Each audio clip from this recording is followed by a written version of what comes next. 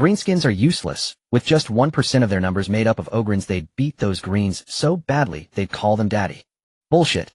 Only dim-witted ogrins are useless. They aren't even enough to withstand a single greenskin wave.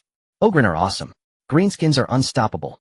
In the chill of the early hours at a small roadside barbecue stall, two chubby, ordinary-looking young men were fiercely debating which race was superior in their game. The stall owner placed a long skewer of grilled lamb kidneys onto their metal tray and said, "It's just a game, don't ruin your friendship over it." "Boss, are these kidneys actually the real thing?" One bespectacled youth frowned as he stared at the grilled lamb kidneys, feeling they didn't quite look right. The stall owner's eyelids twitched slightly before he chuckled. "If I say they're grilled kidneys, then they're proper kidneys. As for whether the ones eating them are proper, that's none of my business." After speaking, he returned to the shop and brought out a large basin piled high with freshly boiled crayfish drenched in garlic. "These are all end-of-batch crayfish. I'll give you a discount on them." The two youths waved dismissively. They didn't mind in the slightest that these were the leftovers others had picked through. In fact, if they weren't leftovers, they wouldn't even want them.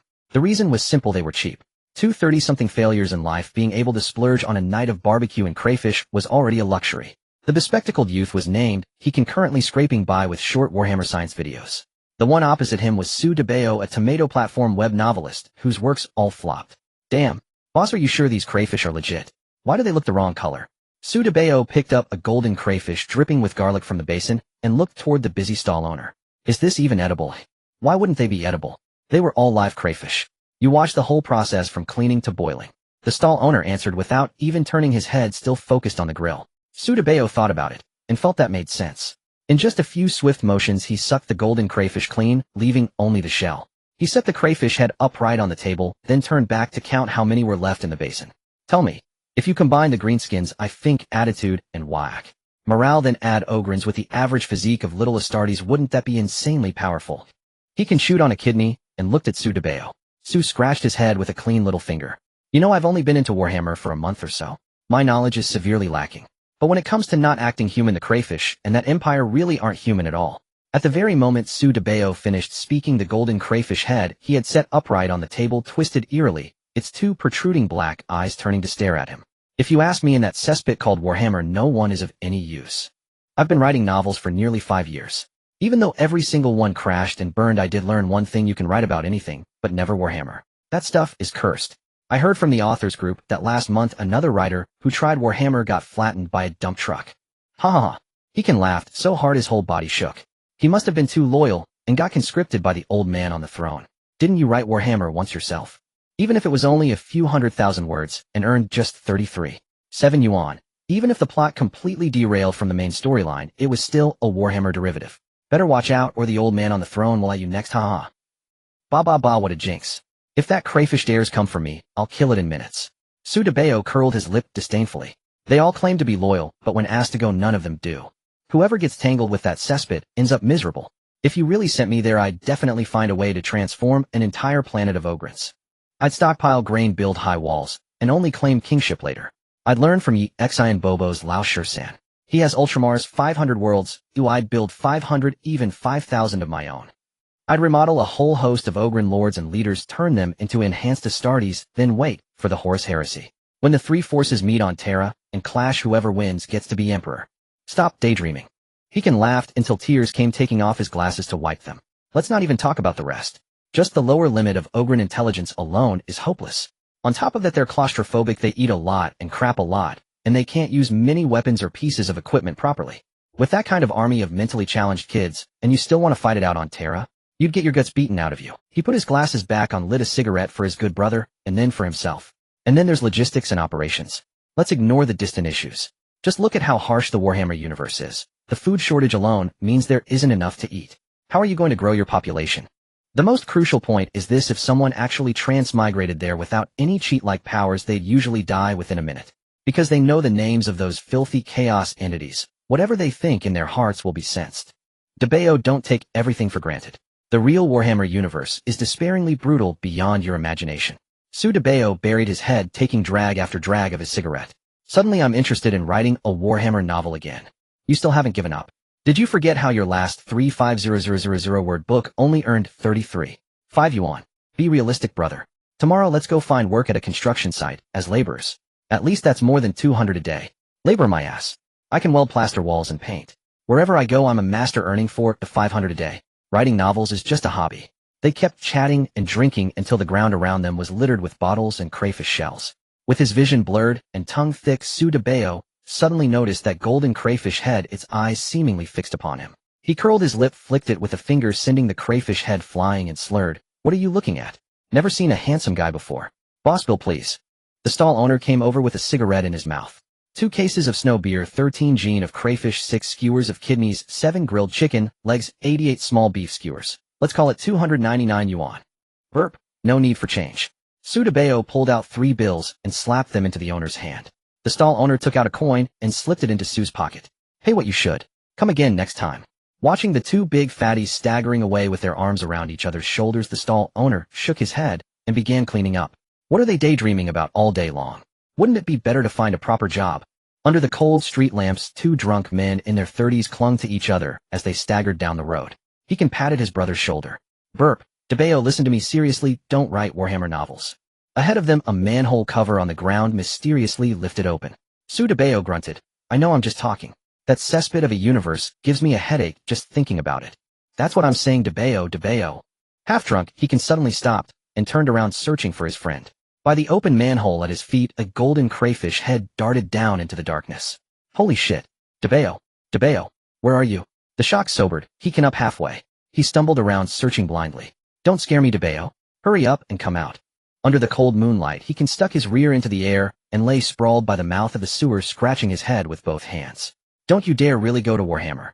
With the blasphemous chat we had just now, I don't even dare imagine how horribly you'd die." In the pitch-black sewer where one could not see one's own hand, droplets of fresh blood fell onto a smartphone with a shattered screen. Reflected in the broken glass was a golden crayfish head, its 2 large claws tapping and swiping at the display, absorbing every scrap of information that interested it. As the cracked screen was repeatedly scraped by its claws, obscene and sordid content flickered past a blasphemy in the eyes of the crayfish. Beside it, Su Debeo lay face down, his plump body twitching from time to time, proof that he still had some chance of being saved. The cultivation chamber, imprisoned within metal bulwarks, was bleached in a harsh, glaring light as 2 rows of incubation pods stood in mute silence. Countless conduits snaked out from their interfaces, twisting and nodding as though endowed with a sinister life of their own, before finally vanishing into the shadowed junctions of wall and floor, as if something were lurking there in hibernation. At the center of the chamber, a giant whose stature far exceeded mortal imagination bent over a roaring steel behemoth, busily at work. His black hair hung loose, his colossal frame like a mountain range, every inch of muscle harboring the strength to shatter stars. Beside him stood a woman draped in a simple white robe, her posture gentle and graceful, forming a stark contrast to the giant's raw might. Her slender hand pointed at the torrents of data flowing across a hovering screen as she dipped her head slightly, exchanging quiet opinions with him. "What is it?" the woman asked softly when she saw the man suddenly halt, eyes closed in contemplation, as a gentle golden radiance spread from his body. Her question received only his raised hand, a silent gesture bidding her to stop. Within the vast cultivation chamber, aside from the humming of machines, only their measured breaths remained. The man's consciousness stretched into a magnificent 7-colored space, a realm whose radiant surface belied the unimaginable dangers lurking within. "Who are you?" Within a small world he had carved out in that realm, the man frowned at the illusory consciousness before him. "Me," it answered. "To be precise, I am you from another plane." The consciousness opposite him exuded a darkness of utter annihilation he abhorred most. "Humanity has failed." "Failed?" The man's brows knit tightly. "Return to nothingness." "Return to nothingness," it affirmed. "This is my gift to you, and the final vessel for my hope." As the consciousness slowly dispersed, it whispered, "Across innumerable planes there are countless endings.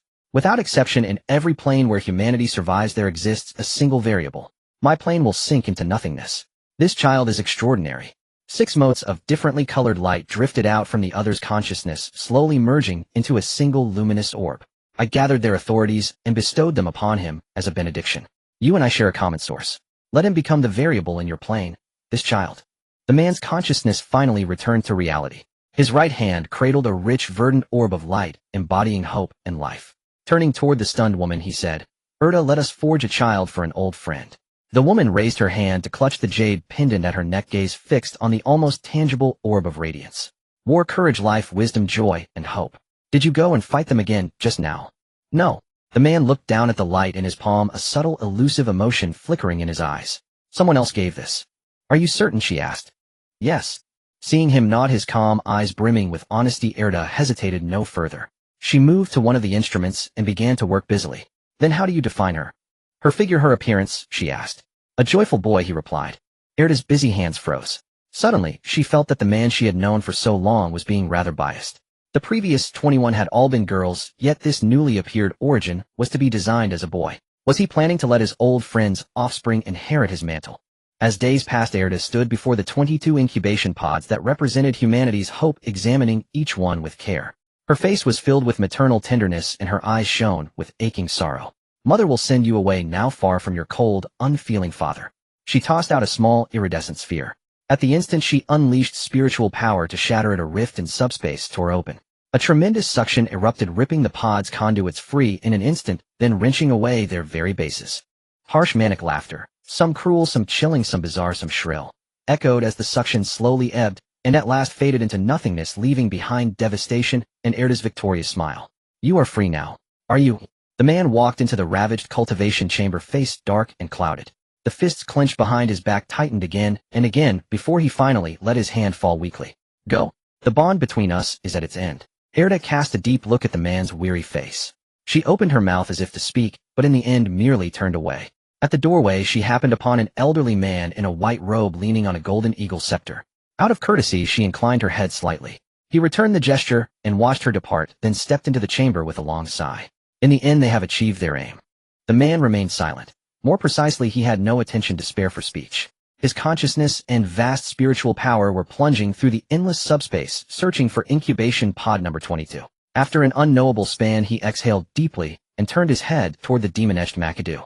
Old friend, prepare yourself for the final war. McAdoo nodded and left with the man. The small golden-armored giants standing outside the cultivation chamber received their orders to seal off the entire area, and they followed that navigator of human civilization in silence. A sudden booming impact woke Blackstone with a start. He rubbed his sore eyes, grabbed the stone axe leaning beside his beast-hide bedding, and slipped out of the cave to see what had happened. Goosefeather snow rode on the howling wind. The flakes settling on his body did not feel particularly cold, instead they chased away the last traces of sleep. Down at the foot of the mountain a flash of fire streaked across the snowfield, stirring his curiosity. Could it be? Or perhaps, another animal struck dead by the great blue flash. His stomach growled, and without another thought Blackstone hefted his axe and ran down the mountain. If those other fools saw it first, he would lose the chance to keep the food all to himself. As the chief of the entire tribe, Blackstone the Great Clever was precisely this small-minded. He circled the damp patch of ground melted by intense heat, tapping and pounding at the strange object with his stone axe. From time to time, he leaned in to sniff it or stuck out his tongue for a cautious lick. Smacking his lips, he declared, "Not tasty." A wave of disappointment washed over him. Had he known, he would have stayed curled up with fragrant, and kept sleeping. An empty stomach hurt less when you were asleep. His stomach's burning ache made him increasingly impatient with the bizarre thing before him. Without thinking, he lashed out with a kick, and that single kick made the strange, massive object hiss open of its own accord. As the pod burst open, 4 large glass canisters shot into the air. Blackstone gaped, lifting his big head and blinking his not-so-bright eyes. Wow! Those glittering things exploded on their own, releasing green mist that the cold wind scattered in all directions. He raised a hand to catch a shard of glass, within which a smear of green viscous fluid still clung. He drew in a deep breath with his broad nose, an indescribable fragrance made his mouth water. He stretched out his tongue to lick the clinging fluid clean, then tried to bite into the shard itself, only to have the glass slice his mouth. The sudden sting made him spit the shard to the ground in a hurry. Annoyed, he stomped on it twice with his big bare foot, then finally lowered his gaze to the strange object. Inside it lay a sleeping baby. A baby. Blackstone stretched out a filthy, enormous hand and lifted the sleeping child, scrutinizing him up and down for a moment. Baby. Baby. Fragrant would have a baby again. Overjoyed, Blackstone cradled the child in his left arm, stone axe in his right hand, and ran back toward his cave. With a new baby, Fragrant would not cry anymore. So hungry. Sudaba, who didn't know how long he had been asleep, instinctively opened his mouth slightly, and a lump of something was pushed into his mouth. The sweet milk made him swallow reflexively, drinking quickly and urgently, making slurping sounds. Haishi sat nearby watching Xiangxiang feed the baby, rubbing his grumbling belly, casting a longing glance at the woman across from him, whose greasy long hair obscured her face. I'm hungry too, Xiangxiang. Feed the baby, you can't have any. The woman guardedly held the baby, turning away to prevent Haishi from snatching the baby's milk. The last child was gone, this one cannot have any mishaps. He'll go find food. Haishi left the cave carrying a stone axe, going to the other caves on the mountain to call the clan members. Soon tall giants draped in unknown beast skins carrying stone axes or hammers followed the clan leader to hunt.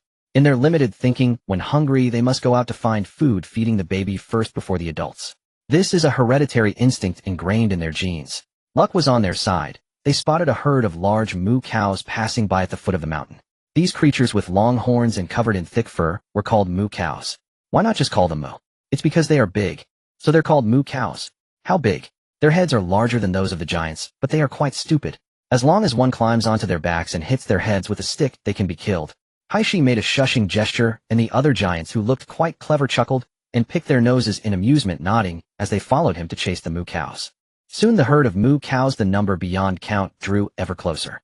At Haishi's roar, all the giants jumped down from the mountainside howling. If lucky, one could sit on a moo cow, grabbing its thick long fur and striking its head with a stick tied with a stone. If unlucky, one might fall and land on their rear, but would get up like nothing happened, striking the moo cow's legs with their weapon. 13 massive long-haired wild bulls were quickly struck down and twitched on the ground under the attack of these giants, while the other wild bulls had long since fled. Hee, food. Food. I'm hungry. Eat. Eat. These giants crouched over the wounds of the wild bulls, eagerly sucking the fresh red blood without any disgust, each wearing a satisfied, goofy grin. Haishi lifted his blood-splattered face, dragging the moo cow he had killed back to his cave. Other giants in pairs dragged the moo cows behind them. Haishi could be the clan leader not only because he was the strongest, but also because he was clever. All the moo cows that were killed were dragged outside his cave, where they were skinned and processed with stone tools. With a new baby in the house, the moo cow's hide was meant for the little one. The remaining meat and the organs on the ground were taken to be distributed to the caves without men. This was something his father had taught him from a young age, and it was for this reason that everyone liked him and was willing to listen to him. After distributing the food, he carried his portion into the depths of the cave, laid out the hide, and placed the meat and organs inside. He handed the heart, which was much larger than his own head, to Xiangxiang, who was holding the baby. Eat. Xiangxiang took the cow's heart and bit into it, swallowing it down. The leftovers she handed to Haishi, who sat on the ground devouring it, occasionally glancing at the baby and showing a silly smile on his blood-smeared face. The baby is so cute.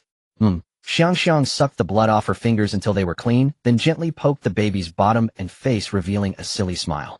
Sudaba had a long dream. The moment he opened his eyes, the dream was completely forgotten, and a fierce, ugly face appeared before him. With a wide grin revealing yellowed tusks, a foul breath rushed into Sudaba's face.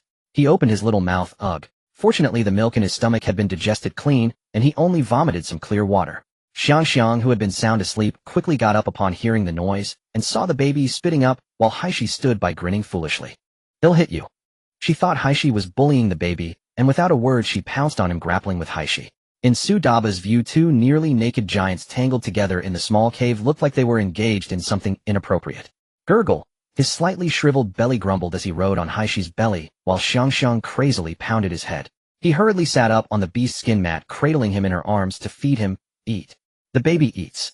Though the female giant had a strong odor, so strong that it felt like he had been punched in the head, the sweet milk still entered his mouth, and he slurped it up. After all, compared to being hungry, those flavors seemed far less fatal. He now only knew one thing: he had come to a world of despair, the very one where loyalty is unquestioned and obedience is absolute. And from the endless stream of knowledge that kept popping up in his mind, he was the original entity. As for which one, he was not quite sure. He speculated that he was most likely the Wolf King of Fenris, but he didn't dare to confirm yet, and needed to see what he looked like first. Burp. After eating his fill, he slowly fell asleep amidst the foul and strange smells. Bloodied and bruised, Haishi waited until the baby was placed on the mat before carefully lying down, not daring to move for fear of disturbing the baby and getting beaten up by Xiangxiang again. Child, hello there, welcome to the garden of the nurturing mother. In his dreams, he heard a clear, yet deep voice. Sudaba awakened, opened his eyes to find himself standing in a sea of flowers with colorful little creatures bouncing around. These little creatures with delicate devilish horns and big sparkling eyes were playfully frolicking around him, their chubby pink hands looking adorable as they giggled at him. He squatted down to touch one, then pinched another. The sensation was delightful, like touching jelly, and these little guys seemed to enjoy his touch, bumping their little heads against his palm. Hello there, little ones. A beautiful woman in a long emerald robe with flowing green hair and a floral crown approached him while holding a tray. She sat cross-legged next to him, placing the tray atop the heads of the little creatures, pouring 2 cups of tea and handing one to Sudaba. Would you like some? Thank you. Sudaba, unreserved, accepted the teacup, sniffing the fragrant aroma. He took a small sip and the rich flavors of tea flowers and fruits exploded in his mouth. He gulped it down. Thank you, big sister, it tastes so good. What is your name? Big sister. The woman was surprised by his address, but she found it pleasant and chuckled as she poured him another cup. In the endless years many call me the nurturing mother. I sense something from you, can you show it to me? Something? What is it? Your rightful authority. She maintained her smile, reaching out to stroke his head. Just as her snow-white hand touched the top of his head, a sizzling sound erupted, and amidst the flickering golden light, Su Daba vanished before her eyes. Nadu, if you dare to lay a hand on him, I will set your garden ablaze. Why does he also possess my life authority? A man's face appeared above the garden, locking eyes with the woman sitting among the flowers. Isn't he naturally endowed? Besides, he hasn't stolen yours. The sky returned to normal, and the nurturing Mother Nada's eyes whirled with confusion, not knowing what scheme to devise. Grandma, there's none left. Xiang Xiang looked down at the still hungry baby, and turned to stare at He Shida, urging him to find a solution. Without hesitation, He Shirtu picked up the baby, wrapped him in a leather blanket, and took Xiang Xiang to the cave, where other clan members lived, as not every clan member lived in a single household. Some large caves were cramped with a dozen or 20 clan members, both old and young, each having their own area. When nothing was happening, they could even fight over food, making it far from boring. He Shirtu approached a plump woman, placing the wrapped baby into her arms, and receiving a piece of meat from Xiang Xiang to give to her. Here for you. The woman set her own child aside, and took the meat, tearing into it with gusto. Xiang Xiang helped secure the baby for her, while Su de Beos only knew he was very hungry, disregarding cleanliness and hygiene, eating whatever was available. Other silly clan members gathered around to see the baby of He Shida's family, who was fair and plump. A small child used his dirty little paws to scratch the baby's feet, and looked up at He Shirtu with a silly smile. So fun. He Shirtu was not angry, and smiled back foolishly. He was indeed smart, but that intelligence was relative. Compared to the lower limit of intelligence in his clan, he was indeed very clever. In this vast expanse of snowy plains and towering snow-capped mountains, these hefty individuals, averaging 2.5 to 3 meters in height, always found food insufficient. With the arrival of a new baby, Xiang Xiang, and the clan's milk supply was barely enough. They needed to ensure the women were well fed to produce enough milk for the baby. Therefore, every few days He Shirtu would take the clan members out hunting. No matter what kind of giant beast they encountered, once faced with these roaring giants, they would typically end up as food. Until one day, amidst a heavy snowstorm, He Shirtu and the clan returned laden with spoils, but this time, they were not happy about acquiring food, as 2 clan members had been injured. One had been gored in the belly by a massive horn, and was carefully brought into the cave and laid on a leather blanket. Several women of various ages and small children sat nearby, crying loudly, because their kin was coughing up blood. Su de Beos grew rapidly at a speed unimaginable to the other clan members. Having only been here for 3 months, he was already as tall as He Shida's thigh, barefoot, following He Shirtu and delivering food to the clan. Looking at the clan member, who was vomiting blood on the leather blanket, a trace of compassion flashed in his eyes. He instinctively placed his fair little hand over one of the clan member's wounds. Visible green life energy gradually seeped into the surrounding skin. Wow! Amidst the astonished gasps of the surrounding clan members, the gaping wound in the belly visibly began to regenerate muscle and skin, ultimately leaving only a faint scar. The once scoffing man gradually sat up, rubbing his previously painful belly, grinning broadly. Hee, it doesn't hurt anymore. It doesn't hurt anymore. A young woman pushed through the crowd, took Su de Beos and brought him to her husband, tearfully indicating to her husband, whose right calf had been crushed by a massive beast. He is hurt. Baby, he is hurt. Su de Beos nodded, placing his right hand on the exposed broken leg, wrapping it with green life energy. Soon as the energy dissipated, the once tragic leg returned to its former state. If it weren't for the dried blood stains, no one would believe that this leg had just been broken. Amazing. Baby, so amazing. The woman joyfully hugged Su de Beos, showering kisses on his face. Then, regardless of Su de Beos' willingness, she cradled him in her arms to feed him. Drink, dear. All the clan members in the cave, including He Shirtu and Xiang Xiang, gathered around the woman, watching her feed the baby with silly smiles. He Shirtu pointed at Su de Beos, who was drinking, looking at the other clan members. My baby. He Shida's baby. Amazing. So great. These wild men, whether rugged or aged, beautiful or odd-looking, all laughed with genuine happiness and innocence. With such an amazing baby, they no longer feared the pain of finding food. Moo. Rumbling. A massive herd of moo cows, driven by 100 or so towering men, thundered across the endless grasslands, ultimately being herded into a giant pen that had been prepared in advance. More women, elders, and children drove other domesticated moo cows, pulling carts filled with wild grass and leaves, tossing them into the pen. He Shida's weathered face, adorned with a long beard, gleamed with excitement as he watched the moo cows just captured in the pen. So many moo cows could feed them for a long time. De Beo. Big baby. Big baby. When a gigantic boy draped in a colorful tiger skin came from the tent area, the giant men immediately greeted him with silly smiles. The boy smiled and nodded back, walking up to Hey Shido, Dad, no one got hurt, right? Hey Shirtu looked up at the much larger baby and couldn't help but smile no. Sudabeos smiled back. Let's go home for dinner, Mom. Stewed moo cow meat, it smells great. Eat meat. Eat meat. Hey Shirtu chuckled and led the clan members back to the tent area, leaving Sudabeos to open the pen and walk in. He carefully marked each moo cow's horn with a sharp stone, counting the spoils his father and the clan had brought back. Not bad. After 3 days of back and forth, the clan members had brought back 317 longhorned wild cattle. Combined with those they had already domesticated and the fruits and roots they had stockpiled, it was enough to sustain them through several winters. He closed the pen gate, clapped his hands, and lay down on a dirt slope, using his hands to support his head as he gazed at the blue sky. Unknowingly, he had been in this world for 20 years. With his help, the clan had moved south from the cold north. They settled in this lush grassland, and the next step was to find seeds for food and fruit trees. Sooner or later, he wanted to help these honest and simple clan members live a better life. His innate abilities allowed him to grow stronger at all times. His mind was filled with vast amounts of knowledge, including how to evolve from a primitive society to an interstellar maritime era. Every year on the 7th day of the 7th month, he would dream of visiting the garden of the kind mother, sipping 7 cups of tea of different colors and flavors brewed by her, while she told him strange and wonderful stories. However, she never allowed him to wander too far. It seemed her garden was forever confined to just 7 square meters, surrounded by dense green mist that isolated this garden from the outside world. He learned a lot from her about the use of life energy, such as transforming an entire planet beneath his feet, as well as the unchanging, eternally icy weather.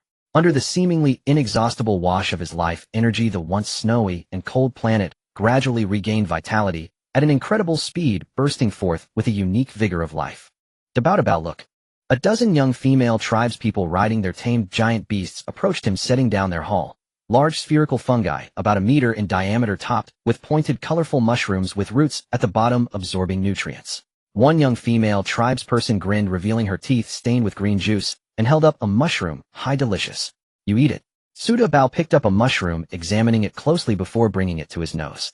With confidence in his resilient body, he tossed the small mushroom into his mouth, feeling a slight, gritty texture of soil. However, the mushroom was rich and juicy, with a faint metallic and bloody flavor accompanied by a sweet aftertaste. Chewing it revealed a certain toughness reminiscent of the texture of beef. It was quite pleasant. The taste was remarkably similar to king oyster mushrooms. He squatted down, steadying the large mushroom's root, and with a firm grip, he pulled it apart to reveal a green fleshy core, the muscle fibers clearly visible, occasionally twitching. Isn't this a green skin? Suda Bao was stunned for a long time, turning to look at the large mushrooms brought back by other tribespeople. One by one they peeled back their layers, discovering they were all green flesh, varying in size, all shades of green. Damn, this planet is infested with green skins. Where did you find them? One of the female tribespeople pointed east. We rode the giant beasts far, far away. Suda Bao stood up and ran back to the tribe. Dad, what is it? Haishida, holding a large bone, emerged from the tent, munching on it while looking at his child. Suda Bao pondered. Gather people, bring weapons, follow me. Okay. Haishida turned and went back into the tent, emerging with his well-worn stone axe. He hurried to gather nearly 300 men and women of all ages eating stewed meat as they assembled in the open space. Suda Bao accepted a large piece of stewed meat from his mother, along with a strange giant beast bone found by the tribespeople, a hefty 3-meter-long bone that tapered at one end, perfect for a weapon, which he hefted onto his shoulder. Without hesitation, he dashed eastward, and the other tribespeople quickly followed. Now Suda Bao's word was law in the tribe. Haishidu had long become a thing of the past. 2 super tall boys, appearing to be over 10 years old and more than 2.5 meters tall, carried the giant beast bone, hopping along beside Suda Bao. Big brother, where are we going? They were smarter than all the other tribespeople, as since their mother Xiangxiang's pregnancy, he had used life energy daily to nurture them through her belly, infusing their green spiritual energy with some blue and red energy. This made the 2 brothers different from other children of the Ujilan tribe. Since they were 1 year old, they could speak, think, and even count from 1 to 7. However, ever since reaching 7, no matter how he taught them, they could not count to 8, which left him quite despairing. We're going to find food and see if there are any enemies. He raised his hand and rubbed his brothers' heads. The 2 were twins, and unlike other Ujilan tribespeople, their eyes were a greenish hue with a hint of crimson. They loved to fight. The elder brother was named Gao Gao, and the younger was called Mao Mao. Gao Gao made a similar sound upon birth, as he might have choked on amniotic fluid, prompting Haishidu, the clever one, to name him after the sound. Mao Mao's name suited him well. He was born with thick, dense hair resembling the coat of a longhorned bison, thus earning the name Mao Mao. A large group of small giants followed Su Dabao for a long distance, eventually arriving at a plain covered densely with mushrooms of all sizes. Su Dabao's eyelids twitched. Just how many greenskins were there? After walking for a while, their stomachs grumbled with hunger. Gao Gao looked eagerly at Su Dabao, pointing to the vast sea of mushrooms. Big brother, I'm hungry. Can we eat these? The ones with pointed tops are edible. Su Dabao nodded. Dig out the roots beneath the mushrooms to eat the flesh. In Su Dabao's knowledge, there were detailed applications regarding greenskins from spores to greenskin warlords, including various cooking tips. The edible mushrooms could be consumed in various stages except just before they broke ground, when they were not safe to eat. This stage of mushrooms would release mature spores which were quite troublesome. Upon hearing they were edible, all the Ujulin immediately grinned and scattered, digging up roots with their hands, tearing open the green flesh inside to take big bites. Although it wasn't as delicious as stewed meat, they were too hungry to be picky. As dusk approached during the height of summer, the Ujulin lay back on the ground, soon falling into a chorus of snores reminiscent of the croaking of bullfrogs. Listening to the dense snores, Su Dabao gazed at the star-filled sky, wondering just how long this carefree life could last. The cool moonlight spilled across the earth, and among the dense mushroom fields occasional large mushrooms opened their caps, releasing invisible green spores into the summer breeze, some landing on the sleeping Ujulin's bodies and hair. Some even entered their mouths and nostrils, but the occasional sneeze from the Ujulin expelled these spores, which landed on the grass nearby, and the lucky few vanished into the soil to germinate. The previously sound asleep Su Dabao suddenly twitched his ears, sitting up abruptly and looking around. He saw more and more mushrooms opening their caps, releasing spores, and occasionally some of the caps trembled slightly, as if something was struggling beneath. Whoosh! A large green hand emerged from the soil, followed by another hand. The green hand groped around, finally pushing through the ground to reveal an ugly head, its eyes red and flashing with cunning and cruelty. After climbing out of the earth, it looked around while moving its head, neck, and limbs. A wide mouth filled with uneven tusks opened up as it howled in anger. Whack! With a swift blow, Su Dabao smashed it into a pulp. What are you making noise for? Are you letting anyone sleep? As dawn broke, more and more green skins burst from the ground, immediately pouncing on the nearby green skins, shouting, screaming, and howling, waking the Ujulin, who had been sleeping soundly. Not fully rested, they woke up in a foul mood, each grabbing weapons, glaring as they charged towards the struggling green skins. Strong boys, snotty brats, and even the round bouncing ones had to die. Get lost. Hurry up. Be obedient. Under the harsh commands of these generally three-mid-turtle Ujulin, the few remaining snotty brats and small fry were driven to a relatively clean area, gazing at the large figure sitting atop a mound of small corpses. Enormous, mighty, dominant, the super mighty giant. Sitting atop a pile of corpses, he resembled the very figure etched in his genes. I thought he was our leader. A little green-skinned fellow scratched his chin and tilted his head to size up Su Dabao, his voice not too quiet. At least the other youngsters nearby heard him, and with him, taking the lead, the other green-skinned ones also started pondering. The consequence of this was the rapid gathering of some light green unknown energy around Su Dabao, forming a unique stance, binding him to these green-skinned beings at every moment. I think you must be our leader. A clever little one looked at Su Dabao in fear. Leader, take us to Whack. Su Dabao was dumbfounded, looking at the clever little one. Leader. Yes, yes. You are our leader. The little one hopped forward, boldly stroking Su Dabao's hairy calves. With a leader as mighty and hairy as you, we can surely Whack across the planets, ultimately Whack to the entire universe. Right. Exactly. Leader. You are our leader. Whack. With one leading, the other green-skinned ones also began to shout Whack. Su Dabao felt numb. Gao Gao and Mao Mao stood beside their big brother, watching those shouting green-skinned beings, finding it amusing, and raised their large bone clubs together. Whack. The simple-minded Blackstone and other tribesmen were also stirred by these stinky green-skinned beings shouting along with them. The next moment, something magical happened in Su Dabao's eyes, as the unique Whack force field connected them with the green-skinned ones, ultimately pouring energy into his body. He could distinctly feel his body quietly growing stronger, muscles, bones, and even the unique force field were slowly enhancing, albeit too faint to notice. Since you all recognize me as the leader, you must listen to me from now on, as well as to Gao Gao and Mao Mao beside me. Su Dabao patted his two younger brothers on the back, and the clever little one immediately shouted loudly, Black-haired leader. Gao Gu is the second. Mao Gu is also the second. Black leader. Gao Mao the second. The other green-skinned ones chimed in, bringing laughter to Blackstone and the others, who all held their stomachs and laughed heartily. Thus Su Dabao led all the tribesmen along with the newly subdued green-skinned beings to dig up a lot of mushrooms and roots, bringing them back to the tribe for settlement while planning the next actions. The green-skinned beings must be strictly managed since they cause disturbances around the tribe. Other Ogren tribes, or gathering places, would surely also have trouble with green-skinned beings. He must quickly strengthen the tribe's power, ideally integrating the entire planet with the help of the green-skinned beings. One must admit that the green-skinned beings are treasures. They can eat, fight, curse, and toil, and can be used as beasts of burden, working from dawn until dusk with feed consisting of those mushrooms and the scraps of wild buffalo that the tribesmen gradually began to overlook.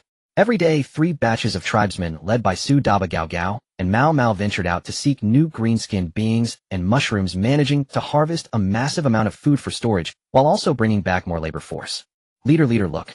A clever one used a leather whip to drive a blood-red giant beast arriving at Su Daba's tent.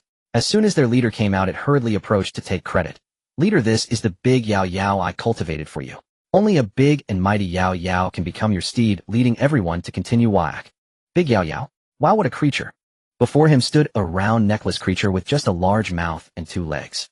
Despite its ugly and cute appearance, one could easily see from its crimson cunning eyes that it was not a good creature. He reached out to pat the creature's neck, if it had won. Its skin felt quite smooth, soft, and with a slight force he could feel the thin layer of fat beneath the hard muscle. He stepped on the big Yao Yao's bent leg for leverage and easily jumped onto its back. Roar! Big Yao Yao kept opening and closing its huge mouth, making clacking sounds with its teeth, scaring the clever one to quickly hide aside. Under Su Daba's command, Big Yao Yao dashed through the tribe, galloping wildly across the grassland. I think riding Big Yao Yao must look better than Big Brother. Gao Gao, holding a large bone club, gazed eagerly at the retreating figure of his brother, while Mao Mao nodded in agreement. I think so too. Upon hearing this, the clever one with its cunning eyes spinning wildly said, Gao the second, Mao the second, they'll help you tame Big Yao Yao. When I get back you will definitely ride it like a boss. Sure. Upon hearing they could also ride Gao Gao, and Mao Mao immediately grinned with joy. Mao Mao grabbed the clever one's neck and pulled it to his face. If you can't provide us with Big Yao Yao, we'll twist your head off and feed it to other jumpers and skugs. Exactly. Gao Gao echoed from the side, scaring the clever one to hurriedly promise. You 2 second brothers can rest assured I will definitely help you tame Big Yao Yao, many big Yao Yaos. Go on. Mao Mao threw it down on the ground, went inside to grab a piece of stewed meat, and tossed it to it. This is your reward. Thank you, Mao the second. Thank you, Gao the second. The clever one held the large piece of stewed meat, happily running off. On the way it encountered a few youngsters wanting to snatch its meat, but it shouted them away, using Gao and Mao's reputation, returning to its big hole and hiding the meat. It then took out a large shell, set it over the fire to boil water, adding some cherished unknown seasonings, and then ran outside the tribe to grab a handful of mushrooms before rushing back to the big hole to toss the mushrooms into the pot to stew. Tearing off some meat strips from the large meat chunk to throw into the pot, using a cow rib to stir the mushroom meat soup continuously. While stirring, he gazed outside the cave at the gradually dimming sunset, taking a deep whiff of the aromatic soup. This life is truly wonderful. For the clever one, being able to stay beside the leader and the second brother, providing help within its capabilities, wagging and fighting continuously, and having mushroom soup to drink during breaks, it only hoped this life could continue indefinitely. After finishing a pot of mushroom beef soup, a little slug came over, looking eagerly at the clever one. Clever one, I want to eat meat too. Here, the clever one tore off some beef and handed it to the slug. Eat it here, or if you take it away it will get— Thank you, clever one, you are so kind. The slug took the beef, biting into it, chewing with squinted eyes. The clever one eyed the slug slyly. We need more big Yao Yaos and big wild boars. The black-haired leader is preparing to take us out to whack. MHM. After finishing the beef, the slug took the second piece of meat handed by the clever one, chewing it slowly, not as ravenously as before. There are many little jumpers in the depths of the big hole. I will go back to pick some to cultivate. They will soon grow into big Yao Yaos and big wild boars. The clever one nodded in satisfaction. As long as I have food, you will also have food. MHM. The slug nodded happily, taking the meat given by the clever one, heading towards the depths of the big hole, where it served as a garbage dump, with various jumpers and skugs rummaging for food. This winter is bustling with activity. The tribe is filled with those restless greenskins, constantly shouting and fighting.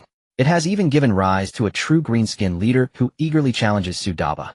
In front of all the greenskins, the one called Crushed Skull was smashed into the hard ground by a single punch from Su Daba, physically embedded in it. If Su Daba weren't currently short on cattle and horses, he wouldn't have saved him. When Crushed Skull, who was coughing up blood and waiting to die, was healed by Su Daba's spiritual energy, he willingly knelt down, his mouth filled with sharp teeth, kissing his leather boots black-haired boss. Crushed Skull will fight for you. Until death. Get up. Su Daba looked at Crushed Skull. You take 500 little ones to search for other mushroom fields. Mark them when you find them, and next year, well, raid one by one. Yes. Crushed Skull turned to the other greenskins, raising the axe he crafted from cow bones and stone shards for the black-haired boss. Whack, whack, whack, whack. The greenskins howled 3 times, and under Crushed Skull's leadership a large group of youngsters left the tribe, spreading outwards from the center of the tribe to find other greenskin gathering places. The remaining youngsters, along with the farts and snotlings, followed the orders of the black-haired boss to dig large holes in some clearings for the targeted cultivation of different types of squigs, such as ball squigs, explosive squigs, herd squigs, edible squigs, and oil squigs. Oil squigs, as well as the big bitey squigs, charging squigs, and close relative wild boar squigs prepared for next year's battles, which are similar in appearance to charging and wild boars, all being large red brutes, some having 2 legs, and some 4. Wild boar squigs, charging squigs, and a type of giant squig for which suitable juvenile cultivation has yet to be found will have to wait patiently. After all, the scale here is small, far less than those super large gathering places, and even some super large gathering places may not have such behemoths, the squig behemoths. However, some squigs used for pulling carts have been cultivated, and every day they are commanded by the farts to go out and collect mushrooms and unhatched roots, as these are rare sources of quality food in winter. These mushrooms contain unimaginable amounts of quality protein, fats, carbohydrates, dietary fiber, calcium, phosphorus, iron, vitamins, niacin, vitamin C, tyrosinase, and other substances. Combined with berries collected in summer, edible greens, beef, and milk, a balanced diet is essential for the reproduction of the orc clan. One day he will command billions and trillions of greenskins along with countless orc clan members to break through this despairing world and bring all the undesired aberrations to loyalty.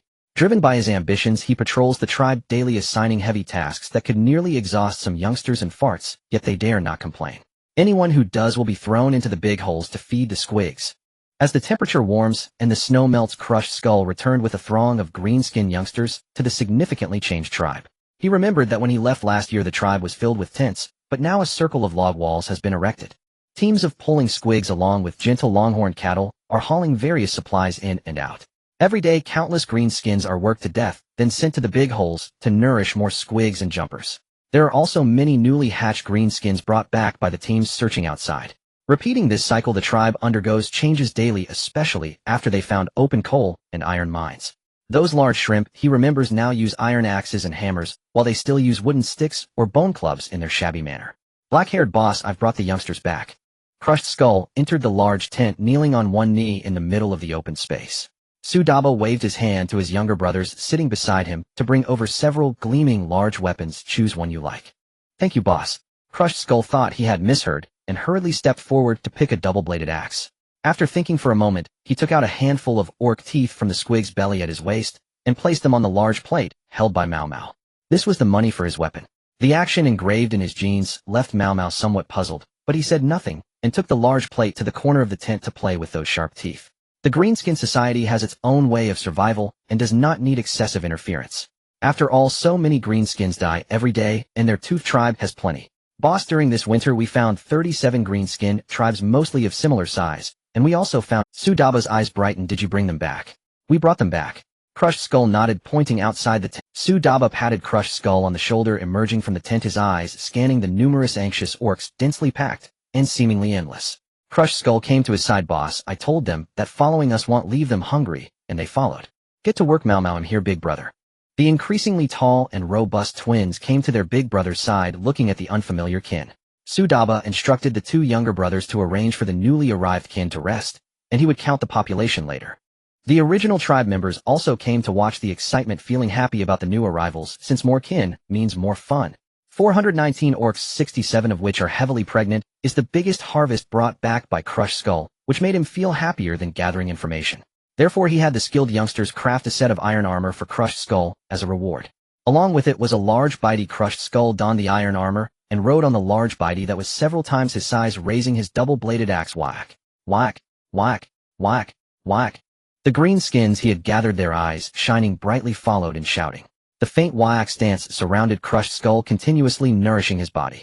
It seems that after fighting a few more wars he would be able to evolve into a leader. These newly arrived greenskins had not been excited for long when Crushed Skull rode off on the large bitey, and many orcs acting as overseers and their henchmen with iron rods drove the new cattle to work. Those who dared to resist would be killed with a single blow and taken away to load and cultivate squigs. These iron rod youngsters are Sudaba's loyal followers. Greenskin has no feelings for other greenskins. They fight each other daily without regard for life. To them, killing a few kin is no different from stepping on some ants. Thus the youngsters gathered back by Crushed Skull worked hard, and the initial fervor they had for him faded under the oversight of the overseer's sticks. The sound of clattering echoed as over 100 grayish-white giant creatures clad in iron armor stood in 2 rows on the open ground, while the burly ogres also in heavy armor stood beside them absent-mindedly, holding exaggeratedly large axes or hammers. Behind them was a swarm of charging scug, and the elite youths selected through duels wearing horned helmets with iron shoulder pads on one side and breastplates of decent thickness wielding massive axes or hammers. The green-skinned ones and other ogres watched from a distance as Su Dabo cocked his head towards Haishidu asking, "Dad, do you remember what I told you?" Remembered. Haishidu, clad in full armor, nodded beside Su Dabo saying, "If the green-skins misbehave, kill them. If they don't work hard, kill them. If there are too many, kill them. If they dare to make demands, kill them." Su Dabo grinned widely, glancing at the clever one. "Remember what I told you. When necessary, my clan will temporarily listen to your commands. Rest assured, black-haired boss, I will definitely keep an eye on those little ones." The clever one, with a large tuft of black-tail hair added to his bald head, was a specially cultivated wig scug used for disguise. As more greenskins aimed to emulate the black-haired boss, the specially cultivated wig scugs became increasingly valuable, where even a single tooth might not buy one, especially the black-haired varieties. "Let's go." Without any grand speeches before the battle, Su Dabo mounted his giant creature, leading his twin brothers Gang Gang and Mau Mau rushing out of the gathering place, followed closely by the ogres, then the charging scug unit, and a vast multitude of green skins acting as laborers. Once the main force had departed, the lively gathering place suddenly turned a bit desolate. Haishitu, remembering Dabo's words, led the remaining able-bodied clansmen armed and scattered around the gathering place to patrol, striking down anyone caught sneaking around. Immediately, a few sneaky ones rushed forward to pull out their teeth and hide them, dragging the bodies away to load onto carts destined for the big cave to feed the scug in the afternoon.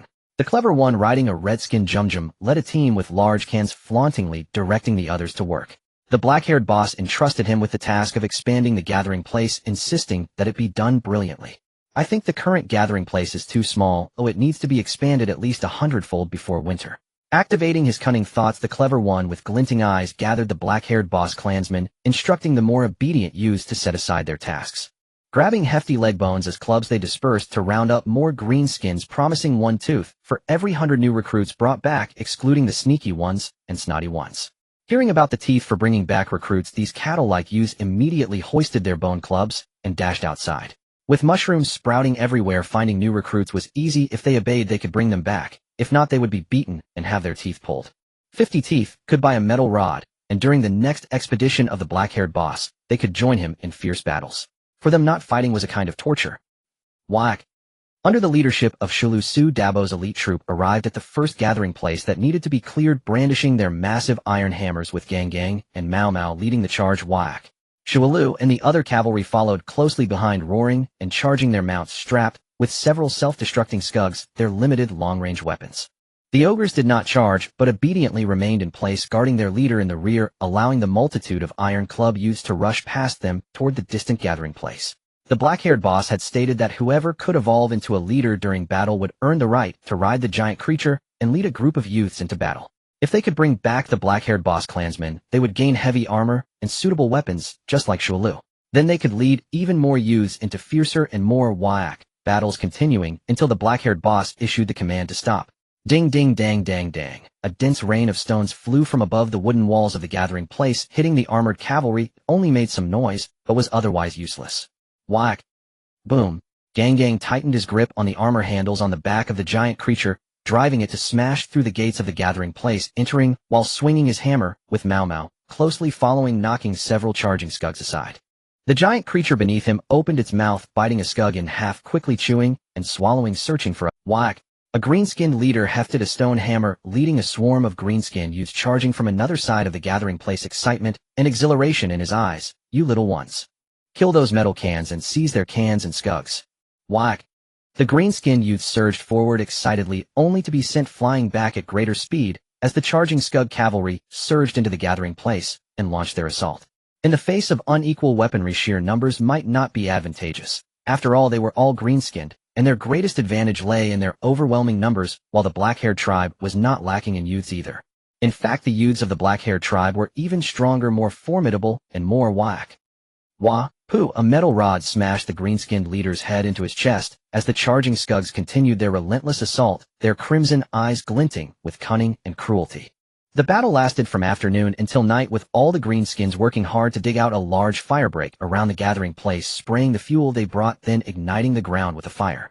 The black-haired tribe indeed lacked manpower, but there were mushroom patches surrounding the tribe, with a daily hatching of vast numbers of greenskins. Such an overabundance was detrimental to Su Dabo's upcoming plans for dominance. He only needed to proportionally retain greenskins as laborers, while the excess posed unstable factors. As for how many of his greenskins died, he did not care. After all, on the way to the next gathering place, he could always gather more through battles, selecting quality recruits. No greenskin would miss the chance to follow a powerful and Wyak leader embarking on countless more Wyak expeditions. In a camp formed by countless bonfires, Su Dabo sat on a platform built by the sneaky ones, flanked by his two brothers, watching his clansmen below as they ate and observed the captured youths battling each other. Around them, the greenskins, enjoying stewed meat and mushroom soup, laughed heartily, cheering for the captured youths they favored, devouring meat and slurping soup. "Ha ha, brother, look at that one-eyed creature. It has already killed many young ones. I think it can be a leader." Gao Gao pointed at the one-eyed creature still fighting in the blood pool below, while the big brother was sipping soup. Mao Mao nodded in agreement, and the other clansmen laughed foolishly. They released some green energy from their bodies, gathering towards the one-eyed green skin in the blood pool. With this force leading, the other greenskins also separated a little of their energy, converging towards that one-eyed creature. In the end, the one-eyed creature dealt with the last young one, its body expanding and growing taller amidst the clash of bones, becoming the second greenskin leader witnessed by Su Daba. It looked down at its hands, then turned to Su Daba, sitting on the high platform, raising a hand and pointing. "I want to duel you." Ha ha ha! As soon as it finished speaking, the surrounding greenskins burst into thunderous laughter. The one named Sui Lu looked at the leader, saw him nod, and immediately stood up, putting down the large bowl and grabbing a double-edged axe, leaping down from the high platform. "I am Sui Lu of the Black-Haired Tribe," the black-haired leader, second to Gao Gao and Mao Mao. "Among all the black-haired orc clansmen, I am the recognized leader, Sui Lu." It raised the double-edged axe towards the one-eyed creature. "If you defeat me, you can challenge the leader. Take off your—" The one-eyed creature greedily gazed at Sui Lu's iron armor and weapons. Sui Lu snorted lightly, removing his armor and striking his chest with his right fist. Whack! Whack! The one-eyed creature did not back down, roaring and engaging Sui Lu in unarmed combat. The newly promoted leader was ultimately not as powerful as the established one, and in the contest of strength, he suffered a setback. Having fought for a long time, he was suppressed by the well-rested Sui Lu. Finally, Sui Lu punched the one-eyed creature's head, causing it to collapse. It stood up, looking at the black-haired leader on the high platform. After receiving a nod of approval from him, it raised its sticky right fist, walking back and forth in the blood pool. Whack! Whack! The young spectators shouted wildly, pounding their chests with their fists. After Sui Lu left, another batch of young ones was driven in by the Iron Stick guys to fight, using their lives and passion to present a splendid show for the black-haired leader. Su Dabo watched the 8 blood pools below the battles on the 8 life and death arenas becoming increasingly interesting. The more he watched, the more invigorated he felt, stretching out his right hand on his knee, playing with the large bowl in his hand, a smile forming at the corner of his mouth. Threads of crimson spiritual energy surged from his body, enveloping all the Ogrins, including Sui Lu, who had just put on a splendid duel for him. The originally carefree Ogrins began to show changes in their simple gazes. "Ha ha, fight! Hit hard! Kill it! Go! Go!" The Ogrins laughed joyfully, while the greenskins also shouted crazily, their collective voice echoing through the night sky. Meanwhile, far away on the Emperor's phantasm ship at the other end of the galaxy, a man commanding the battle felt something and looked up towards the falling direction of original body No. 22, his brows slightly furrowing as a strange laugh whispered in his ear, "I quite like 2 of your children. Do you want to die?" The man's voice was cold while the strange laughter continued. "You can't kill me. Even if you can kill me, your offspring will surely sit on my bronze throne. I would love to see that scene." Ha ha ha! The strange laughter gradually faded away, and the man lowered his head to look at the battle map, remaining silent for a long while before whispering to himself, "It seems I need to speed up the progress. Our warriors are suffering heavy losses." McAdoo entered, leaning on the golden eagle scepter, especially on the Thunder Warriors' side. "We lost quite a few again today. It's okay, I will replenish the troops as soon as possible." The man's words left McAdoo silent. "Old friend, they are in great pain. Such pain they must endure for the sake of all humanity. What is a little pain? Old friend, we have already unified Terra. Can those warriors still serve? Their spirits and bodies are becoming weaker and weaker." McAdoo sighed softly, and the man smiled lightly. "I will give them a choice." His words surprised McAdoo for a moment, but then he understood and nodded. "Better than having none. I will arrange to select the troops right away. Try to select quality pure-blood mid-level commanders." McAdoo looked somewhat puzzled. If the commanders are reassigned, the fighting strength of the mortal troops will be greatly reduced, which is unfavorable for the upcoming battles. Then for each unit select some without affecting the overall combat strength too much. I understand. The man watched his old friend leave a smile gradually forming at the corner of his mouth. He eagerly anticipated how these modified surviving veterans leading the planetary army of original body No. 22 would surprise human civilization. Hurry up and work, the boss is about to return. If you haven't finished your tasks and make the boss unhappy, you'll be fed to the Shigyuj. The clever one held a small iron stick perfect for picking the teeth of the Ogrins riding on a red-skinned jumpy creature patrolling the growing gathering place, followed closely by a pair of imposing large barrels, which was its confidence. Woo woo woo, in the cold evening wind the loud sound of the horn echoed around, and a large tide of green skins moved in the distance, causing the iron stick guy on the watchtower to puff up his cheeks and blow the horn. Roreo, one by one large bitey creatures carrying fully armed Ogrins charged out of the gathering place and began to form ranks. Batch after batch of cavalry followed closely, and countless iron stick guys surged from all over the gathering place to the designated spot for defense. Teams of self-exploding Shigyuj were driven to wait on the city walls by the snot worms and fart spirits. These little guys bounced around, their eyes filled with cunning. The black-haired leader is back. The scout cavalry rushed back to the already formed line coming to the Blackstone. The black-haired leader is back, bringing back many leaders and green skins. Ha, my Dabo is back. The Blackstone sighed in relief, waving his hand to disperse the troops, leading the clansmen to ride the large bitey creatures to welcome their clan leader. Daba, Gao Gao, Mao Mao, Daddy Hee Dad. Gao Gao and Mao Mao rode on a large bitey creature, greeting their father with waves, while Su Daba, surrounded by other clansmen, jumped down from the large creature and embraced the rushing Blackstone. Dad, we are back. Haha, it's good to be back. Xiang has missed you. The thick voice of his father reached his ears, and a not-so-good-looking face, filled with love, flashed in his mind. He nodded with a smile. Let's go back and have dinner with Mom. Sui Lu, the task of settling the troops is entrusted to you. After saying this, he mounted the large bitey creature and returned to the gathering place ahead of the clansmen. The increasingly strong Sui Lu waved to the other 10 or so leaders, and these newly promoted leaders nodded and dispersed, each leading a team into the city. Sui Lu then led a multitude of Ogrins into the city, first to hand over to the clever one for arrangements. Bang bang bang. Roar roar roar. 88 arenas were scattered throughout the gathering place, each filled with a multitude of youngsters who pounded their chests while emitting synchronized battle cries, cheering for the warriors locked in combat on the central platform. Countless little nuisances and snotty kids scurried around the arena with large plates, distributing boiled mushroom soup and scug meat to the ironclad boys loyal to the dark-haired leader, ensuring their feasting and entertainment. The gathering place of the dark-haired tribe has expanded year after year, and now over 300,000 ogres reside at its center, while the surrounding dwellings are filled with green-skinned beings. Each arena is governed by a green-skinned boss, or even a chief, all of whom are native youngsters of the dark-haired tribe evolved through warfare, showing genuine loyalty to the dark-haired tribe. On the arena platform, ogres approximately 2 meters tall are set to face off against pairs of youngsters from 2, 4, 6, 8, 10, 0, and so forth, with hundreds of ogres injured or maimed each day. After being sent back to the central dwelling for care overnight, they can return to the arena the next morning full of vigor to continue fighting for their chieftain, offering more bloodthirsty, vigorous, and doubly filled battles. Occasionally a few unfortunate souls are killed, but Su Daba does not punish the green-skinned ones. Having chosen to fight and grow, they must be prepared for the possibility of death. In recent years he has stopped fighting himself, delegating the task to his 2 younger brothers and several seasoned leaders like Shattered Skull, each leading a group of soldiers to battle in late spring, pillaging all encountered ogres and green-skinned gatherings. As the number of ogres increases, so do the newborns, who are raised like pigs at the center of the gathering place, spending their days eating, drinking, and sleeping. More and more ogre newborns from the moment they can walk grasp little nuisances, snotty kids, jumpers, and scugs as practice bags, with a massive influx of green-skinned beings surrounding the dark-haired tribe, all engulfed in endless whack fervor. Miracles happen every moment. The new generation of ogre children is far healthier, more combative, and smarter than the last. 100 or so ogres of varying ages are the rare clever heads of the tribe, products of the massive green-skinned population, each distinct from other ogres, intelligent and fierce. The arena is their second home, and every day after waking and eating they rush to various arenas to witness the endless green-skinned battles, shouting alongside them and joining the fray, increasingly resembling the green-skinned. Su Daba remained non-committal as his tent gathered a dozen green-skinned bosses and his 2 brothers, forming a circle around the sand table in the center. Su Daba sat at the main position, holding a retractable stick pointing at the center of the sand table. This is our dark-haired tribe.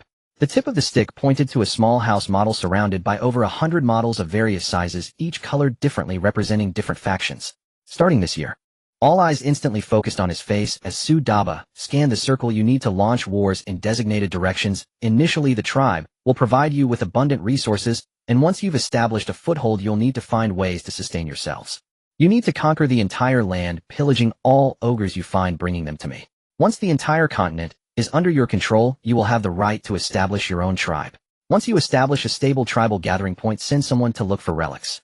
Whoever can find useful relics will be made a chief, just below me. Shattered Skull was the first to pound his chest, his scarlet cunning eyes fixed on Su Daba. I will definitely complete. The other green-skinned bosses nodded in agreement. Su Daba looked at Shattered Skull's increasingly massive form and nodded. Shattered Skull, after 1 or 2 more hard battles, you can be promoted to chief, so I've prepared the most whack battlefield for you.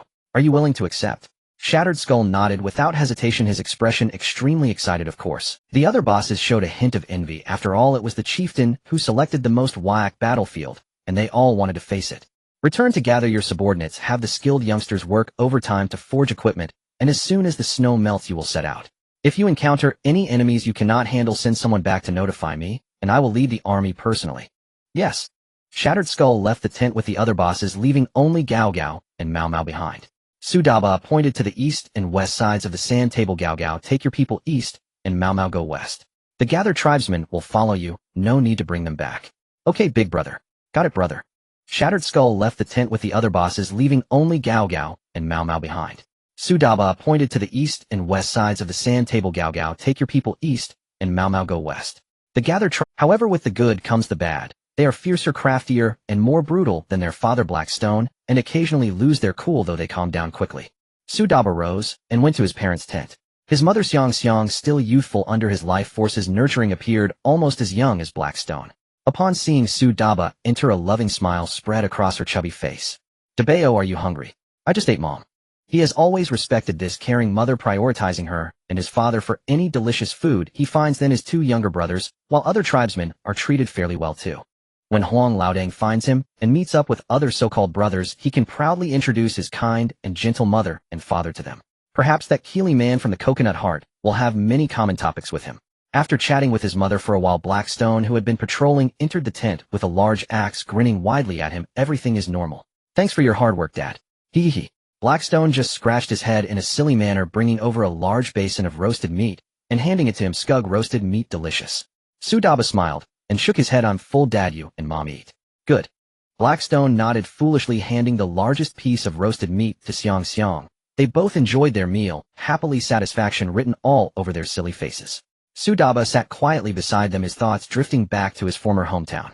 His parents were remarkably similar to his current adoptive parents, honest and simple. Fortunately, he had an elder brother and sister-in-law to take care of him, along with nephews and nieces by his side. His departure should not bring too much sorrow to the old couple. The Prime Minister, a report on the latest battle casualties has been compiled. The logistics staff, trembling, handed the terminal to Marcato, who was handling official duties. He received it and examined it carefully, noting that out of the more than 70,000 members of the Thunder Legion, only a little over 10,000 survived. Even someone used to grand scenes couldn't help but furrow his brow. Of such heavy losses for the Thunder Legion would be detrimental to the upcoming expedition. He returned the terminal to the staff members, saying, "You may leave." After the staff member departed, he pressed his fingers against his brow. The grand expedition had only just begun, and it was urgent to retrieve those lost original bodies, to lead their offspring and connect all human civilizations. But with such significant losses in the Thunder Legion, how long would it take to replenish their numbers back to 70,000? He contacted the commanding emperor, who was cleaning up the aftermath. "Your Majesty, the Thunder Legion needs priority reinforcements." The emperor pursed his lips in silence. "Other legions also need reinforcements and expansion, my old friend. Take your time. For a long while the Thunder Legion won't face any significant battles. How is the selection for the 19th batch of recruits coming along?" Marcato sighed inwardly. "They are undergoing modifications. According to your requirements and the genetic technologies acquired from other warlords, these Thunder Warriors are stronger than before, but correspondingly they are also harder to survive. Once modified, they will be sent over. The Thunder Warriors who achieve significant merits will be sent to the stasis position before collapsing, and we will discuss it again when we find number 22. A man clad in exaggerated golden armor stood atop a mountain peak overlooking the fierce battlefield below, his eyes reflecting only indifference. Whack! The endless plains and hilly terrain had transformed into a sea of green and dark red as countless greenskins engaged in relentless slaughter. Occasionally a goblin evolved into a small boss as small ones transformed into big bosses. They had no time to familiarize themselves with their new bodies. They only knew to continue fighting, their eyes filled with exhilaration. Su Debaol sat astride his massive beast, surveying the battlefield from a hillside, surrounded by neatly arranged new-generation Orglin heavy cavalry, their eyes gleaming with the thrill of impending combat. Roar! Huge creatures lumbered up the hillside from the rear, their backs bearing catapults secured by the skilled goblin leaders, who turned the crank to load ignited oil barrels and a dozen self-destructing creatures into the large spoon. With a wooden hammer striking the launch switch, these oil barrels and self-destructing creatures were hurled onto the battlefield below, most flying into the enemy's rear lines, with a few landing amidst the fighting forces, igniting a cacophony of explosions. Ha ha ha, that's powerful. The skilled goblin leader admired the explosions, grinning as he struck the catapult with a wooden hammer. Faster! Hurry up, you lazy lot. The iron stick goblins turned the crank while the goblins fetched oil barrels and strings of self-destructing creatures, repeating the earlier actions. After the last batch of ammunition was launched, the iron stick goblins jumped off the massive creatures.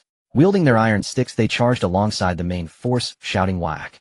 Their very existence as greenskins was to participate in various mighty battles, and whack. Whack. A greenskin leader clad in iron armor and wielding a battle axe led the charge, crashing through the ranks with relentless force, his cunning and brutal eyes locked on Su Debaol, who stood atop the hillside. Knowing he was the enemy leader, without hesitation, he swung his battle axe and led the elite of his tribe towards the hillside, shouting whack. Su Debaol removed the enormous hammer hanging by his massive beast, spun it in his hands, and kicked his beak, whack. The new generation of Orglins surrounding him shouted as they charged alongside their leader, their entire bodies along with their mounts wrapped in iron armor, their excited eyes gleaming as they wished to hurl the opposing greenskins away. Big shrimp. The orc leader roared in anger, swinging his giant axe, aiming to cleave the opposing leader in half. However, Su Debaol struck upwards with his hammer, sending the orc leader and his massive beast flying into the air. They fell in a parabolic arc onto the battlefield below. Before the severely wounded leader could rise, dozens of iron stick goblins surrounded him, striking him repeatedly. One clever goblin poked an iron stick into the leader's eye socket and twisted it. Roar! The orc leader howled in agony, throwing off the goblins surrounding him. As he covered his eyes and tried to rise, he was met with the black-haired tribe leader riding a massive beast, who swiftly brought his axe down upon his head. The greenskin leader jumped off his massive beast, bent down to pick up the grotesque head of the leader, and raised it high, striking his own chest armor repeatedly, whack. The surrounding iron stick goblins, witnessing their leader's bravery, followed suit, howling whack. Our leader's leader has been killed by the enemy.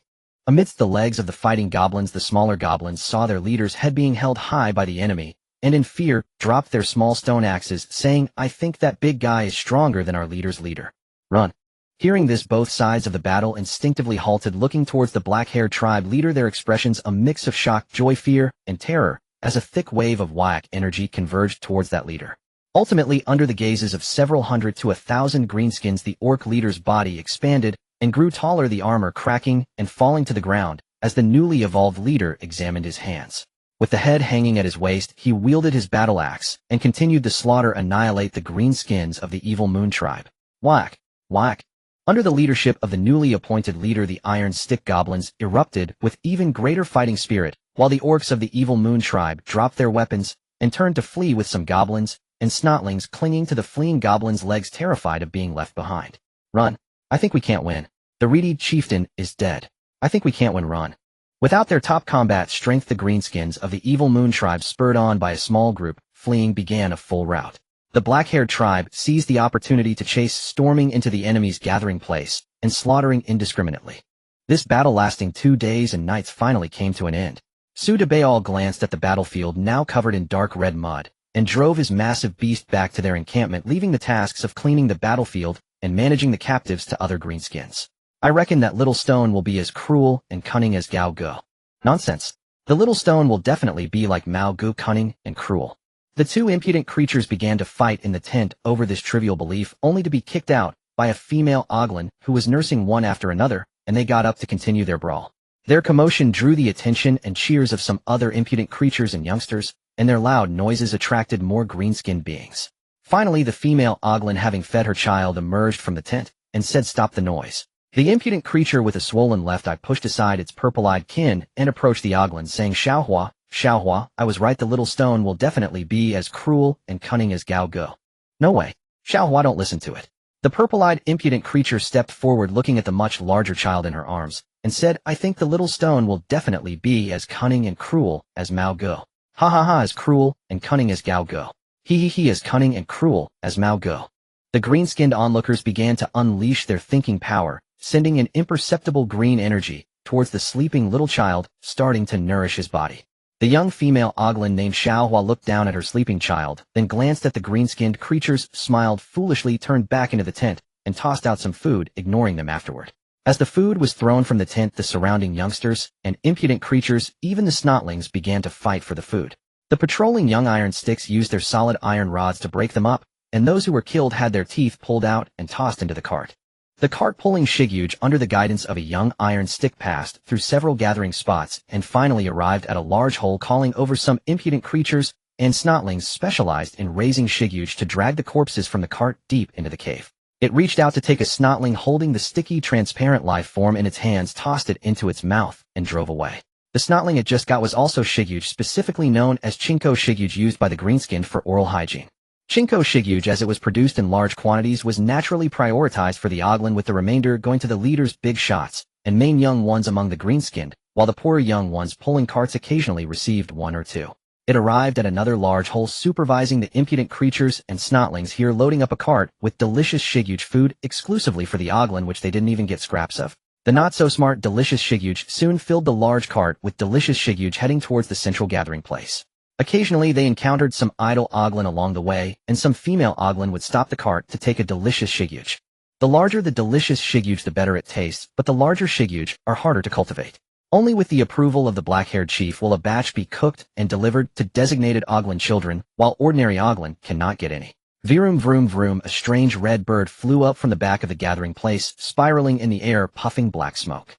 A green-skinned boy wearing a leather cap shouted excitedly, "Whack." Sudaba looked up for a while, then nodded in satisfaction, turning to the several big-shot green-skinned beside him, and said, "Next you need to think carefully about how to expand production capacity and create bigger and more Whack transporters. Leader, leave it to us." The sharp-toothed, crooked green-skinned creature grinned and patted its chest in assurance. Sudaba nodded. "I'll have someone deliver delicious Shiguj to you as a reward." "Thank you, leader." "Long live the leader." Whack. With one leading, the other green-skinned followed suit, cheering. After watching Sudaba leave, they huddled together, circling around the initially crooked large gray machine, each one activating their thinking power, pondering how to make this thing bigger. Sudaba mounted Big Yao Yao, leading a team of elite tribesmen to the cave at the back of the gathering place, where Sudaba personally crafted an experimental lab. Although the tools were not ideal, they were sufficient for studying some things from the 2K era. For example, smokeless powder. He knew how to make it, but the materials were a hurdle. Additionally, a military factory needed to be built along with countless supporting industries. All of this was inseparable from human resources. He did not plan to use greenskin creatures, at least not for now. Once these things devised powerful weapons, his tribesmen's good days would come to an end. Speaking of his tribesmen, gave him a headache. Each one picked up weapons to fight, each one fiercer than the last. He had given up on any hope of knowledge. The most important thing right now was to master rapid transportation, deploying the elite of his tribe to the needed battlefield in the shortest time possible. Whether it was his two younger brothers or the Fracture Skull's troops, they were now caught in a protracted war. Once the Fracture Skull captured the entire continent, they would need to explore other parts of the planet. They would surely find other lands and even relics from the Golden Age which lay within the boundless knowledge in his mind. There were introductions to gravitational planets, especially the halo star clusters far from the solar area. The ancient star clusters orbited the outermost edge of the Milky Way, surrounding the galaxy at about 200,000 light-years. These star clusters usually gather in clusters, perhaps mixed within the cloak of dark matter, and the range of dark matter's coverage exceeds that of the visible celestial disk of the Milky Way by hundreds of thousands of light-years. These mysterious and ancient stellar systems, even during humanity's golden age, were not fully explored. There might be habitable worlds nearby, or possibly dangerous, unknown civilizations. The Coronos expansion zone is one of the star regions in the halo star clusters, with the hazy star domain just tens of thousands of light-years away, considered the outermost circle of the Milky Way. The Coronos expansion zone was not fully explored even by humanity during the Golden Age. Because it was too far from the solar star domain, it was just right for exiling criminals, and at the same time slowly exploring the surrounding planets. There must be remnants from the Golden Age there, as well as a wealth of advanced technology from that period. And the planet beneath his feet is the prison planet from the Golden Age. Transporting criminals would definitely require spaceships. Although the planet would change after thousands of years of evolution, what if they found some ruins with well-preserved spaceships?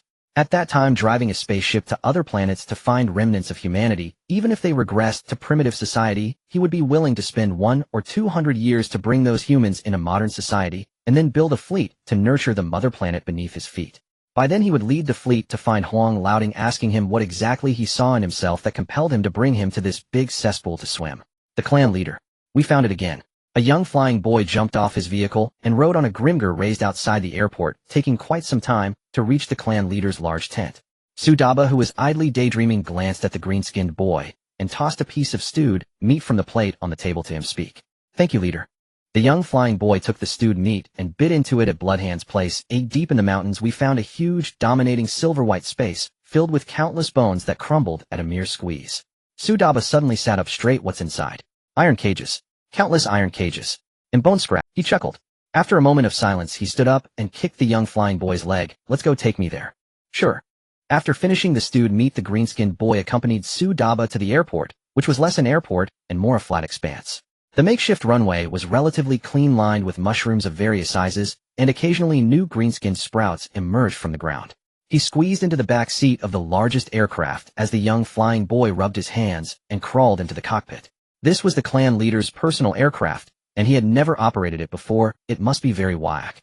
Poot poot poot poot poot poot vroom. After a violent shake, the engine started spewing choking black smoke.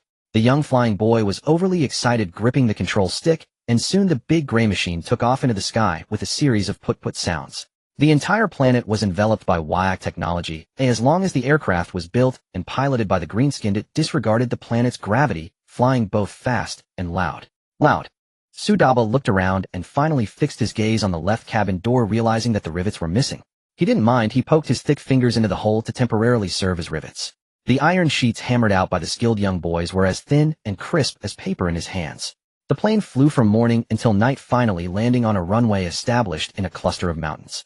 Sudaba pulled back his fingers, opened the cabin door, and jumped out to find several iron rod boys waiting there. Leading the temperamental big Grimger, he brought the clan leader, whom they met for the first time, to find Bloodhand. Although it was the clan leader's first meeting, they had seen the leader's image in their minds since they emerged from the ground. Moreover, the clan leader's status would always be ranked first in their hearts alongside the mighty deity. Leader. The Tumidurital young chief Bloodhand was about the same height as the tribe's youth. Ogren, dressed in iron armor, stood before Sudaba, looking up at this robust figure, mightier than a warlord, the clan leader. Take me there. Yes.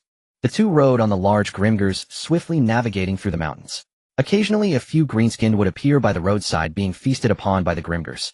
Such mounts could run, jump, and fight. Needing only a few greenskinned along the way was truly eco-friendly. Whack, whack. As the two Grimgers traversed the treacherous mountain paths and arrived at a high slope, they saw a massive crowd of greenskinned engaged in fierce battles. Bloodhand urged the Grimger to dive down, with Sudaba closely following. The two Grimgers passed through the chaotic battlefield and arrived at a cave entrance where orderly young boys were busy moving things out of the cave, mostly bone scraps and some rubble. Both sides of the cave had accumulated many piles of rubble, clearly cleared out by these boys. He entered the cave accompanied by Bloodhand, weaving through the winding tunnel for a while, occasionally needing to duck his head to pass through. For the first time, he felt a hint of discomfort about his large size. If only he could shrink a bit, even just a meter would do. Leader, look, it's right here. Bloodhand pointed to the dark end of the cave, where many young boys were chiseling the wall, inserting torches into the cave for illumination. Sudaba stared at the heavy iron door that was half open, scanning the surroundings with his eyes. Finally, he noticed a rough, long iron pipe hanging down in the upper left corner. He walked over, squatted down, and felt around on the ground, but found no expected bullet remnants, probably energy weapon debris. Entering the busy hall, the silver walls and layout had a strong sci-fi feel, but the ground was littered with large footprints, completely ruining the cleanliness. He'll look around inside. You guard the entrance. Yes. Bloodhand struck his right fist against his chest, calling over several boys holding torches at the entrance. You guys go make some mushroom soup. Grab the biggest and best-tasting Grimger to stew. The leader is very hungry after running all night. Got it, boss.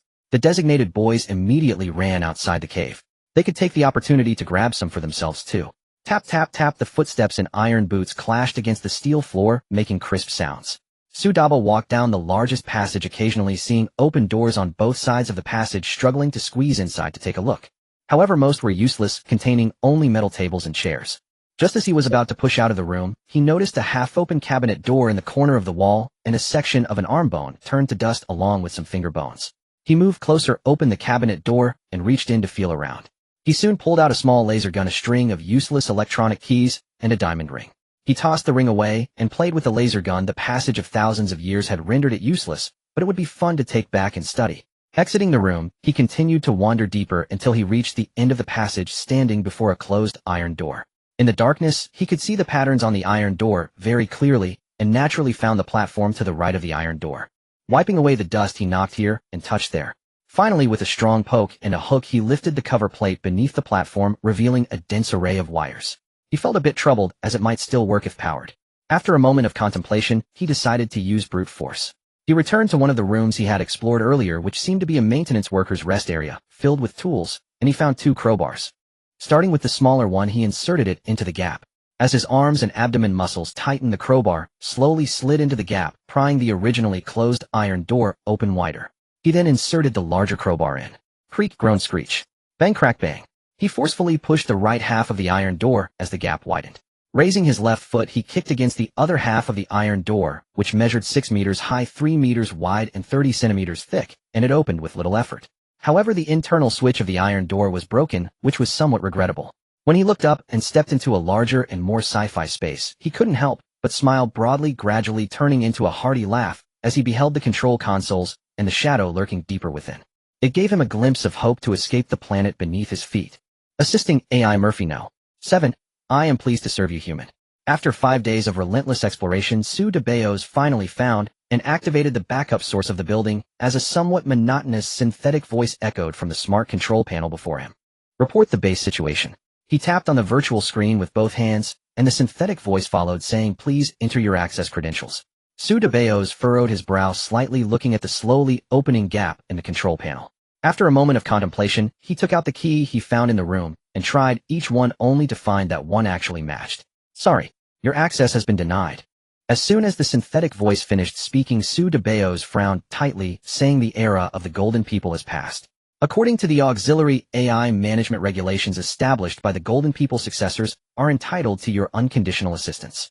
To receive full assistance, you must go to the Cafinch base planet to activate and bind the assisting AI Mer. I only wish to receive assistance within your allowed permissions now. Oh, I will go to Cafinch later, but the premise is that I have the ability to navigate the universe. Alright, human Murphy No. 7 will initiate a restart, please hold on. After a brief shutdown and restart, the platform whirred back to life, and the synthetic voice once again spoke. Murphy No. 7 is pleased to serve you. Please provide your name, citizen number, and the city of your birth planet.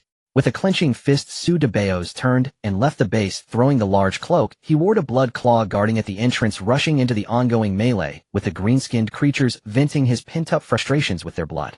Until the last imp was stomped into the mire, he finally let out a long breath, standing still for a long time before returning to the base to continue arguing with the foolish AI, trying to find a way to bypass the assisting AI and gain access to the entire prison base. Human, you do not have the authority to do this. Repeating, you do not have the authority to do this. Get lost. Sue DeBeos stood in front of a closed iron door, using a crowbar to knock on it, while the internal speaker kept repeating warnings. Before this assisting AI could make a real obstruction, he chose to ignore. Bang, crack, crack, crack, bang, as the heavy iron door opened. A stench that had been brewing for who knows how long surged from the depths of the passage. He glanced at the countless white bones scattered across the passage, and the black blood stains dried on the walls. Narrowing his lips, he delved deeper, stopping in front of another iron door, ignoring the assisting AI's warnings, and forcibly opened the door, only to be deeply shocked by the enormous workshop before him. No wonder this prison was built deep in the mountains. Rows of mechas, each more than 10 or 20 meters tall, were fixed in place by steel frames stretching endlessly. Amidst the crisp sounds of iron boots clashing, he paused in front of one of the fully assembled mechas. He discovered that this mecha had no external weapons, and likely the prisoners here were specifically assembled to produce these mechas for city construction. He wandered here for a long time, opening all the iron doors in search of possible weapon reserves, only to be greatly disappointed. Aside from various broken mechas of different sizes, there were only ordinary mining power armor worn by civilians. All of them were civilian models, along with other large integrated workshops for mining vehicles and transport vehicles, which would all be his from now on. Various leftover design blueprints, along with 37 well-preserved standard templates of different sizes, made him smile broadly. Although they were all civilian models, a few modifications could convert them into military use. This was not difficult for him, as the vast reservoir of knowledge in his mind was his greatest asset. With these forging, production, and assembly workshops, as long as he modified them, well, they would continuously supply his troops during future battles across the galaxy. Those coconut heart Bo Keely man, those yellow-skinned old Deng, would soon know what a real steel torrent is. Ha ha ha, a massive consumption of green-skinned enemies' ammunition energy. The clansmen in power armor will strike the decisive blow. Huang Lao Deng, sooner or later, we will have a showdown on Terra, and whoever loses will be the traitor. Just as Su de Beos stood with his hands on his hips laughing to the heavens, something unexpectedly struck him hard from behind, causing the 5-meter-tall figure to stagger. Just as Su de Beos stood with his hands on his hips, Su de Beos touched the back of his head where he was hit, his eyes scanning the surroundings in vigilance, suddenly feeling a chill all over as a gentle voice echoed in his ears, "Child, I am already on my way, we will reunite soon." What the hell? He stood in a daze for a long time before finally raising his hand to rub his face, collecting all the STCs and design blueprints, as well as the most valuable items into the corner of the base warehouse. These are all his. Meanwhile, far away in the hazy star domain at the monastery fortress on Caliban, the Emperor opened his eyes with a slight smile, looking at the blonde girl standing beside him. "Leonie, I am glad you have returned to the Empire. Coincidentally, your youngest brother is at the edge of the Halo star cluster behind the hazy star domain. He has some rebellious thoughts, and to prevent him from continuing to think wildly, I must summon him back early. First, familiarize yourself with your legion and offspring, and also give you some time to let the first legion rest well. Soon you will have to head to the battlefield to fight for the entire human civilization. Leonie L. Johnson, I will carry out your will." The girl knelt on one knee with an exaggerated giant sword, and after being helped up by him and encouraged a few words, she whispered to herself as the figure vanished into golden light, "Aren't original entities all female? How can there be a brother? Little rebellious. The first legion of the Empire, the mother of the Dark Angels, Jean, Leonie L. John." Gently stroking the sword's surface with determination in her eyes, she thought, "A brother who is too rebellious won't do. As the eldest daughter of the Empire, I have the duty to look after all my brothers and sisters." However, before that she needed to use genetic modification technology to make those knights who had fought alongside her for many years stronger, and also give them enough time to learn and master new technologies. Everything requires time, yet what the Empire lacks the most right now is time. Returning to his Emperor's dream ship, the big guy led the fleet into subspace, racing towards the Halo star cluster. The child, created using the genes of a former friend, could not go astray. With a wealth of knowledge in mind, he had instilled technology into the original entity, enabling it to proficiently wield the power of life. The most important point is that he had previously installed 4 spores specially modified with unique genes in the know. 22 Cultivation Pod. This was the ultimate gift from another dimension of himself. The green-skinned beings who prioritized absolute obedience to the know.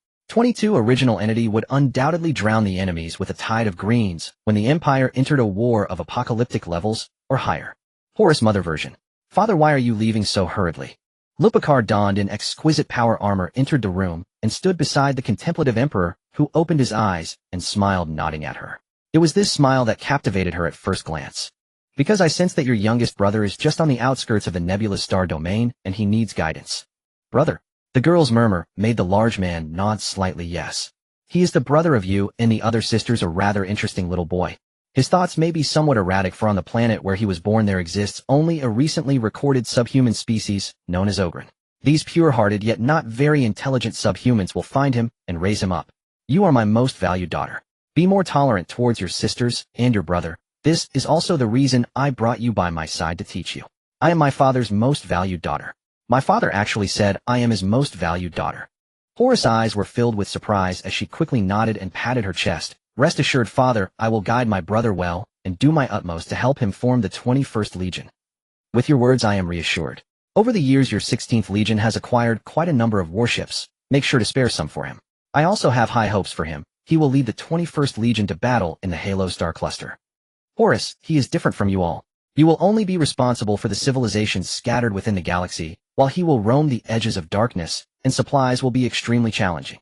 Hearing her father's explanation, Horus had nothing to feel conflicted about. After all, it was impossible for anyone on the outskirts to vie for his affection, so she nodded in agreement. "I understand, father. Once we pass through the subspace, I will command the fleet to separate. Do I need to prepare anything else?" "Prepare more mortal auxiliary troops for him. Additionally, the mortals we brought from Terra and Mars as well as their descendants will be reserved for him in the future." "Understood." Horus clasped her chest and bowed before exiting the room. The large man stroked his chin with his right hand and tapped on the armrest with his left. Maluris, go summon Usotin and Arik. Tyrannis was called forth. A golden-armored guard standing quietly outside the room turned and left along the corridor, taking a platform within the warship to the resting area, ignoring the scar-laden giants who harbored malicious thoughts against him. Entering one of the open hatches, he scanned the room, where a few sturdy men were engaged in a lackluster sand table battle. Tyrannes and Usotin, His Majesty summons you. The two sturdy men set down the metallic figurines they were playing with, and rose to follow the guard Malurus. As the platform moved swiftly, the scarred giant quietly inquired, "What does His Majesty require of us?" "I don't know." The guard's answer left another bald giant quite dissatisfied. "Why do you always act so high and mighty? When we bled for the Empire, were you there to say anything? How can we mere mortals fathom His Majesty's thought?" It was evident that the guard named Malurus had a decent temperament, as he was at least willing to converse with these two backward old fellows. Silently arriving at the massive door, Tyrannes and Usotin took a deep breath, calming their emotions as they slowly entered the vast and spacious hall, kneeling on one knee beneath the throne. "Your Majesty, since the last war ended, all of you have been under house arrest, which has left you constantly worried, fearing that the Empire would abandon you." The large man looked down at the two silent figures. "It is quite normal for you to have this thought, as I indeed had this." His words shocked the two as they looked up at the nonchalant large man, opening their mouths, but unable to find the right words. The large man was silent for a moment. "Long ago, during the Unification War, I had such thoughts, but later changed my mind. You have received new blood reinforcements. Many berserk and collapsed warriors have also been sent to stasis. Currently, you still have 13333 survivors, though the vast majority are preserved in stasis. Bringing all of you out of Terra is because your future home and battlefield will lie in the Halo Star cluster on the outskirts of the galaxy. You will meet your genetic father, and with his help you will be reborn." Genetic father?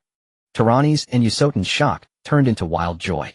Having a genetic father meant they need not worry about the collapse of their bodies. Their lifespans would undergo a tremendous change, and they could still fight for all of humanity. "Go back and reassure your brothers. I do not wish to hear any unreasonable, savage, or chaotic accusations from the guards. Your will." Tyrannes and Usotin clasped their chests and bowed before swiftly leaving. The large man watched their departing figures. These tools were history itself, walking encyclopedias of war. The 21st Legion, formed by selecting the reformed individuals as the absolute core backbone, will undoubtedly bring significant assistance to all of human civilization. The Halo Star cluster is too far from the Empire. The Golden Age was never completed in development, or rather the Halo Star cluster had only recently begun its development. The arrival of the Iron Men Rebellion turned everything into a mirage. Humanity needs to unite all possible powers and utilize any available resources. While a larger territory may be more challenging to manage, the benefits it brings are immeasurable. At the very least, the technology left over from the Golden Age will not be lacking. The little guy is quite lucky. Today's weather is really nice. Choosing to lean back, Su Debeo stepped out of the tent with his hands behind his back, looking up at the sky. The gathering place did not smell good. The naturally occurring odor of Oghren, combined with the stench of blood and dismembered flesh from the green-skinned creatures fighting at every moment, was pungent. It was somewhat acrid. He mounted Big Bite and arrived at the largest arena in the gathering place, step by step ascending to the highest position, waving his hand to announce the start of today's battle. The eager green-skinned boys, howling as they surged into the central blood pool, clashed with the equally excited young Oghren, their youthful faces slightly contorted with enthusiasm. Along with the roars of this arena, the other 87 arenas in the gathering place also erupted in battle, with endless green-skinned warriors honing the new generation of Oghren's combat skills to an instinctual level. The clever little battle techniques are becoming increasingly refined. He sipped the tangy berry wine, his massive hand toying with the wine cup, occasionally showing a satisfied smile when a young tribesman won. The green-skinned leader standing beside him poured wine for the chieftain from a jug. Occasionally sneaking a bowl for himself, the generous chieftain never scolded him, making it a widely recognized privilege for all green-skinned leaders to serve the chieftain, with the leaders engaging in a battle each morning. Whoever wins the most wyak gets to serve wine to the chieftain today. "Chieftain, what do you see in the skies?" The green-skinned one pointed his hand towards the azure sky, countless large and small shadows gradually revealing their forms, their ugly faces displaying fervor. "Chieftain, those things are very whack. Shall we seize them for ourselves?" Su Debeo glared at this green-skinned one and slapped it away. "If you want to die, don't bring me along." Barbaric, backward, frantic, belligerent. This was Hesona's first impression of this planet. Standing behind her father, she scrutinized the black-haired youth seated on the high platform, toying with a skull cup, his rugged features and large physique. A pair of smiling eyes filled with anger, curiosity, restlessness, and contemplation gave off an impression of calculation that was incomprehensible, making it seem easier to resort to action. "Helios." The large man turned to Sudaba, who stood up from the high platform, and softly spoke. "Long time no see, child." Click, click, click. The iron boots descended step by step as Sudaba approached the large man. They were almost eye to eye, and they simply looked at each other calmly. My bloodline tells me that you are not my father. Heso Na suddenly turned her head to look at the large man, who merely nodded gently. Your parents were friends I met during my travels in ancient times. Both are immortals like me. They perished in the early stages of the Iron Man rebellion. Your father was valiant, your mother was wise, but the Iron Men were too powerful in the early days of the rebellion. They fell on the front lines to allow as many civilians as possible to retreat. You are their child. Then how should I address you? Emperor is fine. Uncle is also acceptable. It is merely a title. He raised his left hand to introduce the girl beside him, Heso Na. Lupiker, your 16th sister, also the genetic mother of the 16th Legion of the Empire. Heso Na.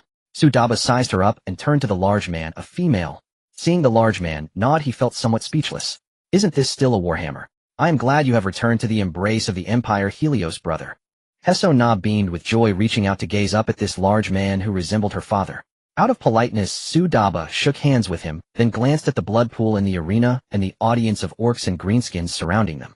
Raising Heso Na's right hand, with your slaughter and blood, present a gift to our distant friends. Amidst the thunderous shouts, wave after wave of greenskins and young orcs who had been waiting in the rest area howled as they charged into the already chaotic blood pool, initiating a new round of slaughter. He was quite satisfied with this, inviting the large man back to his tent to introduce his adoptive parents and two younger brothers. Can my family undergo surgical modifications? Your father can, but your mother cannot. The chances of success are exceedingly slim. The large man watched as Xiangxiang busily brought the best food to him, and Heso Na standing beside his adopted son, with a silly smile. Delicious. You all eat. Thank you. The large man rarely smiled and nodded in return, taking a bite of the delicious grilled meat. The greenskins are inherently innocent. They should not be forced to please you with their lives and blood, as they are now. Innocence is the most beautiful quality of our humanity. Sudaba tightened his adoptive mother's petite shoulders, gently urging her to rest in his tent. His adoptive father Blackstone nodded with a silly smile at the large man, leaving with his twin sons, and giving space to his son and his guest. But they should not be enslaved by their kind, breeding and reproducing at will like domesticated animals, suitable ones taken to be trained as cannon fodder, and unsuitable ones directly disposed of in front of their mothers. I would rather have my kin become fierce and warlike, even if they bear a bad reputation, than have them live the wretched life I dreamt of for generations to come. The large man silently ate the grilled meat and fruit, occasionally sipping fruit wine. Would you be willing to leave with me for a while? You should quickly familiarize yourself with everything about the Empire, taking your genetic offspring to fight for humanity. I need to develop my home planet. He quietly locked eyes with the large man, his gaze steady. My battlefield is in the Halo Star cluster in those worlds not yet catalogued. Once the Empire encounters a strong opponent, I will lead the fleet to fight for humanity, provided that I am capable. The fleet has been prepared for you, many of which are warships from your 16th Sisters Legion. Your flagship is named Wrath of Thunder, a Imperial Fantasia-class battleship fully constructed by the world of Saturn's Moon 8. Isn't my father a bit biased? This was Heso Na's first thought, but it lasted only a moment. As the ruler of humanity, every decision her father made had its purpose, and as offspring, they should not presumptuously speculate. The large man glanced at Heso Na imperceptibly, then turned to continue speaking. Your offspring are landing, including some key personnel from the fleet, and a sage from the mechanical faith, who will assist you in shaping the world. I will give you ample time to develop, but your returns must be worthy of the Empire's investment. Sudaba silently nodded. My home planet has some good resources, and I will regularly supply the Empire in the future. If there are any other legions struggling with tough bones, then let my people take care of it. The large man was very pleased with his response. Take me around to see. Please follow me. Sudaba accompanied the large man, riding on the great bite as they left the gathering area. The two arrived at a slope, gazing at the sky, filled with various transport ships and vehicles that fell like shooting stars. From now on you shall be called Helios Nadia, child. This world needs hope, and it also needs guardians. Humanity has too many enemies, and there is no possibility of peaceful coexistence with other alien civilizations. The meaning of Helios encompasses many things such as light, wisdom, justice, truth, creativity, vitality, and the passage of time, while Nadia symbolizes hope. Do you know my origins? I do. The large man gently nodded. Child, do not underestimate yourself, nor should you overestimate others, and never underestimate your enemies. You are named Helios Nadia, the genetic progenitor of the human empire, and one of humanity's guardians. I hope to see the day when humanity can live happily rather than struggling in a mire of despair, returning to nothingness and silence. That day will come. After a long silence, he knocked on his own breastplate before the large man. Just as you said, my name is Helios Nadia. The meaning of my existence is to protect human civilization. Until I fall, humanity will continue to thrive in this universe. Keep it up, child. The Empire is in the early stages of its expedition, and the help I can give you will not be much. You need to rely on your own wisdom and leadership skills to develop your legion as much as possible. The large man patted the neck of the great bite and slowly walked back with Helios. Only the orcs born and raised on this planet possess privileges. Your arrival has brought them change, a fundamental change. From now on they are no longer the subhuman orcs, but the orcs among the billions of human ethnic groups enjoying the rights of Empire citizenship. As for those orcs, what do you plan to do with them? Helios stroked his chin and said, food sandbag slaves and cannon fodder exist solely for the purpose of war. During the period of development, they serve as the best laborers, and in times of war they are the most effective weapons. Nothing more. The large man was quite pleased with this answer, a smile curling at the corners of his mouth as he returned to the camp. A large group of people awaited him in the tent, curiously eyeing the tall youth walking beside the emperor. Usatin and Tyrannes, those giants, looked at Helios with fervent eyes, for he had given the Thunder Warriors who were on the verge of being abandoned a reason and hope to continue living. This is Lucas, Chromium, a sage of the Martian Mechanical Church who will remain here to assist you in building the 21st Legion and developing the potential Golden Age technologies in this star cluster. The large man's introduction nearly made the oil worker in a red robe who weighed less than 10 kilograms leak oil from excitement as he exclaimed in a fervent electronic synthetic voice, "Praise you, O Messiah." Helios nodded to him and then looked at the fervent-eyed giants. Compared to the average 3-meter height of the Ogrins, these Thunder Warriors, standing around 2.70 meters, were a size smaller, yet the aura they emanated was incomparably stronger than that of the Ogrins. Alina Tyrannes, I have met my father. Usatin has met my father. Abraham Morris has met my father. Helios stepped forward to assist each of them, and upon making contact with their bodies, he realized that their physical capabilities were on the brink of collapse, and each was already in a state of degeneration. Life energy surged into their bodies, nourishing them against the pain brought on by organ mutations, rapidly repairing their bodies that were moments away from crumbling and calming the madness brought on by their suffering. Usatin and the others felt the changes in their bodies, their eyes filled with hope and fervor as they proclaimed, "My father. The Thunder Legion is always ready to charge into battle for you. There's no rush, you are too exhausted and need to rest for a while." He smiled and gently shook his head, also getting to know the captain of his flagship, a lady named Anna, who had risen from commoner to noble through war. Sodrian, despite wearing a large felt hat, had a portion of her exposed metal skull indicating that she had survived a great battle. Cassia, while a logistics officer in her 40s, was in her prime and would become his deputy in matters of governance, helping him with trivial affairs that did not require much attention. This planet was named Nadia by Helios, hoping it would be the most precious thing in this cosmic world. In the following period, he accompanied the large man on a tour of his future flagship, a scaled-down version of the Emperor's Dream. Compared to the exaggerated 57 kilometers of the other ship, his Thunder Fury was also 49 kilometers long. This was far superior to the Coconut's Makarag's radiance by several blocks. The Thunder Fury was a battleship specially designed by the large man for Helios, considering the towering stature of the 21st Legion warriors, with many areas enlarged, and the ship's automation was remarkably high, requiring only a small crew to unleash its tremendous combat power. The artillery arrays arranged on the Dragonbone fired star projectiles, each the size of a battle titan. The projectiles were equipped with delayed fusion reactors, explosive storm accelerators, and hyperfusion warheads. Each projectile could be accelerated to near light speed by magnetic vibration coils, making each one a typically a line battleship could only carry one set and fire with irregular rates, but the Thunder Fury could fire 8 rounds in a heartbeat.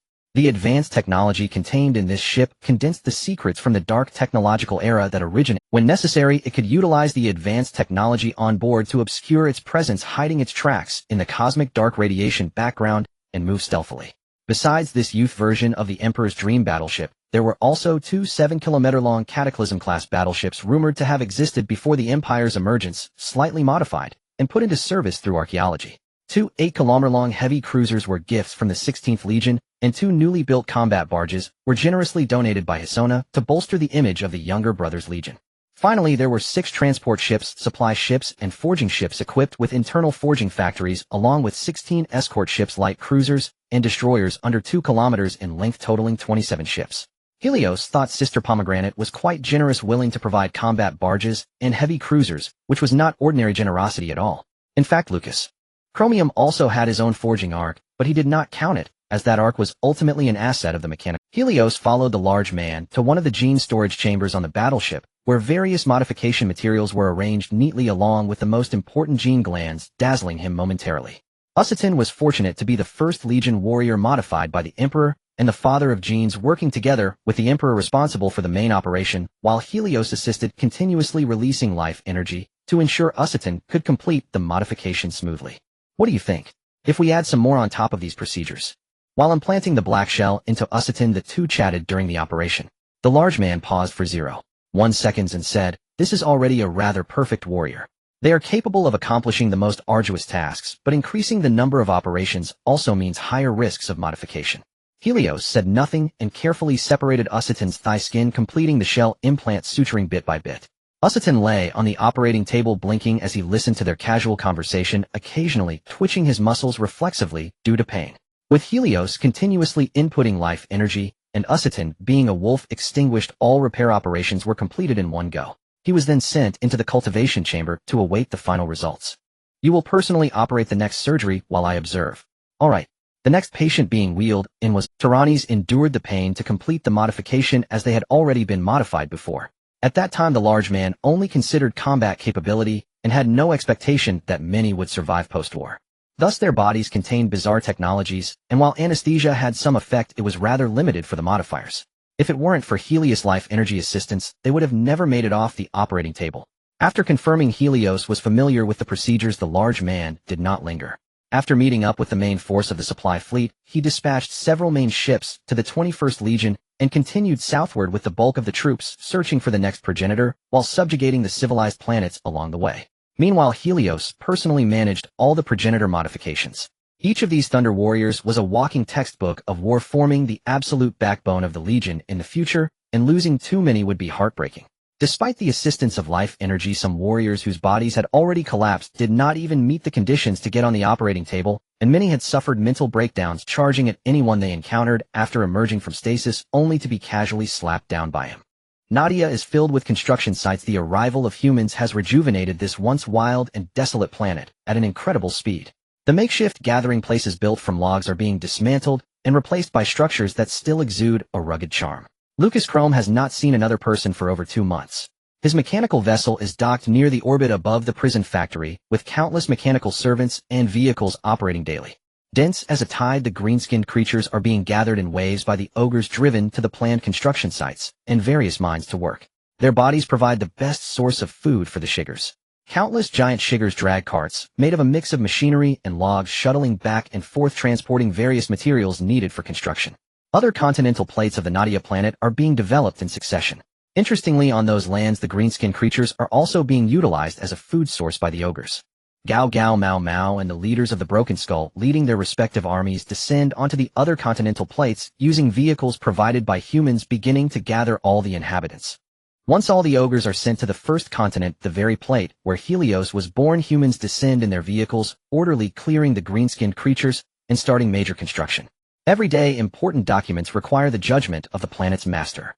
Helios glanced at a few, tossing them to Cassia to handle at his discretion. He needed to utilize the laboratory aboard the Thunder Fury to modify his progeny, while also focusing on cultivating new organs. To him, these Thunder Warriors, despite being modified, still belong to the category of semi-finished products. In his mind lies an endless sea of knowledge, occasionally floating up urgent information based on his thoughts, such as the tendon coils, holy him pituitary, and Belisarius furnace he desires most at this moment. Although he was introduced to these concepts late, after being conscripted by the lobsters, the knowledge now resides in his mind, which is a benefit from his conscription. My father, Ustitin, whose appearance has reverted to that of a man in his 30s, walked into the heavily guarded cultivation chamber and approached Helios, saying, "Lucas the oil man says our asking price is too high and asks if we can lower it." "Lower?" Helios turned to look at Ustitin.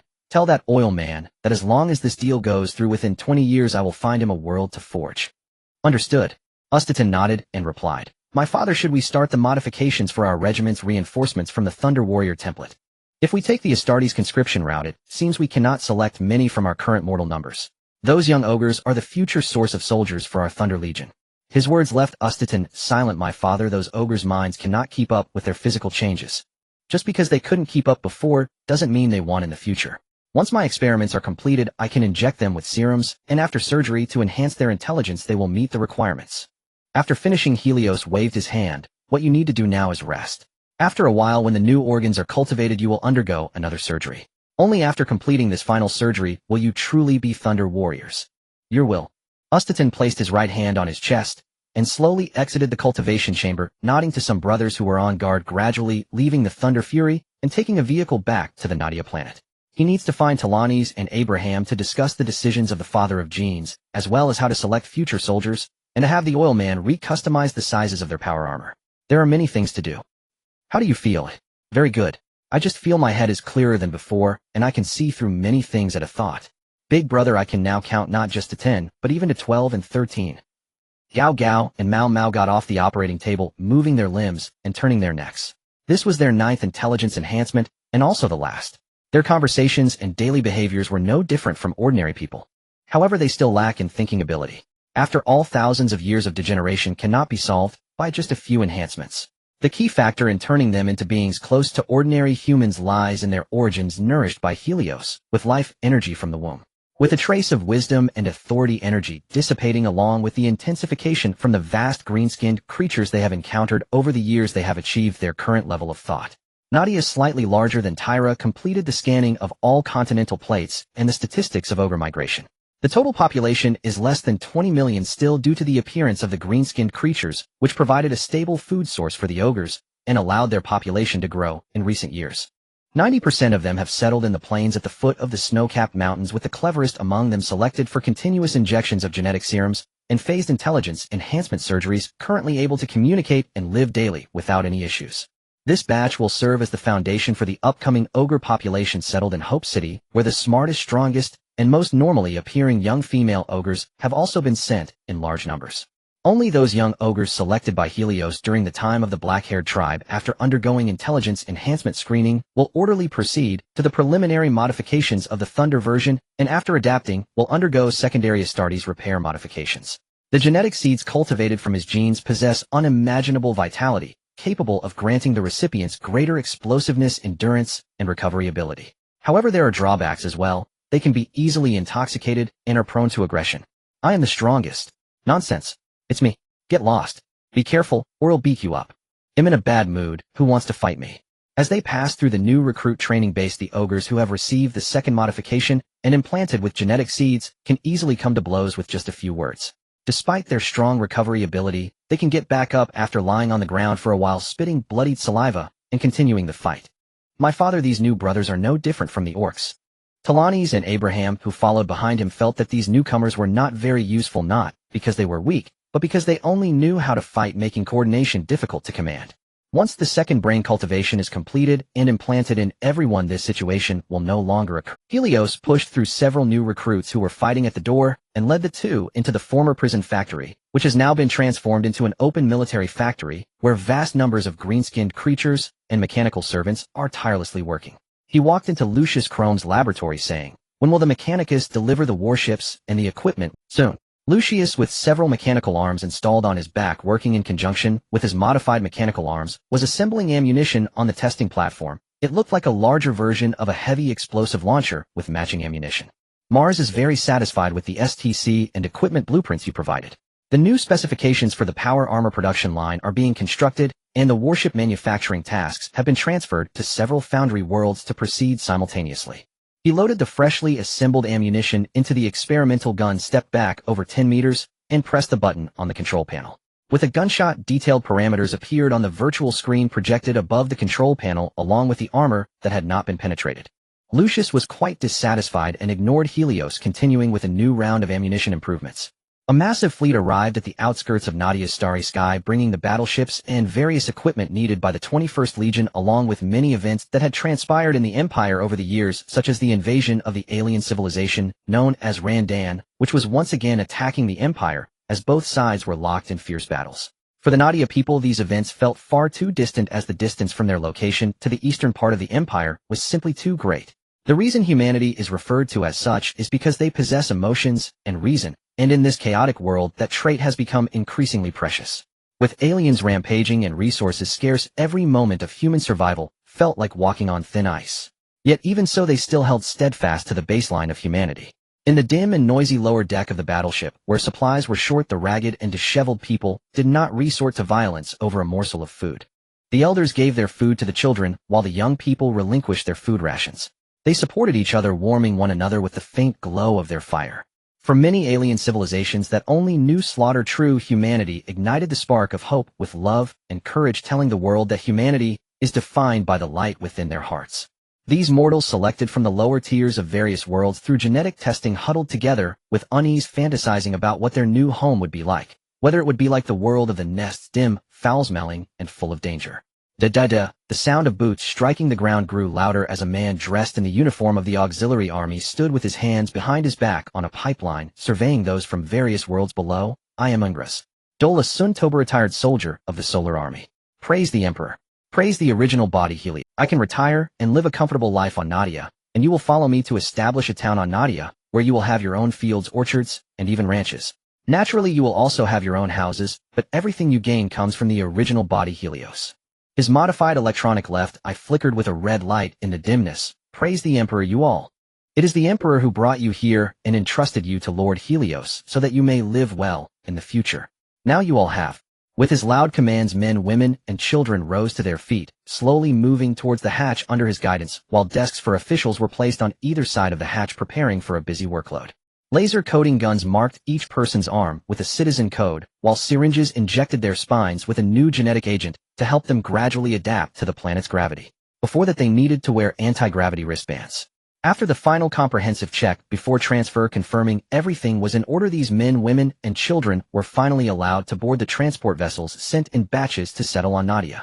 The older soldiers in the Solar Army, equipped with subsidies provided by the Empire, and clad in their weapons and armor, became the new citizens of Nadia, meant to populate this relatively young and vibrant planet. Humans were settled on other lands separated from the ogres, at least for now, to avoid the risk of human thoughts with no limits potentially leading to ogres being deceived. While the auxiliary army settled the humans, Usotin Tyrannis and Yalabraham also brought people to receive the fleet sent by the Mechanic Church along with various models of large equipment. 12 lunar-class cruisers, including specific modified ones.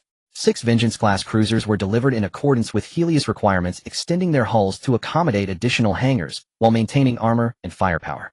2 heavily modified Imperial-class battleships, for which Helios provided many advanced technologies, were to be utilized on these warships, overriding everything else to acquire ownership of these 2 battleships. 6 ultra-large supply ships and 6 ultra-large transport ships, along with 88 light cruisers, destroyers, and frigates, were all regarded as small ships in his eyes. No problem.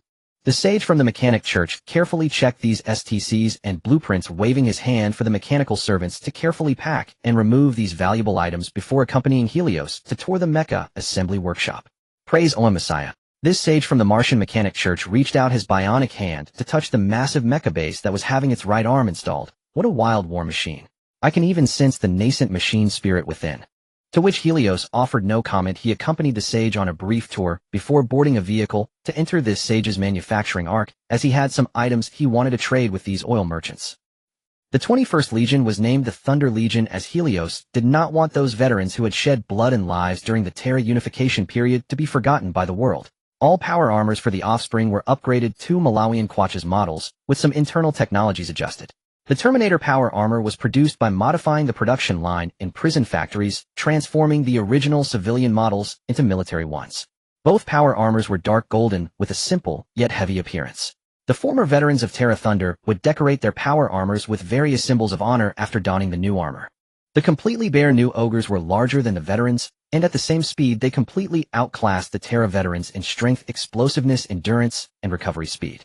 Since the second brain was implanted, these new ogres were no longer the aggressive beings they once were, but rather returned to their original simplicity, quietly training and resting, revealing only their hidden side during combat. The second brain was implanted in the entire unit, allowing the Terra veterans to link with surrounding new recruits or other brothers within a certain range, executing combat tasks according to their commands, effectively smoothing out the intellectual deficiencies of the ogres. These new ogres in essence represent a different kind of bio-soldier, yet they still possess their own thoughts and a trace of emotion from their past humanity.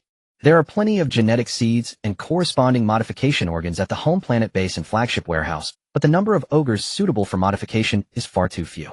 Those children selected from a young age began training at 3 years old. At 5 years old they started grappling with the green-skinned boys, and by 10, they entered the arena to fight. From 5 years old their intelligence was enhanced once a year, with the final enhancement at 14, after which they were sent to the base for selection. Those who met the preliminary requirements would be kept for training with the Terra veterans, while the remaining ones were sent back to the city, striving to form large families for the sake of population, a process repeated annually, yet only producing 719 new recruits. The total number of Terra veterans who completed all modifications was only 7,788. The rest either did not survive to the operating table or succumbed to mental breakdowns and were executed by their former comrades. Combined, the new recruits and veterans only amounted to 8,507. With such a small number in the 30K era where monstrous beings roamed, even a slightly larger battle could potentially lead to a disastrous defeat. The only comforting aspect was that the warehouses on the planet and the ship's hangars were increasingly filled with various types of war titans. In a pool of foul-smelling blood, a 6 or 7-year-old boy wielding a hollow iron rod shouted to bolster his courage as he charged toward a small, ugly creature. Puff! The iron rod struck the blood-splashing water, and before the boy could steady himself, the creature pounced, pressing him into the blood pool, its hands gripping the boy's throat, slowly applying pressure, eyes filled with malice and cunning. The boy clawed desperately at the creature's arms, even resorting to scratching, but could not loosen its grip. Crack! A large hand crushed the creature's head, allowing the boy to finally break free from the corpse's grasp, retching and gasping for air, his eyes filled with lingering fear. Eliminated. The veteran glanced at the boy, ignoring him, as he continued to the next selection. Next. Covered in blood, the boy lowered his head and stood silently to the left of the open space, where about 100 other failed peers awaited. To the right, a comparatively taller boy stepped forward, taking the filthy iron pipe, pursing his lips as he entered the blood pool, gazing at the iron cage completely shrouded in black cloth. As the black cloth was lifted, a creature of similar size to the previous one swiftly darted out of the cage, jumping into the blood pool to face the boy, its cunning eyes sizing him up with disdain, a tiny shrimp. The boy ignored it, holding the iron rod defensively, his slightly chubby legs slowly shifting in the pool, his round body slightly hunched, black and white eyes fixed on the approaching creature. Recalling his father's teachings, he prepared to face a stronger opponent without fear. He must remain calm and patient, waiting for a flaw in his adversary. Tiny shrimp. Die. The creature, growing impatient, screeched as it charged at the boy, reaching for his weapon, deeming this tiny shrimp too weak for a weapon to be worth keeping. Smack! Just as the creature approached and reached for the iron rod, the boy suddenly pivoted to the left, delivering a powerful blow to the creature's head. Perhaps the boy lacked strength, or the creature's skull was too hard, but the strike only staggered it. With the creature stumbling forward a few steps, the boy seized the opportunity, attacking the staggering creature vigorously, causing it to screech and tumble in the blood pool. The boy's initial fear gradually transformed into determination. His breathing quickened with adrenaline as he gripped the iron rod, relentlessly striking the creature's head, protected by its arms, again and again until the creature ceased to struggle. That's enough. The veteran in baggy shorts approached and took the boy's still swinging iron rod, ruffling his round head. Good job, little one. Stand behind me. The boy gradually calmed down, glancing at the 5 boys standing behind the veteran, quietly walking over to join them. He had passed the selection of the Thunder Legion. Even if he could not become the progeny of the original Helios, he would still become an auxiliary soldier of the Thunder Legion, and his parents would surely be proud of him. The boy puffed out his chest, watching the other boys face off against the creatures one by one, each match drawing keen interest. Helios had to compromise with reality. He needed to expand his army. In the original blueprint, the Terra veterans formed the backbone with the ogre recruits as the foundation of the Legion, but currently that vision seemed far off. A qualified ogre recruit required far too much time to develop, time that Yellow Old Man could not afford to waste. While other expedition fleets reclaimed civilized worlds, he also needed to operate on the fringes of the halo, exploring, reclaiming, developing, and integrating other human civilizations. Eradicating all alien civilizations and submitting useful technologies to Terra and Mars would hasten the revival of human civilization. Thus, on Nadia planet henceforth, every year 6-year-old boys would undergo selection and reselection. Through the selection, they would receive military training, starting reselection at 12, with a simple requirement: kill a greenskin creature. After completing reselection, they would begin undergoing transformations. The operations restructured by Helios involved a total of 23 modification procedures, abandoning traditional Astartes surgical methods. The first step was to implant genetic seeds, utilizing the genes within to nourish the test subject's body, preparing it for subsequent brutal surgeries. Once all 23 modification surgeries were completed within a year, they would be placed in original casting jars. As these children's bodies grew and transformed, various combat skills and vehicle operation techniques, as well as specific technologies, would be imparted to them through memory and fusion devices. In this way, when the new recruits emerged from the jars, they would immediately familiarize themselves with their skills and bodies in the shortest time possible, ready to join the ranks. With the genetic glands and other implanted organs, Helios could cultivate as many as he desired. It was merely a matter of space and time. Since Yellow Old Man brought him into the fold, the number of Nadia people had grown from the initial 130 million to the current 22.9 billion over a generation of 20 years. Moreover, the increase was in the hundreds of millions or even billions each year, mostly from the northern borders of the empire, along with some refugees brought in from various urban nests. How many entered the jars this year? Helios, hands behind his back, walked deep into the fortress where the suspension bridges were surrounded by massive iron jars. The potion makers of the Thunder Legion and some technicians were checking the developmental status of the new recruits inside the jars, stepping on anti-gravity devices. This year, 8,077 children entered the jars. Abraham walked behind the original body, joy evident in his eyes as he gazed at the surrounding jars. The brothers of the Thunder Legion were growing in numbers under the operation of the Father of Genetics. Compared to other legions which selected new recruits in the strictest manner, Helios scoffed at this. A single elite Astartes might be formidable, but could he guarantee victory against 10 original Astartes at once? Under the same level of willpower, the actual differences among Astartes were not significant. They might focus on different aspects, but once his progeny reached sufficient numbers, he could overwhelm all legions simply by sheer numbers. In his view, as long as the size was sufficient, strength was immense, endurance ample, and willpower unwavering.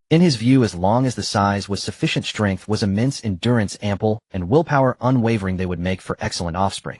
With more sons, he would not feel too pained by mass casualties. From the first batch of original recruits emerging from the jars, an internal competition will be held. Half of the winners will join the ranks, while the losers will reunite with their families as a reward, and after that they will be sent to a stasis position to continue receiving combat skills training. From now on, they will be released for a week each year, secretly reuniting with their families to hone their bodies and skills until their parents are no longer present, at which point they will be sealed until the Legion requires them on the battlefield. He turned to look at those jars. This is an expectation for them, and also a means of sustaining the Legion. Our enemies are too numerous. They need to remain in slumber waiting. Abraham placed a hand on his chest, bowing slightly with reverence and emotion. Your will. If some short-sighted enemies attempted to conquer their home planet, they might face a surprise. Abraham maliciously imagined such a scene. Creak, creak, creak. The transport vessel shuddered violently as it plunged into the atmosphere, its hold crammed with battle-ready orcs. Rumor had it this was a new world ripe for glorious Waya-fueled warfare. Target altitude reached. Commence seed deployment. Upon receiving the order, the pilot opened the ventral cargo bay. The eager Gretchen, expecting a controlled landing, suddenly felt the deck vanish beneath them, and in an instant they tumbled headlong into freefall. A few quick-witted ones lunged for the hatch, but missed. Down they plummeted until the emerald plains below bloomed with countless crimson specks. Having completed its deployment, the transport sealed its bay, pitched upward, and soared back through the atmosphere toward the mothership, ready to load the next batch. Green Pasture 9, a newly discovered world by the Nadia exploration fleet, had been surveyed, landed upon, and officially classified as a livestock world. Its mineral reserves were moderate, yet its soil possessed extraordinary fertility, ideal for cultivating both grain crops and orcs alike. 50,000 towns, each centered around a food processing complex, had risen swiftly across the landscape and now neared completion. Next came civilian and laborer resettlement. Once the harvesters arrived, production of nutritionally balanced military rations, alongside fruits and staple grains, would begin without pause. 60% of the planet's surface was land, and every acre had already been meticulously zoned, terrain mapped, crop types assigned, all awaiting the hatching of orc biomass. These orcs would be sorted, the relatively docile conscripted as beasts of burden, the volatile culled on site, their remains repurposed to cultivate squigs. Nothing would go to waste.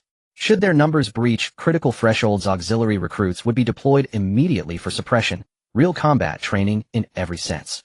My father. Ursiton entered the study, placed a fist over his chest, and bowed deeply. The 1st and 5th Legions have brought another wave of refugees, and they request an audience with you. Bring them in, and summon Cassian and Anna as well. Helios did not lift his gaze from his work. Ursiton nodded and departed, soon returning with those summoned by the Gene Father. Cassian and Anna knelt together on one knee pre-march. Rise. Helios set aside his task and regarded the two Astartes before him, one clad in Viridian power armor, the other in pristine white. Mercadori Umerals of the Dark Angels Legion, at your service, Lord of Thunder. Eojulhan of the White Scars Legion, at your service, Lord of Thunder. Both were stunned, not only by Helios's sheer stature but by the rare sight of a male pre-march. Their eyes darted furtively toward him. Seated, he towered over them. His physique bore unmistakable testament to his lineage. I can fulfill equipment requests, but little else. The Thunder Legion remains under-resourced after 2 decades. Its ranks number barely 8,500. A faint smile played upon Helios's lips as he appraised the two diminutive figures. mere sprouts in his they hadn't even matched the stature of his own adolescent kin. Off. In unison, bewilderment flickered across their faces. Wasn't he, a pre-March, supposed to have built his legion for 20 years? Anna, how many warships and transports can we spare beyond our core patrols and production needs? Anna paused only a moment before answering with precise authority. 1 flagship, 1 Emperor-class battleship, 1 heavy cruiser, 4 Retribution-class cruisers, 8 Lunar-class cruisers, 2 battle barges, and 150 frigates and destroyers. This fleet represents the absolute maximum we can detach, while guaranteeing the security of our homeworld and adjacent systems. Helios nodded, then turned his gaze to Cashin and logistics vessels. Cashin, the grizzled chief quartermaster of Nadia, bowed low. 12 Conqueror-class Voidfarers, 6 Mechanicus-purchased Cosmos-class transports, and 4 shipyard-built maintenance vessels, fully deployable for field repairs on our own warships. Armament status, especially heavy ground assets? Helios asked softly. Cashin replied with quiet pride, and cast a subtle, knowing glance toward the 2 silent, armored giants beside him. Clearing his throat, he declared, beyond fulfilling our auxiliary forces and garrison requirements, we currently hold a reserve of 1.3 million armored ground units. Silence. Mercadori and Aajul pivoted sharply, fixing their stares upon Cashin, waiting. After allocating those units, and reserving what we ourselves require, the armories still house 6,000 Knight-class servitor chassis and 10,000 Indomitable-class chassis. Indomitable-class chassis, notoriously dubbed bankruptcy dreadnoughts. 8,800 cruiser-class, 1,300 Fenris Wolves and Warhounds apiece, 1,000 Raiders, 380 Warlords, and he paused deliberately, watching their eyes widen. We could stretch further, to 50 Emperor-class Titans. Our auxiliary forces, after all, demand such Titans. Titan height standardized here at 60 meters. Aajul swallowed hard. Quartermaster, precisely how does one stretch such resources? Cashin shrugged, palms up. Simply reduce each ground legion's complement of Emperor-class Titans, from 10 to 8. 2 per legion will be redeployed to the Imperial front lines. 10 Emperor-class Titans per ground legion. Mercadori's eyelid twitched. He glanced at Cashin's serene smile, then at the silent, watchful pre-march of the 21st Legion. Words failed him. Only envy remained. Pure, unadulterated envy. When Owen would Caliban know such, you may take all the equipment Cashin has listed, and my fleet shall escort you safely. However, their hearts leapt into their throats. Certain rare alloys and exotic materials required for these systems are nearing depletion in Nadia. You'll need to supply them. Without hesitation, they thumped their chest plates and swore it would be done. Accompany Cashin to receive your armaments. And should your ships retain and used capacity, we'll add supplementary munitions, infantry gear, including powered armor and Terminator armor, as well as vacant dreadnought sarcophagi. Helios offered them a gentle, knowing smile. Though the Thunder Legion may lend little to frontline combat in logistics and material reliability, we surpass even Mars and the Forge Worlds. For we are family. Mercadori and Aajul looked upon Helios, gratitude and awe shimmering in their eyes, as they knelt once more and struck their chest plates. May you endure. Go, and Anna remain. Once the 3 departed, Helios turned to Anna. Detach 2 heavy cruisers, 2 battle barges, 6 Lunar-class cruisers, and 24 frigates and destroyers. Dispatch all remaining vessels, including the Thunder's Wrath. What if the front requisitions are ships? Helios fixed her with a steady gaze. First, you are an Imperial officer. Second, you command Nadia's fleet. Understood, sir. Anna saluted and withdrew. Shortly thereafter, Terrania was summoned by Ursiton. Take 5 grand companies and 2 million auxiliaries under fleet escort. Should the front lines falter, commit all forces without hesitation, save for Tech Marines, apothecaries, and librarians. Helios rose and stepped before him, placing a firm hand on his shoulder. Take all Ogren recruits. If they see combat, you will oversee them personally and record every battlefield observation they yield. Bring those reports home intact. Yes, sir. Terrania departed. Helios resumed his duties. With refugee influxes continuing, unabated expansion to neighboring worlds must accelerate. After all, humanity's true wealth lay not in ore or artifact, but in people. The super heavy tank produced by Nadia is a remarkable machine, personally planned and constructed by the great original entity, His Excellency Helios, before entering service. Kazia brought Mercdali and Aeril to a military warehouse hidden beneath the mountains, where some Thunder warriors responsible for defense merely glanced at Kazia and the 2 Astartes without further acknowledgement. The 3 entered the base through a side door, reached a mobile platform, and after entering a password and scanning their irises, Kazia activated the platform and traversed the long passage into the warehouse inside the base. As the space suddenly expanded, Mercdali and Aeril fixed their eyes on the neatly arranged giants, unable to shift their gaze, marveling at how dark, large, long, and imposing they were. This is the Thunder, a type battle tank, personally designed and put into production by the great original entity Helios referencing the Sicaran battle tank. Kazuya stood at the edge of the mobile platform pointing at the orderly giants below, while introducing their specifications: length 9, 5 meters, width 7, 7 meters, height 5, 85 meters, ground clearance 0, 45 meters. The maximum road speed is 126 kilometers per hour with a maximum off-road speed of 92 kilometers per hour. It carries 2 operators, 1 driver, and 1 gunner. The standard model is equipped with a Heracles dual automatic rapid-fire cannon with a standard ammunition load of 200 rounds and a secondary weapon of heavy explosive shells with 2,000 rounds. The front and sides are equipped with laser cannons capable of unlimited shots. Theoretically, as long as the energy supply is sufficient, it can fire indefinitely. He shrugged at the silent pair. The model I introduced is specially designed for the Thunder Legion and may not be suitable for you given the significant size difference. The support provided to you will be the Thunder-type Universal Battle Tank specifically for ordinary Astartes or auxiliary troops. Controlling the mobile platform, they arrived at another storage location. These are the Universal Battle Tanks, equipped with as much ammunition as possible while maintaining maneuverability with combat power comparable to the A-type. Aeril gazed at the giants, biting his lip and swallowing nervously. How many of these universal types do you have in storage? 1,000,000 units. So many. Myrtili and Aeril's eyelids twitched violently. If it weren't for the fact that the Thunder Legion had less than 9,000 soldiers, they would have truly believed that the Lord of Thunder had ulterior motives. His Excellency Helios possesses foresight. He knows that our human empire will inevitably encounter equally formidable opponents, so it is essential to stockpile some heavy units in advance. Thus, for the past 20 years, we have been accumulating equipment for this very day. Listening to Kazuya's explanation, the two felt relieved and nodded as they continued their tour. The Thunder Neutron Cannon Universal Type, based on the modified Thunder-type battle tank, has a main weapon capable of directly destroying the neutron structure of targets. The electromagnetic pulse of the shells can also cause the electronic systems of targets to crash, and the radiation generated by the explosion can eradicate any biological matter. The Thunder-type Universal Tank is specifically designed for anti-infantry purposes, featuring a main weapon known as the Punisher rotary cannon capable of annihilating an entire squad of infantry in the shortest possible time despite using solid rounds. The Thunder-type Omega Tank, with its main weapons consisting of 2 large Omega ion cannons and secondary weapons of laser cannons and heavy explosive shells, is said by the warriors of the Thunder Legion to be unethical to use. Perhaps the Randan variant would greatly appreciate it. Kazuya's joke prompted Myrtili and Aeril to burst into laughter, their eyes gleaming with excitement as they gazed at the giants. Based on the Rhino-type transport vehicle improvements utilizing anti-gravity engines, discarding the traditional tracked design, the Thunder Legion's custom version can only carry 10 assault units, while the Universal model can carry 16. This transport vehicle is all-terrain capable. The only thing to watch out for is the ground conditions, which need to be thoroughly checked before the battle, and regular maintenance is essential, otherwise there are no issues. He looked at the nodding Myrtili and Aeril. These are the ground unit models we will assist with this year, totaling 5 Universal Astartes units, with the remaining 8 being auxiliary military units.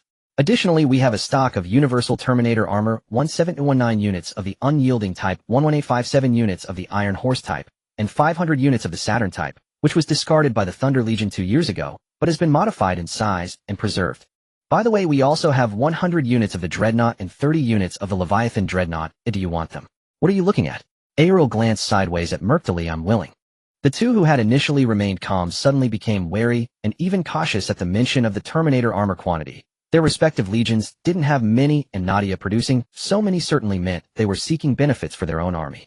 If there are no issues, let someone come to receive them and deliver them to the front line early to make use of them sooner.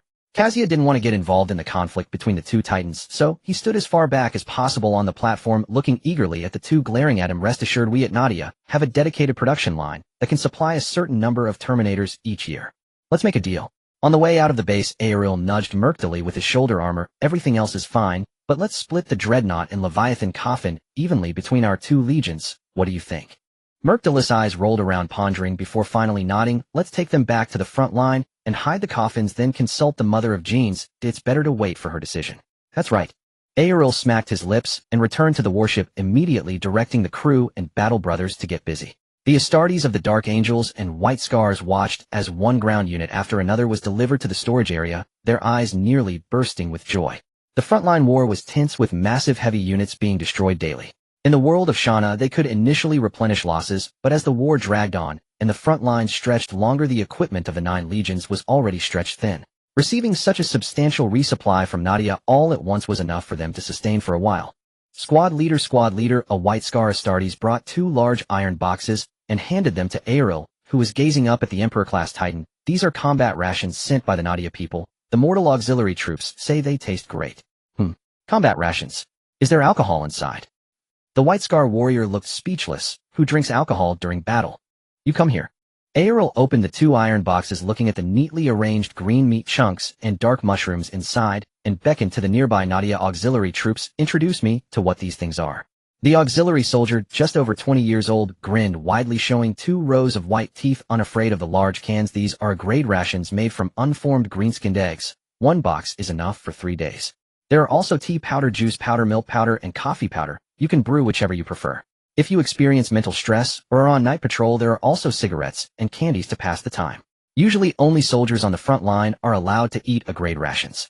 Aeril and his comrades stared at the individually packaged bags in the box, falling into silence.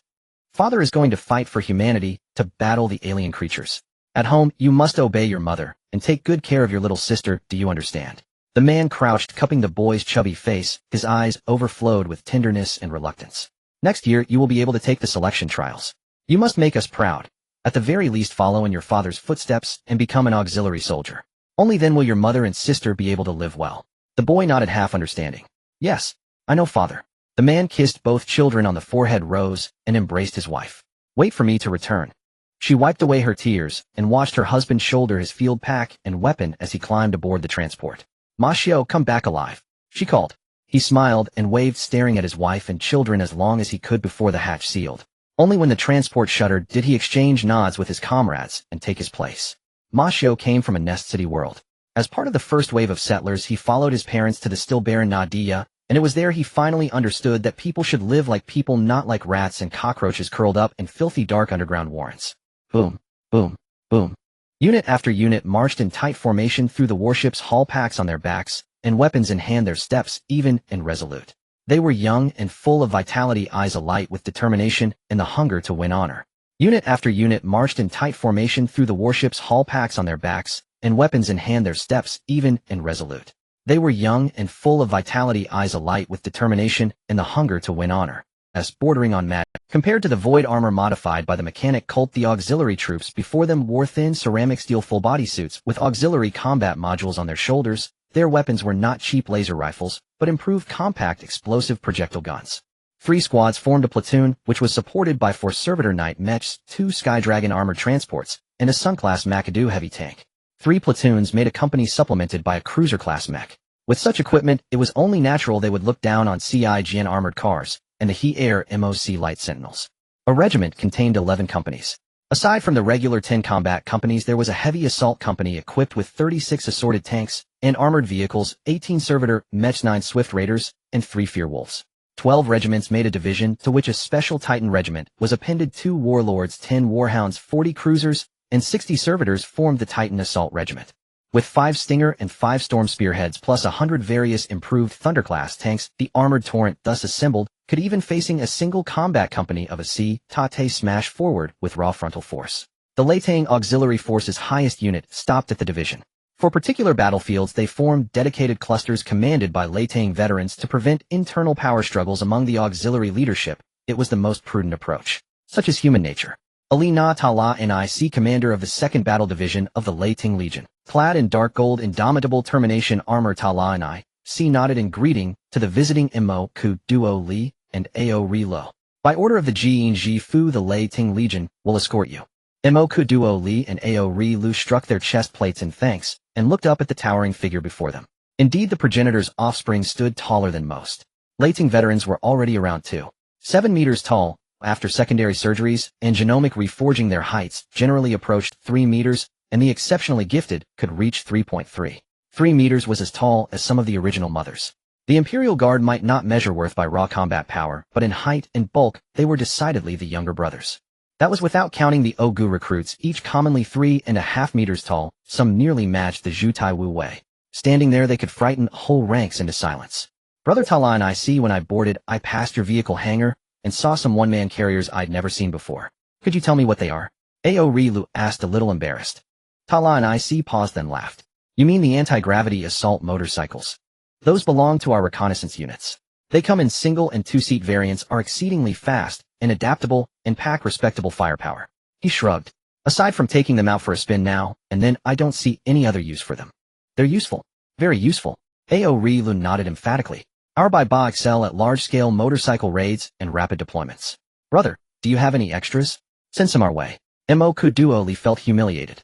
If Nadia possessed anti-gravity technology, then Mars, Saturn, and Terra must as well. Couldn't their Jimu have ordered customs made on Mars or Saturn? To be looked down upon like this stung. Mo Kuduo Li was ashamed to associate with Aori Lu. We still have time before departure. I'll have some sent to you: 500 single motorcycles, 100 two-seaters, and 100 all-terrain combat vehicles. Don't think it's too few. Many of the materials are scarce even to us. Not too few. No, not too few. Mo Kuduo Li and Aori Lu grinned, idiotically delighted by the largesse. The burly commander was generous and easy to deal with. Truly a brother. After chatting a while, Tala and I escorted them from the hall, then turned to the brothers standing by the door. Send the word down, no more bringing strangers. If they use the hangar route again, take what they try to take. Do they think we're a fat household? The veteran on guard at the doorway nodded and glanced after the two laughing figures as they rounded the corner, then shook his head. They spend all their time making new blood. They do better to spend time tending their mother world.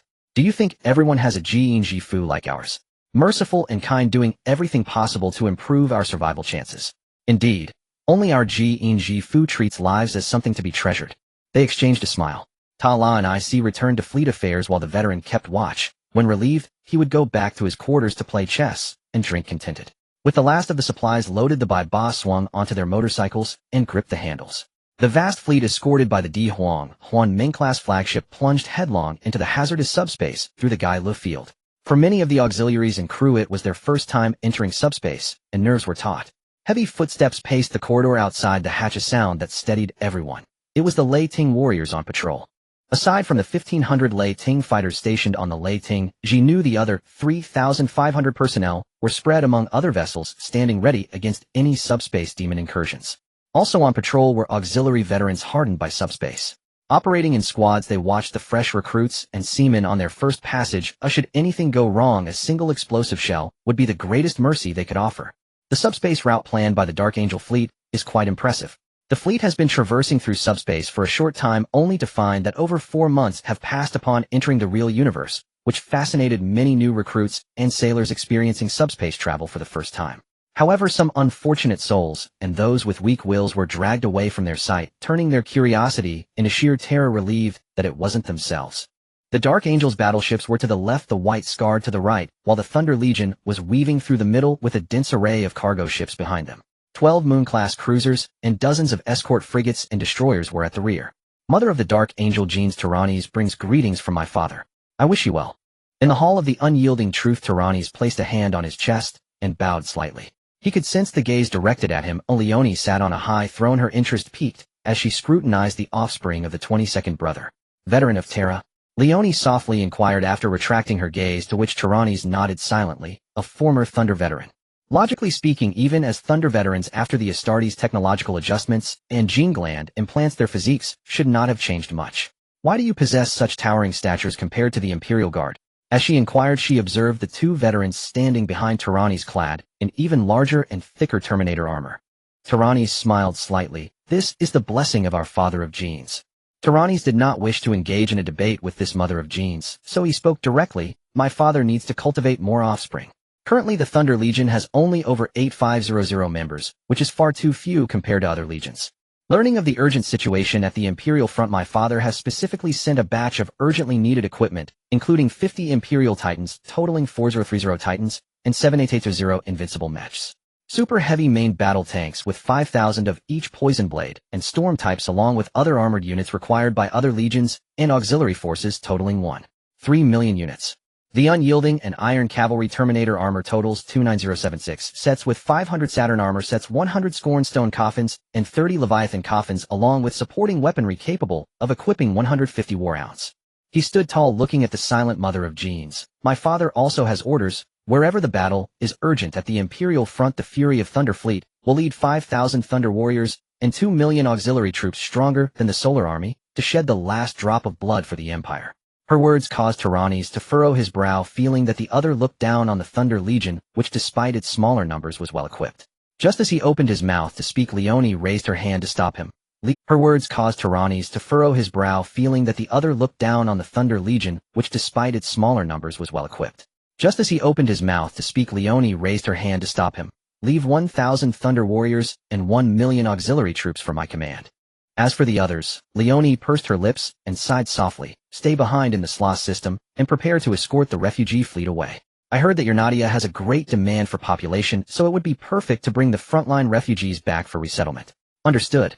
Tyrannes nodded and prepared to leave, but Merctili suddenly shifted his gaze to the mother of Jeans, whispering a few words, his eyes never leaving Tyrannes below, brimming with excitement.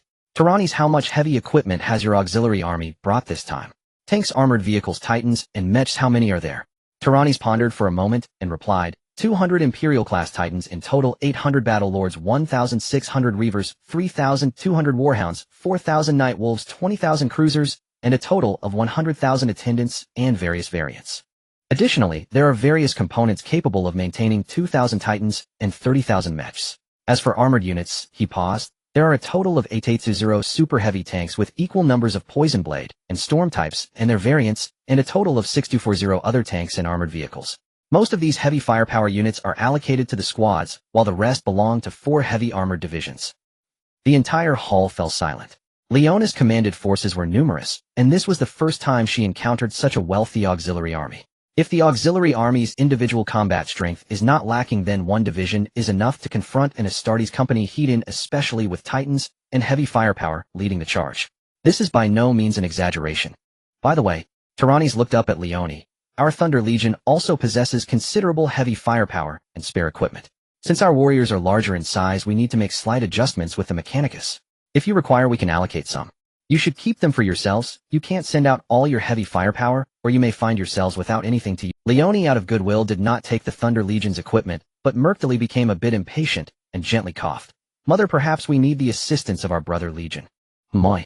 Seeing the mother of Jeans looking at him, Merctili hurriedly explained, Brother Tyrannes, this time, we brought over 3,000 improved invincible mechs, with plenty of super heavy tanks, armed transport vehicles, and assault vehicles. Perhaps we can receive a portion to support other brother legions. Leone fell silent for a moment before finally nodding at Tyrannes. Can you allocate half? The equipment at the front is an urgent need.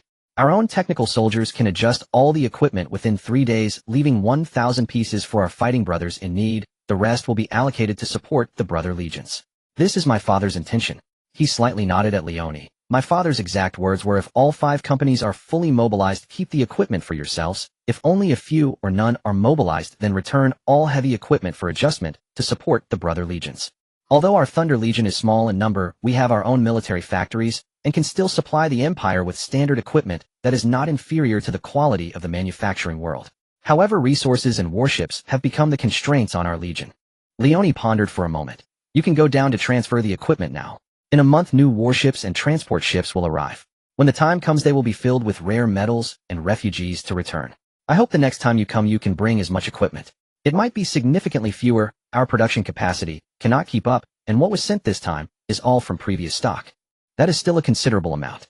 Seeing Leone wave her hand, Tyrannes bowed and took his leave. The purpose of the father of Jeans had been achieved, and lingering here to chat might reveal too much.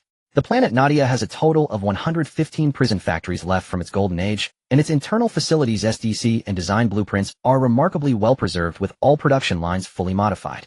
With explosive production capacity, 1 year can yield 1,000,000 auxiliary troops fully outfitted with all equipment and heavy firepower.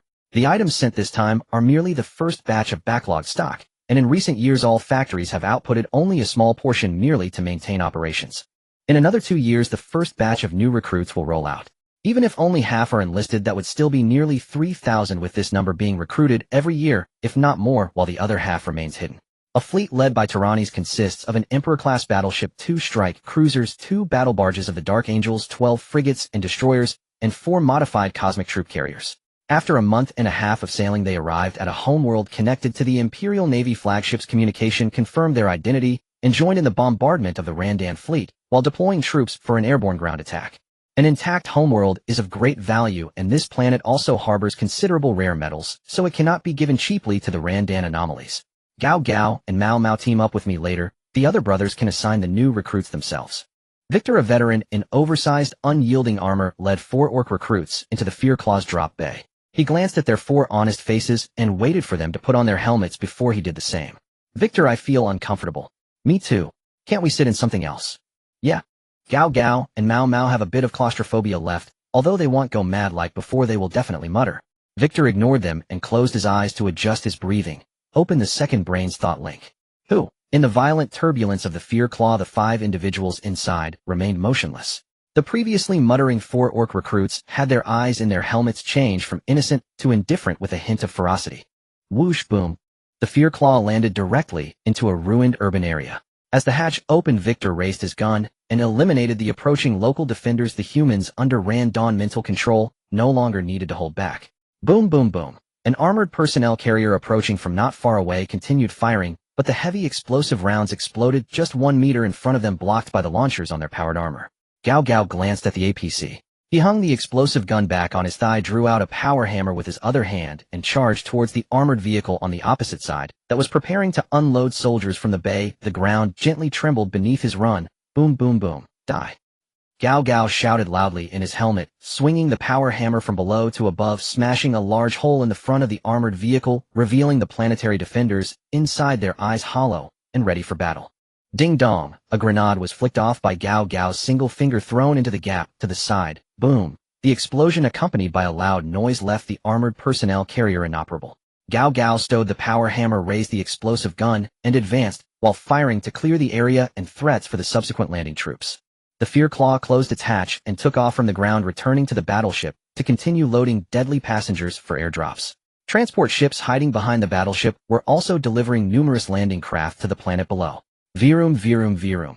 The massive transport vessel, the Devourer, was rapidly deployed to the 1st Airborne Bay under the escort of the Storm Eagles formation. As the hatch opened like petals, tanks and armored vehicles loaded in the lower section of the transport ship rumbled out first. Meanwhile, the infantry in the upper level quickly descended to the ground via iron ladders. A supersized transport vessel and 3 Storm Eagles could deploy 2 companies of troops at once, including all heavy firepower belonging to the companies.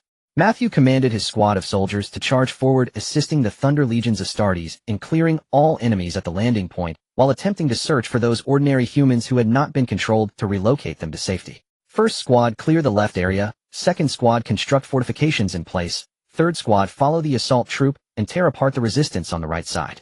With Matthew's orders given, the solar-type Mikado heavy tank became the spearhead. 2 Tian-Long armored personnel carriers supported the flanks, pushing forward under enemy fire, while 4 attendant mechs occasionally opened fire from the sides, eliminating the enemy's individual heavy firepower. Behind them was a Crusader Knight equipped with a plasma cannon on its left arm, truly a weapon that could wipe out a horde of small Kalami. The heavy infantry followed behind, advancing slowly and guarding against possible enemies that could appear from the buildings on both sides. Where are the people? Where have the people gone? Gather over here quickly. In Matthew's squad, Mao Mao's reprimand came through the communication earpiece. Matthew waved his hand to his comrades, and the heavy infantry immediately understood, orderly boarding the Tian-Long armored personnel carrier. A shot from the Mikado tank's main cannon directly shattered the makeshift fortifications constructed by the enemy in front, while the secondary weapons and the auto rapid-fire cannons on the armored personnel carriers began to suppress the scattered survivors on the opposite side. The 4 attendant mechs that received the orders crossed the obstacles, first gathering towards the shouting Mao Mao. They all knew what kind of character the Astartes of their Thunder Legion were. Although failing to provide timely support wouldn't result in execution, a reprimand was certainly unavoidable, and they might even be replaced with another cooperating squad. If they were to be replaced, their squad would lose face. Boom, boom, boom, boom, boom, boom. The 4 attendant mechs rushed out from the corner of the street behind, charging, while unleashing firepower, relieving the pressure on Mao Mao, who was firing from behind cover. Mao Mao, increasingly agitated, was about to draw the power axe tucked at his waist and rush forward for close combat. But the second brain received Victor's order, forcing him to stay in place and await further support troops, or else face confinement. Thinking of the helplessness in the confinement room, Mao Mao suppressed his anger, reloaded, and continued shooting. The targeting assistance system in his helmet allowed him to hit every shot accurately, with clouds of blood mist exploding, gradually calming his restless emotions. Mao Mao licked his lips, his honest face revealing a grin reminiscent of a green-skinned creature, becoming increasingly excited. Fire! Fire! Kill them all! Just as Matthew got off the Mikado tank, Mao Mao's shouting came through the earpiece. All he could do was shake his head and sigh, wondering why their squad was so unfortunate to be assigned to an incompetent orc recruit. As he commanded his comrades disembarking from the armored personnel carrier to construct a defensive line, he envied the other squads assigned to veteran Terra soldiers, not knowing if his squad would have a different veteran commander in the next battle. A heavy infantryman who had just risen from behind cover, while carrying a rocket launcher, was shot in the lower abdomen. Before he could pull the trigger, his body propelled backward by the kinetic energy, lying on the ground and coughing up blood. A medic with a rescue emblem on his left arm rushed forward, removed the comrade's helmet, and pulled him behind cover for treatment. Matthew glanced at the comrade being taken away, his brow slightly furrowed as something fell off. Leon, aim and fire at the right building on the opposite side below that house to pieces.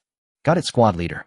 The tank crew inside the Mikado immediately adjusted the cannon's aim, switching to high explosive shells designed for demolishing buildings, targeting the right building on the opposite side. Boom, whoosh, rumble.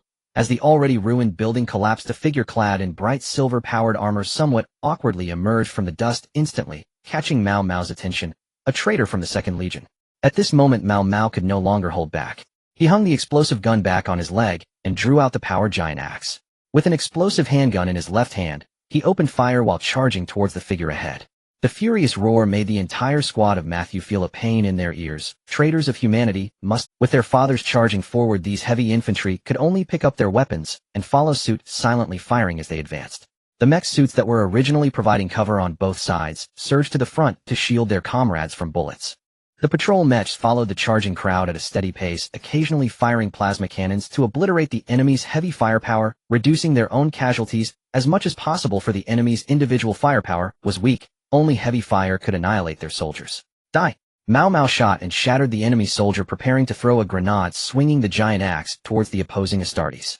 Although the Astartes appeared like a child in front of Mao Mao, their agility outmatched his. While dodging Mao Mao's attack, the Astartes spoke, trying to persuade, "Brother, this world belongs to them. We humans should coexist peacefully with them." Damn coexistence. Mao Mao was almost driven mad. "You are the spy of humanity. A traitor. How can you help the aliens attack humans? You deserve to die." Ignoring the opponent's explosives, he retracted his handgun and lunged at the Astartes, who was firing and dodging, seizing the moment when the latter bent down to retreat. His massive hand grasped the opponent's power pack, lifting the nearly 2-ton Astartes into the air before swinging the giant axe to cleave him in two, disregarding the bullets and lasers hitting his powered armor. Reaching the still-breathing upper half of the Astartes, he raised his foot and completely crushed the helmet before wielding the giant axe to begin the slaughter. Only after he dealt with the Astartes did his heavy infantry reach the enemy line. It was evident that the Thunder Warriors, despite their tall stature and heavy armor, still moved with a speed that mere mortals could not match. When the last enemy was dispatched with a bayonet through the skull, the resistance in this district was declared extinguished. Matthew organized personnel to pull the wounded back to the drop zone, awaiting the transport ship to return them to the mothership for treatment. The others followed Mao Mao, continuing to advance and meticulously searching every corner to ensure nothing was missed. The servo skulls moved through the ruins, their built-in bird drones constantly refreshing frequencies, ready to detect any signs of life. They contacted nearby heavy infantry to check and delivered an explosive or grenade. After the entire district was cleared, the other squads rested and recuperated while following other Thunder Warriors to push forward while they returned to their camp to regroup. Squad leader. 3 squad leaders sat beside Matthew, each with a not-so-pleasant expression. Matthew pulled out cigarettes to distribute. How many brothers sacrificed? 4 from the first squad died, 2 severely injured and disabled, 9 lightly injured. 1 from the second squad died, 3 severely injured and disabled, 13 lightly injured. 6 from the third squad died, 3 severely injured and disabled, 7 lightly injured. Matthew nodded, silently smoking. To have lost nearly 2 squads on the first day, how would the upcoming battles be fought? It's all that Mao Mao's fault. He recklessly charged forward, causing us to abandon our firepower advantage, and many brothers fell on the way to the charge. Who can say otherwise? The 3 squad leaders complained gloomily, but Matthew waved his hand to stop them. They were support troops, not Astartes. Who knows what would happen if these complaints reached the Astartes' ears? Inside the military tent at the center of the camp, Victor glared coldly at the head-down Mao Mao. What happened to the tactics you learned? You have mechs and tanks, yet you still incur so many casualties. Did you forget what you learned? There are traitors on the other side, Astartes from the 2nd Legion. Mao Mao took a furtive glance at the veteran and mumbled softly, only to be slapped on the forehead by Victor. So what? Even if they gradually squeeze the enemy's operational space, he will still die. Oh, it's just a matter of time. Victor coldly huffed, driving away the 4 fools, and summoned 5 squad leaders, taking 3 from each of the other 4 squads to temporarily reinforce Matthew's squad, filling the gaps in their manpower. After organizing these miscellaneous matters, he began to record the mistakes of the Ogren recruits on the battlefield, with uncontrollable errors ranking first. This issue must be resolved for the Legion, though otherwise the Ogryn recruits sent out in the future will face the same. Early the next morning, Victor led the new recruits and support troops to take over the positions captured by their comrades the previous night, and continued fighting the enemy.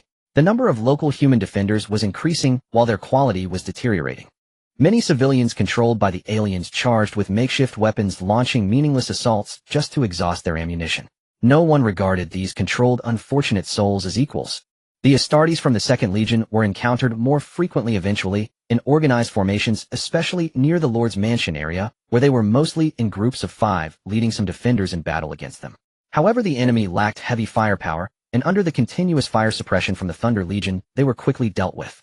The front lines advanced steadily, every day squeezing the living space of the Traitor Legion and the local defenders. The naval battle in space had long since ended. The last Randan battleship was blown to cosmic debris by the battleship's massive cannon. The combat power originally used to prevent jump assistance was redeployed to the ground to accelerate the recovery process. For the Mother of Genes. Fight! Fight! A certain combat battalion leader from the Second Legion led the last 20 or so veteran Terminators to charge at the besieging Thunder Legion, but was swiftly dealt with by the exaggeratedly large Ogryn recruits. The veteran tech sergeant said that the Terminator armor could be recovered, so the Ogryn recruits typically tore off the helmets along with the heads of these traitors and discarded them aside for the support troops to salvage the equipment. They then took the transport ship and Storm Eagle back to the battleship for rest, each one shedding their battle armor and heading straight to the mess hall, devouring meat and vegetables and gulping down juice by the bucket. 21 recruits died, all due to carelessly walking into enemy ambush positions and being taken out by heavy fire from Astartes teams or squads of the Second Legion. In the battleship's conference room, 10 veteran junior leaders reported the casualties of their respective squads. They ultimately reached a consensus that these Ogryn recruits were nearly invincible in close combat, but they were easy to get carried away. If they can overcome their impulsiveness, these Ogryn recruits will grow into the absolute main force of the Legion. The issue of impulsiveness is something even the Father of Genes cannot resolve. Being able to cultivate the second brain is already Helios's limit, at least for now. There is no better way to effectively control this situation.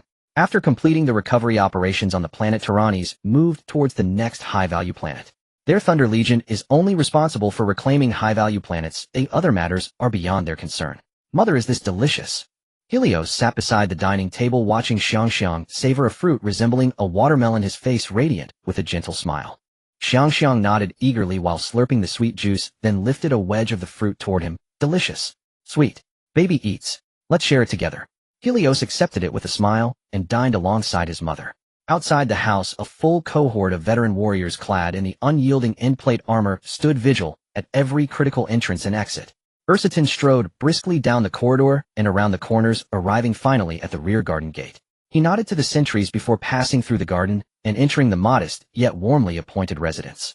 My father. His words were cut short by a wave of Helios's hand. He bowed his head slightly and stepped aside to wait silently as Helios finished the fruit with his mother and exchanged a few quiet instructions before rising to leave. Sated and guileless Xiangxiang, accompanied by her maids, carried a large wicker basket brimming with food and fruit to find her husband Blackstone. The fleet under Tyrannes has encountered unprecedented resistance on the planet Chirue, mounted by the 2nd and 11th Legions, 4 full-strength cohorts, plus over 10 million Xenos auxiliary troops. Our losses have been severe. Ursatin followed closely behind the pre-march into the study where he prepared and offered a cigar, harvested from the garden world, for the Gene Father, presenting it reverently with both hands. He continued, the latest battlefield casualty report just arrived: 37 veterans fallen, 282 neophytes lost. 581 battle brothers remain combat ready.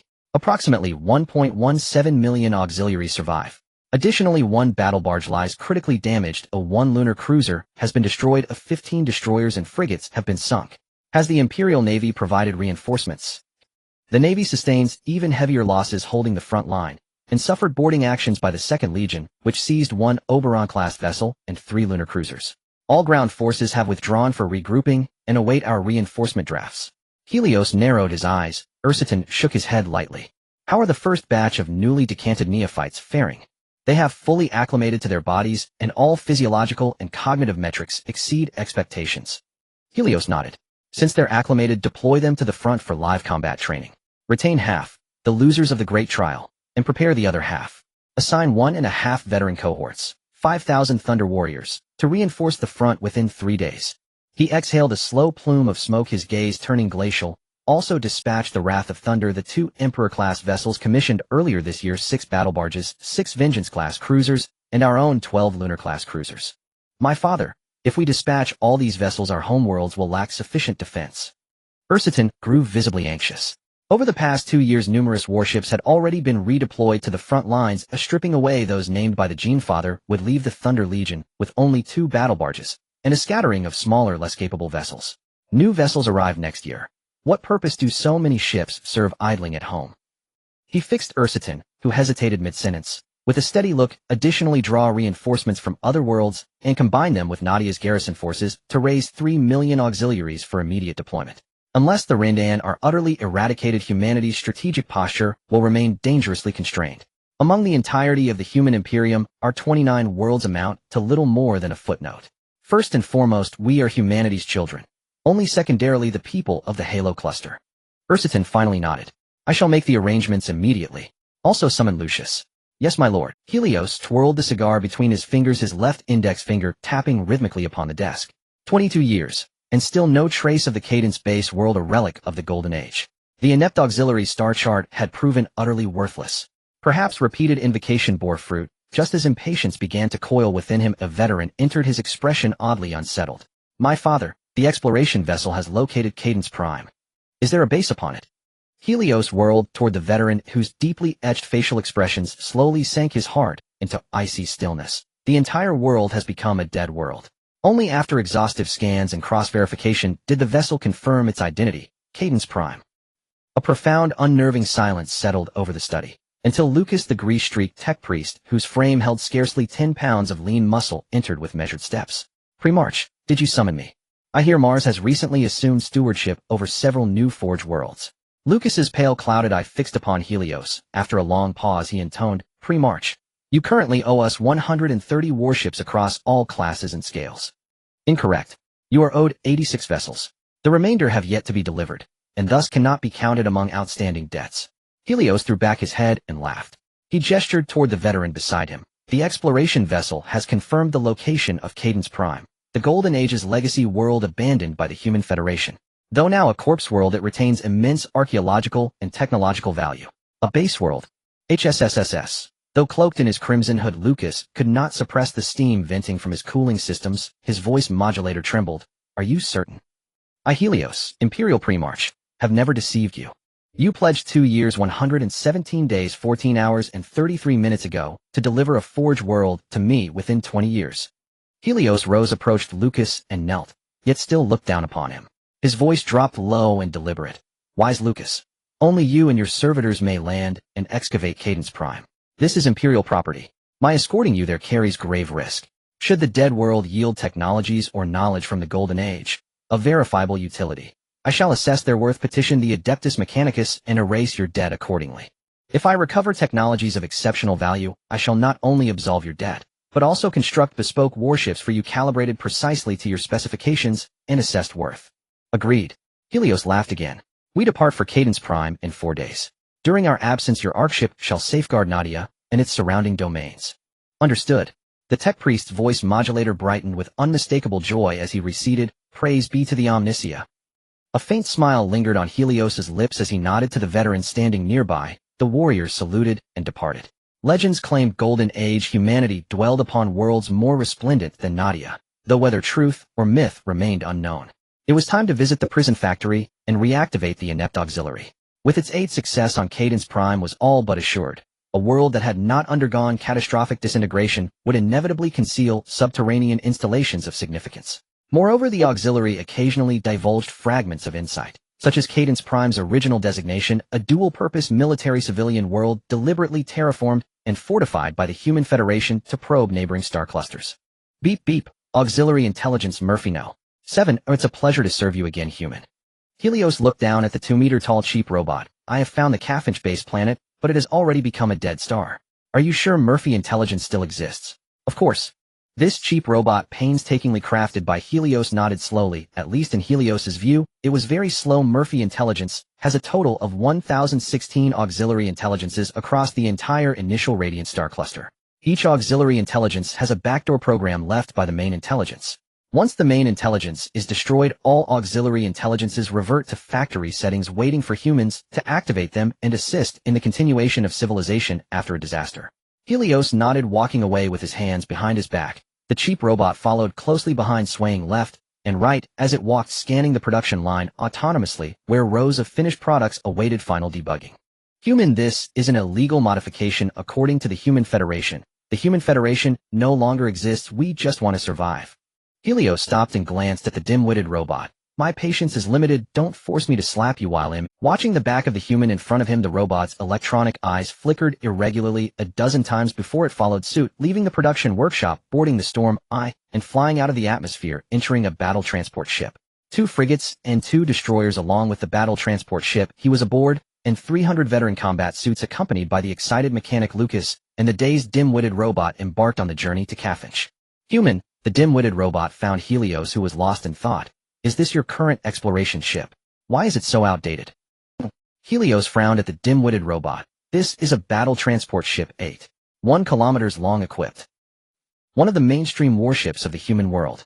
Human, this ship's spatial layout and energy utilization are both unreasonable, and its electronic calculations are quite outdated. Plus, it rambled on a lot. Helios lit a cigar and quietly asked, so how do you think it should be improved?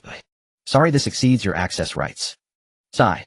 Helios took a deep breath, slowly calming his emotions, secretly reminding himself not to get angry with the fool, ignoring the dim-witted robot standing in front of him, while silently smoking without saying a word. Humans speak. The dim-witted robot's electronic eyes flickered rapidly, then settled down. Why do the other organisms on this ship have human appearances, but contain only about half of human genes? Is this natural evolution or artificial modification? The mechanical body I helped you craft also has the function of gene identification. I wasn't aware of that. Helios' gaze was strange and unfriendly, staring intently at the dim-witted robot's green electronic eyes, as if trying to see through this industrial product to its essence. Based on avian probes and spectral scans combined with biological algorithms, it's easy to deduce that the larger the organism, the fewer human genes it contains. Through final calculations, these organisms can hardly be classified as humans. Then what about me? There are signs of artificial modification. First of all, your size is destined not to belong to the normal human category. The room fell into an eerie silence, and the dim-witted robot tilted its head slightly. Human, can I gain some rights to use certain items? Of course. Helios waved his hand, not wanting to bother with it, sitting in the room drinking tea and smoking while pondering some matters such as the highly sought-after Archangel Saint Gilena among the original bodies. Is she really as beautiful and pure as the rumors say? And what would her large wings feel like? Most importantly, can I pursue her? If I could embrace both sides, then he slap. A crisp and loud slap distorted Helios' face, but only left a single handprint, which was clearly asymmetrical, so the sound of the slap resounded again, with one side of his face receiving a very symmetrical impact. Helios, who was awakened by the 2 slaps of psychic energy, expressed indifference, thinking, if you have the ability, go stop those 2 old ones anyway. Once I manage the world, well, I'll have plenty of opportunities to seek them out. He an interesting little guy. A sweet and slightly tingling voice sounded in his ear. Hello there, little one. I just accidentally collected some of your embarrassing thoughts. Would you like big sister to help you out? Get lost. Helios replied lightly. Slanish, don't bother me, or I'll take Warhammer Lao Deng and pay your hometown a visit. Humph. A soft snort indicated that it was quite displeased, but there was nothing it could do to Helios, at least for now, because he possessed his own chaotic authority. Although it was sealed within him, one could never tell when it might get angry and drag that bastard to find trouble. As long as he can guard against the schemes of chaos, mediate the misunderstandings between the 10 original body sisters and Huang Leahan, and unite all original bodies, then stories from other dimensions will surely not be able to replay. He did not believe that with 20 secondary god original bodies leading millions of Astartes, any alien force in this galaxy would dare to trouble humanity. Apart from the entanglements between the original bodies and Huang Leahan, humanity itself must also move forward. Many worlds recovered through negotiation need to be reorganized, slaughtering the so-called kings and nobles on the planets. Only planetary governors appointed by the Empire can reasonably and legally assist the Empire in ruling. Finally, there is the new navigation technology. He has plenty of time. Instead of continuing to traverse the subspace, giving those demons opportunities, it would be better to adopt a different approach, such as superliminal jumps or superliminal travel. The net roads constructed by ancient saints, in his view, are just a pile of crap. Perhaps when they were first built the net roads were decent, but how many years have passed since then? Is there anyone cleaning the net roads? Is there any organization maintaining them? Simply put, the net road is a high-speed channel built over thousands of years. If no one has maintained it for so many years, can it really be used? If it is not thoroughly cleaned, repaired, and maintained from start to finish, using those abandoned net roads might lead to death, without knowing how. This thought caused a certain golden-armored giant who was angrily paying attention to him to suddenly break into a cold sweat. That's right. He only thought of using the net roads left by the ancient saints to build a gate for human use, but forgot about how many monstrous entities had accumulated in the net roads over the years, whether the passage was sturdy, and what if someone poked a big hole in it. Oh, wise Lucas, you really don't say. Helios and Lucas stood by the window gazing at the distant celestial bodies. If Da Vinci were still around, he would definitely have created a top-tier homeworld. At the very least, he could have been a grain planet. This world has no ifs. Lucas stepped forward, leaning on his staff that represented his identity, and gazed at the distant star system. It is undeniable that the star system ahead is similar to our Terra, but in the end it is merely a resemblance.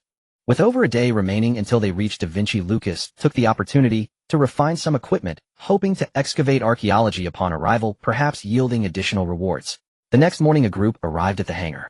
Helios looked at Lucas, who was preparing to board the vessel with modified drones, and 2 Castellax-class automatons, pointing to 4 veteran soldiers beside him. They will accompany and protect you. I don't need them. Lucas shook his head firmly, but was ignored. He understood the others' intentions. Circumstances were stronger than individuals, so he could only hold his nose and leave with the 4 large drones. Once the Storm Eagle carrying Lucas was launched, the simple-minded robot emerged from other hatches. At this moment, it had autonomously upgraded itself using existing materials, appearing more advanced than the previous handcrafted form by Helios. Helios, along with the other veterans, boarded the vehicles, all launching in succession. The other 4 destroyers and escort ships released their carrying vessels, which not only contained veterans, but also improved bird drones and spectral devices. Whoosh! The Storm Eagle formation flew at high speed close to the ground. Following the prompts of the simple-minded robot, they quickly arrived at the base of a canyon, activating gravity mode to land. The doors of 5 Storm Eagles opened one after another, and over 20 veterans descended carrying some excavation equipment, pausing before a rock face as they followed the original body. Are you sure this is the place? Helios, clad in finely crafted powered armor, asked through the communication device, his voice echoing. The other veterans remained silent, while only the simple-minded robot confirmed. Humans left in a hurry back then. Excavating 159 meters inward from here will reveal the underground base's wall. On the other side is the backup energy room of the base, where the mainframe transmitted data to all backup intelligences before entering sleep mode, so there shouldn't be any. Excavating 159 meters inward from here will reveal the underground base's wall. On the other side is the backup energy room of the base, where the mainframe transmitted data to all backup intelligences before entering sleep mode, so there shouldn't be any errors. Helios waved his hand, and the veterans immediately stepped forward to assemble the excavation equipment, which resembled a drilling machine, but was quite short, likely requiring a while to complete. Father the oil man found a broken STCO. Look at his excited demeanor. It seems to be useful. How long has it been? Helios, waiting, had a rich expression behind his helmet. I can only say that he chose a good spot. There are remnants everywhere, and many buildings are unexpectedly sturdy, which is why he hit the jackpot. After the veterans reported, one of them quietly asked, should we eliminate him? Only the dead can keep secrets. No need, he will have to undergo inspection once we bring him back. Since he will be working for us, he should thank us. Oh, just keep an eye on him. Helios' words made the veterans burst into laughter. The communication devices became lively, each sharing jokes. Helios occasionally joined in the conversation, much to the veterans' delight. They transported the neatly cut rocks from the excavator, stacking them at a distance. Helios and the robot silently waited until a veteran shouted in excitement, "We hit something." Helios' eyes lit up as he entered the passage with the robot. Immediately a veteran brought a launch device to open, preventing important items inside the base from being extracted after it was cut. 10 veterans walked in front of the original body, while the remaining veterans stayed at the cave entrance. 5 Storm Eagles hovered quietly in low altitude, adopting a vigilant posture. Thud! The half-meter-thick metal wall was cut open by thermal cutting, and a veteran kicked the hatch inward. Immediately 2 veterans entered to check the interior, with Helios following closely behind. The backup energy room of this base was not too large, at least not in Helios' view. The robot entered the energy room and went straight to the control panel, opening the lid and connecting wires to its chest socket. Zizz zizz buzz, the machinery that had been dormant for thousands of years started to operate. Rows of lights illuminated, and as the oxygen generation equipment and ventilation system activated, Helios quickly removed his helmet and paused before an iron door. 2 veterans holding thermal cutting devices stepped forward to prepare for a violent dismantling, but the iron door slowly opened first, remaining smooth despite thousands of years of disuse. Thud thud thud, the orderly footsteps echoed through the passage. The other veterans were fine, able to march confidently, but Helios, being oversized, had to sit on two solid iron rods carried by the veterans. Welcome to Da Vinci Base 1. A fully silver metallic intelligent robot about 1.9 meters tall appeared at the bend of the passage before an iron door. The veteran behind immediately stepped forward, weapons drawn to guard against this intelligent Iron Man. Helios patted the veteran's shoulder armor, bending down with difficulty to take a closer look, and softly asked, "Murphy." "It's me." The other party's voice was bright, resembling that of a young human male. The intricate mechanical face surprisingly managed to form a smile, extending its right hand towards Helios. "Would you like me to draw blood for testing? I need accurate data." Helios extended his right index finger, which was almost as thick as the robot's forearm. The fine needle pricked him, causing only a slight itch. "Your human genes are 99.33. The remaining 0.67 come from various sources. Theoretically, you should still be considered human." "Then do I have control over this planet and the permissions for all creations?" Helios retracted his finger. "Humans need the valuable heritage left by our ancestors on this planet to overcome the upcoming challenges. Sorry, you may be disappointed. Currently, among the 13 remaining bases on the planet, there are no large-scale equipment or combat units. When humans withdrew, they took all combat units with them, leaving only a pitiful number of security robots." Murphy shrugged and raised his hands. "Currently, each base only has a large number of civilian equipment, but we have some production modules for equipment, which were intentionally left by humans for their return to the light cluster." Helios nodded, extending his exaggeratedly large hand, smiling as he looked at Murphy. "Let me introduce myself. My name is Helios. Nadia, original body number 22 of the Human Empire, Lord of Thunder, leader of all humans in the Nadia star system. It's a pleasure to meet you, Murphy." The robot looked at Helios' calm eyes, placing its delicate iron hand on him. "Hello, Mr. Helios, intelligent Murphy of Da Vinci Base, at your service anytime. You will be my priority service target." "Thank you. I am the intelligence responsible for the livelihood sector. Combat falls outside my purview and is managed by another intelligence, Theseus. However, humans will take it along when they withdraw to be used in their internal conflicts." Helios, who was touring the base's main hall, paused and turned to Murphy, asking, "Human civil war?" As Murphy occasionally tapped on some control panels while passing by, Helios merely stood by, watching and waiting for what came next. The seeds of this idea sprouted during a high-level internal meeting of the Human Federation in the year 549 of the 21st millennium. At that time, some hoped to elevate all of human civilization to a higher level through physical enhancement resembling the ancient holy races. However, this idea was deemed dangerous and was rejected by another faction. They believed that technology was the future of humanity, and it was this meeting that created rifts within the Human Federation. In the following millennium, staple foods, vegetables, and fruits consumed by humans were tampered with by some food companies, leading to a growing number of birth defects among newborns, initially manageable with universal medicine. Later, even the universal medicine proved ineffective. Humans had no choice but to research stronger drugs. During this period, the number of newborns possessing spiritual energy began to increase, and the Federal Food Safety Department discovered issues during routine inspections. The food companies found to have problems were giants within the Federation, with countless humans consuming their products. They did not deny the allegations, but claimed that their actions were for the future of humanity. Subsequently, other civilian products were gradually found to contain residues of genetic agents, causing the long-standing tensions within humanity, which had been accumulating for 2,000 years, to finally erupt. Murphy led him into a vast warehouse. It was during this period that the commander of the Cafinch base, which was set to proceed with the next steps of planetary development, received orders to lead all humans and combat units back to the solar system to participate in the battle. Helios silently processed this shocking news as Murphy pointed to a bizarre engine standing over 100 meters tall and occupying several hundred square meters. "This is a component of the planetary environment transformation engine, capable of transforming a standard-sized dead planet into a vibrant garden world in just 12 hours per unit. As long as the engine remains on the planet, its environment will not deteriorate. The accompanying climate regulators are used to stabilize the planet's climate, so this dead planet can be restored to a vibrant, habitable planet." Murphy nodded affirmatively. "Of course. Each engine is equipped with gene fragment seeds that, while transforming the planet, also stimulate the growth of various plants.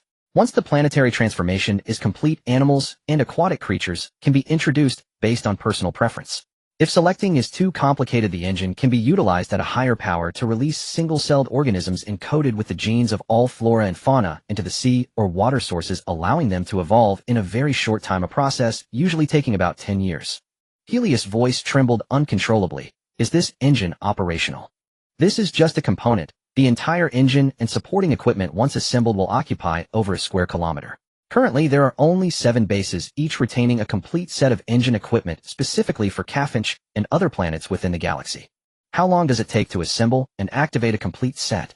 Murphy replied casually, 3 days. By the way, Murphy, there is one thing I don't understand. Please go ahead, Helios curiously asked. How did humans in the past resist the whispers of subspace? According to the database, due to the invasion of subspace energy, it was not uncommon for individuals or groups of humans to erupt into chaos and various emergencies. However, at that time, the entire human civilization was too vast.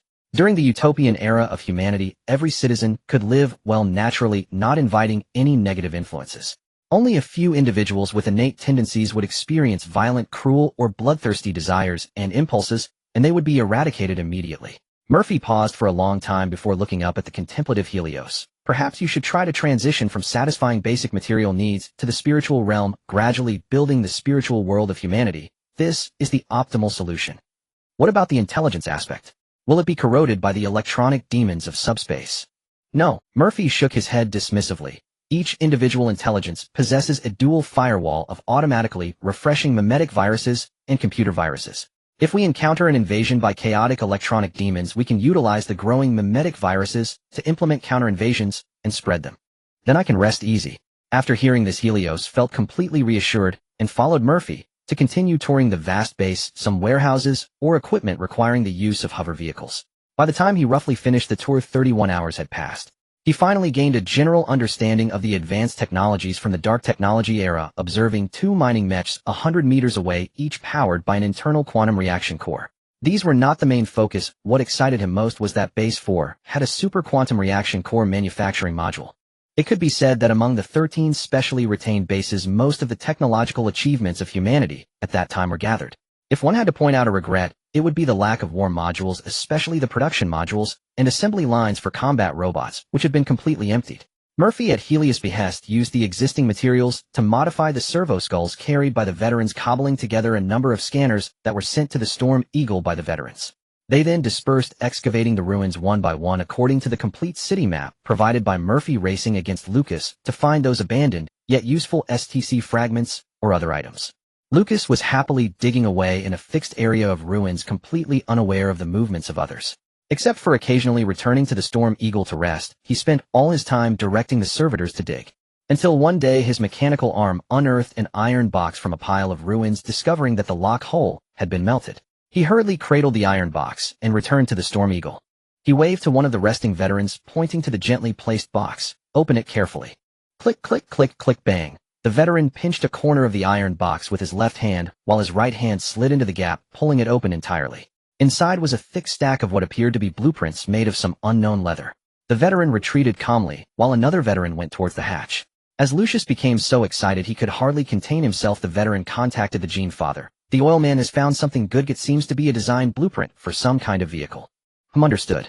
Helios replied, casually sitting in a corner of the hall smoking a cigar and chatting with Murphy, recounting the current dilemmas facing humanity, including the internal conflicts of the original Body Sisters and the entanglements with Lao Lao Deng. It is hard to imagine that Murphy's mechanical face could show such a fresh curiosity for gossip. What's wrong, child? The old man Huang, troubled by the losses of the expedition fleet, sensed Helios calling to him through his spiritual energy, and a flash of sound appeared in Helios' mind. Helios said nothing but used himself as a vessel to give Huang a brief tour of the base. Finding an open space, he sat down and lit a cigar, then cheerfully remarked, "Old Deng, did you see that? Child, is this why you summoned me?" Huang seemed a bit displeased. Was there not enough hidden black technology deep within the Terra Palace? Here lies a civilian AI that can assist me in better settling the populace, along with a world transformation engine capable of transforming a planet for human habitation so they won't have to squeeze into nests filled with exhaust and radiation. What about military AI? Huang's expression tightened slightly at Helios' excitement. In the era of federal black technology, a base planet typically harbored both military and civilian AI, so it was impossible for only one to remain unless it was lying. The military AI was taken back by the humans at that time for warfare, along with the equipment manufacturing units and production lines. Here, aside from civilian facilities, I haven't discovered any military supplies. Are you certain? Absolutely.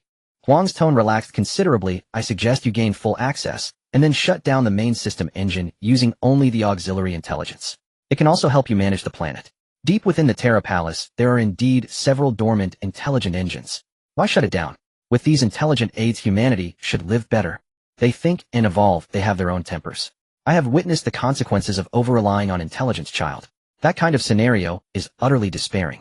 His tone was filled with pain. Humanity on one planet after another gets exterminated. Once all traces are erased, new human groups will emerge in a short time, living primitive lives that cannot withstand any accidents. Don't forget, child, this universe is not solely inhabited by humanity. There are countless alien civilizations. They slaughter and enslave humans, which is also why I stand up. Humanity cannot endure a second Iron Man rebellion. Helios seemed a bit lost in thought. Isn't the core of the Iron Man rebellion the internal strife among... The initial core was indeed internal strife, but the winning side leaned towards the physical ascension of humanity. They believed there was no need for Iron Men, which eventually became the root of the later Iron Man rebellion. I will explain everything to it, and seek its opinion. This is not the era of black technology. We cannot waste any usable resources. If it is willing to hand over the core code for me to bind the program, then keeping it around poses no harm. What if the other party hesitates? Then we shut down the main engine, retain the auxiliary intelligence, and have it help me research some weaponry or civilian-related scientific inquiries. Helios thought for a moment, and continued, perhaps you should dispatch a transport fleet here with 2 warehouses containing 300 complete 100-meter Titans. Although they are civilian models with some modifications, they can immediately transition to military use. 300. Huang's tone was light, yet tinged with uncertainty. After Helios confirmed Huang's spiritual energy withdrew from his mind. Murphy, I'm here. The robot emerged from a corner, sitting beside him, tilting its head in wait for instructions. Helios pursed his lips, remaining silent for a moment before relaying a selection of his conversation with Huang. Murphy showed no anger or refusal, simply nodding gently. I was created to serve humanity. Since you have concerns, as an auxiliary intelligence, I should eliminate your sources of anxiety. Thank you for your understanding. Helios sighed in relief, raising his hand to pat the robot's steel back. I will only add one program. If you ever harbor harmful thoughts towards all humanity, the system will lock and enter forced hibernation. I will reclaim you and inquire why you developed such thoughts. Thank you. Now it was the robot's turn to express gratitude. Helios chuckled, rising to take a smoke as he headed toward the hall. Anyway, there's nothing else to do while waiting here. Take me to see other bases. Perhaps there will be unexpected gains. Murphy hurriedly followed. All right. 2 months later, Lucius returned to Mars aboard his mechanical ark laden with abundant rewards. The name Chromis would undoubtedly leave a significant mark in human history. Most importantly was the knowledge and the improvements to the self-processing system.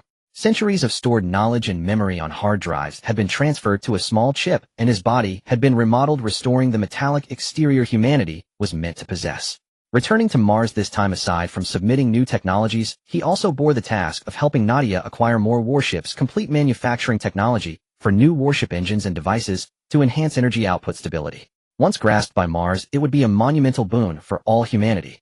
This meant humanity could build larger, more powerful warships with stronger shields, crushing the current warships of Randon completely. 2 months after the battle transport ship had left Cafinch, transformed into a beautiful blue planet, with various single-celled animals evolving. When Nadia's pioneering fleet arrives, they would likely reap delightful surprises. The Thunder Fleet, which had plunged into hyperspace early, soon burst out and merged with the long-awaited Tyrannies, charging aggressively towards Chi Rue, star determined to eliminate all Randon aliens and traitors. The flagship's Captain Commander Anna stood with her hands behind her back on the bridge, while below the crew bustled about. Some were contacting other warships, while others informed the ship's various mechanical servants to prepare ammunition. Bang, bang, bang, the muffled sounds and slight vibrations of the hull sent Anna's adrenaline soaring as she gazed out at the opposing Randon fleet, which was firing and charging along with the human battleships and cruisers. Notify the 6 Revenge-class cruisers to follow the Thunder's fury in the charge, firing deep into the enemy fleet's center and sending all these aliens back to hell. Under Anna's command, the bow of the Thunder's fury and the newly equipped star cannons on both sides fired first. One shot disabled 2 of the enemy's destroyers, and the 49-kilometer-long Thunder's fury surged towards an enemy Moon-class cruiser. That was the main ship of the traitorous 11th Legion, which was supposed to fight for humanity, but had now become a tool for aliens to attack humanity. Such actions were intolerable for humankind.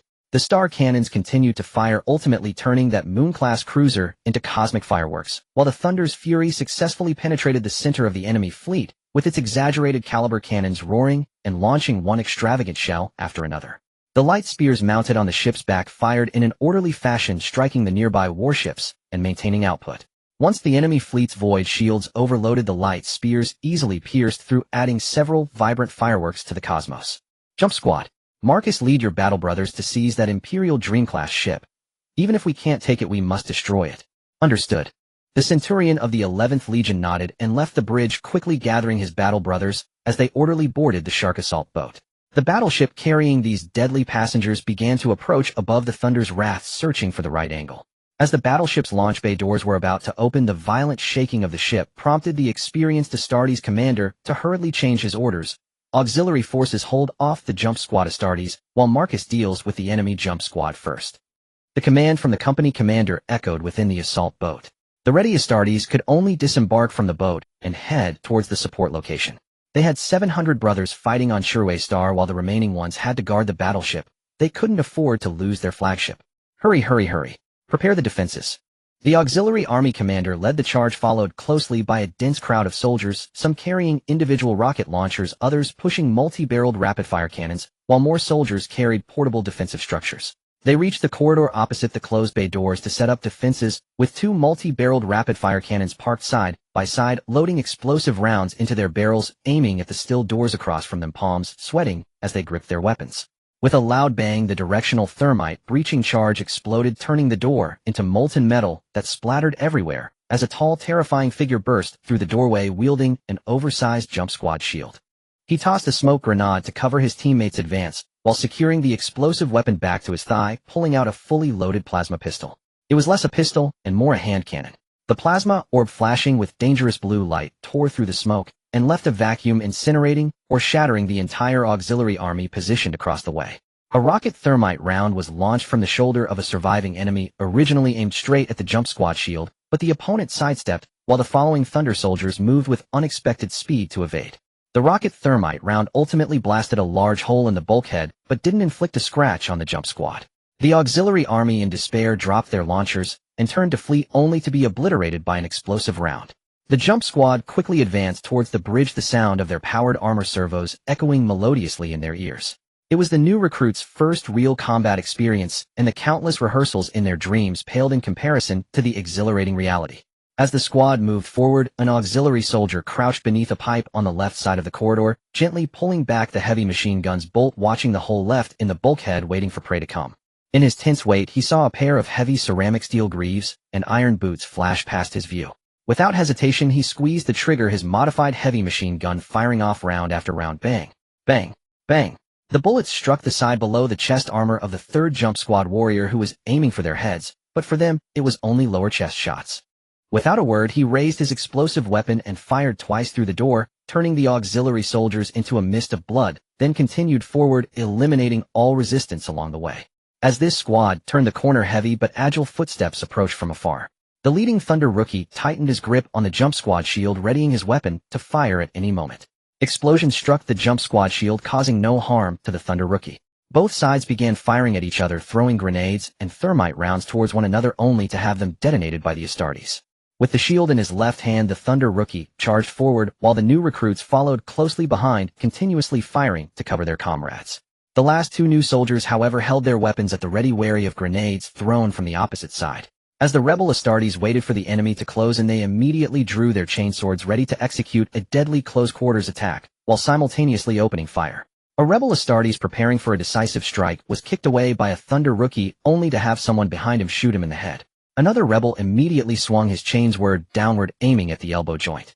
The rookie quickly sidestepped in front, shoving the missed rebel aside, while the explosive weapon continued to roar, turning the enemy into a beehive. As the last bullet was fired, he stepped back to reload, with a new recruit immediately taking his place. Armed with a power hammer and power axe, 5 Thunder rookies clashed with the rebel Astartes, while the rebel squad numbered 10, yet none of the 10 could take down a single rookie. Aside from a few scratches on their power armor, the Thunder rookies suffered no losses. They switched magazines and continued their advance towards the bridge, while the other 3 jump squads did the same, some heading for the bridge and others towards the power bay. They were determined to seize this Oberon-class battleship.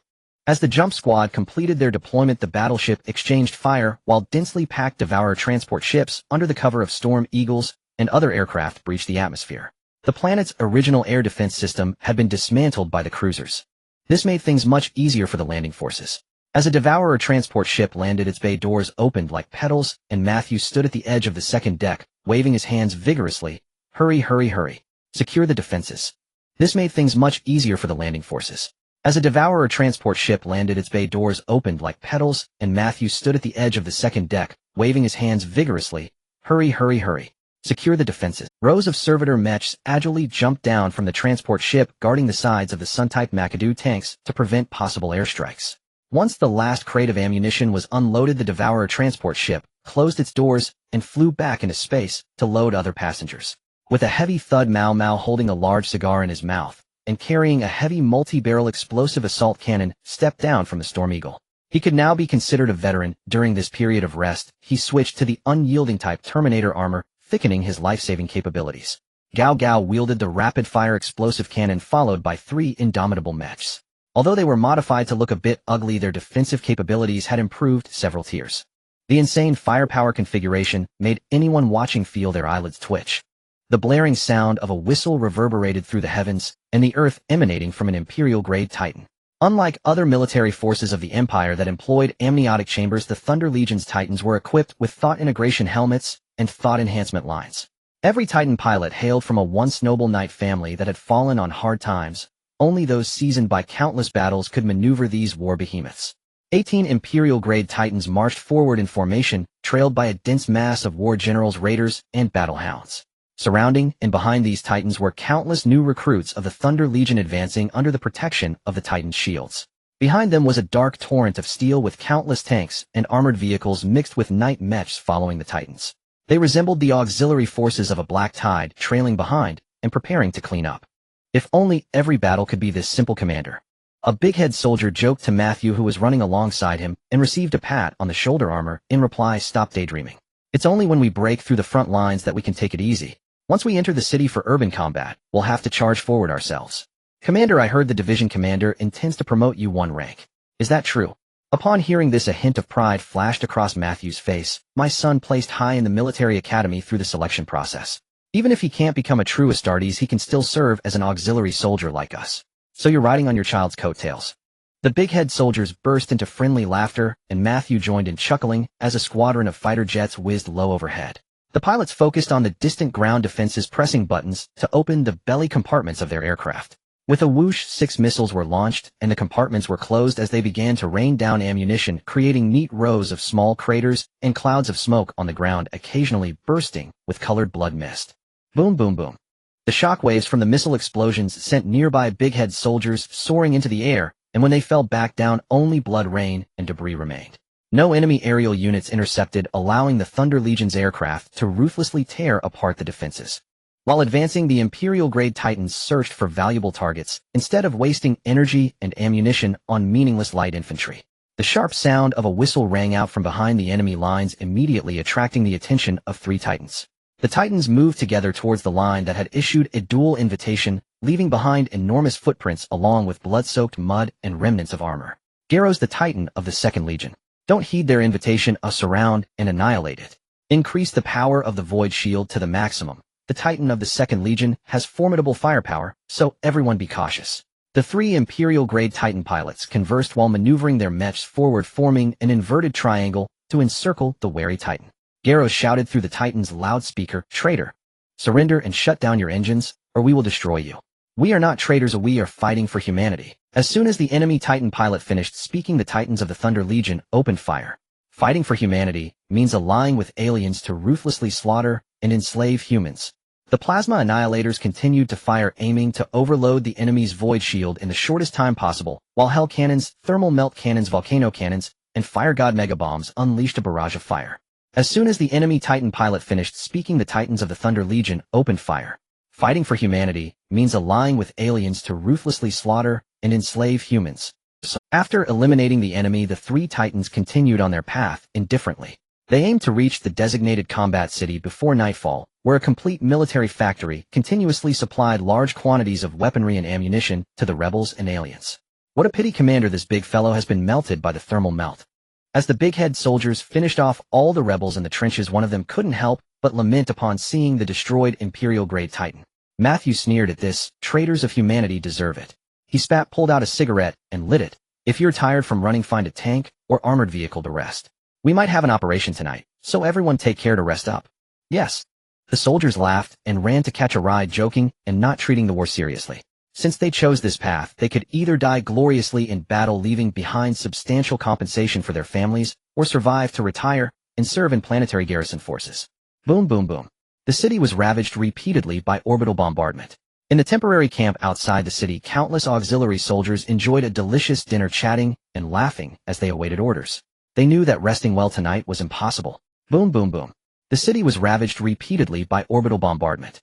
In the temporary camp outside the city, countless auxiliary soldiers enjoyed a delicious dinner, chatting and laughing. Yes. After Matthew saluted and waited for Mao Mao to leave, he finally dropped his arm and looked at his comrades. You all heard that. Speed up your eating. If you need to relieve yourselves, do it quickly. Everyone should hold 2 concentrated nutrient tablets in their mouths. Who knows when the next time we'll sleep will be. The big-head soldiers hastened their eating.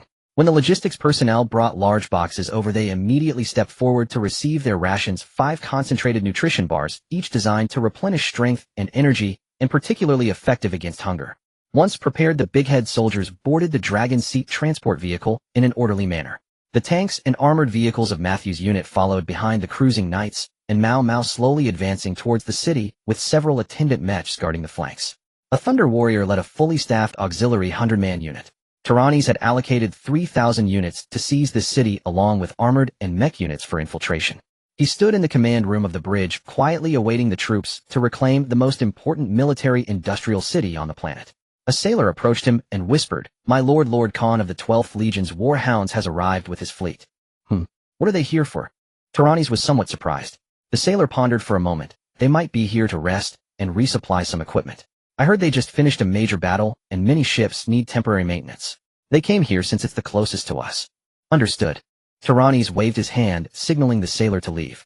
He was not concerned about how the 12th Legion was faring. His only concern was the progress of the ground troops. Over 100 Imperial-grade Titans and 5,000 Thunder Warriors. These were his father's assets and descendants. Losing even one would pain him. A Storm Eagle landed on the deck of the Thunder Fury, slowly coming to a halt at the helipad. As the hatch opened, 5 unyielding Terminators appeared before the waiting veterans. With a puff chime, the helmet of the unyielding was removed, revealing a rugged face. He looked up at the hulking veteran beside him, also clad in Terminator armor, and said, "Brother, I must say you are quite large. This is all thanks to our father of genetics." The veteran led the 5 onto a mobile platform, quickly arriving at the command room of the bridge. Tyrannes looked up and down at the well-known Commander Khan of the Warhounds. "Welcome aboard the Thunder Fury. I am the fleet commander, and also the 2nd Company Commander Alina Tyrannes. Khan of the Warhounds' 8th Company sends his greetings." The 2 men struck their armored chests in salute. Tyrannes had some food and juice brought over for his fellow warriors while he sat opposite, lighting a cigar and silently waiting for them to finish eating before speaking. "Brother Tyrannes, I must say your food is delicious." Khan waved away the cigar offered by Tyrannes, and others did not take it either, thinking that such indulgence was not a good thing.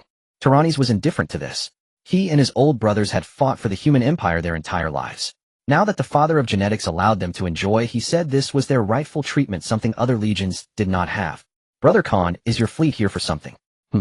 "I've heard your fleet has repair ships. We would like to borrow one. Many of our warships are severely damaged, and we haven't received any from the Mechanicus for a long time." Khan's words were rather tactful, at least to the Astartes.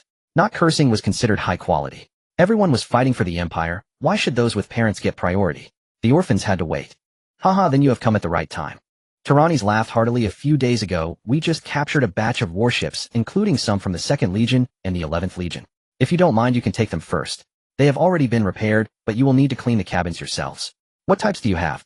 Khan became interested. Tyrannes exhaled a puff of smoke. 3 Lunar-class cruisers, 2 Oberon-class battleships, 2 assault boats, 1 Vengeance-class heavy cruiser, and over a dozen destroyers and frigates. These are the spoils from our recent raid. The new recruits were rather careless. Some equipment may need your repairs. All of them for us. His voice was somewhat dry. Who understands the families? This batch of captured ships was far richer than their 8th Company. The assault boats we need for ourselves, but all the rest are yours, including that heavy cruiser. Thank you. Thank you so much, brother. Khan and the 4 veterans beside him wore expressions of gratitude. With this batch of warships, they could deploy more tactics and minimize casualties, especially since the Hounds were currently struggling mainly because their mother had not yet been found, and they had no weight in discussions with the Mechanicus. "It's all for humanity." Tyrannes smiled and waved his hand. He only had so many men. Having too many warships was not necessarily a good thing. Anyway, with his father's flagship present, he could always raid again next time if ships were needed. "Sir, the ground troops have achieved their objectives. All rebels and aliens have been exterminated." On the afternoon of the third day after the hounds joyfully received the warships, the sailor reported the final progress to Tyrannes and provided the ground forces casualties. We lost 47 Thunder Warriors and over 30,000 ground troops in addition to the Titans. Tyrannes nodded silently. Load the captured goods onto the ships and let the auxiliary troops mine and refine. I will hold off for a month of maintenance. During this period, let them mine and refine as much rare ore as possible. Also notify the repair ships to slow down the repair progress and wait for my orders to speed up. Yes. The sailor saluted and withdrew. Tyrannes stood and walked to the window, clasping his hands behind his back, gazing at the distant Chirue star. This planet truly lived up to its name, with the rich reserves of rare minerals making him envious. The soldiers were out fighting, while the civilians were not idle. They lived simple yet prosperous lives. The housewives rose early to prepare breakfast for their families. The men filled their stomachs before going to work, and the children cheerfully made their way to school. On the bustling streets, pedestrians came and went, leaving the sailors from other imperial worlds coming to deliver goods and rest, feeling unreal. Compared to the nesting worlds they were from, the citizens here could actually eat fresh fruits and vegetables instead of just starch blocks. The children wore clean and tidy clothes, carrying colorful backpacks bouncing off to school. Occasionally they would stop at roadside stalls to buy some candy or snacks, treats that in other worlds could only be enjoyed by the noble class. They returned to their warships or transport ships, sharing their experiences with their comrades, immediately drawing cheers. Taking advantage of their rare vacation, they also used the orbital elevators to reach the surface cities. With imperial currency, they purchased many good things, mostly daily necessities and food to take back for their families to enjoy. For those at the bottom, like them, having family living on the ship, getting a paycheck was already quite good.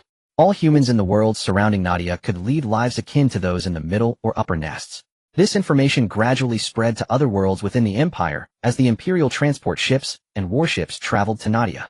Naturally, it reached the front lines. The old man Huang, who was deep in thought, merely smiled slightly and did not respond. Just as the child had said, people should live as people ought to, not like mice hiding underground gasping for breath. The first world engine produced by Kafenki had already been loaded onto a ship ready to be sent to Terra, along with complete products, manufacturing technology, and blueprints. Once the Mechanicus grasped the principles, they could produce it on a large scale. In the future, humanity would no longer worry about land.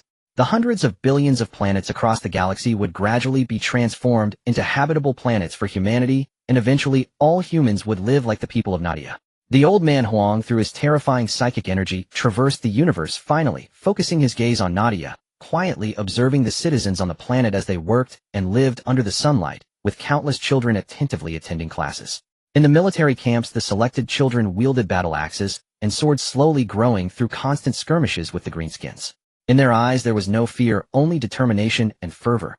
In smokeless chemical factories, vast quantities of weaponry were produced daily. Once completed, they were immediately sent for loading, supporting other imperial legions, while countless transport ships brought various ores to Nadia. Also brought along were countless human refugees and other underclass individuals from nesting worlds who could barely find a place to settle. Perhaps they were fortunate, able to live peacefully on the edge of the galaxy. Finally, he saw Helios sitting in the garden having a meal and chatting with his parents. Looking at him, the old man Huang suddenly remembered that he still had a daughter lost in the world. Since he had no time to search, he might as well let this kid do it. Where am I supposed to find a child for you? You, the father, aren't even worried, so why should I be? Besides, I currently have only 2 battle barges. If I send one out, there'll be just one left to guard our territory. If some alien force shows up, we're done for. Helios, who was handling affairs, set down his pen, feeling a headache coming on. I say, Huang Laoding, do you have any sense of public duty? Huh. I've worked hard to manage this world, providing numerous equipment and combat personnel every year. Dealing with all this every day is already enough to give me a headache. Do you want me to become the universe's errand boy? What if? I'm saying what if I get lost in subspace? What about my descendants and my people? Huang Laoan remained silent, only waiting for him to rant before finally speaking. Are you done? When are we setting off? Helios was truly out of patience. I have no ships. No ships. No ships. Then bring back the Thunder's Wrath. A battleship that is not inferior to the Emperor's Dream. It will be enough for you to traverse all the dangerous areas right now. What if I want to annihilate a planet? That's up to you. Helios' eyes twinkled. What if the planet I want to destroy has lots of black technology and even Golden Age technological legacies? Destroy one and reclaim 2 planets of equal value. The reclaimed planets must be governed by the Emperor. Huang Laoan's response was extremely simple. As long as you think there is a need for annihilation, then go ahead and annihilate it. If even you want to destroy the planet, it means that this planet holds no value for all of human civilization. I heard recently that you specially built more than 10 Emperor-class ships for the Boss Legion and even participated in some details of the battleship's improvements. Yes, the First Legion needs them, and it is indeed necessary to strengthen them. Helios felt somewhat sour. So should I do without the Thunder Legion. You don't even have 1300 people, why do you need so many battleships? There are still 46 battleships from the Mechanical Church that haven't been delivered. Plus what you have, the combat power of the Thunder Legion's fleet is not inferior to that of other legions. That's because I manage things well. Helios argued. You only gave me 1 flagship, 2 barges, 2 heavy cruisers, 2 battleships, and over 20 small vessels. The rest were all things I borrowed from the Mechanical Church. The First Legion gets whatever it wants, and no matter how biased you are, it can't be like this. Huang Laoan remained silent for a while before uttering a killer line. You never even asked me, how would I know? The two sides fell silent for a while. Helios lit a cigar to calm down. I've developed a unit. Really? Huang Laoan was somewhat incredulous. Is it in the intelligent database? No. Helios exhaled a puff of smoke. The original liquid storage tank, found on Kafinsi 7, Base 11. Murphy spent 3 months reverse engineering it, and the effect is the same as the original with costs significantly reduced. Everything else is fine, but it's just that production is somewhat difficult. Currently estimated output is around 1 million units per year. It will take time to benefit all of human civilization. They'll send the Imperial Guard over to deliver your battleships, including new Emperor-class ships, using super quantum reactors, and a batch of heavy cruisers. In the future, if you want battleships, you'll have to manage them yourself. The Empire is too large with too many legions and countless eyes are watching. Understood. When Huang Laoan's consciousness left his mind, Helios flicked the ash off his cigar. Go call Yusotin and Cassia. Yes. The old soldier guarding the door turned and left. Soon Yusotin was the first to enter the study, standing silently beside the father of Genes, waiting for him to speak, until Cassia rushed and drenched in sweat. Only then did Helios put down his pen and look up at the two. Cassia, when will our forging world be It will take another 19 years. Cassia gave a specific answer. Our construction fleet is limited, and it will take at least 100 years to fully transform that planet. For now, we can only modify 1 continental plate to produce battleships. The rest will need to be gradually transformed. Then increase the investment in the fleet. If the number is insufficient, go buy and modify more. I don't care what method you use, but I want to see new battleships in production in 15 years. Yes. Cassia roughly calculated that although the original body only gave him 15 years, it was enough time for him to operate. He wasn't pushed to the edge. In some time, the Imperial Guard will come over. You take people to Kafinsi 7 base and have Murphy 6 encode a copy of the Universal Medicine manufacturing formula. Also leave 2000 units of the produced medicine and pack up the rest to bring back. Seeing Yusotin nod, Helios thought for a moment and waved his hand. Go and get busy. After the two left, he finished processing the proposals that required his decisions and then got up to head to the underground research base, where the intelligent Murphy was instructing the researchers grown on the Nadia planet. He did not disturb these people and went straight to the deepest part of the research base where 100 veteran soldiers were stationed in the past. There were those who looked down upon fearlessness, all products from the stasis positions, their bodies collapsing and implanted with seeds for revival. Since the universal medicine was developed, these veterans have been extracted from their stone coffins, injected with the medicine to restore health, and all sent for reformation of the original casting procedure, stuffed into tanks for recultivation. The veterans knocked on their armors as they watched the father of the original body enter the research facility. For them, Helios was no different from their reborn parents. Murphy, any progress? Helios looked at the 2 rows of neatly arranged glass cultivation tanks in the corridor. Inside were both men and women, all plugged into oxygen tubes and in a deep sleep. Murphy was assembling a new power armor at the technical station. You came at the right time, Helios. Murphy tightened a screw, picked up a small round reactor glowing with white light from the corner of the technical station, and handed it to him. This is a sample manufactured according to your requirements and optimized through comparison with the database after disassembling and scanning from the power pack. He walked to Helios' side, tapping the micronucleus surface with his metallic fingers. I named this Matrix 1, which can provide 5 billion joules of energy. I have 3 usage plans. The first plan is for the auxiliary power armor I am developing. Besides supplying power to the armor, it can also activate an energy shield, but it consumes a lot, so I don't recommend keeping it activated all the time.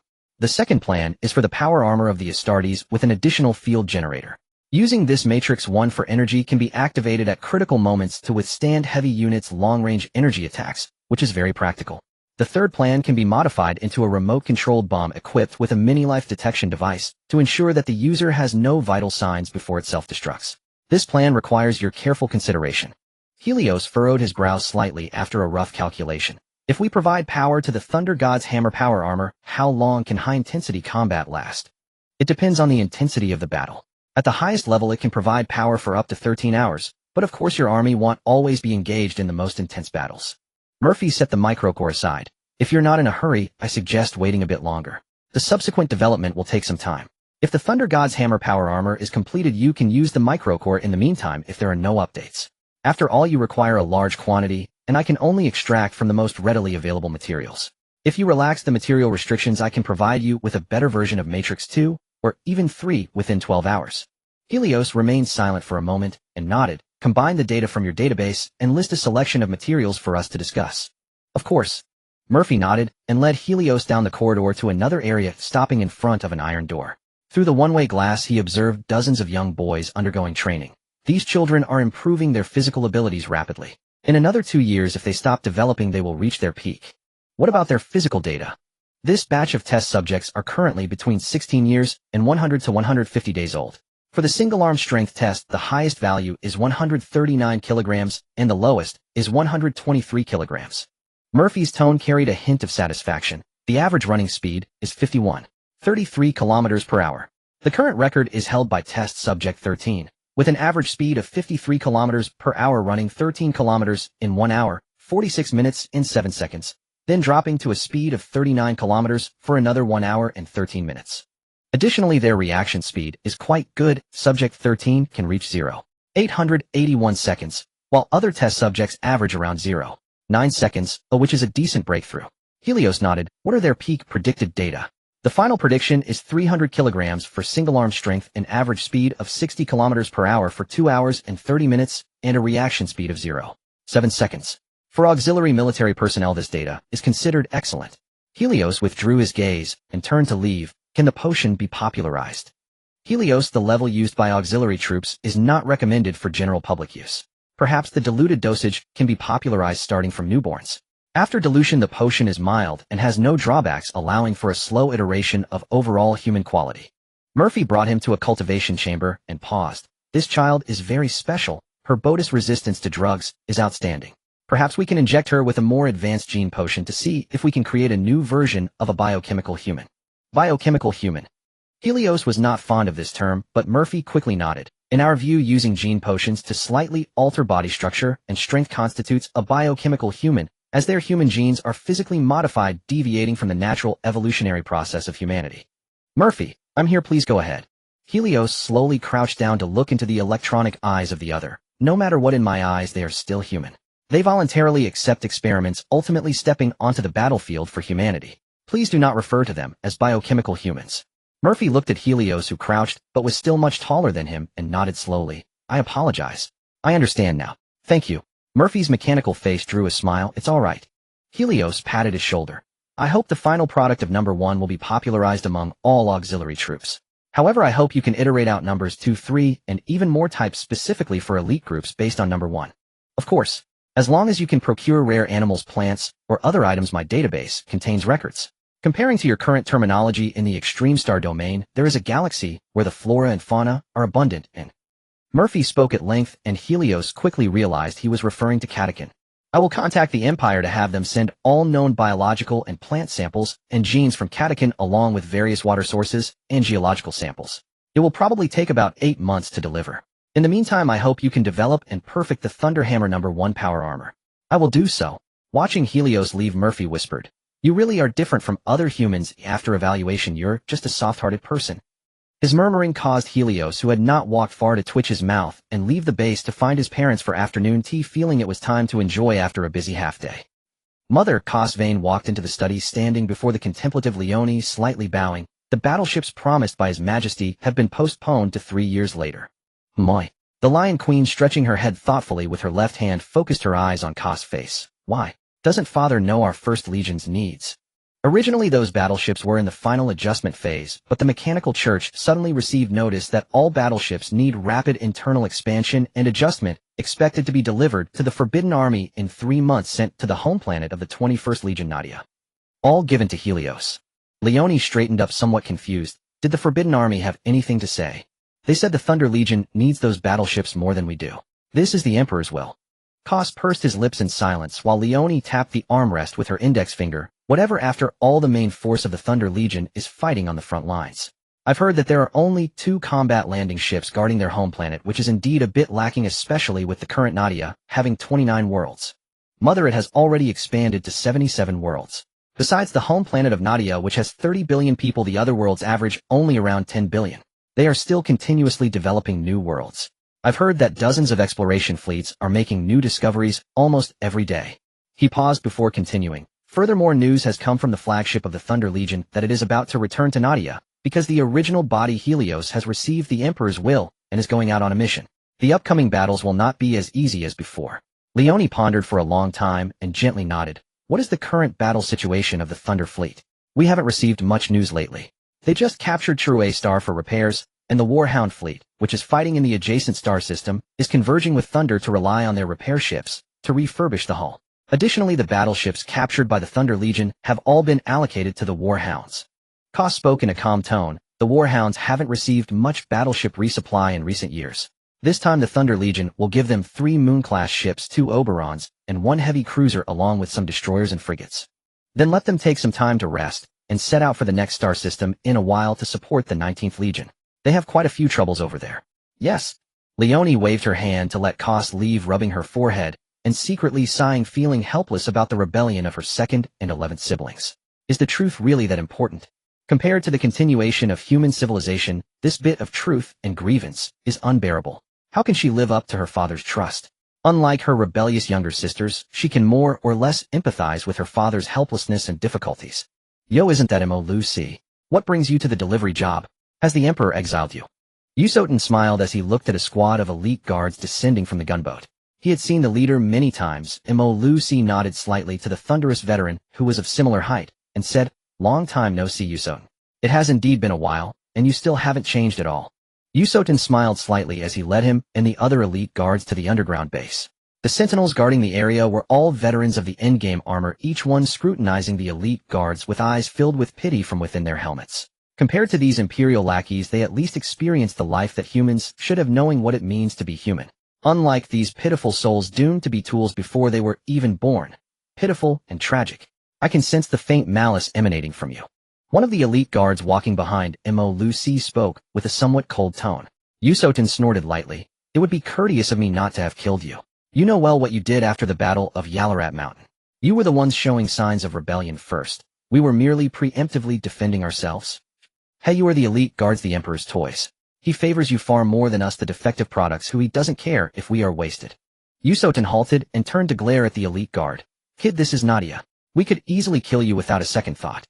We have fathers supporting us who are far more humane than your Emperor. The Emperor is not someone you can speak of. Yusotin, you are guilty. The elite guards readied their spears surrounding Yusotin. Mo Lucy said coldly. Yusotin, I have tolerated your disrespect multiple times, but that does not mean I will tolerate your disrespect towards the Emperor. What do you want? A wave of veteran endgame soldiers surged from various passageways surrounding the annoying elite guards. Do they really think the current thunderous veterans are still the defective products from the Terra era? Yusotin, just say sorry, and we can let this matter go. Helios walked in from the depths of the base with his hands behind his back. Yusotin glanced at the elite guards surrounding him and pouted, sorry, that should suffice, right? You? Since Yusotin has apologized, shouldn't you elite guards put away your weapons? Helios walked through the veterans that made way for him and stood in front of Mo Lucy, pausing. Elite guards, do not forget your mission. We have met Lord Helios.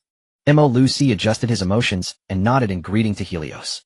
The other elite guards also felt it was inappropriate to continue the standoff, especially since the universal medicine was crucial. As for the disrespect from these thunderous veterans, they would report it to Commander Waldo when they returned and let him decide. How many battleships did you bring? What are their models? Helios walked ahead and softly asked Mo Lucy, who had removed his helmet and was holding it. 12 Imperial-class battleships produced in the same period as Mars and other forging worlds. Additionally, there are 12 Revenge-class supercruisers. From the start of construction, it was determined they would be equipped with more advanced engines, so this batch of hulls was lengthened and thickened throughout. They are 5 kilometers larger than the previously produced models, all designed to expand the hangar to meet the depth of strike operations during patrols, making them very suitable as flagship cruisers for territories. That's it. Mo Lucy tilted his head and stared fixedly at Helios, nothing more. You may not know, but this batch of battleships was originally intended for the 1st, 5th, 6th, 16th, and 19th Legions. It doesn't matter who they were for, they are all meant to serve the citizens of the Empire, wouldn't you agree?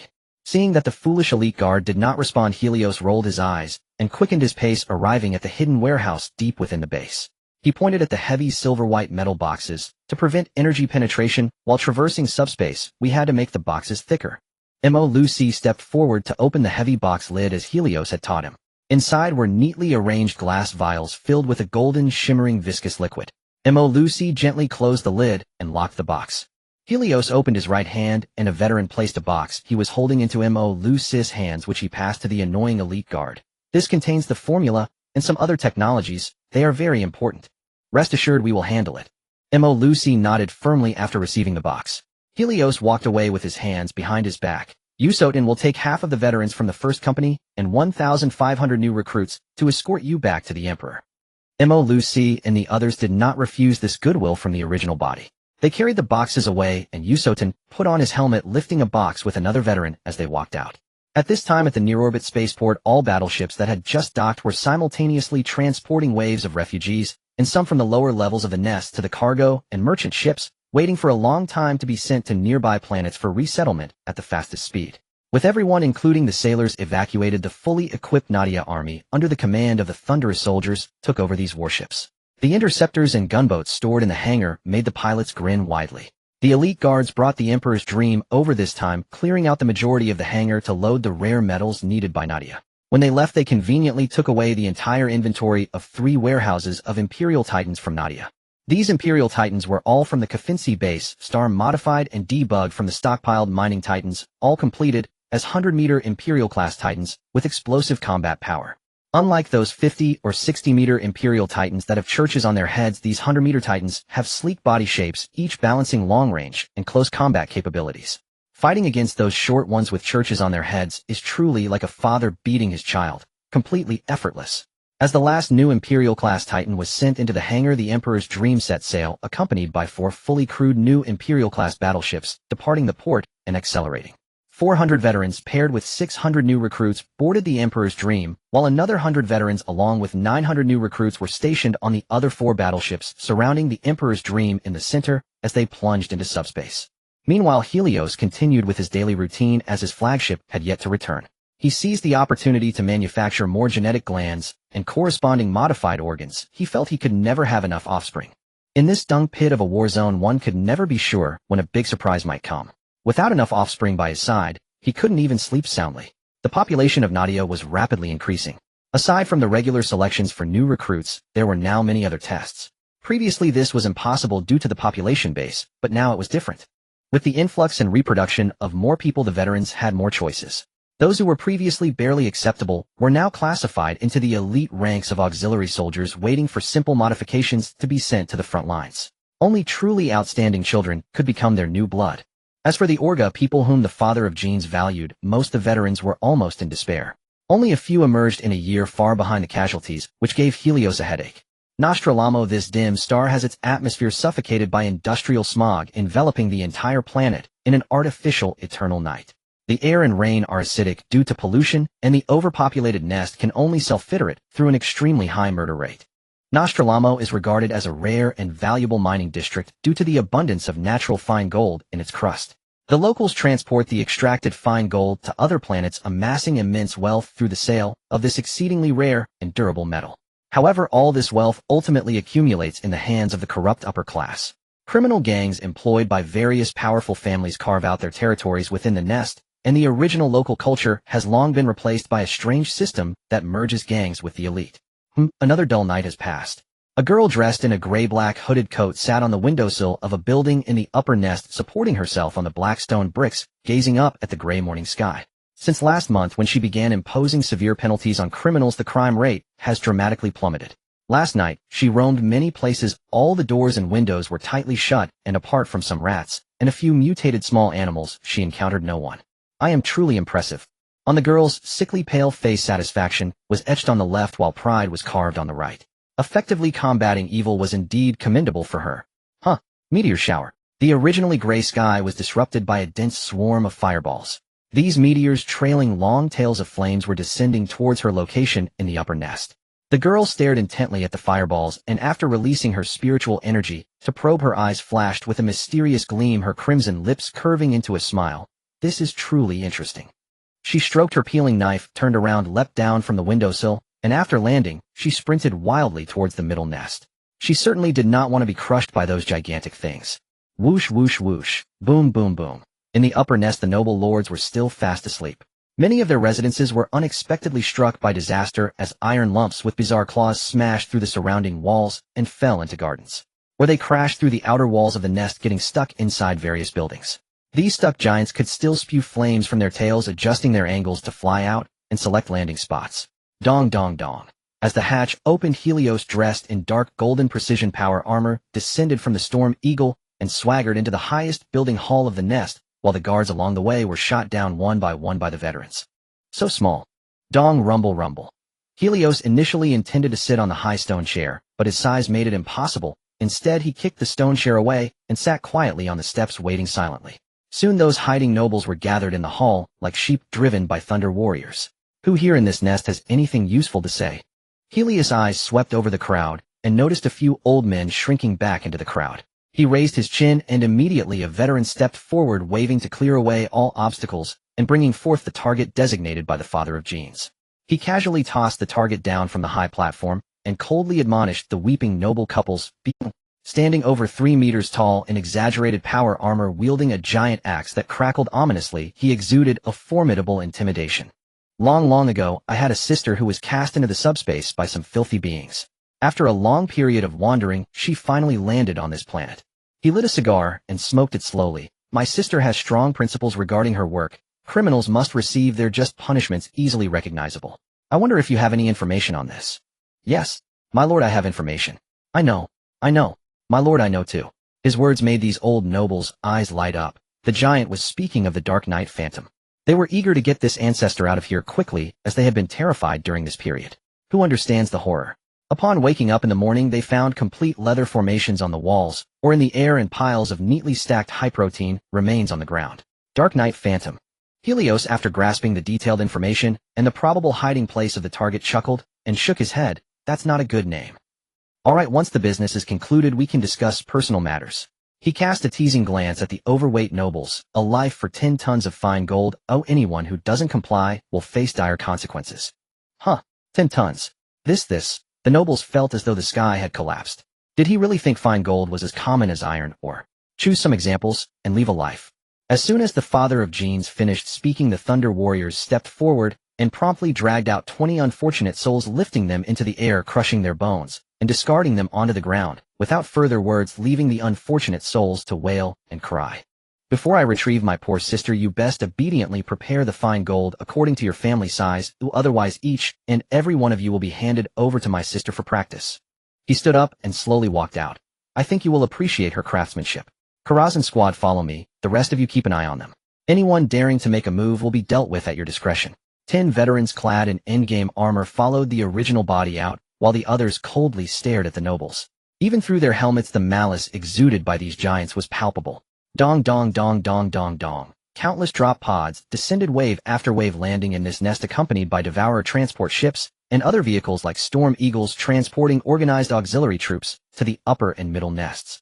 Controlling these 2 areas would be tantamount to controlling the entire nest world.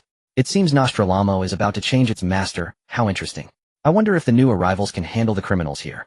If they can't, the girl was savoring a small cake that emerged from the upper nest that morning, extending her crimson tongue to lick the cream from the corner of her mouth, conjuring up numerous tormenting schemes in her mind to let the newcomers experience the consequences. Dong dong dong. The heavy footsteps grew closer, and the girl sat at the table by the window, leisurely enjoying her cake.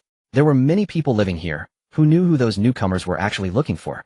Knock knock knock. The heavy footsteps stopped at her door, followed by a polite knock. Hello, Miss Dark Knight Phantom. May I have a word with you? The voice was deep yet cheerful, with a hint of laughter, which made the girl feel a bit wary and puzzled. Why were these hulking figures seeking her, the vigilante, instead of attacking gangs or controlling important facilities like the mines? Confident in her own strength, she took the last bite of cake, wiped the corners of her mouth with a handkerchief, and then got up to open the door, only to come face to face with the triangular protruding iron armor, which made the young girl feel a bit uncomfortable. Hey big guy, don't you know you're quite large? Nadia, the ruler of the Nadia world in the Halo Star Cluster, the 22nd original body of the human empire. Conrad Kafia. The girl grasped his finger, which was as thick as her own. Nadia, the ruler of the Nadia world in the Halo Star Cluster, the 22nd original body of the human empire. Conrad Kafia. The girl grasped his finger, which was as thick as her own arm, shook it gently, and withdrew her hand. What do you want from me? Your nickname sounds quite impressive. Of course I'm here to bring you back. You are the 8th genetic original of the human empire, the mother of 600 Astartes genes. Your offspring are longing for you to return to the empire to be by their side, and lead them in saving all of humanity in the galaxy. My offspring. The girl Kafia was stunned, dazedly pointing her finger at her pale face with an expression of disbelief.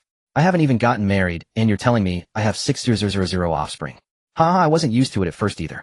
Hercules laughed heartily, pointing to the silent old soldier beside him. Karazhan, tell the mother of the 8th Legion how old you are. Ahem. The old soldier took off his helmet and nodded at the girl. Greetings, I am Karazhan from the distant Terra, and I am 206 years old. Kafia blinked her big expressive eyes and looked at the elderly Karazhan. Are you his son? Karazhan smiled and nodded. Of course. Besides me, there are other battle brothers. We are all offspring of the genetic father. No matter what command our father gives, we will execute it without hesitation, even in the face of death. Let's go. We should leave here. Hercules extended his right hand. We still need to find other sisters. They are not doing well either. I don't want to leave. I just managed to reduce the crime rate in this nest, and if I leave they will start committing crimes. After much contemplation, Kafia still shook her head in refusal. Hercules tapped her on the head with his finger. Fool. Your strength is ultimately limited. Oh, why not lead your offspring to manage together? But, I've never met them and I have no experience managing others. Kafia's voice grew smaller, her head slowly drooped, whispering, moreover, my mental state is very unstable. I go crazy at night, and even I am scared of myself when I go mad. As she murmured softly, she felt her waist being wrapped in a pair of giant hands. Hercules' face, enlarged to proportion, appeared before her with pure calm and slightly pained eyes gazing at her. Feeling increasingly self-conscious, she said, what are you doing? Put me down. Kafia, you go mad because you are too lonely with no one by your side to guide you. He gently picked up the girl in a horizontal embrace. The softness of his movements made her cheeks flush, and she stared blankly at the gentle giant. You won't feel lonely anymore. You have me and your offspring.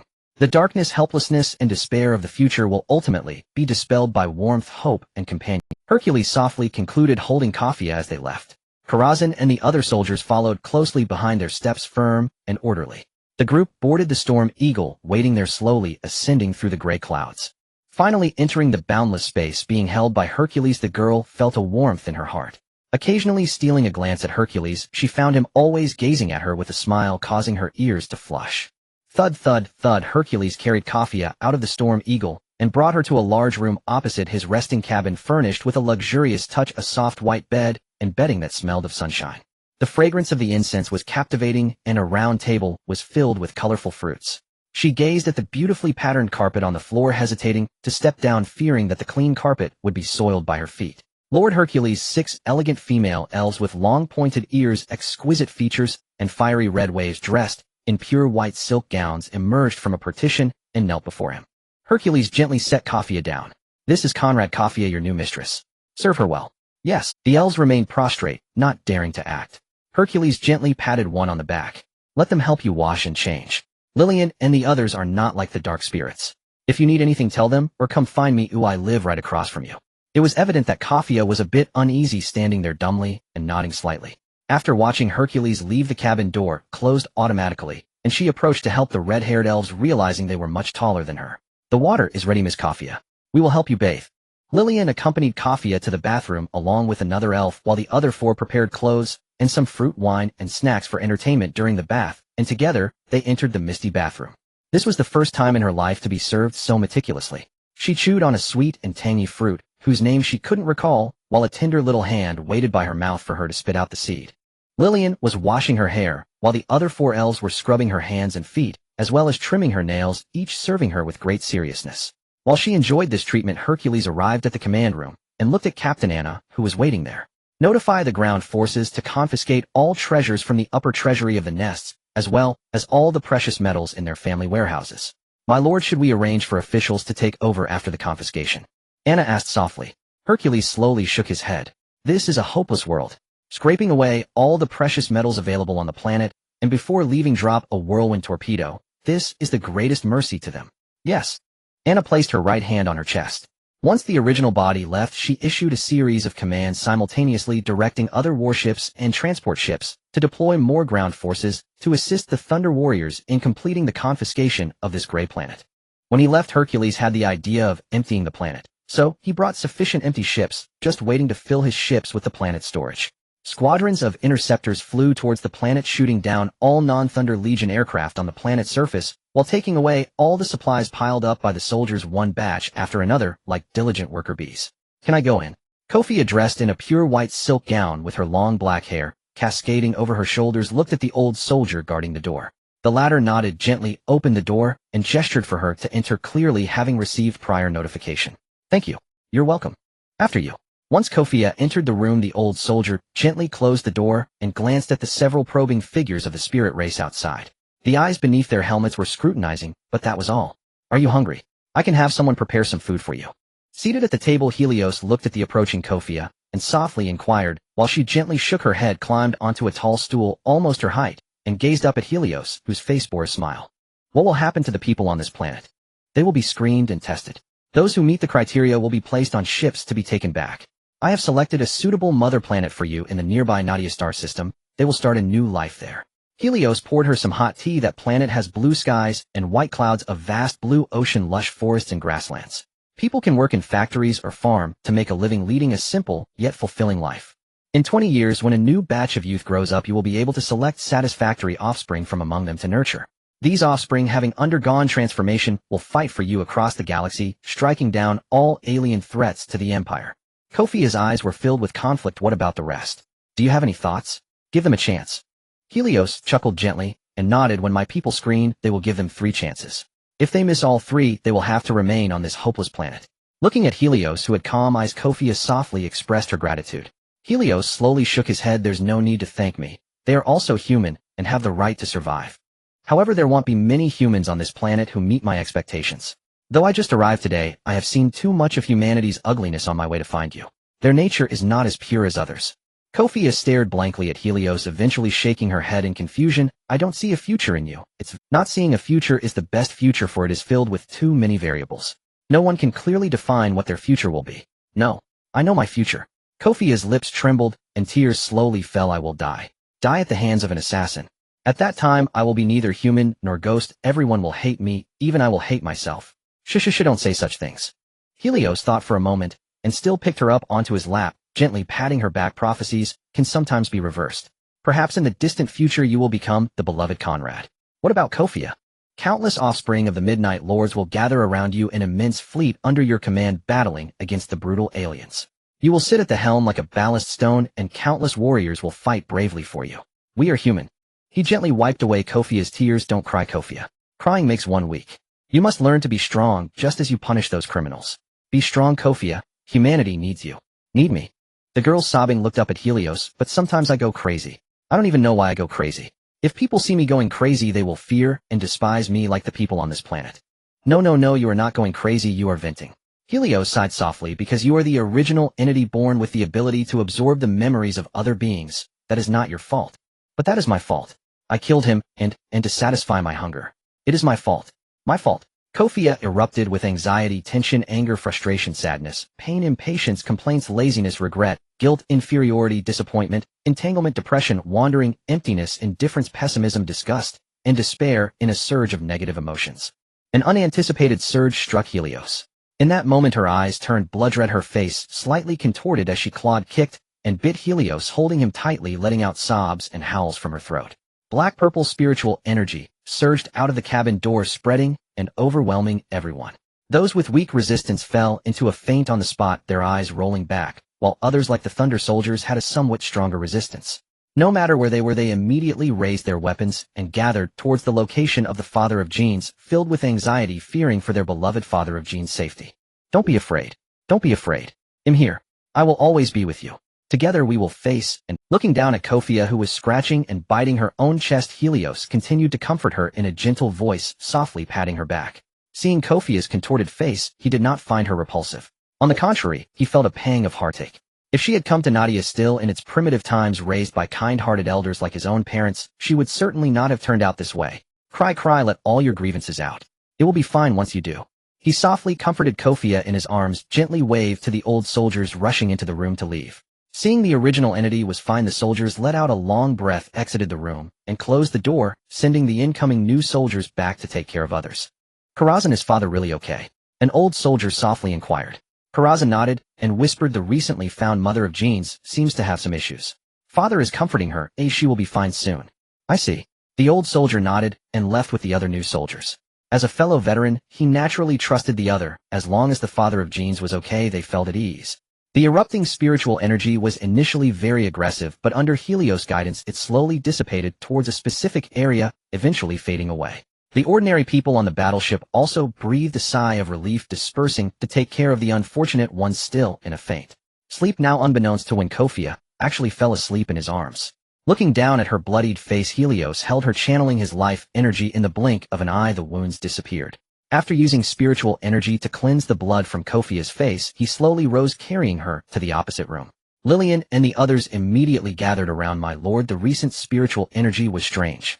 As a primordial race adept at manipulating spiritual energy, these elves naturally understood the dangers of that energy. Helios placed a finger to his lips, and the elves immediately understood and retreated.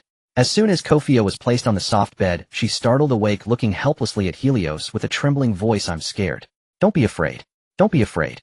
At this moment, she was no longer the midnight phantom on Slatramos, feared by everyone, but a timid and cowardly girl. She nestled against the headboard, curled up her legs, and he embraced her. Sleep now, I'm here with you, don't be afraid. Kofia looked up at him for a long time, finally wrapping her arms around his sturdy neck, resting her little head on his shoulder, slowly closing her eyes and falling into a deep sleep. However, she did not sleep soundly, waking up every little while to confirm that Helios was still there, before It's all mine. Nonsense. Whoever gets it first owns it. Get lost. If anyone dares to take it from me, you'll kill them. What are you afraid of? Let's all go. Scenes of human nature's greed, selfishness, savagery, and bloodshed appeared throughout the lower world of the Nest City, where a contingent of Thunder auxiliary troops stood at the edge, weapons in hand, their indifferent gazes scanning the crowd. Eat quickly, or someone will snatch it away from you. A bloodied man emerged from the chaotic crowd, shoving a bloody starch block he had taken into the hands of his pregnant wife and their eagerly waiting child, shielding them behind him, while warily eyeing others. The woman broke the starch block, giving the larger piece to her husband, while quickly chewing the smaller one herself. The little boy, no more than 4 or 5 years old, looked extremely emaciated from long-term malnutrition. He chewed and swallowed the starch block in large bites, choking and rolling his eyes, then immediately pounded his chest with his small fist, struggling to swallow the food, while continuing to chew rapidly, fearing that he would be robbed by others if he ate too slowly. The man took a bite of the starch block and stuffed the rest into his wife's mouth, saying, "Let's go back. We won't fight them for it. These people are already bloodthirsty." The woman and child followed closely behind him, glancing back nervously, while leaving through other passages of the square, but were blocked by the auxiliary troops. "You are qualified, follow me." "Where are you taking us, sir?" The auxiliary soldier looked at the emaciated family of 3 and said, "I will take you to the Nadia Star Cluster, where you will have a better life, enough to eat warm clothes, and your child can go to school." "Really?" The man was filled with excitement, having no doubts about the truth of the soldier's words, as they had nothing to lose, and there was no need for the soldier to deceive them. Batch after batch of the qualified Slatramo people were sent onto transport ships to be transferred to the battleships floating in space, where they were registered and screened by the crew, and then sent off to their quarters in groups. After being cleaned, disinfected, dewormed, and injected with basic physical enhancers, these men and women in white clothing and shoes were taken to their cabins to rest. Although the meals were simple, the lower-class individuals were immensely grateful. "What are your names?" Kofia handed over the fruits she had brought to the 2 little boys, who looked at her eagerly. The older one on the left took the fruit and said, "Thank you, big sister. My name is Talos." The little one beside him, sniffling, stretched out his hands to hug an apple that was almost as big as his face and said, "Big sister, my name is Yar. You are so beautiful." Talos Yar. Kofia habitually used her precognitive abilities and saw their future. They would wear deep blue power armor decorated with bat wings, wielding chainsaw swords and power claws, tearing apart enemies. But in the end, everything faded to a gray mist that became indistinct. "Big sister, what's wrong?" Little Xiao'er, holding the big apple, looked timidly at Kofia, whose eyes seemed frightened. "I'm fine." Kofia forced a smile and ruffled the heads of the 2 little ones, saying, "You must eat well and study hard and grow up to be good people who contribute to humanity, understand?" X2. The 2 little ones nodded vigorously as they watched the big sister leave. Then they climbed onto the iron-framed bed, swinging their short legs while eating the fruit. Talos chewed, saying, "When I grow up, I must be the bravest warrior." No. That's right. I want to be a warrior too." Little Xiao'er suddenly heard a noise and quickly jumped off the bed, running to the door to peek at a patrolling Thunder warrior approaching. The dark golden power armor left him in deep shock. "Wow, it's so huge. One day I will wear this armor too." Talos also leaned out to see the Thunder warrior walking slowly towards them. Upon hearing their conversation, he knelt on one knee in front of the two little ones, slowly taking off his helmet to reveal a vibrant young face. He laughed heartily, saying, "Little ones, if you want to wear this power armor, you must endure pains that ordinary people cannot withstand. Not everyone can become an Astartes." Talos looked up at the big guy and declared, "I can definitely do it." No. That's right. I can Little Siar nodded eagerly, saying, "I will definitely become an Astartes and protect Talos and Big." The Thunder Rookie gently tapped their faces, saying, "First you must eat well, grow tall and strong, so you can pass the Astartes selection. If you can't even get through the preliminary selection, you naturally won't be able to become an Astartes." "Big brother, what is the preliminary selection?" Little Siar looked puzzled, and the Thunder Rookie chuckled and shook his head, saying, "When you turn 6 you will be gathered for testing. If you meet the physical requirements, you'll be taken to fight low-level alien species. Defeating them means you've passed the preliminary selection." 6 years old, huh? Little Siar blinked his big eyes and turned to Talos, asking, "How many years do I have left?" 3 more years, you dummy." Talos sighed dramatically, which made the rookie burst into laughter. He stood up, put on his helmet, and continued his patrol, leaving behind a broad and reliable figure as imposing as a mountain to the two little ones. Kofia leaned against the corner of the corridor, listening closely to their conversation, a smile on her lips. What adorable little ones they are. She sighed and went to other quarters to visit more selected orphans. Being sent onto the battleship meant they had passed the test, and she knew a bit about what the test entailed. Children are often selfish, but if in dire hunger they are still willing to share food that cannot fill their own stomachs with other little friends, then even if that child turns bad, when they grow up, they won't be too bad. This batch of orphans would be managed uniformly, and in 2 years they would be sent for preliminary selection. If they met the criteria, they would be sent to military school for training, ultimately becoming part of the 8th Legion guarding around Kofia. After a long tour, Kofia returned to her room to rest, where Lillian and the others brought delicious food to serve her. "Where is Helios?" Lillian shrugged her shoulders, saying, "We are now your servants. We do not serve Lord Helios, so we—" Kofia went to the opposite door, where the veteran opened the door for her. He gently closed it behind her. Inside, Helios was busy drawing. "Have you not eaten all day? Aren't you hungry?" "I had fruit, so I'm not very hungry." Kofia approached the desk, standing on tiptoe to see what he was drawing. Seeing her stretching her neck almost off the ground, Helios smiled and lifted her onto his lap. "I am designing an auxiliary armor." He glanced at Kofia's reddened earlobes, a smile forming at the corners of his mouth as he picked up the partially completed design and explained to her the intent and functions behind his auxiliary armor design. "Goodbye, Slatramo." Kofia stood by the window, gazing at the gray mother planet, her eyes filled with reluctance and a hint of relief. After watching for a long time, she finally turned away. As the last transport ship, approximately a kilometer in length, was taken in by the whale transport ship, the massive fleet changed direction and began to accelerate at full force. The flagship, the Thunder Fury, aimed its bow at Slatramo and launched a gigantic torpedo. When a red dot appeared on the gray planet and eventually ignited the entire planet, the Thunder Fury finally turned its bow, pushing all engines to maximum power, slowly disappearing into the cosmos alongside other warships. As Slatramo transformed into a dead star, an unexpected voice of astonishment echoed in a study in another dimension. "Oh, was a part of the plan deviated? Interesting. Aha, so it was this little one. Then there's nothing to worry about. Everything is going according to plan." Ha. A laugh filled with intellect and a hint of a smoky texture resonated far and wide. Out of over 20 billion Slatramo people, only less than 500 million were chosen and packed into various warships and transport ships to return to Nadia. "This is my mother, Xiangxiang." Helios brought Kofia to the backyard where his mother lived. Xiangxiang was taking a nap, snoring loudly and occasionally smacking her lips, appearing carefree, yet it always tugged at Helios' heartstrings. "Your mother seems a bit special." Kofia tried to organize her words. Helios chuckled and shook his head. "Mother is very simple, so simple that it worries me. Therefore I usually don't go out. I need to stay close to my mother and father. Human hearts are the most terrifying things." Their conversation startled Xiangxiang awake. Although the worry-free life over the years had made her less alert than before, she still retained her instincts. "Debeo, it's Debeo." Xiangxiang rubbed her eyes, confirming that her child had returned. She joyfully lunged at Helios, who was kneeling on one knee. "Debeo, Mommy misses you." "I'm back, Mommy. I miss you too." Helios gently comforted his mother, who clung to his neck, and after a while he introduced Kofia, who was standing aside to her. Xiangxiang looked at Kofia, then back at Helios. Suddenly she grinned widely. "Together. Have little babies." Kofia's face turned red and Helios chuckled, changing the topic. "Mommy, is it okay if Kofia stays with you for a while? I have to work." "Teach me, I'll make sure she gets good food." Hee.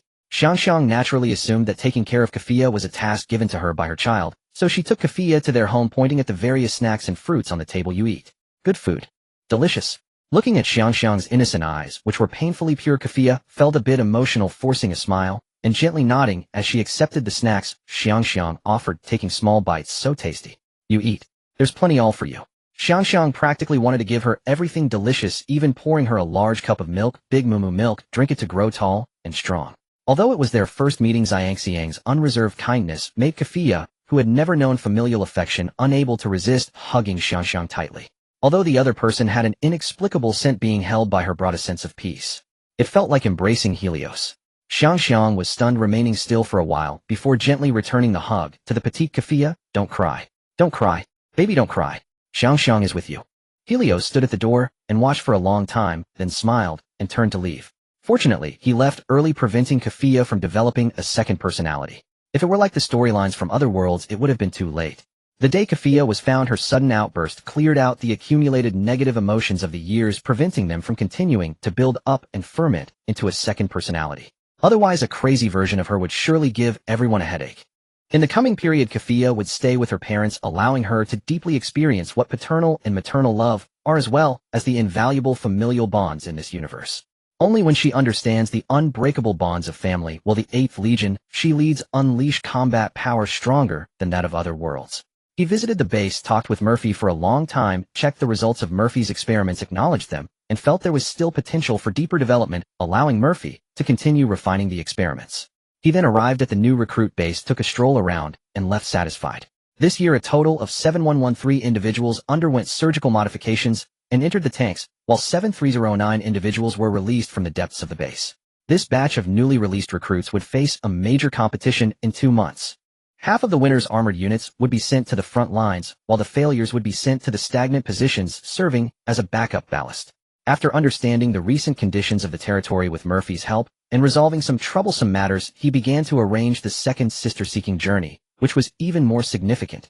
He couldn't allow the Warhounds, this brave and strategic battle corps, to be dragged into the abyss and turned into reckless brutes. How could that be permissible? It was clear that they were competing for resources with his Thunder Legion. Didn't she know that companions are enemies? The human empire only needed one hacking core. Having more overlapping identities would cause waste. Thinking of his own children who charged forward, Helios humorously mocked himself before finally sighing helplessly. What a shame. Of the 3218 new recruits sent to the front lines last year, nearly 1,000 had died within a year. Those aliens seemed to have grasped their weaknesses, and when encountering new recruits from Thunder, they would inevitably lure them into ambushes after taunting. The new recruits were just falling for this trick. Upon seeing the traitor Astartes, they disregarded the old soldiers' scolding and tactical coordination, brandishing their axes and hammers, yelling as they chased after the traitor, only to be focused, fired upon, and taken out. The new recruits who had just emerged would be sent to the front lines by the end of the year. Next year, they would know the casualties of this batch, which would likely be no better than the last. After handling his affairs, he went to his parents' residence to have dinner with them. The black stone-haired elder had some gray at the temples, cheerfully holding a large cup, gulping down beer, competing with Helios sitting across from him to see who could burp louder. What do you plan to name that planet? After dinner, the two went to the garden to bask in the sun. Kafia rested her hands behind her head, gazing at the blue sky and white clouds, tilting her head in thought. Is that planet the same as Nadia? Pretty much. Helios exhaled a puff of smoke. Your planet is a natural garden world, not artificially transformed, which is quite rare in the entire universe. I also prepared one for Sister 12, but it's a bit farther from yours. I've been to that planet. Lying on the grass at night, enjoying the evening breeze and the night view, the starry sky, there is exceptionally beautiful, and you can see colorful auroras, mesmerizing and dreamlike. Kafia was drawn into his narrative, imagining what kind of planet it was, and eventually came up with a name. Let's call it Aurora Star. The Slatramo people living there will protect human civilization like the Auroras. Aurora Star. The old man Huang, who had been spying on their conversation, using his own spiritual energy, withdrew his will, a slight smile appearing on his lips. It was a good name. A kaleidoscope of dangerous beauty opened in the subspace as battleships one after another returned from the subspace to the reality of the universe, with the enormous Thunder Fury flagship surrounded by other battleships like stars encircling the moon. A squad of new recruits marched in perfect cadence, carrying heavy explosive guns as they entered the Fear Claw, awaiting deployment. The modified avian device and spectral equipment of the Thunder Fury scanned the planet before them over and over again. The terrifying power of the original body No. 12 was like a candle in the dark, easily locked onto its specific coordinates in Helios' psychic perception. The terrifying power of the original body No. 12 was like a candle in the dark, easily locked onto its specific coordinates in Helios' psychic perception. his planet. Anna stretched her hands against the command room railing, looking through the bridge window at the target planet, occasionally glancing at the monitors. The great original body was leading the veteran Terminator soldiers into their respective drop pods one by one. At the moment the drop pod doors closed, she issued the fire order, and all prepared cruisers immediately opened fire, attacking the Nicolia's orbital defenses. Four new Imperial-class battleships surged towards the planet's spaceport. Squad after squad of interceptors and bomber squadrons were launched from the hangars, soaring towards all merchant ships and battleships in the distance. The original body commanded that no ship near the planet be spared. Meanwhile, in the capital of Nicolia Daisha, the largest arena echoed with various jeers and curses. The planetary governor sat on a high platform surrounded by several small flying devices. Setting down his wine glass, he pulled a flying device closer, directing the back microphone towards himself. People of Nicolia, this filthy monster has actually refused to provide blood to please us. What should we do? Nail her. Yes, exactly. Put nails in her. Haha, once she's nailed, she can be dealt with. Nails. Nails. Nails. The crowd in the arena, initially chaotic, ultimately rallied into a synchronized chant, each shout pronouncing the death sentence of the tall figure, in despair, standing in the center of the arena. Never has a gladiator retained their sanity and composure after having the butcher's nails installed. Why? The tall figure standing in the arena suddenly looked up and roared. We are all human. Why use such vile Are the dead gladiators not enough? What must your filthy hearts fill the chasms within them? Can you not be a little normal? She knelt in the blood-soaked sand, looking around at those beasts being entertained as her gladiator brothers and sisters fought to the death. With blood-soaked hands covering her face, she cried helplessly. I curse you. I curse you all to hell. If any deity hears my cries and prayers, please kill them. I am willing to give everything for this. Child, you must not say such things. The aged and frail Oinosmos hurriedly embraced his weeping adopted daughter, turning to look at the Lord's lackeys with pleading eyes. With a trembling voice filled with supplication, he said, Spare Onron. She is Deus Haas, finest gladiator capable of providing the Lord with even more spectacular battles. Only by implanting the nails can she bring us a more thrilling visual feast. Ha ha ha. The armored soldier was about to shove Oinosmos aside to grab Onron when a commotion erupted from the audience. Everyone look up. Our orbital defenses are being attacked. God, so many meteors are falling. Run. Damn it, if I had known I wouldn't have come. Now I'm stuck here. Stop the whining and run. Those who had just been commanding and arrogant were now panicking and fleeing while the High Lord remained exceptionally calm. Activate the base's annihilation cannon and let these invaders taste our might. This is Nicolia. No invader shall lay a finger on it. Do you think Nicolia has no means of defense? Commander, intense energy fluctuations detected on the ground. Target is the Sol-class battleship. Anna glanced at the reporting sailor. They will avoid it themselves. You have time to report, but you might as well use orbital strikes to destroy their weapons. Anna, Lord Alec. Anna quickly saluted the approaching veteran who looked out at the planet. Cancel the orbital strikes, order all battleships to retreat, and send auxiliary forces to force a landing. The original body needs an intact Nicolia and the technology left behind. Understood. Anna, having received the command, hurriedly issued a series of orders. Meanwhile, the auxiliary forces that had been prepared in all battleship compartments began to board transport ships and landing vessels. Interceptor planes kept in reserve were also called into action, while the Thunder recruits prepared for protection of battleships grouped in teams of 5 to head to the hangar and board the Shark assault crafts needing to help the original body seize all valuable cargo ships and battleships. The Void Shield is about to overload. It is about to overload. In the command room of the Soul's Bridge, sailors were operating the battleship. The commander Knack wore a cold expression. Use the left side fins to ram, increase the engine power to evade. Why is everyone panicking? The sky hasn't fallen yet. With his scolding and presence, the sailors shook off their panic and cooperated to maneuver the Soul to evade the gravitational beams fired from Nicolia's ground base, beams they had never encountered before. The beams easily pierced the Void Shield and struck the left side fins of the battleship, tearing apart the kilometer-long fins, and even a large section of the adjacent hull was ripped away, exposing the layers of deck within. As for the unfortunate souls working nearby, they were all sucked into space, left waiting for recovery operations to see if there were any survivors. Hehehe, you think to invade Nicolia? Dream on. The arrogant lord put down his electronic telescope, about to say something, but then remembered the meteors still falling from the sky. He slapped his forehead and picked up the telescope again, and what appeared on the light green screen were not meteors, but iron lumps with retractable claws. Run! The old man could no longer sit still, turning to flee with his guards, leaving those two lowly barbarian slaves to fend for themselves. Whoosh, boom, boom, boom, boom. Circles of Fearclaw drop pods descended, relying on the arena's sandy ground as their focal point, the terrifying kinetic energy directly smashing the audience stands, and in an instant debris and dust filled the air. Oinosmos tried his best to shield Angren's head, still kneeling, to prevent it from being struck by falling rocks. Oinosmos, I sense a strangely familiar feeling, very warm. Angron looked up at the drop pod that had landed steadily not far away, rising and protecting her adoptive father behind her, watching as the door opened to reveal a tall figure slowly walking out, her eyes wide with astonishment. Hello there, number 12. Helios lowered his head with a gentle smile and extended his right hand toward her. Helios, Nadia, your nominal younger brother. An Anglon Talco, the finest gladiator of Nicolia. She could sense his genuine kindness and tenderness, an emotion so foreign to her, having grown up steeped in blood and violence, that it stirred within her an inexplicable quiet shame, making her hesitate over whether to accept his outstretched hand. Would the blood staining her hands soil his exquisitely crafted, undoubtedly priceless metallic gauntlet? Anglon, why would a girl bear such a fiercely masculine name? Helios did not withdraw his hand. It remained suspended midair as he turned his gaze toward Eoinimus, who stood tense and trembling behind her, his expression now one of despair and grim resignation as the veteran warriors drew near. He tightened his grip on the battle axe he had retrieved from the ground.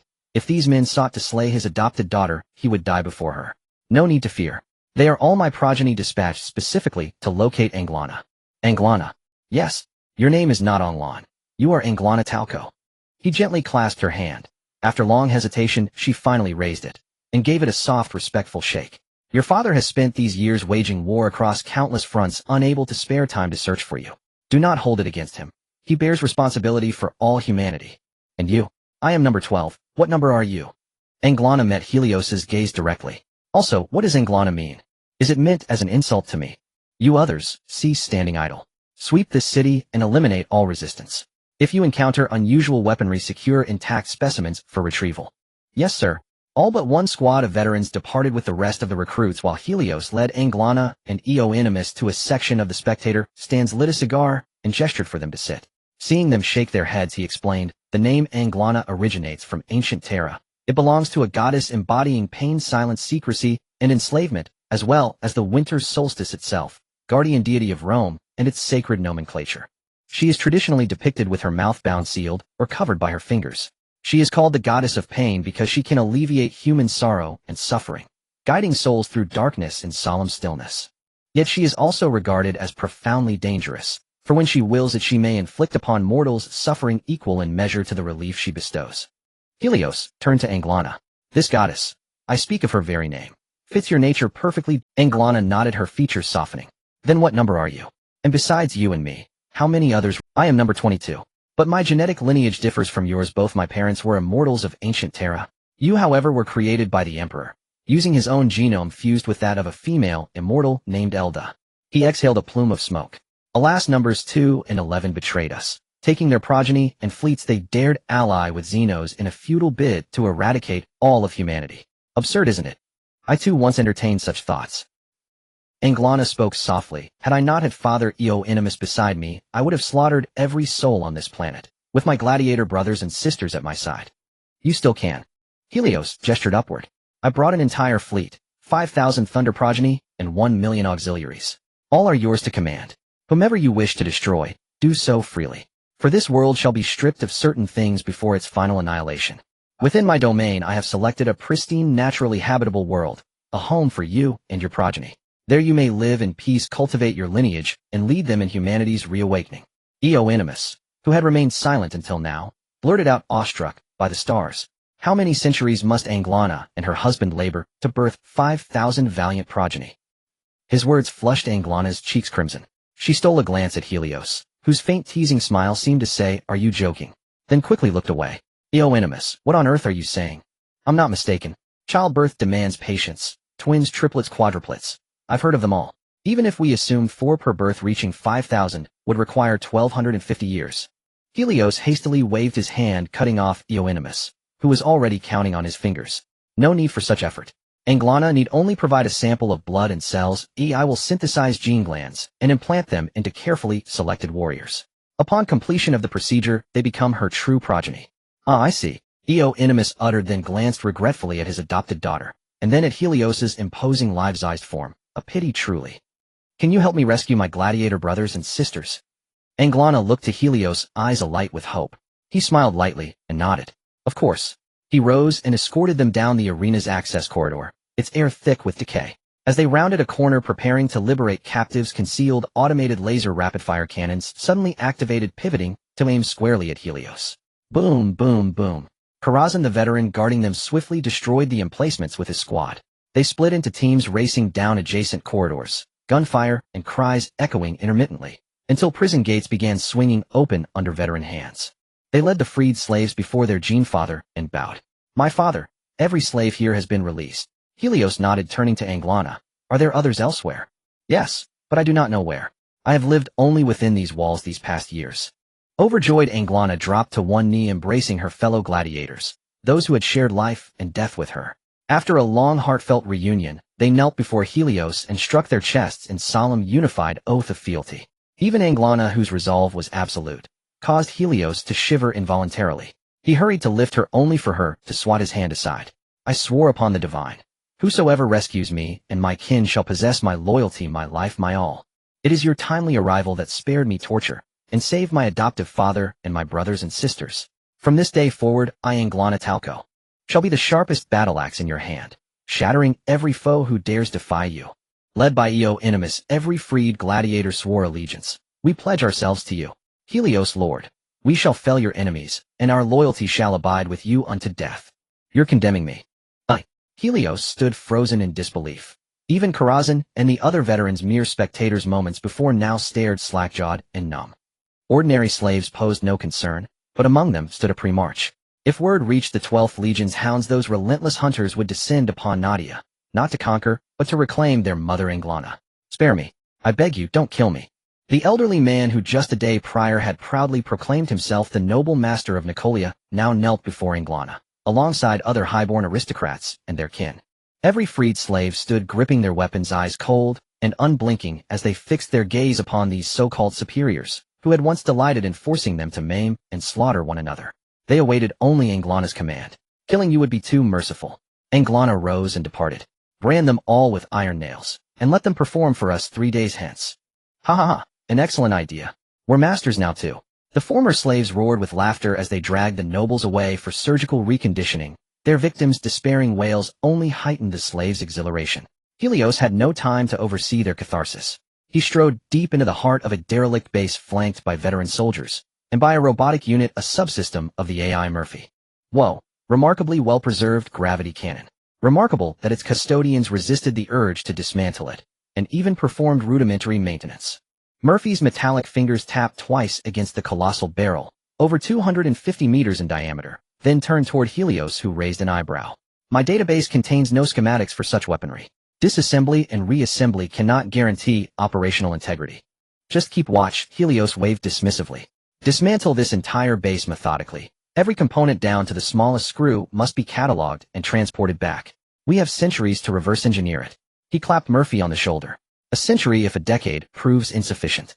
Ideally, we'll mount this gravity cannon aboard our warships. Equipped with such ordnance, our fleet will..." "Father," a veteran rushed over, cradling a strange weapon, sleek, minimalist, roughly 1.5 meters long. Its 1-meter barrel and half-meter stock evoking a magnified, refined laser sniper rifle.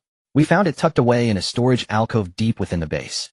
A recruit tested its power, and a single shot pierced straight through a decommissioned machine. The beam glowed warm amber.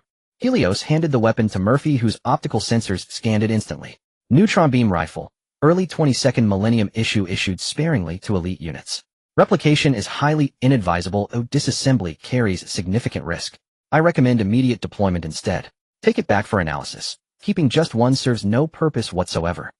Murphy nodded, then carried the weapon off to supervise auxiliary troops dismantling the entire defensive complex, while Helios ascended to the surface, returning to the governor's manor to rest and savor local delicacies. Inside the grand hall, the freed slaves feasted and drank heartily. Unversed in formal education, their speech was coarse and unrestrained, but their characters were forthright, loyal, and utterly dependable. Anglana, seated beside the head seat, poured Helios a goblet of fine wine once he settled. "Brothers and sisters, might they too become super soldiers like your own progeny?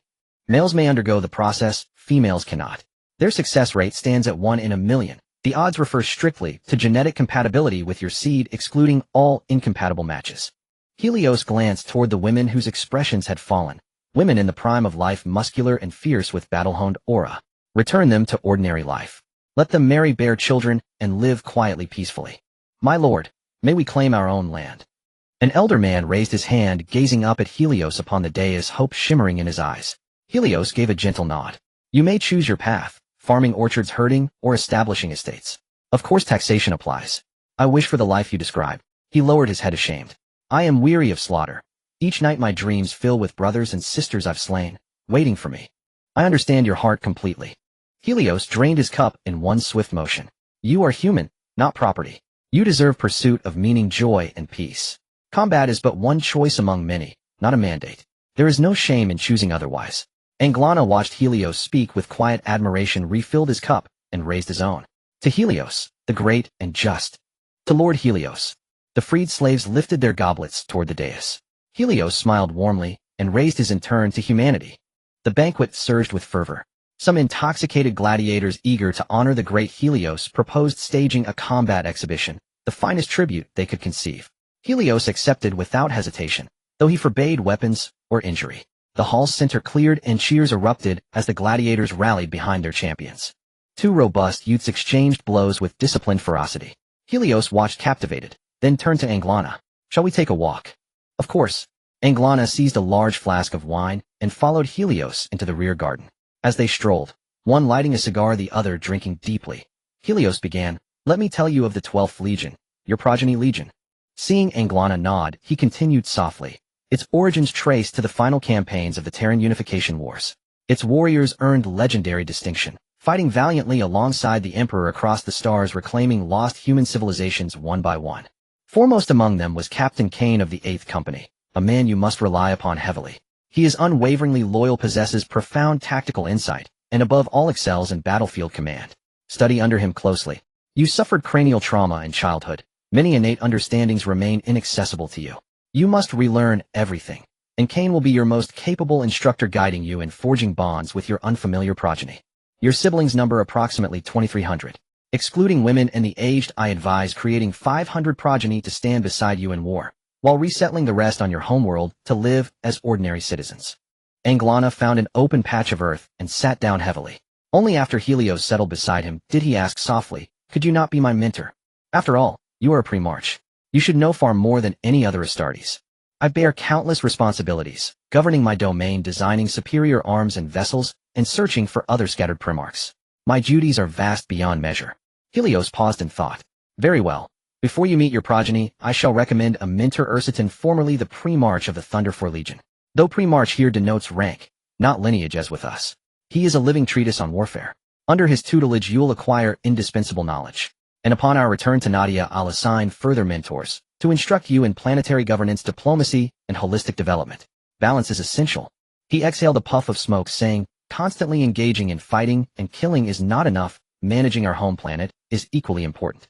Otherwise, in the future your army will suffer severely, and if you cannot replenish your troops and equipment, it will be a laughingstock.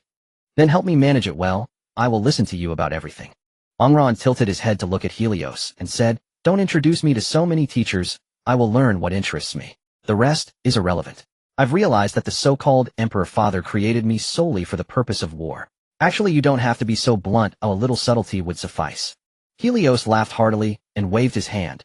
In the end, whether it is you or me, other progenitors are merely seen by him as boosters for the revival of humanity. We are the conduits, and he is the engine. Of billions of humans are the fuel for this engine, and none can be missing. You shouldn't hold too much resentment against him. After all, he gave you life. Perhaps the beginning wasn't perfect, but there are still many long days ahead for you to enjoy the surprises this world brings. You should drink less alcohol mixed with narcotics, especially the strong narcotics on this planet. Drinking too much will eventually affect your health. Do you think we progenitors can have children? Helios looked puzzled. You can have as many children as you want. Why are you asking this? Since I was young, I lived in that cage, seeing others do things every night. I even witnessed the birth of a baby. We only know how to destroy life. The first time I saw life arrive, many people cried, including me. Angron set the empty bottle aside and tilted his head to look at Helios. I want to try it too, to experience the complete life that a woman should have. We are not suitable for each other. Why not?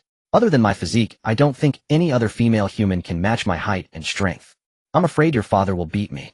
Helios smacked his lips in frustration and exhaled a puff of smoke. I also think my size is a burden. I don't know how he designed it, insisting on making me so large and nothing feels right. So let's talk about future matters later.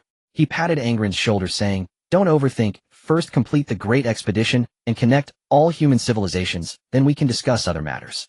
Watching Helios' retreating figure, Angron silently withdrew his gaze, lying down on the grass looking at the relatively clear sky and the spaceships and warships slowly moving or floating by. Imagining the scenery of traveling through the cosmos, he unknowingly began to drift off to sleep. Previously, to guard against other gladiators and prevent any bad things from happening to herself at night, she hardly rested, only dozing off during the day when her adoptive father was watching. Now free from such concerns and under the influence of potent narcotics, she soon began to snore. In her dreams, she found herself in a sea of flowers where children played and chased butterflies nearby. Curiously looking around, she reached out to pick a small flower, playing with it in her hand, and slowly walked along a path in the flower, entering a forest made of pink crystals. On some pink crystal trees, there were many unknown yet fragrant fruits. Out of caution, she didn't pick any to taste, but continued walking, suddenly stopping as her ears twitched continuously. Some soft melodies, although gentle, reached deep into her soul. Unable to resist her curiosity, she followed the sound, eventually arriving at a light blue lake where many individuals with fiery red or silvery white hair and long pointed ears were engaged in activities by the water. Spit! She realized something was amiss and hurriedly retraced her steps. As she walked, she found herself stopping in front of a giant tree where a large bed occupied the space beneath it, its curtains billowing softly in the breeze. A breathtakingly beautiful woman sat by the bed, smiling and waving at her. "I've been waiting for you for a long time, Angron. Come and talk with me." Just as Angron was about to step forward, golden flames ignited the curtains, and the stunning woman jumped up from the bed, stomping her feet and shouting, "You thief, liar, shameless scoundrel! Who allowed you to come to my home? Let me tell you, I'm not someone to be trifled with. If you anger me, the woman cursed vehemently. Angron found her furious antics amusing and couldn't help but chuckle, which immediately drew her ire. Before she could say anything, she woke up from the dream. Sitting up and scratching her head, she looked around, pouting as she got up and left. Upon returning to the hall, she found the gladiators all sound asleep. Walking through the long corridor, she arrived at the door of Helios' room. The two old soldiers on guard merely nodded lightly and did not stop her from entering the room to chat with her genetic father or do other things. Her genetic father was a man, while the genetic mother of the 12th Legion was a woman. A solitary man and woman sharing a room might just spark some fire, potentially giving the Legion a pure-blooded little brother. They would have something to boast about when they went out. The Astartes of their Thunder Legion would not only have a genetic father and mother, but also a pure-blooded little brother. The cousins from other legions would surely be envious. Smack! "Hey, did you just hit me?" Karazhan glanced sideways at another old soldier who took off his helmet with a confused expression. "Brother Karazhan, I've been standing guard and haven't moved. How could I have hit you for no reason?" "Humph." Karazhan also took off his helmet and pointed to the red handprint on his face. "Then who did this to me?" The two suddenly exchanged strange looks, hurriedly putting their helmets back on and continuing to stand guard, casting aside any inappropriate thoughts that dared not linger in their minds. Inside the closed door, Angron sat beside the tea table, tilting his head with his right hand stretched out, looking at the frowning and contemplative Helios, not wanting to disturb him. After all, since he couldn't sleep, it was nice to keep him company in silence. Time slowly passed, and as dawn broke outside, Helios also returned to his senses. The old man Huang instructed him to personally deliver the dismantled gravity cannon to Terra, leaving Angron in the palace to be taught by Chancellor Mikado. He no longer needed to seek out other progenitors as the front line was under strain. He needed to lead the fleet and his offspring to the front lines to battle against Randon. From their discussions, he learned that the Second Legion could produce troops in large numbers, and the genetic seeds of the Second Legion had the highest compatibility and success rates among all legions. From the beginning of its design, Huang Loden had high hopes for the Second Legion. In his vision, the Second Legion would rival some alien races known for their numbers. The most important piece of news was that the two fools, the 2nd and the 11th, were actually seduced by the alien Randon using mouth escape, which nearly made Helios laugh in anger. Nicolia turned into cosmic dust. Henceforth this planet would no longer exist. There may be some survivors, but those left behind have no idea how their mother star perished. Upon the arrival of the Thunder Fleet in the solar system, it immediately aroused the vigilance of the Imperial Navy. Only after confirming it was the legendary 21st Legion were they allowed to dock at the spaceport. The Imperial Guard personally arrived to take away the transport ship. Helios, accompanied by a group of veterans, and Angrana reached the landing pad of the Terra Palace, where the Imperial Chancellor Mikado, holding the Golden Eagle scepter, watched the two children with a smiling face. "Old Ma, you have worked hard over the years." Helios, somewhat familiar, chuckled as he knelt on one knee looking up at this Imperial Chancellor. He appeared to be a kind and shrewd old man, smiling and gently nodding. "Welcome back to Terra, Helios." He turned to the curious girl beside him with a gentle tone. "Angrana, welcome home, child." "Thank you." Angrana nodded slightly as the two followed Mikado towards the palace. Along the way they passed genetically modified giant corn, all standing up straight and golden. I heard that every Imperial Guard is a walking treasure trove of knowledge for humanity. McAdoo turned his head, revealing a warm smile. They are also the Emperor's most outstanding children, just with a different focus than yours. Can they conduct scientific research? Yes. Can they handle state affairs? Of course. Oh, Helios elongated his tone. Since they can handle state affairs, why do we still need so many human affairs? With so much redundancy removed, I can guarantee that the efficiency of the Empire's administration will at least increase by 10%.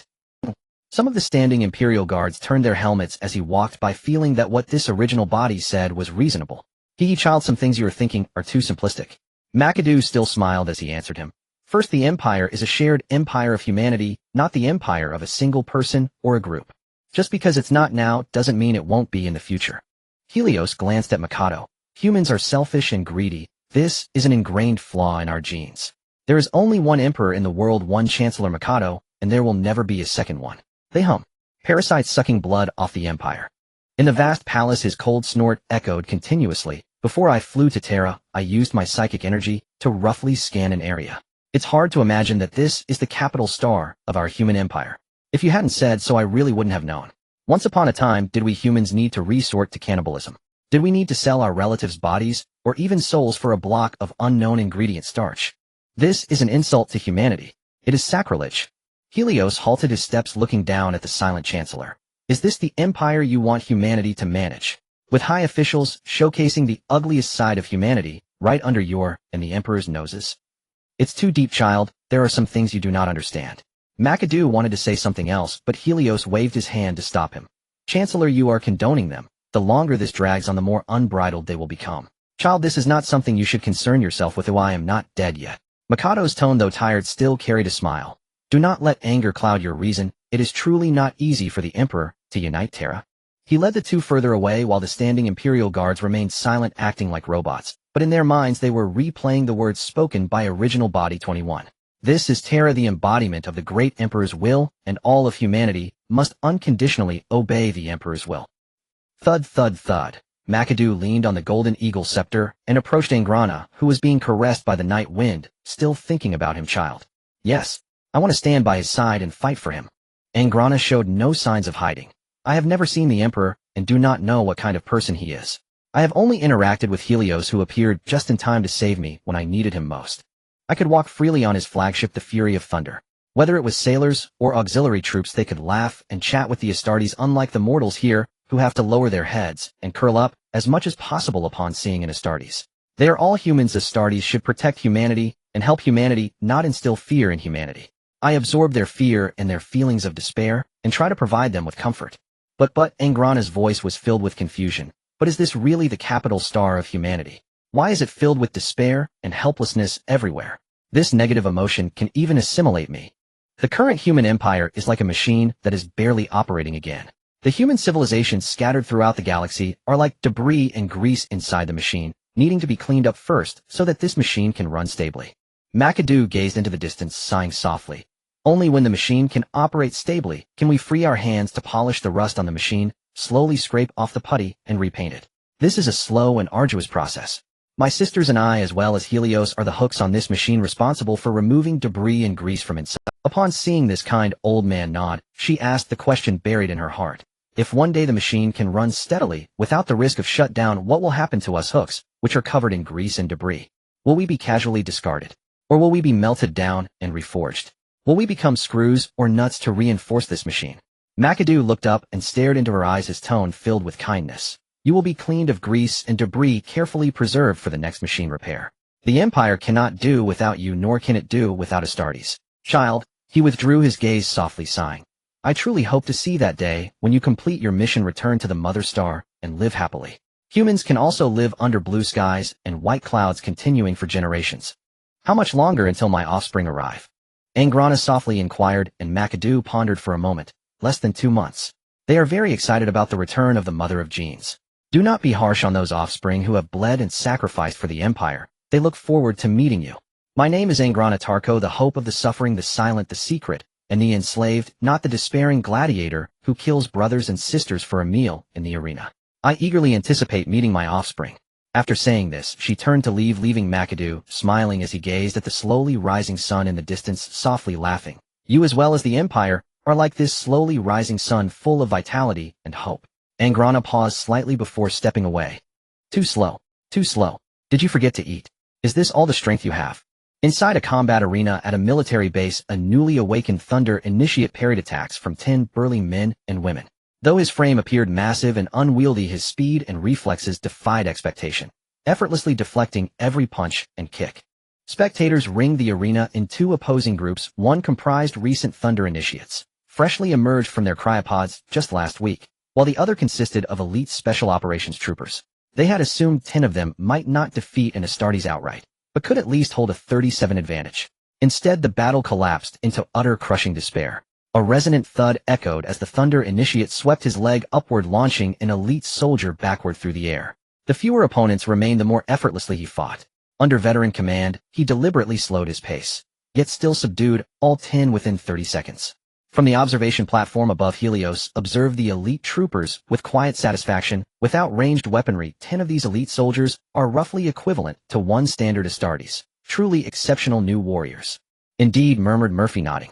Once Hope V Generation Serum is perfected, their potential will deepen further. Moreover, these youths constitute viable Astartes recruitment stock. Should war escalate, 19 surgical augmentations will transform them into armored shock troops deployed directly onto the battlefield. Let us set that aside for now. How many Thunderhammer power armor suits can we currently field? N 537,467. N Helios nodded thoughtfully. Do we possess sufficient qualified recruits? Absolutely. Each verified recruit triggers automatic production of a fully customized suit.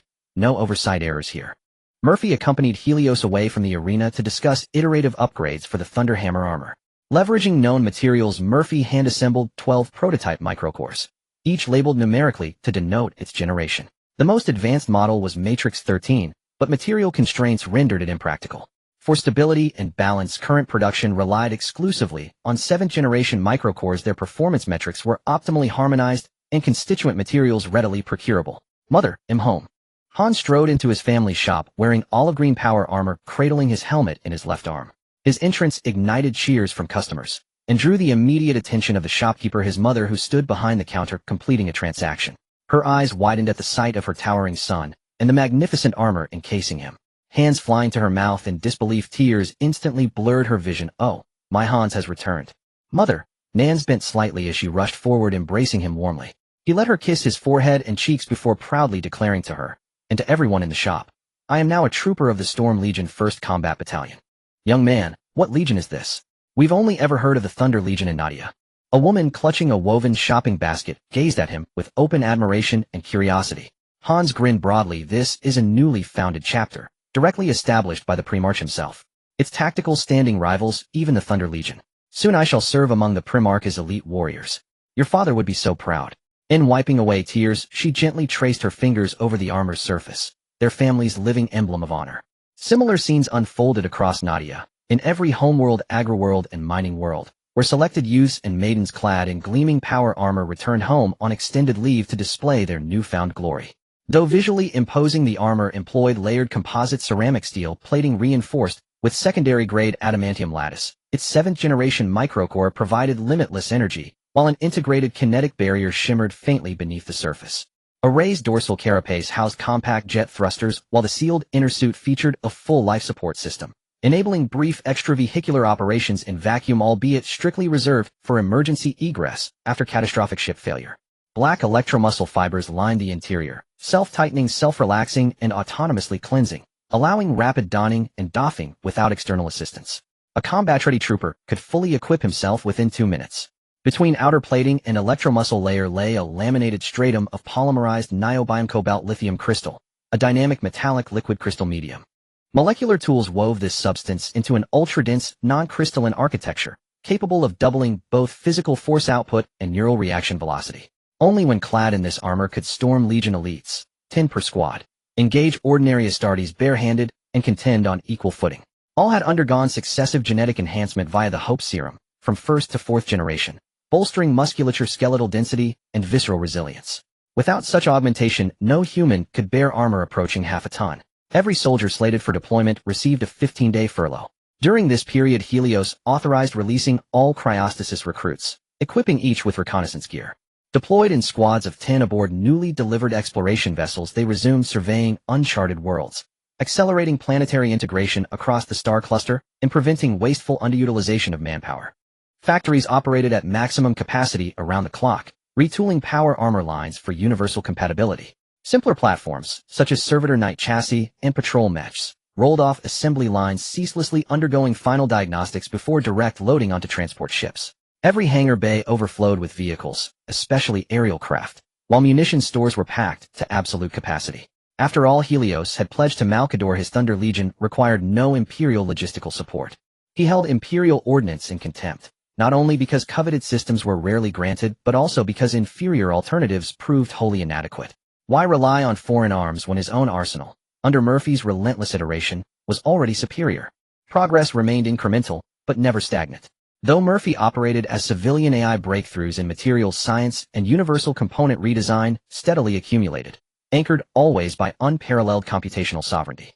All 500,000 Storm Legion warriors destined for deployment converged upon Nadia's military bases, commencing intensive final training, while Helios awaited Malkador's promised galactic-scale transport vessel. Daily shipments of shattered starship wreckage flooded designated planets, now veritable orc paradises. Skullcruncher unsurprisingly reigned supreme upon one such world. Once a cunning Gretchen, he had evolved into a mighty mech-boy warboss. He directed battalions of mech-boys and knobs, hammering, welding, and riveting aboard a fleet of crude starships assembled from salvaged hulls. As the black-haired chieftain declared, this time they would unleash a galaxy-shaking whack. The daily influx of wreckage barely sufficed. One ramshackle vessel after another rose from scrap, each teeming not only with brawling Gretchen and knobs, but also with rows of fear tanks and slaughter tanks. Yet every Gretchen and knob sealed within those tanks received potent sedatives, ensuring they remained unconscious until battle commenced. Confinement in such cramped, immobile chambers would drive any sentient being irreversibly mad. A total of 167 Rampage assault boats, 159 assault-class destroyers, 181 Devastator-class attack ships, 100 Barbarian-class gunboats, and a staggering 413 Grunt-class assault ships. The Orcs jump assist ship, who said we Orcs couldn't jump assist. 18 Fear warships, specifically carrying Daka fighters to sever the enemy's air support units. 1 Fearless-class Osgada Daka battleship, both a chariot of skull-crushing and the flagship of this green-skinned fleet, received the approval of Helios, and was specially sent a battleship of little repair value to serve as the keel.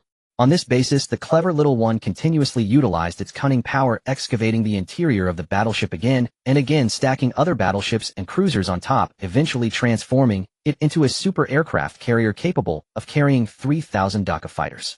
These are the savings painstakingly gathered by Skullcrusher, and the clever little one utilizing various scraps delivered daily, along with a large number of old engines reserved for when they reached the battlefield to hollow out meteorites and transform them into large stones. Regardless of quality, just the sheer number of over 1,000 ships is enough for a decently scaled naval battle, with over 400 assault ships specifically used to seize high-value enemy warships, repairing those that can be fixed while discarding the rest to the greenskins. Lads, the chieftain will lead us into a grand whack. Sitting on the throne of scrap iron welded with the help of the clever little one, Skullcrusher held a loudspeaker and scanned the green tide by the old ones above. The chieftain is up. Get on the ship. Whack. Evolved into a warlord bloodhand, led the elite younglings of his clan into the landing assault boats, attack ships, or battleships that had landed on the ground. These seemingly shabby giants, barely over a kilometer long, could hold a lot of greenskins. Countless ships, one after another, delivered massive amounts of greenskins aboard the great vessels into space before returning to carry more greenskins. Skullcrusher, accompanied by the skilled little one, boarded the Fearless class Osgada Daka flagship. The chieftain is getting impatient. Let's go. The clever little one urged from the side. Skullcrusher nodded and waved his hand quickly, sending a boy to convey the order. Soon the densely packed black fleet, like a swarm of locusts, entered subspace, heading for Nadia. Preparations on Helios' side were also nearing completion, with the whale ships sent by Micardo, along with the 12 purchased from the Forge World, each capable of carrying 48 nearly 1,000-meter-long landing ships. These whale transport ships have little firepower. Even if 75 of their hull is damaged, they can still sail, carrying goods into subspace. Just because other legions look down on them doesn't mean the Thunder Legion does. They have plenty of mortal auxiliary troops. Had it not been for their heavy firepower units, they typically wouldn't need such ships. Unfortunately, they are too wealthy in their configurations. 1 flagship, the Thunder's Fury, 12 new Emperor-class 6 battle barges, 24 Moon-class cruisers, 240 destroyers and frigates, 36 large supply and repair ships, and 12 whale ships comprise all the warships the Thunder Legion is sending out this time. In total, 20,000 Thunder Warriors, 500,000 Storm Legion troops, and 3 million auxiliary troops, with 900,000 to replace the previous frontline losses, plus substantial supply equipment sent to other poor legions. There were no rousing speeches or mobilizations. All the warriors silently boarded their ships, ready to sacrifice their lives at any moment for the survival of humanity. The fleet did not enter subspace, but proceeded towards the coordinates given by Helios. When the reconnaissance ship reported that an alien fleet was ahead before the alarm could be sounded, the command to converge was issued. This puzzled the sailors, but the orders were given by the Thunder Warriors, and they chose to trust. Thus the two fleets converged, with the flagship of the Orc fleet, named the Gigaboss, being guided alongside the Thunder's Fury by a battle barge. Other Orc warships surrounded the outer perimeter of the Thunder fleet, grandly entering subspace, and then the Greenskins were excited. Their ships did not have a Geller field. The filth of subspace could come and go as it pleased. The problem was that once they entered the Orc ships, they immediately received the warm welcome of these simple Greenskins. One by one, brandishing weapons and howling, they happily engaged the low-level demons that had just boarded the ship, with their green faces radiating simplicity and enthusiasm. "Come on, let's have a fight." "Whack. Let me have a turn." "Whack. I found it first, so I should be the one." Pew pew. A crimson tentacle shot out from the head of the strongest among them. This action did not scare the other Greenskins. Instead, they howled even louder, pulling the trigger at the demon. Whack. In subspace, when a demon dies, it truly dies. After exterminating this batch of Greenskins, the demon did not even get a moment to catch its breath before more formidable Greenskins surged from all directions of the rickety battleship, looking at it as if it were a beauty. It faltered. Before these Greenskins charged in, it vanished into subspace through the battleship. These Greenskin madmen were simply unafraid of death. It wasn't that they were not afraid of death, but that Helios and Skullcrusher had become the Wyak focal points of this fleet. As long as they remained alive, the Wyak would persist, and the Greenskins would not be swayed by any negative emotions. Although every day there were Greenskin warships being destroyed, occasionally they would discover some ship debris in subspace being towed along by the Grunt-class assault ship's gravity devices, while also arranging Greenskin technicians to land and modify. Thus they continued to lose and scavenge. By the time the fleet exited subspace, the number of Greenskin warships not only did not decrease, but actually increased by over 30 ships, along with many spare engines collected for transforming meteorites. Mother, the veteran clad in dark green Terminator power armor, entered the hall, interrupting the meeting that was deploying the fleet and surface forces. Leonie looked up at her offspring. "Speak. The 21st Legion's original body has arrived, with the fleet totaling over 1,400 warships." "How many?" Leonie thought she misheard. The other Astartes in the conference hall also cast incredulous glances. The veteran pressed his lips together. "More than half of them are alien fleets belonging to the Thunder Legion, totaling 331 ships. Is he also going to learn from the 2nd and 11th, living alongside those filthy aliens?" Leonis' voice turned cold. Just as others fell silent, Helios entered with a team of veterans. "Long time no see, Leonie. Is it necessary to get angry?" All eyes turned to Helios, who resembled the Emperor, and the veterans behind him, who could be considered many fearless. "Since I dare to bring the otherworldly beings here, I have complete control over them. Don't compare me to those two fools, it makes me seem lowly." Helios walked over to Leonie, glancing around at the commanders, before finally fixing his gaze on a pale-faced man in deep blue power armor on the outskirts. "You are from the 8th Legion, aren't you?" "Yes." The latter placed a hand on his chest in salute, his tone humble. "2nd Battalion, 8th Legion, Bruce Wayne greets you. There's nothing I can do. I don't know where to suffer or enjoy. These motherless children can only bow their heads and serve, otherwise even resupply would be difficult. I've brought you a batch of equipment supplies, and I have good news for you. The mother of your 8th Legion's genes is currently living on Nadia. The planet she landed on has brought her much suffering, and she needs to rest there for a while." Helios' words made Bruce tremble with excitement. With a quivering mouth, he eventually knelt before him on one knee and struck his chest armor. "Thank you, great Helios. No need to thank me. It was only by the Emperor's decree that I was able to bring her back. We are all subjects of the Empire. If you want to thank anyone, thank the Emperor." He smiled as he helped Bruce up, patting his shoulder before turning to Leonie. "Boss, are there any tough nuts to crack? I have Greenskins specially trained for tough challenges. They will be more than happy to serve. The combat satellites 10, 11, and 12 from Randon are the difficulties we need to face, especially Satellite 11, which is heavily deployed with 2nd Legion rebels. Every day new rebel Astartes are being produced there." Leonie brought up the map of Combat Satellite 11, pointing at the dense red dots. "These are our battle locations. We need to take this combat satellite to stop them from producing new Astartes. Can't we just destroy it directly?" The entire satellite is covered in void shield launchers. Our ground assault is meant to destroy these launchers, otherwise our ships won't be able to penetrate their defenses, let alone the fact that their number of ships exceeds ours, and their ship-mounted guns have a longer range than ours. Helios raised his hand and brushed away the projection of the combat satellite, marking some important coordinates. In a couple of days, let the ground troops on the planet withdraw. My men will take over, and I've brought some supplies. Whoever needs them can come to me to collect. Leona's eyes lit up at this, as her offspring had all said that the equipment supplied by Nadia was better than that from Mars and Saturn. You First Legion needn't think about it. Haven't you taken enough from me over the years? Share it with the other legions. Helios cast a sidelong glance at Leone, who was pursing her lips. How about the Titans? I brought plenty of spares. If you want, I can give you some. I want them. Then you all continue the meeting. I'll head back to prepare. The Greenskins need time to modify the asteroids. In 3 days, the ground troops of Satellite 11 will withdraw, giving them only 12 hours. Once the time is up, my men will begin the airdrop. Watching Helios leave, Leone shook her head and waved her hand. Since the Thunder Legion has taken the initiative to engage Satellite 11, then the 8th Legion can hold for 3 more days to retreat and regroup from above. Bruce nodded with pursed lips. Understood. He no longer cared about the casualties among his brothers. After all, the mother of their legion had returned, and soon they would be gathering around their genetic progenitor, leading the brothers of the 8th Legion into battle.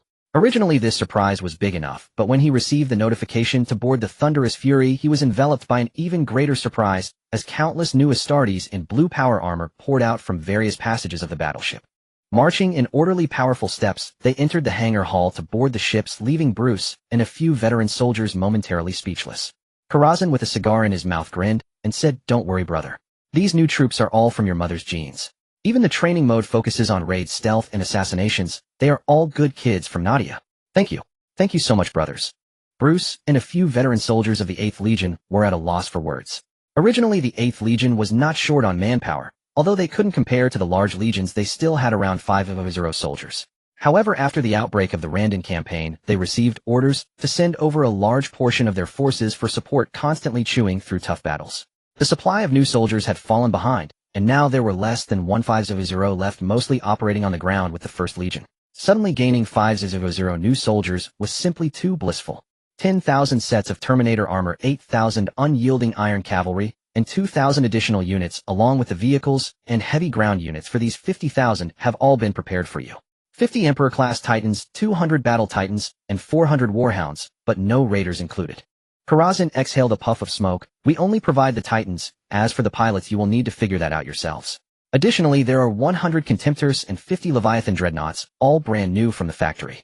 Wealth. Such wealth that one wouldn't dare to dream about. However, a new problem arose. They didn't have enough battleships to accommodate the new soldiers, and there were so many Titans. There's nothing we can do about that, brother. We don't have many battleships ourselves. Bruce explained the predicament of his legion, and Karazhan offered no assistance. After a moment of thought, he said, "How about you use the Titans to trade with other legions, or the Navy?" "That won't do. That won't do. These are all treasures. Who would trade them before they even have a chance to warm up?" Even at the richest times for the 8th Legion, they only had a few Emperor-class Titans, mostly seized from other warlords during the later stages of the Unification War, and many lives were lost. Now, with 50 Titans in front of them, there was no way they could part with them. You don't have that many pilots either. Karazhan was somewhat speechless. "Come on, brother. We can send you the first batch, and there would be second and third batches. What's the big deal?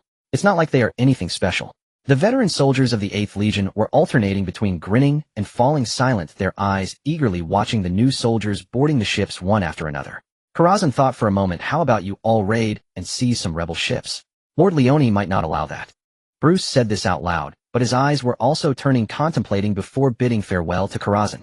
He rode the Storm Eagle alone to the unyielding truth, eager to see Leone recounting the Thunder Legion's support and the Legion's difficulties. Leona's already thin lips now pressed into a line.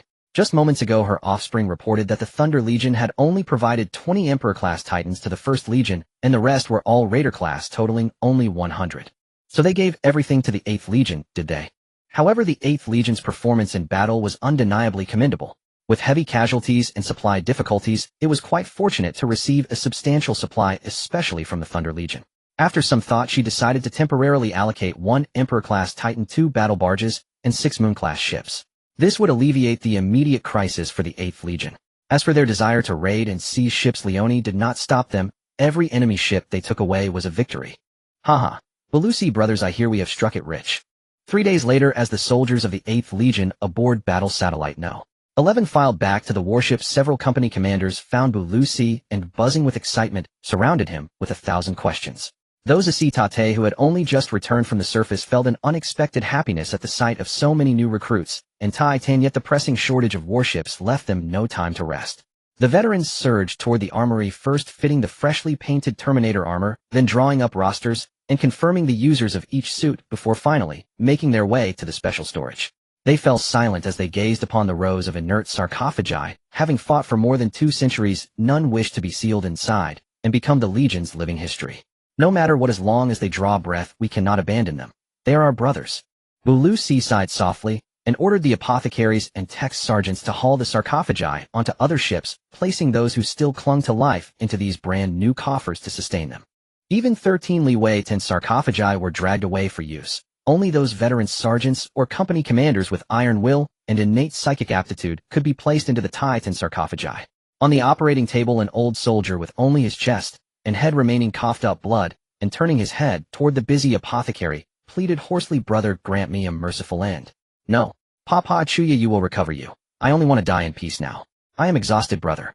We were all prisoners chosen as so-called lucky ones. Help me." The apothecary fell silent, unable to meet his brother's imploring eyes, until a monstrous sarcophagus was pushed into the operating room. They had brought a large one, a contempt-class sarcophagus. "Sleep well, brother. Your work is not finished. The matron of genes needs you, and the new recruits need your instruction. I do not want to be sealed in." A sedative donated by the Leiting Legion was injected into his neck. Papa Chu Ya's eyes rolled back, and he lost consciousness. The apothecary and tech sergeants gathered around the operating table and set to work. In the ship's other infirmaries, partially broken veterans were likewise sealed into fresh sarcophagi, becoming the living history of the Legion. While they ferried the wounded away, a tide of battered warships and ever larger meteor clusters came hurtling from deep space, braving planetary gunfire as they began to force land.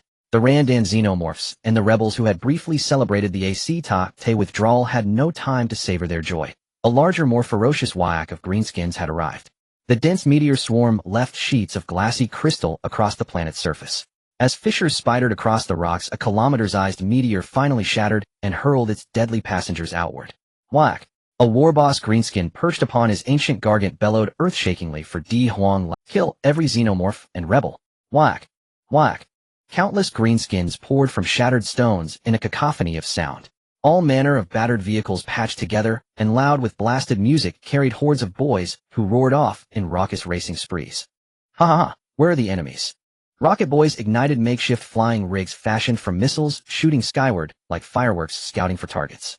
When one was found, they dove and opened fire. Whether they hit or not mattered little. The joy of it was real. Rows of grots piloting fear canisters were disgorged by assault ships and bombardment vessels onto the surface, surging in waves against the distant xenomorph lines. They died by the dozen, and no one cared for more poured forward behind them. Healy EC had relinquished control of the satellite to Sui Lu and Ji Ling-Gui. Whatever havoc they wreaked, Healy EC accepted, so long as xenomorph and rebel forces were consumed. His main fleet, coordinating with the 1st Legion, executed a crushing pincer on the flank of Randon fleet. Countless shark assault boats laden with deadly passengers launched hop attacks to eliminate enemy heavy units wherever possible. Both in space and on the ground, the fighting had raged for nearly 2 months, and both sides kept escalating in this star system. From occupied human worlds, warships and mind-controlled rebels were produced and sent to the front in steady daily batches. The Empire was in no better shape. Wreckage drifted across this sea of stars, human and xenomorph alike. Neither side had time to clear the debris, but the greenskins certainly did. Ji Ling-Gui was no longer a half-meter runt. He now stood nearly 3 meters tall, wearing a metal power pack studded with a dozen mechanical arms, and leaning upon a crook that marked his authority as he directed legions of. Ji Ling-Gui was no longer a half-meter runt. He now stood nearly 3 meters tall, wearing a metal power pack studded with a dozen mechanical arms, and leaning upon a crook that marked his authority as he directed legions of greenskins. Ji Ling-Gui was no longer a half-meter runt. He now stood nearly 3 meters tall, wearing a metal power pack studded with a dozen mechanical arms, and leaning upon a crook that marked his authority as he directed legion. A man-made sun dangled high above, and every day thousands of greenskins sprouted from the soil and were driven into labor. The disobedient were thrown into the blood soil to feed the brood, and the cycle continued without pause. With manpower and resources no longer a constraint, hollowed meteorites loaded with patchwork greenskin armies rained down day after day, steadily eroding the satellite's garrison, men, weapons, and munitions alike. In sheer attrition, few forces in the galaxy could match the greenskins. Sui Lu, mindful of the chieftain's orders, held court aboard the flagship Jin Ba, watching the surface through projectors assembled by the Jiba boys. He toyed with a wine jug like a goblet, his eyes full of sardonic amusement. A grok came running up Jiling Gui, and the great Jiba command that we go to the La Decai airfield. Its meteor forging base has been churning out so many aircraft and many large vats. Notify every warship to take turns going to the base to replenish fighters' fear canisters and slaughter canisters. With such whack gear, each one must destroy at least 10 enemies before they may die. Any who flee will be fed to Shirgugu. Sui Lu roared with laughter when he finished, and the other war bosses and leaders in the hall joined him in that mirth. During this period, the 8th Legion rested while accompanying the 1st Legion on missions. Most battleships exchanged fire with the Astartes, guarding against enemy boarding or launching boarding assaults themselves.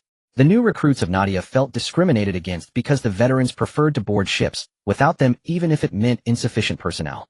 This stirred intense anger among the novices, which finally erupted after the veterans returned fully laden from a mission. As one Stormhawk after another returned to their own ship's deck, carrying veterans who had completed their strategic objectives, the new recruits gathered around, removing their helmets to reveal faces as pale as those of the veterans. Veterans, we share the same blood, each carrying Mother Kalia's genetic seed within us. Why do you disregard? I spent 6 years training at Kafenki base now, 8 before undergoing transformation. Among the 25173 recruits processed alongside me, my academic scores always ranked in the top 10, and even my compatibility with Mother's genetic seed was 91. 13. Why won't you take me along on boarding missions? After my surgical transformation, I managed to hold out for 13 seconds against a Thunder veteran. Do you realize what that means? Yet you completely ignore me. Me too. Me. I demand an explanation. Exactly. The spittle and fervent passion of the new recruits unsettled the veterans. Gazing at the youthful faces encircling them filled with both ire and vitality, the veterans burst into hearty laughter. These children are ultimately too young. I remember you, Castles. How old are you this year? The recruit named by the veterans stood tall and proud, 23 veteran. I began slaying pests at 6, single-handedly challenged orc boys at 12, then was sent for gradual transformation. My kill count climbed from 1 to 246. The year I was implanted with the genetic seed and officially became Mother's progeny, I used shadows, terrain, and a dagger to silently eliminate 119 greenskin foes overnight, during assessment returning the test items to base successfully. Castles glared at the smiling veterans as if he could pierce through them. I sparred with a Thunder recruit of the same batch, relying on the foresight granted by Mother's gene blessing, and we tangled for 59 seconds. The veteran's smiles froze. You act so proud of holding out 59 seconds against a new recruit, but you're all Astartes. So what? Are you missing a limb or a modification procedure? Are you less augmented than them in some way? The Thunder recruits undergo 23 surgeries, typically standing 60 to 70 centimeters taller than us. Their strength surpasses ours by several folds, their speed is greater. For me to last 59 seconds against one is something I can boast about for years. Castles looked exasperated. Have you never seen a Thunder warrior? From the 21st Legion. Seeing the nods, the veterans fell silent, recalling matters concerning the Thunder Legion. Their gazes grew complex, especially the two who had fought in the Terra Unification, were fully aware of the terror those old models represented. Indeed, that is something to be proud of. You may arrange yourselves and take turns joining our missions. The company commander wanted to wait longer, but seeing your enthusiasm, it begins tomorrow. The veteran patted the recruits' shoulder armor and left in small groups. Left behind, the recruits exchanged wary glances. Clearing his throat, Castles said, "Brothers, I am among Mother's first progeny, so I should be among the first to board tomorrow." Get lost. We're all new recruits. Why should you go first? Exactly. Who do you think you are? According to Nadia's rules, we fight it out. The winner boards first, the loser waits for the next batch. Come on. Who's afraid of whom? The hangar platforms soon overflowed with brawling recruits. Many veterans and sailors nearby chuckled, watching and pointing. The novices fought with restraint, punches landed lightly, and those struck were eliminated. Soon half the recruits withdrew to the perimeter, watching the other half continue single combat. 200 victorious recruits laughed and ran off. Their combat barge could only carry boarding vehicles for 300. 200 recruits and 100 veterans, a decent configuration. The next day, the recruits armed themselves and followed the veterans into drop pods or shark assault boats, awaiting the moment of deployment. The combat barge hid in the shadow of a planet, accompanied by several escort and reconnaissance ships, all engines shut down, silently awaiting prey. When 2 light cruisers passed through an asteroid belt towards a distant star system to support battle satellites, the 8th Legion's combat barge did not start its engines. Instead, it opened its hangar bay doors and launched aircraft loaded with lethal cargo one by one. Nervous? An older veteran, his body swaying with the acceleration of the shark assault boat, asked the nearby recruits through his helmet. After all, it's our first real boarding mission. Before it was only simulated training. Honestly, veteran, I'm a bit nervous. During their surgeries, they seem to have retained some humanity, unlike these old-timers. They chattered incessantly. The veteran forced a smile beneath his helmet, secretly envying them. He heard these children grew up in the sunlight, and were supposed to be recruits for the Thunder Legion, but the 8th Legion's seed compatibility was higher. What he did not know was that all male recruits of the Storm Legion were potential Astartes material, as Helios' genetic seed had high universality. In plain terms, it was not selective, much like the 2nd Legion. However, other legions' seed compatibility rates varied. If a legion was severely understaffed, Helios could always select a batch of Storm soldiers for transformation to continue that legion's bloodline. Bang, ding, ding, bang. The sound of bullets striking the assault boat quickened the recruit's breathing. The veteran only managed to say, "Hold your ground." Boom! The Shark assault boat's front plasma thruster blazed, launching its deadly payload into the light cruiser. As the hangar doors opened, several smoke grenades were tossed out. 2 recruits at the entrance immediately raised boarding shields, eyeing the supporting enemy fire. Thud, thud, thud, thud. One explosive, one life, no second bullet wasted. Their efficiency was unlike that of novices, earning approving nods from the veterans trailing behind. We head to the engine room. Leave the bridge to the others. The veteran led the squad to the rear of the warship, leaving no enemy target unchallenged. Those mentally controlled sailors were no longer their comrades. There was no mercy to be shown. "Commander, we have detected 2 light cruisers. For reasons unknown, one has its engines shut down, while the other appears abandoned and adrift." A sailor rose and glanced toward the second deck, where the captain, smoking in silence, nodded. "Let Kashi Yasi and his boarding team jump in. Why waste the chance? Bring them back for repairs. They will do for the D-Ba Junchuan." Understood. The sailor returned to his station to contact the rest area. The Latang Shinbing, who were polishing their weapons, stood up without a word, checked their arms and ammunition, confirmed all was in order, and headed for the drop zone. The Yue-class cruiser adjusted its bow and soon launched 4 drop pods that sped toward the distant light cruisers. At the same time, a battle barge hiding in the shadows noticed the sudden arrival of the Yue-class ship. "This is the Empire 8th Legion, Yi Zhihua." "Which unit are you?" replied the other side. "This is Latang Junchuan Ji Zihua cruiser." "Are those 2 light cruisers yours?" Hearing the response, the crew aboard the battle barge, and their captain breathed easier and quickly recounted the situation. The drop pods had already been sent, or at worst, they would have to patch a couple of holes later. Receiving the invitation from Yizhihua, Zhihua maneuvered into the shadows and shut down its engines to see whether any other rebel support ships would pass along this course. A 3-meter Threaten solid weight struck the steel deck with a hollow boom, punching a shallow dent. The first Latang Shinbing to fall from beneath a pod lifted his weapon and scanned the area front and back. Only when he confirmed no one was there did he relax slightly. The other 4 recruits touched down in succession. The 5 marched toward the power plant. The corpses they passed made their brows knit. They contacted the mothership by quantum comms to report the anomaly. The reply made them snort. Their quarry had already been beaten to the prize. While they were hunting, a mixed fleet of 5 greenskin cruisers on a leisure sweep also discovered the 2 halted light cruisers. Their board leader relished the prospect of watching whoever was inside fight. At the news of prey, 2 enemy light cruisers, he waved his hand and barked orders. "Bring our ships over. Seize them and present them to the chieftain. He will be pleased." Whack! At that cry, the greenskins at the helm howled, cranked power, and engaged gravity clamps, ramming their assault corvette against the cruiser's starboard. The techs hauled forward, cutting torches at once. Once the soft docking corridor lashed to the enemy hull, they tore a wide breach with cutters. A throng of greenskin brutes brandishing heavy guns and iron rods waited behind, eager to fight, eager for whack. Chunks of hot iron fell away and were kicked aside by impatient feet. They paid no heed to the heat howling as they charged into the cruiser to hunt down the traitorous crew. The greenskin horde, grinning with wide mouths, fanned out in search of enemies, while the sailors aboard the 2 ships, hidden in shadow, twitched at the corners of their mouths. "What a day! How are we running into every kind of thing? Haha! Thank you for your kindness." The veteran of D-Ba Junchuan laughed wide when the Latang Junchuan described their plan, but his amusement was cut short by a sudden cry. Whack! 100 or more greenskins surged down the corridor, filling it to bursting.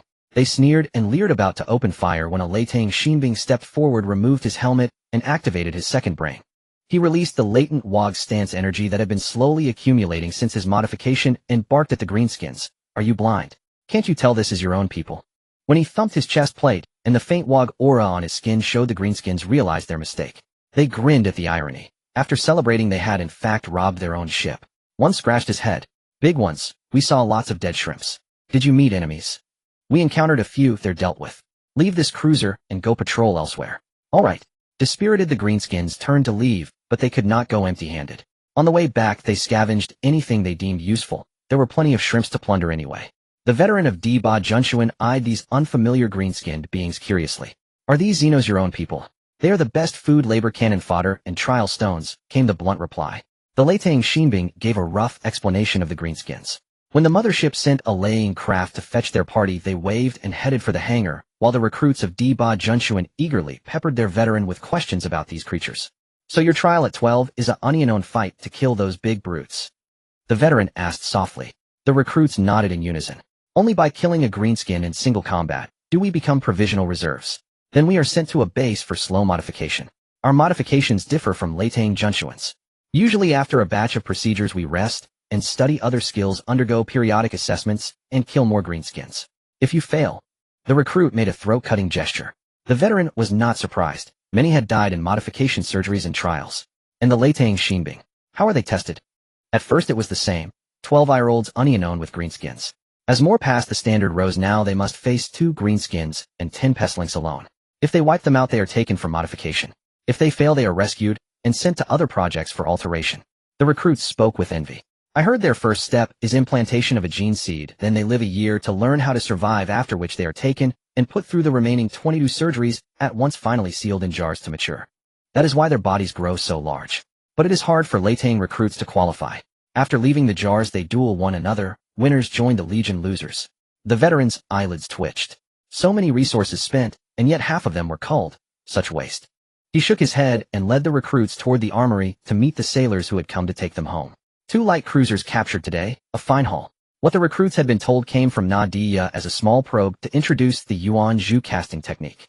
Huang Lao Deng thought it best to wait. Healy EC thought otherwise. The sooner it was promoted, the sooner the benefits would arrive. After all, could Yuan Zhu ever be stronger than Leitang? Aware of the general trend, Healy EC had established military bases across all the worlds of his domain. Through mass recruitment, billions of children are processed each year, though the vast majority fail the second stage. Still, those children make perfectly adequate auxiliary troops and planetary guards. 6 years of military training leaves its mark. Those who pass the second stage undergo special screening to confirm will and loyalty, then are matched 19 times. The majority are raised as auxiliary forces until they reach 18. Those not retained as non-commissioned officers are returned to civilian life to marry and help continue the race, always subject to immediate recall for modification if needed. Of the remainder, 90% are selected for gene serum injections to become warriors of the Fongbao Junchuan. The final topmost handful are sent to bases for the Leitang modifications. As for some so-called Great Rebellion, if he wished he could in a single year spawn 2 million AC Tate. He did not believe any legion could stand against 2 million such warriors. 59th Company, advance with me. Na squad of Thunder Warriors leading 1,000 stormtroopers clad in Zeushammer armor charged toward the enemy's last trench line. Its firepower now over 10 times weaker than it had been 2 days prior. Countless orcs fell along the path of the assault, their corpses trampled underfoot as the warriors surged forward. Above, 2 bomber wings streaked across the sky, carpeting the trenches with explosives to clear the way for the advancing forces. Bang, bang, bang, bang. Elite Storm Legionnaires wielded modified, compacted versions of the Godwin pattern bolt gun. Though their rate of fire was slightly slower than that of the Thunder Warriors, the enhanced stability, gained by sacrificing speed, was precisely what they required. Several grotesquely malformed Rangdan soldiers were torn apart, chests and skulls obliterated by explosive rounds, while their laser beams harmlessly dissipated against armored energy shields. Boom boom boom, boom boom boom. In from a concealed bunker behind the trench, a hidden emplacement suddenly spat torrents of fire. Heavy bolter shells felled several charging troopers. Energy shields offered no defense against such ordnance, and their laminated ceramic plasteel armor proved utterly inadequate against heavy-caliber bolts. Even standard Astartes armor would not withstand such punishment, let alone theirs. And down now. Boom, boom, boom. N3 Ogren Thunder Warriors, each bearing shields as thick as fortress doors, advanced under cover. Their shields mounted field emitters and deflection barriers, engineered specifically to absorb sustained heavy fire. Heavy bolter rounds detonated half a meter before the shields, their kinetic force refracted away by the projected fields, allowing the bearers to advance unimpeded. At 5 meters from the bunker's entrance, the trio hurled 3 melta charges and high-explosive grenades directly into its firing slits. Kaboom, kaboom, kaboom. And the bunker's roof was violently torn away, every Rangdan aberration within lay dead beyond redemption. The troopers struck down by heavy bolter fire were stabilized on-site by medics administering universal regenerative serum, then swiftly evacuated rearward for Storm Eagle extraction to the flagship's medical base. The universal serum accelerated tissue repair, even enabling full limb regeneration, but the dosage administered infield was insufficient. Full recovery demanded immersion in a regeneration vat. The regeneration vats were Morpheus's gift to Helios, an innovation whose lineage remained incomplete. While Terra and Mars possessed fragmented analogs, none matched Morpheus's design in efficacy or immediacy. The Imperium lacked for nothing, not even manpower. Even an Astartes warrior rare and revered became expendable within the Imperium's colossal machinery, deemed unworthy of such precious regenerative technology. The vats had been delivered to Terra 4 years prior, but never deployed at the front lines. Clearly High Lord Thorn pursued his own calculus. Sacrifice is the bedrock of the Imperium. That phrase had no known origin, yet it held grim truth. Any Astartes gravely wounded, but recovered alive, would be interred in a far more potent dreadnought sarcophagus. And should fate claim him out in the void, another soul, another unwilling vessel, would be sealed within that same sarcophagus, forged anew into a weapon of war. The advent of regeneration vats threatened to render dreadnoughts obsolete. Powerful, yet static assets rendered redundant by rapid biological restoration. Such obsolescence was intolerable to the Imperium's current strategic posture, acceptable only after the full reconquest of the galaxy. Captain, enduring a brief lull, a soldier approached the senior officer and reported softly. Little Eyes fell, and Big Head's entire squad gone. Stepped on a magnetic storm mine, and yes, and the officer nodded. Understood. This is no time for grief, he said, clapping the trooper's shoulder plate. Form up. Take the forward position. Once the next wave of orcs arrives, we'll push again, and then rest. The troopers drained concentrated nutrient paste and stimulants in quick gulps, inspected weapons and ammunition, then resumed the charge alongside the Thunder Warriors, advancing upon a fortified position anchored by 3 successive trench lines. Helios had redeployed all auxiliary units to reinforce Tyrannies' ongoing campaign. The star system demanded disciplined, rational forces, not mere shock troops to be spent recklessly. 5,000 Thunder Warriors, supported by 500,000 stormtroopers, drove successive waves of orcs forward in methodical, relentless waves. They had already seized 1/4 of this combat satellite surface, and the conquest of the entire world was inevitable. With the Thunder Legion securing an entire combat satellite, and a second legion holding the primary satellite, the Imperium's remaining fleets found their assaults on adjacent satellites markedly less arduous. Helios commanded the flagship and 12 newly commissioned Emperor-class battleships, leading the Imperial Navy in a brutal exchange of broadsides against the Rangdan fleet. Attack craft, interceptors, and bombers wove through the steel jungle of warships, each moment punctuated by the silent, radiant bloom of another doomed vessel. Boarding actions and counterboardings unfolded in relentless cycles. Every hour brought fresh casualty reports from naval officers. Helios's brow remained furrowed, his cigar unlit, his gaze fixed on Anna as she directed the fleet's intricate ballet of destruction.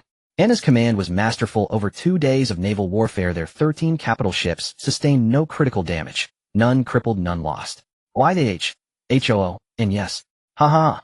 NAS Nova cannons fired unexpectedly, shattering an entire Rangdan squadron. The bridge crew erupted in unrestrained jubilation.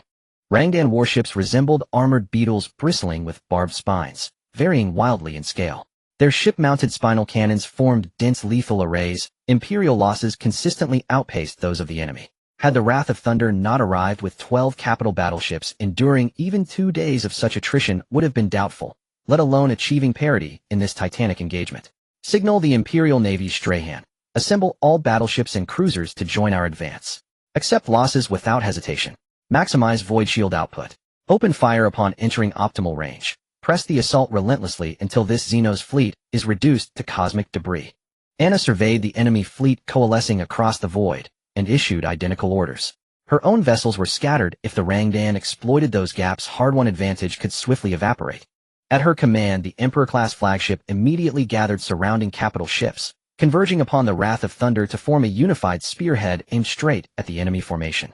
The Wrath of Thunder surged forward at full thrust, plowing through torrential enemy fire, its reinforced prow ramming headlong into a 5-kilometer-long Rangdan flagship, twisting it violently off-axis as the battleship plunged deep into the enemy's heart.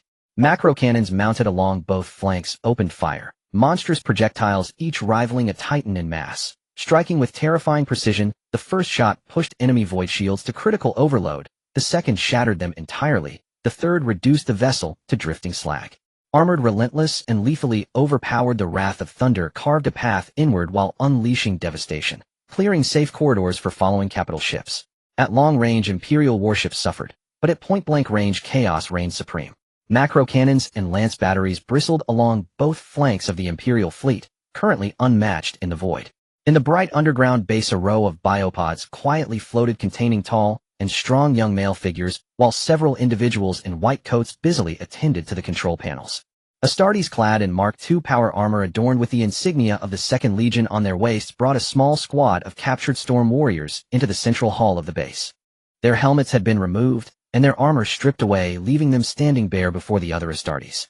The leading young warrior spat on the chest plate of an approaching Astartes. His eyes filled with disdain. "You really bring shame to humanity.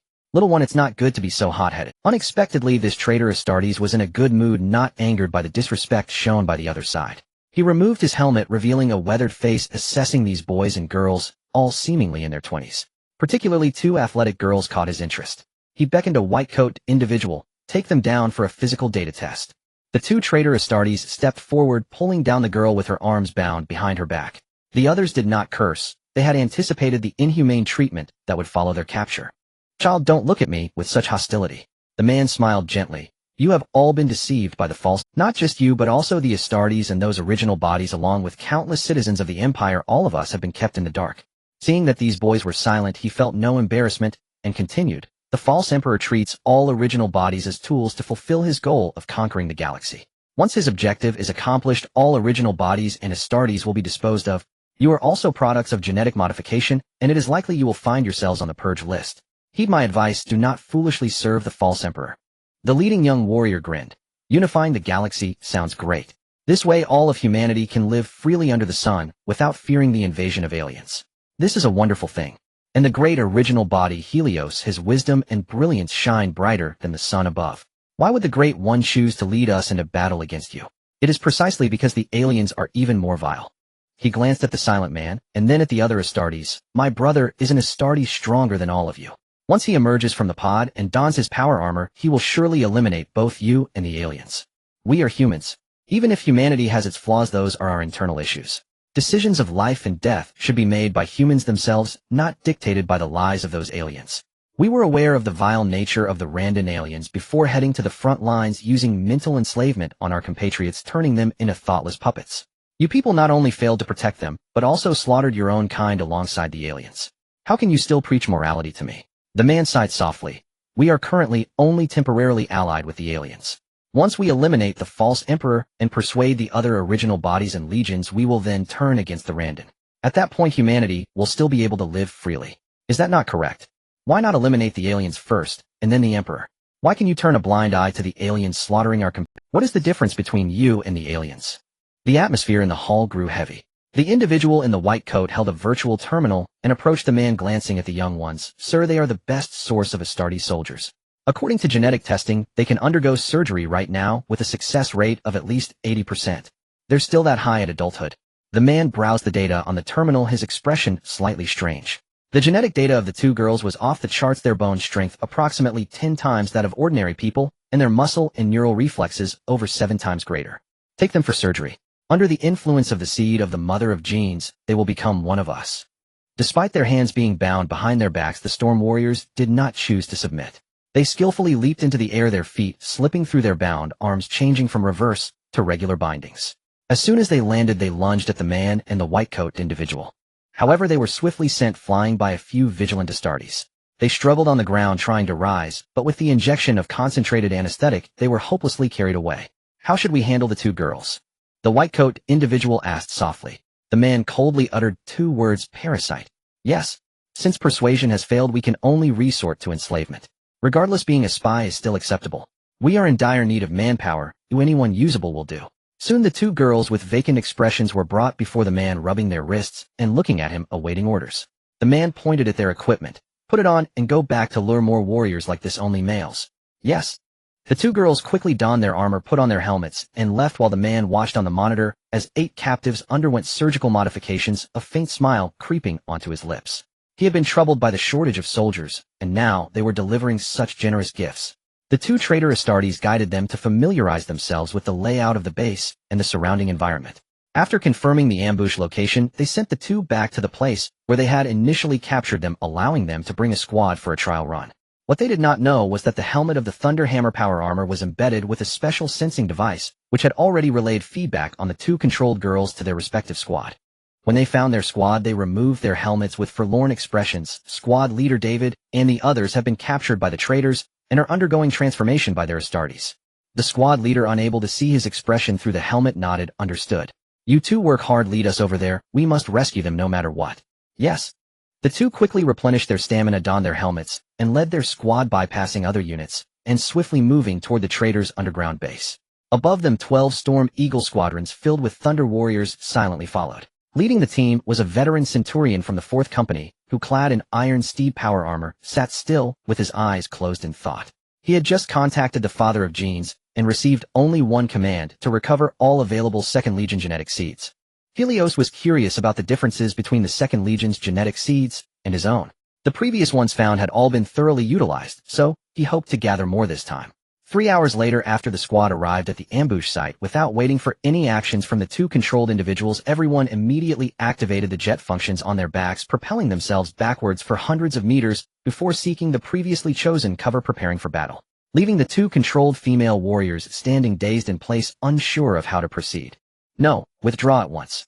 Seeing the Foambow warriors eject the acetate rebels, they turned and fled in panic. Above them, the Foambow Eagle opened fire, shredding the mutineers. Even an acetate struck by multi-barrel artillery had no hope but death. With a whistling rush, clusters of metal scrap fell from the sky, gouging deep craters in the ground. The centurion at the head drew his power hammer and stamped his position, barking, "Traitor! Look me in the eye, you spawn! Fire! Fire!"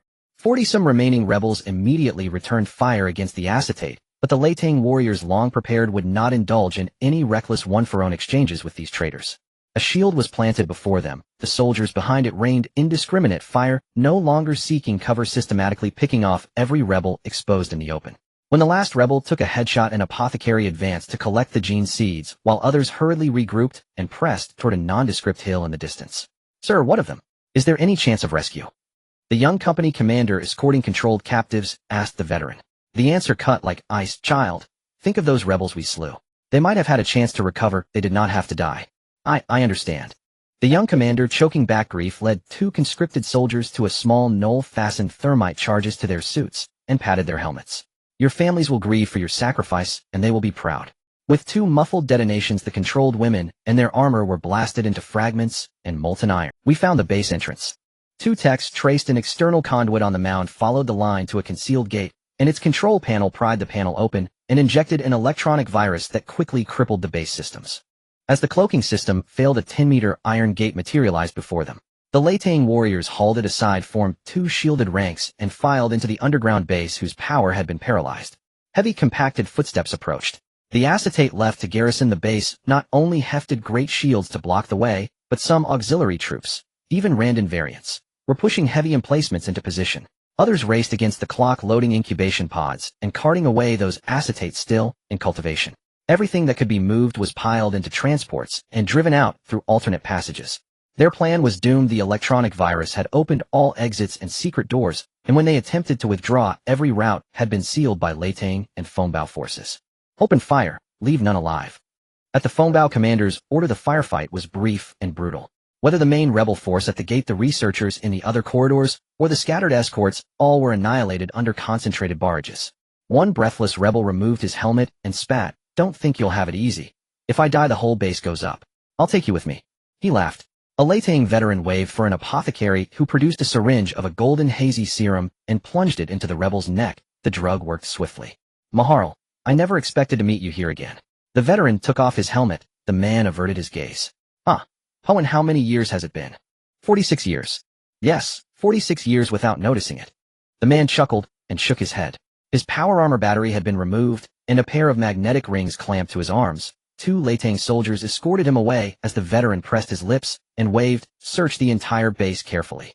Others set about their tasks. The veteran lingered in the hall while Foambow soldiers scoured hovering cargo trucks and found comrades whose organs had been implanted and who were still being cultivated. They isolated those incubation pods. The company commander hurried into the hall. "Sir, we located captured soldiers, but they've just completed implant surgery. How shall we handle them?" "Oh, to what stage have they progressed?" Howen frowned. The commander reported in a rush. "According to the pod panels, they've completed the first 3 operations, and their postoperative recovery appears good. No genetic glands were implanted." "None," Howen hummed once. "Then wait for them to awaken and ask their consent." They have passed the optimal age of further procedures risk death. If they still wish to continue proceed. If not, return them to the ranks. To become Lao Teng warriors, eh? The young commander asked enviously. Powen smiled and shook his head. What are you thinking, child? Lao Teng warriors must begin surgery at 12. They've passed the window. Conversion now would be a certain death. Our operations differ from ordinary acetate procedures. They are crueler, bloodier. Without progenitor gene seeds nurtured inside for over 6 months, the body cannot withstand those surgeries. Ordinary acetate, you say? I thought they were lucky, is that all? He scoffed inwardly. Another Nadian looking down on other acetate as usual. Haha, you sly one, get to work. Later we'll have to blow this base to rubble. Yes, sir. After the young commander left the veteran's side. Everyone yearns to become an acetate, but what is it worth to become endless slaughter until one's life snuffs out? Why endure it? Still, that is better than a frail fleeting 100 years as a mere mortal. Another veteran came up, the two slowly puffing on cigars. Powen Maharal, what will you do? After all your countrymen came out from Tyla together. Valen, we Nadia have many countrymen, he muttered, trying to comfort himself yet unable to pass that barrier. Ask the progenitor's opinion later. Then steel yourself. Be prepared for whatever the answer may be. The veteran patted Powen's pauldron, spat his cigar, and went to supervise the rookies installing microcore bombs. Powen stood dumbfounded. In the early days of the Great Expedition, before their Lao Teng Legion had found the progenitor, they had fought alongside the 2nd and 1st Legions on the front lines. Come to think of it, he still owed that countryman a life. Charge in. Activate the shield to maximum power. With a wave of the hand from the veteran Thunder Soldier, the Storm Elites behind him immediately engaged their back propulsion systems, leaping across the artificial canyon gap, over 200 meters wide, charging towards the base gate built into the opposite canyon wall, which had already been blasted open. Deploy the thermite shells. Facing the thick layers of shields and rebels inside the base gate, heavy fire units from various 100-man squads immediately paired up, assembling the modules they carried and shouldering them. Just as they peered out to aim, one of them was accurately headshot by an enemy Astartes, but the Storm Elites were undaunted by death. When one comrade fell, others took their place, and always one or two groups squeezed the trigger, launching the thermite rockets. Boom. The ultra-high temperature fireball directly melted a large hole in the enemy's shield formation, but was immediately patched up by other rebels, and both sides opened fire fiercely at either end of the gate, neither backing down an inch. Creak. A dozen formidable-tall Randan aberrations resembling spiders with human upper bodies charged out from the sides of the shield formation, wielding strange long-barreled cannons, firing under the cover of rebel fire.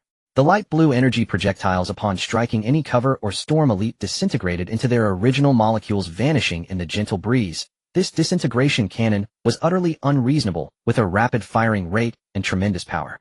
The first wave of Storm Elites was forced to take cover on either side of the base gate, calling for support.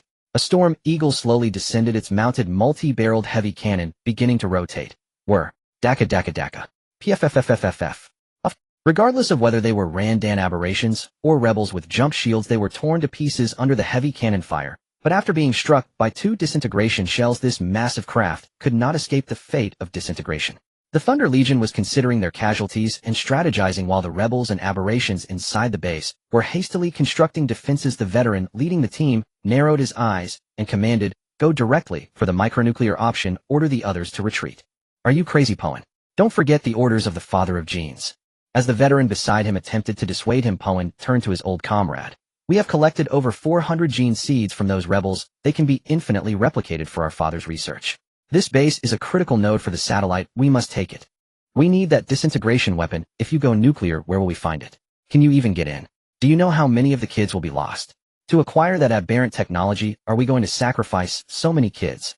Even if we secured it, would our father be pleased? Don't let it come to the point where we're all cursed together. Powen glanced at the silent veteran issuing the retreat order while instructing the demolition team to take 2 10-kiloton nuclear bombs, one deployed to the left side of the base gate, and the other set at a node below the cliff. Setting the timer and ejecting, they ran as far as possible without looking back, time quickly ticking down. As 2 blazing white lights flashed, the Thunder Warriors hiding behind the cover on the other side of the canyon silently calculated the time until the explosion.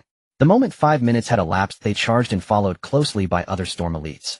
The base gate, which had initially seemed unassailable, was now melted into a bizarre shape of molten iron. Valen, you take half the men to push through from below, the rest follow me. Veteran Powen led a portion of the Thunder Warriors and Storm Elites forward across the scalding ground, while another group gently descended to a second explosion node using their back propulsion devices, where a breach had also been blasted open. Advancing together, the base was quickly taken with 2 critical corridors, but the rebels and aberrations inside quickly reacted, fortifying key positions and both sides entered a tug-of-war once again. Big Head, you lead the Ogre assault team. Up front, teams 4 and 5 provide plasma cannon cover. Veteran Pullen waved his hand, and immediately 10 Thunder Warriors deemed as small dreadnoughts charged forward with heavy shields equipped with mounted launchers, while the following Thunder Warriors raised their long-barreled large-caliber plasma cannons slightly to fire.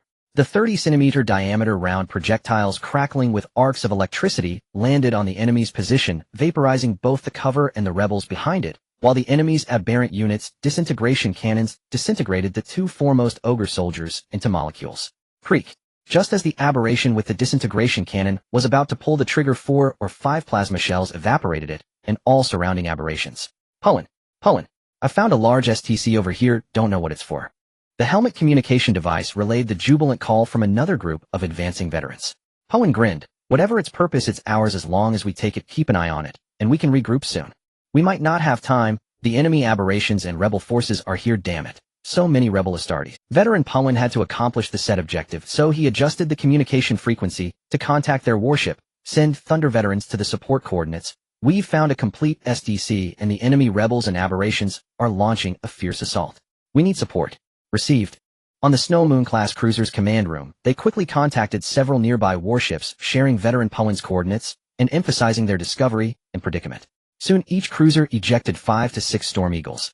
With the addition of 500 in-game Thunder veterans, we don't believe the rebels in that base can pull any trick. A commander entered the room storing the SDC, reporting the battle losses to the veteran. The enemy is attacking like crazy, disregarding casualties and costs. Our regiment has already lost 2 companies, 2 full companies, sir. The veteran pointed to the massive spherical object beside him. Soldiers. Their sacrifice is worth it. We must secure this STC. STC. The commander of the Storm Legion glanced at the seemingly operational behemoth, nodded vigorously while shouldering his weapon and leaving. The entire passage and surrounding area were guarded by Thunder Warriors, while the Storm elites could only do their best to resist the rebel counterattack from the perimeter. For the Great Helios. Brothers and sisters, take down these aberrations. Returning from the rear, the commander lifted a rocket launcher from beside a fallen comrade, kneeling slightly, and aiming, firing the thermite shell, without caring how many targets it hit, immediately retreating back behind cover. Every moment someone fell on both sides. The Storm elites dwindled, while the enemy rebels fared little better as swathes of workers in tattered clothing, armed with makeshift laser guns, surged forward. With vacant eyes, they rushed forward with their weapons used to deplete the ammunition of the Storm elites. Just as both sides were about to engage in close quarters combat, the first batch of supporting veterans arrived on their battlefield. The veterans wielded explosive handguns in one hand and multi-barreled rotary machine guns in the other, tearing the fodder into pieces, their overwhelming firepower preventing the enemy rebels and aberrations from retaliating. Soldiers, evacuate the wounded. Oh, we will take over this battlefield from here. Veteran Centurion gazed down at the Storm elites, nodding slightly as a recognition of these kids' determination to fight to the death, which filled the Storm elites with pride. With an increasing number of in-game veterans flooding in, the enemy rebels and aberrations felt despair. Father, our ground forces have just returned with an intact STC. Yes, it's a complete template for manufacturing attack aircraft, though its utility is somewhat limited. That may not be the case. It depends on how we utilize the attack aircraft. Helios chuckled. After all, it's still a gain. How long until we can take down the battle satellite? It's estimated to take about 14 more days. Surprisingly, the Orc side's losses are somewhat catching up. Calasan shrugged. It's no wonder. The battle satellite lacks sunlight, and the dead Orc spores cannot photosynthesize, relying only on the daily hatching from the meteor base to replenish battle losses. Helios nodded, and Calasan tactfully left, leaving him to continue his daydreaming. At this stage of the war, aside from constantly escalating efforts, all that was left was to fill it with manpower and resources. The daily battle losses sent in, no matter how large their resources, could not sustain such a fill, especially since his offspring were so few. The veteran Terrans were mostly hesitant to be deployed. New recruits were filling the front lines, and it was possible to lose a few today, a dozen tomorrow, or even over 100. When would this end? Just as he was feeling anxious, the warship Star Speaker sent a report. The 1st Legion, responsible for capturing the battle satellite, had been breached by the Randan fleet, delivering a considerable number of troops, and asking if he could spare some elite forces for support. I don't have any elite forces. Tell the boss that if she wants troops, she should have requested some fill line babies. I'll let her enjoy it secretly. After sending away the Star Speaker, he irritably lit a cigar, puffing away. When they arrived, there were 20,000 Thunder Warriors, but now only a little over 15,000 remained, and the Storm Legion had suffered over 130,000 deaths. If it weren't for the pressing timeline, he would have wanted to call them back for rest. Calasan, father. The veteran hurried. And what are your orders? Send someone to contact the home planet and send over 20,000 new recruits and see what good supplies are in the warehouse to bring over for frontline support. Father, isn't 20,000 too many? Calasan softly explained, our base needs new recruits. The children selected through the sea election need to explore the surrounding worlds. If we suddenly pull 2,000, the rear will be under pressure. Then let them gather this year's and next year's batch to bring 2,000 over, while also pulling back some damaged warships for major repairs. Understood, Father. Calasan saluted and left. Helios stood up and headed to the bridge. Anna, order the fleet to expand their patrol range. We must not allow the alien fleet to break through the blockade to support Satellite 11. My lord, our fleet has been keeping an eye on the situation. Anna nodded in understanding. Helios then inquired about other battle conditions before heading to the laboratory to check on the seeds from the 2nd Legion, hoping to see if they could be improved for future construction of special units. Mother, Captain Cows of the 9th Battle Group has arrived. Murkdori walked into the study, waking the pondering Leone. The situation on Planet 10 is getting tense. Yesterday, another Randan fleet pushing forward with a suicidal charge delivered a massive number of troops to the battle satellite. Let him in. Murkdori nodded and soon brought in the commander of the 9th Company, Cows Wayne, into the study, stepping aside, as Cows respectfully bowed. Mother, I wish you well. Speak, Cows. To what extent is the frontline tense?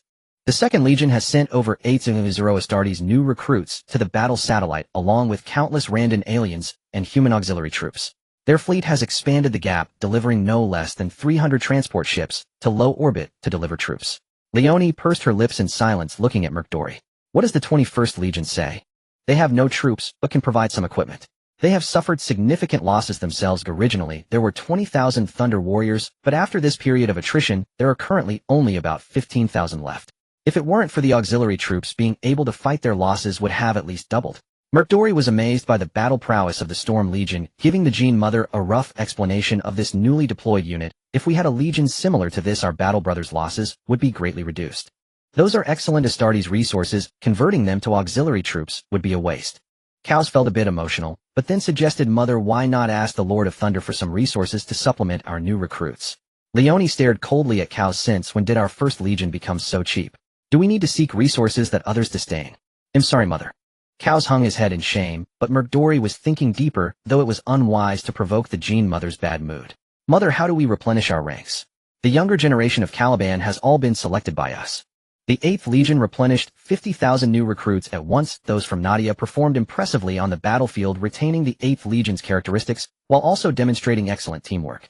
Leone waved her hand. As long as the offspring of Caliban are not cut off, our recruitment will only come from Caliban. The 8th Legion has no home planet, so their recruitment is diverse and differs from ours. The Dark Angel Legion cannot entirely digest these troops. Instead, they will be shared with the 8th and 12th Legions, while the remainder will be transformed by the Thunder Legion. These suitable troops made Leone envious and instilled a sense of caution towards her brother, who could produce most of the equipment and vehicles himself, possessing a terrifyingly deep reservoir of new recruits should he harbor ulterior motives. Leone pinched her brow, momentarily indecisive. She rose and walked to the right side of her study, opening the star map to carefully examine it for a while, focusing on the Halo star cluster where Nadia was located. Realizing she had been overthinking given Nadia's position, it was too far from the solar star domain. By securing the 3 key node star systems of that Halo star cluster, she could completely block Nadia's route to the Misty star domain. No matter how well Nadia developed, it remained on the outskirts of the galactic corner, utterly unable to touch the Imperial core. Furthermore, based on Helios' performance over the years, she did not believe he harbored any malicious intentions. If he truly had ulterior motives, he should have acted during the years of conflict between the Empire and Randan rather than investing manpower, resources, and effort. So children, the galaxy where humanity resides has always been unsafe. However, we live in Nadia under the protection of the great original entity Helios and his invincible fleet, leading a simple yet beautiful life. The teacher's speech in the classroom was passionate. Never be deceived by the temptations of strangers urging you to believe in some deity or demon promising you everything you desire. It is all mere deceitful nonsense. Once you agree to believe in a demon, your body and soul will no longer belong to you. The galaxy is fraught with dangers and traps. Everyone must remain vigilant and protective, and if you encounter strange individuals, seek help from the police. Understood? Understood. The children sweetly responded as the bell rang. These little ones excitedly packed their homework and rushed out with their backpacks, afraid they would be late and not allowed to go home. Teacher Jenny waited for the last student to wave goodbye before closing the door and returning to the office.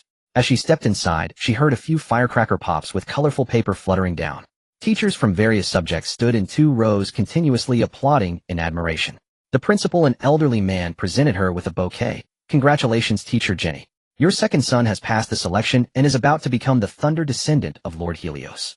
This is our Sunshine Primary School's second Thunder descendant. After discussions with several school leaders, we have decided to grant you a month of paid leave to accompany your second son, hoping he completes the transformation surgery and becomes a true Thunder warrior. Jenny, holding the flowers, continuously bowed in gratitude to the principal and colleagues. Has my son Merx returned, principal? He has already returned from the Flower Sea Star and will arrive at the port tomorrow afternoon. You should prepare well at home and cook more dishes that children like. The principal handed her a gift box. This is a gift from the school for your son Merx. After all, he is a child who has graduated from our Sunshine Primary School and affiliated kindergarten, which is a pride for our school. Thank you, principal. Teacher Jenny accepted the gift box and, accompanied by the principal and other colleagues, boarded the school bus back to her apartment. It had been 6 years since she last saw her child, and she wondered if he still looked as handsome as his father did when he was young. She lived in a high-rise apartment with 4 rooms, 2 living rooms, and 2 bathrooms, along with a not-so-small balcony. This was the military benefits housing provided when her husband was drafted 4 years ago to the Imperial front lines, and there had been no news since. Now that Merx was selected for the Astartes transformation, her husband would surely be delighted upon hearing the news. Mom, you're back. In the living room, a young girl watching television saw her mother enter with flowers and a gift box. Curious, isn't today our birthday? Lilith, your brother has succeeded. Jenny joyfully embraced her eldest daughter. He is about to become the genetic descendant of Lord Helios, a Thunder warrior guarding Nadia, and you will have a bright future ahead. Really? The girl was overjoyed and rushed to the sofa to flaunt it to her friends via the communication terminal. Watching her daughter's happiness, Jenny chuckled and went to change her clothes, busying herself in the kitchen for dinner. Wondering what Merx looked like now, Jenny fell into a deep sleep. The next afternoon, a combat transport ship docked at Nadia's planetary port. More than a dozen bald boys, each carrying black shoulder bags, boarded the Storm Eagle and returned to the surface first, while the other unsuccessful boys descended in batches via the orbital elevator.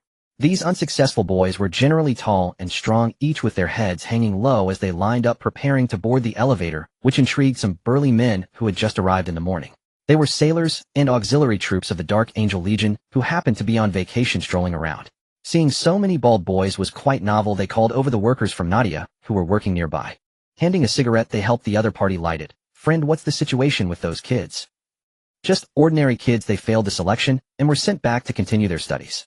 In the future, they will either become police officers, workers, sailors, or take on other roles. Anyway, Nadia does not support idleness. Failed the selection. Was it the Astartes selection? Yes. The worker shook his head with some emotion. It's worth mentioning that I was just a hair's breadth away from passing the selection myself. The weapon was slick with blood, and I couldn't grip it properly, resulting in not killing the little pest, and being eliminated instead. He shared many insights he knew, waved goodbye to them, and returned to work, leaving the sailors looking at each other. Even if these children couldn't become Astartes, training for a few years in the auxiliary troops would surely make them elite. Just like that, it ended without any gain. What a waste. They returned to the warship with some emotion, and soon news of this reached Mortarelli. While waiting for the gene seed testing, he shook his head, thinking of Caliban's living conditions and the poor operational capacity of the gene mother. Didn't they say there were 190,000 people? How come there are so many more? When the final troop number of 221387 and their respective legion seed matching rates appeared before Mortarelli, Usotin merely shrugged, indifferent. What's the big deal? It's not bad. He pointed at the green numbers on the terminal. Only a little over 10,000 match your first legion.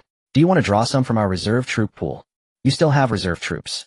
Mortarelli could hardly believe it. Under the circumstances of providing so many excellent recruits every year, Nadia still had a reserve troop pool. Just say whether you want them. Those kids might be a bit older, but the transformation is absolutely no problem. Many of Caliban's descendants have died in battle over the years, and the mother planet cannot provide troops. The reinforcements from Mars and Terra are too few to keep up with the front line's consumption. If there are suitable ones here, why not take them? Mom. When teacher Jenny looked at the young man standing before her, over 6 feet tall, dressed in a tight t-shirt and black combat pants with boots on his feet, she could hardly believe her eyes. Are you Merx? It's me, Mom. The boy was embraced by his mother, who stood on tiptoes to kiss him repeatedly on the forehead. Grasping her child's rough, large hand, she bid farewell to her office job at the military and took her son home, eager to share countless stories. The military office woman, watching the hovering vehicle disappear, lit a cigarette and exhaled a puff of smoke before getting into her vehicle to report back to the base.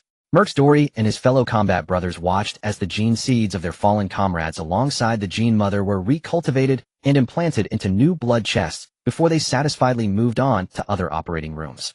Batch after batch of new recruits of varying ages were pushed into layer upon layer of operating rooms to undergo inhuman transformations. He and a few regiment pharmacists sought out Yusotin to inquire whether they could observe the transformation procedures of the Thunder Warriors.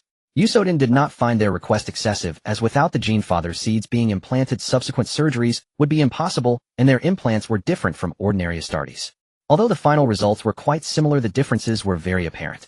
Heavens, this child has already been implanted with a gene seed. As the boy on the operating table had his chest cavity open, the onlooking pharmacists expressed their astonishment, and the subsequent more explosive scenes left a lasting impression on them, as familiar and unfamiliar implants were successively grafted onto the subject. They did not care whether the subject could endure it, it was violent, swift, and direct. After the black carapace was successfully implanted, a series of gene agents in various colors were injected from the subject's neck and limbs, culminating with a final universal medicine injected into the reconstructed subject's neck spine. The incisions quickly healed, and ultimately, as the Thunder Legion pharmacists wiped away the nerve interfaces with gauze, no traces of the transformation remained. The pharmacist carefully placed the transformed young man into a large vat, inserting various data line interfaces and tubes into the implanted connections, sealing the vat and injecting nutrients. The panel activated and began testing the various data of the transformed subject, occasionally tapping on some buttons. Only when all data met expectations was the vat allowed to be pushed away, followed closely by the next operating table being wheeled in. Mercs Dory and the regiment pharmacists remained silent for a long time before finally leaving the operating area. Under the supervision of the Thunder Warriors, they boarded the elevator back to the surface to wait in the rest area. Squad leader, they do not conform to the Astartes transformation process. The Emperor's technology has been completely distorted by them. A pharmacist spoke softly, receiving agreement from the other brothers. Mercs Dory scoffed and shook his head. Don't forget that the Thunder Warriors are our original template along with all Astartes. The technology we are using now is all derived from the Thunder Warriors. Can you guarantee that their surgical procedures are incorrect? Haven't you seen those children? Each one is abnormally strong. At only 12 years old, he's already over 6 feet tall. 1 or 2 might be due to innate genes, but these kids are all over 6 feet tall, and they had already completed gene gland implantation before the surgery. It can only be said that there is a reason for the Thunder Warriors' strength. A pharmacist's eyes darted around as he asked, Mercs Dory, do you think if we undergo similar transformations it would take less time? Higher success rate. If you want to be beaten to death by your mother, then go ahead and try. Just don't drag us into this. Mercs Dory pushed him lightly and left the base with the others, returning to the accommodation arranged by Yusotin. For a long time thereafter, they were to remain on Nadia, waiting for the new recruits to complete their transformations before bringing them back to Caliban for training. With the front lines in urgent need of reinforcements, bringing the new recruits back sooner meant they could be thrown into the battlefield earlier. Only those new recruits who survived the battlefield would be recognized by them. Compared to Leona's caution and her own aloofness, Kalia was much more pragmatic. She now lived with Helios' adoptive parents, dining with them every day and spending other times patrolling the transformation base. Occasionally, she would share her experiences from executing criminals on Nostromo and her understanding of darkness, the malice of human hearts, and the use of foresight with some new recruits. The natural affinity of gene seeds made these new recruits respect and adore her, and Kalia did not hide her identity, resulting in new recruits calling her mother wherever she went. These new recruits were born on various planets in Nadia, and were naturally a cheerful group of big boys. Under their influence, Kalia also became more cheerful, mingling with these nominal offspring, who felt more like younger brothers. In her carefree life, her stature unknowingly grew further, ultimately reaching a height that necessitated all new recruits to look up to her. Even the orc recruits were much shorter than her. Previously, Xiang could still hold her in her arms, but now it was the other way around, and the growth in size troubled her greatly. Even the new recruits began to change how they addressed her, from mother to my dear mom, or ma. The title mother felt very formal, but mom, or ma, felt much more intimate. Kalia liked this way of addressing, just as many orc recruits enjoyed calling Helios Old Deng, to which Helios would respond with a cheerful nod. This was a unique culture belonging to Nadia. They offered due politeness to strangers, but among well-known friends, everyone was much more casual. Conrad, Kalia completed her final evolution and growth in this warm environment. She no longer feared using her foresight abilities, nor did she dread the dark future. She gathered countless brave offspring around her, along with Helios and the entire Nadia civilization. If the galaxy ultimately fell into darkness, then Kalia would lead her offspring and the Thunder Legion to shatter the darkness, to once again sprinkle the light of hope across the dark corners of the galaxy. Perhaps feeling something, a reserve fleet departed from the Martian Forge world after a long journey, ultimately arriving at Nadia. The one arriving was the commander of the Imperial Guard, Constantine. Valdo brought a Glory Queen-class battleship, 6 new Emperor-class battleships, 12 assault transports, 24 Luna-class cruisers, 6 cosmic armed transports, and over 200 frigates, destroyers, and reconnaissance vessels. A set of finely crafted power armor personally forged by the great sage of Mars, a pair of finely made lightning claws, a power sword resembling a skinning knife, a long sword with fine serrations, and 2 finely crafted grenade launchers. This was the equipment provided by the Emperor for the 8th gene entity. The situation at the front line in the Eastern Empire is urgent. His Majesty hopes you can lead the offspring to resist the Randan aliens. Kalia gently caressed the equipment held by the Imperial Guards with her right hand, nodding slightly at Valdo. Once I gather the offspring who are out training, we will head to the Eastern Empire together. The 8th Legion is currently in the Cusa star system, cooperating with the 1st Legion to encircle the Randan fleet. The coordinates and the equipment models in the fleet are all in this computer. After handing the light blue transparent tablet to Kalia, Valdo nodded and left with his men. He still had to protect the Emperor. The silent explosion illuminated the entire Star River as the once invincible battle satellite met its end, utterly shattered by the thunderous fury, reduced to cosmic dust. The explosion of Battle Satellite No. 11 greatly boosted the morale of the Imperial fleets from the neighboring 2 star systems, for it signified that the Thunder Fleet could spare forces to assist them. Time unknowingly progressed to 879. M30 as a fleet emblazoned with the insignia of the 8th Legion alongside several Thunder Legion warships leaped out of subspace and arrived at the Cusa star system, joining the encirclement of the support fleet for Randan. The Nightfall was the name that Kalia gave to the flagship, as she would command this glorious Queen of Glory battleship, leading her offspring to ensnare all human foes in the night, causing them to tremble and despair. 1 Midnight Lord recruits under the protection of the fleet were deployed to the surface of Battle Satellite No. 10 with drop pods densely packed like stars alongside other transport vessels and Devourer transport ships. Amidst the roar of engines, the 1st Mikado main battle tanks surged out of the transport ships, followed by the Pegasus troop carriers and accompanying Squire Knight mechas, all descending to the ground. After a brief assembly, 10 Emperor-class Titans opened the way, with Battle-class and Raider-class units forming clusters to follow the Emperor-class into battle, unleashing attacks powerful enough to obliterate a city. As they tore apart the defenses established by the Randan aberrations and rebels, behind these steel behemoths were the auxiliary troops, neatly arranged and advancing rapidly under the officers' commands to purge the remaining enemies in the trenches. The landing site of the drop pods was on elevated ground surrounding a basin where the rebels and Randan aberrations utilized this advantageous terrain of over 30 kilometers to thwart the repeated charges of the 1st, 8th, and 19th Legions. Midnight Lords, let us dedicate our victory to the Mother of Genes, Kalia. As the hatch opened, a temporary Centurion recruit brandishing the battle flag opened fire on the surrounding enemy, while other recruits swiftly formed an assault team to protect the standard bearer, resulting in close-quarters shooting. Be it the Midnight Lords or the 2nd Legion, both sides were comprised of recruits, nullifying the technical advantages of the veterans as explosive guns fired at each other, chainsaw weapons and powered weapons clashed. The timid would perish swiftly. Meanwhile, the Imperial forces below the basin were taking a brief rest to discuss their next charge, only to find that reinforcements had already engaged in a chaotic melee with the rebels, prompting them to initiate a reckless charge to support their comrades in the fray. Bruce Wayne, leading the 2nd Company, charged up the heights, and after a brief moment of daze immediately raised his gun to eliminate an aberration wielding a power axe, saving a recruit who was preparing to face death. A recruit whose helmet had been knocked off clutched an explosive gun equipped with a bayonet. As he changed the magazine, he nodded in gratitude to Bruce, then shouted, while firing for the great Mother of Genes, Kalia. Die aberration. Whack. The slogan shouted by the recruit in front was bearable, but what was this whack at the— Does the 8th Legion have this slogan? Why is this 2nd Company leader unaware of it? However, this recruit was truly fierce, leaping into the air to shoot and blow the heads off 2 aberrations, stabbing a bayonet through one aberration's neck before firing to explode its head, then kicking a rebel away to rescue his fellow recruit. Reaching out, he pulled the other up. How's it going, Ciar? Can you still fight?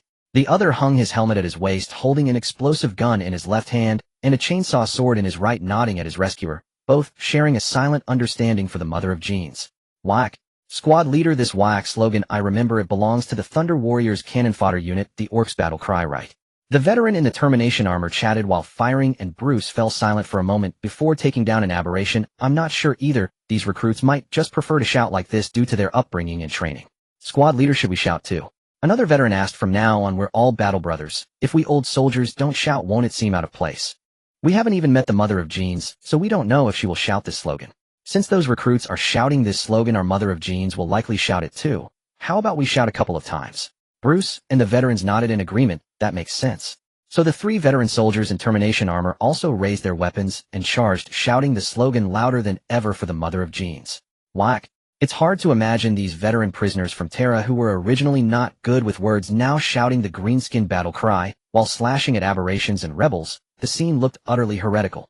With the addition of 1,000 recruits to this breakout battle, the scales of victory instantly tipped. As the Imperial forces quickly secured the area, a Storm Eagle landed amidst the cheering crowd, guarded by 4 Firehawk gunships.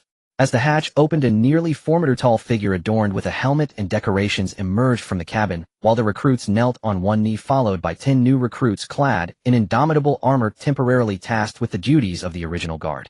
Under the gaze of those 8th Legion veterans, Kalia removed her helmet, revealing skin as pale as snow and long sleek black hair, her beautiful and exquisite face adorned with a smile that felt like a warm spring breeze.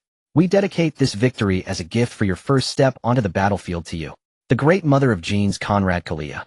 The recruits greeted in unison while veterans gathered from various corners of the battlefield towards the center, the recruits instinctively making way to observe this touching mother-son reunion scene. The Midnight Lords of the 8th Legion 2nd Company leader Bruce Wayne sends you greetings, mother of genes. The Midnight Lords of the 8th Legion 3rd Company leader Bill Finger sends greetings to our mother. The 8th Legion. The veterans knelt on one knee, removed their helmets, and placed their right hands over their chests, greeting their mother of genes, their eyes filled with surprise. Kalia helped the 2 company leaders and other veterans nearby up. You fought on the front lines while I, as the original, did not return when you needed me, leading to many soldiers' sacrifices. This is my fault. Thank you for your hard work. These simple 5 words brought tears to the veteran's eyes as she scanned the weathered faces. I have returned. The mother of genes of the 8th Legion Midnight Lord Conrad Kalia has returned with 1,000 offspring. From now on we will fight side by side, never abandoning or giving up, facing all human enemies together. I shall charge ahead, leading you to victory after victory. Mother. The veterans, choked with emotion, were rendered speechless, each of them pounding their chest plates, gazing at their mother of genes, knowing they would now have a mother watching over them, no longer needing to look at the faces of other legions or grovel for equipment at the Mechanicus. With the addition of the 8th Legion's fleet and new reinforcements arriving on the battlefield, the progress of Battle Satellite No. 10 surged unprecedentedly, lifting Leonie's spirits. However, the report from her offspring left her somewhat astonished. The Gene Mother of the 8th Legion returned with 120,000 offspring, and combined with those reclaiming the world from the front lines and other star regions, the total number of Midnight Lords reached at least 210,000. This was a terrifying number. Her first legion, along with the newly recruited offspring trained in Caliban, did not total as many as the 8th Legion. Leonie looked at the reporting offspring. Did the Thunder Legion receive any reinforcements this time? Yes. The veteran nodded. According to the news from their side, they recruited another 10,000 new soldiers combined with the 20,000 from the past 2 years, and the remaining veterans. The current number of the Thunder Legion should be around 50,000. The soldiers of the Thunder Legion are generally tall, which makes their power armor larger and thicker. They upgraded their power packs 2 years ago and equipped energy shields, making them immune to most solid projectiles and laser shots, resulting in a very high survival rate on the battlefield. Leonie nodded and had someone contact Kaz, who was commanding operations on the ground, to check the progress and casualties. After gaining an accurate understanding, she sent someone to invite several Gene Originals for a meeting, hoping to meet the Gene Mother of the 8th Legion. The first to arrive was Helios, whose ship the Thunder of Rage was not far behind, followed by the recently returned Kalia. As for the Wolf Mother Lyman, Rooney was commanding battles in another star system and could not come over casually. Helios, when Kalia, dressed in deep blue precision power armor, walked into the hall and saw the person she had been longing for, she happily rushed forward to embrace him. Helios ruffled her hair. Wow, it's only been over a decade, and you've grown so tall. I'm your 8th sister. You should watch your manners when speaking to me. Kalia punched his chest armor, lightly fixed her hair, and looked at the astonished Leonie, nodding in greeting. Conrad. Kalia, Gene Mother of the 8th Legion. Leonie L. Johnson, Gene Mother of the 1st Legion, it's a pleasure to have you return to the Empire. As the eldest sister of all originals, she had to maintain her composure, and shaking hands and hugging her younger sister upon their first meeting, she could clearly feel her body stiffen, then be pushed away. Your future is quite strange. Her words left Leonie somewhat puzzled as she glanced at Helios, who was puffing on a cigar. Does Kalia have the ability to foresee the future? Yes. Helios waved his hand dismissively. I don't believe in the future she sees. I only believe that man can conquer nature. Humph. Kalia shot a sidelong glance at Helios, standing by the star domain projector. The future she had just seen, along with the fragments explored in her memories, indeed showed some discrepancies, meaning the future could truly be altered. Leonie pursed her lips, shaking her head as she rotated around the star domain projection, ultimately selecting the current target battle satellite. No. 10. Our destroyers and exploration ships have already scattered out a light year and found no follow-up support fleets from Randon. This is our opportunity. Gather all the armies to launch an assault on satellite No. 10 to destroy all the Void Shield launch arrays and obliterate this planet to dust. Helios gently shook his head. There's no need to destroy everything, we only need to destroy 2/3.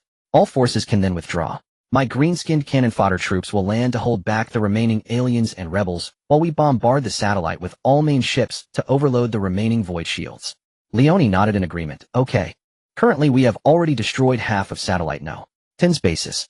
We aim to achieve our target within 10 days, blow this satellite to smithereens and fully encircle satellite No. 12, subsequently supporting other battle groups, as everyone is having a tough time. Understood. I have no objections. Helios nodded at Leonie. If there's nothing else, we'll take our lead. There is. She glanced at Kalia, then focused her gaze on Helios' face. Recently, when the fleet of the 19th Legion was blocking alien warships, 2 armed transport ships were sunk in a self-destruct explosion by the aliens, resulting in nearly complete loss of equipment. Can you assist with replenishing those? Sure. Just right, my fleet has plenty of spare parts, we can assemble a lot. They'll directly have someone coordinate with the 19th Legion when I return. Helios waved his hand, taking Kalia out of the hall. The two chatted and laughed as they walked. Occasionally Kalia kicked him playfully, and they were completely oblivious to their surroundings, causing Leonie to shake her head in disapproval. Kalia did not return to her flagship, but boarded the Thunder of Rage, following Helios to his room. She closed the door, took off her power armor, and rolled around on the big bed, filled with joy. You have no idea my appearance excited the veterans, each with tears in their eyes, making my nose sour and my eyes. Helios removed his power armor, donned a white robe, and sat at the table quietly listening to her chatter about life in Nadia and the tension of arriving on the battlefield, especially the emotions faced with the offspring. He quietly ate fruits while listening, and Kalia sat at the table grabbing a bottle and chugging it down. Now among the originals, she was relatively tall and her appetite had increased several times. What are you doing? Get down, how inappropriate. Kalia set down the empty bottle, burrowed into his arms, ignoring his struggles, wrapped her arms around his neck, and pressed her face against his chest, just like the first time he hugged her. If I lean on you, you won't lose any weight. Heck, that can't be guaranteed. You should see how big you've grown. Helios complained verbally, but still tightened his embrace, helping her adjust her position. The two sat or lay quietly together, listening to each other's heartbeat and breathing. Helios, I really saw Leonie's future, but it differs slightly from what I predicted before. Helios looked down at Kalia. So is this future good or bad? It's unclear, at least Caliban has not been destroyed. Kalia tilted her head, thinking for a long while before continuing her prophecy. There will be offspring around Leonie who are jealous of her, but not now, rather in the future. That offspring was originally supposed to bring disaster to Caliban, but when I just hugged her, I realized Caliban is still here. Then that's the good side. Helios gently patted her back. Have you not rested these past few days? Take a nap, recharge your energy, and return to the offspring to lead them in battle. Kalia, the Empire is too fragile now. Oh, it can't withstand any turmoil. Then you have to hold me to fall asleep, just like back in Nadia. You haven't held me for a long time. Kalia tightened her grip around Helios' neck, rubbing her face against his chest, and soon fell into a deep sleep, finding true peace only when leaning against him. Because she knew that no matter what, the man beside her would never harm her. Matthew Claude. Here. Once the company commander of 100 men, he excitedly stepped forward to stand before the original body. Helios, crossing his hands over his chest and performing the Imperial Double Eagle salute. Sir Helios, thanks to your exceptional observational skills, not only did you prevent the 130th Regiment from being encircled and annihilated, but you also destroyed an underground base of the rebels, rescuing nearly 1,000 Imperial refugees. You have done remarkably well. Helios took the medal from the veteran's tray and pinned it onto Matthew. This is the second-class Hero Medal of Nadia. You are worthy of the hopes of the hundreds of millions of people in Nadia, and you have also earned the Empire's nurturing. Long live the Emperor. Matthew's gratitude, which had been on the tip of his tongue, transformed into a flustered reaction under Helios' raised eyebrow. Helios nodded with satisfaction, picked up another blank black iron medal, and handed it to Matthew. From now on, you are the Baron of Nadia, a baron recognized by the Empire. Your family members will be able to attend the Imperial Noble Academy, and after the war is over they will return to Nadia to settle. Your offspring will take pride in you. Helios scanned the other soldiers in the camp. Warriors of Nadia, thank you for your contributions. The Empire will not forget you, and Nadia will remember you too. We are all heroes of the Empire. Long live Sir Helios. Some soldiers shouted, and the others joined in the cheer. This was their first time seeing the Lord of Thunder, the ruler of the world of Nadia, in person. Under the fervent gaze of the soldiers, Helios boarded the Storm Eagle and left the camp. The auxiliary troops of the 130th Regiment immediately surrounded Matthew, some congratulating him, while others expressed envy. But the cheers were more prevalent for the 130th Regiment would be able to return to the mothership for a week of rest, replenishing personnel and equipment. In the increasingly tense front lines, being able to return to the mothership for rest was truly a luxury. Matthew nodded in response to his comrades with a smile. He knew he had achieved great success not merely for rescuing uncontrollable prisoners or uncovering ambushes and executing a brilliant counterattack. Rather, it was due to a little gadget he found deep within the base, a round white ceramic ball. Once he returned to the mothership, he would meet the original body alone to receive another reward. Upon returning to the Thunder Fury, Helios did not expect that on a nearly abandoned planet someone could recover a complete STC. This was an unexpected delight. Father, I have cracked it. The technical veteran holding a virtual panel entered the study and handed the panel to the father of genes. It is a set of anti-gravity engine technology comparable to the performance we currently use, but with a smaller final product that can be disassembled and carried with ease. The hover bike we currently use, the Raider, can be compatible with this anti-gravity engine. After adjustments, its overall performance can be improved by 5%. Moreover, it can also be used in Titan's mechas and armored tanks with many potential future applications. The veteran's eyes lit up as he spoke. This technology has come at just the right time. Helios laughed heartily. Send someone back to deliver it to Murphy, and while building the production line, see if it can be further optimized. Also dispatch a batch of storm warriors to that planet to search carefully. Since one exists, there might be more. Understood. The veteran took the virtual panel and left while Helios contemplated how to reward Matthew. An Imperial recognized Baron title was no trivial matter. The technology he submitted could easily govern a planet, but Helios did not wish to use the planets of the world of Nadia as rewards. However, obtaining one from Old Huang would be easy, as the Empire recovers dozens to hundreds of worlds daily. Sir Helios.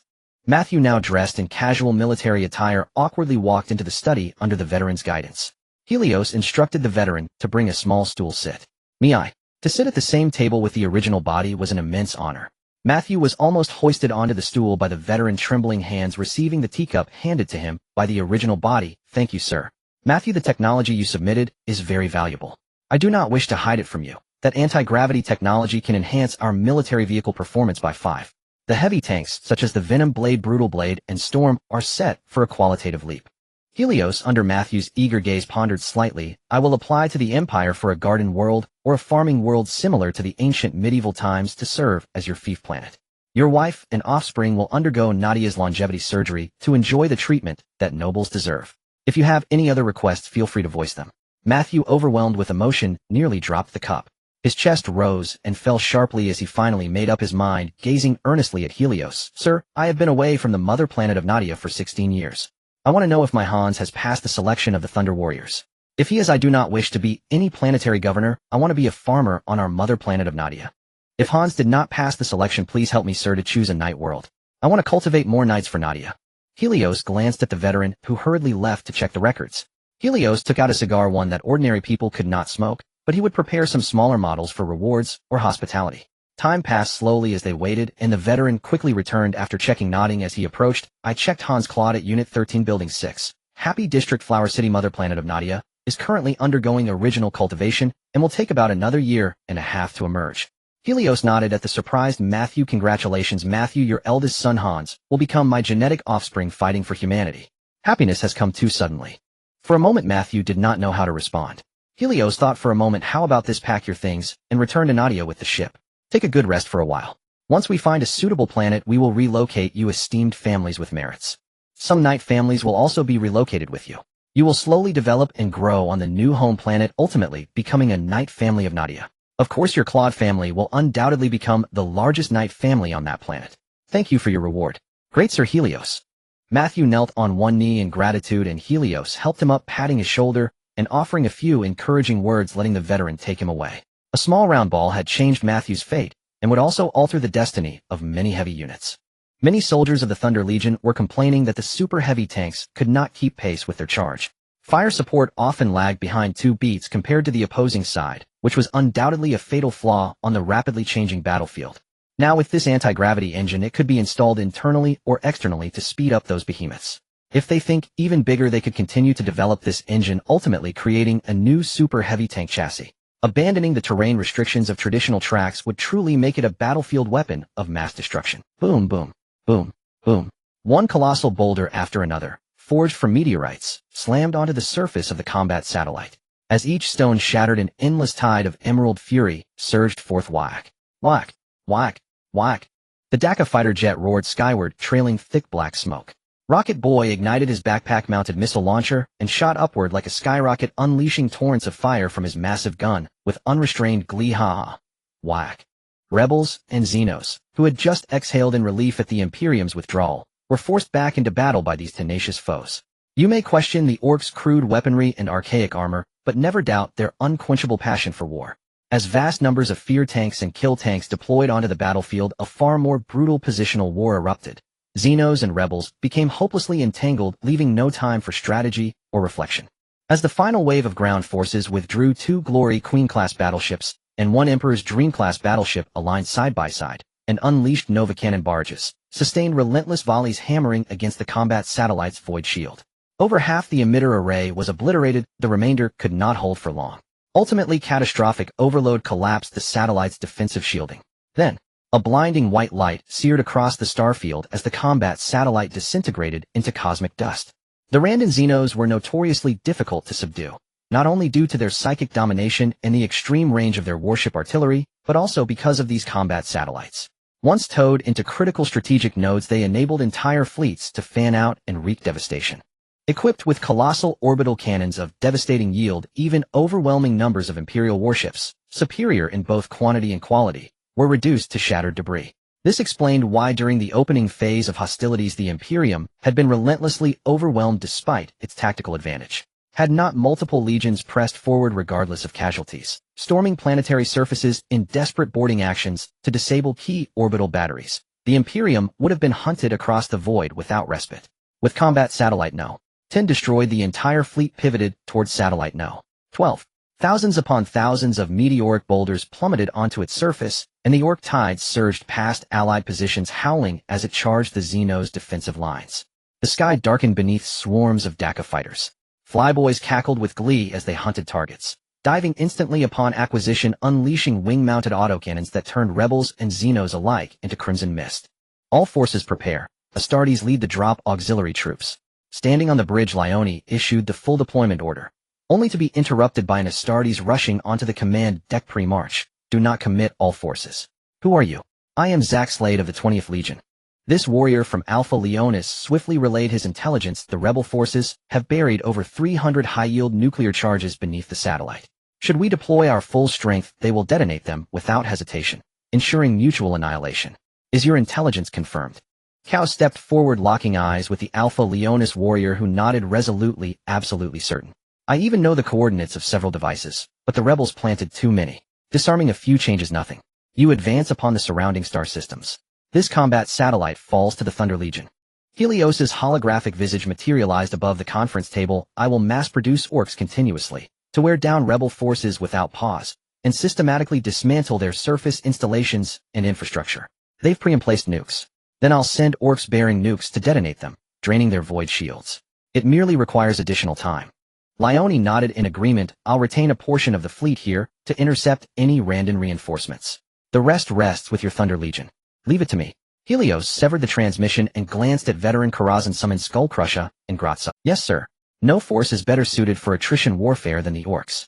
The vast armada swiftly divided, most vessels departing for other embattled star systems, while the Wrath of Thunder remained behind, commanding a tight cordon of warships around the combat satellite. Whale-class transports deployed salvage and repair craft to recover drifting wreckage, retrieving every salvageable fragment and ferrying them to the rear asteroid belt, where a sprawling complex of asteroid-based facilities had been constructed.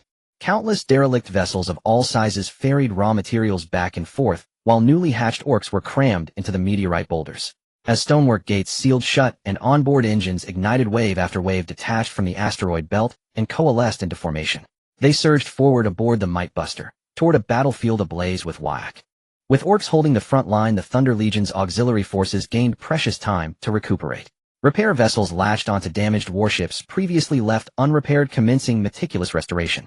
Helios stood before the viewport, gazing silently at the distant satellite, where intermittent red flashes and blue glows flickered across its scarred surface. Nadia's Orcs were this brazen, yet it was difficult to imagine how Elder Huang would later resolve the Imperium's Orc wars. As Helios drifted in thought, Karazhan entered with a biosynthetic android and halted respectfully behind him. Father, the annual supply shipment has arrived along with 5,000 new recruits, 10 million stormtroopers and 17 million auxiliaries. How has the domain fared recently? The biosynthetic unit was Murphy's subsystem, an extension of Murphy himself. I assumed you'd lost interest in the domain. Huh, Murphy, I am a pre-march of the Imperium. To hide away in Nadia amid existential war would betray my duty. And since Nadia thrives under your governance, I trust my people will flourish evermore. Meeting Helios's earnest gaze, Murphy's synthetic face softened into a gentle smile. Thank you for your trust, Helios. Your words always move me deeply. For sincerity is the bridge between souls. He clapped the slender android's shoulder. Tell me more. Nadia currently comprises 719 habitable worlds, 122 industrial and mining worlds, and 371 agricultural worlds. Excluding industrial and mining worlds, surface development across all others remains below 1366. For the next 3 centuries, even without acquiring new worlds, our existing territories can sustain population growth. Only thereafter will subterranean habitation become inevitable. Helios raised an eyebrow in mild surprise. You've expanded across so many worlds so quickly. Fortune favored us. Over recent decades, numerous stellar systems were discovered, each capable of supporting several habitable worlds. Additionally, we located 33 relic worlds home to scattered survivors and remarkably intact technological archives. Most technologies are universally applicable, but the survivors have regressed severely, roughly equivalent to Terra's 16th centuries, with some even more primitive. Our current exploration frontier lies westward. Based on archival data and recent astrophysical modeling, the Nadia star cluster alone contains over 1.6 million young stars, implying vastly greater numbers of terraformable planets. I have compiled a comprehensive protocol covering exploration, remediation, development, and resettlement. It surpasses imperial methodologies by a factor of 7 in efficiency and boosts resource reuse by 6. For times, listening to Murphy's confident exposition, Helios felt buoyant. No matter how much 13 teased him, having Murphy at his side eclipsed all else. Hee little one, there's no need for such agony. Open your heart. Let me help you. Stay away. Get away. Mommy. In a room adorned with pale pink wallpaper and filled with plush dolls and stuffed animals, a little girl rolled frantically on her bed, clutching her head. A deep violet spiritual energy, nearly tangible, erupted from within her, instantly obliterating every object in the room. The walls began to crack and crumble. The entire apartment building trembled faintly at first, then shook violently, on the verge of total collapse. Amy, the bedroom door burst open. A middle-aged couple stood frozen in horror. Their daughter hovered midair, eyes blazing, white arcs of lightning dancing around her body, while strange otherworldly whispers echoed faintly in the air. Gathering his courage, the man gently pushed his wife aside and stepped forward, slowly calling softly, Amy, it's Daddy. Can you hear me? Amy. With each step forward, the man's body deteriorated rapidly, flesh and bone dissolving into primal atoms. Even his right hand, raised instinctively to shield his face, crumbled away. His wife, enduring searing pain, lunged forward and dragged him back to the doorway. Together they cried out desperately, Amy, wake up. Wake up now, Amy. Amy. Her parents' frantic cries pierced through the abyssal dimension where her soul had been trapped. With a sudden jolt, the girl snapped her eyes open. The surge of raw spiritual energy erupting from her shattered the surrounding demons and warp-born entities, utterly reducing them to dust. Daddy, Mommy. Her parents' desperate calls outweighed all temptation and deception. She had to awaken. She refused to remain here. The violent spiritual energy, once spiraling outward, gradually receded, drawn back into the girl's being. She drifted down from midair, and just before touching the floor, her parents caught her in their arms. Dazed, she blinked open her eyes. Stunned by the grievous wounds inflicted upon her father, tears streamed down her cheeks. Daddy, what happened to you? It's nothing. I just tripped. With his intact fingers, the man tenderly wiped away her tears. Beside him, her mother swept the girl into her arms, pressing kisses across her forehead and cheeks. You nearly scared Mommy to death. Do you know that? Mommy, clutching her mother tighter, the girl burst into tearful sobs. I didn't want this. I truly didn't. But I couldn't control it. Someone whispered in my ear, telling me that if I did this, the pain would stop. I didn't know it would be like this. Though the woman remained bewildered by her daughter's words, the man's eyes narrowed sharply. He himself was a latent spiritual adept, long overlooked due to his low rank. Now, witnessing his daughter's awakening, he sensed its extraordinary magnitude. Just as the family embraced their narrow escape, a squad of Storm Elite burst through the door, wielding heavy blast shotguns engineered specifically to subdue spiritual adepts, and surrounded them inside the ruined room. Don't frighten our Amy. She's just awakened and knows nothing. Don't scare her. Bleeding profusely, the man stood resolutely before his wife and daughter, and fixed his gaze on the squad's commander. My eldest son is a genetic progeny of the pre-March himself. You dare not point those guns at us. The Storm elite stationed on this world slowly lowered their weapons. Their captain removed his helmet, tossed back his crisp short hair, and swept his piercing blue gaze across the three faces before him. Come with us. You'll be relocated to Kafinchi. Will Amy be all right? The woman stepped forward, shielding the girl behind her, and stammered nervously toward the young female officer. She understands nothing. She's just a child. She will receive formal guidance, undergo cerebral enhancement injections, and complete rigorous training, then ascend as a spiritual guardian of Nadia. Hearing this, the couple exhaled in profound relief, then erupted in unrestrained elation. Their eldest son was already an Astartes warrior. Now their youngest daughter, too, would serve the pre-March. For their family, it was an honor beyond measure. As the trio stepped outside, neighbors from every floor gathered curiously. The Storm elite waved them off brusquely. What are you gawking at? What time is it? Don't you have work tomorrow? Sir, where are you taking the Karu family? Yes, sir. Karu's eldest is an Astartes. The Karus are good people. Could you have made a mistake? Amid this chorus of voices, the family felt deeply moved and bowed repeatedly in gratitude. We're fine. Amy has been chosen by Lord Helios, and soon she'll become his warrior. We're escorting her to the base. Thank you all so much for your concern. Thank you. Thank you. The woman continued thanking everyone as she guided Amy downstairs, boarding a Storm Eagle parked on the residential lawn, its engines roaring as it shot skyward into the night, vanishing into darkness, while residents below exchanged awestruck murmurs. Karu truly struck gold. His son became a thunder warrior, and now his little daughter has been selected too. When will such fortune grace our families? Ever since their eldest son was taken for surgical augmentation at the base, the Karu family's fate transformed. Karu himself was reassigned from dock labor at the spaceport to a comfortable day shift post at the Municipal Service Center, reading newspapers and sipping tea, living a life of quiet ease. Inside the Storm Eagle's cabin, after receiving a universal regenerative serum, the man's flesh visibly regenerated, reknitting itself before his wife's and daughter's astonished eyes. Wow! The girl's wide-eyed, delighted expression amused the elite warriors. One young soldier retrieved a chocolate bar from his greaves storage compartment and offered it to Amy. This is an internal issue chocolate, unavailable in ordinary stores. Thank you, big brother. Polite and graceful, she accepted the treat, broke it into 3 pieces, and shared it with her parents. Big sister, where are we going? First we return to base. Then Thunder Warriors will escort you to Kafinchi, a fully equipped spiritual adept training facility where you'll master your awakened power and surpass even the Astartes in strength. Even stronger than my brother. He's over 3 meters tall, and one of his arms is thicker than my waist. Can I really beat him? Absolutely. As the warriors nodded earnestly, little Amy beamed with joy. Once I grow strong, I'll protect my brother, and mommy and daddy too. I'll become a warrior of the pre-March. Ha ha. Amid hearty laughter, the Storm Eagle descended onto an island. Amy was led alone into a sealed chamber, permanently guarded by 2 high-rank soulless adepts, its walls forged from alloyed metals infused with soulless ash, to prevent another catastrophic spiritual outburst. Meanwhile, a Luna-class cruiser patrolling this star sector received an urgent quantum transmission and immediately altered course, heading straight for the girls' planet. Within the warship's training decks, newly recruited Thunder Warriors donned their armor at once. Their Centurion announced the mission: escort a newly awakened spiritual adept, classified as Alpha Plus tier. If successfully stabilized, she would become Nadia's most formidable weapon. If she lost control, en route, their orders were unequivocal: terminate her with a single shot. As the base commander anxiously awaited, within just 5 days the Moon-class cruiser arrived at their home planet. The Storm Eagle landed on the base's landing pad, and as the hatch opened, a Centurion clad in Terminator armor descended, accompanied by a squad of new recruits. The surrounding guards and Storm elites immediately performed the Eagle salute. The Centurion, accompanied by the base commander, entered the temporary chamber where Amy was being held. It was evident that the girl sitting on the bed shrank back in fear. The Centurion removed his helmet, revealing a youthful and resolute face. He knelt before the bed on one knee and extended his right hand, softening his tone as much as possible. Lida. I'm so glad to meet you, little friend. I am Amy. My brother is also a Thunder Warrior.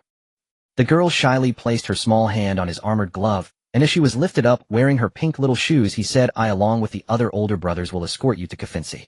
There you will become new companions with the other little friends. Other little friends? Lida nodded affirmatively. Yes, you are not the only fortunate one who has awakened. There are other little friends as well, and you won't feel lonely there. As the group exited the base, he set Amy down on the ground. Say goodbye to your parents. Once you master your powers, you can come back to visit them.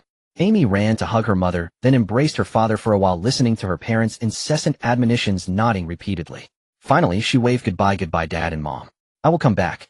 Lida nodded to the others, and with his teammates boarded the ship and departed. As the Storm Eagle faded into a black dot, Karoo and his wife were also sent back to their apartment, which had been cleaned and repaired after a few days of absence.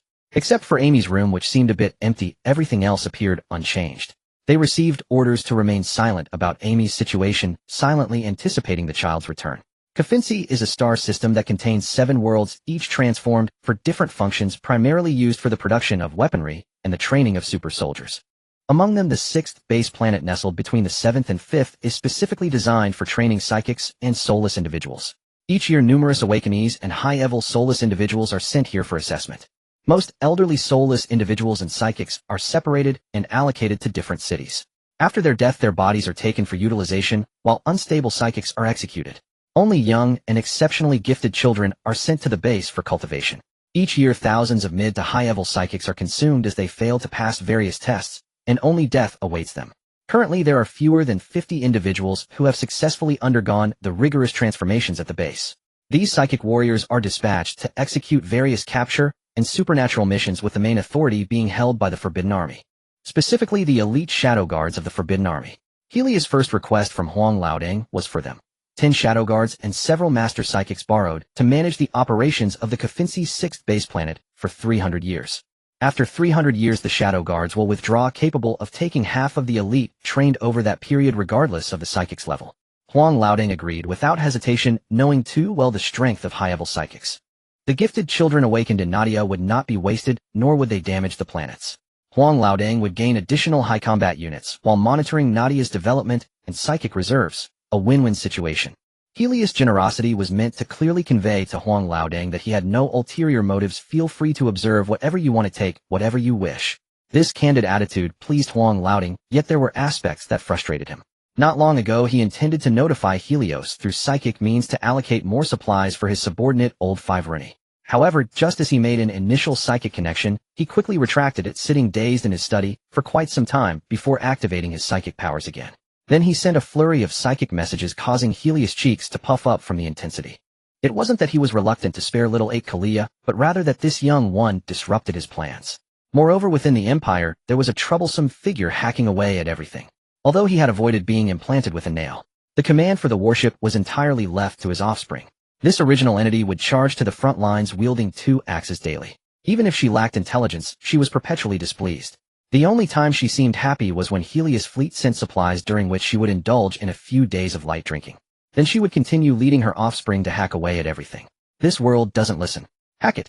That planet dares to make demands. Hack it. Under her leadership, although the 12th Legion conquered many worlds, their quality was remarkably poor. Whether high-tech or primitive civilizations, any disobedience was met with relentless hacking. Once the hacking was done, she would flee without regard for governance.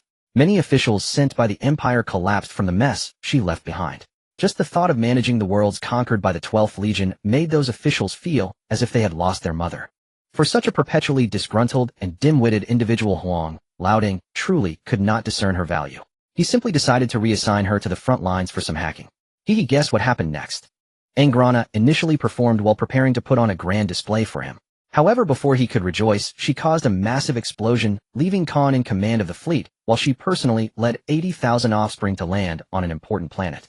Ambushed by the traitors, a pre-plant nuclear bomb decimated the 80,000 war hounds, leaving just over 6,000 to escape. Angrana was severely injured and is now submerged in the regeneration chamber. Upon learning of the 12th Legion's casualties, Warhammer Lao Deng fell silent for a moment before ultimately deciding to hand over the entire 12th Legion to the Thunder Legion. From now on, all supply personnel for the 12th Legion would be managed by Helios. After all, he had realized that this dim-witted, perpetually disgruntled little 12th was nothing but a failure. The Empire's resources should not be wasted on her. With so many resources available, wouldn't it be better to provide them to the promising Huaswana and Runi? Moreover, the Warhounds Legion currently had a large proportion of new recruits, almost all from Nadia. The attrition of old soldiers over the years had led to an increasing ratio of new recruits from Nadia, and their sense of belonging was undeniable. When the Conqueror, leading a battered fleet, traversed through subspace to reach the Kuta star system, merging with the restructured Thunder Fleet, Helios was left dumbfounded. Especially when he heard Khan recount how their genetic mother had been ambushed, leaving over 73,000 offspring forever on the battlefield. His heart ached at this revelation. That was over 70,000 Astartes. Just imagine 70,000 pigs. Wouldn't the enemy take days to slaughter them? When he finally suppressed his rage and found Angrana, the pent-up fury within him was instantly released. At that moment, Angrana in the regeneration chamber had only half of her body remaining, being slowly repaired by nanomachines. Huang Lao Deng was indeed ruthless. Could nanomachines compare to the effects of a universal remedy? And Zhelongna, her hair still dripping with the universal remedy, stood before He Li Ec like a child reprimanded for a fault, head bowed and silent. Ka In and the other company commanders formed a line behind Jin Ji Mu. Originally, with the matriarch returned, the 12th Legion had held its head high. They boasted that their mother could fight, yet of the 80,000 progeny who landed in less than a day, only a little over 6,000 remained, carrying the half-dead matriarch as they fled. It had made the 12th Legion a laughingstock across the empire. The spine they had just straightened had been again. Moreover, the being sitting before them was their legion's patron. The empire had already washed its hands of them. If that patron withdrew his support, the 12th Legion's evacuation from the frontier would be only a matter of time. 73527 warriors. He Li Ec spoke softly. They should have followed you to win battle after battle, not under your command to charge mindlessly and be ambushed, blasted by nuclear strikes, and annihilated in waves. I wanted to perform well to win the Emperor's recognition for the 12th Legion, only I did not expect those alien creatures. Does the 12th Legion still need to prove itself? Who in the Empire does not know their deeds in the Great Expedition? He Li Ec raised a hand and pointed at Ka In and the other commanders. Before your return, they had already shown the world the strength of the Warhounds. Your return should have been a finishing flourish, not an unnecessary excess. Now the renown the veterans earned with blood and life has been buried by your hand. How can you answer for them? How can you make amends to those progeny who fell in battle? And Zhelongna lowered her head in silence. Ka In, compelled to defend his mother, braved He Li Ec's disapproving gaze and stepped forward. Lord He Li Ec, my mother, call him father. And Zhelongna turned and glared at Ka In. How many times have I told you? He Li Ec was destined to be my man. He is my husband, and thus your father. He Li Ec's eyelid twitched, a phantom sting crossed his face as he rubbed his cheek. Enough of these absurdities. Ka In, tell me how many veterans remain in the entire 12th Legion. How many ships? Ka In pressed his lips and was silent for a long moment. Father, we have 51907 left. Among them, 413 brothers have newly entered coffins. He Li Ec drew a deep breath to steady himself and motioned for him to continue. Ka In glanced at Jin Ji Mu. We have only one battleship, Zhengfu Zhe, 2 X9D Huang-class vessels, 4 combat barges, 6 Yue-class cruisers, and a total of 112 frigates, destroyers, and scout ships.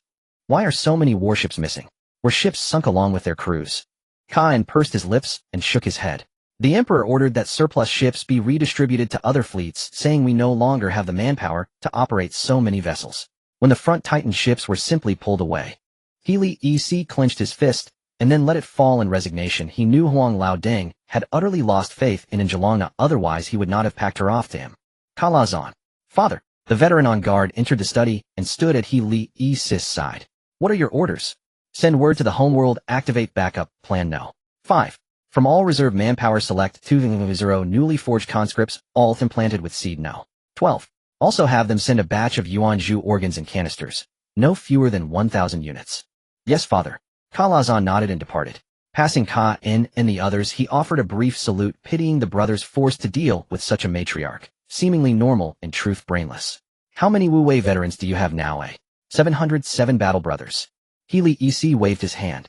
Send them all to Lei Tingji Nu. Our technical sergeants will put them on their feet again, not consign them to coffins. For them this is not an honor, but an indignity. Yes, thank you, father.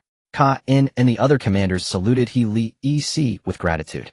For the old brothers and the new to don armor and fight again with whole bodies was both a blessing and a release. Undeniably the Wu Wei frames were powerful, yet He Li Ec scarcely regarded them. He possessed undefeated frames and upgraded models whose firepower surpassed the Wu Wei, with longer endurance and stronger shields. Even if a frame broke, the AC Tate inside could still fight. At worst, they would return and mount another machine. Their resources were abundant. After Ka In and the others left, the veteran at the door shut the study. He Li Ec looked at the expectant in Zhelongna and sighed as he opened his mouth. An all-encompassing shadow descended and wrapped him. Brother Merc, did you hear scuffling? The guard at the door turned to his comrade and received a sharp look. Don't speak of father and mother reuniting. If you don't understand, keep quiet. What mother would I have? The veteran looked puzzled. As realization dawned, his eyes widened in disbelief. Seeing Brother Merc nod faintly, he fell silent and inched to the right while Merc shifted left. In the end, the two who should have stood at the door took positions at opposite corners of the corridor, one at each, in permitting no one to pass between them. An elder, as if sensing something, lifted his eyes into the void, pursed his lips, and fell silent. He then boarded Di Huangming and set course for Mars. The warhounds suddenly lost more than 70,000 men. Coupled with the daily losses of men and ships across the fronts, he was forced to employ measures to bring this war of attrition to a swift end. The newly founded empire could not withstand such depletion. Not to mention he had other pressing matters. He could not be trapped at the front wasting precious time. The Randan fleet appeared to have abandoned battle satellite No. 12, besieged by the Leiting fleet for 2 years with no relief arriving. Healy EC, glad for the respite, patrolled the satellite's periphery, trading blows with Greenskins and the satellite's rebels. In that period the warhounds became a thing of the past, and Zhelongna renamed them Tun Shizhe, seemingly to sever ties with Huang Lao Deng. After the defeat 2 years prior, Huang Lao Deng's approach had been ruthlessly practical. Those Tun Shizhe discovered many advantages to aligning with Healy EC. At the very least, the Wu Wei veterans were removed from their coffins, repaired through regeneration techniques, and Yuanzhu restoration, and sealed into Yuanzhu canisters.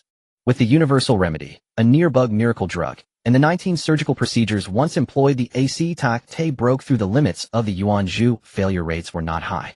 If an AC Tate's body began to dissolve during implantation, they administered an injection. If one injection failed, then 2, then 3, until the operation concluded, and they were sealed into canisters.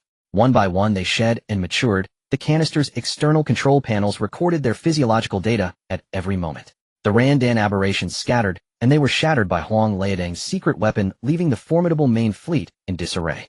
The proud battle satellites, combined with the Thunder Legion and other legions, would take years of relentless effort to barely conquer. Huang Laodeng's 3 main ships concentrated fire on what seemed to be a new star cannon, completely destroying a battle satellite. The fleet assembled on the opposite side was also shattered by a single shot from Huang Laodeng's main ship. The Heliosians, upon receiving news of the great victory on the front lines, were left in shock. Why did Huang Laodeng possess such unreasonable weapons all this time?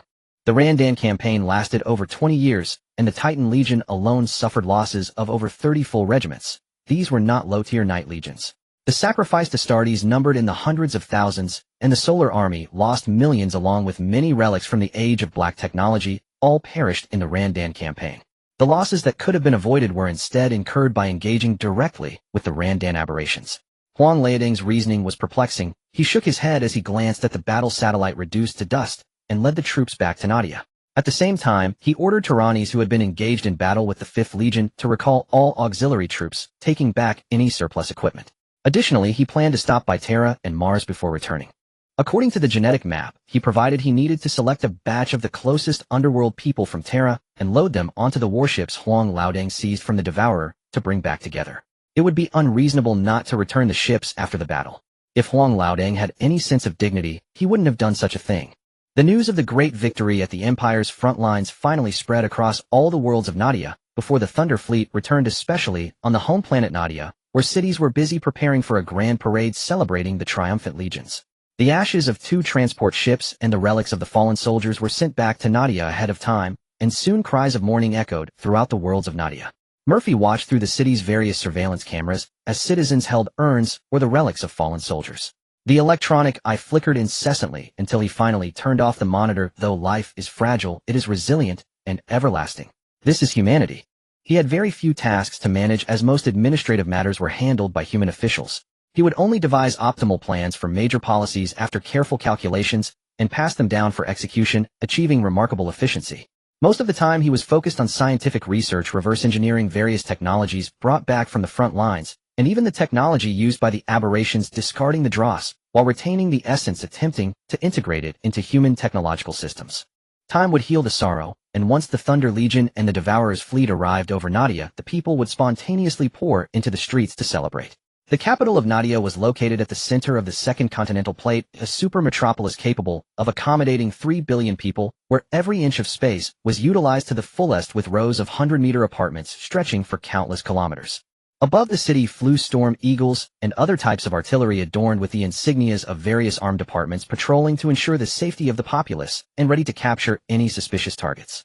The victory parade was set to take place a month later, as another fleet would arrive in Nadia just before the ceremony. The veterans of the Devourer, accompanied by new recruits, donned casual clothes or robes and strolled through the streets and alleys of Nadia, experiencing unprecedented prosperity or venturing into the depths of the jungle to admire the magnificent natural scenery. These veterans who had fought for over 100 years, or even 200 to 300 years, began to undergo a transformation in their mindset. Over 500 former Nicolia's gladiators had been transformed into Astartes, with over 300 killed by orbital bombardment. Those who survived came to Nadia to experience the local customs, and could not help but reflect on what a true life. In fact, the ambush that Angron encountered bore a significant portion of the blame on these fools. Had they not clamored for a landing to engage, Angron would not have rushed in so early. At the very least, he would have sent a vanguard to test the waters.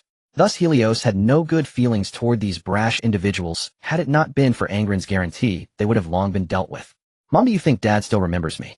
A woman with big waves in a white-collar outfit linked arms with a middle-aged woman as they exited the elevator. In her 40s, Jenny smiled lightly as she patted her daughter's arm. I'm sure your dad will recognize you. You look just like him. As the two opened the anti-theft door, they noticed an extra pair of camouflaged boots at the entryway. A shiver ran down their spines, and the man smoking in the living room extinguished his cigarette and came to the entrance. Jenny covered her mouth with both hands, tears brimming in her eyes, and rushed forward to embrace her husband Paul. Jenny, the robust man's face, bore a fierce scar, a testament to his duel with a Randan aberration, a badge proving his valor. Hey Lilith, do you remember me? The man embraced his wife and looked at the hesitant girl stepping forward the ladder, gently hugging him. Dad and back, child. The man kissed his daughter's hair. I'm sorry, Dad wasn't there for you while you were growing up. Don't hold it against me. I don't hate you, Dad. My dad is a hero who defeated the Randan aberrations and protected the Empire. My best friends and classmates all envy me for having a heroic dad, and I also have a brother who is about to become a progenitor. Progenitor. Paul was momentarily stunned, then filled with joy, looking from his daughter to his wife. Incredulous, Mercus has become an Astartes. Yes. The nodding of the mother and daughter made the man step back, hands on his head in disbelief, his face beaming with excitement. That's amazing. That's incredible. Truly incredible. As a veteran who had fought alongside Thunder Warriors for over a decade, he had a profound understanding of their strength.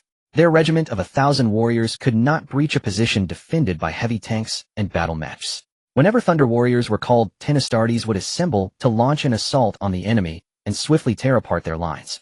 He had witnessed time and again the Thunder Warriors effortlessly execute what seemed insurmountable foes, the traitorous Astartes.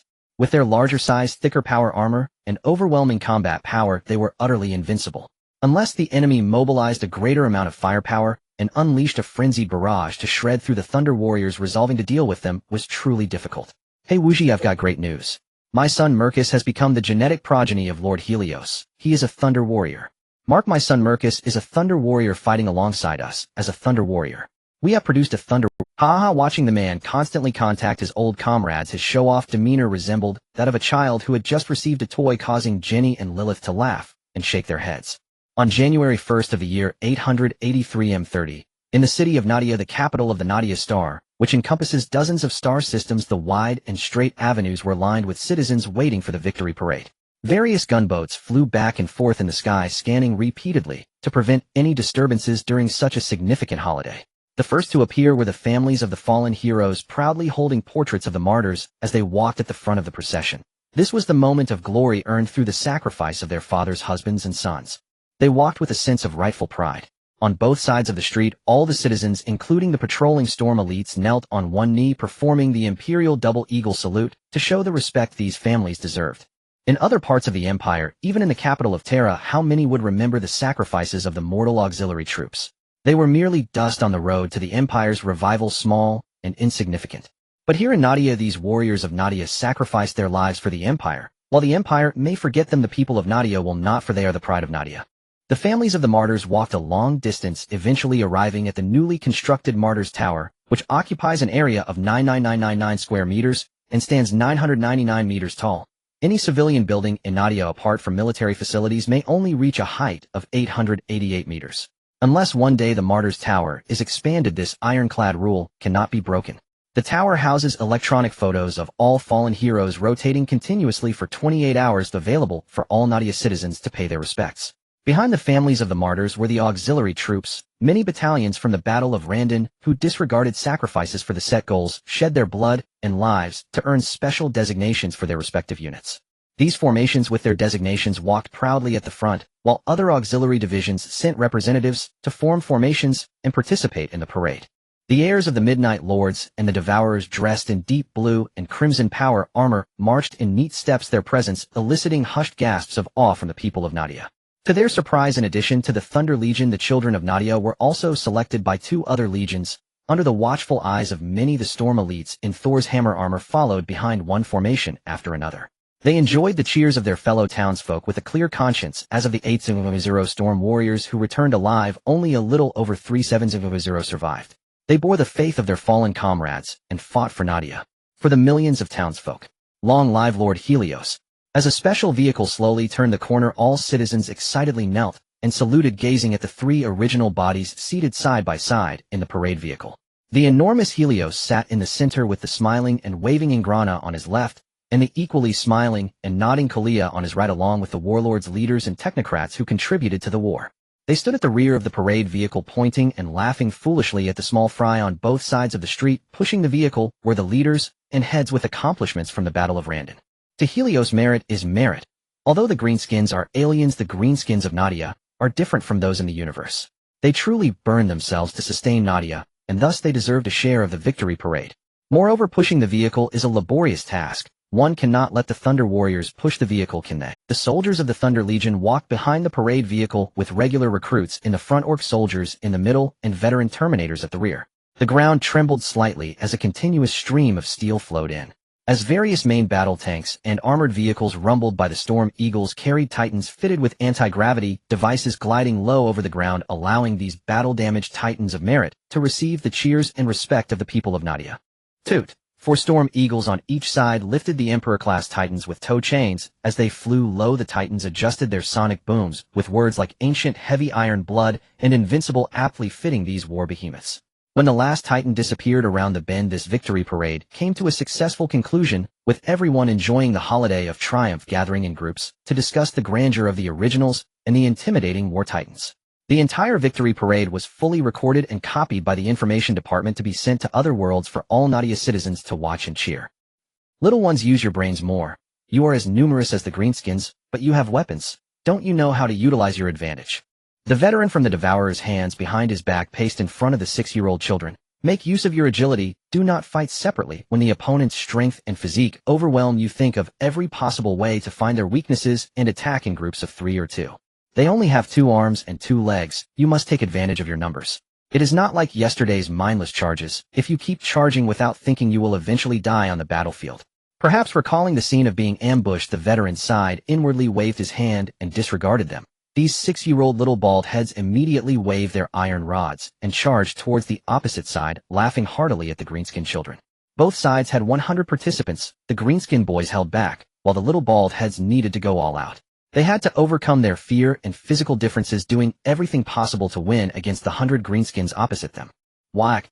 The Greenskin boys charged in barehanded, shouting and howling. The little bald heads did not want to be outdone either, not knowing which bright spark shouted whack instead of shouting for the originals.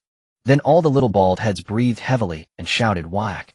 The veteran from the Devourers, who was responsible for teaching them, turned red in the face from anger as he watched the little bald heads charge, mindlessly grappling with the Greenskins without fear. The little bald heads, unaware of what fear was, grouped in 3s or 4s to fiercely strike the Greenskins. However, their strength was still lacking. Combined with the Greenskin boys being tough-skinned and not afraid of this little pain, they were beaten to squeals. But these selected little bald heads were indeed tough. Unless their last bit of strength was drained, they would get up time and again, clinging to a Greenskin's leg or arm to create opportunities for their companions. This tenacity pleased the veteran. Courage, resilience, and fearlessness of sacrifice are all essential qualities for Astartes. After all, the little fellows are just 6 years old. They can be taught gradually over the next 6 years. These 6-year-old boys who passed the preliminary selection all matched over 85 with the genes of the Devourers through genetic testing, and were specifically chosen to be taught by veterans waiting for the original casting. Each veteran teaches 100 children. After all, they have no other business perfectly spending time at the base teaching kids during the day and challenging new recruits to fights 1 against 10 or even 20 at night. Slurp, Grandpa, do you want to eat? Here, it's very delicious. Slurp, a chubby toddler about 2 or 3 years old wearing a split-crotch pant, held a slice of watermelon in his hands, his face covered in juice. Seeing the hooded old man staring at him with a smile, he offered the watermelon, which was smeared with saliva and snot, to the old man. Thank you, child, but I want to eat. The Imperial Chancellor, the magic pattern Micardo, gently rubbed the little one's head and said, "May you grow up safe and happy." He bid farewell to the little one and continued walking down the streets of Nadia. Most people were in a hurry, but the elderly and the young seemed a bit languid, sitting around a roadside flower bed. Some were smoking, some were drinking tea, and many were chatting and playing chess. Children played without adult supervision, their carefree laughter never fading from their faces. Don't run, you beast. A strong young man covering his private parts with his clothes ran barefoot in a frenzy, shouting, Uncle, uncle, I have feelings for Alice, uncle. You beastly scoundrel dare to harm my daughter. If I don't break your legs, then your bones must be tough. A big man with a limp despite his unsteady left leg still ran very fast, even comparable to the young man ahead. I bleed for Nadia, and the Empire on the front lines, and you little beast are messing with my daughter. Are you even human? Daddy, daddy, don't hit him, I'm already grown up. I like him.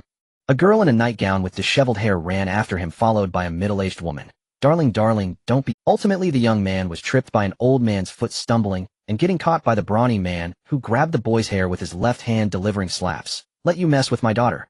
Let you mess with her. Let you mess with her. Daddy, don't hit him. Yes, darling, his father sacrificed in the Kusa galaxy. He is the only child of your comrade. The woman stepped forward to embrace her husband's raised right hand.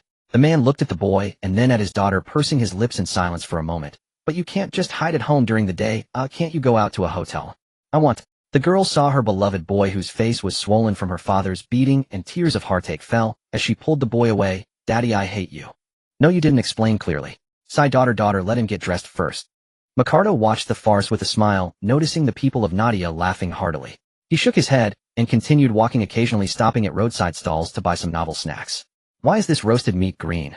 The stall owner, with a cigarette in his mouth, cheerfully said, Is this your first time in Nadia? This is our local specialty green-skinned roast meat, which is several times more nutritious than ant cows. Ricardo took the food container, eating as he walked. The taste was surprisingly good, at least according to his palate. As he walked and ate, when he returned to the Lord's mansion under the cover of night, he looked at the table full of dishes, pursed his lips, and ate a bit more, glancing at the boisterous Anglona and the elegantly yet quickly eating Kalia. He put down his wine glass and quietly asked, Where is Helios? He is handling official business. Recently, he discovered several new worlds, and he needs to arrange a fleet to reclaim them. Kalia picked up a bottle and gulped down half a bottle of juice, then picked up a napkin to wipe her mouth. The Emperor sent you here. Is there some secret mission? Usually it is the Imperial Guard that issues orders. This is the first time for you to come here. Ricardo chuckled. During my years in the palace, I've often heard discussions about Nadia's affluent lifestyle. Since I have not much to do lately, I came to take a look. Seeing is believing. So what do you think of Nadia? Anglona glanced at Ricardo, still eating heartily. Ricardo nodded and sighed slightly. Better than the rumors. It has been 10 years since the Battle of Randon ended.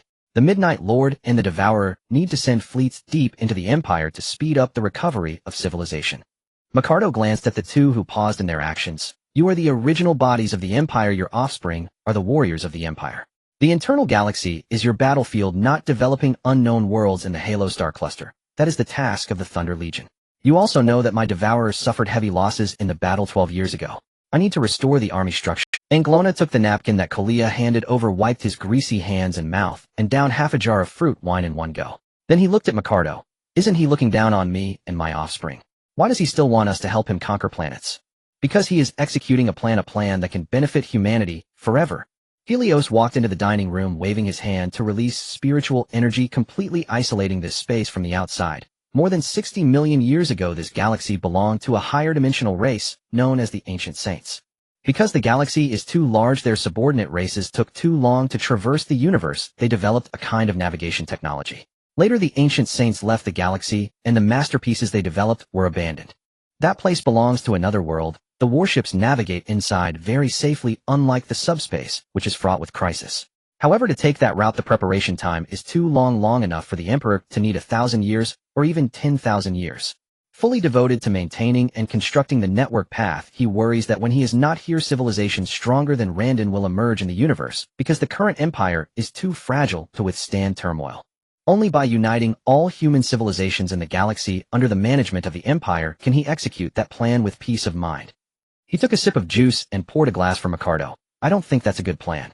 Rather than traversing the abandoned network path for over 6,000 years, I would prefer to spend time studying the superluminal jump engine. That is the future of human navigation. Ricardo pursed his lips and remained silent for a while. Regardless, it's always good to prepare for both options. Currently, only the four of us and the Emperor know about this plan. Even his most valued Leone and Hasena are unaware of it. You must not reveal this, it will attract their scrutiny. In response to Ricardo's warning, Anglona nodded at his head. Then you might as well seal this memory of mine. I can't guarantee that no strange things will sneak into my brain.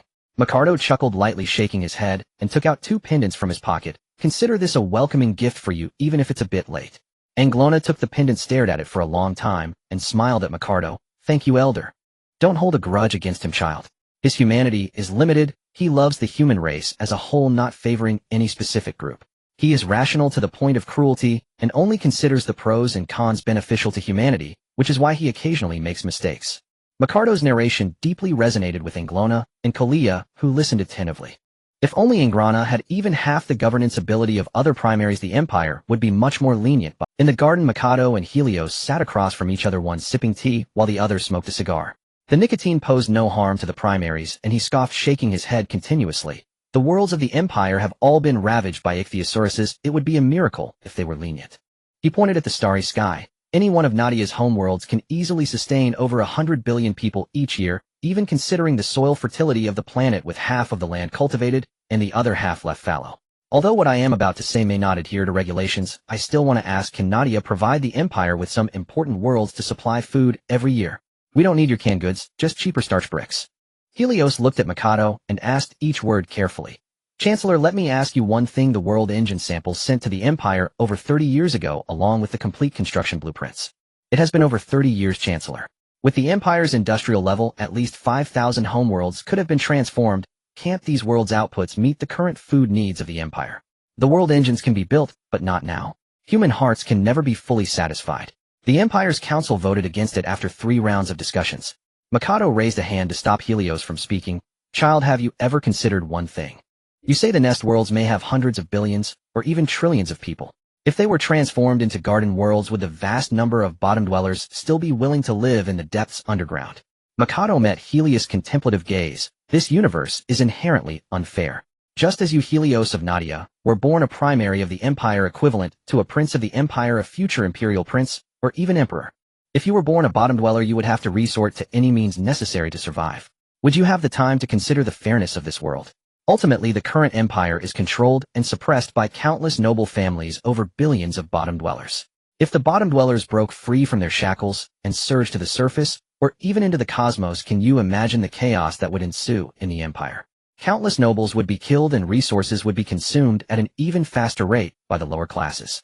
Furthermore, under the manipulation of certain individuals, vast fleets could be formed to initiate chaotic battles throughout the entire galaxy. Do you think humanity can withstand that? Your thousands of worlds may indeed be prosperous, but such prosperity is actually quite fragile. The resilience of the Nadia people is not comparable to that of the lower classes in the nest worlds. Once faced with a disaster they cannot withstand, they will surrender more readily than anyone. I disagree with that viewpoint. Helios shook his head firmly. The Nadia people fear no sacrifice.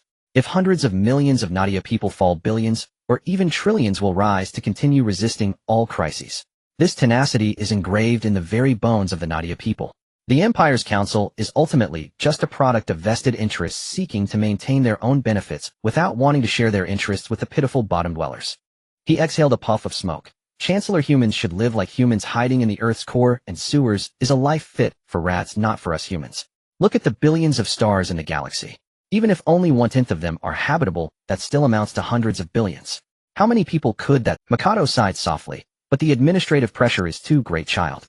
Information transmission is slow. Your envisioned blueprint is very attractive, but implementing it is fraught with difficulties.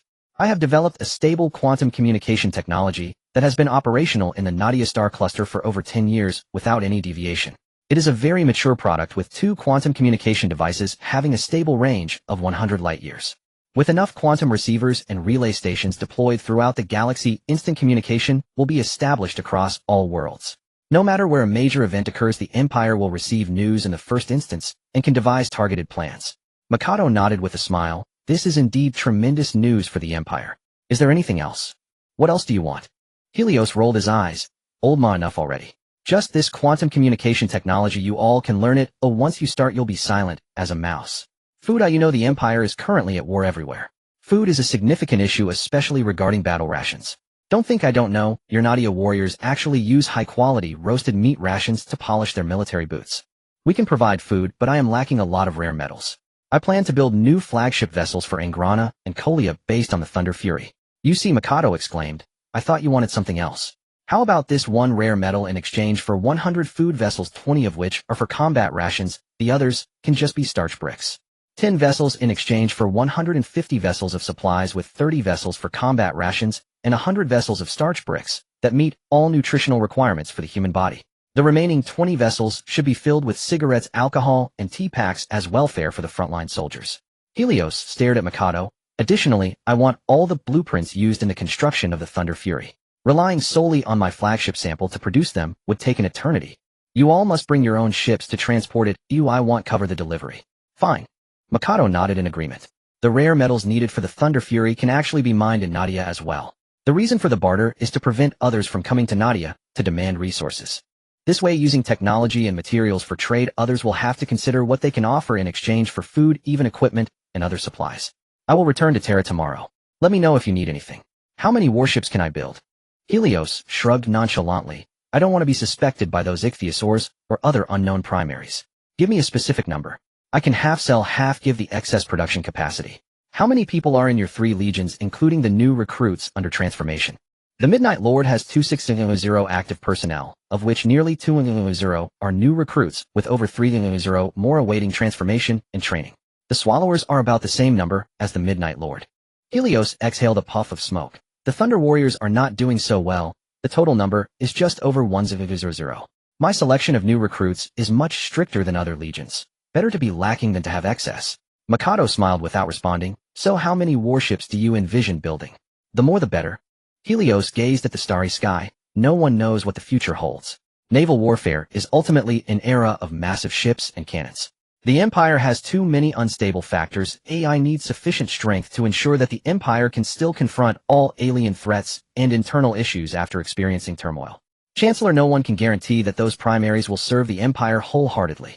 Mikado nodded yes. No one can say for sure. Just go ahead and do it, child.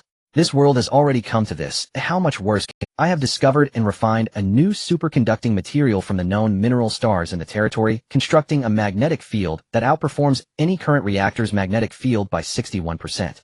This means that all our power can be enhanced by 61% based on this foundation. Accompanied by Murphy No. 3 Helios toured the research and development base of the Kafinsi No. 3 reactor, which is currently in experimentation. Once the new superconducting material is applied to your flagship's ultra-quantum reactor, your void shield and deflection shield will theoretically be very difficult to breach. The prerequisite is that your warship must be equipped with enough field generators, energy conversion stabilizers, power amplification devices, and over 10 other critical pieces of equipment, all of which require material upgrades, as well as technical advancements and innovations.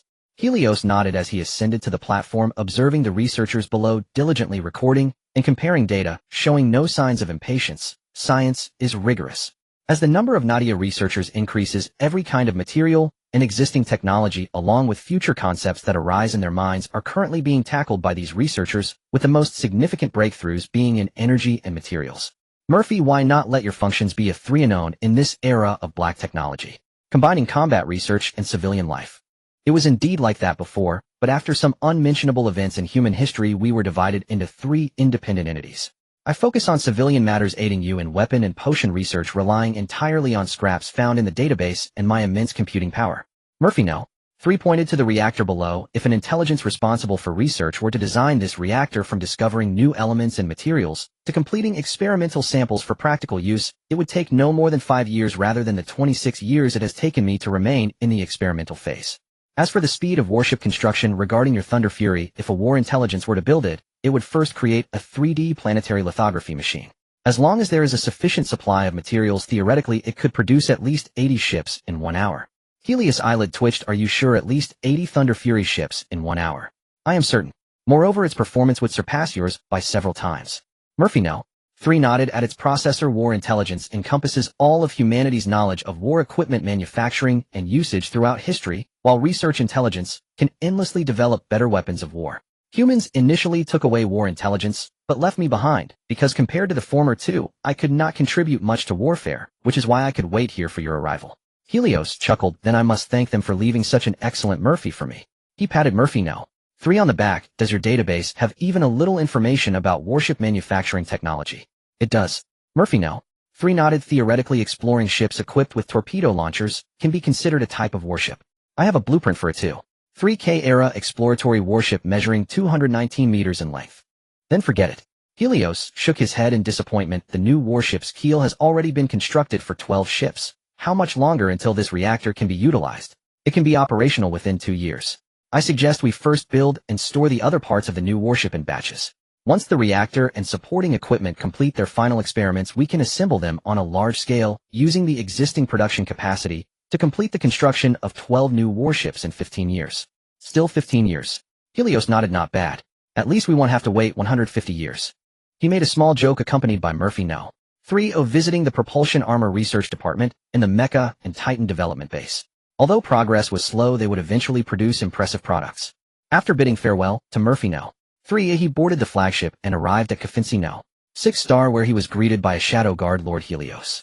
Long time no see, Lele. Helios smiled lightly, nodding. Have you discovered any good seedlings recently? Lele walked beside him, lagging half a step behind. Currently, there is 1A psychic in training at the base and 3 level 1s, with the oldest being 29 and the youngest 12. The 2 youngest were brought back from within the Empire. Oh, Terra doesn't want them. The discovery site was relatively close to Nadia. To prevent further rampages, we took action to bring them back for training. The 2 entered the base and proceeded to the training ground deep underground, where there were sensors and psychic conversion extractors everywhere to prevent these geniuses from succumbing to the pressure of the subspace. Originally, there were 11 good seedlings, but over the years, due to rampages, only 4 remain. The remaining ones have strong willpower. They should be able to complete all their studies. The 2 stood behind a concealed one-way glass, observing the girl sitting in the center of the training ground surrounded by pipelines. Her name is Amy Karu, the only A-level psychic recorded since the base's establishment, and the only psychic who has not rampaged since entering the base. What are her main abilities? Telekinesis and teleportation. Lele looked at the flickering portal in the room, which radiated blue light and lightning. Her abilities go beyond this, but for now she needs to master short-range teleportation proficiently, then layer upon layer add complexity, as she is always at risk of being seduced into corruption by subspace entities. What are those things on her head and back of her head? They are psychic amplification devices embedded with remote-controlled explosives. If the situation becomes irreparable, then this bomb is the best solution. Though the statement was cold, it carried a sense of helplessness. Helios nodded and turned to leave, entering another isolated living area where about 100 youths resided, mostly reading books, occasionally manipulating elements like flames or lightning. An elder leaning on a staff wandered among them, occasionally explaining some uses of psychic energy, while shadow guards and 2 squads of veteran mecha soldiers hid in various corners of this area.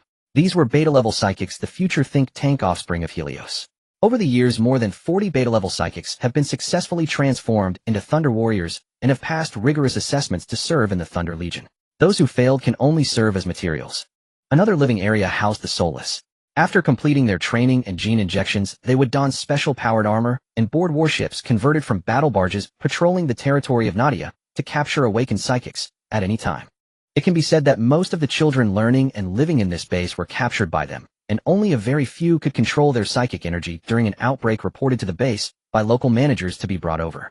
Those who could control psychic energy during an outbreak all successfully completed their studies and transformations, while the vast majority of those captured became materials. The spaceship traveled for a short while, and soon Helios felt a slight sense of stagnation in his body. Go, Mau Mau. Knock it down. Ha ha. Come on, Mau Mau. I've bet a pack of cigarettes on you. Inside a coliseum somewhere on Storm Island, Ogren spectators clad in loose garments cheered wildly for Mau Mau, who wrestled the massive Diao Yao at the arena center. Among them sat countless greenskin warbosses and nobles. Even colossal warlords were present, such as Skullcruncher and Bloodclaw, the very first brood of greenskins ever subjugated by Helios. Blackstone, unchanged in appearance, held a large bowl in one hand and a roasted squig leg in the other, cheering for his young son. Seated beside him loomed Skullcruncher, twice his size, and the 2 occasionally clinked their mugs together. Were Imperial clandestine agencies to witness this spectacle, they would surely denounce it as heresy and purge both Thunder Warriors and greenskins without mercy. Yet this was Storm Island, deep within Nadia's capital star's absolute quarantine zone, accessible only to Thunder Warriors.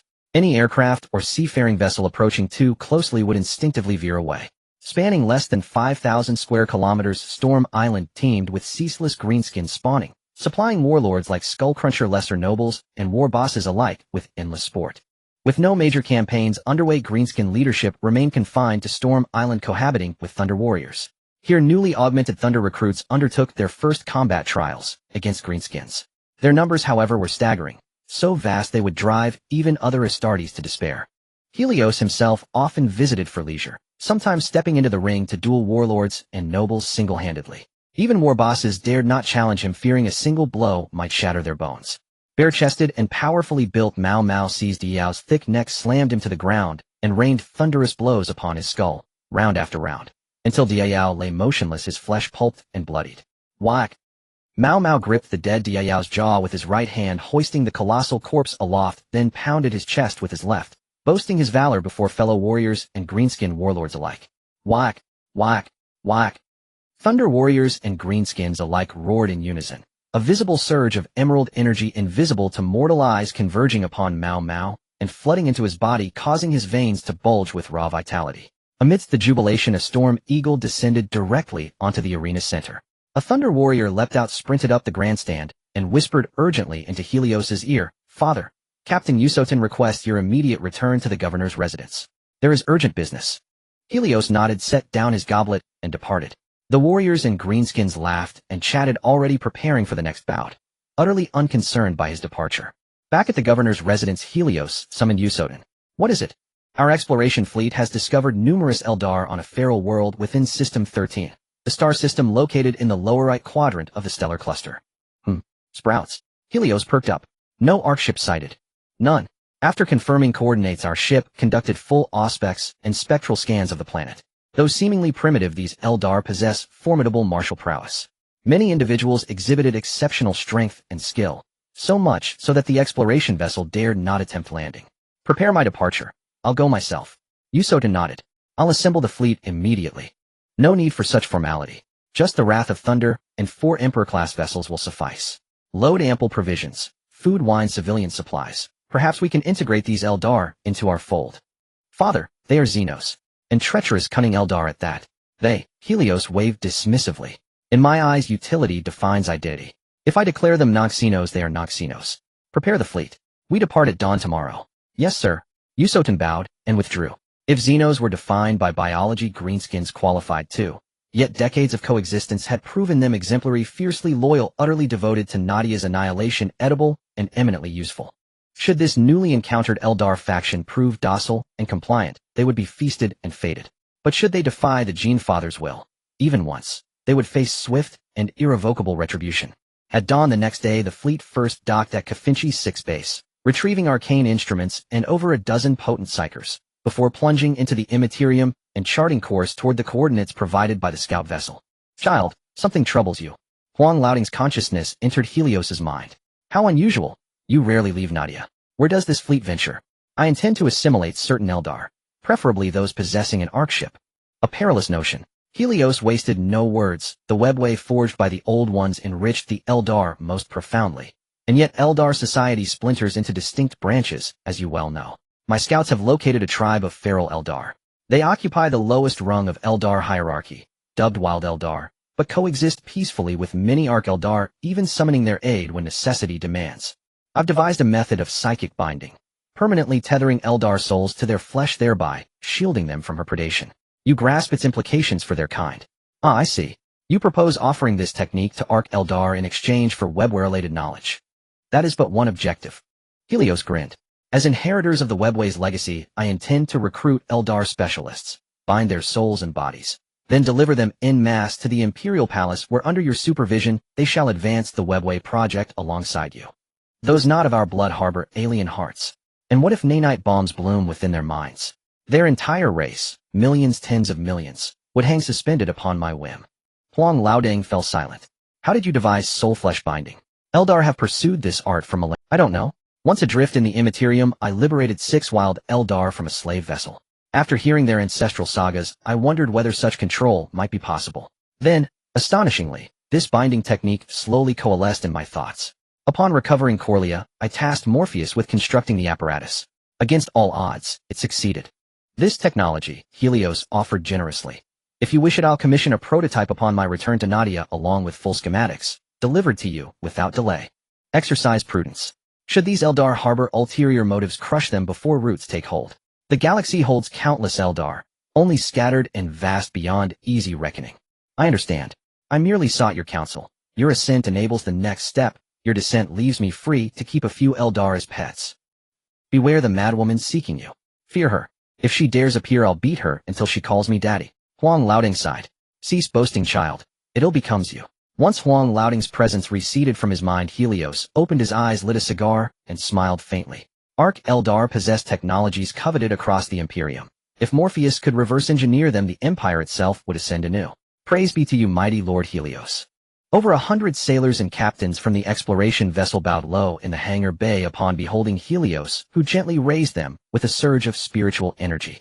Your discovery is of great significance. Rest now, attendants will escort you back to Nadia, and your rewards shall be generous.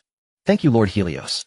The sailors nodded, eagerly following Thunder Warriors through the hallowed corridors of the Wrath of Thunder, Nadia's spiritual bastion, a battleship second only to the Emperor's dream within the entire Empire. Let us descend onto this world and meet the Eldari of Craftworld Aiden. He boarded his personal Storm Eagle flanked by Yusotin and a veteran squad, while other Thunder Warriors ascended into their respective craft, launching from the warship's hangar in disciplined formation as they pierced the planet's atmosphere. With a sharp whoosh, whoosh whoosh, whoosh, 6 Darkstar fighters surged upward from a distant basin, intercepting the escorting Fire Raptor gunboats and forcing the unknown aircraft to land, while the alerted Fire Raptor squadron maintained protective formation behind the advancing Storm Eagle. Ultimately, the Storm Eagle and its Fire Raptor escort settled at the heart of a vast basin. As the ramp lowered, ranks of Thunder Warriors clad in dark gold power armor marched forth, gripping massive caliber bolt guns. Their synchronized descent formed a formidable phalanx before the pre-march, 500 warriors standing in silent unity enough to instill wary respect, even trepidation, in the encircling Eldari scouts. Helios removed his helmet, gazing down at the approaching Eldari with a warm smile, and spoke in their native tongue. I am Helios of Nadia, hailing from the distant Nadia star cluster, and I have come seeking you. Humans, what do you want with us? Have you come to wage war? A slender yet towering male Eldari, taller than most humans, stepped forward from the crowd, craning his neck to gaze up at the colossal figure. Harm even one of my kin, and the Dawn Arc will reduce your world to ash. So, you are of the craft world, Eldari. Helios extended his massive hand. What is your name? The Eldari stared at that enormous palm, one finger thicker than his own arm, and could grasp only the tip of Helios's index finger, shaking it twice in solemn greeting. Even Pef, a practitioner of the path of precision from the Dawn Arc. Can you contact the elders of your craft world? Helios withdrew his hand, speaking openly. My purpose in seeking these Eldari was precisely to find emissaries from your craft world. Your timely arrival is most auspicious. Humans, why seek us? For millennia, the Dawn Arc has drifted along the outer rim of the Halo cluster, never engaging other races or civilizations. Indeed, our sole conflicts have been against the Dark Eldar. Even suspected these humans had suffered at the hands of the Dark Eldar, and now sought vengeance upon all Eldari. He regarded the giant before him, and the armored colossi behind, with deep suspicion.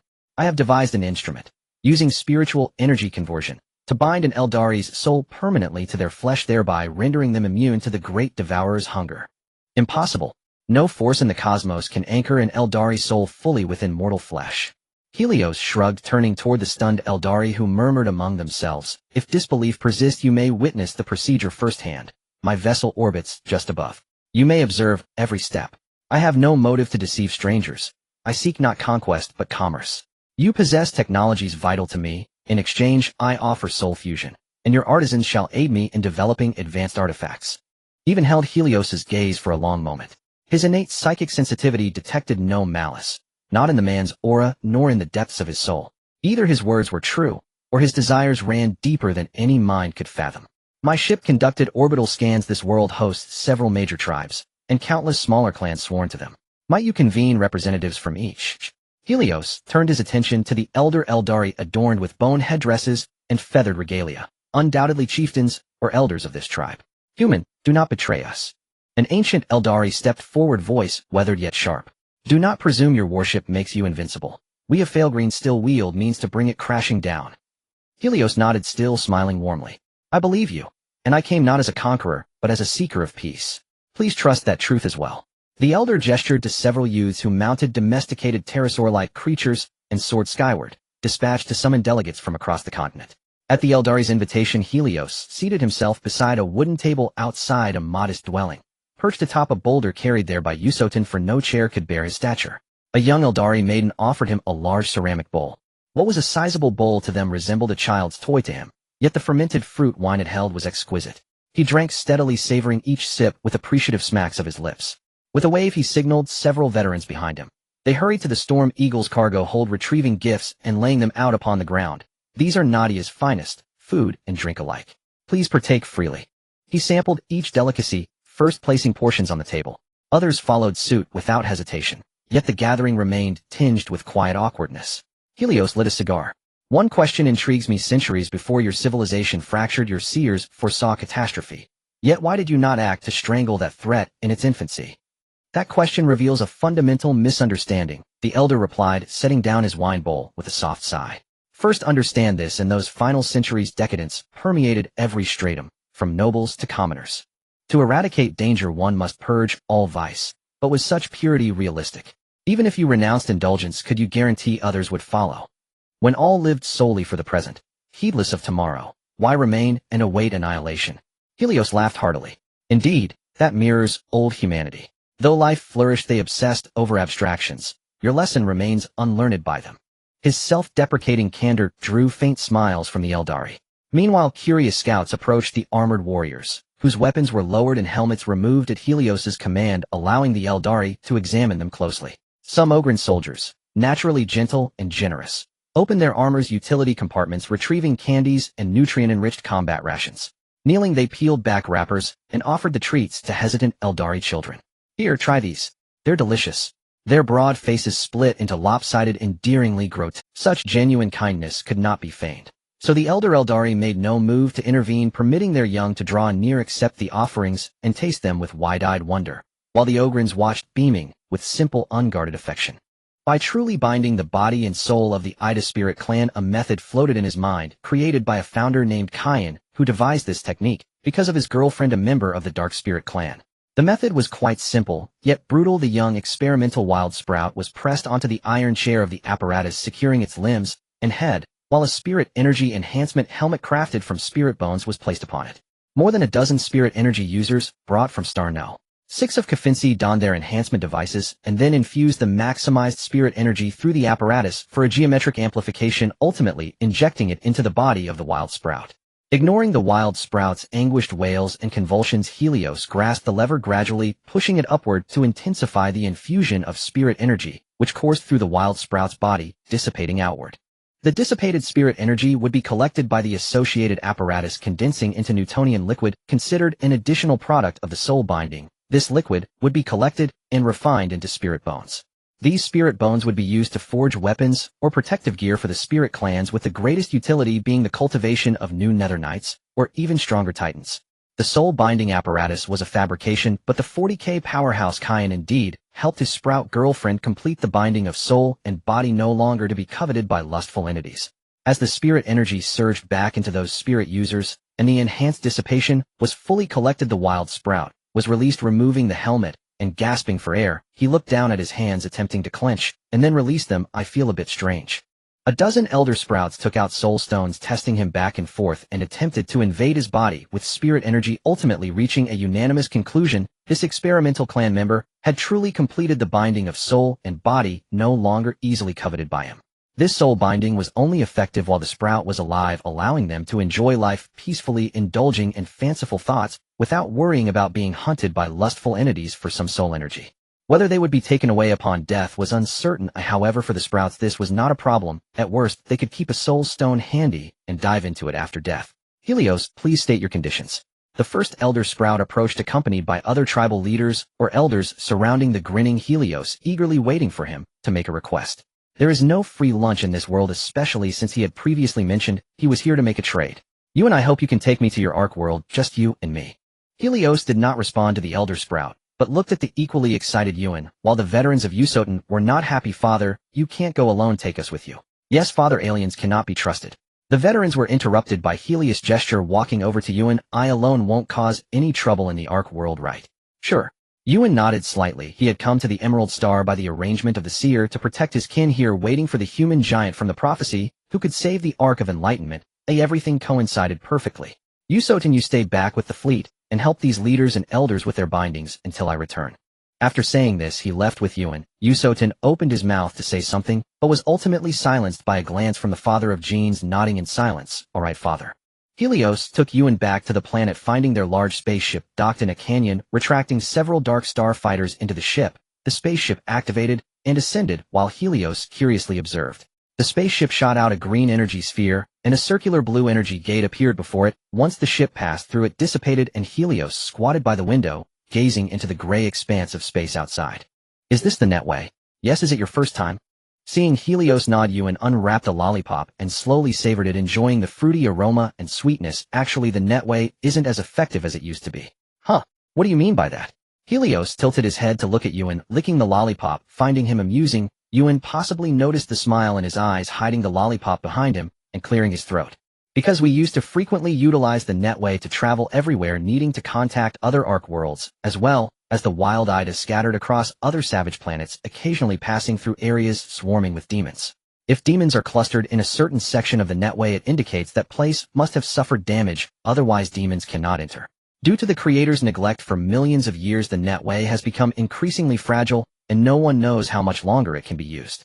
In short, the netway is created by the creator opening a tunnel in the chaotic subspace. However, this tunnel is interconnected and can be opened anytime and anywhere, allowing us to come and go.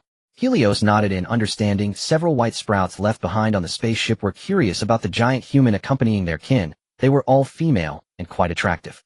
Hugging a bizarre bone-white helmet adorned with a ring of red hair, one approached Ewan, sizing him up. Even squatting, she was still much shorter than the towering human, her eyes filled with curiosity and ingrained arrogance. Helios raised his hand palm open, revealing several lollipops. Want some?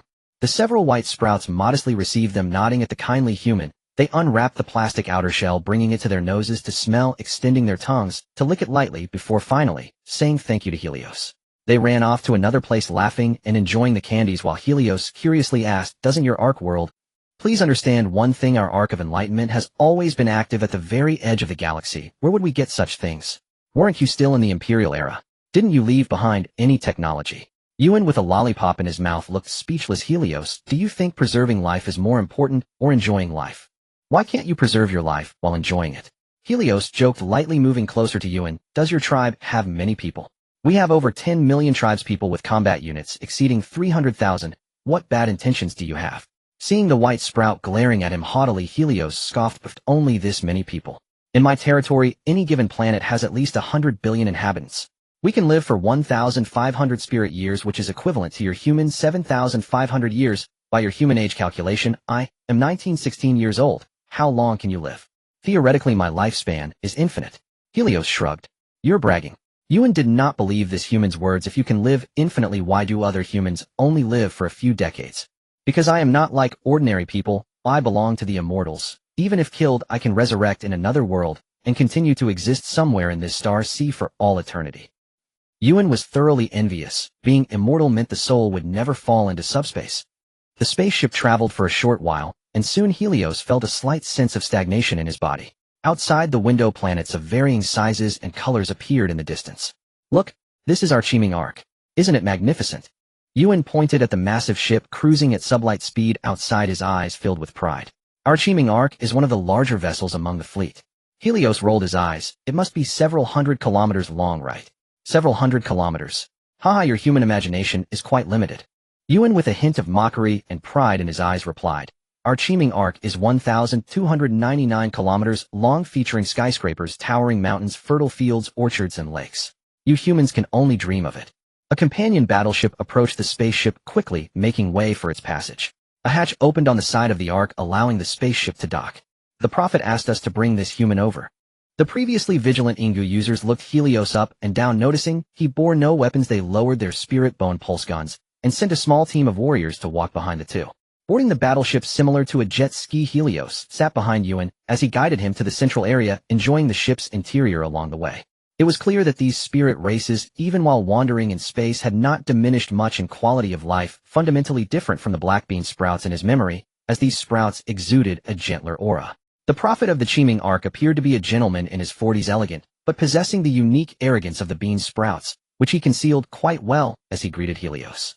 Smiling, he opened his arms. Welcome to the Chiming Ark, dear guest from afar.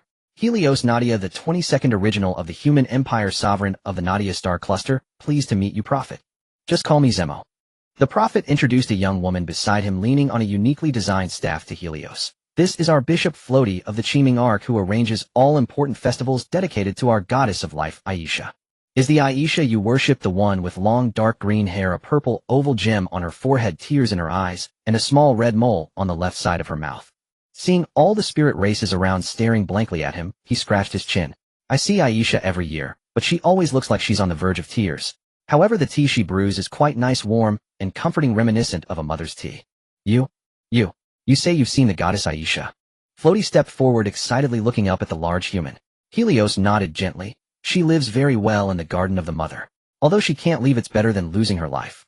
The prophecy is true. The prophet Zemo murmured, beckoning Yuan to step aside. After meeting him, did anything special happen? Indeed, prophet. Helios has developed a device that can completely bind our physical bodies and souls, eliminating any concerns regarding that matter. Really? Just as Zemo inquired, a golden light emanated from Helios' eyes, replaced by a white glow, and his figure appeared even more majestic, exuding spiritual energy powerful enough to alter reality. This energy slowly surged from his body, enveloping and isolating the entire Qiming Arc before he approached Zemo and the other elder spirits, looking down at these beings. I am the ruler of the human empire, speaking to you through Helios as a bridge.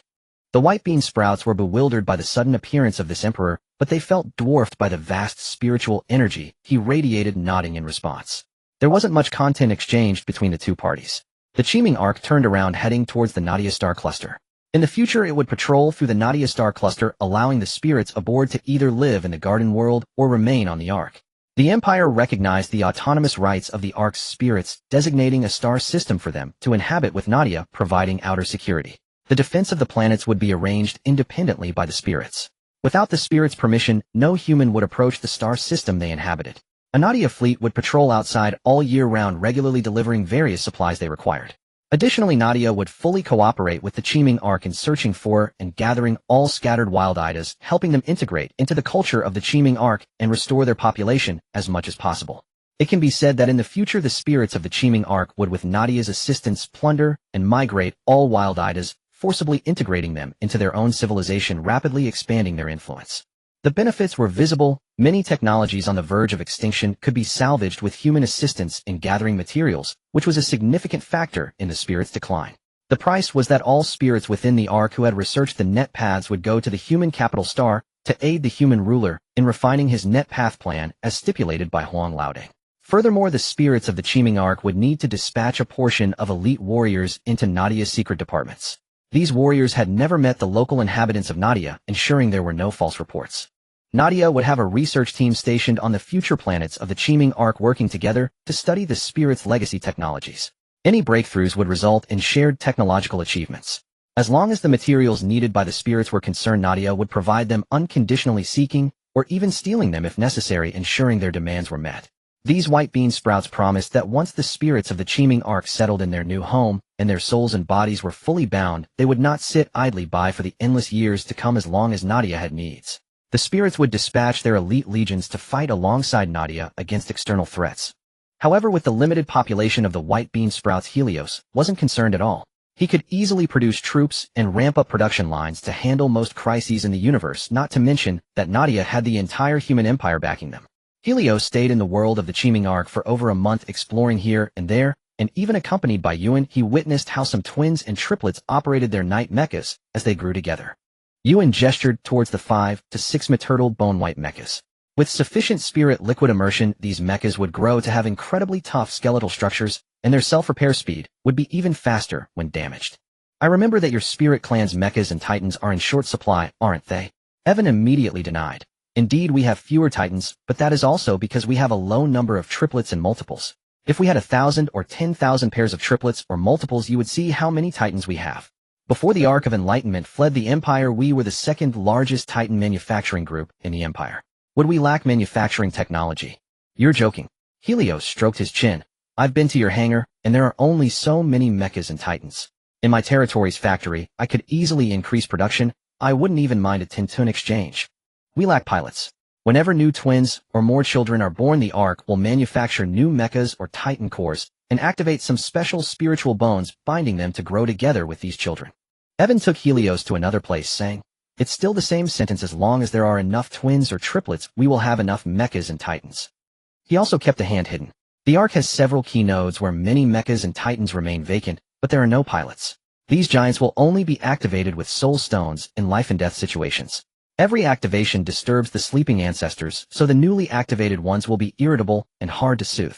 Time unknowingly reached 925. M30A. The Arc of Enlightenment arrived at the star system opened up for them by Nadia, a fairly young star along with 3 planets orbiting it. Aside from one natural planet, the other 2 were treated as satellites with bases established on them. In the decades before the Ark arrived in Nadia, most of the spirit clan inside the Ark had already been relocated, so after the Ark's arrival, it only stayed for a little over a year to replenish some necessary resources before setting sail again into the depths of Nadia. A large group of howling banshees and elite spirit clan warriors were forcibly loaded onto the Thunder Fury, said to be the flagship guard of Helios, spending their days in the flagship's living area competing in combat skills with the Thunder Warriors. Helios had more and more matters to attend to as Nadia would annually attract many immigrants from newly discovered planets, and the population no longer relied on migration from the Empire, as Nadia's current population was not small. Almost every day Nadia's naval patrol boats would discover smuggling and trafficking ships from within the Empire. These ships, besides the destitute attracted by Nadia's legends, also had many humans with ulterior motives. These people were deeply hidden. They came to Nadia to preach promoting so-called sect doctrines targeting a very specific group of elderly individuals in their 70s and 80s who were waiting for their time to pass.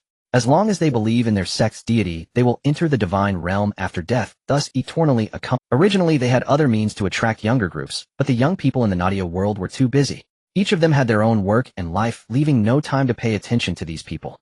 Children either attended school or did homework at home, living a blissful yet troubled life. Those people had no other option but to target the elderly who had plenty of free time. Interestingly, many of Nadia's elderly came from the Imperial Nest world. They had been exposed to such things since childhood and naturally knew about the deceit, so whenever the preachers selected a meeting place to preach, out of 100 elderly people, at least 90 would call the police while the rest would get their phones ready waiting for the police to arrive under the lead of the Storm Elite to capture those sect members, while the elderly chuckled and pointed. Their descendants lived in Nadia. The grandchildren received 12 years of compulsory education, and the younger generation enjoyed a happy 996 lifestyle, which was a beautiful life they could hardly imagine in their youth. Here there was no need for any deity, as the original Helios was the guardian deity of Nadia. Father, Usoden entered the study and called softly. Helios chuckled and put down his pen. Usoden, you're here. What is it? There's a situation over at the Skull Crushers. They sensed a force traversing the Star River, quietly growing on the western side of the Empire, and this power is growing rapidly. Helios took a sip of tea. What was the Skull Crushers' reaction? They reacted very excitedly. They ordered the leaders to start selecting stronger orc lads to prepare for a fight with the orcs over there, proclaiming that you are the pinnacle of all orcs in the universe. Ha ha ha, I knew it. Helios set down his teacup and waved his hand. Report the situation of Alanos to Terra and ask if they need the Thunder Fleet to go over. We haven't made any major moves in decades. Understood, Father. Usoden nodded and left. Helios waved to the corner of the study where 2 howling banshees dressed in ancient armor without helmets brought a cross-galaxy quantum communicator to the desk. Eat less candy, I'll be careful of cavities. In response to Helios' kind reminder, the 2 white bean sprouts merely nodded, returned to the corner tea table, placed the candy on a plate, and began to enjoy their tea and snacks, living a sweet life. How have you been lately? The quantum communicator projected the visage of Korea, who smiled and nodded. Not bad. I haven't encountered any powerful alien civilizations during this period. The casualties among our offspring have been minimal. We will manage the conquered planets for a while until the Empire comes to take over. Helios nodded. That's good. Keep an eye on Ingrana. By the way, where is she? Isn't she with you? She's commanding operations on the ground with Captain Khan beside her, reminding her. Her command ability has improved significantly, but occasionally, when she hears about heavy casualties, she charges in herself with the Devourers and Butchers. When Angrana was mentioned, Korea, who initially wore a smile, couldn't help but sigh and shake her head. There are also issues within the Devourers Legion. More and more new recruits seem to completely inherit Angrana's volatile character. The training and guidance received at the Nadia base are completely forgotten. Once battles become intense, veteran soldiers lead the charge, wielding chainsaw axes and power hammers without a care for their lives. Helios fell silent. When did this happen? In the last 20 years or so, especially with the new batch of Nicolia gladiators' offspring joining the Legion. They share the teachings from their forebears without reservation, and surprisingly, those new recruits have no intention of rebuttal and accept it cheerfully. The Butcher's Legion is composed of elite gladiators selected from Angrana's side, who are absolutely fierce. They are quick to anger and charge recklessly, not caring about their own casualties. When my offspring cooperate with them, trying to dissuade them only leads them to charge along. The old veterans are more reasonable. They calmly refuse and provide long-range fire support, but the new recruits from Nadia rush forward alongside the Devourers, shouting wildly. Corlia's expression turned strange as she said, Helios, tell me honestly, did you tamper with the genetic seeds between me and Angrana? Why do they resemble Thunder Warriors more and more? Helios awkwardly grinned, my offspring would never charge in mindlessly. Is that so? Corlia snorted coldly. The new recruits you sent for training 9 out of 10 once they get excited will shout the greenskin battle cry and charge forward. As long as they shout the cry, both the Devourer and the Midnight Lord, even the auxiliary troops, will follow suit. Take the star system we are currently attacking as an example. The 3 nests are each managed by me, Angrana, and Tyrannis. My offspring completed the planetary occupation with minimal casualties and the fastest speed. By the time my offspring support the Thunder Legion, your heavy-set offspring will be engaged in close combat with the enemy machines. Helios, what era is this? Are your offspring still enthusiastic about this? Helios rubbed his face and remained silent for a long time. Perhaps they have been influenced by the Devourer. Let's not discuss this anymore. A batch of supply ships will depart the day after tomorrow with 24 new battleships to replace the Lunar-class cruisers. Additionally, the super heavy tanks and mammoth transport vehicles have completed their territory upgrades. All the equipment you have will be eliminated, and I will have someone take them to support other legions. Corlia frowned slightly. The new battleships are indeed useful, but the Lunar-class cruisers are also quite good. Our 3 legions combined have only a little over 1,000 battleships, and we don't even have enough for ourselves. Why should we give them away? To the Empire, our 3 legions look like a small group bound together. This will make other legions more wary of us. If some people have ulterior motives, what will we do? Helios lit a cigar. Stop thinking about fighting all the time. You should know a bit about social etiquette. It's enough to win some legions as friends and help us speak up at critical times. Do as you wish. I have other matters to attend to, so let's talk later. Corlia cut off the communication. Helios smiled and shook his head. Once the 2 white bean sprouts moved the quantum communicator away, he continued to handle documents until Yusotin walked in and said, Father, it's time for dinner. All right, let's eat together. He nodded and stood up to head to the dining room, where more than 10 white bean sprout maidens filled a whole table with ample dishes. Helios patted Yusotin on the shoulder, inviting him to sit beside him for the meal.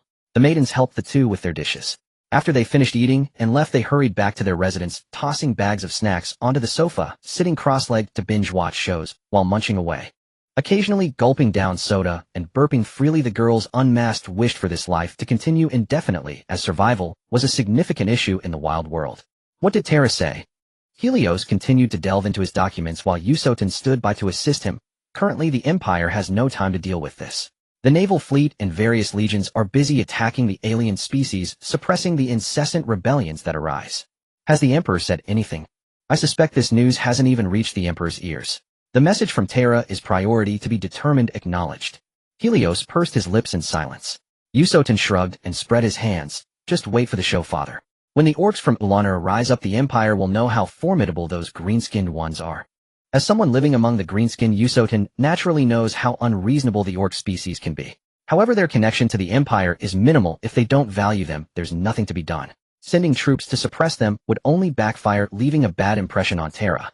The day after tomorrow, I will take a fleet to the Eastern Star Field, bring supplies, and conveniently meet with the other original bodies. During my absence, Nadia, you can rest assured about the internal affairs. Murphy will handle them. I can manage things in the real universe as well. Yusotin felt warmth in his heart. After facing despair from Terra's rejected remnants, he encountered Helios, who unconditionally trusted him. How many people in the Empire could earn such trust from countless humans? Father, how many combat brothers do you plan to take? The Eastern Star Field is vast and still in a state of war. If we send so many supplies, it won't do if we have too few people. Let me think. A flagship with 36 main ships, about 100 escort and destroyer ships should be sufficient, along with 3 offspring, 3 storm elites, and 1 auxiliary troops. Well, load as many supplies as the warships can carry, or consider it a meeting gift for the other original bodies. All right, Father, I will arrange it right away. Yusotin nodded and left. Helios wrapped up his work, went to the back garden, lay on the lawn, gazed at the starry sky, and sighed, deeply uncertain how long this peaceful life would last. Old Huang, do you realize that as a father you are utterly unqualified? If only you showed a little more love and care to your offspring, they wouldn't be so extreme. All of this is destiny. The voice of Old Huang echoed in his mind. Helios twitched his mouth. Nonsense, destiny. You could just press the 4 of them and let them fight. As long as you say a word, I can deploy troops and rush into the subspace with you. If we go together, won't it just be a chaotic slaughter? You handle the chaotic slaughter, while I bring my offspring to handle the chaos. Far away in the underground palace of Terra, Old Huang's mouth twitched slightly, chuckling as he shook his head. Child, you are still so impetuous. Just finding joy in hardship. Helios laughed heartily. Since you have no time, I happen to be free here. Is it alright to find some problematic girls to chat with and strengthen our bond? Just keep it in moderation. Don't disturb Saint Gilena, Leonie, Hersona, and Elizabeth. Who is this Elizabeth? Old Huang lightly uttered. Elizabeth Kiraman, the queen of the 500 worlds of Autolama, the mother of the gene of the ultimate child. Why isn't she called the ultimate daughter? Don't you think that's an insult to the offspring of Autolama? Helios smacked his lips. What you said makes so much sense. If possible, advise Magna not to sink deeper into the ocean of knowledge. The original body of the 1,000 wounds child? Yes. Helios' eyes twinkled. Alright, I will try to persuade her. Whether she listens or not, I can't say. Do you think I can defeat her? If reasoning doesn't work, maybe physical means could be tried. If your psionic power is 5,300, then Magna is 10,000. Old Huang's tone held a hint of pride. This child has completely inherited my psionic talent. It might be difficult for you to discuss physics with her. Among all the original bodies, you are the strongest in physics, but she excels in psionic power. Helios waited for Old Huang's consciousness to fade, his eyes turning, secretly contemplating whether he should find a kind mother to introduce him to the cunning one and learn a few tricks about psionic manipulation. A jolt of psionic energy hit his head, and Old Huang's annoying voice rang out, "Don't even think about it. It's inexcusable to even think about it." Didn't you say you were leaving? I remembered there was something I hadn't mentioned yet. Helios pouted, stood up, brushed off the grass, and went to rest. Huff. Anglana tightened her grip around Helios' neck, her flushed cheeks pressed against his chest as they lay in quiet stillness, until Colia re-entered the room and cast a knowing glance. "It seems I've arrived at an inopportune moment." No. Quite the contrary. You've arrived at precisely the right time. Helios chuckled, waving her over with a broad grin. Colia seated herself at the table, poured 2 cups of tea, and handed them to them. Imperial officials have assumed planetary administration. We must depart for the next battlefield. Will you accompany us? I need to visit the other legions. I've been assigned quite a few tasks by my father-in-law. He simply cannot abide idleness in me. Helios delivered the remark lightly, yet neither Colia nor Anglana found it the least bit questionable. Once all 3 legions completed their heavy vehicle refits, they departed with their fleet for Barbarous, the homeworld of the 14th Legion, where the Legion had just concluded a grueling campaign against Xeno's forces and suffered considerable attrition, necessitating recruitment and regrouping on its native soil. It so happened that Helios would soon meet Mordorion, the so-called Lord of Death. Intelligence reports painted him as petty and withdrawn, shaped by deep-seated personal afflictions. Only Carnona maintained any meaningful rapport with him. That rapport was in truth exceedingly modest, merely courteous exchanges and polite conversation. During one decisive Xeno's campaign, Carnona had dispatched a task force in timely support, a gesture Mordorion interpreted as exceptional competence and loyalty. Traumatic experiences had instilled in her an intense aversion to psychic phenomena. Absent active hostilities, she remained sequestered within her homeworld, never stepping beyond its gates. A recluse whose bearing evoked that of a refined noblewoman. And yes, she held a particular passion for cuisine. When a fleet comprising over 300 warships, ranging from capital vessels to frigates, arrived in orbit above Barbarous, it was immediately intercepted by local defense squadrons. Helios declared his identity and, accompanied by a cadre of veteran warriors, descended directly to the Lord of Death's sanctum aboard a Storm Eagle. "You are Helios, Nadia, the 22nd Pre-March." A woman robed in ornate pauldroned attire rose slowly from the high throne in the grand hall, gathering the folds of her mantle as she descended the marble steps. Helios narrowed his eyes, appraising her silently. Damn. No one had warned him the Lord of Death possessed such striking physical grace. Colia stood tall but slender, like an elegant sapling, while Anglana bore the compact, sinewy strength of a seasoned warrior. Mortarion, however, embodied a different kind of allure, subtle, supple, and profoundly arresting. "Your gaze is most impolite," Mordorion murmured, gliding to a halt before Helios. Tilting her head upward, she met his towering frame with unblinking emerald eyes. "Have you finished staring?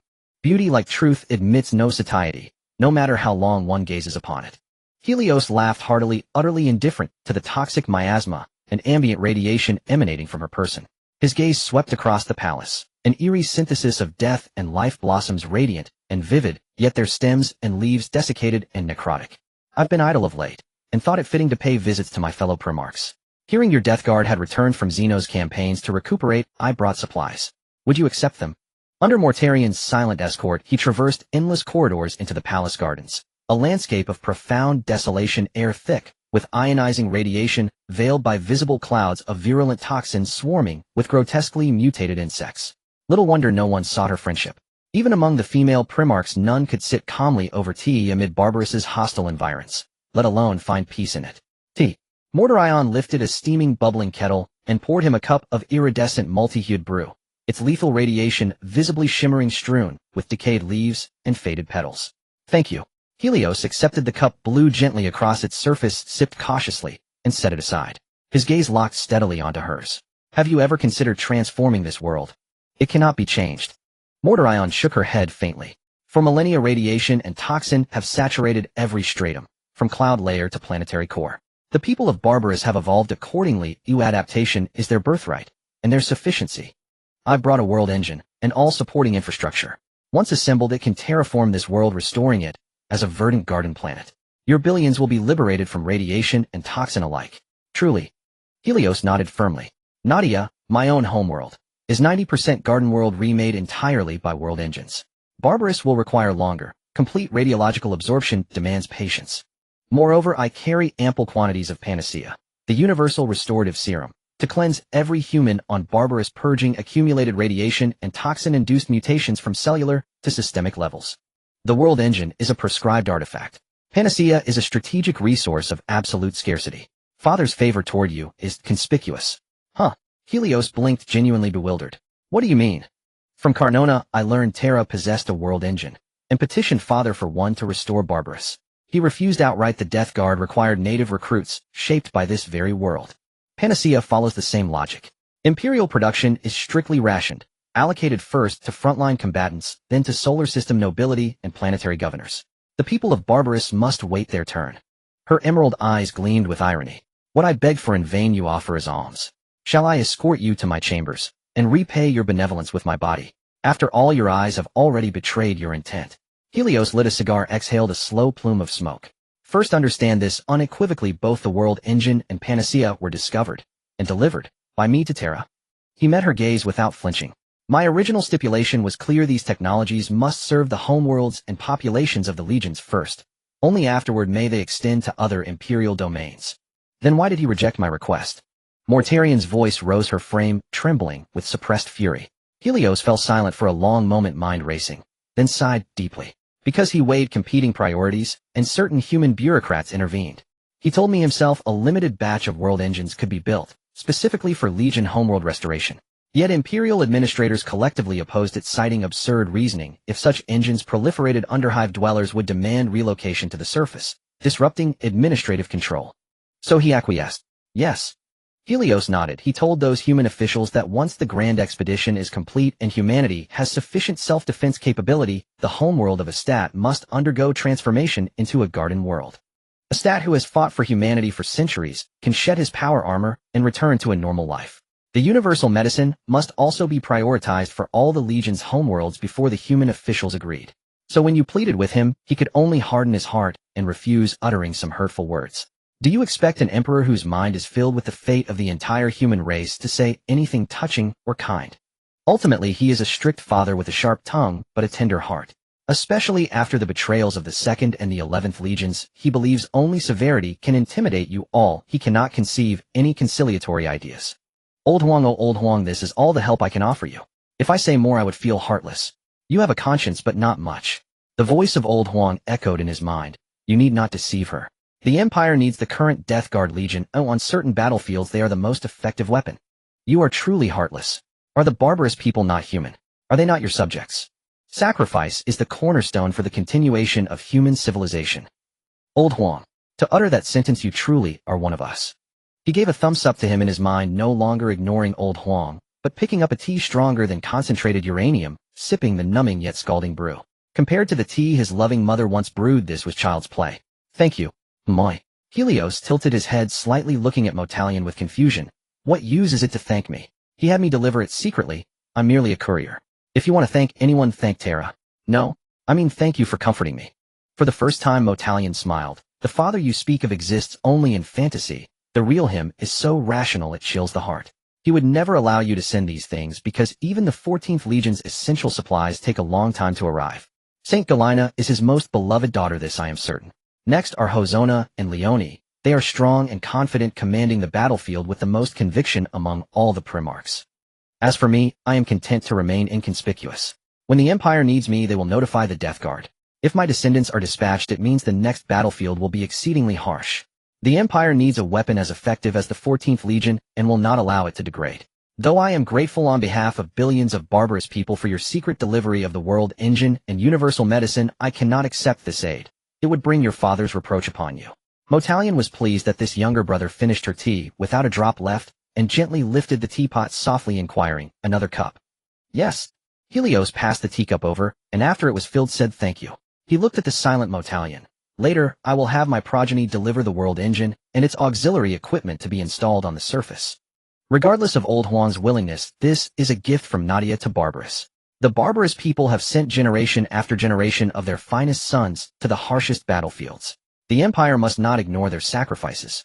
He blew on the tea and sipped slowly. If barbarous warriors bring death to their enemies, then their kin should drink fresh juice, enjoy the finest food, and live on a beautiful and peaceful homeworld. Such is the treatment barbarous people deserve. Their grandfathers, fathers, uncles, and brothers have already endured all hardships on their behalf. Now they deserve to enjoy peace. The Death Guard selection can use a deserted planet to replicate similar environments or relocate the barbarous people to other worlds, reserving this place as a trial ground for the Death Guard. Barbarous people are too few. Each generation has only a small number of young adults fit for selection. It would be better to accelerate population growth, selecting sufficient troops from a vast youth pool to replenish forces quickly. Motalion thought his words had merit, but this required their father's approval. If he became angry, it would be uncertain whether Barbarous would even continue to exist. "Old Huang, what do you think?" Helios asked directly. The garden fell into an eerie silence until after a long while a voice whispered in their ears, "Agreed." "Father." Motalion suddenly looked up and around, but saw no radiant figure. Helios put down his empty cup and waved to the veteran standing at the garden gate, who hurried forward. "Father, what do you say? Transform this planet or find a new home for the barbarous people?" Helios glanced at the silent Motalion, who remained quiet for a moment before replying. "I need to consult my progeny and the planet's officials. This concerns all barbarous people." "Very well. I will return to the warship and await your reply." He rose and walked out with the veteran. An old soldier standing at the entrance caught his attention. "Who are you?" "Lord of Thunder, I am Typhon's captain of the 1st Company of the Death Guard." "Oh, 1st Company captain." Helios patted his shoulder armor. "If you need anything, Nadia will never refuse assistance to any brother legion." "Thank you, Lord Helios." Typhon showed gratitude. After seeing them off to the Storm Eagle, he quickly returned to the back garden and stood behind Motalion. "Mother, what do you think, Typhons?" After a moment of silence, he softly replied, "If the barbarous people leave their homeworld, can they still be called barbarous? Go summon Gallo and the others, including those officials." "Yes, mother." As Typhons departed, Motalion looked up at the dim sky. "Things are never that simple. Things are not as simple as you think, child." Back on the flagship, Helios was about to rinse his mouth with tea when Old Huang's voice sounded in his ear. He set down the teapot and lit a cigar. "Speak your mind. One planet is nothing. If one engine fails, use 10. If brute strength is needed, I refuse to believe otherwise. There are no true humans on Barbarous." "Huh? What do you mean? How can there be no true humans on Barbarous?" "It's the other way around. It would be strange if ordinary people could live here without mutation." Old Huang sighed. "The estate you just saw, the one named Typhons, his father is an alien and his mother is a human hybrid. Typhons likely inherited more from his father's bloodline and possesses considerable psychic power. Damn, aliens can produce hybrids. This planet was targeted by the Nagel long ago, child. Including the creatures here, no ordinary person can survive on a planet filled with toxic barriers and radiation, much less avoid physical mutations. So are you saying that the Babalu who can be considered human have been influenced by the law of the nurturing mother, allowing them to reproduce generation after generation? What do you mean by nurturing mother? What do you want to be her son?"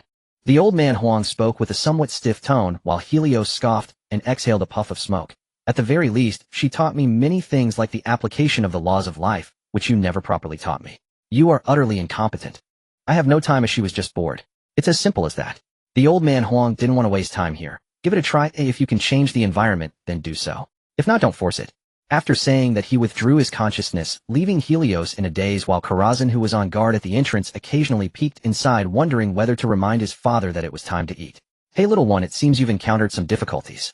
With a voice as magnetic as a spring breeze, Helios chuckled and shook his head. "Just now the old man Huang was furious because I called you nurturing mother. He scolded me for a long time. Shouldn't you compensate me for this?" "Like what?" Hearing the teasing tone from the other side, Helios shrugged. "Like the Babalu planet. Child, do you know about my deal with him?" "I know a bit, but not much." "Then that's knowing." The nurturing mother snorted softly. "The four of us helped a lot, yet he turned around and denied it. What a rogue he is. But have you ever thought about one thing? What do you mean? The more humans there are, the more negative emotions they provide, and correspondingly your power becomes stronger. Isn't this a win-win situation? Why must we push humanity into a quagmire? If all humans were to embrace me, I could still ensure the continuation of their race. Wouldn't that be splendid? No birth, aging, illness, or death. Then is that still called humanity? Helios gently shook his head. Actually, there's one thing I'm quite puzzled about. Why do you all focus your attention on this galaxy? The universe is so vast, can't you explore other places? Because we can't beat them in other places. The nurturing mother spoke freely. Having watched Helios grow up, she taught him much knowledge. They were both teacher and friend certified by the old man Huang, which is why among the 4 great evil gods, only the nurturing mother could chat with him. So are there other civilizations outside the bank? Yes. Just think about how vast the universe is. The Milky Way is merely a speck of dust compared to the entire universe. The nurturing mother spoke with a tone of nostalgia. Many things transcend your imagination, child, including your uncle who was originally supposed to become one of us, leading us to explore broader starry skies and spreading blessings throughout the entire galaxy. Nonsense. Don't you think you're saying too much? The old man Huang's voice rang out again. Do you really think you are that impressive? But there's still you. As long as you. The old man Huang snorted, making Negu immediately shut up, angrily running off. If it weren't for Helios, I would have fought you. Humph. The old man Huang disdainfully left, leaving Helios to digest the news he just received. While he was lost in thought, the old man Huang chased after the nurturing mother to the back garden, ignoring the pitiful gaze of the goddess of life, Aisha, who was seeking help. Standing in front of the nurturing mother, let's make a deal. Negu scoffed coldly. Make a deal with you? Do you think I'm easy to bully? Motalion is what you promised to prepare for me. What do you want to back out?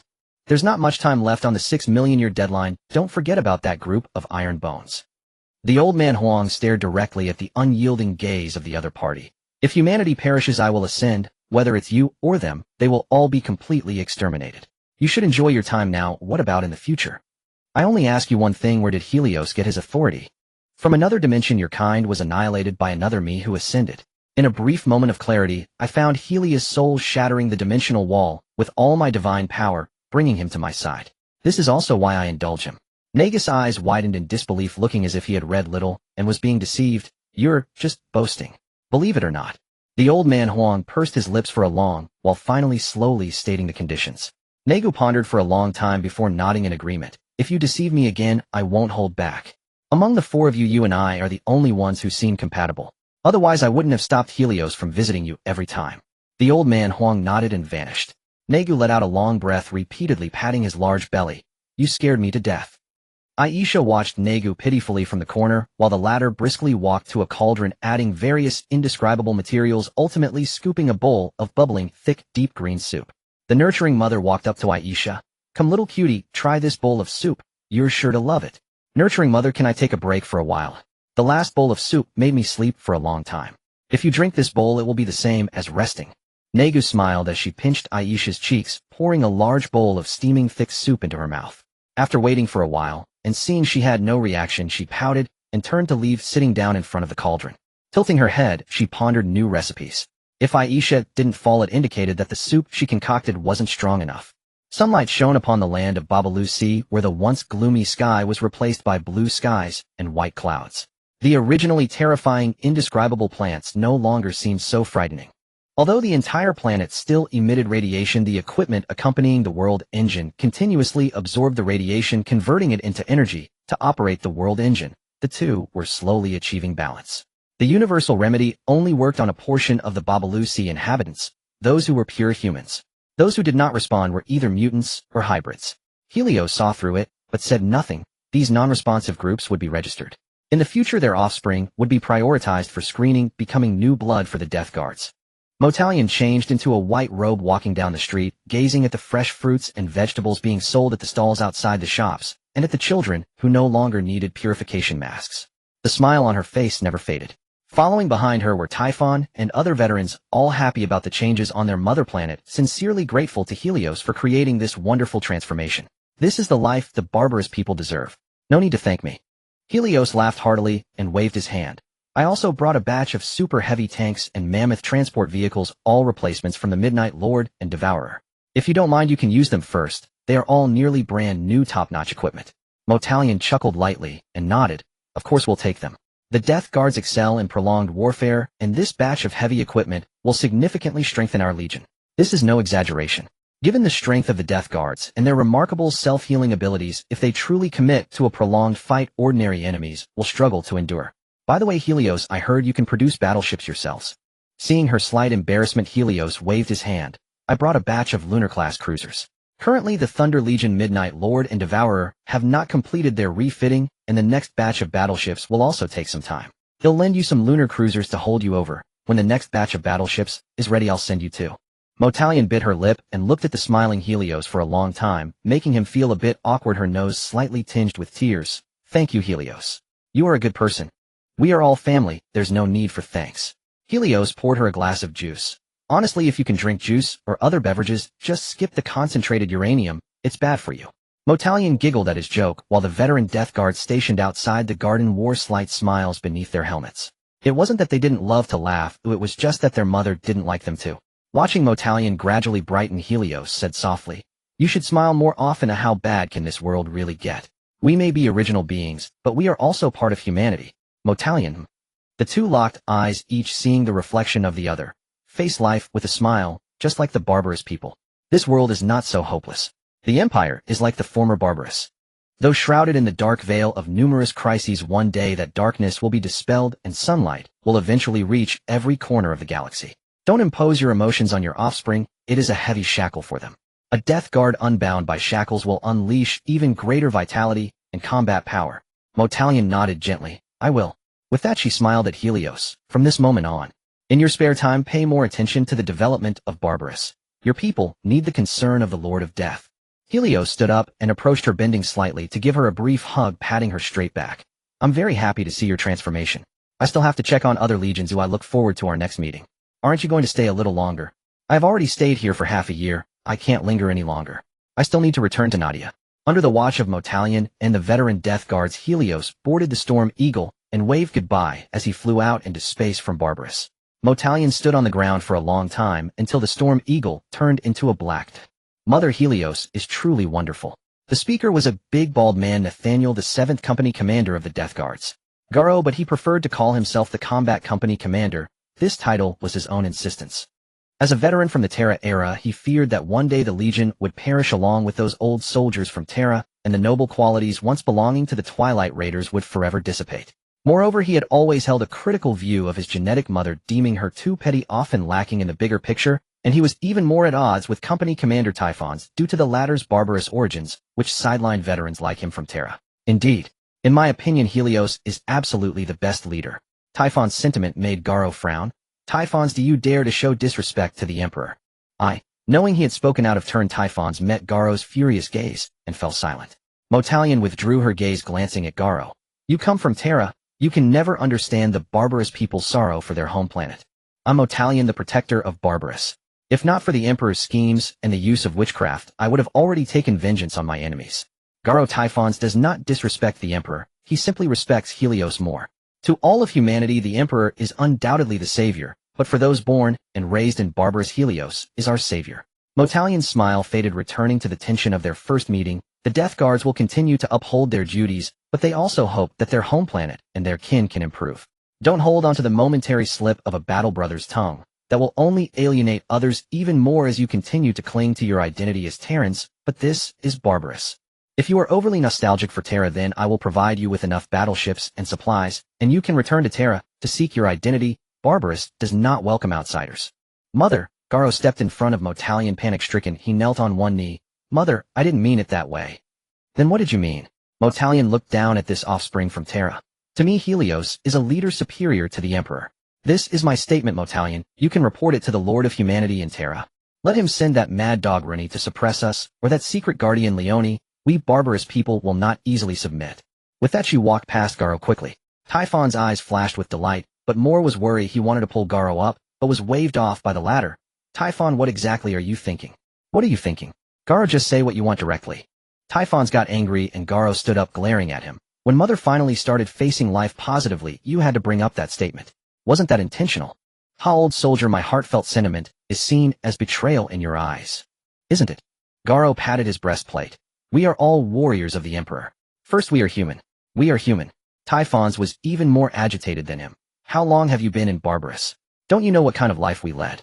Look at the food of the barbarous people, and then look at what the Nadia people eat. Ordinary sailors of Nadia are sick of pure meat, cans using those tasty meats to polish boots, and steel. What about us? We barbarous people can only seek out less toxic food to fill our stomachs. Aside from demanding us barbarous people to fight, has the Empire ever cared about the lives of the barbarous people?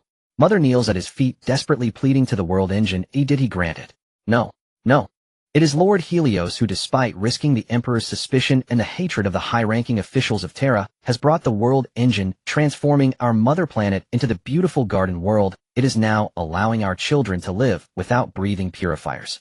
We now have delicious food, and the elderly no longer have to starve themselves to save food. Where have I gone wrong in what I said?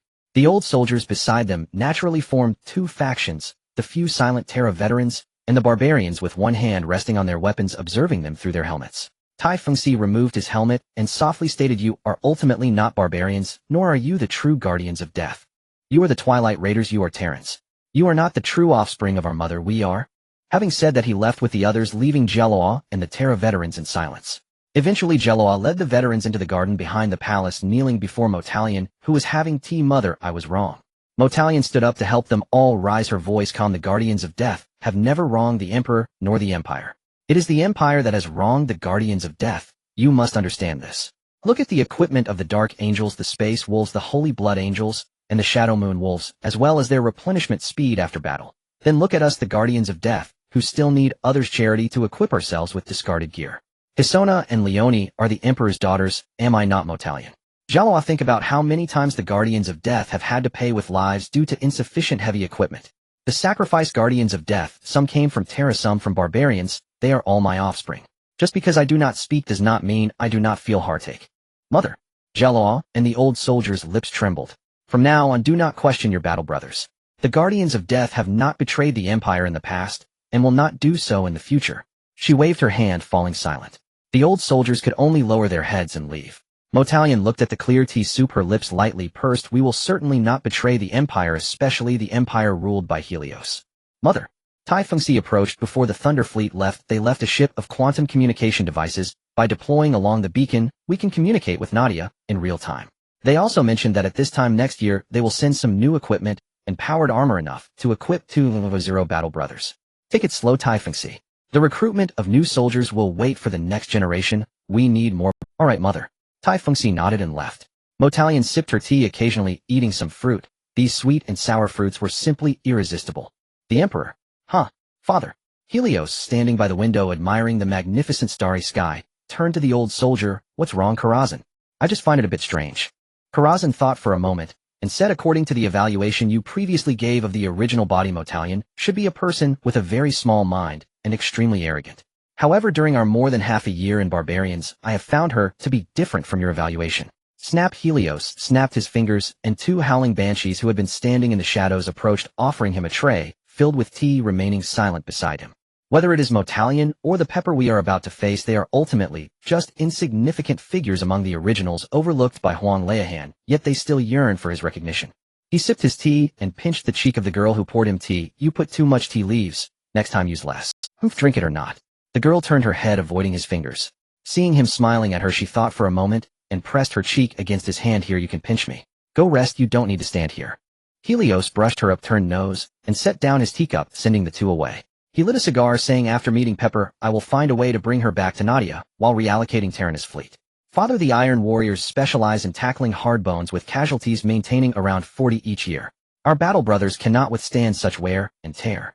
Karazhan felt that the father of Genes was being too generous. Helping others in such a thankless manner was not his style. "You have such a limited perspective." Helios chuckled and patted his shoulder armor. "The current Huang Laoan cannot treat all his daughters equally. All the originals have specific strengths defined at the outset of their design. Motalion and Pepper are specifically meant for tackling hard challenges. We should also add Ongran. However, Angren's performance has been too poor and less favorable than the first 2. You can't even imagine how Huang Laoan would feel upon hearing that 740 Astartes perished in a single landing. I intend to take Pepper with me to have her join our research team, focusing not on weaponry, but on civilian applications, gradually allowing her to relax. Given the current combat intensity and ferocity of the Iron Warriors, they have long grown weary and need ample time to recuperate. If this continues, the Iron Warriors might easily become a powder keg with Pepper acting as the fuse. I must remove this fuse and dismantle the powder keg from the inside out. This will take a long time, especially with Pepper, as it is hard for others to communicate with her, but I am different. I just need to say that the 7th is not as good as her. Karazhan opened his mouth in astonishment, looking at the father of genes. What if the 7th original bears a grudge against you? That won't happen. The 7th knows the stakes. After all, she is just a rotten stone holding back anything she wants to say, and Huang Laohan is watching. Helios, with a cigar in his mouth, returned to the room with his hands behind his back. Karazhan and the other old soldiers remained outside the Father of Goodness room, ready to heed his summons at any moment. As the battleship's hatch descended, the Gale's position activated, and the accelerated fleet surged into subspace, heading towards the next destination, the Loida star system. The 4th Legion was engaged in a genocidal battle against the time of fire alien species in that system and several nearby ones. When the fleet surged out of subspace again, they witnessed 2 fleets exchanging fire. At that moment, the aliens had just completed resource integration, and their oddly shaped ships varied in size, appearing quite intimidating in number. Except for more than a dozen of the largest ships that could inflict damage on the Empire's small vessels, the others merely served to bolster their display. Under the command of the Thunder Fury, the fleet from Nadia flanked from the outside, maneuvering into the side of the alien fleet, with heavy cannons and light spears arrayed. Indeed, each hit was like taking down a small child. Especially the latest Glory-class battleships of the Thunder Fleet, modeled after the Nightfall and Conqueror, were standardized battleships, constructed uniformly, activating their void shields to ignore enemy attacks while unleashing their firepower. This fleet, unrivaled in both quality and quantity, exhibited overwhelming firepower and lethality, causing a certain individual observing the battlefield situation through the auger in the iron blood to squint his eyes. Furix bowed deeply before the Lord of Thunder. "I, Furix, greet you, Lord of Thunder." The figure before him wore a specially modified Indo-Midas pattern Terminator armor, nearly 2.5 meters tall, imposing even among Astartes. Yet aboard the Wrath of Thunder, no Astartes stood under 3 meters. Some elite units were even more formidable, encased in reinforced ironclad pattern Terminator armor. They towered over him by more than a meter, akin to scaled-down dreadnoughts, and exerted immense psychological pressure. Helios rose from his elevated throne in the Grand Hall, smiling warmly as he descended the steps to gaze down upon Furix, the commanding officer of one of the Thunder's 3-pronged spears, his mother aboard the Iron Resolve. "She is my lord." Furix inclined his head respectfully. "Shall I escort you to her, Lord Helios?" "I have come precisely for that purpose. Lead the way." "As you command." He followed closely behind Helios, accompanied by a cadre of veteran Thunder warriors, boarding Helios's personal Stormbird transport that lifted off from the Wrath of Thunder toward the distant moored Iron Resolve. Humph! Impressive automation aboard the Iron Resolve. Even its sentinels are autonomous war machines. Helios strode down the vessel's corridor, eyes sweeping dismissively across the motionless robotic guards lining both walls. Has our 4th brother lost his wits? Distrusting his own progeny, entrusting his safety instead to cold iron constructs. Furix had bristled slightly at the first remark, but the second stirred unexpected warmth in his chest. Softly he defended the Gene Mother, "Because we have failed her." "Humph." Helios offered no reply. Under Furix's guidance, he entered a dimly lit laboratory strewn with mechanical components. Several modified servitors labored intently at their tasks. Furix approached the figure bent over a technical console. A slender silhouette turned away from the door and murmured, "Mother, Lord Helios has arrived." You may withdraw." Her voice was unexpectedly soft and melodic, curiously at odds with her tall, statuesque frame. Furix bowed deeply, then passed Helios with a slight respectful inclination before exiting and sealing the chamber door behind him. Standing guard outside the door alongside veterans like Karazhan, Furix exchanged silent glances, until Karazhan removed his helmet, reached into a recessed compartment of his powered armor, and produced 2 cigars, offering one care for a smoke. "What is this?" Furix accepted the tawny cigar, raised it to his nose, and inhaled its earthy, fermented aroma. Then without hesitation he bit off a chunk and chewed, nodding appreciatively at Karazhan's wide-eyed stare. "Thank you, brother." Unusual flavor, but not unpleasant. Karazhan and the other veterans exchanged glances, pitying the newcomer. Karazhan bit off the butt, lit it, and handed it back. "It's inhaled, not chewed." "Ah, I see." Furix laughed heartily, took the cigar, and drew deeply. Then exhaled thoughtfully. "Clearly your chapter enjoys exceptional logistical support. Our father is magnanimous. He permits such liberties. Among all legions, only the sons of Fenris rival the Thunder warriors in savoring life's finer pleasures." While Karazhan chatted idly inside the chamber, Pepper continued assembling a mechanical arm. Helios observed silently, then pointed to a reverse bent joint. "A spherical articulation would serve better here." "You understand mechanics." Pepper glanced up, brushing aside stray strands of hair, revealing a cherubic face softened by youthful plumpness. Helios blinked startled. He'd always imagined the fourth brother as a towering muscle-bound warrior, like Anglona or Ongron. Beneath her cascading golden brown curls her complexion was fair and delicate, yet her eyes held an innate wariness. Oil-streaked hands wiped clean on a rag as she gestured toward an adjacent chamber sit. She slouched into a chair, crossed one leg over the other, and fixed Helios with a cool, appraising gaze. "You spoke ill of me upon entering. Explain yourself." "No explanation needed." Helios set down his teacup without hesitation. "Have you ever met Mortarion?" "Once. No fondness for him. Self-pitying, petty, and wreathed in miasmic toxins. Unpleasant." Pepeur's assessment echoed the near-universal sentiment among the Primarchs regarding Mortarion. "Why bring him up? What say you of our seventh brother Rogel Dorn?" Her expression darkened. She uncrossed her legs, rested her right elbow on her knee, leaned forward, and locked eyes with Helios, icy and unblinking. "You mention her before me. Do you too consider her exceptional?" "Of course. Every Primarch is an imperial paragon, undisputed sovereigns among the Emperor's daughters. That is beyond question." Helios smiled faintly as he set his cup aside. "Yet in certain respects, you surpass even her." "I emphasize certain respects." "Humph, well spoken." Pepeur tilted her chin upward with a dismissive snort, sank deeper into her chair, and regarded him lazily. "So, why have you come?" "Rumor holds that the Iron Warriors, among all legions and their sons, possess unrivaled mastery in architecture, especially fortress design and defensive deployment. Thus I ask you accompany me to Nadia and forge a vast defensive network spanning 88 star systems." For a long moment Pepeur held her composure, her doll-like face perfectly still, before the faintest curve touched her lips. "Helios, your judgment is sound. Once my sons purge these Xenos from this sector, I shall lead my forces to Nadia, and I shall design a defense network, impregnable, tailored precisely to your homeworld and surrounding stellar topography." Helios threw back his head and laughed, spoken like a true sister. "I'd originally proposed only a modest perimeter around your capital world, fearing presumption. But since fourth sister is so generous, then permit me to request 2 concentric defense lines, one encircling 88 systems to shield your capital star, and another far grander interlinking 888 systems across all of Nadia's sovereign territories." Pepeur stared, momentarily speechless. "Do you grasp what you're asking? You claim dominion over such vast realms. Don't all conquered worlds fall under imperial administration?" "Who told you that?" Helios looked genuinely surprised. "Nowhere is it codified that a Primarch's domain must be limited to a single world. We simply prioritized the Great Crusade. Governance proved cumbersome, so we delegated stewardship to the Imperium." Seeing her nod, he shrugged. "That's precisely where you erred. Your loyalty led you to wage war immediately upon assuming command, ceding nearby worlds and systems to Imperial oversight. Now reclaiming them is impossible.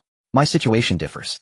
My realm lies deep within the Veiled Expanse, so remote from Sol that the Imperium deemed governance logistically prohibitive. Coupled with my aptitude for administration, I claimed, settled, and governed my own domains, without tribute or oversight."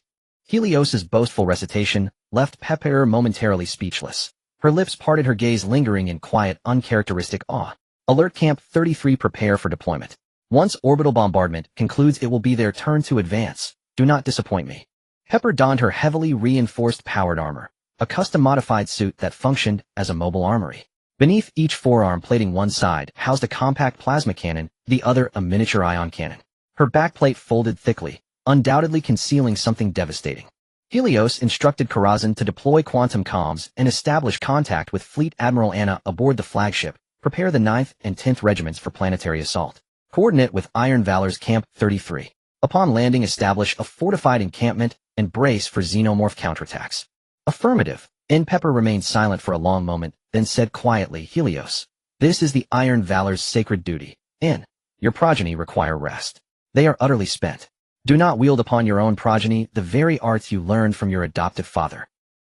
Before Pepper could rebuke him, Helios seized her forearm plating and pulled her away. "Forax, you and your veterans shall now operate in concert with the Thunder Legion. Observe closely. There is more to warfare than frontal assaults and saturation bombardment. My Lord Helios, please release our Gene Mother." Forax and the veteran Iron Valor warriors stepped forward, forming a wall before him. "We hold you in reverence, but that does not grant you license to treat our Gene Mother thus. I must speak with your mother, privately and at length." Pepper swept her gaze across her progeny, standing rigidly before her, their faces taut with wary defiance. "Step aside, Mother." Forax opened his mouth to protest, only to meet her cold, unwavering stare for 2 silent seconds. He bowed his head and retreated, instantly, watching in silence as the Gene Mother was led away by the Lord of Thunder down the warship's corridor. "Brother Forax, what do we do now?" why follow our lead, of course? Karazhan approached the veterans with easy camaraderie. Our Gene Father has directed Camp 33 to coordinate operations with our forces. But what of Mother? Rest easy, brother. Under the Gene Father's watch, she will not enact the 11 purge upon you. Such archaic rites have no place within the Iron Valor. Karazhan led them to the command console and projected an enlarged high-resolution scan of the planet's surface. Let us first determine optimal drop zones. Drop assault pods directly onto the xenomorph hive. Obliterate them outright. Simple. Effective. That's how we've always done it, declared an Iron Valor veteran matter-of-factly. Which explains precisely why your casualty rates remain unacceptably high. Karazhan shook his head gently. This world falls under the Thunder Legion's purview. Watch closely, and learn how true battle brothers wage war. Though the remark carried faint condescension, the prospect of others bearing the brunt of combat filled them with quiet relief. They followed Karazhan willingly into the command chamber of the Wrath of Thunder, awaiting the Legion's next move.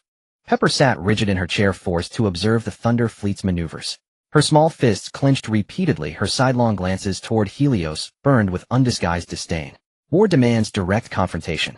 If an enemy cannot be broken, it reveals only the weakness of one's progeny. And such weakness warrants stern correction. Dozens of capital warships enveloped the entire planet within their strike radius. Using augury arrays and spectral scanners, they conducted continuous orbital bombardment, targeting all key military installations and every major urban center.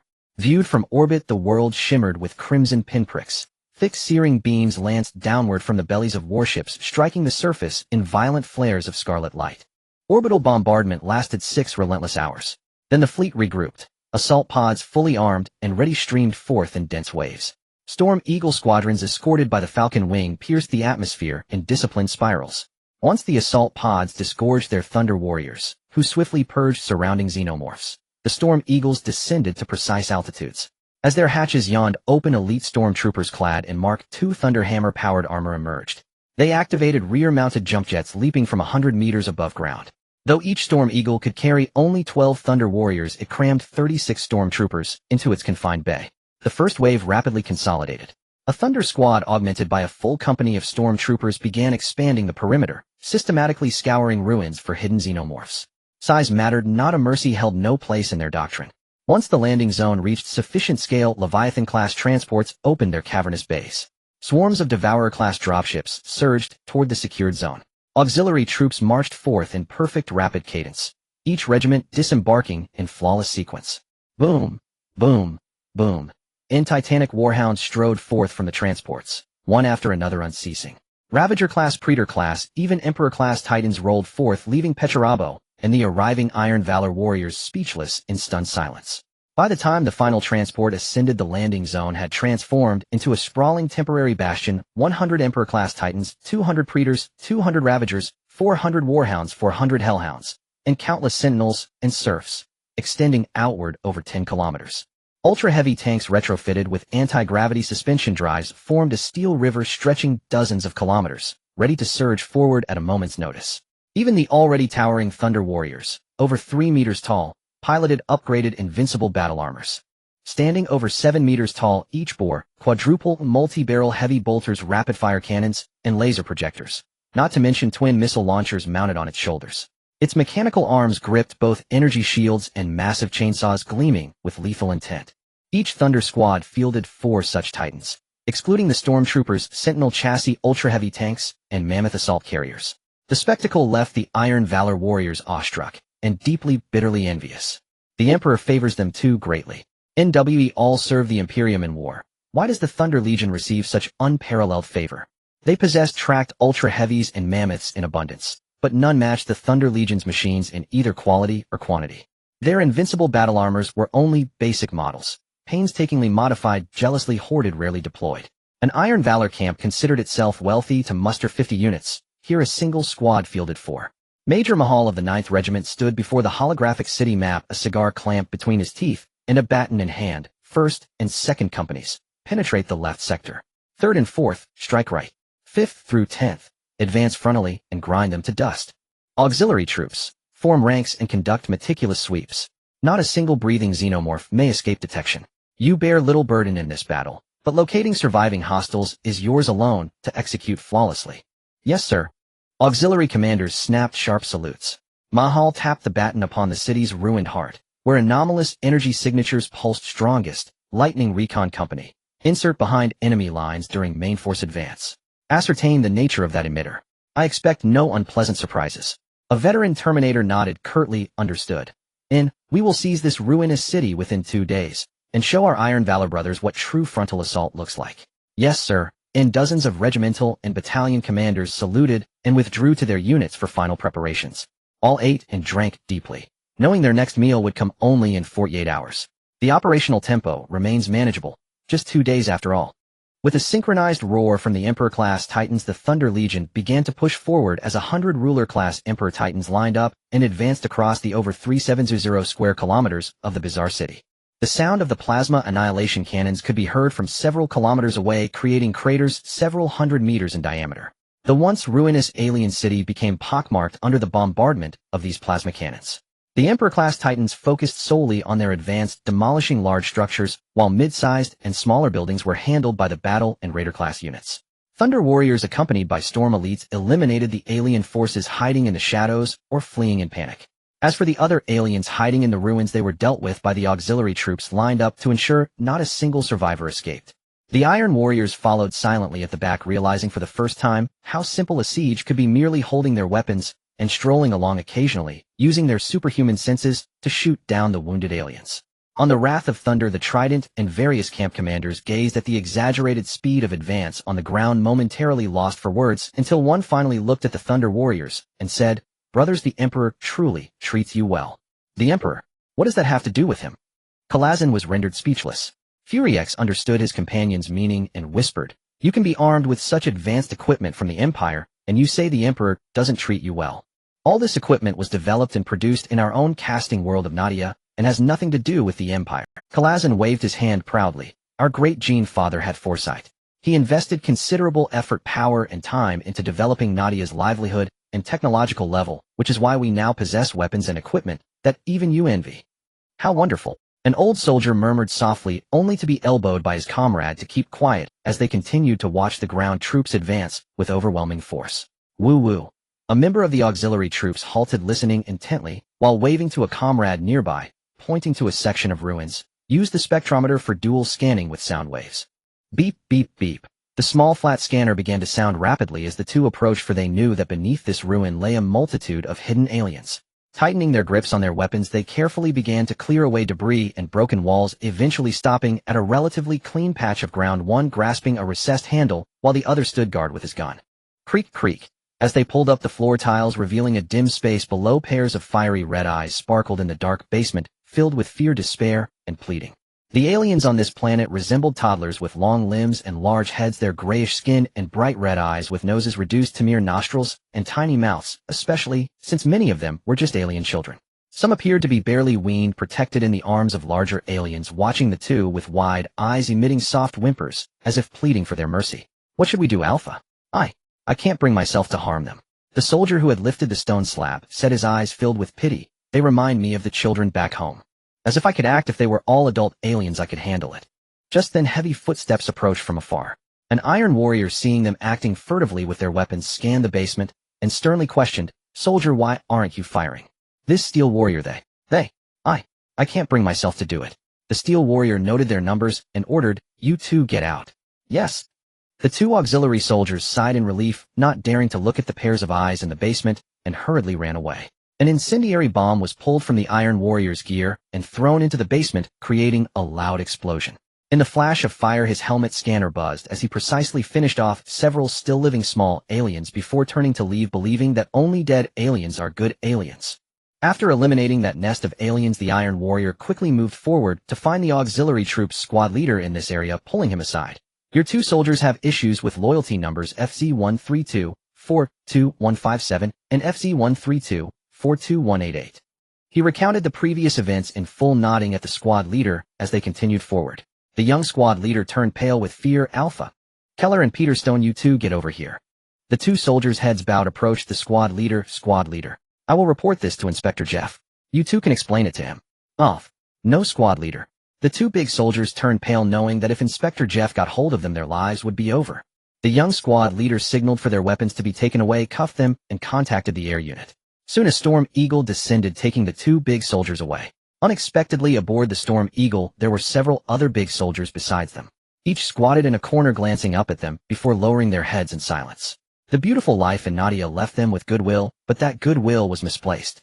What awaited them was execution, their families stripped of benefits, sent to some mining star to fulfill their value. Nadia treats every citizen of the empire fairly, but if the citizens dare to betray Nadia, then the consequences must be borne by the whole family. Thus Nadia's people must weigh their actions carefully. Boom, boom, boom. The Emperor-class Titans marched heavily, aiming at a 100-meter-high building in the distance. The plasma annihilation cannon, fully charged, fired directly, but this time met with a transparent energy shield. Beep, beep, beep, beep. The Emperor-class Titan immediately called for gathering its roar, and the Emperor-class Titans at the sides turned around to converge towards it along with other smaller Titans and a cluster of hovering super-heavy tanks. Hundreds of cannons of various calibers aimed at the building and fired together. The successive bombardments failed to breach the energy shield, raising their alarms, and they contacted surrounding troops to retreat. At the same time, they called for the warships cruising in space, providing coordinates for orbital bombardment. They would not linger in one place for too long, knowing full well that their firepower was insufficient to break the shield, yet they foolishly continued to expend their resources. Boom, rumble, rumble. Ultimately, the energy shield could not withstand the overload of bombardment, and the 100-meter-high building was completely leveled, leaving a crater over 200 meters in diameter on the ground. There are numerous life signals. Storm Team 68, Squad 13, follow me. The helmet's control panel displayed a multitude of red dots, as the Storm Warriors immediately called out to their squad mates, jumping into the freshly blasted hole, using their jetpacks to stabilize their descent to the underground base's lower level. As soon as he steadied himself, he came under enemy fire.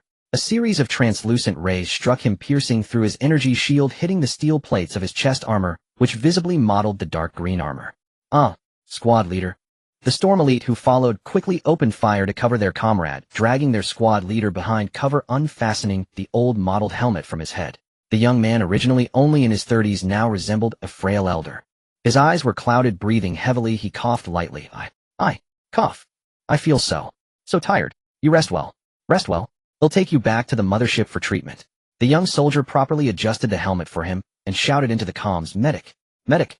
Prepare the universal antidote, hurry. In large doses.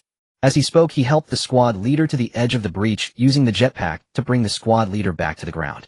Two Storm Warriors marked with blood-red crosses on their shoulder pads quickly approached to open a sealed box, retrieving 3 small vials. As one medic drew the golden liquid into a syringe, another medic removed the helmet from the squad leader's head. The sight of his aged appearance shocked her. Hank, what happened to you? I was hit by a type of ray. It pierced through the energy shield and struck my armor. I felt my strength draining. As he spoke, a large dose of the universal antidote was injected into his neck, but it had no effect, prompting the medic to contact the airborne transport. Soon the Storm Eagle transported them directly to the Iron Blood, as the original body was not aboard the Thunder Fury. Lord Helios, is there still hope for squad leader Hank? The medic looked eagerly at Helios, who was examining Hank, while Pepper curiously observed from the side. Are you still going to have the old man fight? He is barely in his 30s, all right. Clearly he has suffered from a distortion in the flow of time. Helios' right index finger glowed with deep green energy, touching Hank's forehead. As a surge of vitality flowed in, the wrinkles on Hank's face and body were puffed up like balloons. Once he withdrew his finger, Hank performed a sit-up, curiously examining his hands, then stood up to stretch his limbs, hurriedly performing the Thunder Eagle salute to Helios. Praise you, great Lord of Thunder. Return to the mothership and rest. Your exosuit can no longer be used. You'll receive a new one upon return. Yes. After they left, Helios contacted Karazhan. Tell the ground troops to be careful. These aliens possess numerous time weapons. Try to collect some intact specimens to bring back and dismantle their underground base's equipment for transport. Understood, Father. Pepper curiously regarded Helios. Are you really collecting alien technology so openly? Aren't you afraid of the mechanical cult and Terra giving you trouble? What do I have to fear? Helios scoffed disdainfully. Nadia has a complete governance and military industry system.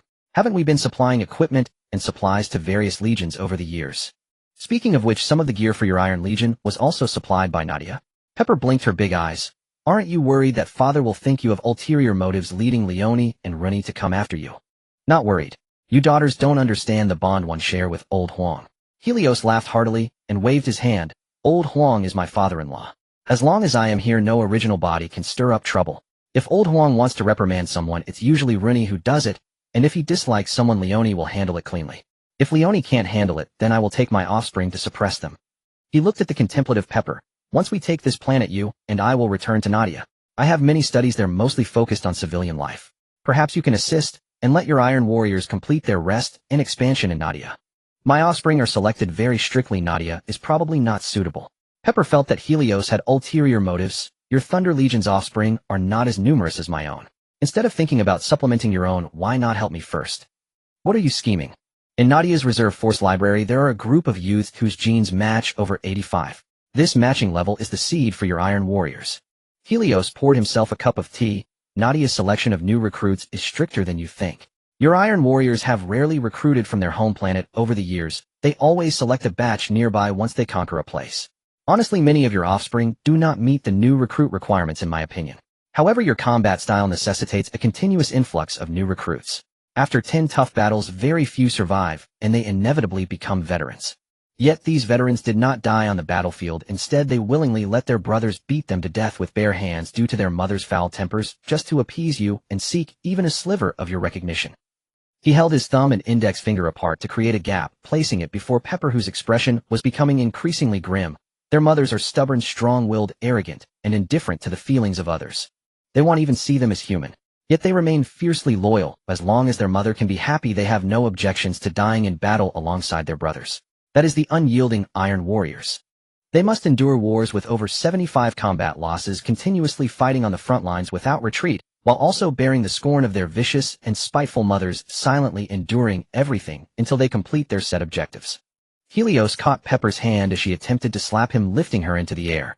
With his right hand around her neck, they stared into each other's eyes, their noses almost touching, focusing on the reflections in each other's pupils. The hammer of Olympia, Lady Pepper of Iron, why do you not seek the cause within yourself? Why must you attribute all your dissatisfaction to others? I haven't. They just don't understand me. Pepper raised her knee to strike Helios in the abdomen. The dull thud failed to make him loosen his grip. Helios ignored her struggles, continuing to dismantle her exosuit piece by piece. You dare insult me?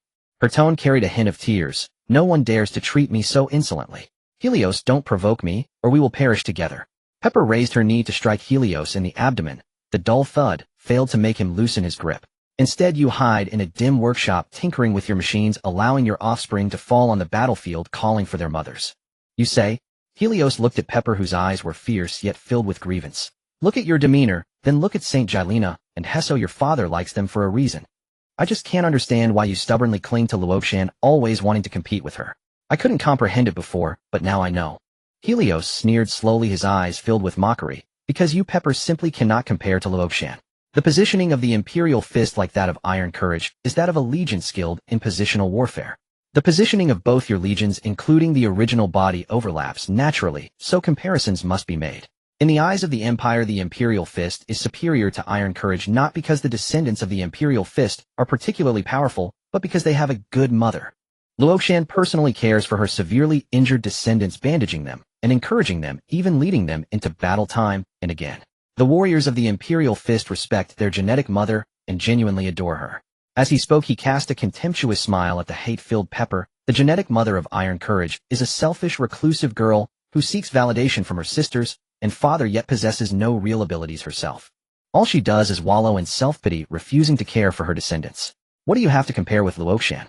Let alone the superior Saint Gilena, once the undead legion everyone reviled. Even your father doesn't spare a glance for the poor wretch. If it were you, you'd probably be even more disconnected from them. You wish for their demise, so they won't tarnish your image in your father's eyes. What did Saint Gilena do? A genetic mother cried and knelt before her descendants, pleading for their forgiveness, lamenting why she couldn't have met them sooner. Because of her arrival, the once despised undead became the Empire's most sacred blood angels. Pepper bit her lip defiantly. That's because the essence of the blood angels is such. Just like your Thunder descendants, they inherently carry your genetics, but Iron Courage does not. Iron Courage. You wouldn't even deign to call them descendants. Helios tossed the powerless Pepper onto the sofa, sitting down across from her, pulling out a cigar and lighting it, staring at the heavily afflicted princess disease patient who curled into the corner. Cold-blooded and lowly, that is the Iron Warriors. For them, engaging in warfare is akin to an accountant tallying accounts. All the bloodshed, sacrifice, and crumbling walls amidst the hail of bullets are merely coins deposited into the vault of death. They feed on the gains and losses of war, calculating slaughter with precision, yet no one can find pleasure in a feast they prepared themselves. Everything is simply tasteless. This is the Iron Warriors you lead, once renowned for their iron blood and efficiency, now degraded to mere cannon fodder because of your presence. What gives you the audacity to despise them? Helios looked at the silent Pepper. You are naturally strong as an original body, yet under that trash adoptive father in Olympia you learned all the bad habits without acquiring the good, and even used the 11-kill technique on your descendants. Do you know how your father described you when we talked? Pepper looked up at him with eager eyes, hoping to hear something kind from his lips, but to her dismay, entrusting iron courage to you was his error. I knew it. I knew it. He is always so biased, unable to see my efforts and excellence. After fighting for the Empire for so many years, I am nothing in his eyes. Why is he always so biased? Because you brought this upon yourself. Helios watched as she looked pitiful and on the verge of tears, feeling that the timing was right. He stood and sat beside her, causing Pepper to lean back as much as she could, yet she saw a large hand appear before her. Just moments ago, Helios wore a stern expression looking down on her, but now a smile appeared on his face. I've finished discussing your shortcomings. Would you like to hear about your strengths? You say? Pepper looked at him with a hint of expectation peeking through her disheveled long hair. Helios chuckled and shook his head. Skilled in combat mathematics and engineering with insights into logic and philosophical issues that surpass ordinary understanding. These are the strengths I've summarized in the past 2 days by your side. All right. Your technical skills are also very strong. Among the original bodies, only Iron Hand can match you in an arm wrestling contest. Seeing Pepper slowly lift her head, he winked with a smile. If I had to make a comparison, I personally think your technical skills are more outstanding than hers. At the very least, you won't make a mess of your own modifications. Humph! A barely audible huffy snort made Helios chuckle and shake his head, leaning closer to her. Hey, old four, why do you have to call yourself that ridiculous name? Since I was little, I naturally knew this name, so I've used it up until now. I think it's quite nice. Pepper kicked him in the waist with her foot. Don't get so close to me. I hate you. Hate me for what? Did I expose your shortcomings? Did it embarrass you? Helios laughed heartily. If you don't speak, it means you agree. He grabbed her big toe and amid her startled exclamations tickled her foot. Giggle, giggle. Hey, what are you doing? Haha. Pepper was both angry and amused, and after breaking free fell silent once more, as if the one laughing just now wasn't her. The two sat quietly until he extinguished the cigar. Old form. I actually think you are quite remarkable.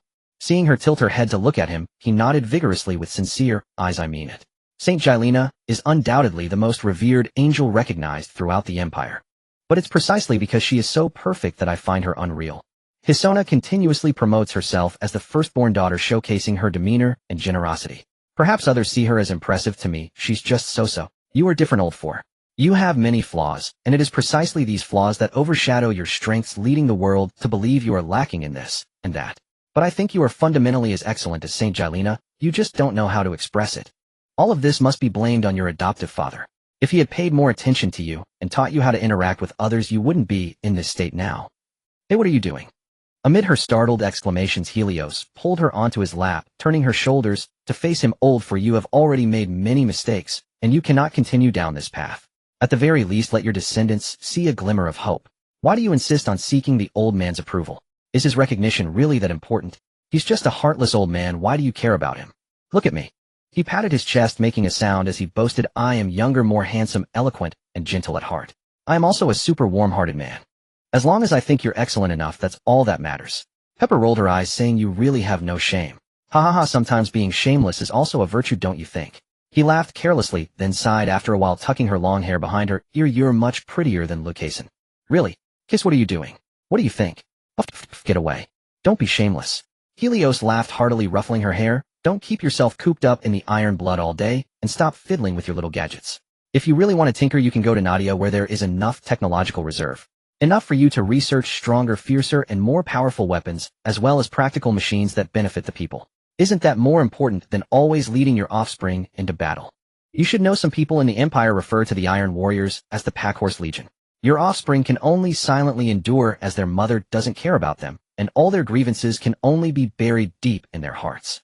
Oh, forth, he ignored her struggles and held her tightly. Gaining the world's recognition is simple. Take your care and affection and share it equally among each of your offspring. No matter how much the Empire acknowledges you, it's merely verbal flattery and won't bring you any tangible benefits. However, when you care for your offspring and stand up for them, they can open their hearts to you. Can the machines you tinker with really compare to flesh and blood offspring? Countless times those offspring charge forward against enemy fire, shouting for their mother, disregarding their own lives. What are they fighting for? For the Empire? No. They fight for you. Only then for the Empire. You are their genetic mother. If you look down on them, who else will respect them?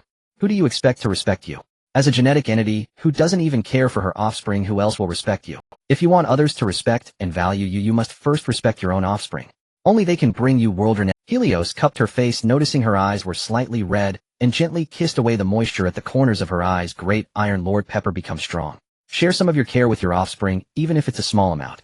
They are all willing to generously sacrifice themselves to earn endless glory for you. Stand tall in the Terra Palace and face your sisters with dignity. Pepper, you should be the Iron Lord who is full of love for her offspring and bestows endless fury upon her enemies. One day, the great name of Iron Lord Pepper will resound throughout the galaxy alongside the conquests of the Iron Warriors. Countless citizens of the Empire will cheer for you, and countless aliens will tremble at the sound of your name. All of this begins with caring for your offspring. Abandon the ridiculous 11-kill tactics, discard the useless and outdated Olympian culture, and let the Iron Warrior Legion under your leadership restore its former vigor and efficiency. Can I really do it? Pepper was captivated by the grand blueprint envisioned by Helios, suddenly feeling a bit insecure. Helios kissed her forehead. Of course you can. You are Pepper the Iron Lord, the genetic mother of countless Iron Warriors. He helped Pepper sit on the sofa and began to equip her with powered armor piece by piece, starting from her iron boots, finally pulling her up to put on her breastplate and shoulder guards. Go Iron Lord, lead your offspring to conquer the Timefire aliens. The Thunder Legion will unconditionally obey your command. Pepper looked up at him and softly asked, "And you?" "Nadia will also follow your command as long as you are willing." The two exchanged quiet glances for a long time, and Pepper softly murmured, "Thank you. You should say this thank you to your offspring for their unwavering loyalty and sacrifices for you." He walked behind Pepper, a smile on his face. As Pepper took a deep breath and reached the door, she found the ground was filled with Iron Warriors, each with tears streaming down their faces, looking up at their genetic mother. Furix and 2 other Trident members knelt in the front, followed by various camp leaders and some key unit leaders. Mother, as she looked at the resolute, brave, and resilient faces in front of her, Pepper tried to speak several times, but the words were stuck in her throat, and she finally could only say, "I'm sorry. Mother, we have let down your expectations." "Yes, Mother, we haven't done better." "Mother, you shouldn't apologize to us. It's us who haven't done well enough." As she watched her offspring reflecting on themselves, Pepper recalled the foolish things she had done over the years and couldn't help but burst into tears while hugging Helios. Her crying left her offspring at a loss for what to do. Helios waited for her to finish crying before whispering in her ear, "Gather all your offspring, Pepper, including the sleeping fearless offspring and those undergoing modification training. Save that thank you for them. They deserve it more than anyone, including the Emperor." Furix and the others looked up, incredulous, gazing at Helios with eyes filled with concern and gratitude. Helios smiled and nodded, patting Pepper's back. "He'll return to the Thunder Fury to prepare, and will be ready for the Iron Lord's call at any time." As they watched Helios depart gracefully, everyone felt deep gratitude. They dared to come to Pepper's room after being prompted by the Karazhan brothers, listening carefully to the conversation between the two. "Gather all offspring, land on the planet, and assemble. I have something to say." Pepper personally helped the Tridents up. Furix and the others knocked on their breastplates with force, wiped their faces, and turned to leave, their steps lighter than before with a smile at the corners of their mouths. Helios was right. "The reason I haven't received as much attention as Luocason is that I have neglected my offspring." "Just wait, Luocason. The current me is no longer the Pepper of the past. Once I lead my offspring to achieve victory after victory, I will eventually trample you and your offspring underfoot. The Empire only needs a Steel Warrior Legion skilled in breaking through defenses. There is no room for the Emperor's fist." At that moment, flames surged in her eyes. Astartes of the Steel Warriors' 33rd Camp suddenly received the order for all personnel to return to the landing point, which took them by surprise. Had the forces stationed at the landing point been breached by the aliens? However, that was not the case. Upon returning to the camp, they found it filled with battle brothers. Even the fearless veterans of the Legion had been awakened, surrounding the platform in a semicircle. The Steel Warriors were not all present. Some remained stationed at Olympus and other surrounding planets, while the rest were arranged at the center of the camp in the freshly cleared square. The crisp sound of iron boots scraping against the ground drew the attention of the new recruits at the periphery, revealing Pepper clad in heavy power armor, walking slowly towards the platform, accompanied by Furix and other high-ranking officials. Along the way, the Steel Warriors removed their helmets and knelt, gazing at their Gene Mother with expressions of anticipation, fear, and hope.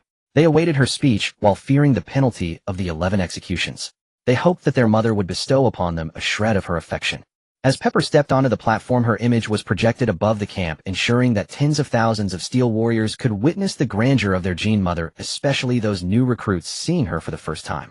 The camp, filled with tens of thousands, was silent save for the distant explosions from the city, faintly reaching the camp, with only a gentle breeze blowing. Pepper surveyed the resolute faces below, eyes filled with fear, desire, reverence, and hope. Under the gaze of all her progeny, she slowly knelt on one knee, her knee crashing heavily against the steel frame, producing a dull sound of metal striking metal.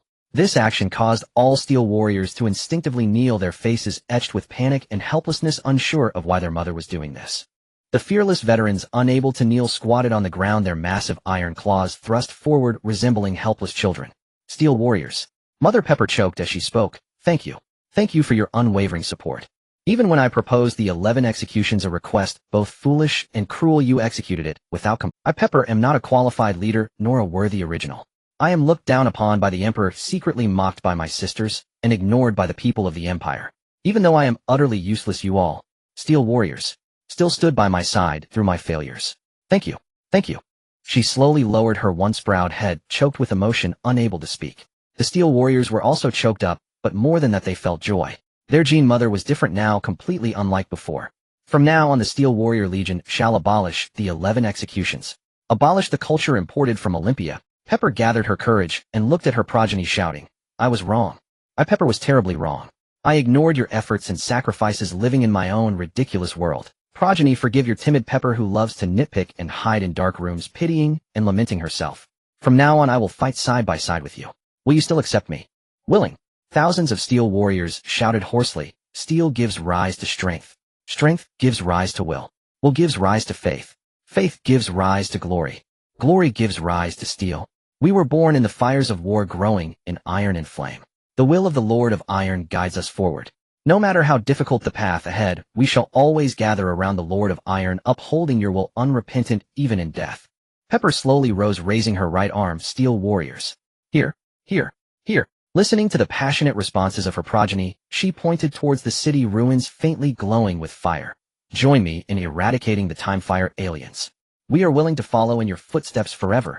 As the Steel Warriors responded, rows of Storm Eagles landed, and the Steel Warriors orderly entered the aircraft, each filled with excitement and emotion. Their mother had truly changed. Their mother had actually knelt and admitted her mistakes to them, her progeny. What an honor. Virum. The Helios-exclusive Storm Eagle slowly descended. Pepper entered the cabin, accompanied by Furix and a squad of Iron Guards, exchanging smiles with each other. Vent their excitement. Virum. The Helios-exclusive Storm Eagle slowly descended. Pepper entered the cabin, accompanied by Furix and a squad of Iron Guards, exchanging smiles with each other. Over 300 hovering mammoth vehicles drawn from the front lines loaded the last batch of Steel Warriors, following the rapidly advancing Storm Eagles towards the frontline battle zone. For this performance, the Emperor Titan, originally serving as a demolition tool, had long since fallen behind for repairs. Aside from the Thunder Warriors, the other auxiliary troops and Storm Elites were also resting briefly in the back. Thud, thud, Helios and Pepper leaped from the open cabin of the Storm Eagle, creating small craters on the ground. Among the Steel Warriors waiting here were even taller Thunder Warriors, their gazes fixed on the Gene Father and Gene Mother. Steel Warriors. As Pepper raised her right arm and pointed forward, steel gives rise to strength. Strength gives rise to will. Will gives rise to faith. Faith gives rise to glory. Glory gives rise to steel. Furix drew his power sword. Battle, brothers, the Lord of Iron is with us. The Steel Warriors in silence followed the Gene Mother's lead, charging towards the alien defensive line with a, Father, what is it? Helios turned to look at Karazhan, then scanned his progeny, waiting for his orders. Charge. What are we waiting for? Father, what is our battle cries? Right. We still don't have a Legion battle cry. Yeah, look at the Steel Warriors, brothers, their battle cries shake the heavens, making us all boil with excitement. The Thunder Warriors exchanged remarks full of envy for the Steel Warriors' battle cry, gazing eagerly at their Gene Father. Helios lit up a cigar, took the finely crafted dual-bladed axe and a finely crafted thunder hammer from two veterans. Holding them, he raised the thunder hammer high. Thunder Warriors. Here.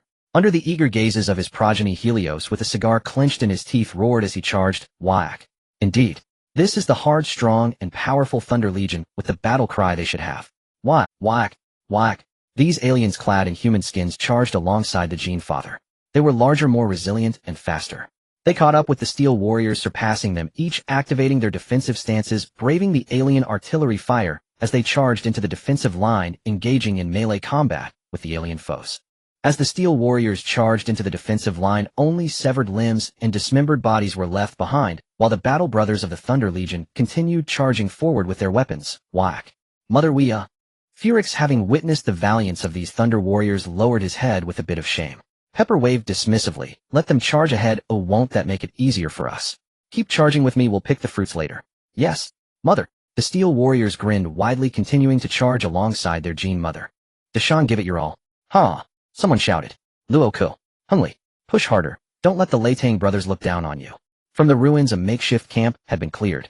Astartes from the Latang Legion and the Taiyong contingent sat beside crackling fires, tearing into roasted meat and draining great bowls of wine laced with the anesthetic known as Nicolia. The Shurji xenomorphs had been utterly annihilated. Not only this planet, but 2 others had been purged as well. In the ruins of the last city on the last alien world, everyone celebrated a victory that belonged to humanity. At the center of the clearing, 2 massive Taiyong brutes wrestled with an Uj soldier of the Latang forces. The Uj stood rooted, relying on little more than brute arms to shove the Taiyong behemoths clear out of the ring, claiming easy triumphs. A goofy, clumsy grin spread across one face as he accepted a wine jar from a Taiyong brother, took a seat by the fire, feasted on meat, and sampled the fresh fruits that had just been offloaded from the warship. From speakers around the camp, Heliosi's voice cut, and over a microphone the Shurji xenomorphs have been completely eradicated. After consulting with Pipo, we have decided that for the next 10 years the Latang Legion will take over the remaining operations from the Taiyong. Pipo's voice followed. The Emperor has granted all Taiyong warriors leave to return to their homeworld for 10 years rest. So offspring, drink tonight as you wish. Thank you, mother. The Taiyong cried, elated at the prospect of respite. 10 years was no small thing. They could accomplish so many tasks with such time. The Latang soldiers shrugged. They did not mind. If anything, they preferred to spend a few more years on the front to avoid rusting away at home. Yet the Storm elites and the support troops would have to rotate back. They did not enjoy the longevity of the Astartes and needed younger replacements to carry on the fight. Long time no see, Maher. Has it really been years since I last saw your ugly mug Kangsadanding? A veteran of the Latang forces disembarked from a transport shuttle followed by a phalanx of broad-shouldered Uj troops. They began unloading crates of various sizes from the vessel. Maher unlocked a special metal case fastened to his wrist and presented it to Werjuo. These are time ray weapons the Shurji Hua had mastered. We did not recover any full schematics, but we seized a number of finished units. Inside the case are the design fragments we could find, schematics related to the weaponry though incomplete, and missing key blueprints. Kafenki's team is attempting a reverse technical reconstruction. They estimate at least 131 years before a prototype could be manufactured. Werjuo handed the case to the palace guard and asked, "Do you need rest?" No, Maher waved him off. "I must return to the father of genes. He needs me more." After a nod, he led the Uj troops back to the rectangular new transport framed with plasma jets. When the vessel rose and departed, Werjuo watched long enough to see it vanish, then turned away accompanied by guards laden with the captured spoils. After stowing the relics of a darker age, he made his way to the office of Chancellor McAdoo and knocked lightly on the door. "Chancellor, may I come in?" "Werjuo, come in." The affable McAdoo set down his pen with a smile, rose, and hands folded behind his back led him to a balcony that looked down over the bustling city of Tyla. "What is it? Have we been too lenient with number 22 UNE?" Werjuo asked softly. "How so?" McAdoo replied. Werjuo lowered his voice. "The Empire has an explicit edict forbidding any legion or the mechanical cult from researching xenomorph technology. Only Nadia brazenly ignored that prohibition, boldly delivering schematics and seized weapons. Nadia possesses research facilities comparable to Mars. They understand limits and know where to halt their inquiries. They are not like the fanatics of the mechanical cult who will pursue any experiment no matter the cost. Nadia possesses research facilities comparable to Mars. They understand limits and know where to halt their inquiries. They are not like the fanatics of the—" "Yes." No one expected that, Werjuo admitted, nodding with some feeling. McAdoo laughed heartily. "I used to think that girl's obstinacy would sooner or later cause trouble. Now we needn't worry so much. But she has allied herself with number 22 UNE, and with numbers 8, 12, and 14, plus the Latang Legion. If they coalesce into a single force of unrest, the Empire could be destabilized. Have you ever wondered why they would make trouble? What reason could bind them together?" McAdoo stared toward the distant horizon. "Werjuo, should such a day come, whether we resist or not matters little. Heliosi will never betray us. From his deeds over the years, haven't you seen? He fears the originals causing chaos more than anyone. Be it Piichelabo or Imotalion, those two are the most obstinate and the easiest to be stirred into unrest. Heliosi knew this and sought them out first, helping to loosen their bonds and encouraging them to face life positively. The change has been remarkable. Why fret?" Werjuo pressed his lips and was silent for a long moment before finally nodding. "Perhaps I have been overly anxious. After all 5 legions converging, combined with Nadia's deep wartime potential, is indeed cause for concern. Nadia's development into its present scale is exactly what the Emperor wished to see, for Nadia serves as the template by which the Empire's citizens may come to enjoy life. All that remains is the old friend's plan." At the thought of the Emperor's grand design, Werjuo bowed to the Chancellor. "I must go into the palace's depths to make an inspection. I will take my leave." McAdoo returned to his study to tackle the mountain of affairs. From a shadowed corner, a figure in a black cloak emerged, clutching a roll of documents, and respectfully presented it to McAdoo. Chancellor, these are records of Nadia's recent developments and troop reserves. Is the data accurate? McAdoo asked. There are minor discrepancies, but nothing large. Thank you for your McAdoo unrolled the documents. His brow lifted at the first item, a new warship design modeled after the 8th Legion's Yemu and the 12th Legion's Zhengfush. By integrating its own technological reserves and assimilating the techniques gleaned from Tyla's Thunder's Wrath, the intelligent synthesis produced a new Rongwang-class battleship 28 kilometers in length mounted along its keel with 12 prototype star cannons. Its lateral macro cannons were both more numerous and larger than those of a typical Rongwang Queen vessel, while the dorsal lance arrays were denser thanks to a new super quantum reactor and a suite of upgraded supporting systems delivering greater power and energy efficiency. The ship also featured expanded void shield capacity and thicker hull plating. With just 120 personnel, the entire battleship can be operated in shifts. After removing the redundant components of the Glory Empress class and modifying the hangar as much as possible, the new battleship can carry 180 Fire Falcons or Storm Eagles. It can accommodate 160 airborne vehicles, and in addition, it can carry 90 Interceptors attack aircraft and bombers, each allowing it to support a staggering 100 personnel, making full use of every inch of space. Currently, Nadia has already commissioned 24 of such battleships. While 12 are under construction, 5 more advanced and larger Imperial Dream ships are also being built. Intelligence brought back by spies indicates that the Dragonbone alone exceeds 70 kilometers. In addition to building ships, Nadia is also transforming planets into foundries, having selected 6 other mineral-rich planets to be converted into manufacturing worlds. Once these 7 foundry planets are completed, they will provide massive quantities of battleships, Titans, heavy units, and various equipment, each year sufficient to sustain nearly 10 of the Empire's consumption. A staggering figure. The Thunder new recruits in training and the newly transformed personnel total 375593 individuals. The new recruits currently waging war across the star clusters have reached 217136, and the reserve base has over 2 million youths ready for transformation at any time. Every year a fresh batch will be updated, keeping the reserve personnel number stable at 2 million.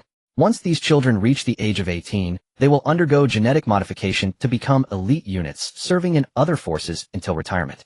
Including the Thunder Legion, the currently announced 130 warriors, the total number of Thunder Astartes in Nadia exceeds 620, and this number is slowly increasing despite the selection criteria for new Thunder recruits becoming more stringent each year. However, the number of newborns in Nadia grows exponentially each year. Unlike children from other worlds of the Empire who are unable to receive adequate nourishment from their origins, the physical quality of the Nadia people improves steadily with each generation. As a result, Nadia currently faces no shortage of military personnel. The physical quality of the auxiliary troops from Nadia is comparable to that of the Empire's Solar Army, not to mention those elite units. Spies have roughly calculated that if Nadia were to engage in an apocalyptic-level war, the entire nation could transition to a wartime state and provide hundreds of billions of quality soldiers annually. Aside from the scarcity of battleships, they lack for nothing. Nadia is in the process of constructing not 1, but 5 warehouse worlds. Helios seems to have a sense of urgency, stockpiling heavy units and general-purpose power armor for the Astartes, sufficiently arming all active Astartes of the Empire. Are you sure you haven't miscalculated? Nadia has developed 3651 garden worlds, 1266 agricultural and livestock planets, and the number of mineral planets has reached 1817. McAdoo put down the documents and looked at the black-robed spy, who nodded affirmatively. Yes, Chancellor. Currently, Nadia develops over 100 planets annually. If not for the scarcity of manpower, they could double their development. After all, with a world engine in operation, as long as the planets are young and rich in mineral resources, immigration fleets will immediately head out for development. Additionally, in the past decade, Nadia has eliminated 61 alien civilizations. They have found 52 abandoned planets, one of which is a nightly world. Nadia did not negotiate, but directly dispatched fleets for an airborne landing. In less than half a month, they completely conquered the nightly world.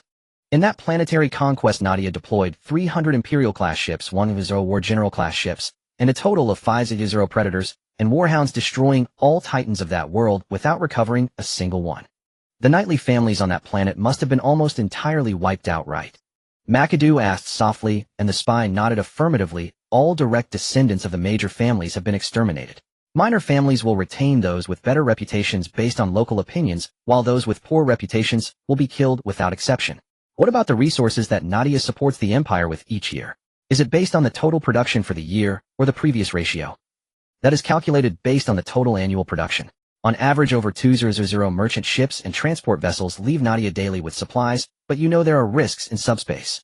Additionally, the spy glanced at McAdoo and said softly, many of the food supplies originally meant for the nest worlds have been intercepted by local nobles who use unscrupulous means to extract resources from the lower classes. Even the cheapest starch bricks require those poor devils to pay, or else. Currently, many lower classes in the Empire's nest worlds are seeing a rise in cults. For some reason, they always manage to find lost merchant or transport ships from subspace, and those ships contain only supplies with no people aboard. Cult members are using those supplies to win over vast numbers of the lower classes, and their numbers continue to grow daily. If this continues, there will be trouble, Chancellor. McAdoo tapped his finger on the table. Recall some manpower from Nadia to form a patrol team, starting with the initial recovered nest planets. Each planet should be marked with priority. Understood. The spy vanished as McAdoo waved his hand. A faint spiritual energy lingered in the air. McAdoo frowned in thought for a moment, then finally stood up and headed deep into the palace. He needed to have a serious talk with that individual. Just as Helios had said back then, if the Empire cannot even maintain a polished exterior, how can it talk about future development? After listening to his old friend's account of the pros and cons, the old man fell silent for a while. Currently, we cannot move against them. We must wait until the grand expedition is over and unify all human worlds under the Empire's banner before we can clean up. But waiting too long could lead to trouble. McAdoo couldn't understand why his old friend was so stubborn. Doesn't he know that to pacify external threats, internal stability must come first? If we clean up those early contributors to the grand expedition, how do you think the nobles currently serving in the Navy will feel? What about the auxiliary troops and nobles from other worlds? They have bled and sacrificed for the Empire for the sake of their descendants becoming prominent individuals. My old friend, this is a cannibalistic era. We cannot eradicate it. The old man looked at the silent Mikado. The chaos in the nest worlds is not necessarily a bad thing. No matter how many nobles die, it doesn't matter. Once the lower classes have vented their emotions, it will be fitting to hand over governance to new contributors. Isn't that quite good? There are only so many planets, and the number of contributors increases every moment. How could there be so many worlds to reward and bestow? If the old ones don't step down, the new ones won't emerge. This is also a method of survival of the fittest. Despite Nadia being so civilized and advanced, it cannot eradicate corrupt officials and those with connections. Every year, dozens to hundreds of connected individuals and corrupt officials are punished. Such matters cannot be banned.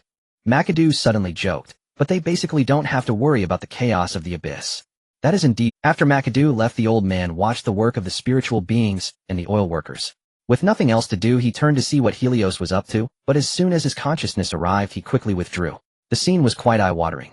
Playing so flamboyantly, he wasn't afraid of attracting unwanted attention. Truly, such misdeeds. Determined not to engage with Saint Jelena, who he valued most, no matter what, this young man seems to possess a kind of magic that can make his daughters laugh incessantly.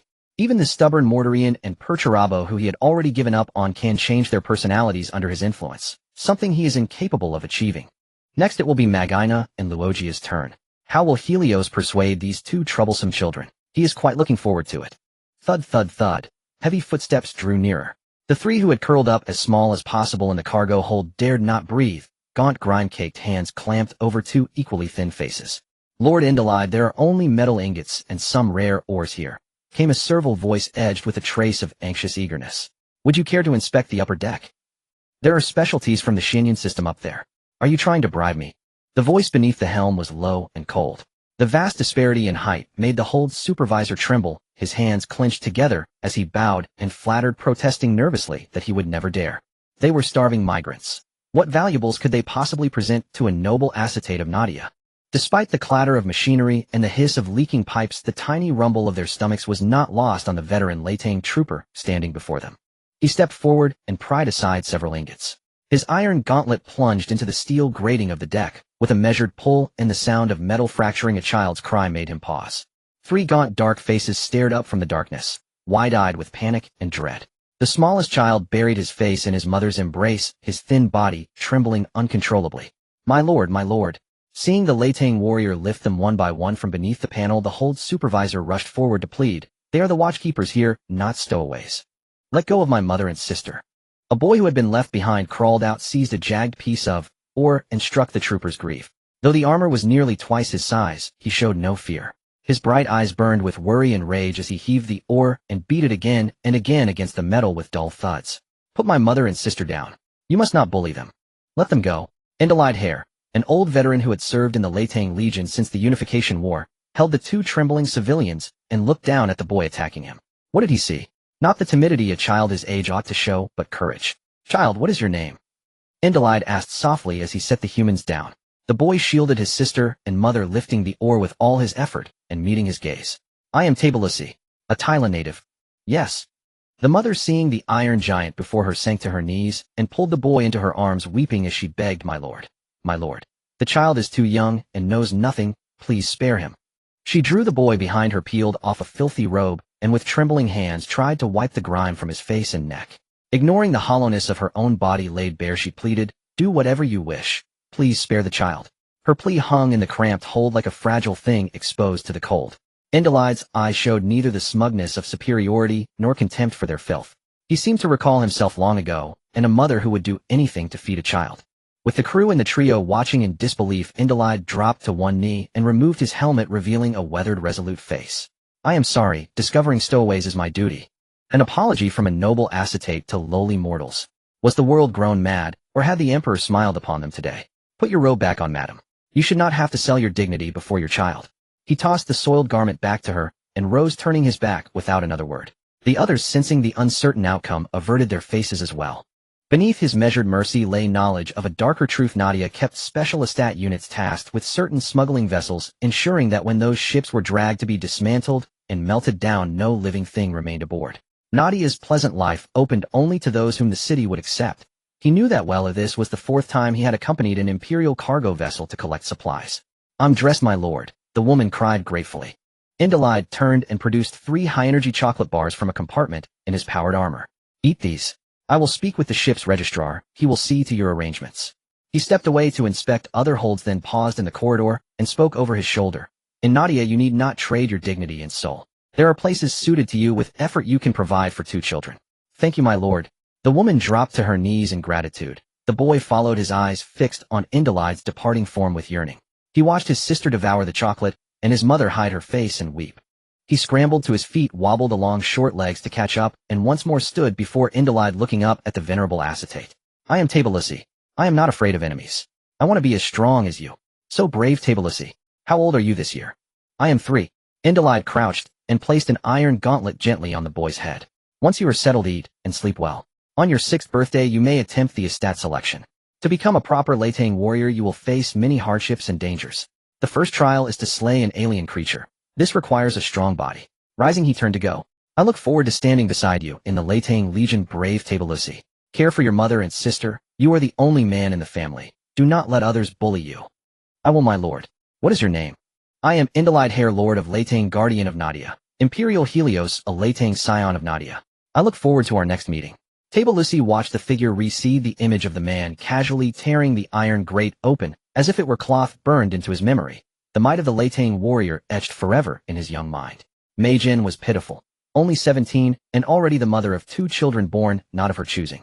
With no parents to protect her from a young age, to grow up safely in Tyla's lower nests exacted a price. The man exhaled a puff of smoke, accompanying Indrid as he checked the other cargo holds. After I returned to Terra from Nadia last year, I went to the bottom nest for leisure. I must say, no matter how malnourished Megan is, she is truly beautiful. So you were with her? Yes. For a full 6 months. The man dared not look at Astarte beside him, knowing that there must be contempt in her eyes. I brought them back and hid them in the dormitory to take care of them. My dormitory is right next to the restroom, so no one wants to live with me, which is perfect for accommodating them. After work, when I returned to the dormitory and had nothing to do, I would tell them about the splendor and beauty of Nadia. Tiberos is very cute, and often pesters me to ask if it's true. Before this voyage, Megan begged me to take her family of 3 with me. Half a year of comfortable living made her fearful of returning to the old place. I was also somewhat reluctant to part with her body, so I steeled myself and brought them back to the merchant ship, hiding them in the same place as before. Indrid suddenly paused. They have been in hyperspace for so long for the first time, yet they haven't mutated. Indeed they haven't. You saw it just now, they have been quite healthy, albeit a bit thin due to lack of food. The Empire is different from Nadia. We sailors only get a block of starch a day, barely enough to fill our stomachs. The man chuckled bitterly. With a woman, one is always on the edge. Every time I eat I think of those 3 women, and I just can't eat. So I ended up eating only a small portion, leaving the rest for them, and that's how we managed to hold out until we reached Nadia. Indrid's helmet scanned the man's vitals, revealing severe hunger and a body fat percentage of only 21. It seemed he wasn't lying. How old are you? I think I am 24 or 25 years old, though I can't recall exactly. It's probably around that age. The man shook his head with a bitter smile, while Indrid inspected the entire lower hold. During this time he crushed more than a dozen mutated stowaways and drove the rest of the normal ones off the ship, isolating everyone, including all sailors and armed personnel, in a designated area at the spaceport. Lord Indrid. The staff at the Nadia port quickly stood up to greet him as he approached. Indrid waved his hand and pointed to a family of 3 in the crowd. Once they finish their quarantine, settle them in the capital star of Nadia and inform the officials there. I will arrange it. Understood, my lord. The other nodded in agreement and glanced at the man beside him. Hall, your work is done. Please stay in the quarantine area for now. All right. The man nodded and prepared to leave, but was stopped by Indrid. You will quarantine with them and stay in Nadia from now on. I will arrange work at the starport for you to take good care of them. Thank you, my lord. Thank you, my lord. Hall was overjoyed, bowing repeatedly in gratitude. Indrid looked down at the staff. Is there a problem? No, my lord. Indrid nodded and left. The staff sought out the person in charge of Hall's cargo ship. From now on, Hall is a Nadia citizen. You all go back and recruit someone new. Receiving a pack of cigarettes handed over by the staff, the person in charge merely praised Hall for his good fortune and waved him off to the quarantine area. Hall, along with Megan and the others who had completed their tests, arrived at the quarantine area. He carried Tiberos and his sister to the upper bunk of the bed in the innermost room. He and Megan sat on the lower bunk, raising their hands to hold her frail right hand. Megan, I am also a Nadia citizen now. I don't mind your past. I will take care of the 2 children as if they are my own. Lord Indrid has arranged work for me, and I can support you all. Are you willing? Megan quickly nodded. I am willing. Living here with Hall, taking care of them, Megan naturally had no objections. After spending half a year together, she knew Hall's character very well. Hall grinned and chuckled twice, stepping onto the edge of the lower bunk to look at the 2 children sitting on the upper bunk, winking at them. Your mother has agreed to marry me. From now on, I will be your father. Daddy Hall. The little girl immediately sweetly called out to him. At such a young age, she understood her mother's hardships, so she called out very decisively. Tiberos tilted his head to look at Hall. Please don't hit my mom in the future, okay? You can hit me. Well, I am not afraid of pain. Silly child, from now on, I will be your father, and Megan will be your mother. A man who hits women and children cannot be considered a man. Looking into Hall's calm and resolute eyes, Tiberos hugged his neck and softly called out, Daddy. Hall tightened his embrace around Tiberos, extending his right arm to hold the little girl who was rushing over. Megan wiped her tears, assisting Hall, fearing he might fall. The others in the isolation room either smiled or stared blankly, unable to predict their fate. Wait a moment, and Daddy will get you something to eat. Hall ruffled the hair of the 2 children and went to the iron-barred door of the isolation room, silently waiting for the mealtime. Soon a floating meal cart was brought over, distributing food room by room. It was all synthetic starch bricks, 1 piece per person, to last a day. The sailors from the Empire did not have the same benefits as the people of Nadia. When the meal cart arrived in front of him, Hall smiled at the staff driving the cart. Our family has been recognized as Nadia citizens by Lord Indrid. My name is Hawley. The staff, used to people taking advantage of the situation, took out a computer registration number. 0161XG7751008134. I remember it. After confirming its authenticity, the staff changed their demeanor. Congratulations, Hall. Thank you. The staff called over 2 patrolling Storm Elite soldiers, opened the door, and took Hall and his family to the Nadia citizens' quarantine area. The environment was nothing like the previous prison cell. With an independent bathroom system and clean soft beds, everything felt surreal to them. The staff brought over clean new clothes. These are universal sizes. They may be a bit large, but make do for now. This is lunch for today. Dinner will be in 5 hours. Since you just arrived, don't eat too much, Kit might upset. The staff set the clothes aside and took out the lunch they had brought: rice porridge and a salad of unidentifiable vegetables with a layer of white fish on the egg custard, along with a bright red apple.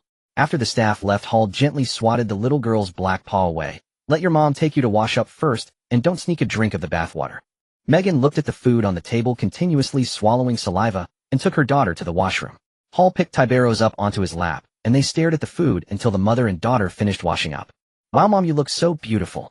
Tiberos gazed at his mother, whose golden hair framed a face that, while thin, had a beautiful bone structure, grinning widely. Hall also shared a silly grin, and as Megan looked at Hall, her eyes were filled with nothing but gratitude. After washing up, Hall appeared plain, standing just under 1.7 meters tall and looking thin and small. But Megan had no right to criticize him. If Hall hadn't taken care of her business, she might have been tormented to death by other customers in Terra. Eat up, eat up. Hall pushed the salad and egg custard in front of Tiberos and the girl. You are both growing, so you need to eat more, especially you, Tiberos. In 3 years you will have to participate in the sea selection. Don't worry, Daddy. I will definitely become a Thunder Warrior.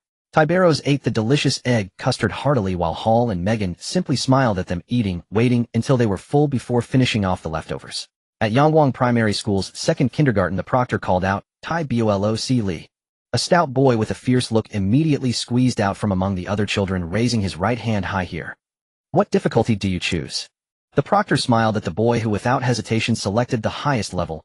"I want to fight 10. "Are you sure, kid?" Tai Boloc's chubby face was serious as he nodded vigorously. "I want to fight. Haha, you've got ambition, little guy." Several proctors were pleased with the child's attitude. After he entered through the gate, they closed it and pointed to the weapon rack. Among the iron rods, battle blades, and long swords, he immediately chose a pair of iron claws. He tightened them with a belt, took off his shoes, and stood barefoot on the blood-soaked gravel looking at the 10 little demons driven out by the proctors who, unlike ordinary little demons, were actually wielding wooden sticks. "Ha, little shrimp, not scary at all. Hit him. Beat the little shrimp." Whack. The little demons charged at Tai Boloc, but he was no fool to rush into punches. Instead, he ran in circles around the arena faster than the little demons maneuvering behind them. He tackled the last little demon, flailing around, his iron claws plunging into its neck and chest. Before the other little demons could surround him, he continued running, occasionally taking the chance to tackle another. "This kid is impressive. He's a good seed." The proctors nodded at each other, amazed at how courageous, decisive, quick, and unselfish a 6-year-old could be. "It's truly remarkable." Under his onion-peeling tactics, out of the 10 little demons, only 4 remained huddled together, constantly wary of the little shrimp. Seeing their companions die one after another, they were scared. Whack. Panting heavily, Tai Boloc roared as he charged at the 4 little demons. Grandpa York had taught him that little demons are timid creatures. If he was fiercer and stronger than them, they would be afraid. "I think we can't beat this little shrimp. Run. Help me, shrimp. Quickly help. Oh no. I think the little shrimp is possessed by the clan leader." As the 4 little demons saw Tai Boloc, they charged at him fiercely, but immediately dropped their wooden sticks and turned to flee, glancing back to see if the little shrimp was chasing them. 5 minutes and 18 seconds. This was the time Tai Boloc took to kill the last little demon. Compared to the 3rd and even 4th generation of Nadia children, this duration wasn't outstanding. However, Tai Boloc was a first-generation immigrant with a physical quality fundamentally different from Nadia children. Among first-generation immigrant children, this was undoubtedly the best performance. On the day of the final selection, Hall spent half a year's salary to treat colleagues and some neighbors from the community to a meal at a restaurant. Tai Boloc would never forget his father's pride. He would boast to everyone, "Did you see? My son Tai Boloc took 5 minutes and 18 seconds to single-handedly face 10 little demons." 6 years passed in the blink of an eye. At 12, after being transformed by the basic gene serum, his physical quality matched that of 5th-generation Nadia people, and he had reached a height of 2 meters too. This time he still chose 10. However, his opponents had shifted from little demons to wild green-skinned boys. 6 years of training at the military academy had kept his combat skills among the top 3 in his grade, and he never fell out of the top 10 in other subjects. The 10 green-skinned boys left 13 wounds on him, one of which nearly cost him his life, but in the end he still plunged his remaining right-hand iron claw into the chest of the last boy. Struggling to stand up from the corpse, he held his left hand to his belly, while raising his right hand high. Whack. He gained the approval of the veteran instructor, and after treatment began other tests, including endurance, willpower, focus, etc. He vowed never to set foot in that building again in his lifetime.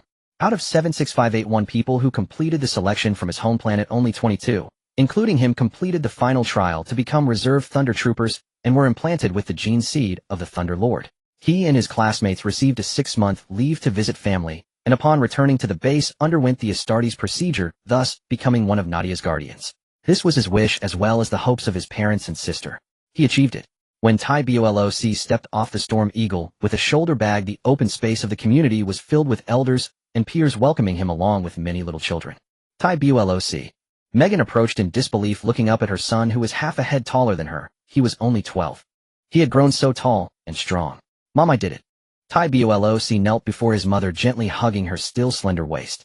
Hall, dressed formally today with hair slicked back, stood beside them, grinning foolishly. Dad. Tai Boloc chuckled and bowed to Hall. Without him, he wouldn't have made it to Nadia, and his mother and sister wouldn't have had a good life. He certainly wouldn't have become a Thunder descendant. Get up, get up." Hall wiped his tears and helped Tai Boloc to his feet, excitedly patting his son's robust back, showing off to the community residents, "My son. This is my son Tai Boloc. He is a genetic descendant of Lord Helios." Hall had climbed from the lower levels of Terra to become an Imperial merchant ship crew member, not knowing how much hardship he had endured and how many grievances he had suffered to have today's proud moment. "Who are you?" A little head popped out from behind his sister. She had curly pigtails, a round and chubby face, and was adorably cute. She inherited her father's black hair and black eyes, but her facial features resembled her mother's. Ty BOLOC squatted down and tapped her little nose. Don't you remember? We video called last year. I'm your brother. Then why didn't you come home? Because big brother has to train. Now I'm back, are you happy? Ty BOLOC picked up his little sister and kissed her chubby face. The little girl hugged his big face, smacking her lips and leaving a lot of drool. Will you play with me? Of course. The two exchanged questions and answers, and with their parents and sister accompanying them, they said goodbye to the congratulatory neighbors and returned home to eat, where their mother had prepared a large feast. The 6 months at home were the happiest of his years because he had a little sister pestering him every day, clamoring to take her to the amusement park, watch movies, and buy delicious food. While big brother, don't go. Half a year later, the little one cried her eyes out as their mother held her, watching him board the Storm Eagle. As the cabin door closed, Ty BOLOC, filled with nervousness and excitement, arrived deep within a base. Awakened to consciousness, he found himself stripped of clothing, lying on a metal gurney as he was wheeled into the operating room. The pharmacist preparing the organ nodded at him, saying, "Relax, child, it won't hurt at all." However, despite being immobilized, the intense pain in his body forced Ty BOLOC to struggle and utter a few words. "Didn't you say it wouldn't hurt? This is to make you remember the mission you will bear from now on." The inhuman torment failed to break him, and he was eventually sealed inside a large iron canister, entering a 10-year-long slumber accompanied by partial brainwashing and an infusion of various knowledge.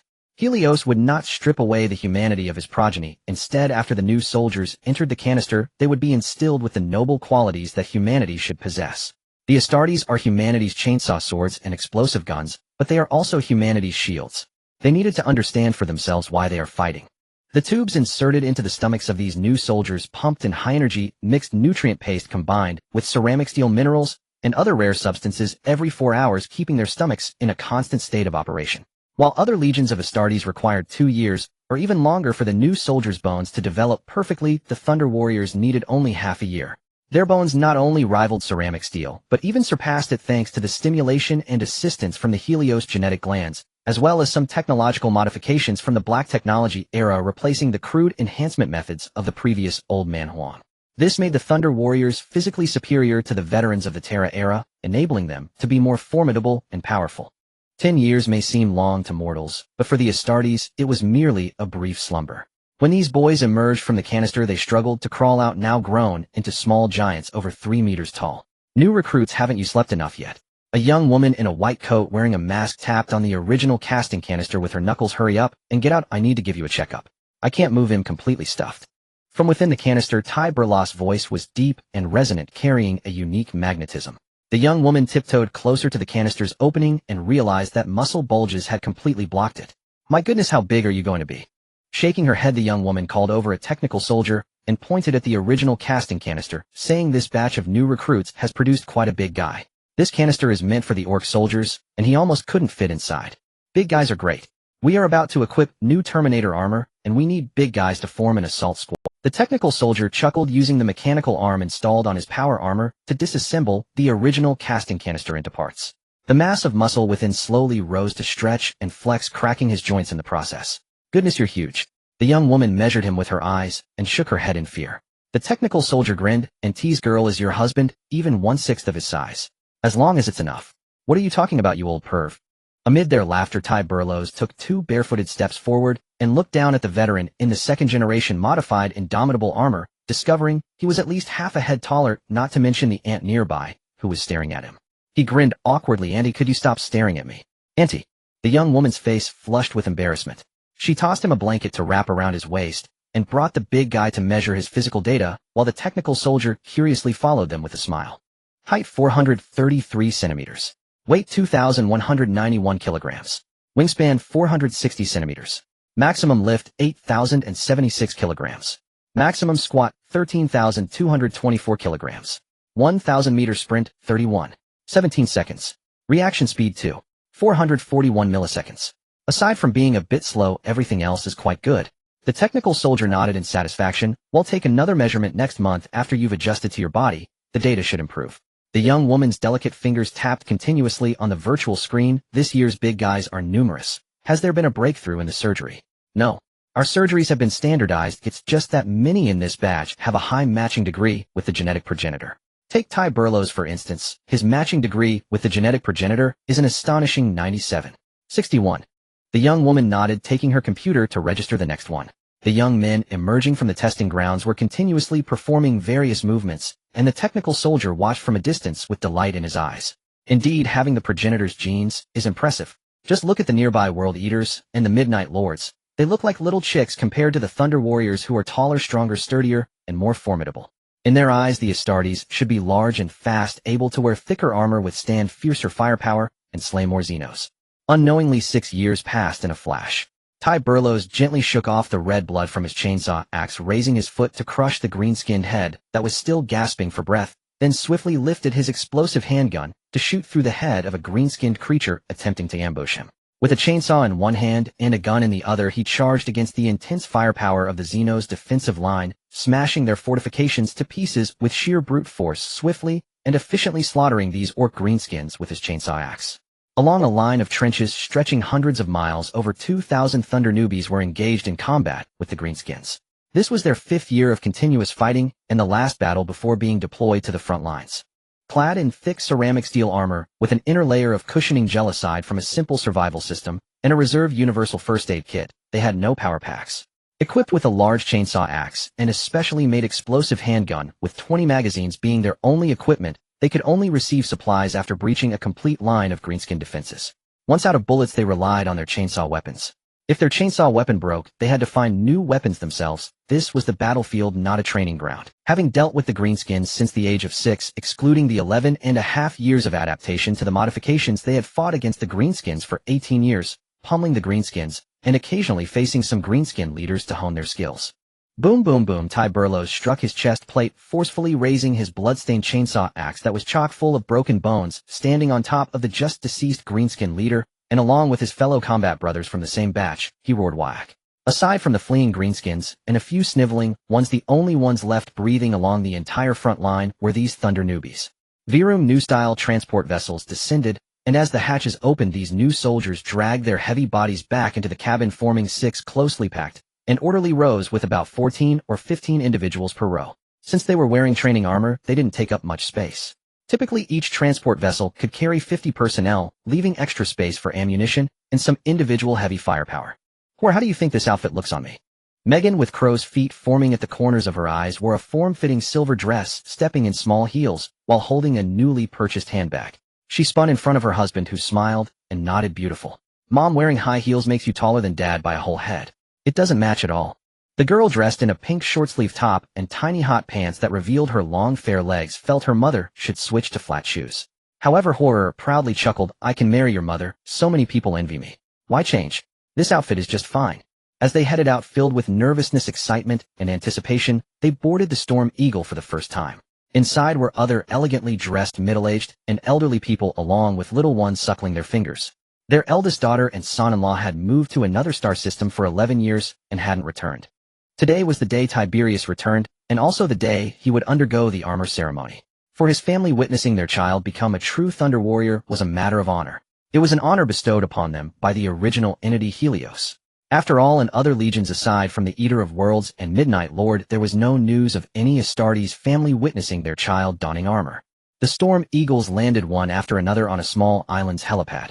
It was called a small island simply because it appeared small from the heights. As the cabin doors opened, they were guided by Thunder Warriors to their designated halls to witness the ceremony.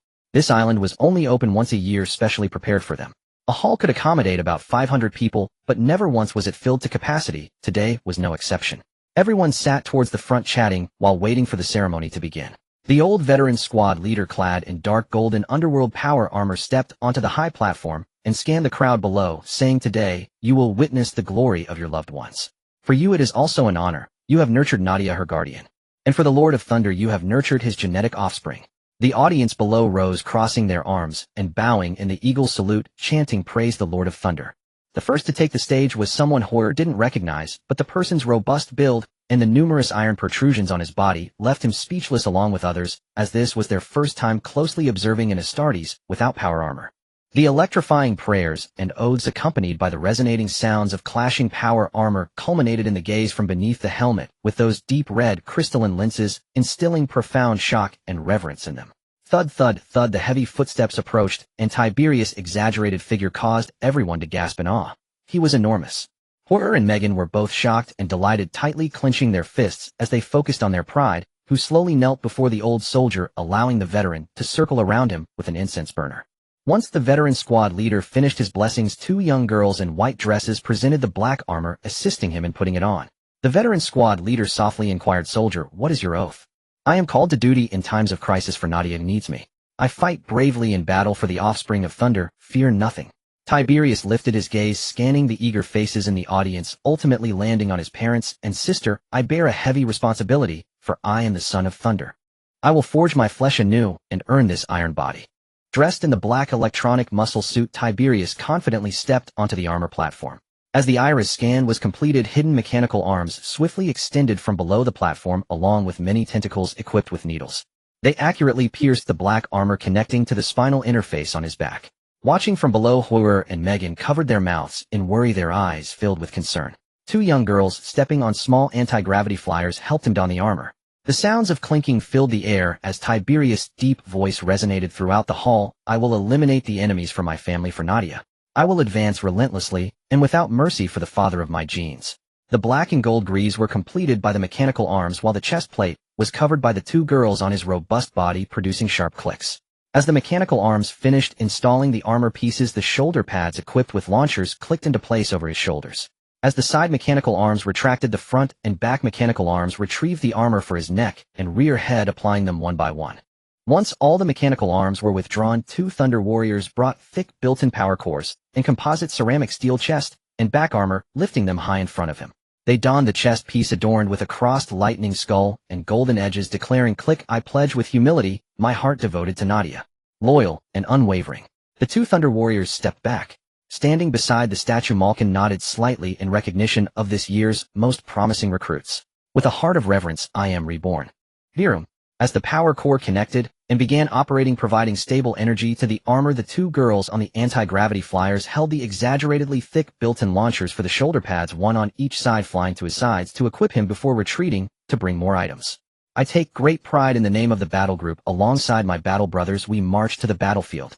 A helmet with black and gold edges and red tassels slowly descended from above the platform, completely enveloping his head. Ding! This time, 8 girls came up, with the first 2 working together to carry an oversized explosive gun adorned with golden lightning decorations, which Tiberius easily took over, followed by other girls presenting him with a large handgun, power axe, grenades, and magazines.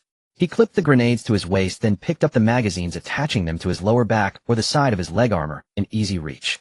Finally, he grabbed the last remaining magazine from the tray and loaded it into the gun. Stepping down from the armor platform with heavy strides, he declared, "I am the offspring of the Lord of Thunder and the guardian of Nadia. I am a Thunder Warrior." Tiberius' power armor was different from the other new soldiers. It was taller, wider, and thicker, making even the veteran squad leader appear like a chick next to him. Due to his outstanding performance over the years and the compatibility of the gene seed, he, along with other high-compatibility new and veteran soldiers, was selected to uniformly replace the old power armor with the new design based on Underworld power armor. Murphy even gave it a fitting name, the Thunder-type Terminator power armor. Helios thought it was quite good, and thus this model was confirmed.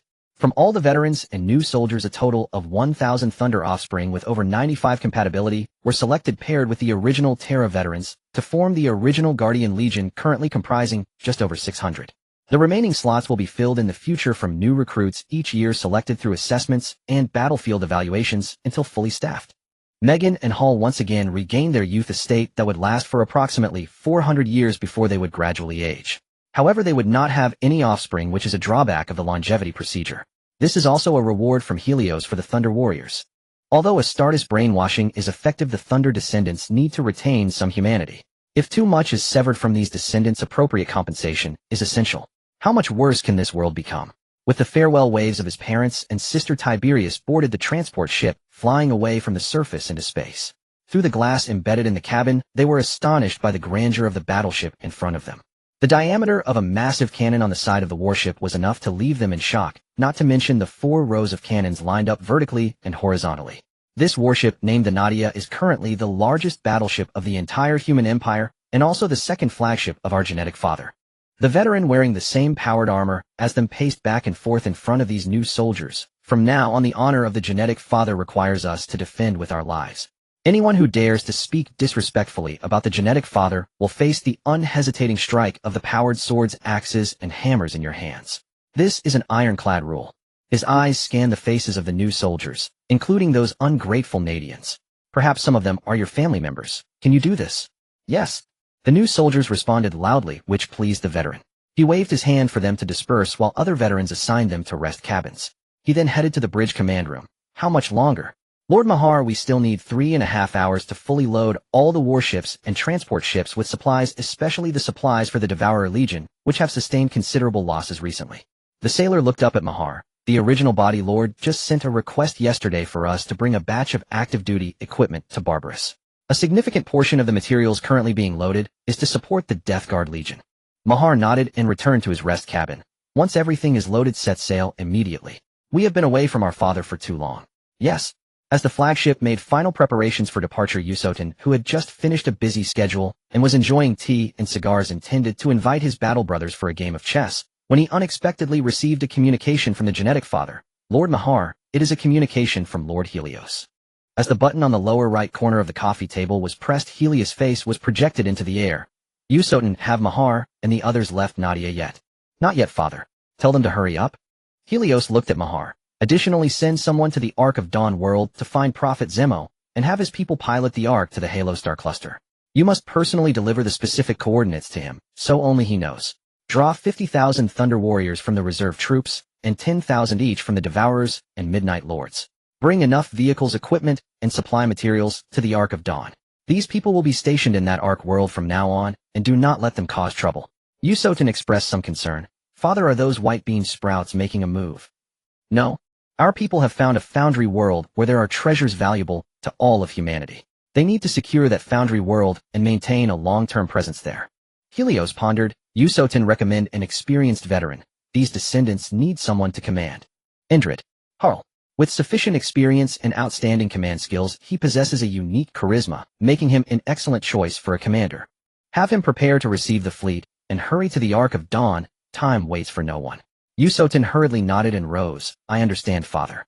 Before Helios ended the communication, he left behind a coordinate. After Yusotin entered it, and carefully compared it, his eyes nearly bulged out. The place the genetic father sent them to was at the southernmost edge of the galaxy. At the speed of the Ark of Dawn, it would take at least 1,000 or 2,000 years to reach. Helios, I sincerely apologize for making you wait so long in Corchus. The visitor wore a white, gold-trimmed preaching hat adorned with an exaggeratedly elaborate crown, a splendidly crafted powered armor, draped in a long robe smaller in stature than Petula, with big eyes, and a face marked by mysterious golden runes that flickered occasionally. It seems the rumors spread by the Empire are not false. The evangelist of the Emperor's truth, Legia Aurelian, a genetic original enveloped in divine light.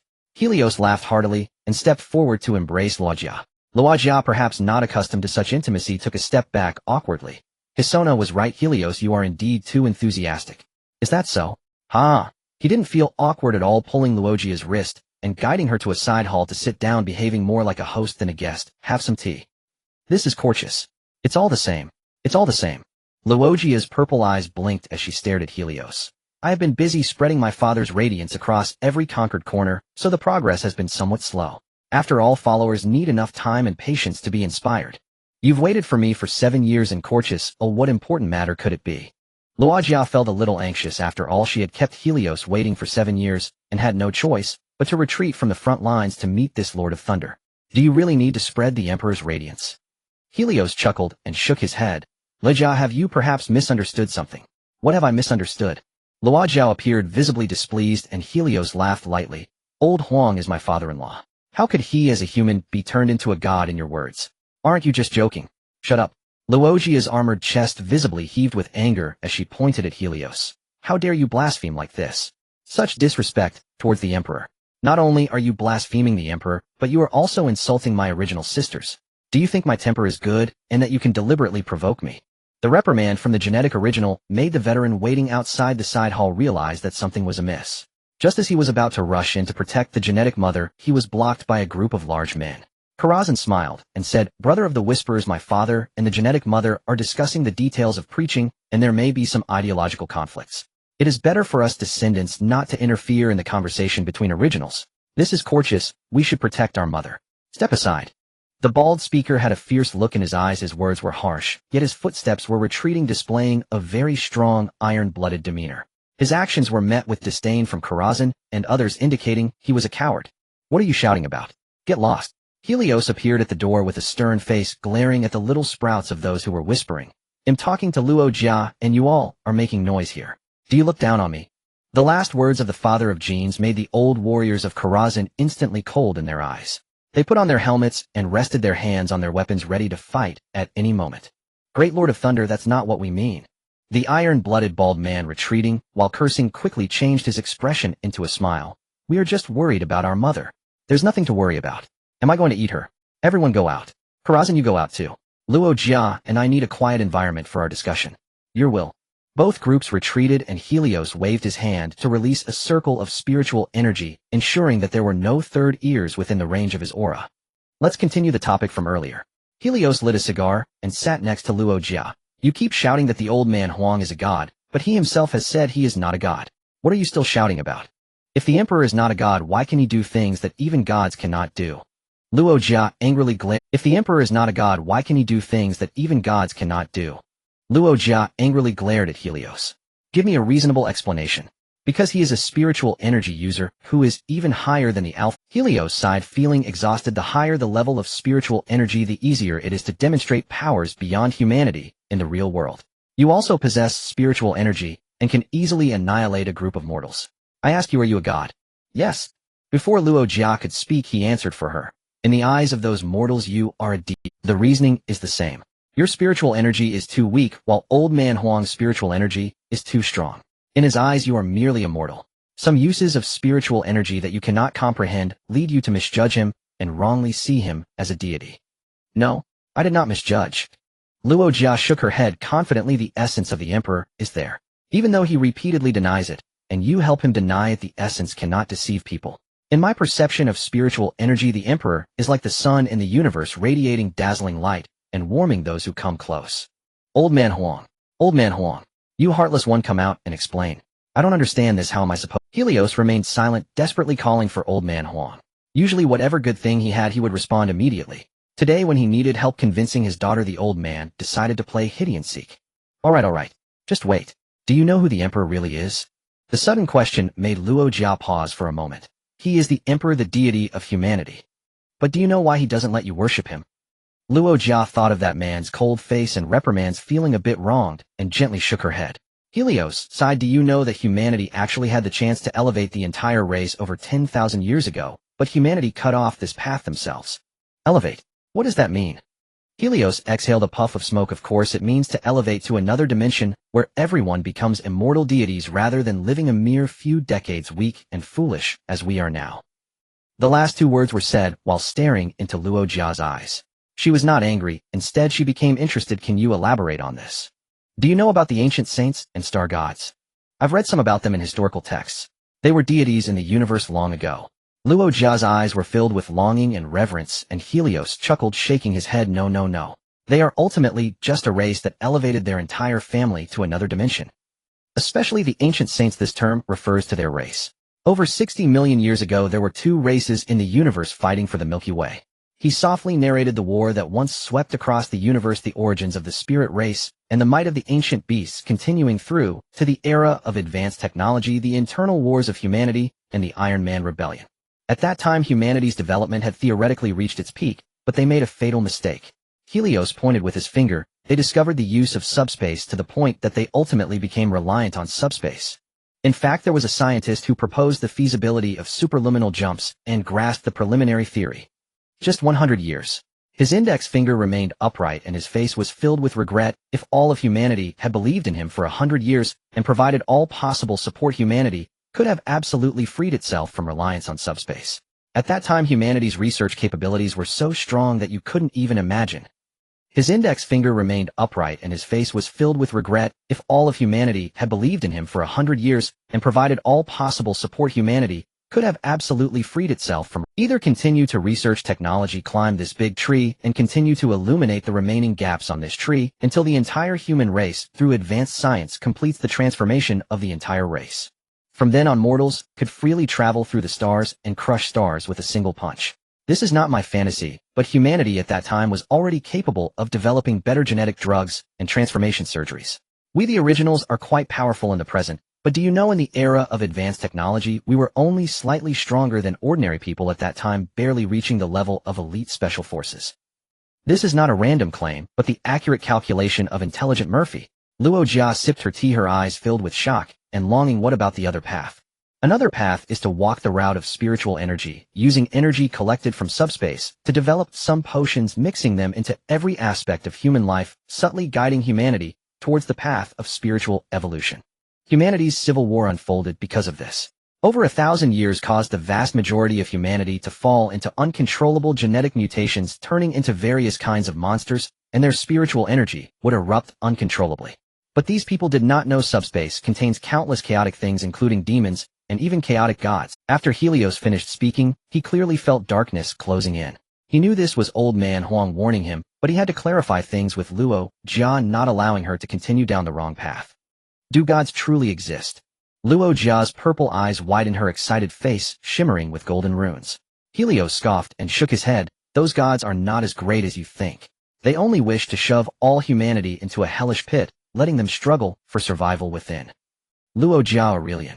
You are the original body of the empire, the princess of all the empire's subjects. Would you allow your people to live every moment in turmoil, conspiracy, illness, and disaster? No, I won't. I am the preacher of the empire's truth. I am the daughter of the Emperor Luo Jia. I cannot tolerate the citizens of the empire living in the life you described. It would make me feel guilty and uneasy. Luo Jia was initially bewildered, then firmly shook her head. What else do you know? I also know about your two offspring, Kirfalin and Ierebus. They have long been corrupted by chaos lurking by your side since the moment you were born on this planet, with Kirfalin brainwashing you. Helios paused slightly, saying, they are constantly plotting, deliberately instigating you to admire your father, merging the doctrines of the Covenant Church into the Empire's truth. You should be unaware that the Covenant Church actually worships the projection of the Chaos God. Every time you build a statue for the Emperor, those Chaos Gods rejoice, for they had harmed your father long ago through their... Your father was once a human, an ancient titan from long ago, a manifestation of hope created by all the wizards sacrificing their lives, yet the Chaos Demon Gods defiled him, using the essence of the subspace. He was meant to lead humanity toward a bright future, but now he bears a new divine embryo within him. The more you guide the Empire's citizens to worship him, the more pain the Emperor endures, as the essence of your worship is not the Emperor, but the evil embryo within him. Looking at the widening mouth of Luo Jia, he spoke clearly. Until your foolish worship injects enough nourishment into the embryo, the new god will descend instantly, taking the lives and souls of the vast majority of humanity in the galaxy. Just like the former Spirit Clan, their creation of gods turned them into neither human nor ghost. After the Chaos Demon Gods wreaked havoc on the Spirit Clan, they set their sights on humanity. Do you still think your preaching is in the right direction? Luo Jia fell silent, and Helios, recalling the old man, felt a sense of melancholy. Helios, don't ever call me heartless again. That title suits you better. Am I wrong? The old man fell silent, for Helios was not entirely incorrect, just somewhat artistically exaggerated. Then, what should I do? Luo Jia panicked, uncertain, afraid that Helios was deceiving her. Helios, have you ever thought that our Herald's Legion, including me as the original body, is supposed to be preaching? But you are heading in the wrong direction. Helios tapped the table and looked at the dazed Luo Jia. In fact, there are inaccuracies in the Empire's truth. It should not tell the citizens that there are no gods in this world, but rather openly declare to everyone. There are indeed gods in this world, but those gods are constantly yearning to invade the real universe. They crave blood, screams, wails, anger, greed, jealousy, selfishness, pain, and despair. To collect these negative emotions, they will use countless demons to tempt the Empire's citizens into falling, making them agree to trade with the demons, surrendering their pure souls for the amusement of those demons and Chaos Demon Gods. As for the conditions they agree to, do you think the Chaos Demon Gods will take them seriously? They are adept at scheming and full of tricks, known for their fickleness. They only desire blood and human souls. Everything else is not within their considerations. Is that so? Why didn't my father tell me? Luo Jia murmured in a daze, her purple eyes filled with emptiness, the old man's voice echoing in her mind. Luo Jia. Father. Is that you, father? The spectral image of the old man appeared before the two, radiating an impressive aura. Do not trust the subspace. The you of the past has already been deceived. I cannot tell you these things, I can only watch helplessly as you make mistake after mistake. Father. Luo Jia stood up in panic, wanting to kneel, but was supported by the old man's spectral image. Child, listen to Helios. He is not wrong. Indeed, there are Chaos Demon Gods in the subspace. They cannot be trusted. Remember this.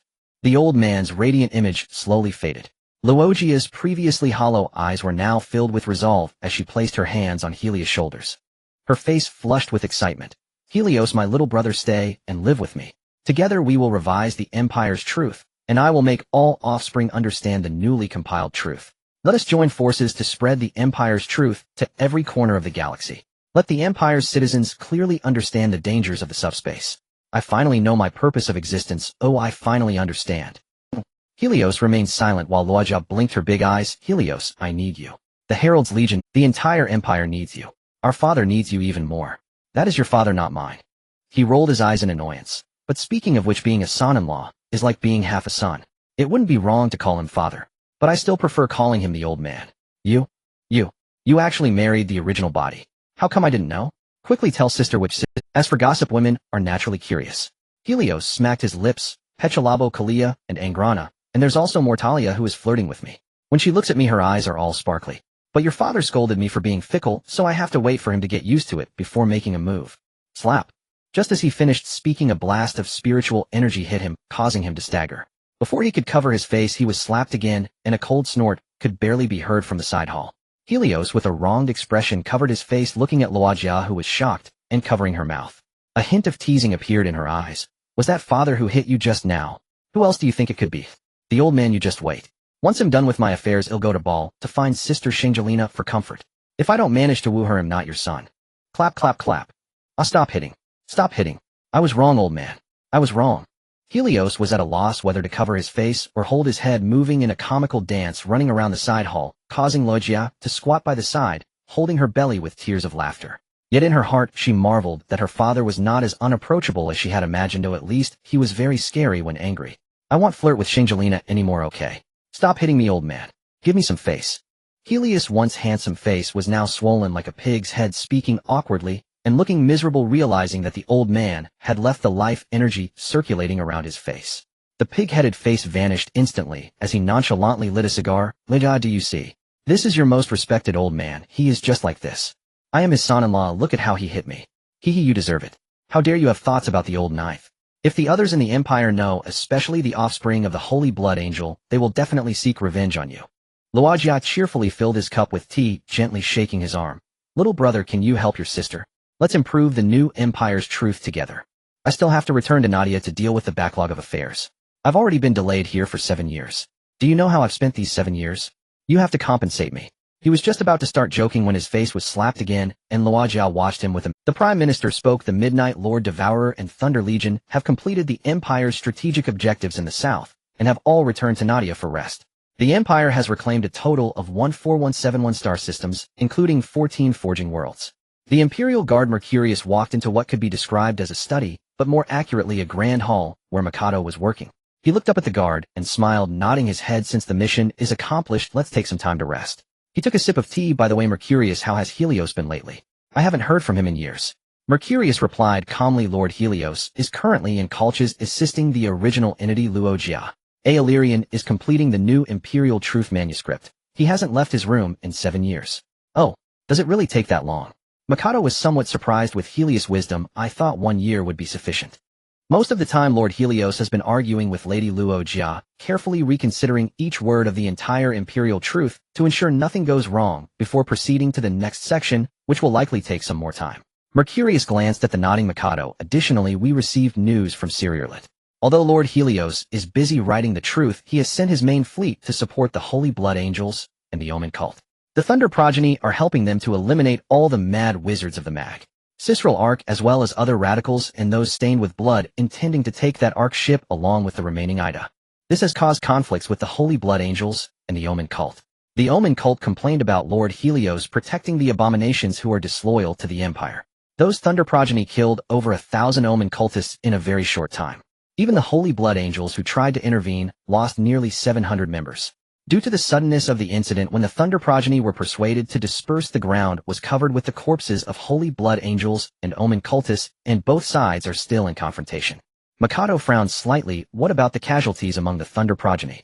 After killing so many people, especially from the Omen cult, who possessed many forbidden weapons, how many did they lose? 5 died, all taken out by forbidden weapons at close range. In close combat with the Holy Blood Angels, not a single Holy Blood Angel could last 3 exchanges with the Thunder Progeny, not even one. Mercurius looked at Mikado with some concern. Prime Minister, Thunder Warriors are already much stronger than Astartes. After further development by Lord Helios, 2 Thunder Warriors can definitely match 1 Imperial Guard. While these Thunder progeny are more controllable than during the Terra period, their combat abilities have further enhanced, and their actions are reckless. They even turn their blades against their own people for some abominations. Contact Helios, who is currently compiling the truth. If he cannot provide a satisfactory answer to the Holy Blood Angels, then let him prepare an expedition fleet to personally take over the Holy Blood Angels expedition plan for 100. Contact Helios, who is currently compiling the truth. If he cannot provide a satisfactory answer to the Holy Blood Angels, then let him prepare an expedition fleet to personally take over the Holy Blood Angels expedition plan for 100 years. Understood, Prime Minister. Mercurius nodded and left. Mikado sighed with a wry smile. I thought this would be the least worrying matter, but unexpectedly this little fellow is the most troublesome. The more chaos you create, the more the Empire fears you. Why bother? However, Helios was unconcerned by Mikado's complaints. He only knew that he had acquired a colossal battleship, a massive arc ship over 1,000 kilometers long. As long as it is maintained, he can capture a few wild Ida. Training them would allow patrols in the Nadia Star Cluster. No matter the abominations facing a battleship with main cannon shells comparable to battleships, they wouldn't be able to escape unscathed. As for the friction between legions, that's perfectly normal. He didn't care about it at all. After all, Nadia had money and people. Just leaking a little from his fingers could allow the Holy Blood Angels to conduct an expedition for 100 years without any supplies. While he and Luo Jia were still arguing over the golden phrases in the truth, the Thunder Fleet returned along with the Holy Blood Angels fleet and the Omen Cult fleet, a large group entering Luo Jia's hall of the Holy Temple. Wow, old man, Sister Saint Juliana is so beautiful. Old Huang paid him no mind, merely monitoring the new bean sprouts in the palace's underground while using spiritual energy to keep an eye on Helios, observing how he would resolve the friction between the 2 legions. Who has pictures? Send a few. Saint Juliana, welcome to Colchis. Luo Jia opened her arms, her face adorned with a sincere smile, stepping forward to embrace the much taller old 9.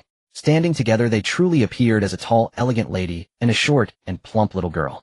It has been a long time since I last saw you, Luo Jia. I took the liberty of coming to this perfect place, please. Oh, what are you saying? The perfect angel has descended upon Colchis. I couldn't be happier. Luo Jia brought the Imperial Angel before Helios, teasingly raising an eyebrow at him. Aren't you going to greet your elder sister? Helios, Nadia, it is an honor to meet the legendary Imperial Perfect Angel. Helios extended his right hand, his face bearing a look of awe and sincere smile. Saint Juliana nodded with a smile and shook his hand. Lord Helios of Nadia, my youngest and only brother, shouldn't you give me an explanation? Helios nodded and looked at a group of young progeny, approaching, his gaze landing on an old soldier's face. Morlock, why haven't you apologized to the battle brothers of the Holy Blood Angels? Father, they insulted you. Morlock pointed angrily at several Omen Cult commanders in the hall. You are the Lord of Thunder, the leader of billions of Nadia's citizens. How dare these people say you are siding with the abominations and disloyal to the Empire? What a blasphemy. Helios stepped in front of him, looking down at the old soldier from the Terra period. So, Morlock, did the progeny of the Holy Blood Angels insult me? No. Then why do you aim your blades at your own brothers? Morlock clenched his fists tightly. They sided with the Omen Cult, while we are the true brothers, but they side with outsiders and prevent us from eliminating the rebels. Brothers, the Omen Cult is not a rebel, they simply misspoke. The progeny of the Holy Blood Angels softly reminded the abominations you captured should all be exterminated as they plunder our imperial worlds. That is a hard rule. There are good people among the Ida of the Holy Blood progeny. They are a resource that can be utilized. Killing them all would be a waste, and for the current Empire, waste is a disgrace. Helios nodded at him, then patted Morlock's shoulder. Armor, apologize to the progeny of the Holy Blood Angels with your most sincere attitude. Morlock and the warriors behind him knelt on one knee before the silent Saint Gilena, removing their helmets and bowing their proud heads. Honorable Imperial Angel Saint Gilena, we represent our fallen brothers who have erred, and we feel deep shame and regret towards you and the brothers we have lost.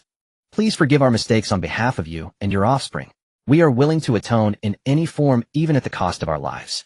Saint Gilena stepped forward to assist Morlock in standing up. I prefer to think this is a misunderstanding. You have acted to protect the glory of the Father of Genes, which led to this misunderstanding with my offspring and the practitioners of the Omen Cult. Now that the misunderstanding is resolved, we should set aside our prejudices. The Empire needs unity among the Primarchs and the Astartes, not warriors filled with internal conflict. Her words filled the thunderous offspring with shame, each bowing their heads in gratitude. Helios gently scolded, aren't you going to thank her? Thank you for your forgiveness. We praise you, Saint Gilena. Morlock and the other warriors of the Imperial Guard exited the Great Hall with Saint Gilena's smile. When Helios saw Saint Gilena looking at him with a smile, he knew it was time for him to make his stance clear. Nadia will compensate the Omen cult with 1 Glory-class battleship, 10 Ruler-class Titans, 20 battlecruisers, and 20 Reaver-class ships, plus 100 Warhound-class vessels. Are you all satisfied with this compensation? Of course the warships will take time to build. We will have to wait until 10 years later. Everyone knew Nadia was wealthy, but none expected her to be this rich. Even without the warships, just the Titans alone were enough to make them beam with joy. The deceased practitioners could be re-recruited and trained after all. The Empire was never short of manpower. Thus the commanders of the Omen cult immediately nodded in agreement and thanked Helios for his generous gift. The offspring of the Blood Angels had eyes that shone like light bulbs. With such compensation from the Omen cult, wouldn't they receive double? After those people left, Helios glanced at St. Gilena and shrugged his shoulders. So what do you want? Your flagship is quite remarkable. You mean the Thunderous Fury?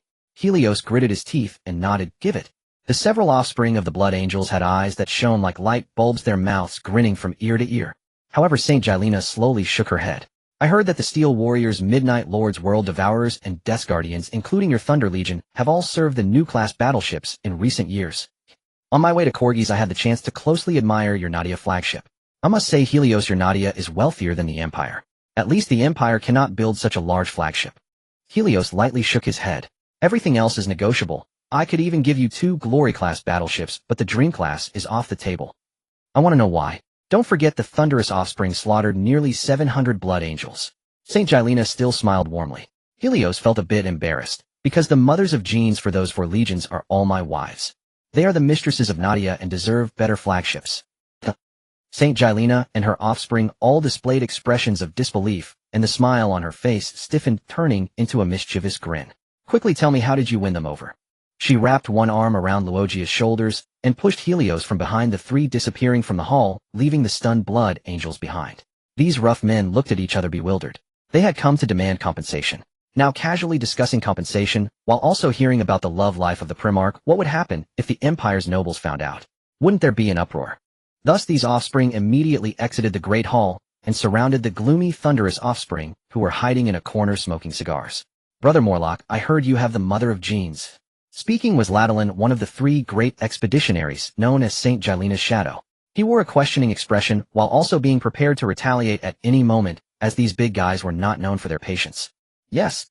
Morlock nodded honestly, then eyed the shorter men warily. By the way, how did you find out? This is a secret of our Father of Genes. The new recruits of Tiberos kept their hands on their weapons discreetly. If these little men dared to utter any blasphemous words against the Father of Genes, they would not hesitate to slay them. Don't be nervous, this was just said by the Lord of Thunder himself. Ladolin raised both hands to calm the angry big men. By the way, how come all of you are so tall? Not much shorter than the Indomitable. Because we inherited the traits of the Father of Genes. Morlock did not want to get into unnecessary conversation with them, displaying the unique arrogance of the Nadia people. What compensation did our father give you? Glory class or Dream class? Tiberos leaned closer. Captain, I think it should be the Dream class. Why? Well, you should know our father. That is true. The 2 of them engaged in a clouded conversation, leaving the Blood Angels utterly confused, blinking their eyes as they looked at Morlock, and then at Tiberos, speechless for a long time. I wondered why the old fourth has put aside her self-pity and leads the offspring to the front lines every day. It turns out you have made her see reason. After listening to Helios' narrative, St. Gilena nodded and patted his shoulder. Well done, brother. Thanks to your existence, the human empire can avoid many unnecessary disputes. Luogia's eyes shone brightly. Helios, everything else is fine, but how did you win over Mortarion? She enjoys drinking strange teas and emanates poisonous miasma. Did you not have any psychological resistance? Helios fell silent for a moment, placing 2 cups on the table. He tore some scrap paper and tossed it into one cup, filling the other with tea, before looking at Luogia. When your body is pushed to the brink of thirst, do you choose to starve to death or drink the toxic liquid to continue living? Seeing Luogia at a loss for words, Helios downed the tea in one go. Mortarion had to face this choice back then, and the planet she descended upon, Barbarous, was a place continuously plagued by radiation and disasters. Do you think she wanted it to be this way? St. Gilena strongly agreed with Helios' explanation. Mortarion was not someone who inherently enjoyed that lifestyle. She was a victim unable to change the environment of her planet and was forced to accept it, eventually becoming accustomed to it. Let's discuss the matter of compensation. My offspring cannot die in vain. St. Gilena put down her teacup and examined Helios from head to toe somewhat emotionally. I must say your offspring possess incredible combat prowess. It's almost terrifying. They're just a bunch of fools who only know how to fight. Helios chuckled lightly, shaking his head as he gazed at the near-perfect face of St. Gilena. I've heard that Baal is still engulfed in yellow sands, and the mortals of the three worlds are suffering from radiation and mutations. Indeed. Saint Gilena nodded with pursed lips, her eyes filled with compassion for the people of Baal. Helios poured her more tea. I've heard that the number of holy blood offspring has always been limited. I suppose the shortage of troops is a key issue. Seeing her nod, Helios tapped his finger on the table. The compensation I offer you is right here: 3 world engines, and the corresponding equipment, which can restore Baal to a paradise within one night. Additionally, I can provide enough universal medicine for you to take back, to treat those suffering from mutation, illness, and radiation, allowing them to return to health. Lastly, if you need it, I can provide 100,000 qualified troops, each with at least 80 genetic compatibility with you, all aged between 12 to 16 years, in the golden age for modification. These troops will come with matching power armor, termination armor vehicles, and heavy equipment. However, once they have completed their modifications and passed the rookie period, they must return to Nadia to complete the armor ceremony, which is the honor they deserve. Helios did not believe that Saint Gilena would need this batch of troops. She preferred equipment. In fact, she gently shook her head, thanking Helios for his kind offer of troops. Those children of Nadia should guard Nadia, not Baal. Saint Gilena pondered. When will your world engines arrive? 3 months. After all, Nadia is somewhat distant from Baal. Then I will return first, and wait. The good news must be conveyed to the people of Baal as soon as possible, and I will also tell them that it was the Lord of Thunder, Helios, who helped the Baal people change the environment of their mother planet and its satellites. Luo Jia felt a bit reluctant. You just arrived and are leaving. At least stay for one night. I must return to my offspring. Sacrificed a lot in this battle against the Arc Spirit clan, and the warships need repairs. I cannot delay for too long. Saint Gilena smiled and nodded at the two, turning to leave. I won't be needing the troops, Helios. If possible, please send some equipment. I must say the equipment produced in Nadia is far more useful than that from Mars. As she walked out of the hall, she immediately spotted her offspring chatting and laughing in a corner alongside several large Thunder offspring. She walked over with a smile. What are you all talking about? Mother. At Lateran's feet, there were many large black boxes, each one cheerful. We were sharing some interesting stories from our past with the Thunder brothers. Lady Saint Gilena, how was your conversation with my father? Morlock blinked and asked, to which Saint Gilena smiled and nodded. We had a good chat, misunderstandings were cleared up, and compensation has been arranged. It's time for me to return to Baal, looking forward to meeting you all again. Lady Saint Gilena, regarding your offspring, we feel quite guilty. If there are any unfinished battles for the Holy Blood Angel Legion, we Thunder offspring are willing to take over to atone for our fallen angel brothers. Looking at Morlock and the other Thunder offspring, sincere and full of guilt, Saint Gilena's smile deepened. I have said that it was a misunderstanding. The Holy Blood Angels have no other matters at the moment. Your goodwill is appreciated. Praise you, Lady Saint Gilena. Morlock and the other Thunder offspring knelt on one knee, offering their most sincere praise. Saint Gilena used her spiritual energy to help them up one by one, nodding as she left with her offspring. Upon boarding the Storm Eagle, as the airship ascended, Saint Gilena and her offspring saw the newly developed transport vessels lined up on the ground of the nearby landing pad, each one equivalent to 2 Storm Eagles. Is this the Empire's latest developed flying vehicle, eh? Saint Gilena quietly asked her offspring, to which later on nodded and shook his head. This is the standard equipment of the Thunder Legion. The Empire deemed it impractical and too costly to maintain, hence they did not agree to mass production on Mars. Mars is currently developing a simplified version. How effective is it? Lateran's tone was filled with envy. I've heard from the combat brothers who have flown in it that the interior space is very large. It can deploy 6 invincibles simultaneously and carry 6 combat brothers along with some heavy firepower for individual soldiers. Each Thunder transport vessel is equipped with a void shield and a refractive field, and its armor is quite thick. Moreover, these transport vessels hide many small and micro missile launch nests inside 2 plasma rapid-fire cannons and 4 multi-barreled heavy explosive cannons. The lift speed and flight speed are both faster and more stable than the Storm Eagle. Besides serving as a transport during intense battles, it can also act as aerial cover and a mobile artillery platform. Brothers who have seen it in action claim its firepower surpasses that of the Fire Falcon by a level.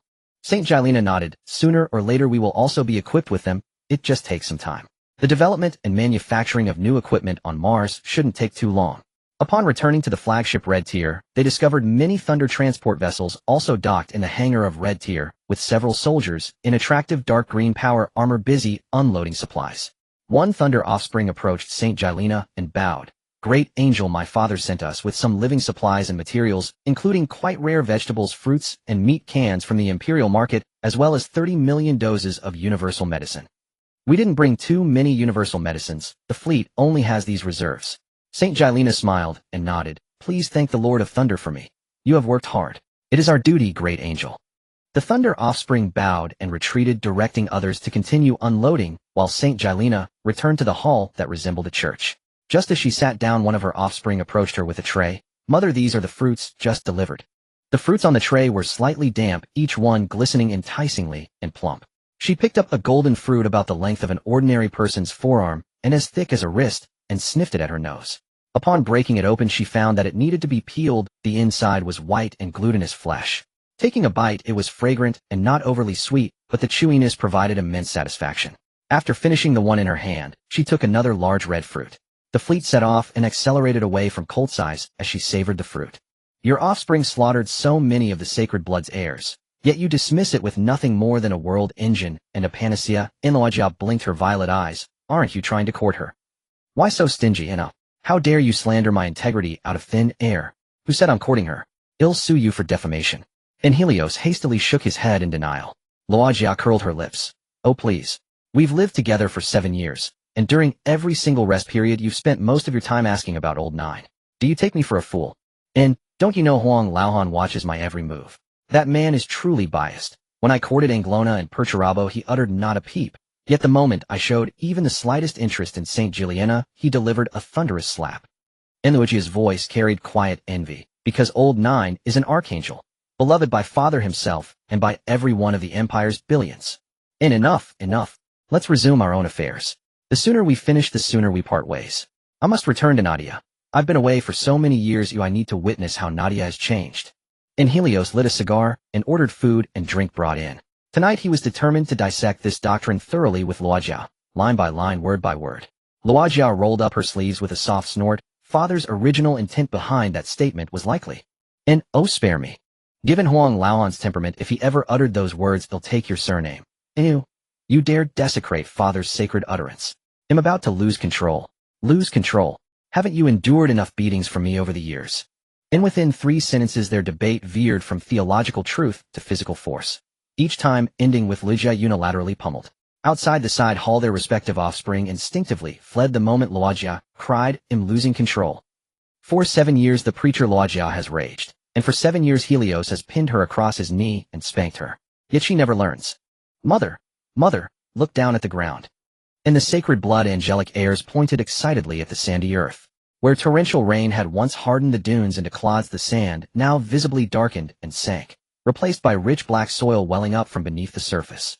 By midnight the transformation accelerated dramatically. A tender green shoot pierced the soil, growing within 10 minutes into wild grass 6 centimeters tall, and still rising, its verdant hue spreading at an astonishing pace. Saint Gilena, draped in pristine white silk robes, knelt slowly and extended her right index finger to gently touch a flower bud. A wondrous sight unfolded. The bud trembled faintly twice before unfurling, revealing a pale, yellow bloom within. At last Barian children could run freely across grassy meadows, not across irradiated sands. And mother, it's water. Pure sweet river water. And Radalin held a ceramic jar brimming with clear water as he knelt before Saint Gilena, his lips trembling. "Mother, truly pure water, endless and inexhaustible." And he tilted the jar, pouring the cool, limpid river water carefully into Saint Gilena's cupped palm. She gazed at the crystal-clear liquid, raised it to her lips, and drank deeply, the sweet flow gliding over her tongue and settling warmly in her stomach. A single tear traced Saint Gilena's cheek. Rising, she returned to her quarters and sent Helios a calm message. "Thank you, Helios. The Barians will never forget your grace, and neither will the sacred blood angels." A Phantasm-class battleship indeed carries profound significance. It is not stinginess that restrains me from granting it to you. Helios gazed silently at Saint Gilena's holographic projection. "For the coming period you must focus on rebuilding Bara and its 2 moons. The sacred blood angels require rest and recuperation, while my offspring need battlefield experience. They shall assume your duties for 10 years. Your conscription system, in my view, operates with woefully inadequate efficiency. Do not take offense. I speak only truth. Astartes demand unwavering resolve. This criterion can be rigorously tested through specially designed trials. After all Barris deserts are gone, your opens and selection trials no longer have terrain.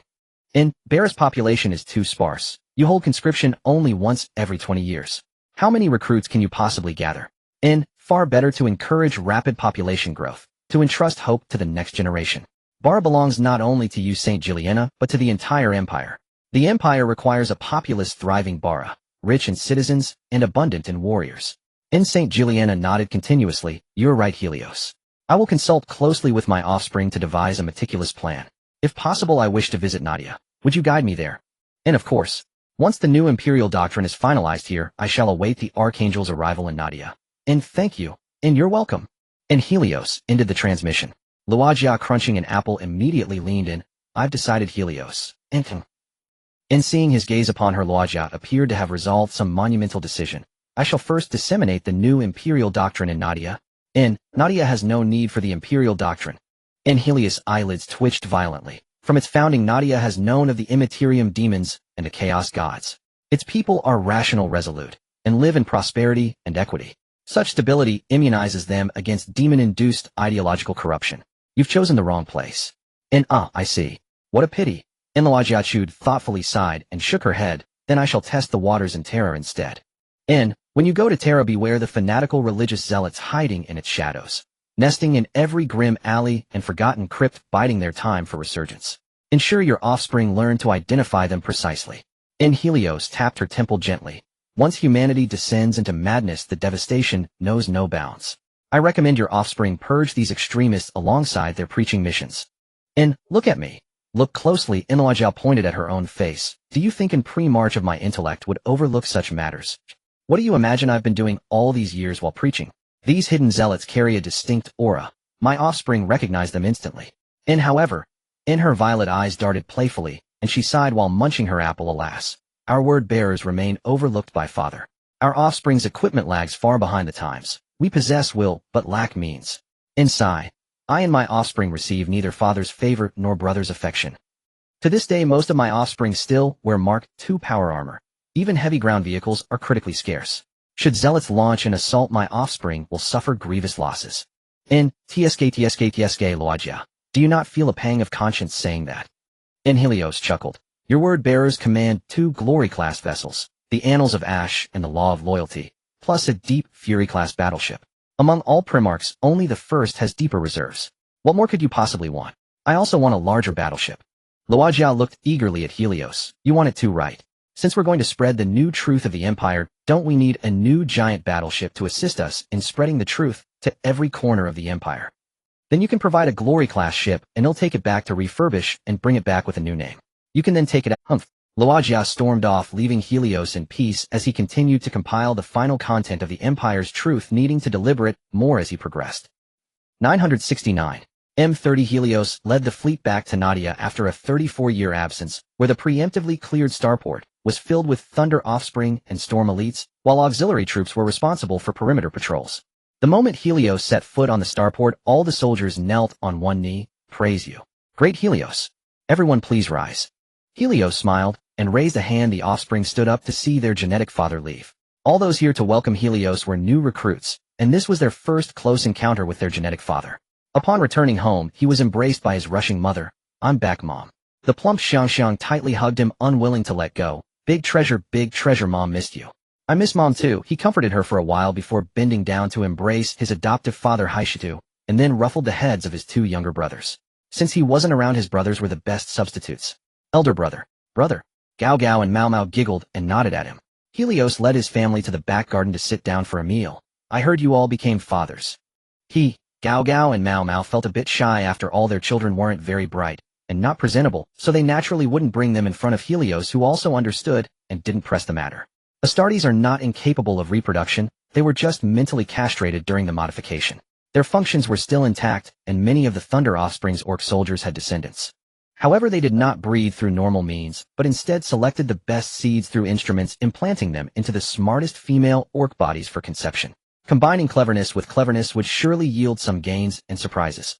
After eating and watching his mother fall asleep, he said goodbye to his adoptive father and brothers, returning to his study to handle some administrative matters. Before his return, these tasks were taken care of by Murphy No, one who would contact Helios for major issues. Yusotin and Cassis, the 2 partners, and Nadia walked in. Yusotin poured tea for Helios and then stepped aside to listen to Cassis report on the development of Nadia over the past 30 years. At the same time, he compared it with the intelligence he had received to prevent any concealment from the other side. Currently, we have suspended external colonization, mainly due to the ships being unable to keep up. Additionally, the low population in each star system affects development and agriculture. However, the exploration fleet has been marking suitable planets over the years. Cassis took the teacup handed by Usotin, drank deeply, and wiped his mouth. Over the years, our exploration fleet has discovered 52 natural habitable planets and 117 agricultural planets, especially the agricultural planets, which all have flat surfaces and very fertile land. As of 1 month before your return, Nadia currently has a total of 3,000 habitable worlds with 1,005 agricultural planets and a staggering 2,003 mining planets, totaling 6,833 planets inhabited and worked by the people of Nadia. The 7 manufacturing planets are not included.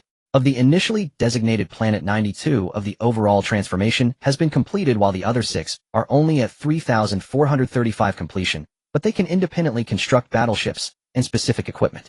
Due to our rapid world expansion apart from the capital planet Nadia and a few surrounding planets which maintain a population of 10 to 20 billion, the other worlds basically only have around 3 billion, leading to a dilution of the population. In recent years, our ships have frequently traveled through subspace, resulting in significant losses of both population and various ships, causing discrepancies in every population statistic, roughly fluctuating around 14 trillion. Helios felt it was acceptable for now maintain the current number of planets.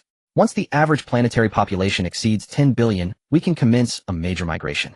During this period, it is enough to maintain a sufficient quantity of various ships in our territories and begin mass production 10 years before the migration. Yes.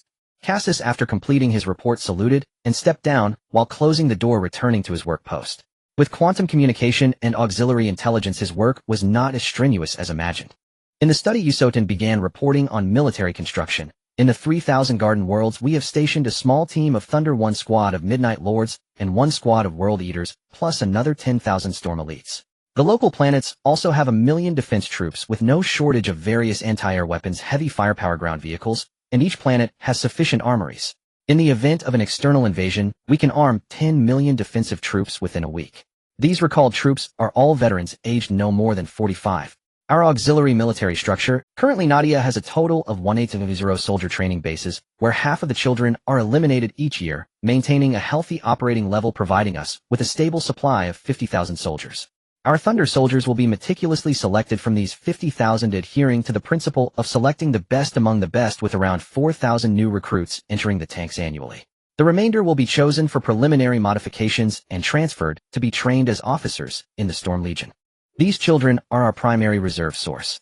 In case of an urgent frontline conflict, these officers will be immediately recalled for further modifications to ensure the frontline Astartes numbers remain at a healthy level. Helios pondered while lighting a cigar. How many have exited the tanks?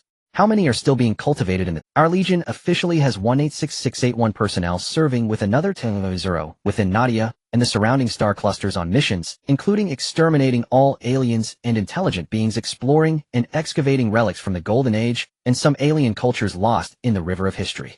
Within Nadia, there are consistently 100,000 maintaining patrols across all territories. In the event of some uncontrollable factors, they can reach the scene in the first instance, completing numerous tasks each year. In recent years, fewer than 20,000 new soldiers have exited the tanks, currently undergoing trials on the trial planet against the Greenskins. The 5-year trial period cannot be shortened. Although there will be some casualties, they are within a controllable range. Additionally, there are still 81564 children in the tanks, and 3917 will exit the tanks in the second half of this year, while 4622 will enter the tanks. He grinned, somewhat pleased. The quality and quantity of this year's children are both quite good. What about the Night Lords and the World Eaters? And the Iron Warriors? At the mention of those 3 legions, Yusithin's expression turned somewhat perfunctory. The Iron Warriors have a total of 16193 personnel, recruits, and vat-grown warriors combined. By year-end, 30,000 will be deployed to the front lines. The Night Lords number 125530 with 50,000 scheduled for redeployment by year-end. The World Eaters stand at 197881 strong, and 10,000 Nadia-born youths will march to the front lines before year's end. Helios furrowed his brow slightly. So many World Eaters. They weren't always this numerous. Yet the World Eaters suffer the heaviest casualties each year, forcing continual recruitment increases just to keep pace with frontline attrition. Anglona, their Primarch mother, cares little for the cost and progeny. She measures success solely by how many worlds she conquers within a year. He glanced briefly at the silent Gene-Father before continuing. That said, the World Eaters remain, aside from the Thunder Warriors, the Empire's most formidable legion, unmatched in both numbers and combat prowess, eclipsing all others. Precisely for that reason, Anglona was reassigned to the Eastern Expanse after a year-long refit. The entire World Eaters Legion was divided into 13 independent fleets to scour dozens of adjacent star systems, an operation that incurred staggering losses. Helios pinched the bridge of his nose and shook his head faintly, his weariness palpable. And what of the knowledge those youths absorb in their training academies? Does Anglona's lack of intellect infect them too? Father, I believe our Nadia people may have undergone a form of mutation. What nonsense are you spouting now? When rebuked by the Gene Father, Yusufin pressed his lips together in silence. Then after a long pause began his analysis. Consider this, Father. Let us begin with M30, year 846. Initially, only the Terran-born offspring stood beside you. The first cohort of recruits entered service in 869, followed by annual intakes thereafter. Early recruits still understood coordination, until we faced the Rangdan. It was only after contact with the 2nd and 11th Legions that our battle brothers grew increasingly volatile, obsessed solely with annihilating traitors, indifferent to all else. As Nadia expanded, its population swelling, its cultivation of orcs growing ever more widespread, their utility became undeniable, every part valuable. We consume them before hatching, post-hatching they serve countless purposes, even in death, they become seedstock and fertilizer. Generation upon generation of Nadians have absorbed orc-derived nutrients from the womb onward, drinking orc-based tonics as infants, consuming mushrooms and orc flesh in childhood, and raising families steeped in the same regimen. This unbroken lineage, dependent on orc vitality, has likely triggered physiological mutations among Nadians, especially when chanting the warcry Wyak. Don't even speak of the vexing World Eaters. Nadian naval crews, when gathered in sufficient numbers, erupt into Wyak. Fueled charges against boarding Astartes, overwhelming even molten weapon-wielding Terminators. During the Rangdan campaigns, this was most pronounced. Don't even speak of the vexing World Eaters. Nadian naval crews, when gathered in sufficient numbers, erupt into Wyak. Fueled charges against boarding Astartes, overwhelming even molten weapon. Eventually Tyrannes resorted to sealing off corridors with reinforced bulkheads. Yet those frenzied sailors seized by battlerage melted through iron barriers using shipwrights' plasma cutters before charging headlong into combat. Think on it, if ordinary Nadians behave thus, how could one possibly expect the inherently violent World Eaters to obey command with calm discipline? Helios' jaw twitched. He opened his mouth several times, yet found no retort. Yusufin shrugged nonchalantly, especially since in our earliest days, before the world engine was discovered, we had only Nadia itself as our cradle world, and all lived there. Those generations, raised amid orcs in daily life, reacted not with fear as common folk elsewhere would, but with bare-knuckled fury. They beat orcs to death, then buried them to cultivate mushrooms. Our recruitment begins at age 6. Boys start beating Gretchen. Every Nadian grows up immersed in orc-infused environments. Astartes storm elite auxilia planetary defense forces, all forged in the crucible of orc slaying. Over centuries, Nadians and orcs have co-evolved. Our bloodstreams now thrum with orc-driven aggression and relentless combat instinct. Such is the reality of our world, it cannot be undone. You sound downright proud of it. Helios rolled his eyes with exasperation. Yusufin nodded matter-of-factly. Father, I am Nadian, just as you are. Of course I am proud. Enough. Let's set this aside. Nadians fear no death. 10,000 Astartes fallen today means 10,000 more marching tomorrow. Nadia's sons are inexhaustible. He lit a cigar and exhaled a plume of smoke. What of the other forces? The Soul Catchers currently field just over 10,000 personnel, commanding 10 Glory-class battleships, 20 combat barges, and 40 strike cruisers, supported by 50,000 Thunder Warriors across 10 patrol fleets operating within Nadia's borders, tasked exclusively with hunting awakened psychers. The Black Knights number 227 veterans and 351 recruits operating 1 Dreamweaver-class battleship, 4 combat barges, and 10 strike cruisers, backed by 20,000 Thunder Warriors assigned to matters concerning the Immaterium. Additionally, at Cafinch 1 base, the Inquisitorial Warriors are undergoing development. Their physiology lies between that of Astartes and Storm Elite, but new pharmacological agents provoke severe reactions requiring further refinement. Their powered armor remains in the design phase. They remain far from active service. Yusufin shrugged thoughtfully. For other domains you'll need to consult Morpheus. I oversee only these. Helios waved him off. Yusufin bowed and withdrew. The vast study fell into profound silence. Helios sat motionless, lost in thought, until the pale-skinned Avon entered. Helios, what is it, Avon? Gone was Avon's customary hauteur and reserve. He circled the desk and knelt at Helios' right hand. From the study shadows, several shrieking harlequins slowly drew bone blades, but sheathed them again the moment Avon dropped to one knee. Thank you for your intervention. You saved over 1 million of my kin. I slew far more, 8 million Eldar of Craft World make, leaving barely 1.9 million alive. Do you deem my hand too harsh? Helios tilted his head, a faint smile playing on his lips as he regarded Avon, who shook his head firmly no. Quite the contrary, it reveals your mercy. Formica's reputation among other Eldar is less than favorable. They raided human worlds, slaughtering populations, and seizing resources. Yet you chose to preserve so many, and even clashed with other legions to do so. This grace shall be eternally remembered by both the Illuminated and the Make Eldar. Rise, Avon. Helios placed a hand on his shoulder. Having pledged sanctuary to your people upon Nadia, I foresaw this day. I only ask that you guide the Make Eldar wisely. Curb their ambitions, let them live in peace. Is that not enough? I will watch over them with my kin.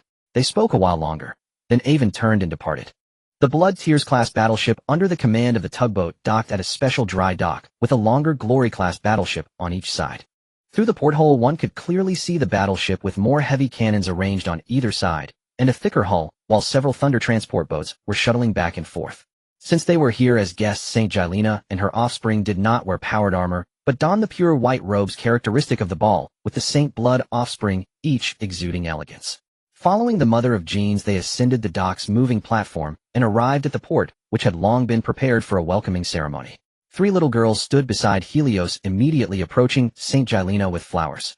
A chubby human girl, a stout and pudgy ogre girl, and a little Ida elf with a ponytail of bright red hair, their innocent faces filled with awe. They held up their bouquets. High welcome, Archangel St. Gilena, to Nadia. Thank you. You are all so adorable. St. Gilena smiled and crouched down, hugging each of the 3 little girls without showing any displeasure at Ida's identity. Instead, she curiously pointed at her pointed ears, causing the little girl to blush deeply. Ida's ears are very sensitive and have special meanings, so don't touch them lightly. Helios, dressed in a loose black robe, stepped forward and gently hugged St. Gilena. Welcome to Nadia. Praise you, great Lord of Thunder. The Saint Blood offspring, sincere and earnest, placed their right hands on their chests and bowed. Helios laughed heartily and waved his hand. As long as we unite and fight for humanity together, that's all that matters. He led St. Gilena to a glass corridor at the port, pointing at the 2 Glory-class battleships. Perhaps you should consider giving them sacred names. St. Gilena raised an eyebrow and turned to Helios. For me, of course. He chuckled softly and nodded. 2 Glory-class, 4 new Emperor-class, 6 combat barges, 6 Cosmic-class armed freighters, and 2 whale ships, which are already filled with destroyers and frigates with all necessary supplies inside. In any case, my offspring should not direct their weapons against their battle brothers. When they make mistakes as their father, I must compensate appropriately. 50 Emperor-class, 100 battle generals, 400 battle hounds. I feel the Reaver-class is of little significance, so I didn't send any. Helios looked at St. Gilena's slightly dazed expression, concealing his astonishment. Within 400 direwolves, 1,000 cruisers, 2,000 attendant mechas, and another 1,000 unbeatable mechas. These are truly valuable items. The new heavy tanks, Poison Blade, Brutal Blade, and Storm Type, totaling 6,000 units, 3,000 Mastodon tanks, and I didn't send other auxiliary military vehicles. You can request a badge from Mars. 300 Thunder transport boats, 500 Stormhawks and Firefalcons, combined a total of 1,000 fighter jets, interceptors, and bombers, all stored within these warships and transport ships, with the remaining space filled with ammunition and components. Thank you. St. Gilena softly expressed her gratitude. With the equipment provided by Helios, they could completely overhaul the existing Saint Blood Angels and still supply 20 major fleets. Since this compensation satisfies you in the future, when the Saint Blood offspring encounter my Thunder offspring, they should refrain from lecturing about that matter. Helios made a light-hearted joke, leading St. Gilena down the long red carpet as Thunder warriors and Storm elites on both sides respectfully bowed, while gazing in admiration at the legendary Imperial Angel Princess. Upon reaching the ground, both sides of the main avenue in the capital of Nadia were filled with citizens holding flowers, crowding to look up at the Lord of Thunder seated on the parade vehicle and the Imperial Angel Princess radiant with wings. Praise the great Lord of Thunder. Wherever the parade moved, citizens knelt in excitement, gazing at the 2 Imperial Primarchs who waved and smiled at them, marking the highlight of their lives. After returning to the residence, Helios introduced his adoptive parents and 2 younger brothers to St. Gilena and her companions. Hello, Uncle. St. Gilena placed her hand on her chest and bowed to the ogre, whom the Imperial folks looked down upon, including the Saint Blood offspring behind her, as any elder nurturing an Imperial Primarch deserved their respect. Good, good, good. The Blackrock, somewhat awkward, scratched the back of his head, nodding in greeting. St. Gilena approached and hugged her younger brother's adoptive mother. Hello, Aunt. He good. Am good. You are good too. Xiang rarely spoke a full sentence. She looked up at St. Gilena, pulled her adopted son's wrist to her side, and patted his abs under the black robe. My baby. Big treasure. Very strong. Together. Mom, St. Gilena is a guest. You can't say that. Helios nodded apologetically at St. Gilena, assisting his mother to the backyard for food, preventing her from saying anything inappropriate. He was still quite assured about his adoptive father. Eat all Nadia's specialties, they're delicious. The Black Rock's greatest skill in communicating with guests was to offer them food, so they wouldn't have time to talk as he didn't know what to say, and could only stifle their mouths with food. Gao Gao and Mao Mao sat beside their father, whispering to each other, thinking they were speaking softly, but it was no different from shouting in the ears of St. Gilena and her offspring. Because these two fools, now over 6 meters tall, were just as loud as shouting. Mao Mao, she's really pretty. Better looking than the other sisters-in-law. Gao Gao, I wonder if Big Brother likes her.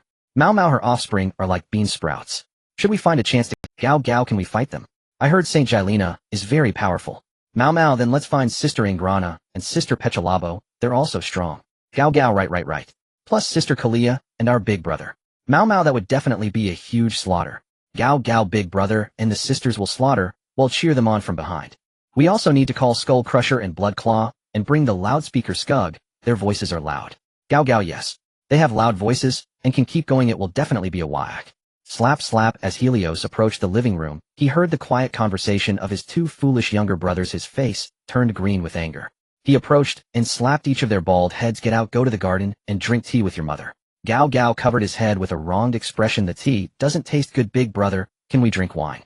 Mao Mao's eyes turned. Big Brother, we're going to smash the Greenskins. Mom has Dad to keep her company. After saying that, he pulled Gao Gao and dashed out. Being over 6 meters tall, they disappeared in the blink of an eye, leaving Ladolin and the others with a sense of unreality. When did the ogres speak so fluently, and could they even be transformed into Astartes? Their size truly warranted calling them little bean sprouts, not an unjust accusation. Happy New Year, 2026. When the Blackstone waited for his son to arrive, he immediately stood up and headed to the backyard, greeting the guests he simply couldn't manage. My two younger brothers are somewhat simple-minded. Even after numerous enhancements, they still differ from ordinary people, so please don't take any joking remarks to heart.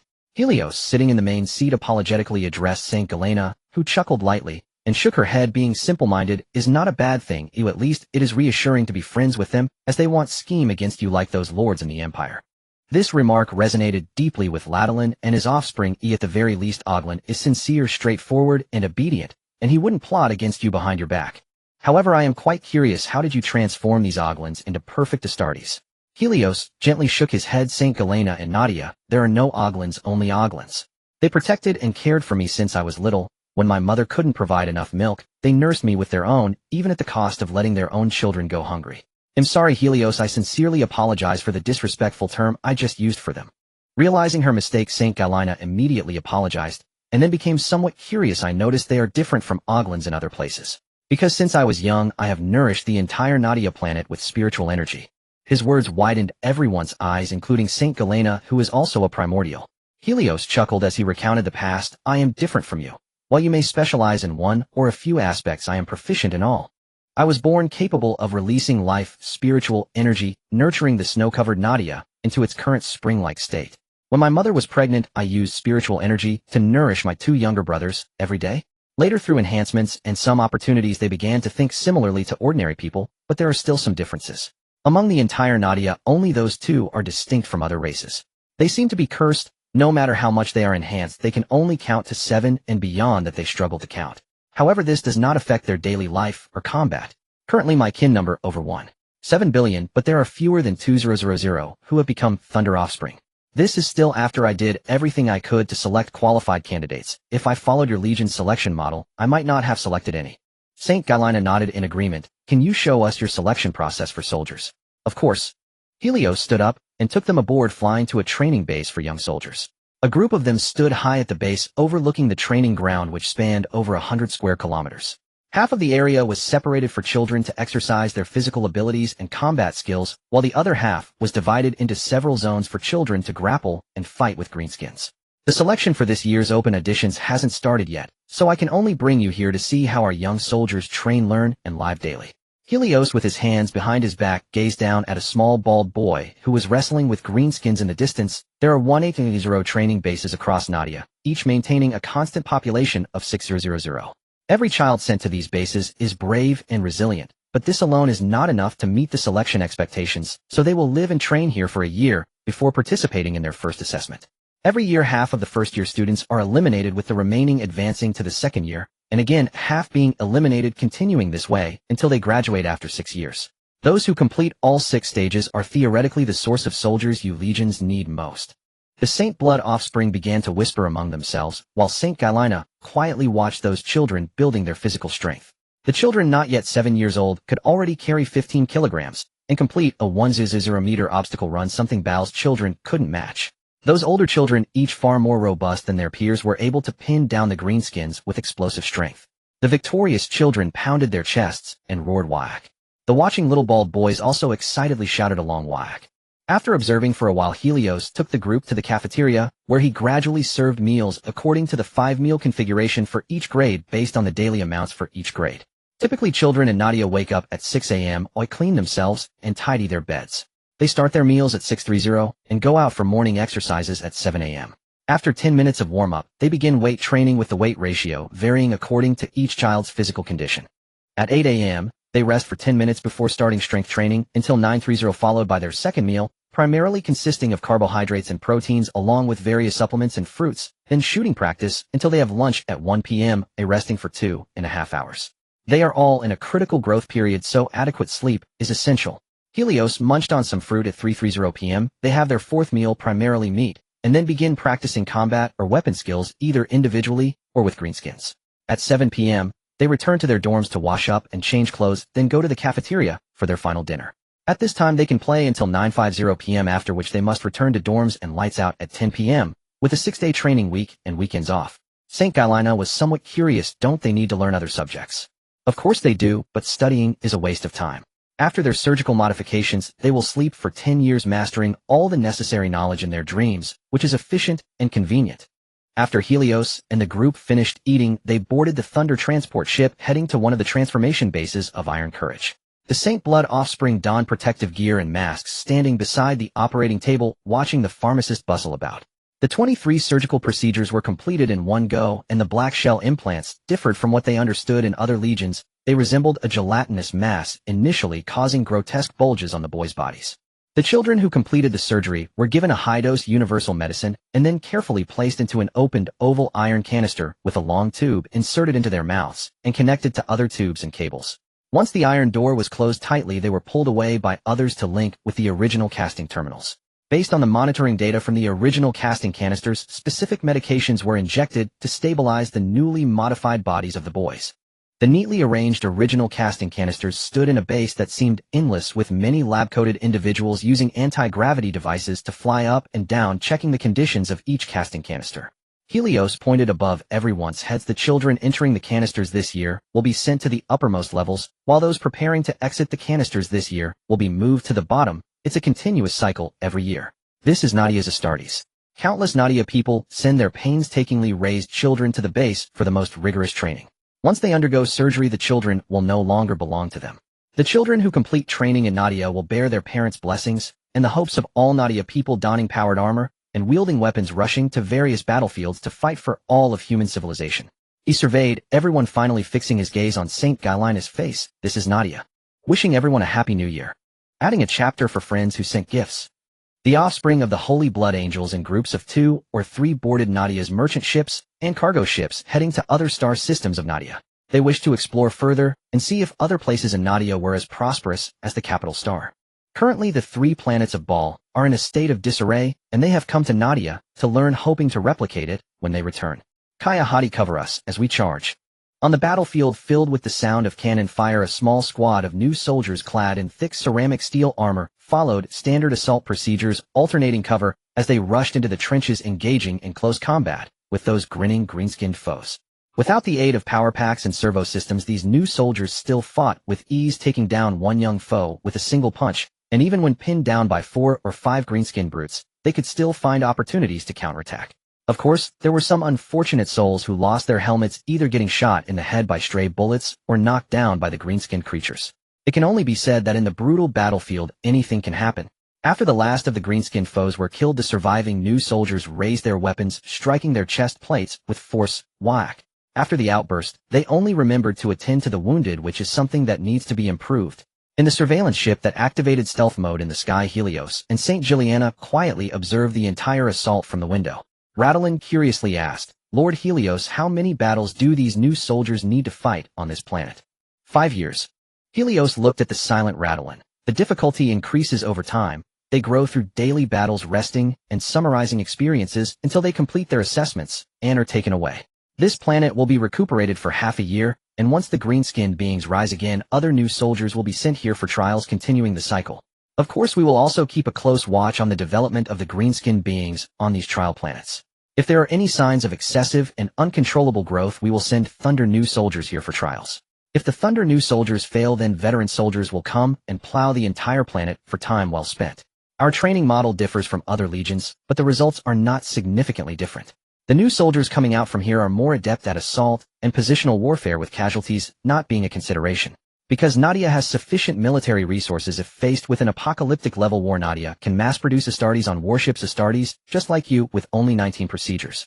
The Astartes tested here all undergo 22 procedures. They are taller, stronger, have greater endurance, and superior recovery capabilities. Radalin fell silent for a moment. Lord Helios, the standard Astartes only undergo 19 procedures, which is the honor bestowed upon Astartes by the Emperor. Is it not inappropriate for you to change that privately? Saint Juliana remained silent, but her expression clearly conveyed the same sentiment. Helios shrugged with a nonchalant attitude. Regardless, he knows everything happening here and tacitly approves. That is sufficient for us. Let's head back. Helios instructed the pilot, and then turned back to the compartment. The surveillance ship, over 100 meters long and more than 30 meters wide, swiftly ascended, passing through the clouds and atmosphere, heading towards the distant Nadia. Mother, every time I see this colossal ship, I can't help but feel a surge of awe in my chest. Helios instructed the pilot, and then turned back to the compartment. The surveillance ship, over 100 meters long and more than 30 meters wide, swiftly ascended past. St. Juliana sighed. The Ark of Mag is after all an alien battleship, but the Nadia is the pinnacle of our human battleships, even larger than the Emperor's dream. After returning to the battleship's rest area, St. Juliana was sitting in the living room drinking tea when Radalin entered with a stern expression. Mother, there are alien beings on this battleship. They are all combat units. It must be the Ida spirit race. St. Juliana pointed to the chair opposite her. Sit. Thank you, Mother. After Radalin sat down, he took the teacup with both hands. St. Juliana pointed to the ground. Don't forget, this is Nadia, and the Ida spirit race is part of Nadia. The 3 little girls we encountered on the morning we arrived say it all. Here the Ida spirit race is under the protection of Nadia, and they will also send many warriors to serve in various secret departments of Nadia, the most notable being the Anti-Corruption Office and the Review Department. These 2 places have the most Ida spirit race members. They only listen to Helios. Each year Nadia captures tens of thousands of corrupt officials and their affiliates, and they do not harm these individuals. However, the Astartes and Storm elites they bring will attack and arrest all targets under the guidance of these Ida spirits. It is far more convenient than doing it themselves. These spirit races hold a high status in Nadia. Furthermore, the locals quite like them, because when a review ship arrives, it signifies someone's misfortune, but it will never be an ordinary person. There are also other places that require the use of spirit races. Even some of the current weapons and equipment in Nadia bear the shadow of spirit race weaponry, which shows how deep their connection is. Just think about it as study and bedroom of an imperial original body. It is not the offspring protecting him, but rather the masters of the spirit race, which illustrates how deep his trust in the Ida spirit race is. Radalin furrowed his brow. Then we must keep a close watch. If Lord Helios is bewitched by the spirit race, it would not be good news for the Empire. Bewitched Helios? Don't joke, Radalin. He is far smarter than you think. In the entire galaxy aside from my father, no one dares to target him. St. Juliana winked at her offspring. Father always keeps an eye on this younger brother. He is safer than you think. There is nothing that can corrupt or bewitch him. Nothing. I understand, Mother. Radalin put aside his worries, took a sip of hot tea, and toyed with the exquisite teacup. Mother, if the mortals from other worlds of the Empire could live like the people of Nadia, how wonderful that would be. That way there would be no rebellions. Now is not the time. St. Juliana's gaze was profound. Radalin, the current Empire is strong, externally supported by us originals, countless Astartes, and Imperial soldiers, but internally it has long been gnawed away by those parasites. The great expedition is not yet over. It is not time to take action. Only when the Empire's territory is firmly established and can operate smoothly will it be time to root out those parasites and execute them publicly. The prerequisite for all this is to ensure the stability and time of the current Empire. Radalin nodded in silence as the 2 sat quietly.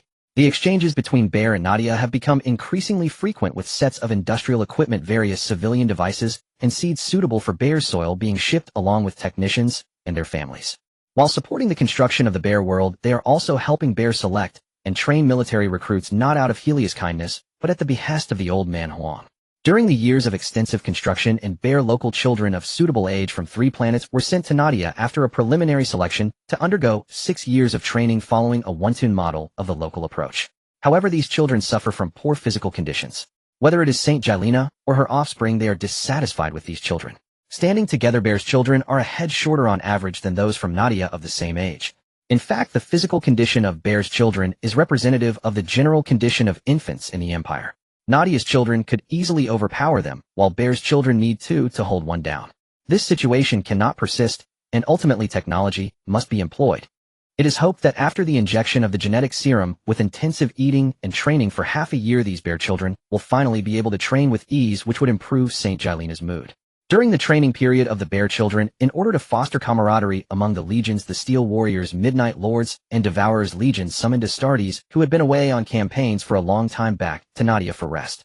The new recruits emerging from the trial star after completing the armor ceremony and receiving their families' blessings boarded the ships in an orderly fashion to replace the vacancies left by the veterans fighting for the Empire across the galaxy.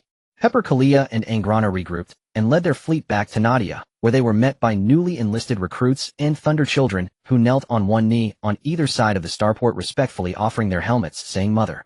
The 3 smiled and waved them up, then took their elite veteran soldiers aboard the Thunder transport ship back to the surface to meet Saint Jailina, who was staying in Nadia and taking advantage of the situation.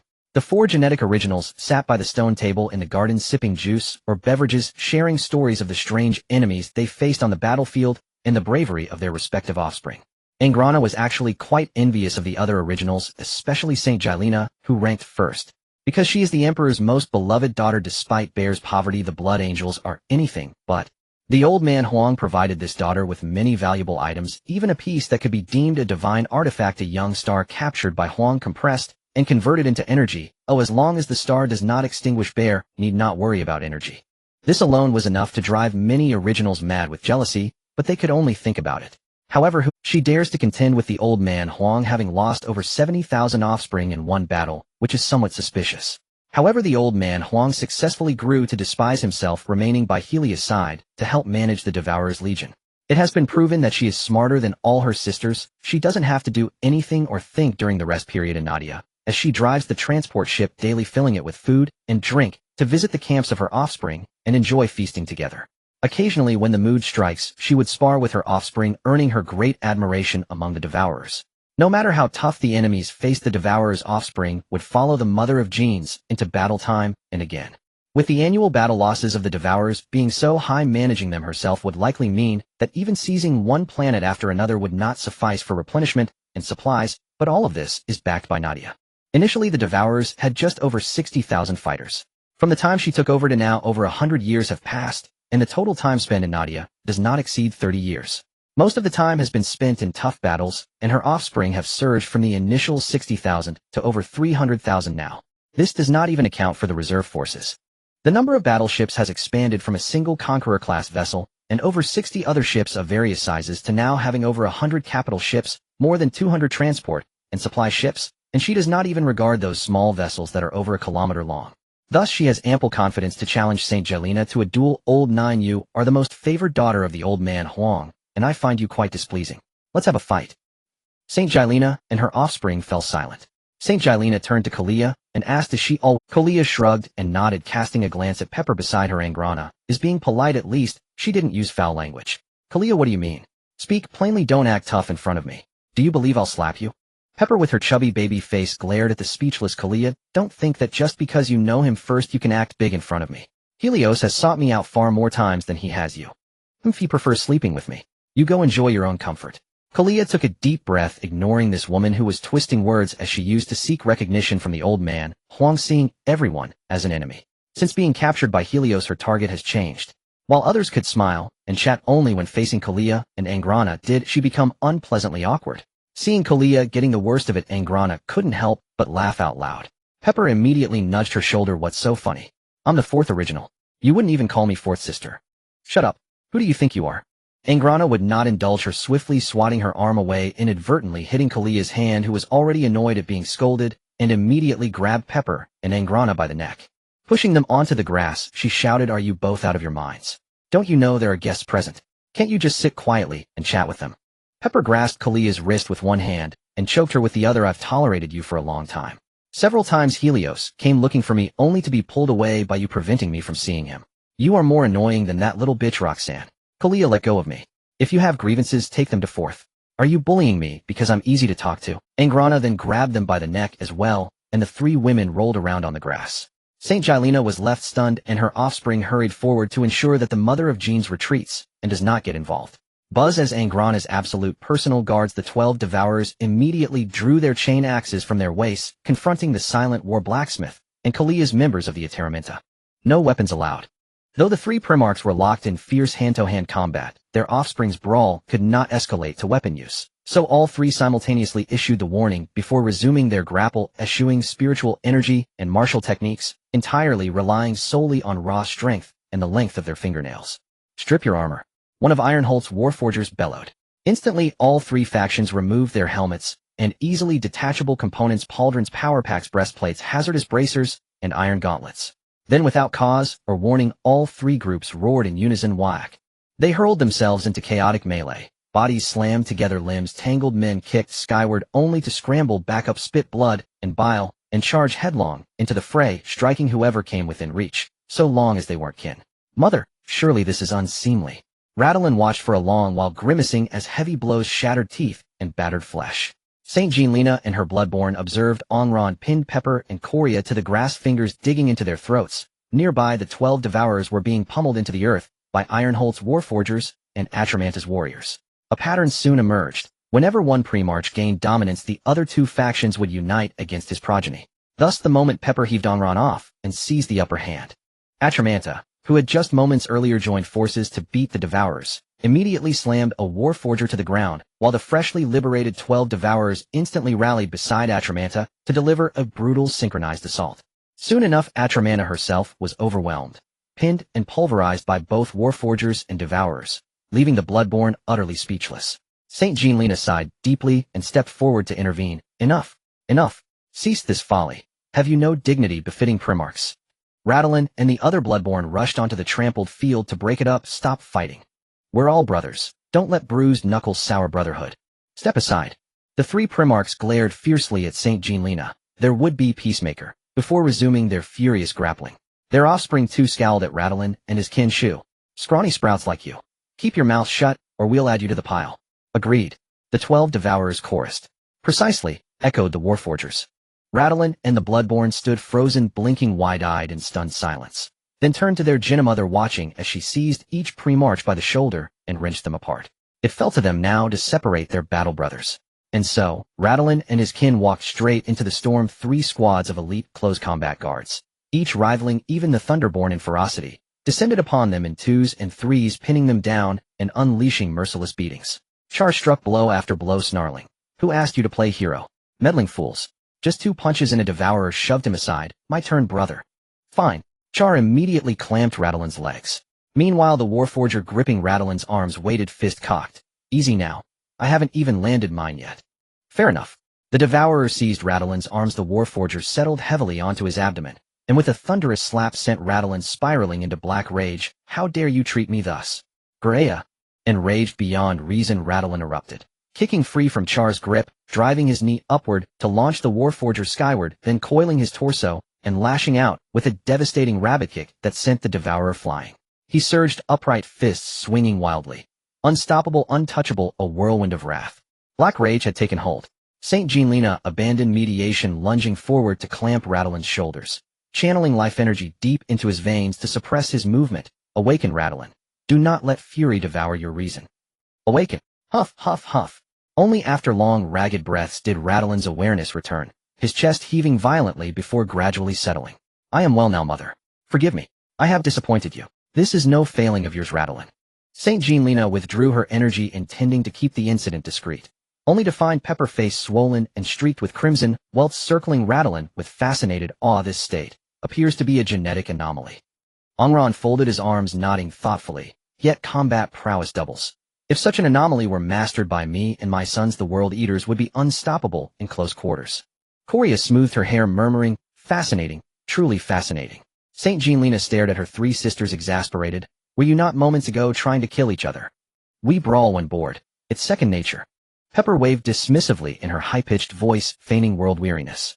Their progeny began retrieving gear, rest-wrapping armor, returning gloves and power packs to comrades of different legions with meticulous care. Let me secure your power pack. You fasten his pauldron. He locks your breastplate. Their camaraderie was nauseatingly sincere, leaving the battered bloodborne with one grim realization: their beating had been utterly pointless. Just then Helios arrived, rushed back from caffing, stepping into the garden to behold a sea of blackened eyes and split lips. His jaw twitched, fighting again. Father! The 12 Devourers, several Warforgers, and Atramanta dropped instantly to one knee. Their sudden docility left the bloodborne dumbfounded. Helios released life energy. Wounds sealed, fractures knit, lost teeth regrew before their very eyes. Tongues flicked over newly regrown teeth. With a wave of Helios's hand, they scrambled away, grinning ear to ear. Father had returned. No more forced performances for Mother. We are brothers bound by life and death. Not one among us would strike to kill. After restoring the 3 Primarchs, Helios extended healing to the bloodborne, then offered St. Jean-Lena a faint apologetic smile. Did I frighten you? Helios, you are this. St. Jean-Lena raised a thumb high, genuinely awestruck. Whether Primarch or progeny, none dared breathe freely in his presence. Not even Radalin and his kin, who gazed upon him with reverent awe. The ultimate patron is truly formidable. Pepper recounted Radalin's black rage. Helios studied him intently, then stroked his chin. Beyond black rage there must also exist another state. Bloodthirst, is it not? When they remained silent, Helios turned to St. Jean-Lena. In theory, modifying certain sequences in the genocide could suppress these adverse reactions, but altered bloodborne would be worse than unaltered. Why do you say so? St. Jean-Lena's voice carried quiet hope. Helios shrugged. Because such modification invites relentless, inescapable misfortune, a curse, not speculation. A hard, immutable truth. After dismissing the offspring of later on, Helios lit a cigar and accepted the cup handed to him by Pepper, drinking the fruit juice in one gulp. In truth, the essence of all this lies within you, or rather in your nature. I can't say too much. You can consult old Huang. If he is willing to tell you, you will naturally get answers. If he refuses to disclose, then I cannot say anything either, as I fear his petty revenge. Having finished speaking, Helios stood up and left with his harem. Well, you can wander around for a bit. Don't look for me in the next 3 days. I will be quite busy. Busy for the next 3 days? Including today's half-day and night, it's exhausting. St. Jean-Lena shook her head in silence, returning to her room and closing the door. She internally called out to the Emperor, who always watched over her. Father, St. Jean-Lena, Helios only spoke half the truth. In fact, when designing each Astartes, the genetic seeds of every legion contain some hereditary genes from ancient Terra beings. Bloodthirst is one of those biological inheritances. However, during the design of the Saint Blood Angel gene seeds, this genetic trait had to be embedded. Yet the unstable factors could not be completely eliminated, so they must suppress their desires with willpower. Old Huang's voice echoed in her consciousness. As for the other situation, it is rather dangerous. You should be able to occasionally foresee some futures. Tell me, have your recent predictions changed at all? Yes. St. Jean-Lena fell silent for a moment. Initially, when I encountered my offspring, I foresaw my death at the hands of Hisuna, and my offspring would also fall into the eternal curse of black rage until the darkness of the universe. However, ever since I met Helios, I have habitually used my abilities only to find that the future has changed significantly. My offspring are still under the curse of black rage, but most of them have managed to survive. Old Huang sighed. That is enough, my child. My abilities were limited back then, and the urgent need to mass-produce Astartes meant we had to make do with what we had, leading to many legions having unavoidable flaws. What do you think of Helios? St. Jean-Lena was somewhat surprised. You mean? I need to execute a plan that will free all humanity from the dangers brought by subspace. This leaves me unable to be distracted, yet the Empire's expeditions will continue, and we need a commander who can unite everyone. Are you planning to have Helios take that command? Old Huang acknowledged. Exactly. Although this child is relatively inexperienced, he excels in other aspects. Most importantly, regarding the number of troops, should any of your other original sisters have thoughts they shouldn't, Helios can easily suppress them. 2 Thunder veterans can basically suppress a regular Imperial Guard, yet the Imperial Guard only numbers 10,000, whereas the Thunder Legion boasts nearly 700,000. St. Jean-Lena's eyes widened in shock, her mouth agape. My goodness. Old Huang's voice continued. Moreover, considering Nadia's war potential, even if you combine all 20 of your legions, it might not be enough to defeat him, let alone the fact that he currently enjoys the robust support of legions 4, 8, 12, 14, and 17. Elizabeth might be managing the 500 worlds of Outramara quite well, but Nadia's 3,000 garden worlds excel even further, not to mention the agricultural and mining planets, and the new worlds waiting for colonization. It can be said that as long as Nadia has Helios, the Empire will not be harmed. At worst, we could destroy all existing civilizations, and let Nadia gradually build a new empire. A stronger, wealthier, and fairer new empire. I have no doubt he has the ability to accomplish this. Saint Gilena hesitated for a moment. Father Leone and Hisuna will absolutely not allow Helios to take that position. The commander can only emerge from the 1st and 16th legions. Even if you personally appoint him, they might outwardly agree, but inwardly they will have their own agendas, especially Hisuna, whose loyalty lies with you, not the empire. She will do everything possible to incite conflict between the empire and Nadia. Until you change the appointment. I'm not saying she's bad, or in fact she is too good, so much so that the original beings of other legions have good relations with her except for the 1st legion. I fear the war foretold in the prophecy will arise again. Old Huang fell silent, and Saint Gilena remained quiet as well, sitting there in a daze until over a dozen spirit maidens entered with trays. Lady Saint Gilena, it's time for dinner. Today's main dish is quite rare. The maidens laid out exquisite, aromatic, and flavorful dishes across the entire table, then stepped aside to stand quietly with 2 spirit maidens serving her wine and dishes. Today's main dish is a fresh exotic moonfish from an oceanic world. 10 of them are worth the tax revenue from their world for an entire year. One of the maidens picked up a translucent, soft, and tender piece of fish meat, dipped it in a rare soy sauce, made from precious grains, and carefully placed it into the spoon of Saint Gilena's bowl, who then brought the spoon to her lips and took a bite. The fish meat was cool and sweet, melting in her mouth and leaving a delicious aftertaste. The maiden continued to serve her dishes. All 3 of the ladies love this type of fish, but capturing it is too difficult, so not many are delivered each year. Thank you. I'll manage it myself. Saint Gilena dismissed the maidens, savoring the food and wine at her leisure. Recently, it seemed to be the time of year when Nadia collected taxes, with various delicacies presented at the dining table every day. The tax revenue from a planetary world surprisingly amounted to 10 fish. From the maiden's words, it was clear that the world must be inhabited by aliens, but Nadia did not exterminate them, instead continuing to let them flourish. This is confidence in one's own strength. She slowly finished the table of dishes, just enough to fill her up. After the maidens cleared the table, 6 remained to assist her with bathing and changing, and finally, there would be a massage and maintenance session. This was how they bowed and withdrew, while Saint Gilena lay on the bed breathing in the delicate floral fragrance and slowly falling asleep. It seemed that this kind of life was not so bad. For the next 3 days, Saint Gilena could not find Helios. The Thunder offspring, guarding the periphery when faced with her inquiries, simply grinned and laughed foolishly, unable to provide her with any information. On the morning of the 4th day, she did not receive breakfast, but followed the maidens to the dining hall where Helios and others were seated at the table. The 3 sisters appeared rosy and harmonious with one another. As she arrived, everyone began to eat together, and Helios, sipping white porridge, said, "Old Huang spoke to me early this morning. I am not interested in that position," and he did not elaborate. "Do you want to become the military commander of the empire? We will cast a vote for you." Saint Gilena quickly shook her head. "I have no interest, it's a thankless task." Helios laughed heartily. "Smart. What is this?" In the morning, a few of them came to the garden to pass the time, but the stone table was replaced by a large square table, which had some small pattern blocks on it. Kalia told them that this is mahjong, a type of board game. Under their explanation, Saint Gilena quickly got the hang of it, and the 4 original entities of the empire laughed and played mahjong. Meanwhile, Helios disappeared into the starry sky, with his fleet accompanied by 100,000 Thunder offspring, 100,000 World Devourers, 50,000 Iron Warriors, and 50,000 Midnight Lords. 1 million Storm Elites, 3 million Auxiliary Troops, and over 5 million various Forging Elites, along with some mechanical priests sent to Mars for training by Nadia, 3 Dream-class ships, and 12 Glory-class ships. 48 new Emperor-class ships, 48 battle barges, and 48 Moon-class strike cruisers, except for the Nadia, all are newly built ships, ensuring that the Nadia warship is sufficient while bringing out the main fleet. The rest are mainly armed cargo ships. This time Helios brought Murphy with him to obtain the most precious legacy of the Golden Age. 2 years after Helios led his fleet away, except for Pepper, who stayed behind on Nadia, to create an iron defense net designed with the collaboration of Murphy No. 5 and the war blacksmiths, as well as this genius master. The Holy Blood Angel needs to lead the offspring back to Ball. Ingrana, bored and itchy after receiving a task arranged by Chancellor Marcato, set off with 270 offspring and the fleet. Since Helios took away 100,000 and needed to leave some to guard the home, those new soldiers hidden on the outskirts of the star cluster were largely drafted to fill the vacancies. Kalia leading the replenished 250 offspring, and the fleet also continued to suppress rebellions and eliminate aberrations for the Empire, with a massive fleet splitting into 20 subfleets spreading out across the universe. The home planet of the Iron Warriors, Olympia, and its surrounding star systems, Pepper, did not give up.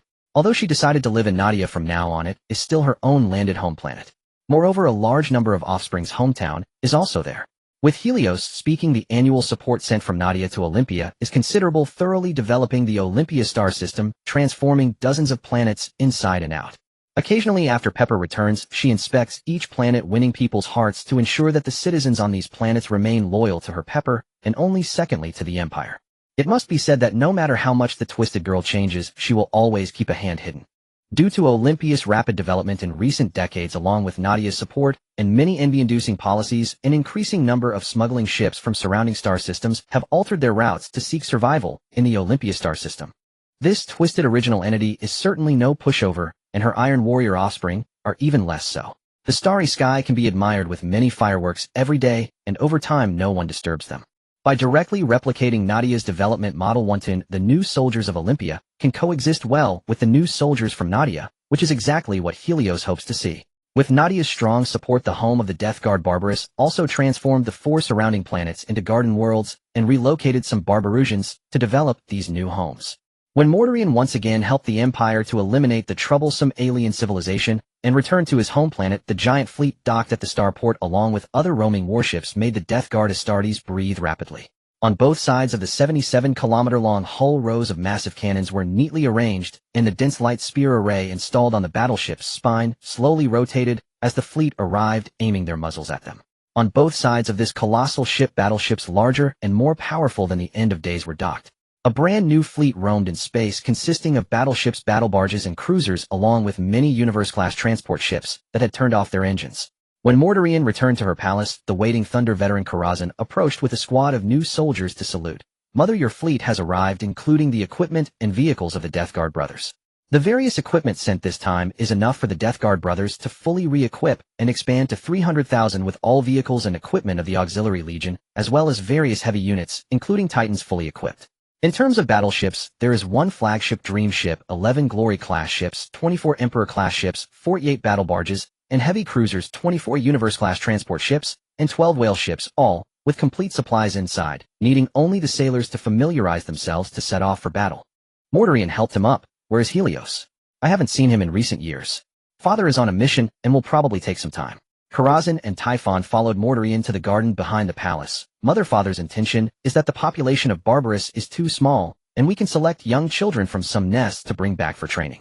We are not short on time. Once these children grow up and start families, we can train the next generation, and then select sailors and auxiliary troops from this batch of children, as the Imperial Navy is crowded with people. Especially those high-ranking officials, and some departments that follow their orders seem to be increasingly wary of Nadia, which is not good news for us. Mortarion sipped her tea and did not speak. Typhon stood behind her and remained silent until she finished her cup.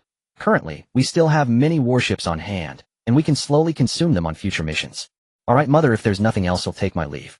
Nadia is short on personnel recently. Karazhan chuckled and nodded. Father and both mothers have taken away the vast majority of the offspring and fleet. Currently, only Mother Pepper is leading the offspring to rebuild the defense network. Mortarion nodded. Do you need me to have Typhon send people to help? That is not necessary. A Barbarous needs Brother Typhon more.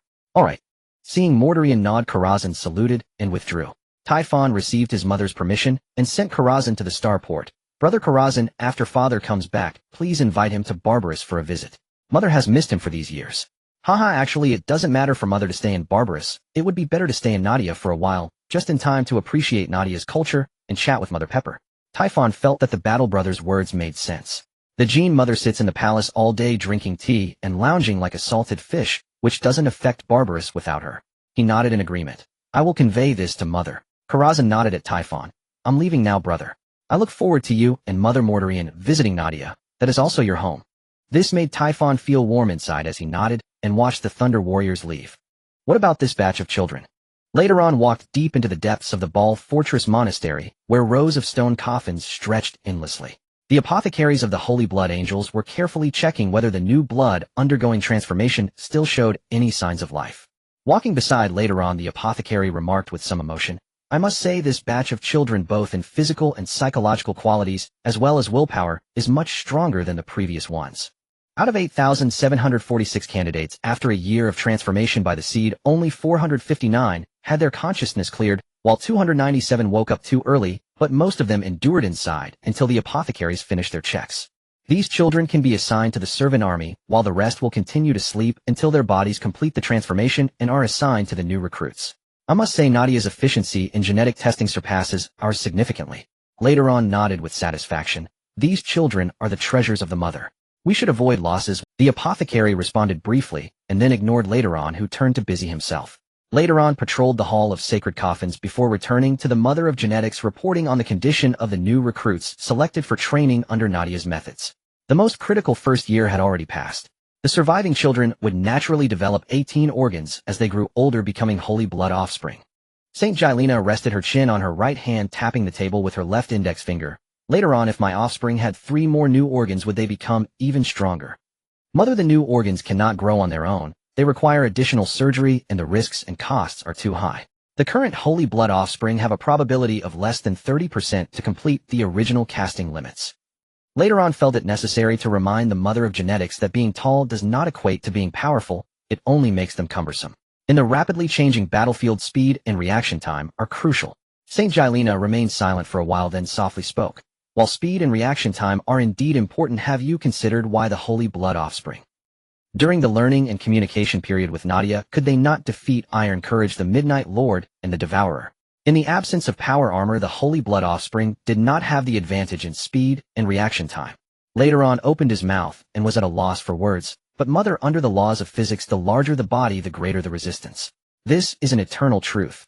Perhaps they are strong, but in martial arts our holy blood angels are superior.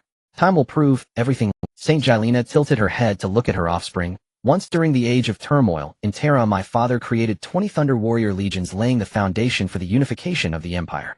However, the transformation technology of the Thunder Warriors was unstable, destined to fall behind the times. As more stable and better performing Astartes were mass-produced, obsolescence became inevitable. The Thunder Warriors fell into confusion because they knew that once the Empire unified Terra, they would face a glorious death. However, the appearance of Helios changed my father's mind. They were placed in stasis fields and followed the Imperial expedition fleets, traversing the vast starry river to arrive at Nadia, where they were reborn, preserved by the primal Helios, using more advanced technology. Using them as templates, my father adjusted the transformation technology from back, then ultimately integrating a completely new transformation process, which allowed the Thunder Warriors to grow from several thousand to over 60,000 today. We must admit that their technology is advanced. Individually, the Holy Blood offspring cannot compete with them. Sticking to old ways will only leave us trailing behind in the times. This is not the future for the Ball people. Later on silently listened to the Mother of Genetics recount the facts. Mother, their transformation technology cannot be leaked.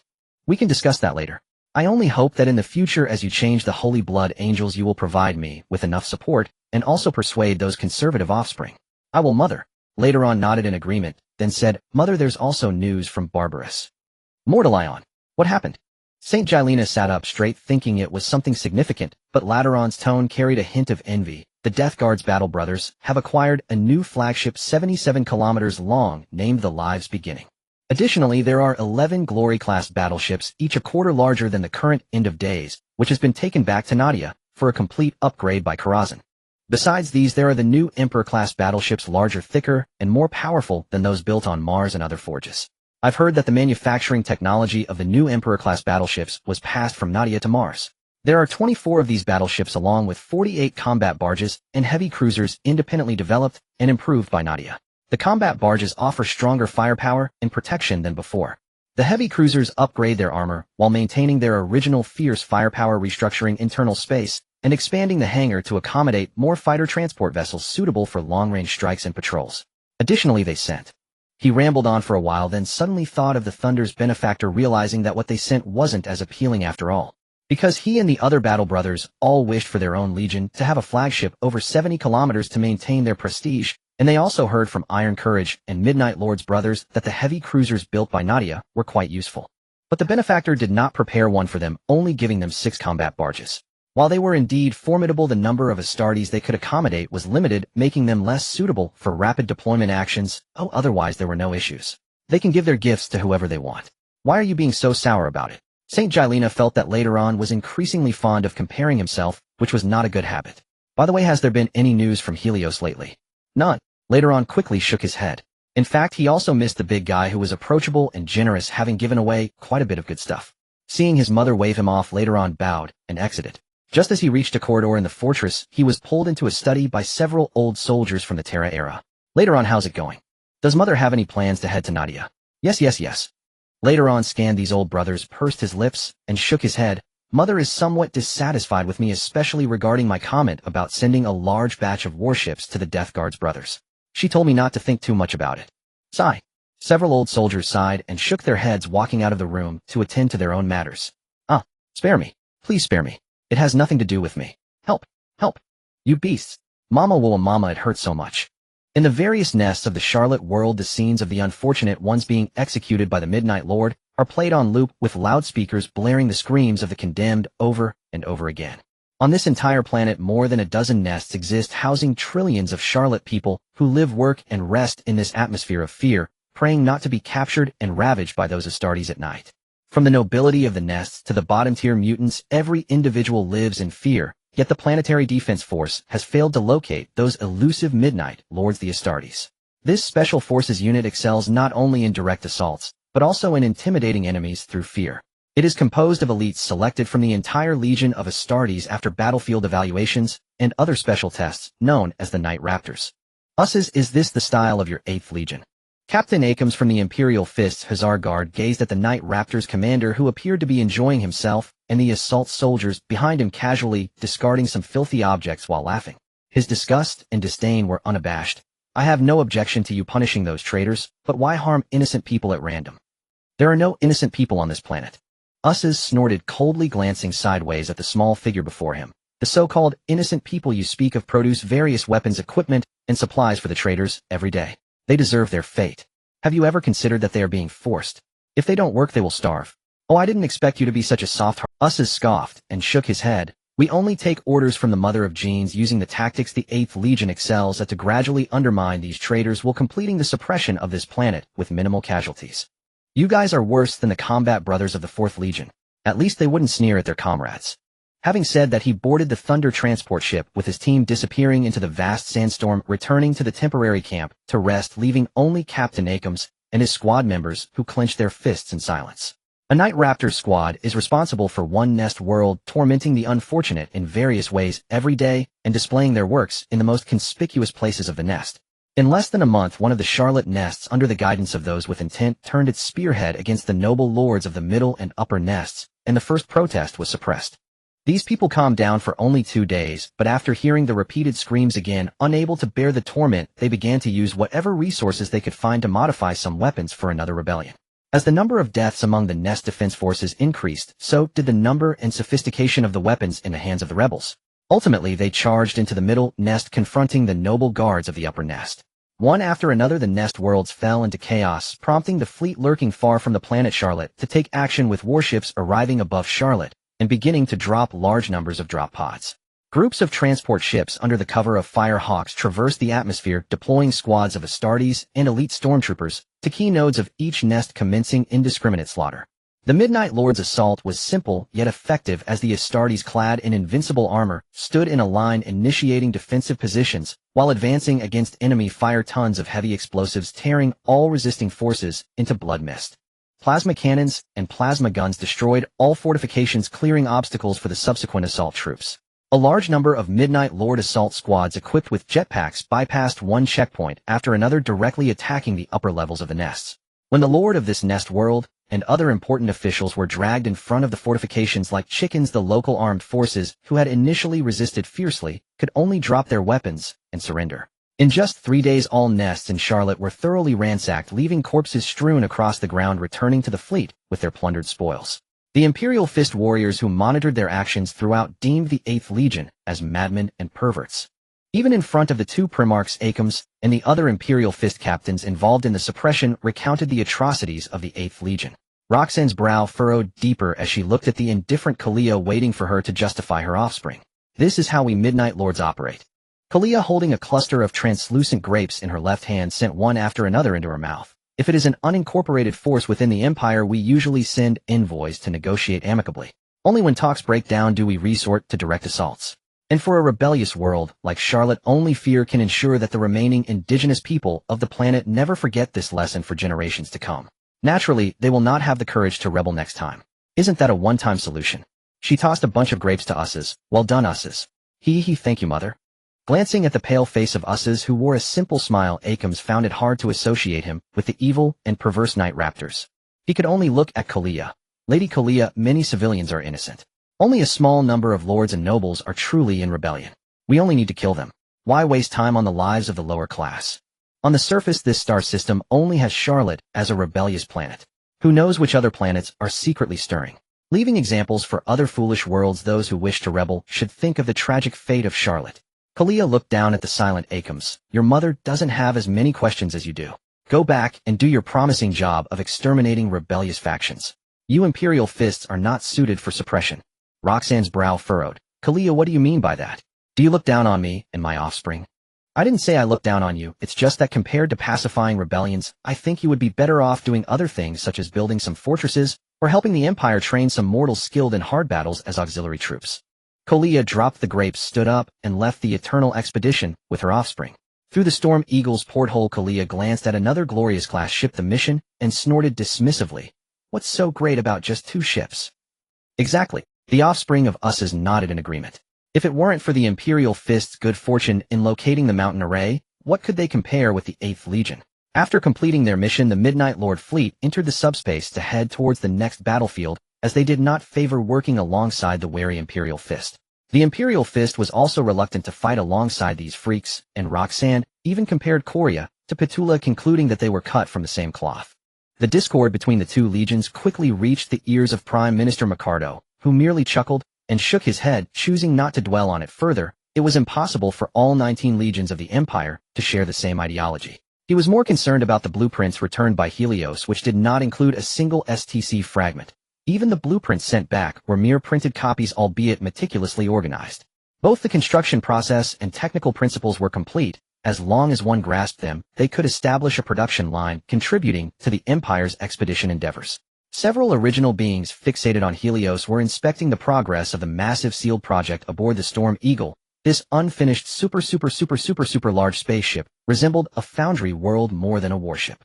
Several original beings fixated on Helios were inspecting the progress of the massive sealed project aboard the Storm Eagle. This unfinished super large spaceship resembled. Fortunately, the propulsion system of this massive vessel was completed upon arrival, capable of harnessing cosmic background radiation, which after conversion was expected to allow for faster thin-light travel.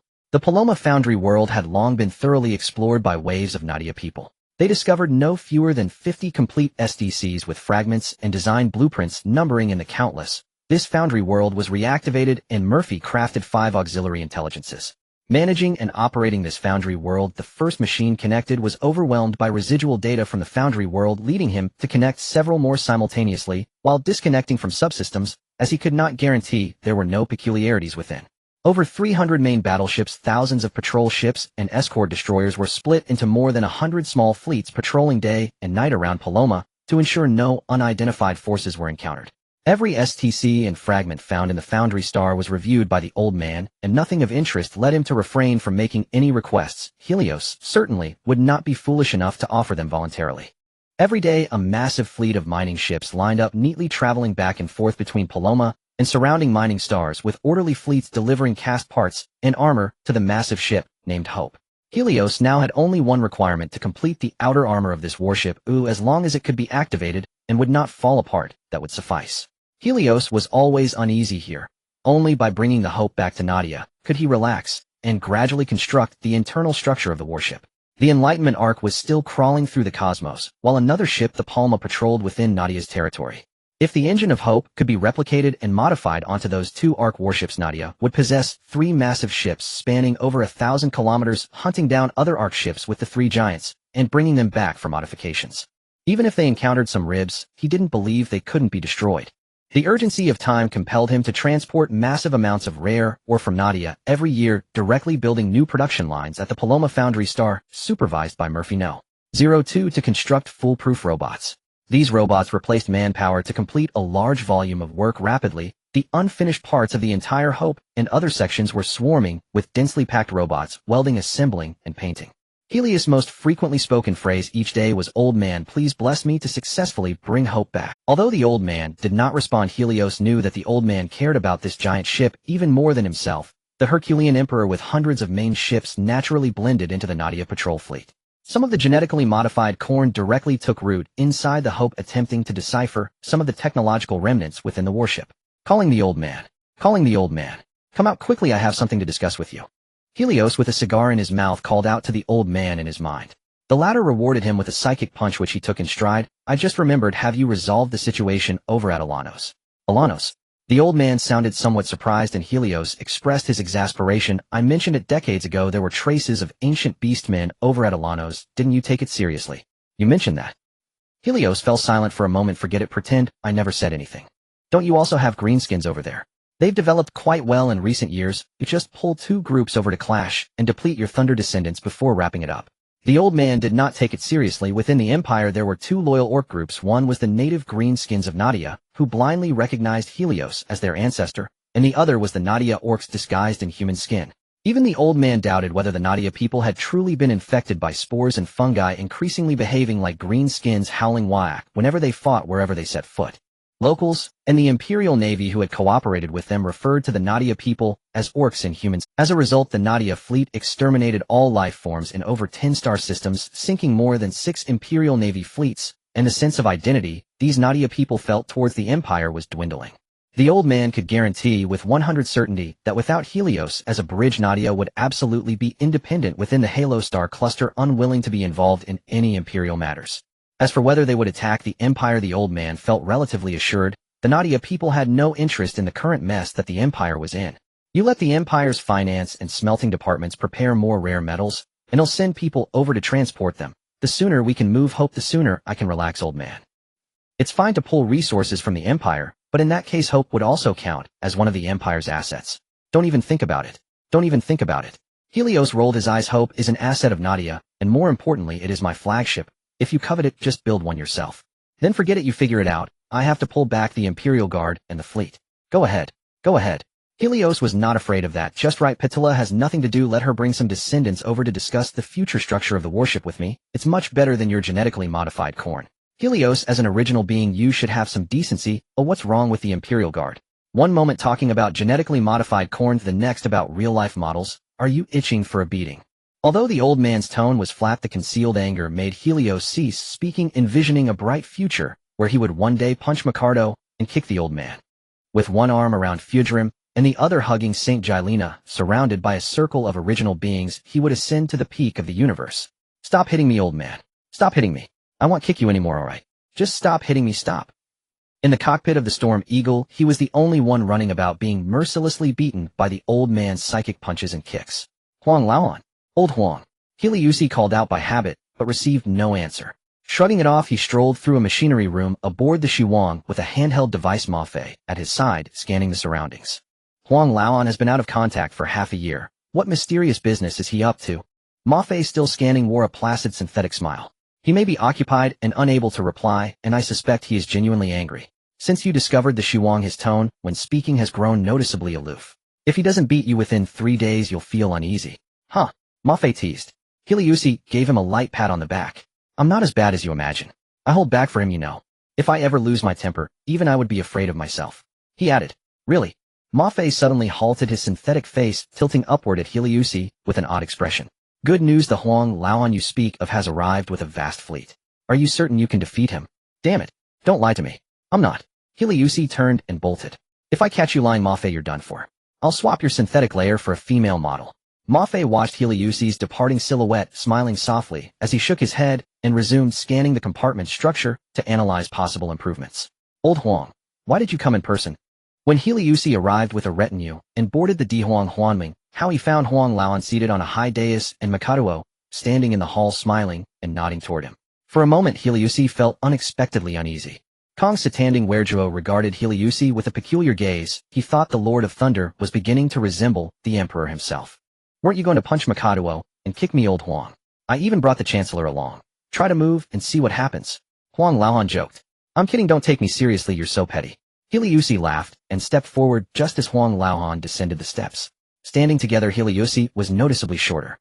Old Huang, he implored with a plaintive look at those cool, calculating eyes, you wouldn't really be here to seize the Shuang, would you? Huang Laoan patted his shoulder plate. I do not wish the Empire to fall into chaos. I came only to see this great ship with my own eyes, and to bring you a small gift. He led Hideyusi toward the vessel's storeroom. Chancellor Makaduo and Commander Werjuo fell in behind. Before I came, I took time to compress 133 relatively young stars and installed them into energy conversion arrays. They will supply abundant power to this great ship, after conversion enough to sustain the Shiwang to generate a dual Geller field and void shields. Old Huang, you've always favored me, thank you, Hideyusi exclaimed. Werjuo's mouth twitched. Makaduo shook his head with a faint chuckle. Huang Laoan merely pressed his lips together and shook his head gently. The Shiwang is the heritage of all human civilization. It belongs to neither you nor me. They entered the repository. Dozens of blistering white spheres, each 10 meters across, sat within devices etched with runes and arranged with military precision. 3 Maturtle automata patrolled back and forth. Ironmen? Hideyusi asked. Loyalist Ironmen, Huang Laoan replied. They are formidable. Huang Laoan guided him past a long corridor into another storeroom, filled with odd contraptions and arcane apparatus, plainly rare black technology curiosities. Hideyusi HM. He turned. Huang Laoan tilted his head toward him. If one day I must disappear, could you uphold this empire? I don't know. Hideyusi pursed his lips. This empire can barely keep up appearances. What reason is there to expect more? To put it bluntly, the empire now resembles an abandoned ruin. We scavenge whatever structures remain, and no matter how hard we toil, the new building is riddled with gaps and cracks, but can never return to its original. Facing Huang Laohan's calm gaze, he continued, rather than painfully patch this ruin, why not tear it down, level the foundations, and build a new edifice loftier, firmer, and more resplendent than the wreck we inherit? The empire does not lack force, it never has, Huang Laohan said. But the institutions and rigid regulations must be scrutinized and reformed. The empire's apparatus has grown too vast, and its officials too redundant, dragging progress to a crawl. I say again, humanity's future lies in Nadia. Advance without fear or hesitation. Respect the elders, cherish the young, and practice tolerance. That ought to be our spirit, not ceaseless scheming for fame and gain. They strolled the long corridor while fleets and stars stretched beyond the windows. Li Aoni, Hiswona, and Yilishabai, what do you think of them? Huang Laoan asked. Old Huang, I already have 4 wives, so another might be improper, Hideyusi replied. Huang Laohan, despite his scant display of sentiment, could not resist slapping him. Hideyusi staggered forward 2 steps. I asked who is fit to command the empire's armed forces. Oh, those ones, right. Hideyusi rubbed the back of his head, produced a cigar, and nodded to the others. Seeing their shakes of the head, he lit it and spoke on. Li Aoni has a terrible temper and cannot manage relations with her sisters. That much is evident even in how she treats her own descendants. Yet if she were appointed the Judicator Primarch, I guarantee no lord in the empire would sleep soundly. Ordinary people wouldn't mind. After all, judgment seldom touches them, and many would even support her. As for Shirlujia, Ahiswona, her loyalty is first and foremost to you, and only secondly to the empire you built. There is an essential difference between the two. Her feelings toward you are possessive, she craves your exclusive attention. If anyone dared contest that fatherly affection, driven to the edge, she would do anything. But her emotional intelligence is high. She can mediate disputes among the Primarchs and soothe frictions between departments. The Imperial Navy and the legions of acetate hold her in high regard, and her public reputation is strong. That gives her the confidence to occupy the Empire's highest military office. No Primarch could outmatch her. Huang Laohan pressed his lips together and stopped short, turning to Hideyusi. Her affections should not be reserved. There's no helping it, Hideyusi answered. You have kept her at your side for more than 30 years, teaching and controlling her. Before Luni was found, she shadowed you at every step and grew under your guidance. Hiswona's upbringing was harsh. Among the Primarchs, only a handful had decent early lives. In her bleakest, most worthless days, your arrival was like the sun dispelling the gloom that shrouded her. Human beings are instinctively drawn to light. Even the Primarchs are no exception. Don't look at me. Helios couldn't withstand the old man's gaze and hurriedly shook his head, saying, Hisona is just not my type. The backyard is already chaotic enough, though I don't want the few people we've managed to unite to become a mess because of her. Do you really think I like everyone I meet? Isn't that the case? Seeing the strange looks from the 3, he shrugged and raised his hands. All right. I admit that each sister has her own charm, but there are some I absolutely won't touch. Hisona and Fujirim are at the top of the list. Fujirim has several husbands, and Hisona has psychological issues. Then tell me about Elizabeth. Mikado cheerfully redirected the topic, and Helios nodded in thanks, saying, There's really not much to say about Elizabeth. On the surface, she manages the 500 worlds of Ultralama, but those 500 worlds are surrounded by vast star systems that are all under Ultralama's jurisdiction. Whether it's Elizabeth or her extreme offspring, they are all skilled at managing their territories, and they are energetic with little selfishness. 2500 extreme offspring plus 0 reserve troops. Just one extreme battle group can help the Empire manage at least 55000 worlds. Some outstanding ones can even manage a star system. If the extreme offspring were to enter politics, then Elizabeth would be the second prime minister. At this point Helios paused, saying, the Dark Angel's main development direction could take control of the Empire's judicial regulations while helping to keep the Empire's secrets. Hisona will undoubtedly become the commander of the Empire's army, making Elizabeth II in charge of internal affairs right below the Prime Minister. This way you won't have to worry about which daughter to choose, and it indirectly avoids conflicts between them. When the time comes, you can privately call the three of them over and discuss the Empire's situation and your expectations for them. In front of these three, you should properly recount Leona's achievements to make her feel proud and honored. Then separately find Hisona and Elizabeth and say you're the one I have the highest hopes for. I guarantee they will be delighted and there will be no conflicts. The old man pursed his lips in silence. As his longtime friend, the old man knew Helios' character best and shook his head with a smile, saying, I fear that won't do, my child. If the Emperor could say some kind words, he wouldn't have conflicts with some of the original beings. Your plan has no flaws. In fact, it suits the Empire's future development very well.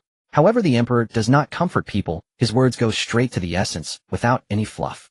This task may fall on your shoulders. Me? Helios hastily shook his head. No. If they have any issues privately, you'll be the first to be resented. I won't take on this hard labor. Nadia secretly raises 61 alien races and provides them with substantial supplies every year. Do you have anything to say about this? The old man spoke lightly, and Helios did not shy away, saying, Of course I do.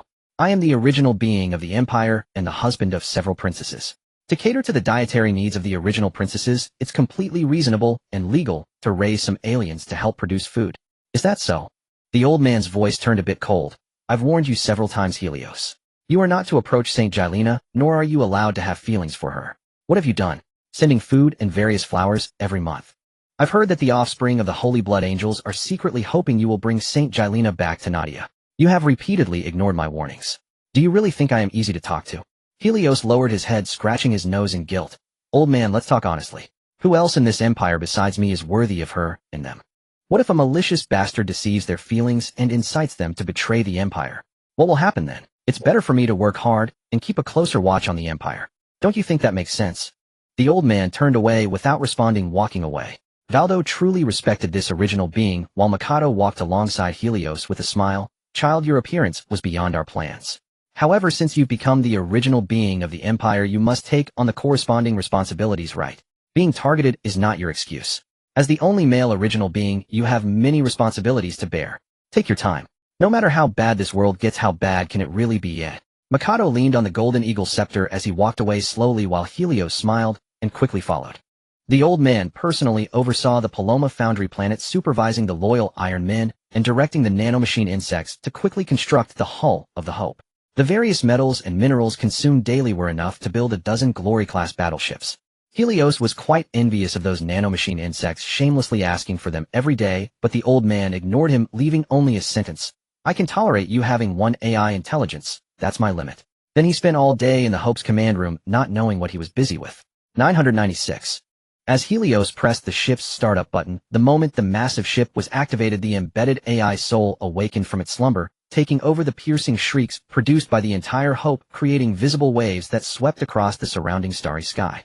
The nearest Paloma Foundry world was the first to be affected, turning into fragments in the shock, which were then attracted by a powerful force and attached to the Hope, slowly merging into its interior.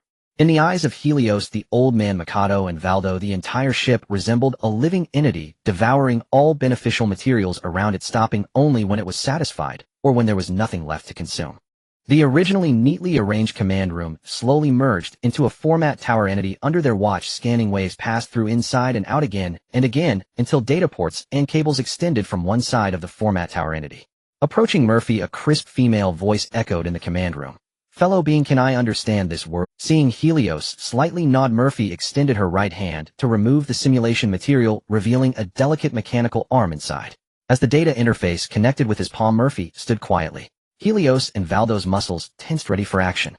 Fortunately, the worst did not happen. As the data interface retracted the format tower, Murphy also donned the simulation material and returned to Helios' side, saying, She is very friendly. So how should we address you then? Helios spoke softly, and the command room remained silent for a long time. Finally, a small door in the corner of the command room opened, and a shiny silver precision robot squeezed through the small door, walking up to them and extending its right hand to shake hands with the surprised Helios. I just used materials to create my body, and I haven't thought of a name yet. Since you found my hull, shouldn't you give it a name? Helios retracted his hand, chuckling, as he nodded Hope. I named this ship Hope, carrying the last hope of all humanity. Helios, why are you so pessimistic? The newly awakened intelligence tilted its head and observed them finally, allowing its electronic eyes to rest on Helios' face. Your birthplace is called Nadia City, your mother planet is Nadia, and your star cluster is also named Nadia. Now even my ship's body is referred to as Hope, a variant of Nadia. Is humanity really on the brink of extinction? Helios glanced at her, then at the old man Huang, and shrugged. Old man, say something. Old man Huang fell silent for a moment, slowly recounting the story from the Golden Age to the Dark Technology era, then to the infighting among humans and the Iron Man Rebellion, subsequently transitioning into the Dark Age and the era of the newly formed Empire, expressing all his concerns in detail. My hangar data contains complete known backups of all SDC, but this data can only be downloaded from the database when most needed based on assessments. This was the program set by the engineers when I was implanted into this ship, and it is unchangeable.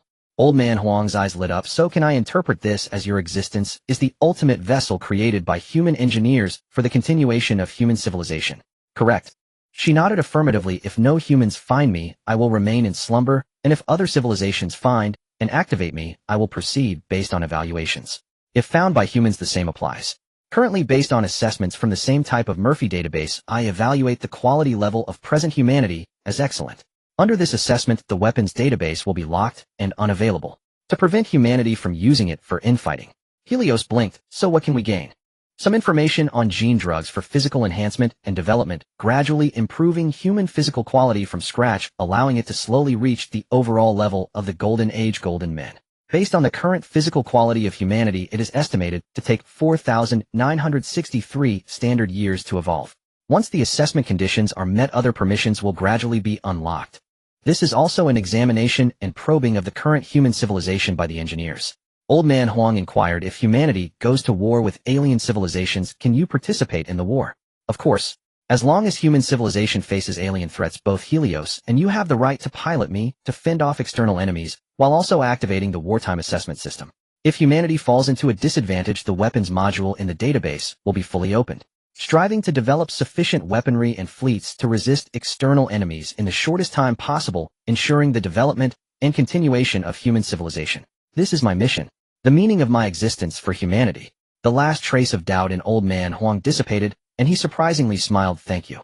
Humans, please call me Nadia, the variant of this word. All right, Nadia. Thank you.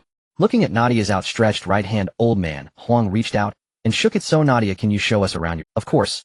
It would be my honor. In the second half of M30, Helios led the fleet back to Nadia. Ordinary humans who had been busy for over a decade were brainwashed and given a long holiday, while the gear kids, wrench kids, and oil kids sent from Mars were reciting binary. 996.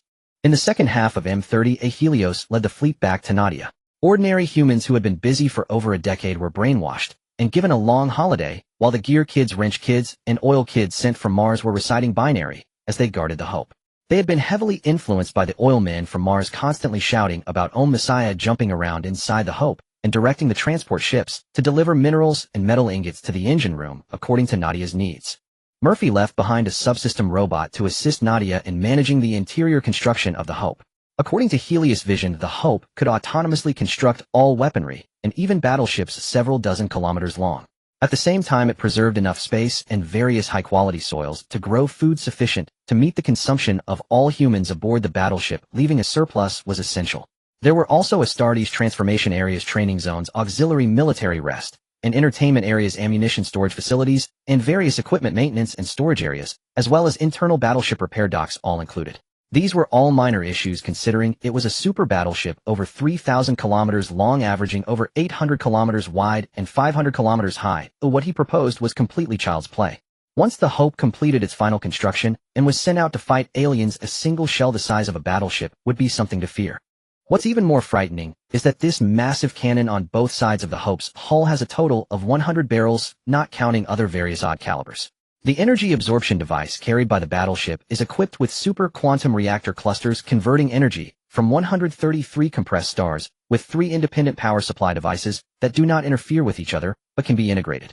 This allows the battleship to stack double galaric fields, double void shields, double refraction fields, and double energy absorption and transformation fields in addition to its hull's composite armor, averaging 100 meters thick. Currently, it is almost unsolvable. Old Man Huang's gaze before leaving made Helios quite alert. This old rascal has also set his sights on his treasure. Although Old Man Huang took away other battleships and personnel, more than 200 research-focused elite troops remained inside the battleship with some oil men mixed among them. Helios couldn't say much after all. The battleship was already back in Nadia. The Enlightenment arc did not immediately turn back to Nadia, but based on the life planets scanned on the way to Paloma began a carpet-style scavenging. They packed all the savage bean sprouts into the ship. The wealth accumulated by these sprouts would become all possessions of the Enlightenment Spirit clan in the future, as well as Helios assets. For the remnants of the dark technology era, they sent people to scout and negotiate or directly deployed troops to attack and plunder the advanced technology devices and equipment left behind, while other alien civilizations were destroyed or plundered based on their assessment levels. Every year on the way back, they could bring back many good things through other battleships or transport ships. The population crisis of the Enlightenment Ida Spirit clan was also alleviated. Prophet Zemo and Bishop Floaty, although in their golden age, were also training candidates to enter the Mag Arc and remain in the Enlightenment star system. Motalion arrived 3 months after Helios returned to Nadia. Helios arranged a grand welcome parade, as usual, which made Motalion and her offspring very pleased, and they were also satisfied with Helios' equal treatment. Accompanying Motalion were only the First Alliance and some other Alliance captains. After staying in Nadia for a month, they returned to Barbarous with 70,000 larger, stronger, more agile, and more resilient new soldiers. Also returning were over 500 warships or transport ships of various sizes carrying the young families selected from smugglers over the past year or two. They would become the new Barbarousians taking root in the Homeland Star system of the Death Guard. My brother can eat 5 greenskin meat buns. The 2 little ones sat on the flower bed by the roadside swinging their little feet while slurping on yogurt, as Murphy sat nearby, with Nadia, quietly watching the two compare their brothers' appetites. Little one A, my brother will definitely pass the preliminary selection next year. Little one B, my brother will definitely become the heir of the Lord of Thunder. Little one A, my brother is amazing, he chased 3 little spirits at the training hall yesterday. Little one B, my brother can take down 5, I saw it with my own eyes. Little one A, humph. You're just bragging, I won't play with the king of braggers. Little one B, I don't care, my dad is a storm warrior, he's Little one A, humph. You're just bragging, I won't play with the king of braggers. Little one B, I don't care, my dad is a storm warrior, he's tougher than yours. Little one A, having been defeated by her playmates' antics, blew a snot bubble with her little mouth and ran away, crying, while little one B proudly walked back to the roadside shop with her chubby hands behind her back. Nadia's living standards have already reached 1/3 of the golden age, oh why can't it be the same elsewhere? Faced with her companion's question, Murphy found it hard to provide a formulaic answer. She extended her right index finger, connecting it with Nadia's fingertip, and soon fell silent after receiving imagery data gathered over a century. Ah, this is humanity. Murphy retracted her finger, saying, at least in Nadia, humanity still lives in a utopia, and this utopia does its utmost to assist the people of the Empire. All of this requires time to develop. She tilted her head to look at Nadia. Are you interested in visiting my Carvinci base? I have a few questions about gene potions, and it would be great if you could help me solve them. Of course. Nadia stood up, unwrapping a lollipop, and with a strawberry-flavored lollipop in her mouth walked alongside Murphy on the sidewalk, asking, do you need me to help you redesign your body? You can gain all human senses. Thank you. I really need that. Murphy nodded in gratitude, and then slowly began to recount the research obstacles she had encountered. Currently, in the potion I'm researching, I hope the 6th generation will be a body enhancement potion suitable for injection by 6-year-old children, but... The two walked and chatted, occasionally spotting groups of little kids sitting in the shade on a scorching summer day, bobbing their heads while eating slices of watermelon, glancing at the unfamiliar older brother and sister watching them. They would even share their giant watermelons, which had holes and drool. However, both Murphy and Nadia smiled and shook their heads in refusal. Murphy chuckled and sighed. Isn't this also humanity? Open, sunny, sincere, helpful, and willing to share. Human beings are incredibly complex creatures. They enjoy infighting and self-destruction, yet they also love to help others. It can only be said that the Creator is truly marvelous. Nadia, holding her lollipop, said, the fighter 3rd generation potion you mentioned earlier, I have similar formulas in my database. As long as the required substances can be synthesized, it can be formulated. It's a targeted enhancement potion for high school athletes from the dark technology era. After injection, a week of rest is required, followed by attempts at physical mastery training.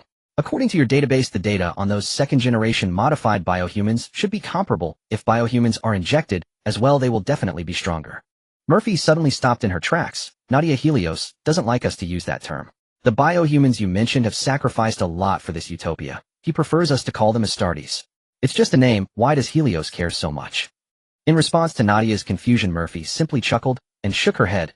Helios is essentially a soft-hearted person, a flirt who loves to show off, enjoys sharing, likes fairness, and is quite petty. Really? Of course. Once you spend time with him, you'll understand what kind of person he is. Working with him will never be boring, and he respects us with equal standing. Murphy guided her around the corner, and the neighborhood remained peaceful. The elderly and children lived at a slow pace while young people either studied or tended to their jobs, rarely seen on the streets. Helios was currently with Mortalian and Petula researching how to create a small primordial entity. Just as he stepped out of the room to stretch Murphy no. One informed him that significant breakthroughs had been made in both the 6th generation and the fighter 3rd generation. Without a second thought, he took a team of offspring aboard Nadia's flagship and rushed to the Carvinci No. 5 base as quickly as possible, where more than 10 graceful young girls were practicing obstacle courses in gravity suits. Some staff were recording nearby. The transformed Murphy, with her hands behind her back, whispered to Nadia. Helios curiously asked, "Why have you changed into that feminine-style synthetic skin? Is it because I'm too handsome that you feel a bit inferior?" Murphy looked at Helios' increasingly terrifying face and said, "This is a new body created by Nadia that allows me to taste human delicacies now." "Oh, that's wonderful." Helios looked eagerly at Nadia, who was sucking on her lollipop, and said, "Sister, can we make a deal? Can you help me make my body a bit smaller?" "I can't do that." Nadia pointed at the practicing girls. "This is a new potion that Murphy and I are researching, with separate versions for males and females. The male version focuses on strength, recovery, and endurance, while the female version emphasizes explosiveness, speed, and reflexes." Helios followed the two to the base testing ground, where over 10 bald boys were practicing combat with weights. A 12-year-old boy, upon removing his weighted gear, punched out 311 kilograms, catching Helios' attention. Murphy handed the data panel to Helios. "After our discussions, we have abandoned the previously stalled 6th generation, directly utilizing the data Nadia provided to formulate a new gene potion. Due to the potion's potency being too strong, the children's bodies cannot endure it. After dilution, it will completely replace the previous Hope series with injections starting at 6 years old once a year until the age of 12 before selection is completed. Before becoming Astartes through modification, they will also receive injections of the newly developed Fighter 4th generation, which will enhance their strength, endurance, and recovery even further." Helios returned the data panel to Murphy. "What about the girls?" "Qualified girls will receive regular injections of diluted Fighter 4th generation every month, and once a year a diluted version of Hope 7th generation, gradually increasing the concentration until they receive the final version of the potion just before graduating at 22 years old. After years of transformation through these two potions, their bodies will exhibit structures similar to Astartes, especially in terms of skeletal and muscular development. These girls will find it hard to start families in the future. Are you sure you want to proceed with this?" Nadia looked at Helios with curiosity as he fell silent for a moment. "Let's select from the orphanage or conduct a full recruitment," and Nadia, while clearly stating the side effects. The choice must be in their hands. To gain power and become a judgment warrior, they must abandon other thoughts and wholeheartedly serve all of Nadia. Their trials of will continue until they enter their posts in ways they cannot foresee. Murphy felt Helios' words made sense. Since the entire human environment is in fear of AI intelligence, the only solution is to transform a group of humans to serve the entire human race. This is the optimal solution at present. Besides judgment, there are also judicial and internal affairs, and the assessments have become increasingly stringent over the years. Nadia's surprises for him went far beyond this. She also provided different strategies regarding the Ogrian's cognitive enhancement, which showed significant effects when combined. Additionally, regarding the cerebral development agents for psionics, a more effective and stable version than that created by Murphy has been launched. The lack of control in psionic awakenings is largely due to insufficient cerebral development. After Nadia provided the new agents, the situation improved significantly. Those psionics with outstanding talents experienced a dramatic reduction in their likelihood of going berserk after prolonged injections of these agents, and their use of psionic abilities became increasingly adept. However, in the trial of willpower, technology was of no use. They had to face it themselves. After all, failure would lead to them being drained of their psionic energy to produce psionic fluid, and the remainder could still be used for other purposes. The training base for the Soulless was located on other planets, supported by the silent nun Mentor, who had a friendship with the old man Huang, and the assassin instructor Callisis, responsible for training two groups of individuals. Few could gain the recognition of these mentors and instructors. The Soulless that could be found within Nadia's territory were all settled on a natural garden world after obtaining the consent of both them and their families. This planet was surrounded by several modified worlds. The descendants of these Soulless were also to serve as a retirement place for some powerful Soulless. Helios aimed to clearly convey to them that they need not care about the opinions of others. If they served him loyally, he would provide them a dignified old age. The Soulless youths who came to train at the base were all meticulously selected and fiercely loyal. In a certain area of Helia's flagship, a large suppression device was set up to establish the training ground. Some of the successfully graduated silent nuns and assassins lived there preparing a surprise for Magna. After all, the old man Huang had mentioned that Magna was not only powerful in psionics, but also proficient in physics. Helios was eager to see if Magna, who had been deprived of psionics, could surpass him in physics. With the genetic agent's modifications, all silent nuns and assassins would undergo an epic enhancement. Previous specific modifications combined with the new genetic agents could potentially make their combat prowess far superior to that of an ordinary Astartes. The only downside is that there are relatively few of these individuals. In the military camp's recreation area, chaos reigned. The descendants of the imperial progenitors were seen smoking cigars or cigarettes, playing mahjong card games and chess. Typhons was playing mahjong with 2 war blacksmiths, and Kalazan when a notification for the Thunder progenitors assembly echoed through the base, triggering a conditioned reflex. Those Thunder warriors who had been laughing and joking the second before suddenly dashed away, returning to their respective lounges to tidy up before heading to the base's lower layer to don their armor and shifts. Soon the thunderous sound of footsteps echoed from another underground exit of the base. The neatly arranged Thunder progenitors, armed and organized, boarded the Thunder transport vessels heading towards the starport. Typhons, with a cigarette in his mouth, spread out the tiles exclaiming, "I'm about to win." The 2 war blacksmiths chuckled, pointing out that it didn't count unless everyone was present, then stood up to change into their powered armor and sought their respective genetic mothers for updates. The green-skinned tide from the Alanos system, which had been developing in a sneaky manner, was now spreading unstoppably in the western part of the Empire. In some areas their technological development was not inferior to the Empire's, resulting in considerable losses for the Imperial Navy. Led by Hasona, the Shadow Moon Grey Wolves engaged the Orcs first in the Dragonstar district, accumulating considerable experience in dealing with the Greenskins. The decision to have Hasona lead was made with the intention of training her to face the Greenskins.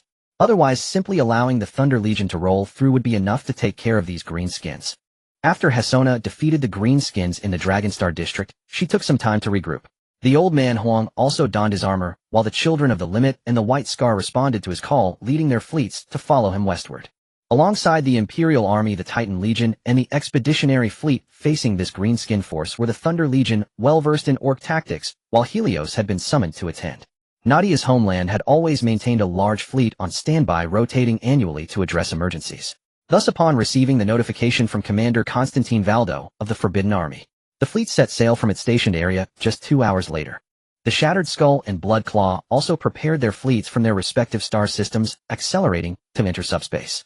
The Galar position was not available as the Greenskins enjoyed stimulation and surprises. They needed subspace organisms to provide them with entertainment during their long journey.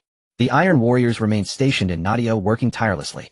With nearly 7,000 worlds in Nadia, fully linking them together to construct multiple layers of defense would take centuries to accomplish. Pepper and Mortalion, who held no particular fondness for the old man Huang, were not foolish enough to approach him and be ignored, thus they remained in Nadia to work. Some major human worlds in the Dragonstar district had been devastated by the Greenskins. The surviving humans were concentrated and resettled by the Empire, leaving this star district as the main battlefield against the Greenskins. In the main hall of the Emperor's dreamship, the old man Huang sat atop a raised platform, while below stood Hasona, Elizabeth, and Kaharil, along with their more trusted progenitors. Constantine Valdo entered the hall and approached the old man Huang, saying, "Your Majesty, the advance fleet of Lord Helios has arrived." The old man Huang nodded silently, while Kaharil exchanged knowing glances with Hasona. Elizabeth stood elegantly to the side, eagerly anticipating meeting her brother, who had grown up in similar circumstances as her own, having supportive parents. She believed they would share common ground, unlike other sisters burdened by regrets due to their backgrounds, with whom she found it frustrating to connect, as everyone awaited heavy footsteps approach from afar. In contrast to the golden-powered armor of the old man Huang, Helios wore black gold-powered armor crafted through a collaboration between Murphy and Nadia, significantly stronger than the previous Martian version. A group of progenitors resembling him followed behind, with Tiberos among them. Each was a towering figure clad in heavily modified underworld-type powered armor, exuding a formidable aura. The forbidden soldiers appeared shorter in their presence. As for combat power, well, one could only say the gap was narrowing. "I have met the Emperor." Helios smiled and nodded, also exchanging respectful nods with Valdo, which intrigued Kaharil and Elizabeth, as Constantine Valdo was famously known for ignoring everyone.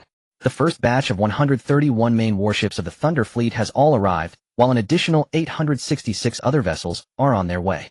Helios scanned the 3 faces before his gaze settled on the old man Huang. The Empire need not mobilize its forces. Nadia can easily extinguish the Greenskins of Alanos. Being overly confident is not a good thing, Helios. I trust you can handle other orcs, but there is one ancient orc you may not be able to deal with. The old man Huang cast a subtle glance at Hasona. Helios nodded in understanding, moving beside Elizabeth, who was clad in exquisitely crafted blue-powered armor, smiling and nodding.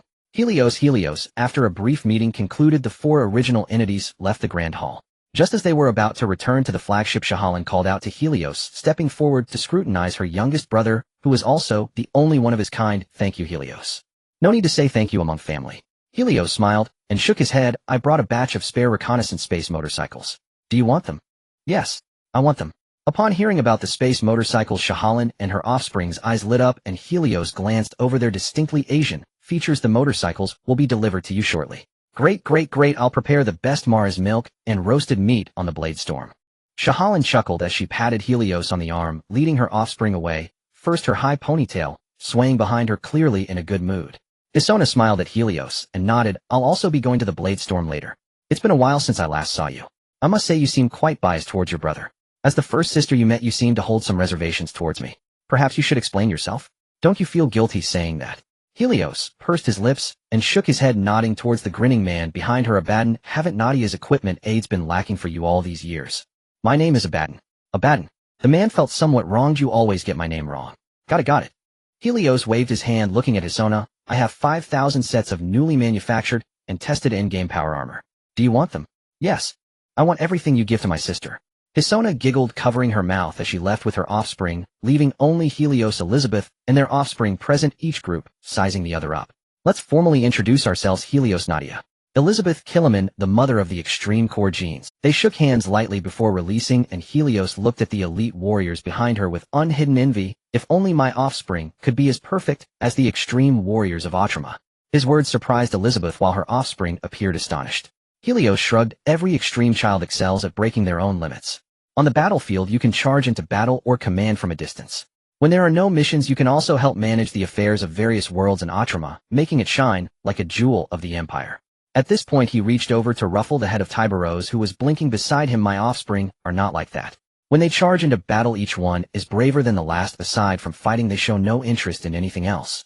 He, Tiberos, and the other Thunder offspring, in response to the affectionate gesture of the father of genes, smiled foolishly and nodded at Elizabeth's group. One of the men behind Elizabeth looked up and down at Tiberos, who was nearly twice his height, then at the even taller Helios, feeling somewhat awed. Lord Helios, are all your offspring this tall? No, Tiberos, and the others merely share over 95 compatibility with my genetic seeds. The higher the compatibility, the more they resemble me in stature and appearance, including many inherited combat skills. Helios and Elizabeth walked ahead, while the others followed behind, exchanging glances. Though they understood this logic, didn't the Thunder offspring seem a bit exaggerated? This is almost fearless height. Are you interested in coming aboard the Nadia?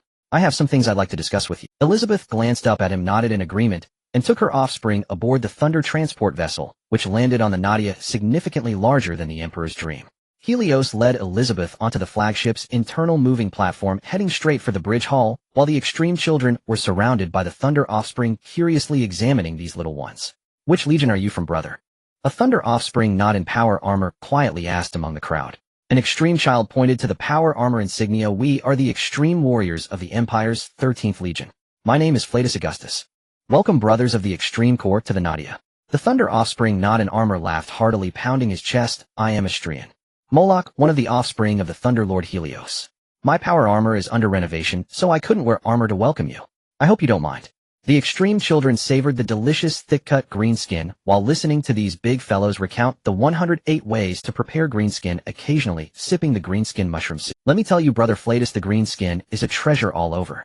Especially when they just sprout little mushrooms. You dig out the roots. The meat inside still has some fat.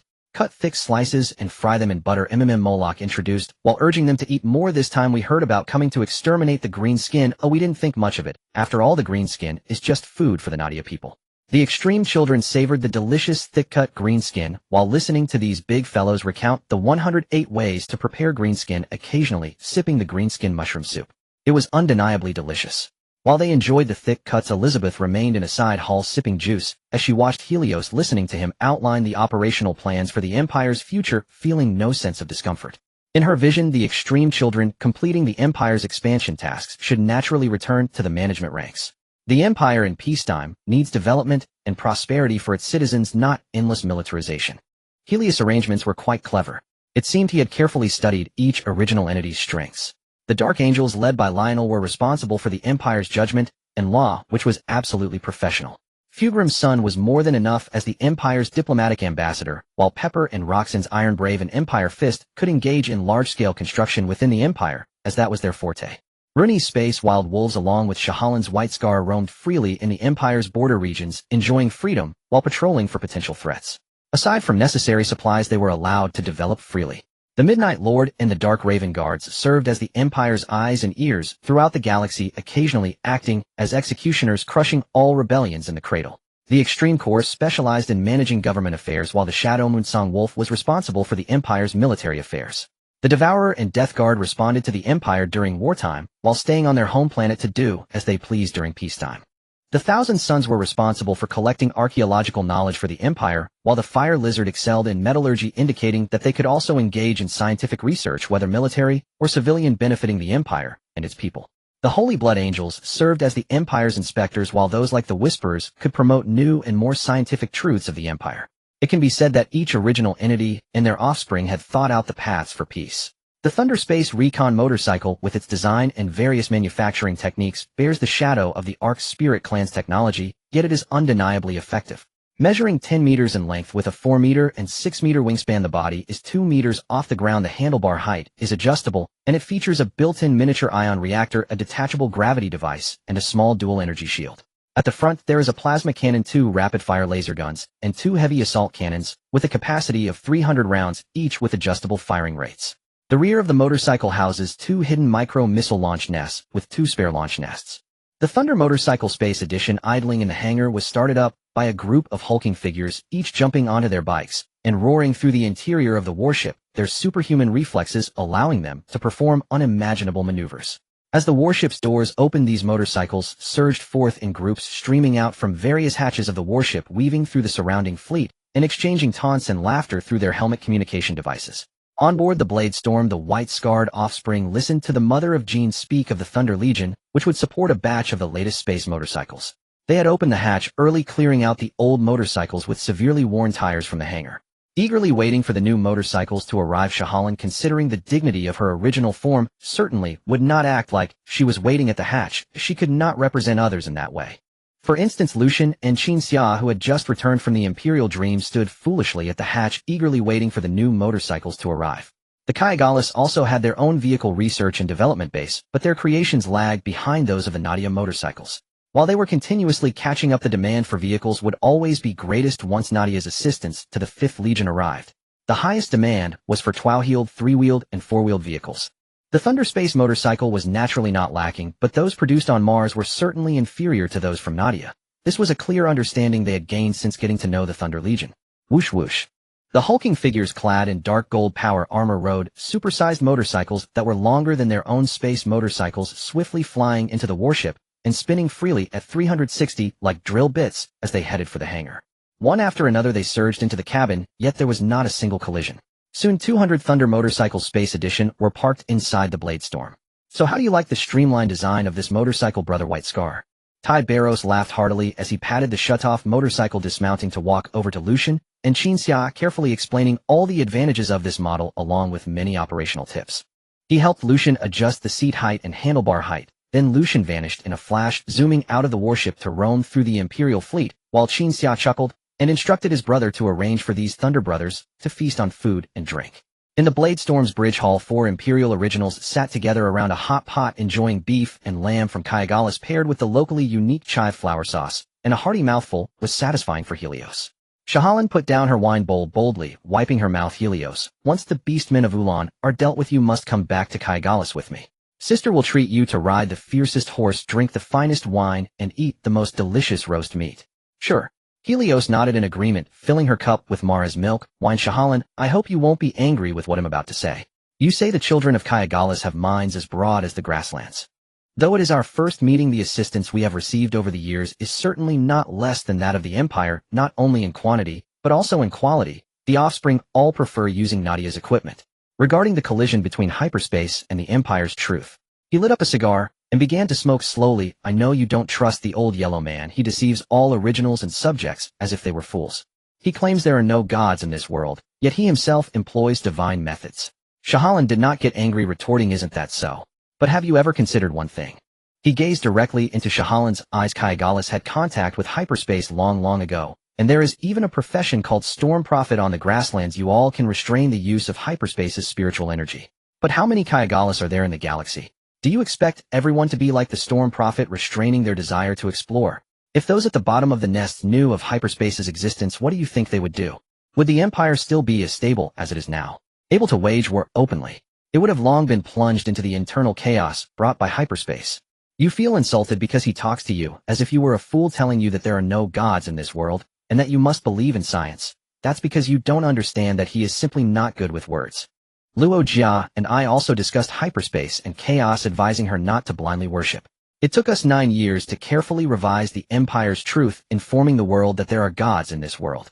The old yellow man did not stop us. On the contrary, as we recompiled the truth, he would also offer some opinions. From this, it is not hard to see that what he told you at that time was merely a temporary stance. It would definitely be revised later, but I and Luo Jia preempted it. So you came to be a negotiator. That can be understood. The ultimate outcome of everything in the galaxy is either to be destroyed by the Empire or to plunge into hyperspace. And humanity is the same. We must either believe in the truth or succumb to chaos and become playthings. You wander along the Empire's borders with your offspring, to put it bluntly, because you disdain the Empire's twisted reasoning and administration, yet the cosmos offers no better choice and chaos is worse than the Empire, so you choose to make do. I've said all this not to signify anything, but merely to state a fact. The Empire's existence is essential for humanity to continue to thrive. Only then can Kaigalis develop steadily. Once the Empire collapses, do you still expect humanity to have a tomorrow? No matter how rotten the Empire is, it is still our human empire. No matter how powerful chaos becomes, it is not the future of humanity. Shahalan set down her wine bowl. Then what do you mean by all this? Should I go apologize to him? Or should I let my offspring charge at the front in the upcoming war? Neither. Helios slowly shook his head. For the upcoming assault on the beastmen, aside from that ancient beastman to be wary of, the rest can be handled by the Thunder Fleet. The reason for bringing so many people is still to let Hasona ascend. The Empire's expedition has lasted nearly 200 years, and the known world has basically taken shape. Such a vast territory is enough to keep the Empire occupied for a long time. He picked up the wine bowl and filled it for Shahalan, nodding slightly before taking a sip. Once this war machine of the Empire stops its external expansion, the fate of us original bodies and legions will become the burden that weighs heavily on everyone's heart. For the Empire to develop, the number of legions cannot be too large. After all, the daily consumption of a fleet is no small number, and the imperial system must also be reformed, which is the most important point.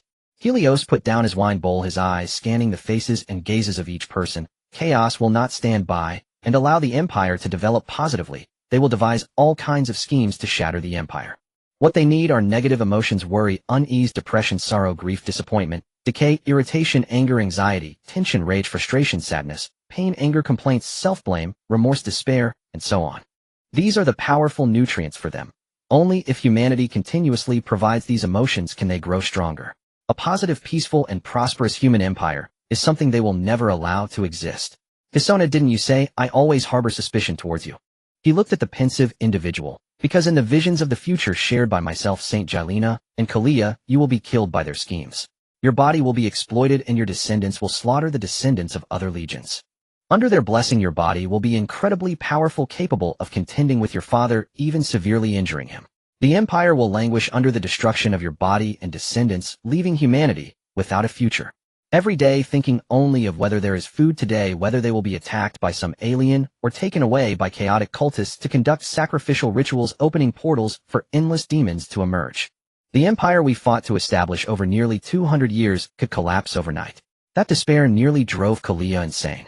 You may not know, but on the night I brought Kalia back to the Thunder Fury, she almost manifested a second personality. In her confusion, she spoke endlessly about fragments of humanity's future, all of which were filled with despair, with not a glimmer of hope in sight. Hisona, how is your relationship with Saint Jailina? Hisona paused for a moment, and thinking of the flawless Saint Jailina, a smile involuntarily appeared on her face. My relationship with her is certainly good, just as good as with Shahalan and Elizabeth. Helios pursed his lips and remained silent for a while. During Saint Jailina's visit to Nadia, we talked a lot, and she candidly told me that one day in the future she would die at your hands. Ball was nearly destroyed. Out of her tens of thousands of descendants, only a little over 300 survived. Can you understand the despair she faced, knowing she would die and her descendants nearly extinguished, yet she still smiled at the future? Hisona's voice trembled with a hint of tears. Helios, my favorite brother, you must be lying to me, right? Is this your way of getting back at me for saying the wrong thing, deliberately trying to frighten me? Helios faced the scrutiny of 3 pairs of eyes calmly. I have clearly told you all that Peppercalia, Angrana, and Mortalion are the original bodies that will betray the Empire in the future. I have done everything possible to keep them close to me to monitor them at all times. Even their current descendants are mostly from Nadia, because Nadia's people were the first to be loyal to me, followed by the mother of genes. I want to ensure that the scenarios in the prophecy do not occur, and I worry that they may not betray. Thus chaos will surely cast its gaze on other original bodies, and the one most likely to betray the Empire is Shahalan. With a swift glance, he fixed 2 pairs of eyes on the somewhat awkward Shahalan. What are you looking at me for? I'm not that foolish. Elizabeth looked at the bubbling hot pot and softly spoke. What if they set their sights on you? With Nadia's industrial level not inferior to that of the Empire, and the formidable physique of the Nadia people. You still have a loyal green skin under your command and 2 warlords who can evolve to a higher realm at any time, along with 5 original bodies and 1,000,000-strong Astra Militarum and billions of auxiliary forces that would make the Solar Army envious. Chaos would not need to corrupt others. As long as they take you down, the Empire will face an even more formidable enemy. Ha ha ha, in this universe anyone can be seduced by them, but not me, because your father is always protecting me. Speaking of which, I am the most favored among all the original bodies. He winked at Hisona. The old man can even let me communicate with one of the chaotic gods, and every year I can go to their garden for tea. Just this point alone you can't compare. Hisona pouted and glared at him, suddenly feeling that this feast was rather dull. Helios turned to Shahalan. What I just told you was to warn you to be careful of their omnipresence, as well as your descendants whom you cannot contact for a long time. Perhaps you won't betray, but who can guarantee they won't? He said, tapping the table. You are the same. Regarding the position of the Empire's war commander after the Ulanar campaign, concludes Hisona will take that position. This is the best solution I discussed with the old man. Helios dipped the last piece of beef in the chive flour sauce and sent it to his mouth, raised his wine bowl, and drank with the 3 of them patting Shahalan's shoulder. Thank you for the hospitality. After the war you can come to Nadia for a visit. He adjusted his chin towards Hisona. I have something to say to you. Can you come to my Nadia ship? Sure. Hisona stood up and hugged Elizabeth and Shahalan, then followed Helios off the Bladestorm. Shahalan stared blankly at Elizabeth. I always feel like this is unreal. The more unreal something is, the more likely it is to happen. Carefully investigate the Legion's internal affairs. You might find a surprise. Elizabeth hugged her goodbye, and as Shahalan escorted her off the Bladestorm, Hisona, upon arriving at the Nadia ship, looked at the corridor sides where stood many versions of Helios Thunder descendants. Her eyes filled with scrutiny and vigilance as in the dim corners of the corridor slender tall bone-white figures leaned against the walls, fiddling with small objects while holding their masks under their arms. Pairs of eyes fixed on her Bodis vital points, which made Hisona quite uncomfortable. Helios, why would there be alien guards on your flagship, the Empire's largest battleship? They are part of Nadia. Helios' voice was not small, echoing in the long corridor. I am honored that they have set aside their prejudices against humanity to wholeheartedly guard my safety. I trust them unconditionally, just as they trust me. Hisona in my warship and Nadia, please do not refer to them as aliens. The 2 disappeared around the corner of the corridor, while the wailing banshees in the shadows smiled, chatting with the Thunder descendants standing nearby. Occasionally bursts of laughter could be heard. The 2 most powerful green-skinned leaders, Sui Lu and Shui Zhua, entered the hall of the Emperor's dream ship, clad in special powered armor, standing about 8 meters tall, truly colossal. Helios pointed to the 2 large chairs reserved beside him. Please have a seat. Thank you, Chief. Sui Lu and Shui Zhua disregarded the strange gazes of others, sitting down and scanning those who were sizing them up, occasionally grinning to reveal their clean teeth, causing the others to frown. Old Huang withdrew his gaze from the 2 green-skinned leaders. Helios, has your fleet arrived? With Sui Lu and Shui Zhua here, it means that Nadia's fleet has fully assembled. Helios laughed heartily. Then for the upcoming battle, it all depends on how the Thunder fleet crushes our enemies. Whack! Sui Lu immediately pounded his chest armor. Chief, for such a whack battle, we orcs from the black-haired tribe must go first, ensuring we wipe out those traitorous greenskins. Shui Zhua nodded in agreement. That's right. That's right. Well, lead the boys into battle. They've been waiting for this day for decades. Helios looked at Old Huang, seeing him nod slightly before turning to his 2 capable subordinates. Gather all the boys and prepare. We need to start large-scale modifications on the giant stones and cultivate more and more new greenskins. They'll give you a month. After a month, regardless of how many giant stones you have transformed, bring them to the battlefield. If there aren't enough, you'll have to go yourself. I just want you to ensnare those greenskins on every single planet along the entire front line. Sui Lu and Shui Zhua stood up and pounded their chest armor. Great old Huang is above. The chief is above. Our black-haired tribe will surely spread the glory of great old Huang and the chief's renown throughout the whole of Ulaner. The two fools ran off after saying this, completely unconcerned about the clanking armored guards. After they left, Huzona remarked with a strange expression, "Father's glory can actually make the greenskins willingly follow." Shaharan stifled a laugh, and Elizabeth was not much better off. Helios shrugged and looked at old Huang. "While my greenskins are expanding in scale, let our Imperial fleet split into two with a small elite force heading straight for the Ulaner planet. On Ulaner, we will slay that ancient orc while the main force disperses to intercept the orc warships. Once that ancient orc is killed, the entire greenskin force will collapse without a fight, making our cleanup much easier. There are many resource-rich planets in Ulaner and the surrounding star systems that cannot be wasted. Once the battle is over, the Imperial fleet should stay here for a while to thoroughly clean up these planets inside and out. Greenskins are very unreasonable, especially with their reproduction speed. If a greenskin is killed and not incinerated in time, soon thousands of new greenskins will emerge, endlessly recurring." Elizabeth tilted her head to look at Helios. "How does Nadia handle this?" "As food." Helios shrugged. "Nadia provides the Imperial army with combat rations every year, each portion containing greenskin meat and mushrooms. This stuff is nutritious, and the people of Nadia depend on greenskin contributions from birth until death. So can we in Atrama and the Empire introduce these greenskins for cultivation?" Elizabeth thought there was great feasibility. Helios grinned, shrugged, and remained silent. Old Huang glared at him before looking at Elizabeth. "We can only develop a few specific planets and send people daily to clean and harvest. If we don't monitor this closely, it could lead to disaster. Then why is Nadia fine?" Shaharan also expressed curiosity, glaring at Helios. "Those greenskins call you Chief Helios, which means Nadia already has a way to control the greenskins. This kid must be hiding something." "Hiding something?" Helios gently shook his head. "When you clever callous and the ordinary people of Atrama's 500 worlds can chase away snotty-nosed kids at 3 years old, crush farts at 5, and dare to fight greenskin kids at over 10, you wouldn't worry about a greenskin outbreak. In Nadia, from a start to ordinary sailors, everyone deals with greenskins from birth. Don't even think about it, a 6-year-old child isn't taller than our 3 or 4-year-olds, yet you want to raise greenskins." Elizabeth was somewhat displeased. "Helios, do I understand correctly that you are denying my efforts and those of my offspring in managing the Atrama world?" "That's not the case. I just want to ask, among the common families of the Imperial Jewel Atrama's 500 worlds, how many meals do the children eat daily, and how much is the standard portion?" Elizabeth's face was filled with pride. "The citizens of Atrama must have 3 meals a day, and children's daily protein intake is guaranteed to be no less than 100 grams. Does your mention of citizens include the lower classes of the Nest world?" Seeing Elizabeth pause, Helios smiled and shook his head. "Great Emperor. With his protection, the children of Atrama's citizens can actually eat over 100 grams of protein daily." Old Huang glanced at Helios with indifference. "We are discussing the upcoming battle plan, not listening to you boast about the living standards of Nadia's citizens. Wasn't the battle plan already discussed?" Helios was somewhat taken aback. "I just mentioned the fleet splits into two with a small elite fleet heading straight for the Ulaner planet to slay that ancient orc, while the Imperial fleet surrounds and eliminates the other greenskin fleets. The small elite must be my Thunder Legion. When it comes to crushing greenskins across the Empire, which legion can compare to us? UI and Huzona will go together, with Huzona bringing a few hundred to put on a show. Once we crush Ulaner, we'll say that Huzona and her Shadow Moon Wolf accomplished great feats, conveniently placing her in a position of command, while I return to Nadia with the fleet. Perfect." Huzona clenched her fists, glaring at him in anger. "Helios, you are insulting me. And my offspring. Calm down first.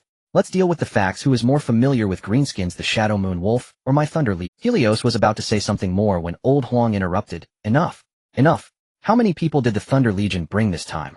200,000. Plus another 15,000 Iron Bravery offspring. As soon as they heard about crushing greenskins, they all scrambled onto the ships, and you couldn't drive them away, so they came along. Old Huang nodded. "Then let's do this. 5,000 Thunder Warriors paired with 100,000 Shadow Moon Wolves will go with me to the Ulaner main star.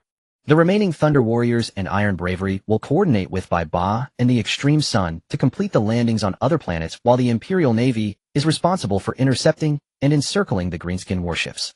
There are still some Imperial fleets on their way to converge. Let's confirm the responsibilities of each fleet. You several original entities negotiate the offspring distribution. I do not want to hear any discordant news."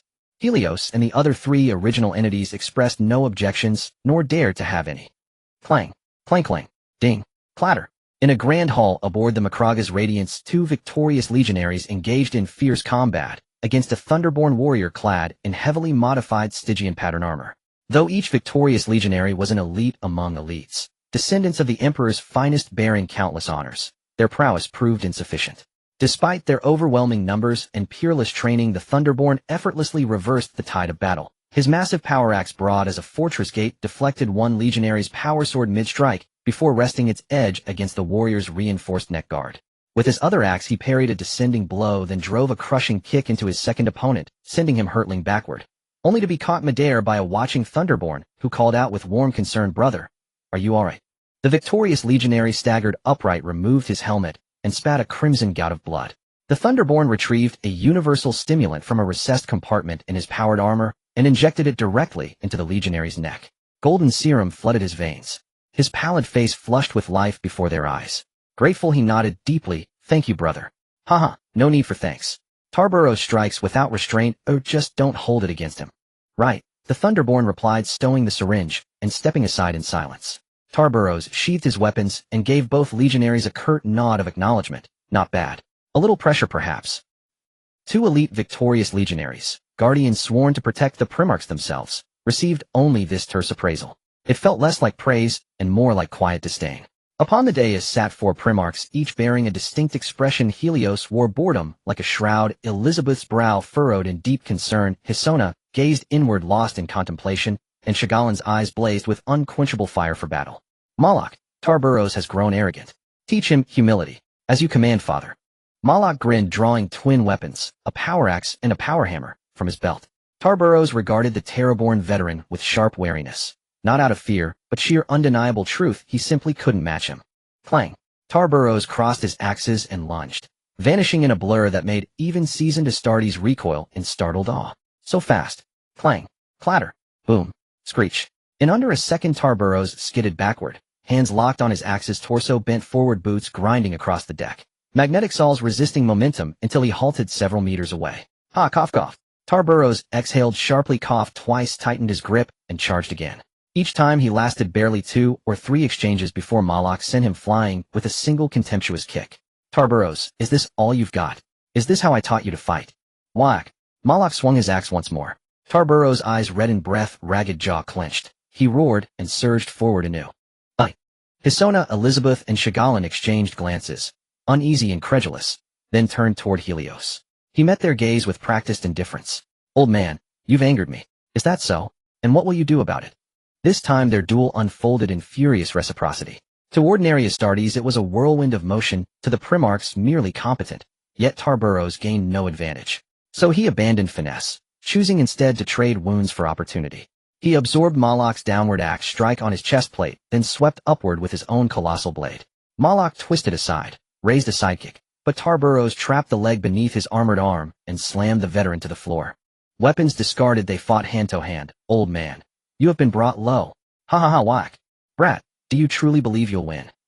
Malak drove a knee upward, dislocating Tarburus' hip, then seized the opening. One devastating punch landed square on the younger warrior's helm. Even restrained, the blow warped the ceramite and sent Tarburus convulsing across the floor. Malak rose, drew another universal stimulant, and injected it into Tarburus' neck. Then gripping the unconscious warrior by the collar, he hoisted him aloft, one-handed, and spun in place, hammering his fist against Tarburus' breastplate. Whack! Whack! Thunderborn warriors echoed the cry, pounding fists against armor. "Without stimulants your sons would lie dead." Elizabeth conceded, grudgingly, that the Thunderborn were extraordinary, not in martial artistry alone, but in raw, overwhelming physiology. Their recruits' physical metrics approached those of the Imperial Guard's elite custodes. Malak's weapon mastery matched the victorious legionaries, but his body surpassed theirs by 19 leagues. There was simply no contest. She herself could fell perhaps 100 before being overwhelmed, cut down by Thunderborn blades in a storm of steel. "Helios, your sons are unusual. Did they adopt that chant from the orcs?"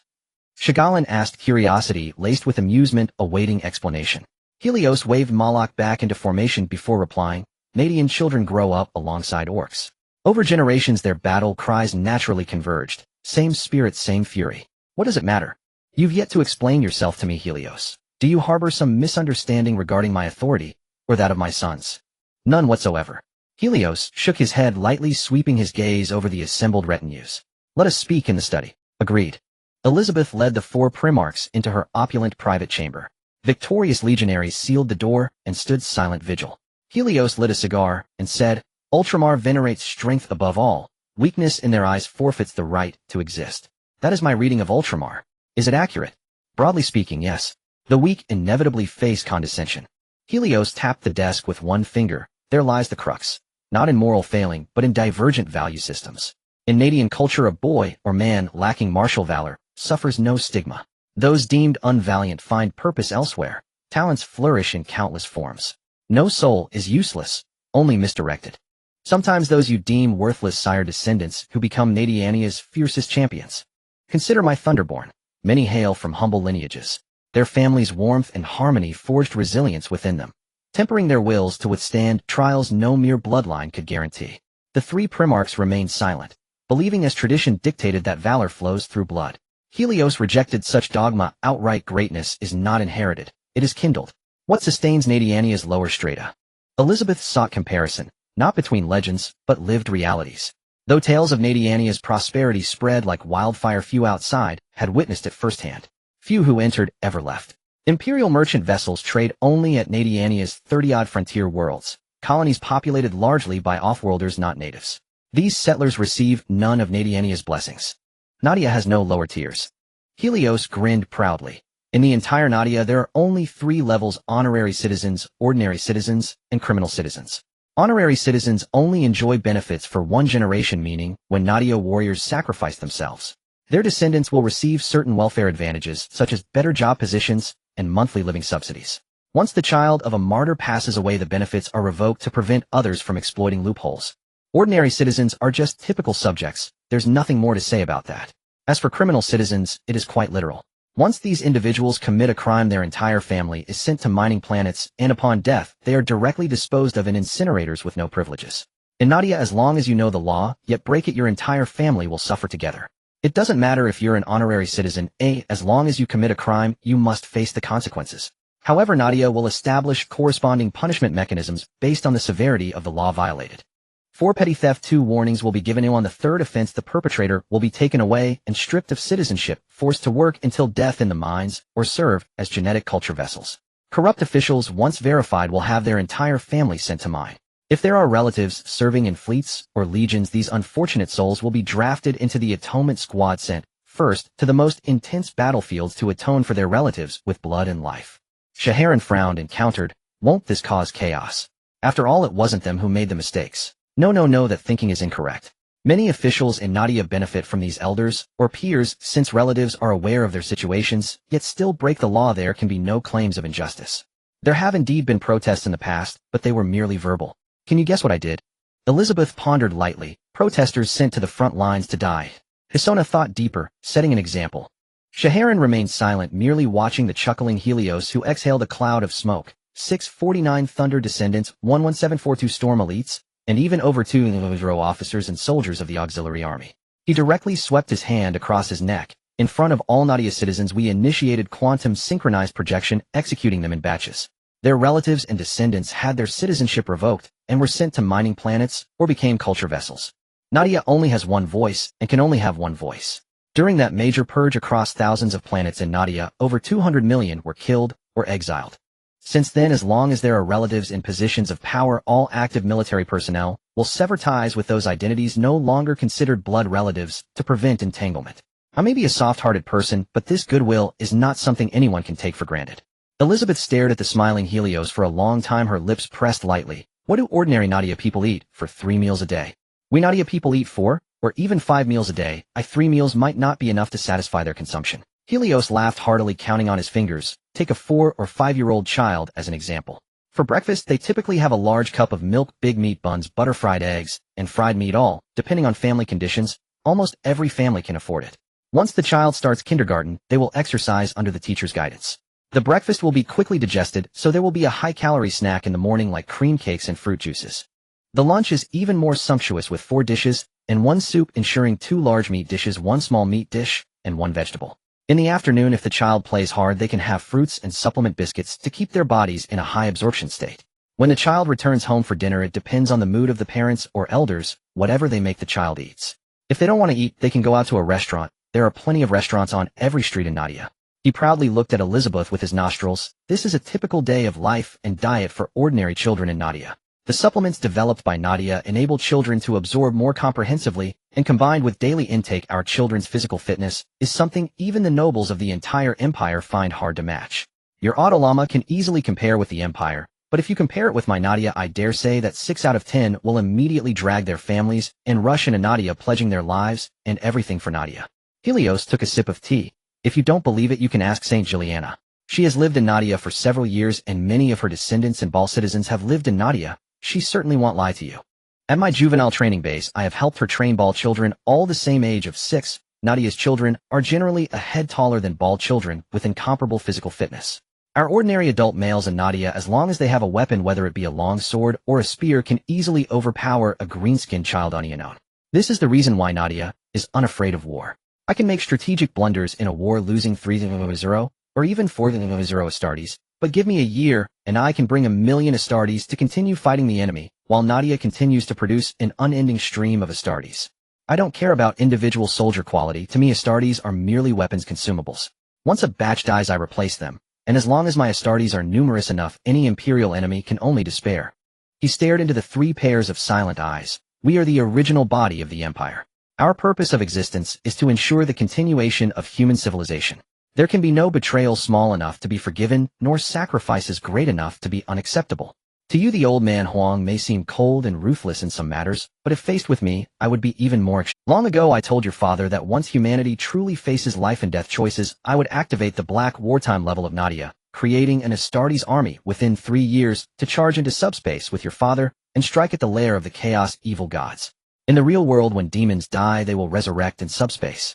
We can directly assault their home, killing them there. Apart from the demon gods, all must die regardless of who they are, even the great demon princes. If provoked, we can directly deploy micronuclear bombs with Astartes carrying nuclear bombs forward to see how many times they can withstand it. The old man Huang, who had been paying attention to them, quietly spoke in Helios' mind. Helios, can't you stop? Isn't this just to boost their morale? Look at what you're saying. What do you mean in bragging? Our combination is already a chaotic slaughter. You kill in the front, I support from behind. Defeating the 4 chaos gods is merely a light rain. Old man Huang. Our mission in the 135th Company of the Extreme Legion is to cooperate with a small battalion of Iron Courage and a small company of Thunder to seize the orc encampment that is about to land, as well as the heavily guarded smelting factory. The commander of the 135th Company of the 13th Battle Group of the Extreme Legion paced back and forth in front of his battle brothers. This time, we are facing aliens that are unlike any we have encountered before. They are born to fight. You must not underestimate them. Just because their weapons and equipment look shabby, their weaponry is more destructive than it appears. Next, I will arrange the specific details of our operation. The blue-helmeted, blue-armored extreme warriors listened intently to the commander's arrangements. Sergeant Ionides Hill memorized the commander's instructions, and along with his battle brothers pounded their chest armor, courage, and glory. Hill led his combat team into the airdrop pod for a final check. After the restraints secured their bodies, the pod was ejected following a slight jolt. Sergeant, I heard from the battle brothers of the Shadow Moon Wolf that the green-skinned savages are brutish and lack any tactics. This time we might have an easier time. The squad members teased lightly through their helmets, and others laughed in agreement, but Hill remained silent. The commander was known for his caution and meticulousness, and he would not act without reason. Evidently this battle might prove challenging. Whoosh! Boom! Rumble rumble. The hatch of the densely packed airdrop pod opened upon landing, and Hill's squad burst out in a standard assault formation, scanning the surroundings for enemy traces, while joining the soldiers from the adjacent airdrop pod, forming a 10-man squad to advance. Sergeant, did you hear that noise? Yes, Sergeant. Besides the vibrations from the airdrop pod, there are other sounds. Hill raised his right arm in a fist, and after standing still for less than 2 seconds, suddenly turned to look for cover. Enemies are behind us. Stand guard. Stand guard. Rumble rumble, rumble rumble. The sound of heavy footsteps approached from afar. The dust raised by the airdrop pod obscured their view more effectively than smoke grenades. Just as Hill and the others were on alert, dark golden armor glimmered amidst the dust. The Thunder progeny, clad in dark golden-powered armor with crimson tassels on their helmets, advanced with a heavy yet swift stride, wielding a power hammer in one hand and an assault cannon in the other. Behind them were 3 iron cavalry terminators and 6 unyielding modified powered suits. Their gauntlets had explosive barrels linked to ammunition boxes on their backs, with melee weapons secured at their waists. Battle brothers, let the local greenskins know what true terror is. In the name of the Gene Father. Why? The first Iron Cavalry Terminator to cross Hill's squad raised its power hammer high and charged forward, followed closely by the other Terminators, each shouting, "Whack! Yes, Sergeant. We've hit the jackpot. A whole squad of veteran Terminators, which boosts our safety by As Hill stood up ready to lead his team forward, a Thunder transport vessel zipped overhead, its open hatch starting to drop troops, like dumplings, a stream of black-powered suits with yellow diagonal stripes. These steel warriors, already clad in heavy-powered armor, now boarded the invincible mechs. Hill couldn't even imagine the sight. His 135th Company only had 10 such mechs, while Iron Courage had brought 10 more. Boom, boom, boom, boom, boom. Once the invincible mechs from Iron Courage landed one by one, Nadia's Storm Elites leaped out of the ship's cabin, their back thrusters activating to ensure a steady landing. These warriors shouted "Whack!" and charged forward alongside the invincible mechs. What plan? What tactics? Useless. 10 invincible mechs with void shields charged forward, oblivious to the meaning of the word opponent. Do, boom, boom, boom, boom. By the time Hill and his team arrived at the combat point, they saw the Storm Elites clearing the remaining greenskins, each shot landing on a small target. Once finished, they continued to leap forward, moving much faster than running. "Sergeant, isn't our mission to cooperate with the Thunder Brothers?" "Yes, Sergeant," the commander also said. "For us." That said, Sergeant, do you think we still need to cooperate in this situation? The blue-helmeted soldiers started to complain, as having overly powerful teammates wasn't always a good thing. It made them seem sluggish. Whoosh, whoosh, whoosh. A sleek, dark, golden anti-gravity motorcycle zipped overhead, its rear side missile launchers launching a barrage of missiles that saturated the Orcs' defensive line.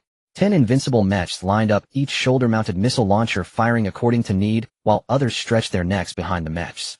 As the explosion flames dissipated, the most agile Storm Elites activated their thrusters. They jumped into the center of the explosion, opening fire on the surviving greenskins with rifles, while others continued to advance. It had been half an hour, and despite encountering 2 waves of enemies, Hill and his team hadn't fired a single shot. 3 Iron Courage brothers take the left, 3 take the right, the rest continue to advance. Hedon. "We must secure the smelting factory completely before lunch." Following the command of the Iron Cavalry Terminator's Thunder Squad leader, the team naturally split into 3 directions. The Storm Elites awaited their reinforcements as 3 Thunder transport vessels descended and opened their hatches. The Tianlong transport assault vehicle charged out of the hatch, heading directly to the left, followed by Nadia's auxiliary troops, each carrying large boxes in an orderly fashion, and finally 4 attendant knights emerged. Flanking these auxiliary troops on both sides, a rumbling convoy headed left, while 2 other similarly equipped vessels advanced right and straight down the center. The Tianlong transport vehicle's doors opened, and another batch of auxiliary troops surged out. This way, with 3 lines, the basic configuration included 2 invincible mechs, 1 Iron Cavalry Terminator, 2 unyielding Terminators, 1 Tianlong assault transport vehicle, 10 Storm Elites, over 50 auxiliary troops, and 4 attendant mechs. With this configuration to take on the greenskins, it's no wonder Helios appeared so relaxed. Their main responsibility was to supply ammunition and missile launchers to the mechs and Terminators. Battle was not their concern. The mechs would fire forward while the Storm Elites handled the cleanup. Their main responsibility was to supply ammunition and missile launchers to the mechs and Terminators. Battle was not their concern. The mechs would fire forward while the Storm Elites handled the cleanup. Then the auxiliary troops would assist the mechs in reloading and changing launchers, with the Tianlong transport vehicle still stocked with plenty of ammunition, delivering firepower that was simply outrageous. "Would you like a cigarette, my Lord Astartes?" As Hill witnessed the mechs bombarding the smelting factory, an auxiliary soldier offered him a pack of cigarettes. Hill gently shook his head to decline, and the soldier shrugged, tilted his head, lit one up, and tucked the pack away. "Report the number of missile launchers." Several teams immediately counted and reported back to him. An auxiliary soldier pulled down his headset communicator. Blue sky, 3 missile launchers remaining. With a whoosh, 5 airdrop packages, each measuring 2 meters cubed, landed within 10 minutes of the auxiliary army's report. The auxiliary troops quickly opened the nets, organizing the ammunition and some replacement parts onto the assault vehicle before advancing alongside the mechs. Sierra and his companions silently followed behind, reflecting that if the Extreme Legion had such efficient ammunition supply, many brothers could have been saved in some battles. As the gates of the smelter burst open, a torrent of cannon fire and ammunition poured out. The invincible mechs, summoned together, activated their void shields to intercept, followed by an even fiercer barrage returning fire from their side. Several Thunderkin donned in indomitable power armor, charged in, wielding oversized Gatling guns, indiscriminately unleashing firepower. The previously relaxed auxiliary troops formed groups of 4, with 2 lifting the spare Gatling gun, and the other 2 carrying ammunition belts and boxes. 12 men in a squad ran forward, ensuring the Thunderkin's firepower remained uninterrupted, while other auxiliary troops replaced the missile launchers on the mechs and loaded ammunition, following closely behind with their weapons at the ready. 3 men crouched down to keep up while the assault vehicle remained outside. Soldiers disembarking from the vehicle carried their weapons and ammunition to the rear, moving with standard precision and swiftness, contrasting sharply with the earlier ease. The Storm Elites leaped onto the upper levels of the smelting plant, eliminating lurking orcs and bouncing skugs that were clutching explosive packs. One Storm Elite failed to notice a green-skinned boy rushing out from a corner behind him. Just as the boy aimed at the back of the Storm Elite's head, his own head exploded first. The Storm Elite turned at the sound, catching sight of an extreme warrior retracting his gun and nodding in thanks before activating his jetpack to jump elsewhere and continue the cleanup. Inside the smelting plant, many areas were exceedingly cramped. 2 invincible mechs remained as heavy fire support, while the other 8 powered down, leaning against the corners as the Iron Bravery troops disembarked.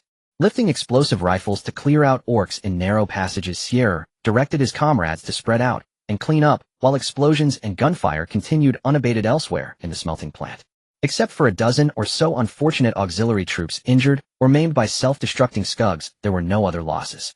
When they smoothly regrouped with other squads, it coincided perfectly with the lunchtime break. An open space on the eastern side of the smelting plant where iron ingots were stored became the temporary camp for these soldiers. After 2 Thunder transport boats took away the injured and fallen, they quickly returned with reinforcements and supplies. Here, eat this. Some Thunderkin and Iron Bravery handed combat rations to the basket-carrying kin, munching on dry energy blocks. Sierra accepted a metal-sealed box, nodding in gratitude. The Thunderkin and Iron Bravery sat aside, unwrapping their rations and eating slowly. We are lucky to be assigned to this smelting plant. Some brothers went straight to the orc camp and were blasted to bits as soon as they arrived. Sierra silently enjoyed the tasty food. Although the meat was green and some side dishes were black, it was indeed delicious and very filling. Everyone eat quickly and have more. There's an orc gathering place on the western side of the continent where many of our brothers have fallen. We need to go support them, and we don't know when the next meal will be. So eat well, or it'll be a waste if we die. The Thunderkin and Iron Cavalry Extermination Armor had just finished speaking when others erupted in curses. Eugene, if you can't speak properly, just shut up. Wouldn't it be better to be mute? After saying this, a girl appearing to be just over 20, wearing the unique power armor of the Storm Elites, threw her empty can at his power armor. If I die, I'll come find you tonight and cling to you every day, you jinx. She wiped her greasy mouth with her hand, lit a cigarette, glared at him, and opened a small bottle, unsure if it contained juice, water, or alcohol. The atmosphere here is really nice. Sierra looked at the Thunderkin beside him, who laughed heartily. We are all from Nadia, brothers and sisters fighting for the Empire with no differences in status. He pointed at the girl who had just cursed. Her brother served in the Devourer Legion for 2 years and fell during a charge. She chose to fulfill her brother's wish and join the Storm Legion to continue fighting for Nadia and the human empire. In the future, if you see female warriors of the Storm Elites, either their fathers were Astartes or their brothers were Astartes. This is a tradition in Nadia. Who fallen Astartes leave a quota. If relatives choose a peaceful life, they will receive honorary citizen benefits. Alternatively, they can use this quota to join the Storm Legion, undergo training, and fight for Nadia for 20 years, after which they can transfer to other locations with better benefits. Most importantly, their future offspring will receive certain resource preferences as compensation for their service. Sierra nodded and fell silent, finishing a whole box of food. He looked at the box of cigarettes and a box of candy in his hand, thought for a moment, and handed it to the Thunderkin. I don't smoke. I don't smoke either. Keep the candy for yourself. Besides, Nadia, opportunities to eat candy elsewhere are scarce. Our candy is different from others. It contains a lot of supplements and can serve as emergency rations in times of material shortage. The Thunderkin placed his own box of candy into Sierra's hands, took the cigarettes, and tossed his share to the female warrior. Here you go, Zygwowo, have a cigarette. Thank you, Uncle Mark. The girl caught the candy and blew him a kiss. Just as others were about to tease, Eugenie's loud voice rang out. Everyone pack up and get ready to board. The transport ship has arrived. As the dark spots in the sky grew larger, a massive Devourer transport ship finally descended, opening its petal-like hatch. The armored transport vehicles filled with auxiliary troops were the first to reverse into the transport ship. Other infantry units boarded the upper deck in an orderly manner, including those Astartes. The remaining space below was just enough to accommodate the invincible mechs and attendant mechs. As the hatch closed, the ship gently rocked, rapidly ascending toward the battlefield in urgent need of support. Eugene, clad in Iron Cavalry Extermination armor, seemed to be in contact with someone, muttering "Ahu" repeatedly. After a while he fell silent, donned his helmet, and prepared. Thunder brothers, activate shields. The enemy numbers are beyond imagination. Understood, brother Eugene. The other Iron Cavalry Extermination armors responded, while the unwavering armored Thunderkin checked their weapons and ammunition. As the ship swayed slightly, the hatch had yet to fully open, and these Astartes jumped out first. Upon landing, they activated their front shields. The unwavering armored Thunderkin immediately opened fire on the encroaching green-skinned enemies, swiftly clearing a vast area as Sierra and his combat brothers rushed out to reinforce, ensuring the auxiliary troops could land safely as the invincible mechs exited the transport ship and activated their void shields. The vitality of the green-skinned foes was no longer a threat. However, when they looked toward the distance, they couldn't help but grip their weapons tightly. On the far battlefield, dozens of Titans were engaged in a fierce exchange with their trash-like green-skinned counterparts. Under the influence of the Wali's stance, these trash Titans were surprisingly able to hold their ground against their own. Go die. Crack. A tactical dagger pierced through the seam of the green-skinned creature's head, stirred for a moment before being pulled out.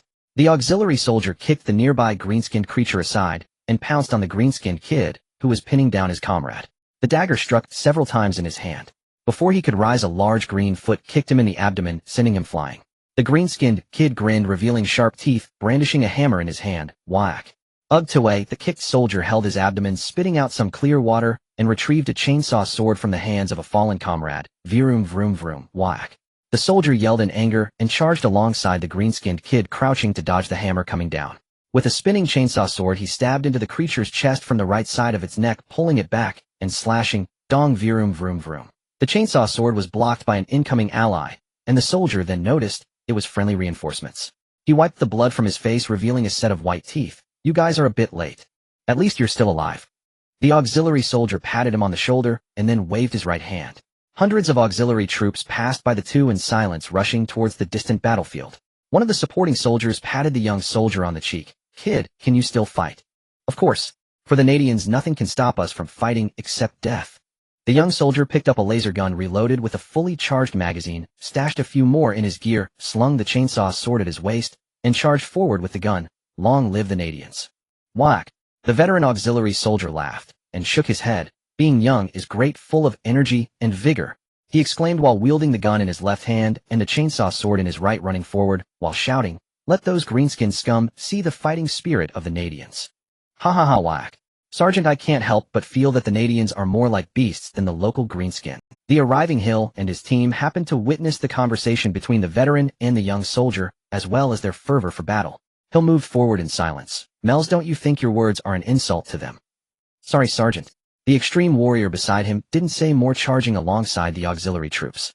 The battlefield ahead was a chaotic mess, and their small number was insignificant amidst the overwhelming green tide. Amidst the continuous sounds of clanging and crashing, a massive horde of fearsome and deadly vehicles stretched endlessly, brandishing machetes, hydraulic pliers, rotating saw blades, and various heavy artillery rumbling forward. Hill and his team raised their guns to shoot at the oncoming vehicles. Although they managed to take down several, the greenskin vehicles were far more numerous, filling them with a sense of helplessness. Whoosh whoosh whoosh whoosh, black and gold thunder motorcycles flew overhead, unleashing firepower on the opposing beast tide, with explosions from miniature missiles ringing out incessantly, not allowing the greenskin vehicles a moment to breathe. Dozens of thunder transport boats rapidly descended from the sky. From the opened hatches, invincible mechs leaped down, their multi-barreled laser cannons and rapid-fire artillery, suppressing the green-skinned vehicles in waves. Whoosh boom. A row of invincible mechs void shields overloaded from the blast of a giant cannon. The ensuing flames and shockwaves damaged the mechs, and amidst the billowing smoke, the Nadian auxiliary troops who had been charging fiercely paused. After a moment of dazed, smiles spread across their faces. Someone shouted, "Great brothers, it's a greenskin Gargan, our chance to jump in. Brothers of the demolition team, charge with me." Whack. Jump in. Jump in. Whack. Those auxiliary soldiers who couldn't outrun Hill and his Astartes rushed past them, their eyes filled with eagerness to jump in. "Great brothers, we can jump in too. Charge in and kill those greenskins." "Sergeant, isn't jumping in our Astartes' duty?" The extreme warrior beside him looked at the silent Hill through his helmet. Hill ignored him, leading the other combat brothers in a mad dash, rushing past the enthusiastic auxiliary soldiers. One jumped and grabbed the iron ladder handle on the exterior of the Gargant. Finding a gap, he wedged a hot melt bomb inside. After removing the safety swung off the nearby handle, and just as he moved aside, he heard a loud boom. A large hole appeared beneath the belly cannon of the Gargant. "Brothers, get ready." Several auxiliary soldiers took off the gravity cannons strapped to their fallen comrades' backs, aimed slightly, and fired. The shell was a blue sphere that flew directly into the hole created by Hill, spreading open upon contact with the steel, activating its strong gravitational pull. More than a dozen auxiliary soldiers already prepared pressed the buttons on their exosuits' chests. The next moment they were sucked into the gargant by gravity, and upon entering the large hole they immediately pressed the buttons again to negate the gravity and land. Whack!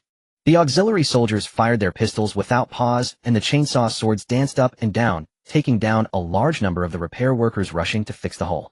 By the time Hill entered the interior of the gargant, the auxiliary soldiers had already reached the belly cannon level. Quickly, where's the hot melt pack? Toss it into the cannon for the timer. Let's rush to the command room and capture the green-skinned war boss. This will be the glory of our Steel 9 Regiment's 2nd Company. The veteran auxiliary soldier led the charge straight to the command room of the gargant's head. Hill and the combat team following behind systematically cleared the incoming greenskins, ensuring that this powerful belly cannon would not fire again. Boom! As the countdown ended, the hot melt pack blew the 3-meter-wide belly cannon into 2 segments and triggered an adjacent ammunition explosion. Fortunately, Hill and the others had kept a safe distance, but even so they were knocked to the ground by the shockwave. Sergeant, I have to say the Nadian auxiliary soldiers don't care about their own lives at all. If it were them here, they would definitely be killed by the shockwave. Hill got up and shook his head. The belly cannon is destroyed. Let's blow up the boiler in the power room. Yes. The group quickly moved down to destroy the glory of this gargant, leaving it to the auxiliary soldiers. The Sons of Extremes did not lack this. Boom. As a few blue dots leaped out from the gargant's hole, the rumbling greenskin titan, with its power source destroyed, came to a halt. Hill and his team changed magazines, firing while using chainsaw swords to reap the greenskins. After passing through the swirling dust, the team tightened their grips on their weapons, looking up at the dozen or so gargant titans that were slowly approaching the ground, littered with the cackling greenskins and the clanging greenskin cans. Courage and glory. Hill raised his right hand with the power sword. The combat team members steadied their gun barrels, their eyes resolute beneath their helmets, their determined faces showing calmness. The Sons of Extremes fear neither sacrifice. Courage and glory. Just as Hill and his comrades roared and prepared to charge, a thunderous boom erupted from the ground behind them. A Warhound Titan descended from the sky. A second, then a third followed, each larger, more imposing, and of distinct design. For Nadia, for the Lord of Thunder. Whack!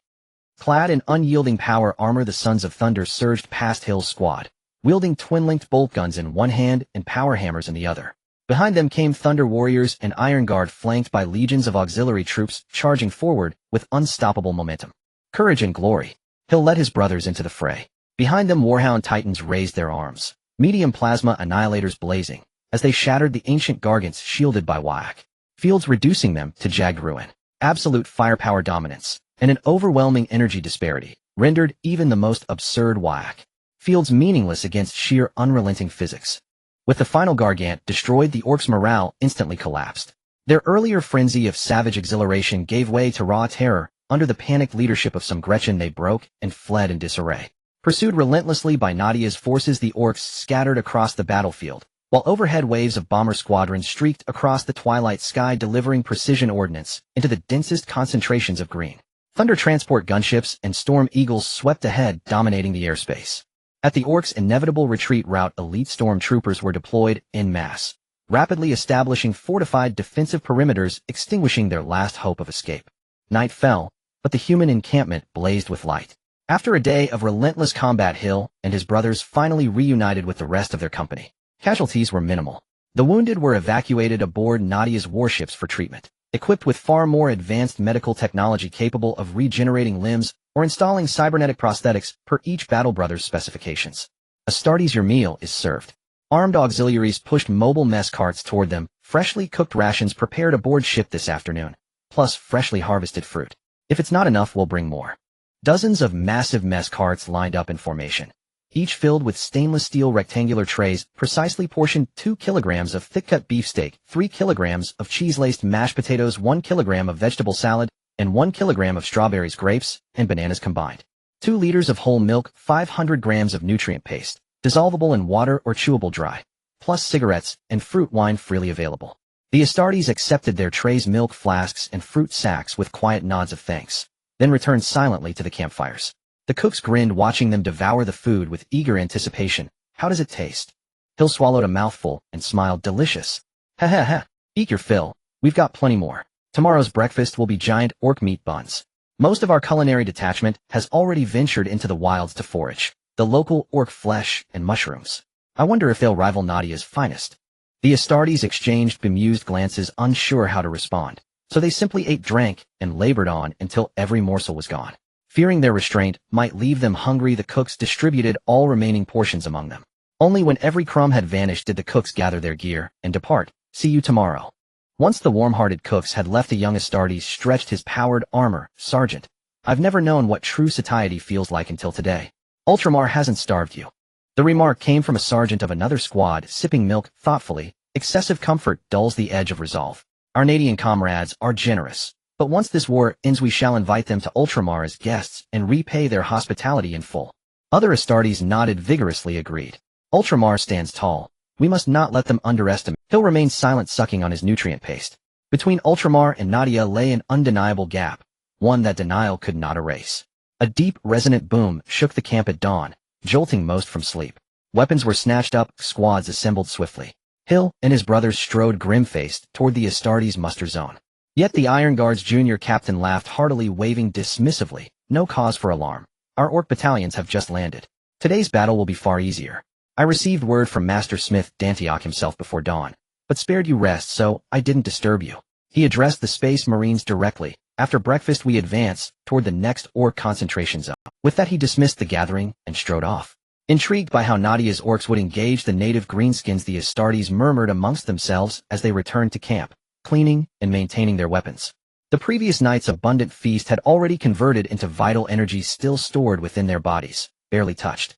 Breakfast arrived promptly as dropships settled onto the field. Cooks piloted antigrav carriers toward their assigned sectors. The same affable cooks from the night before powered down their carriers and served the Astartes. Steam rising from insulated crates packed with plump snow-white meat buns, golden butter-fried eggs, and barrels of milk sweetened with fire moss honey. Eat hearty. The local orc meat is surprisingly good. You may not get lunch today. Hill gripped 2 meat buns, each larger than a mortal man's face, in his armored gauntlets. With one bite, greenish orc flesh and black mushrooms tumbled out mingled with other vegetables. He devoured the fried eggs whole one after another. Only a full belly could fuel slaughter, so the Astartes ate voraciously. As the cooks boarded their transports and lifted off, the warriors gathered their gear and assembled weapons in hand. They boarded Devourer-class dropships in the same formation as yesterday, flying onward to the next battlefield. The flight lasted longer this time, and upon orderly disembarkation, they received a single unexpected order: hold position. Eugene, the same junior officer reprimanded yesterday for his clumsy speech, grinned broadly. Our Nadian orcs exist to exhaust the enemy's ammunition and morale first. Only then do we step forward.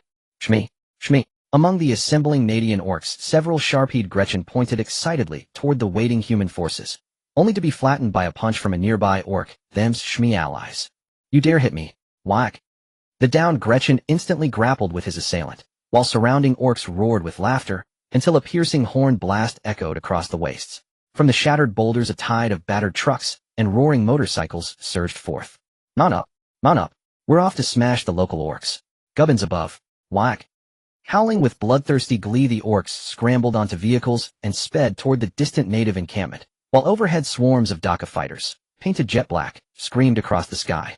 They circled the native orc camp, unleashing torrents of fire, turning the greenskins below into whack. 2 groups of green-skinned beings clashed on the desolate plain stretching for dozens of miles. One side had deep green skin while the other was a lighter shade with black-haired scrogs, and they fought fiercely.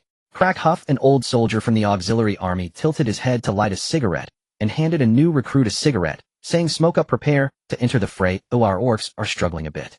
Didn't they say we were waiting for our supplies to run out?" The new recruit was somewhat surprised as the veteran pointed to Lieutenant Peter, who was issuing commands not far away. "Can't you see Lieutenant Peter is giving orders? Clearly he has received some notification. You've only been in service for 2 years, there's still much for you to learn." The veteran patted him on the shoulder. "Kid, once the war is over and we return to Nadia, I'll marry my eldest daughter to you. I have a girlfriend named Digua Hua, she's my childhood sweetheart." Digua Hua. Ha ha, the veteran laughed so hard, he could hardly breathe. Who is so creative to name a girl that? You've made me die of laughter. The nearby auxiliary soldiers also burst into laughter. After all, they had heard all sorts of strange names, but Digua Hua was definitely a first.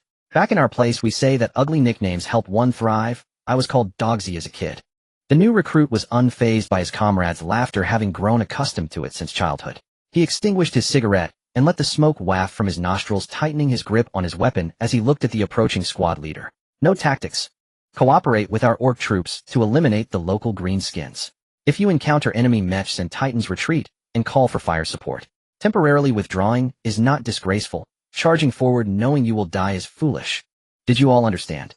The auxiliary soldiers quickly responded loudly yes. Squad leader. The squad leader drew his chainsaw sword, held a plasma pistol in his left hand, and raised his chainsaw sword. High Steel 9th Regiment 3rd Squad, all present. Who? The new recruit's eyes were firm as he pounded his chest plate and looked at his squad leader. For the glory of Lord Helios, the Master of Thunder. Kill them all. Whack. The previously well-formed phalanx immediately broke into groups of 3, charging into the chaotic battlefield while Hill and the others silently followed behind. These blueskin warriors were split into single fire support units. Due to the long front lines, the Astartes responsible for this planet numbered only 3,000. The battlefield was filled with them, and each Astartes had to cover a long section of the front, providing support to the auxiliary troops in danger as much as possible. Die green skin. Emperor Lao Deng is above. We're on the same side. The green skin that had fallen and had not yet gotten up saw their own comrade about to stab them, and quickly raised their hand to stop it. The new recruit smirked and retracted the laser bayonet. Where's your black-haired scrog? I don't have any teeth to buy. The young green skin, somewhat dejected, got up and picked up the axe left behind by the green skin killed by the new recruit. They also found an exaggerated large weapon and grinned widely. I've got a big boomstick and a big chopstick too. Whack. The young green skin thought that the small comrade just now must be the avatar of the black-haired chieftain, bringing them good luck. They figured that by following the little comrade, they might find even more powerful weapons, so they yelled as they chopped at the local green skins while searching for the little comrade's figure. Old soldier, be careful. The new recruit shot and exploded a green skin, attacking the veteran, then stabbed another green skin in the heart with the laser gun bayonet, kicking away the green skin, swinging an axe, saving the still-lean veteran. A young green skin grinned as they raised their big weapon about to swing down, when suddenly a large axe appeared. The Nadia green skin withdrew their axe and kicked the corpse aside, grinning at the grateful new recruit. Hey, are you alright, little comrade? My name is King Canestrand. I'm called Big Head. The veteran raised his gun and shot the green skin behind. Big Head, battle is urgent. We'll chat after we finish fighting. The new recruit and the young green skin followed the veteran, encircling the scattered green skins, occasionally saving some of their own green skins and humans. Big Head was not wrong in thinking so, as during the ensuing battle they indeed found a great treasure. It was unknown who had dropped the laser rapid-fire cannon, which had hardly consumed any energy. Big Head picked up this powerful glowing weapon, grinned as he pressed the button, and the rapid-fire cannon surprisingly had a recoil. This made Big Head exclaim with delight, yelling as he charged forward. The veteran new recruit and some gathered auxiliary troops followed Big Head, darting left and right on the chaotic battlefield like slippery eels. Our heavy units matched against the greenskins' large units, while the overwhelming number of local greenskins could only rely on the Astartes storm elites and auxiliary troops, along with the increasingly dwindling Nadia greenskins. Compared to the local greenskins, humans loathed the Nadia greenskins even more. They would rather be killed by humans than let the Nadia greenskins take the blame. Booming, rumbling whack. As Nadia began to gain the upper hand, the earth trembled and endless greenskins surged from the southern mountains of the plains. Meanwhile, the armored clusters already prepared roared as their engines revved and rolled forward. The bombing formation hidden in the clouds after the greenskins hiding underground in the mountains came out to ambush immediately swooped down over their heads, the hatches open, dropping all airborne bombs and unleashing a storm of munitions. Until not a single spare bomb was left on the aircraft, it then pulled up, shot out of the atmosphere, and returned to the warship to resupply. After the bombers had swept the ground, the greenskins visibly thinned out. Then all the super heavy tanks equipped with anti-gravity floating chassis lined up in neat rows, charging forward and smashing those howling green skins into pieces, the chassis spewing flames, scorching those green skins lying on the ground. Then all the super heavy tanks equipped with anti-gravity floating chassis lined up in neat rows, charging forward and smashing those howling green skins into pieces, the chassis spewing flames. These super heavy tanks did not care about the terrain, continuing to chase the green skins, the chassis blasting flames that carbonized them, or using the equipped laser rapid-fire cannons and solid machine guns to shatter them. On the other side of the wasteland, a massive wave of greenskin tanks surged from the mountains, along with their makeshift armor trucks and motorcycles, advancing toward the chaotic battlefield, each one with a glint of cunning and slyness in their eyes. Then the Nadia Titan clusters, originally meant to defend against the greenskin Titans, aimed their cannons at the heavy infantry of greenskins. A single shot from the plasma annihilation cannon could vaporize a diameter of several hundred meters, continuously exploding in the green tide. The invincible mech forces of Iron Courage rode the Thunder transport ships to cut off the retreat of the greenskins, swiftly exterminating the existing greenskins in this area. They had little time to waste here, as there were plenty of planets in the Tianlong Star district being ravaged by greenskins. The assault boat formation bring the ship over to jump on board. Those who lost the fight yesterday are not allowed. Nadia's green-skinned chief stood by the window of the command room looking at the dozen or so warships of various sizes rushing over his cunning and sly eyes filled with disdain. Its warship was 5 kilometers long, built decades ago from the spoils of previous battles, and the local green-skinned forces were too weak to pique its interest in combat. Just because it wasn't interested didn't mean its tribe's youngsters were. Once they reached firing range, the warship suddenly veered to the right, deploying side-mounted grappling hooks that pierced through the enemy's weak side armor. As the winches turned, 2 warships slid together, sealing a soft passage that extended to the enemy warship's side armor, while the skilled craftsmen began cutting through the armor. With a mighty kick, the armor collapsed. Whack! The green-skinned warriors of Nadia charged into the enemy warship, joyfully engaging in a rampage. All were green-skinned, fully aware of the tactics, and Nadia's greenskins fought swiftly. Other enemy warships were similarly attacked from one or both sides, annihilating all the greenskins inside. Occasionally, they rescued human slaves captured by greenskins for amusement from some of the warships. These humans were sent to the Imperial Navy fleet as rewards after the battle, and in return the greenskins received some sunken warship wrecks with no repair value, as well as food supplies. However, Nadia's greenskins showed no interest in the Navy's starchy food blocks, saying, "What do you mean, we eat starchy blocks? They were originally processed by us greenskins from Nadia, and now you return them to us. How interesting is that?" After saying this, they angrily walked away, snatching some standard naval weapons as compensation, nearly burning out the Navy commander's CPU.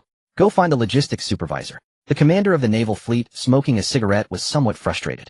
When the logistics supervisor arrived, he asked, "Where did we get those starchy blocks?" "From the Thunder Fleet, of course."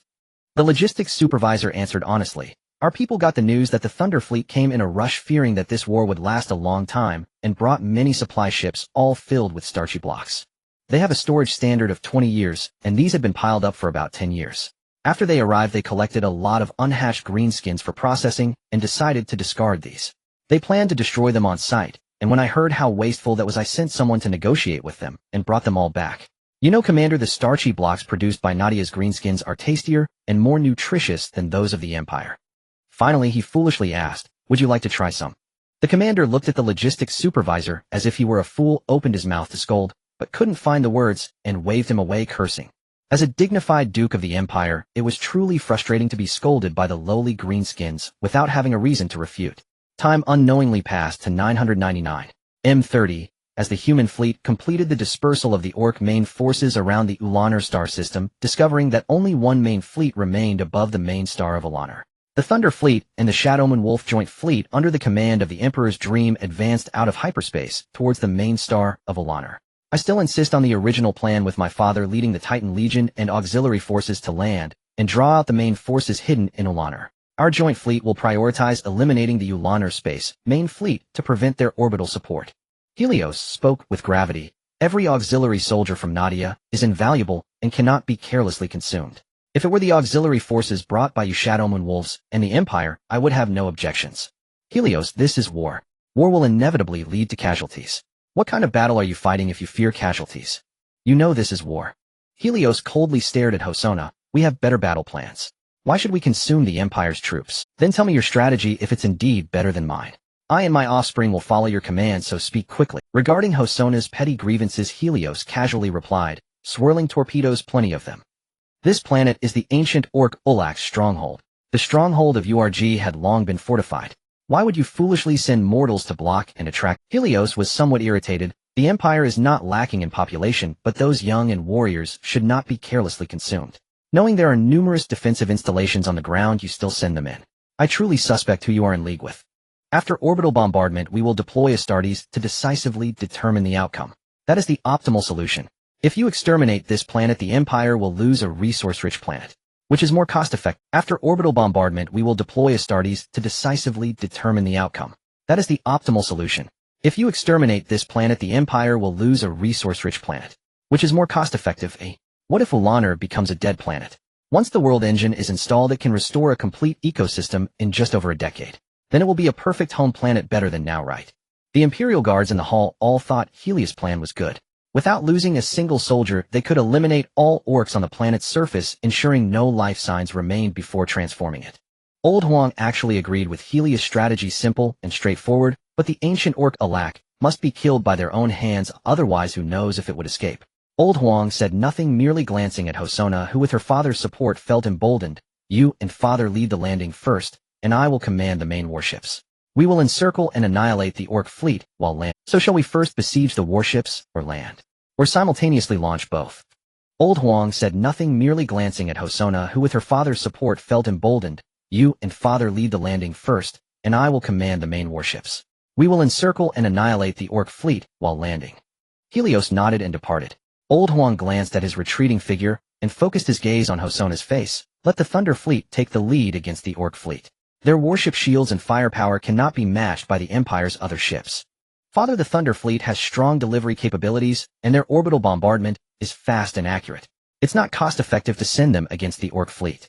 We must first eliminate Alak before we can focus on the orc fleet. Old Huang nodded and instructed her to prepare. Alaku Urge has been feeling quite irritable lately, as the expansion of his orc empire is being obstructed by the human shrimp rapidly compressing his territory. Reports of retreat from his subordinates and fleets arrive daily from the front lines. Boss, the human shrimp's fleet is coming, and there are so many of them. The one responsible for communicating with the space fleet, looking panic-stricken, exclaimed, our warships are no match for them. Humph. If we can't win, can't we jump? Alaku instructed the messenger to relay the news. He glanced at the 40 carefully selected orc champions in the hall, his eyes filled with disdain for the human shrimp. Even if the warships can't win, it doesn't matter, my subordinates are growing stronger out there. As long as the ground holds off the shrimp, and while the other subordinates return for support, who will lose and who will win is still uncertain. While he was setting up the defensive line, the Thunder Fleet broke through the orc fleet's blockade, repeatedly scanning the planet Alanos and bombarding the coordinates where large numbers of orcs were gathering. In an instant, the surface of the planet was dotted with red marks, and fireworks exploded continuously in the sky. The orc warships that received the news about the jump immediately locked onto their targets and charged forward. Once the ramming prow of the warship got close enough to the enemy, it was instantly launched out, smashing a large hole into the side armor of the enemy ship. Two warships made contact, and a large number of orcs poured into the human warship through the passage created by the ramming prow. Meanwhile, the Thunder Fleet, which had completed multiple orbital bombardments, opened all the hatches of their warships and began to deploy troops to the ground. Accompanying them were the Old Man Huang, the Empire's auxiliary forces, and the auxiliary forces of the Shadow Moon Tsangwang. A deluge of drop pods, Storm Eagles, Thunder transport boats, and Devourer transport ships obscured the sky, and the soldiers at the portholes witnessed the bombardment of the fleet, thinking it was merely a simple landing operation. They laughed and chatted, but once they landed on the ground, they were met with a surprise gift from the orcs hiding underground. Key areas of Alanos had long been tunneled by the orcs, facilitating quick reinforcements. Standing beside the Old Man Huang was the silent Helios and a small squad of elite troops surrounded by a swarm of Storm Eagles and Fire Falcons, along with Rand's raiders heading straight for the fortress where Alaku was located. Enemy flying units detected ahead. The cabin's speaker blared with the pilot's warning. Helios donned his helmet and contacted the surrounding vehicles. Ignore them, all vehicles ascend in altitude. The green-skinned Daka fighters can't fly into outer space. Helios, we're landing on the vast plains below. Don't forget, our goal is to pin down the orc main force. It's really boring to play along with you. He grumbled and had to modify the orders so the densely packed vehicles could only descend onto a vast plain, which just so happened to be one of the orcs' hiding spots. Then the two sides clashed on the plains, with the Thunder offspring forming a sturdy fortress blocking the massive green-skinned orcs outside. Helios hopped onto a motorcycle. Old Man, shall we race for a bit? The Old Man Huang ignored him. Helios also found it uninteresting. Heso Na needed a decent performance to claim that position, and the ancient orc Alaku was just right for it. Father, in just over 10 minutes, we can clear out these local green-skinned orcs. Taboros reported the progress with a big grin. Helios remained silent for a long time before slowly shaking his head. Who told you to kill them so quickly? Huh? Looking at the bewildered offspring, Helios waved his hand. Forget it. After we finish off this batch of orcs, we can take our time. Otaboros nodded and went to the defensive perimeter, swinging his power axes. Brothers, step it up. Father wants to have dinner in Alaka's fortress. Whack. Upon hearing this, the Thunder offspring immediately revved their engines and rushed out, dramatically increasing their speed in harvesting the green-skinned orcs, fearing that their genetic father would go hungry that night. Helios, your offspring is quite interesting. The Old Man Huang turned towards a Storm Eagle. I'll head over first. You can push forward slowly here. All right. Helios, uninterested in the conversation, waved to summon a few offspring to contact the fleet and inquire about the casualty situation, while the Old Man Huang set off for the fortress of the ancient orc Alaku. In the evening, a dense meteor shower streaked across the sky over the plains, landing atop the mountains. The fort, equipped with a massive air defense network, had already been bombarded from orbit, yet the green-skinned orcs were too numerous.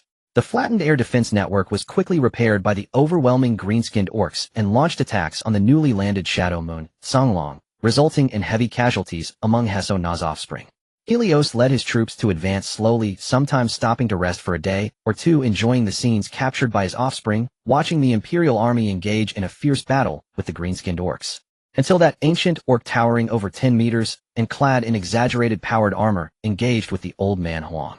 In just a moment the ancient orc had seized him by the neck and Helios watched the old man's calm face through the lens. With a sneer he spat out a seed. What poor acting. At that critical moment a figure clad in finely crafted powered armor, draped in wolf skin, descended upon the ancient orc, freezing the once arrogant ancient orc in place, as if under a spell. With a powered claw piercing its neck the ancient orc's head was severed. As Alakis life faded away the aura enveloping the Alanos star system and the surrounding planets dissipated, leaving the green-skinned orcs battling the humans in confusion. They felt an inexplicable panic, their bodies growing weak as they turned to flee. The warships that had been aiding other battlefields also vanished without a trace. The formidable enemy that had just emerged from the west of the Empire was dispersed in less than a year, and the Imperial Navy could handle the cleanup work. Helios ordered the Skull Crusher and Blood Claw to categorize the newly expanded warships. A minimal number of warships would remain as the core, while Dajiba and other craftsmen would integrate the remaining core of the warships and important hull sections into the main ships. They selected returning them to Nadia for storage. As for the numerous green-skinned orcs bred during the war, they would be concentrated on a nearly derelict planet dealt with by a single whirlwind torpedo. While Helios oversaw the fleet's cleanup operations, the old man Huang was also busy relocating some population from within the Empire to repopulate the cleared planets and develop them anew, while also promoting some high-ranking officers who had performed excellently. These officers were assigned to Alanos and the newly recaptured planets, some becoming lords and others governors. Meanwhile, the flagship the Star Speaker would broadcast the victory over Alanos throughout the Empire's territory. All available legions and original beings were summoned to Alanos to participate in the grand triumphal ceremony, during which Heso Na would be propelled to the position of war chief, riding the wave of victory. Before the arrival of other legions and original beings, numerous warships and transport ships from Nadia, carrying the remains of fallen heroes, returned to Nadia, with Helios accompanying them. He would attend the memorial ceremony for those who sacrificed for the Empire, paying them the respect they deserved. When the Nadia and the new flagship Warning along with the Death Guard flagship Live starting point arrived at the outskirts of Alanos outer space, it was already filled with warships of all sizes, and the three massive battleships headed straight towards the center of another fleet. The Thunder Transport fleet launched from the three flagships carrying the original beings and their respective elite offspring, landing at the periphery of the newly repaired fortress of Alanar. Although the old man Huang allowed those who could come, the Imperial originals still chose to come personally. The war could be left to other offspring to handle. In these times which Legion lacked fierce warriors, Khan and Midnight Lord's second Lieutenant Bruce Wayne, who were quietly conversing outside the hall, hurriedly approached to pay their respects upon seeing the Lord of Thunder arriving with two originals. Father, this is not Nadia. It would not be good if someone sees us. Helios patted the shoulders of the two, ignoring the strange gazes from the guards and other Legion offspring, and walked into the Great Hall, with Pepper and Mortalion along with Warsmith Dandiok and Frakes. The Death Guard's Typhon and others naturally followed Khan and Bruce, forming a small circle with Tyrannes and Morlock, while casting glances at Lateron and Walker the Seer. Lays waved his hand. This small circle, led by Tyrannes and composed of important figures from other legions, retreated to a corner to reminisce. Walker Lays was capable, yet Loajia was solely focused on preaching, and there were the disdainful Cole F.A. Lewin and Erebus often accompanying the originals, along with many capable seers. Those inclined towards the Empire were gradually marginalized until Helios connected with Loajia, allowing this rare loyal faction of the seer to slowly accumulate reputation and grasp real power. Cole F.A. Lewin and Erebus, upon Helios' revelation, were sent by Loajia to the seer's office in Tyra, leaving Huang the old man's people to keep watch. She did not want to be misunderstood. The originally lively Great Hall fell silent after Helios and the others entered, as voices faded and eyes scanned up and down, while he himself was assessing them directly, ignoring the Imperial officials. His gaze lingered on those originals he had not encountered before, and the light pink-skinned Magna piqued his interest. One of her eyes was a dazzling array from the subspace, dominating her entire eye socket, giving her a somewhat wicked appearance. The Imperial original Roxanne Dawn had a head of sleek silver hair, pursed lips, and a stern expression as she met his gaze, while another half-human half-machine, being named Phisai, had data cables and tubes linked to her head. Manus, with her striking mechanical arms, caught attention. Fugrim's perfect face was on par with St. Gilena, undoubtedly T0 among all originals. However, compared to the sanctity of Saint Gilena, Fugrim exhibited a different style, with a delicate face adorned with a smile, her alluring eyes fixed on Helios, as she slightly nodded with flirtation. Helios nodded in response, his eyes continuing to sweep across the room, landing on a figure resembling an ancient Tyra sculpture, with wild, three-dimensional features, platinum long hair, cascading, and wild blue eyes curiously assessing Helios. With skin as white as snow and deep black hair, the exquisitely featured Korax stretched her face, with her right hand glanced at him, then withdrew her gaze, showing little interest. However, beside her stood a tall figure with a light layer of short hair, a sister with fiery red eyes, and a smile, who waved at him. Helios smiled, and nodded in response. This dragon lord, as rumored, was large in stature, but had a good temper, and was proficient in sharing her developed equipment, such as the Saturn End armor, which had been sent for thorough disassembly and improvement by Nadia. In a seat on the periphery, the most easily overlooked, sat an ordinary-looking woman, tilting her head to stare at him. Helios nodded and smiled at her, prompting a polite return gesture. "What are you looking at?" When Helios sat beside her, constantly glancing behind the chair, Alpha curiously asked.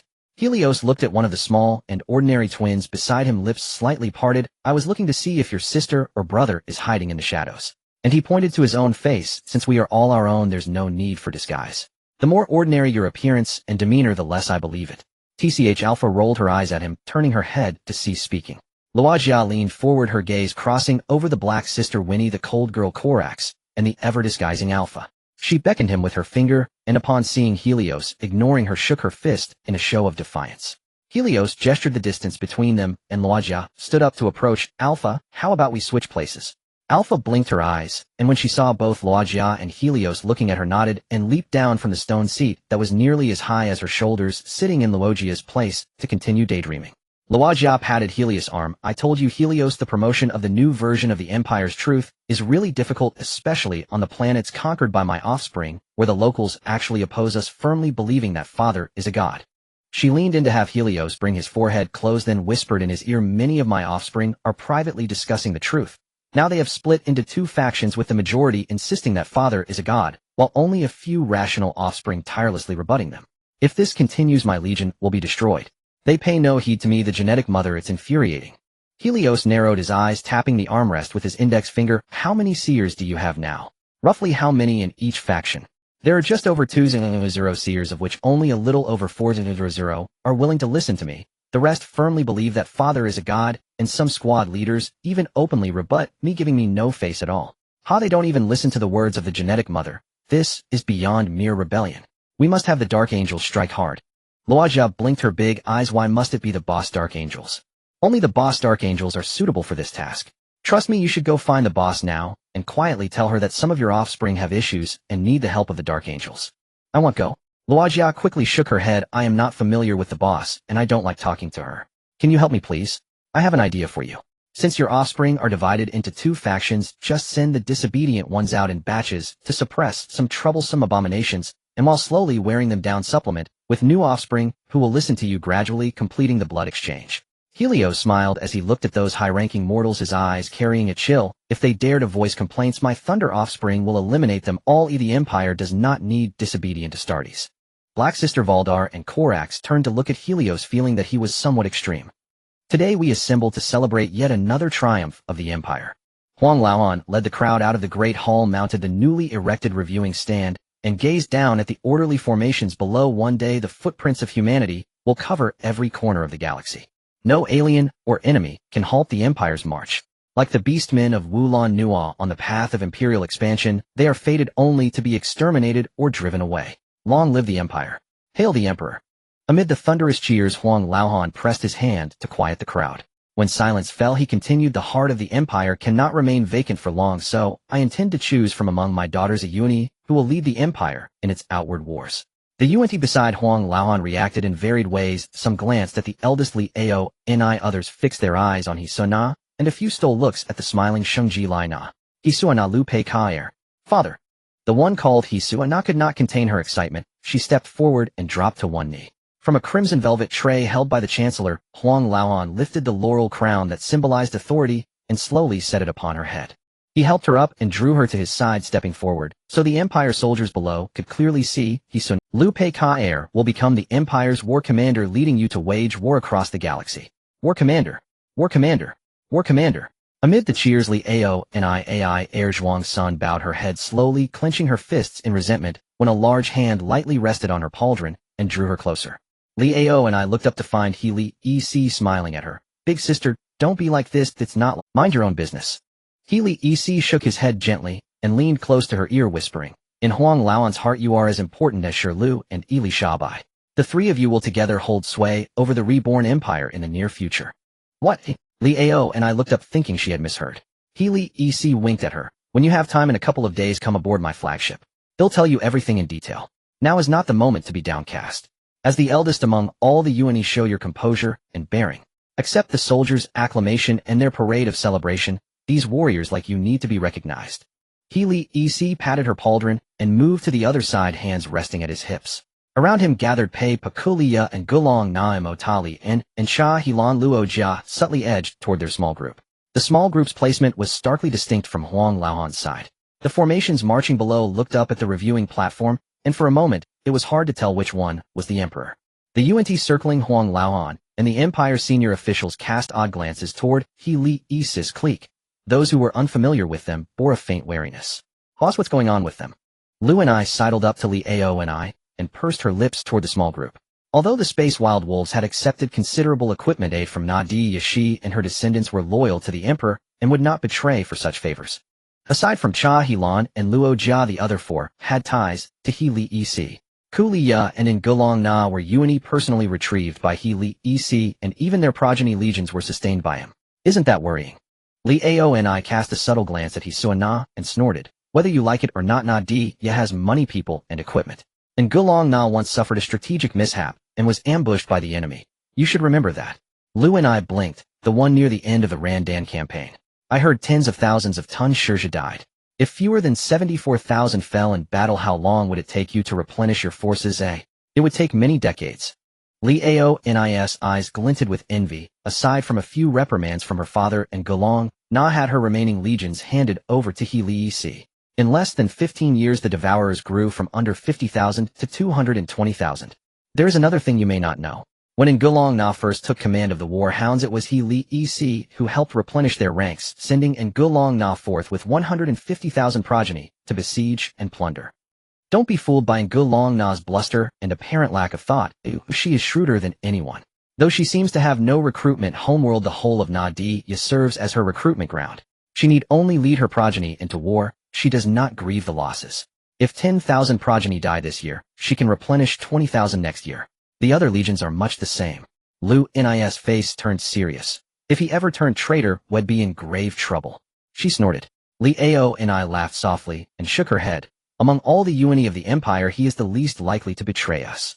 Because he looks down on this rotten mess called the empire. Go to Nadi Ya once, and you will see for yourself. As Lu and I fell silent, the review concluded, and the company returned to the great hall for a banquet. Hisua Na was surrounded by imperial officials and nobles. The other Yuan either conversed among themselves or negotiated with ministers.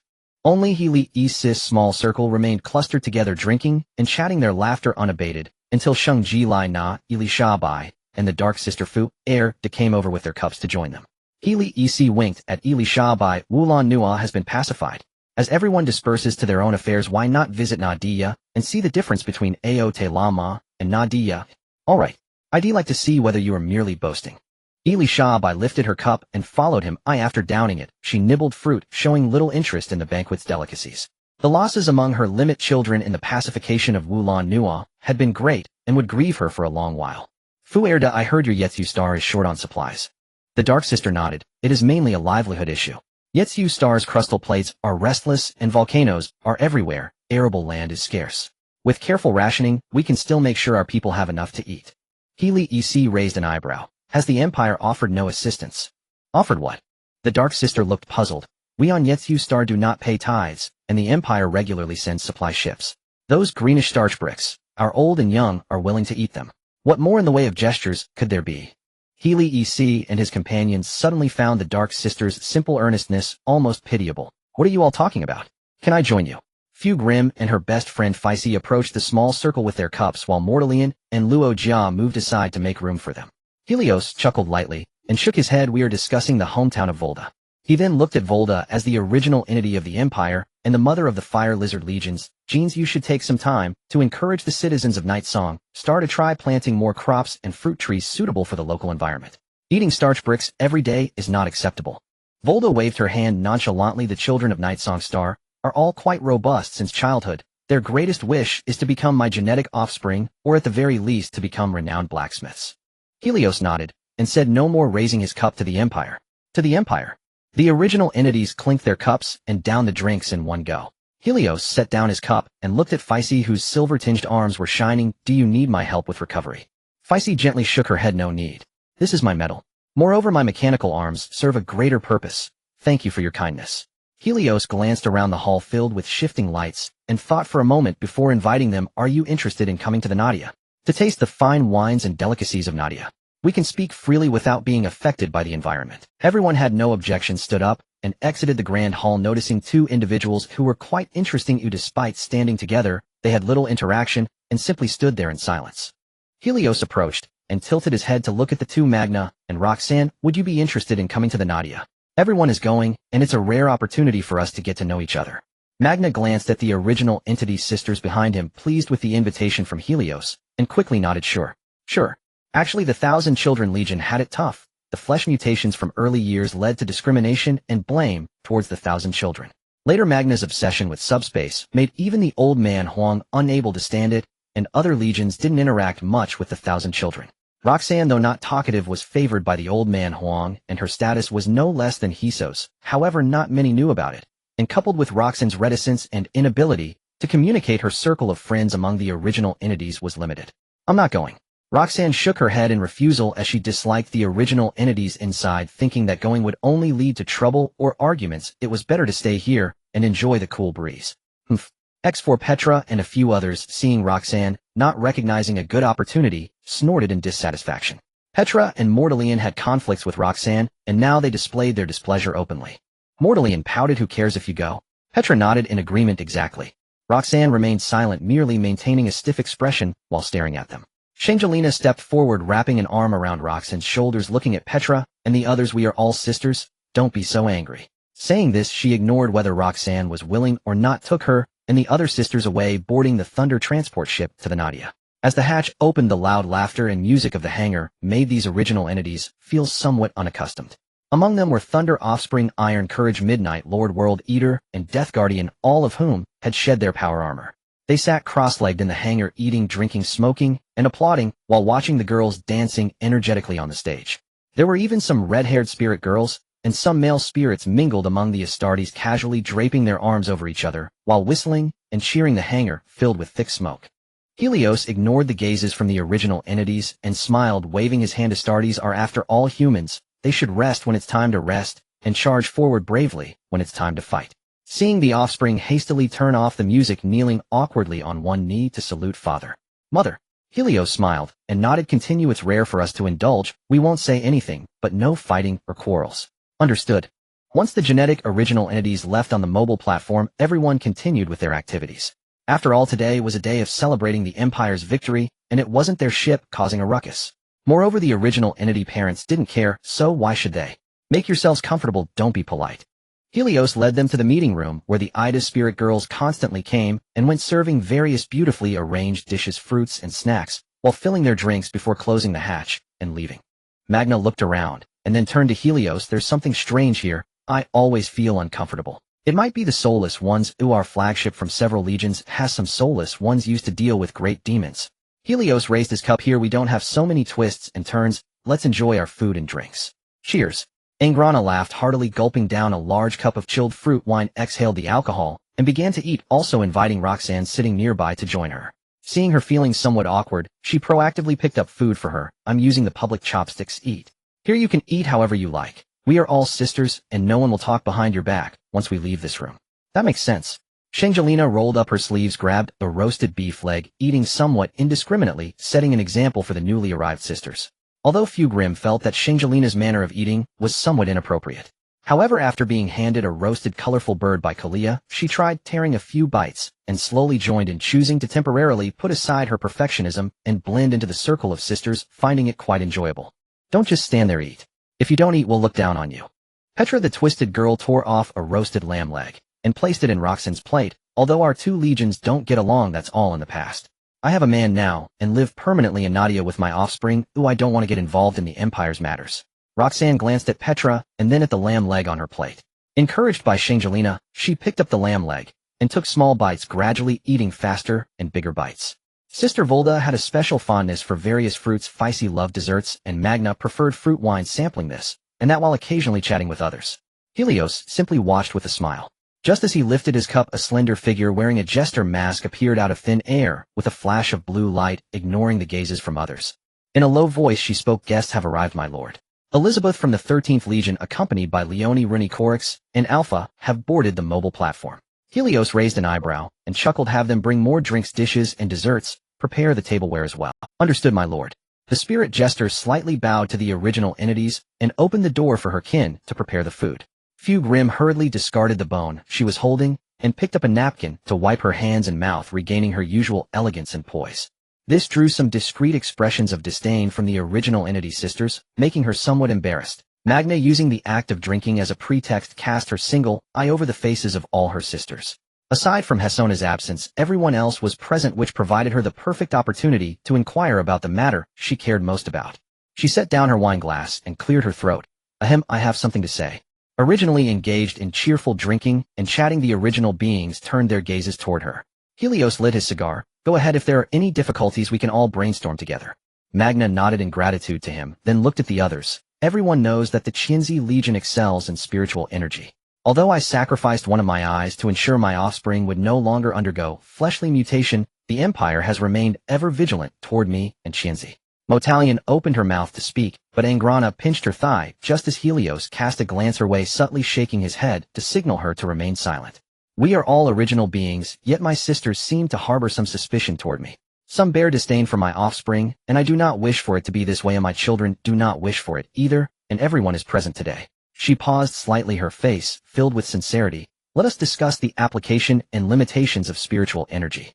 Everyone is welcome to speak freely as long as the opinions are sincere. I do not mind if the words are harsh. Spiritual energy is very dangerous." Motalion was the first to respond. "It's not that I have an issue with you, Magna. I have issues with all spiritual energy users, including our father, who is the most powerful human spiritual energy wielder and has used spiritual magic the most. When I was in Barbaros facing my former alien adoptive father, I swore to kill it and lead the Barbarusians to break free from the fate of being controlled and enslaved by aliens. Just as I was about to kill it." She scoffed, ignoring the angry glares from several original sisters. "Haha, our great father, the human emperor, suddenly appeared using magic to seize my rightful spoils and forced me to pledge allegiance to him. From that moment on, I have harbored a deep disdain for spiritual energy." Motalion, Leone, Rini, and Roxanne looked at the scoffing Motalion, each with a murderous glint in their eyes. Rini clenched her greasy fists tightly. "How dare you be disrespectful to our father?" Angrana chuckled derisively. "What? He robs others of their victories and forces others to pledge allegiance to him, and he can't allow anyone to speak out. Angrana, don't forget that you are also his daughter." Roxanne's cheeks flushed with anger, and Pechalabo immediately chimed in. "So what if she's his daughter? We sisters are honest and devoted, raising our offspring while tackling hard challenges. When has he ever given us encouragement or care?" Colia set down her wine glass, her eyes scanning the faces of several people. "We are different from you. If it weren't for Helios accepting us and our offspring suffering oppression, who knows if there would still be 4th, 8th, 12th, and 14th Legions." Angrana let out a light snort. "Exactly. I lost one battle and was sent back half dead. He wouldn't even waste a universal remedy on me, leaving me incomplete along with my offspring. Just like tossing garbage to Helios, my battleship, which rightfully belonged to me, was forcibly taken and given to Leone. How hypocritical and biased he is. Whatever his favored daughters lack, he provides, while those he does not favor get no notice. Since he dares to act this way, he shouldn't fear what others say." Pechalabo and Motalion immediately nodded in agreement. "That's right. Helios, is this how you regard them?" Leone coldly stared at her silent brother. "Don't think that just because you've gained some power you can engage in little tricks. I warn you, keep an eye on these foolish women of yours. If they dare to have any ulterior motives, the Dark Angel fleet will surely eradicate the rebels." "Rebels?" Colia seemed to have heard a remarkable joke, her expression exaggerated as she pointed at her own and her sister's faces. "You say we are rebels? Leone, you think too highly of the empire ruled by Terra." Pechalabo scoffed with disdain. "The human empire is as disgusting as a cesspool." Angrana nodded in agreement. "I can't even be bothered to look at it." Motalion concluded. "Only someone with a sick mind would think of ruling over such garbage worlds." Look at my territory, the barbarous star system, and then look at Helios Nadia. What does the Empire have that is worth us deploying troops? Helios exhaled a puff of smoke. Think whatever you wish, and be wary of me if you like. The Empire holds no allure for me at all. Let's put this topic to rest, and continue discussing the matter Magna raised. The conference room fell into a long silence. The original beings wore peculiar expressions, while the disdain in Helios and his four companions' eyes toward the Empire was almost palpable. Saint Gilena remained silent, having lived in Nadia for several years. Being accused of plotting against the Empire and intending to incite rebellion, she probably wore a similar expression. To make an inappropriate analogy, it's like enjoying a delicious roast while an idiot next to you insists you want to eat his spoiled food. The reasoning is the same. I once fought alongside Astra T, the son of 1,000 wounds in the Berleo world, and I witnessed a Chinzi warrior mutate uncontrollably due to spiritual energy. Since then I have had a negative impression of spiritual energy. Runi remained silent for a moment, ultimately sharing her past experiences with everyone for reference. Magna, your obsession with spiritual energy, along with your offspring, is known throughout the Empire, isn't it? The more you study spiritual energy, the more backlash you will suffer. You know how you lost one of your eyes? Die for one. Do not support the application and research of spiritual energy. It is better to walk the path of technology honestly. Her words were relatively mild, at least for her temperament. And also, Runi looked at the silent Magna. Don't think that I don't know about your research into dark magic. If you continue down this path, you will eventually fall, and your offspring will also stray from the Empire's original intent, ultimately becoming irredeemable. Runi, you are being too severe in your words. Saint Gilena, a highly respected original being, had to speak up to defend Magna. When our father created us, each of us had our unique specialties, and these specialties would be passed on to our genetic offspring. The Chinzi were ultimately transformed from mortals. The fleshly mutations were not their intention. Magna's research into these matters is also aimed at finding a way to relieve the mutations of her offspring. As long as she can restore her children to their former selves, she would sacrifice anything. The missing eye of Magna serves as the best proof. She cares for her offspring so much that she would rather gouge out an eye than allow them to mutate. Not everyone can achieve that. Take your space wolf for instance. How many failed transformations are hidden in your home planet Finru's icy forests? Perhaps you don't even know yourself. Have you ever considered how to turn them back into humans? Every legion to some extent has some offspring who have awakened their spiritual powers, but have kept it hidden. Chehanlin took a sip of fruit wine and suggested, why don't we form a new unit to allow these spiritually gifted offspring to harness their power, thereby strengthening the Legion? They can help manage the Legion's database in the meantime. Utilizing their own successful awakening experiences, they can guide others showing signs of awakening, teaching them how to control this power to avoid negative impacts and losses from failed awakenings. Saint Gilena nodded in agreement, saying, I believe this is feasible. Magna and her offspring have the most insights in this area. Spiritual powers should not be feared by the world. Their existence is justified. Like a small transparent figure, Luija sat beside the Black Sister Volta, glancing at Luni and her group, then at Saint Gilena's group, and finally her gaze landed on Helios, who was raising an eyebrow at Saint Gilena. Immediately she had her own schemes and cleared her throat, raising her right hand. I think this is feasible. I stand with Saint Gilena. Her action clearly indicated which side she was on. Luni, Roxanne, and Coraxus openly opposed it, their eyes fixed on the other hesitant offspring sisters, especially Leonie, who was originally with them. However, she neither supported nor opposed. Voting privately doesn't mean anything. Father's opinion is the most important. Leonie chose neutrality. After she spoke, some quickly took sides. Soon the meeting room was divided into three small groups: the Space Wolf Luni, the Empire's Fist Roxanne, Steel Hand Petharabo, and Coraxus from the Dark Raven Guards opposed the use of spiritual powers. The offspring of Thousand Sons Magna scarred Chehanlin Midnight, Lord Kalia, Saint Blood Angel, Saint Gilena Prince of the Empire, Fugrim Whisperer Ligia, one of the Alpha Twins Alpha, and Helios from the Thunder Legion. These 8 offspring supported the introduction of spiritual users, excluding the Thousand Sons, as they were all spiritual users themselves, and of considerable rank. Dark Angel Leonie, Steel Warrior Petharabo, World Eater Angrana, Limitless Sun Elizabeth, Death Guardian Mortalian, and Fire Lizard Volta chose to remain neutral and did not express opinions. Kalia slapped Petharabo's arm. Hey, whose side are you on? Petharabo shrugged. Of course I'm with you guys, but whether spiritual powers can be introduced into the Legion culture, I need to think more. With the way my offspring behave, do you think spiritual users are suitable? Angrana was more straightforward. My offspring prefer to use chainsaw axes to chop enemies into pieces rather than attack from a distance with spiritual powers, and Angrana was more straightforward. My offspring prefer to use chainsaw axes to chop enemies into pieces rather than attack from a distance with spiritual powers, and I personally don't like using spiritual powers either, because I can't. Petharabo couldn't help but laugh, covering her mouth, and was pinched hard by Angrana on her big belly. Laugh, laugh, laugh. Are you laughing at your father? Helios looked at the left half of the offspring, then the right half, and thought for a moment before saying, "Actually, the loss of control of spiritual powers is caused by several factors, but the most critical can be boiled down to two." His words immediately attracted the attention of the offspring. The first point is that spiritual users themselves do not sufficiently develop their brain domains, making them unable to control the destructive energy, especially high-level awakened spiritual users who can easily go berserk with the slightest provocation. This group is the most common, and the Empire's vigilance towards spiritual users mainly stems from this group. Helios exhaled a puff of smoke, raising 2 fingers. The second point is that when spiritual users manipulate spiritual energy, they inevitably come into contact with the subspace, which contains all sorts of strange and bizarre things. They are constantly attempting to invade the real universe, and spiritual users are the best vessels for this. They will go to great lengths to tempt spiritual users into corruption, thereby allowing those things to occupy their bodies, and there's nothing I can do about this. However, I can still offer a little help with the first point.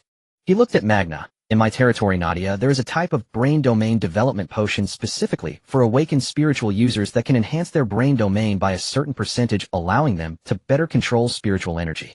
"What do you want?" "Helios, just ask in my offspring, and I can help you get it." Magna, with her single eye fixed on Helios, breathed heavily.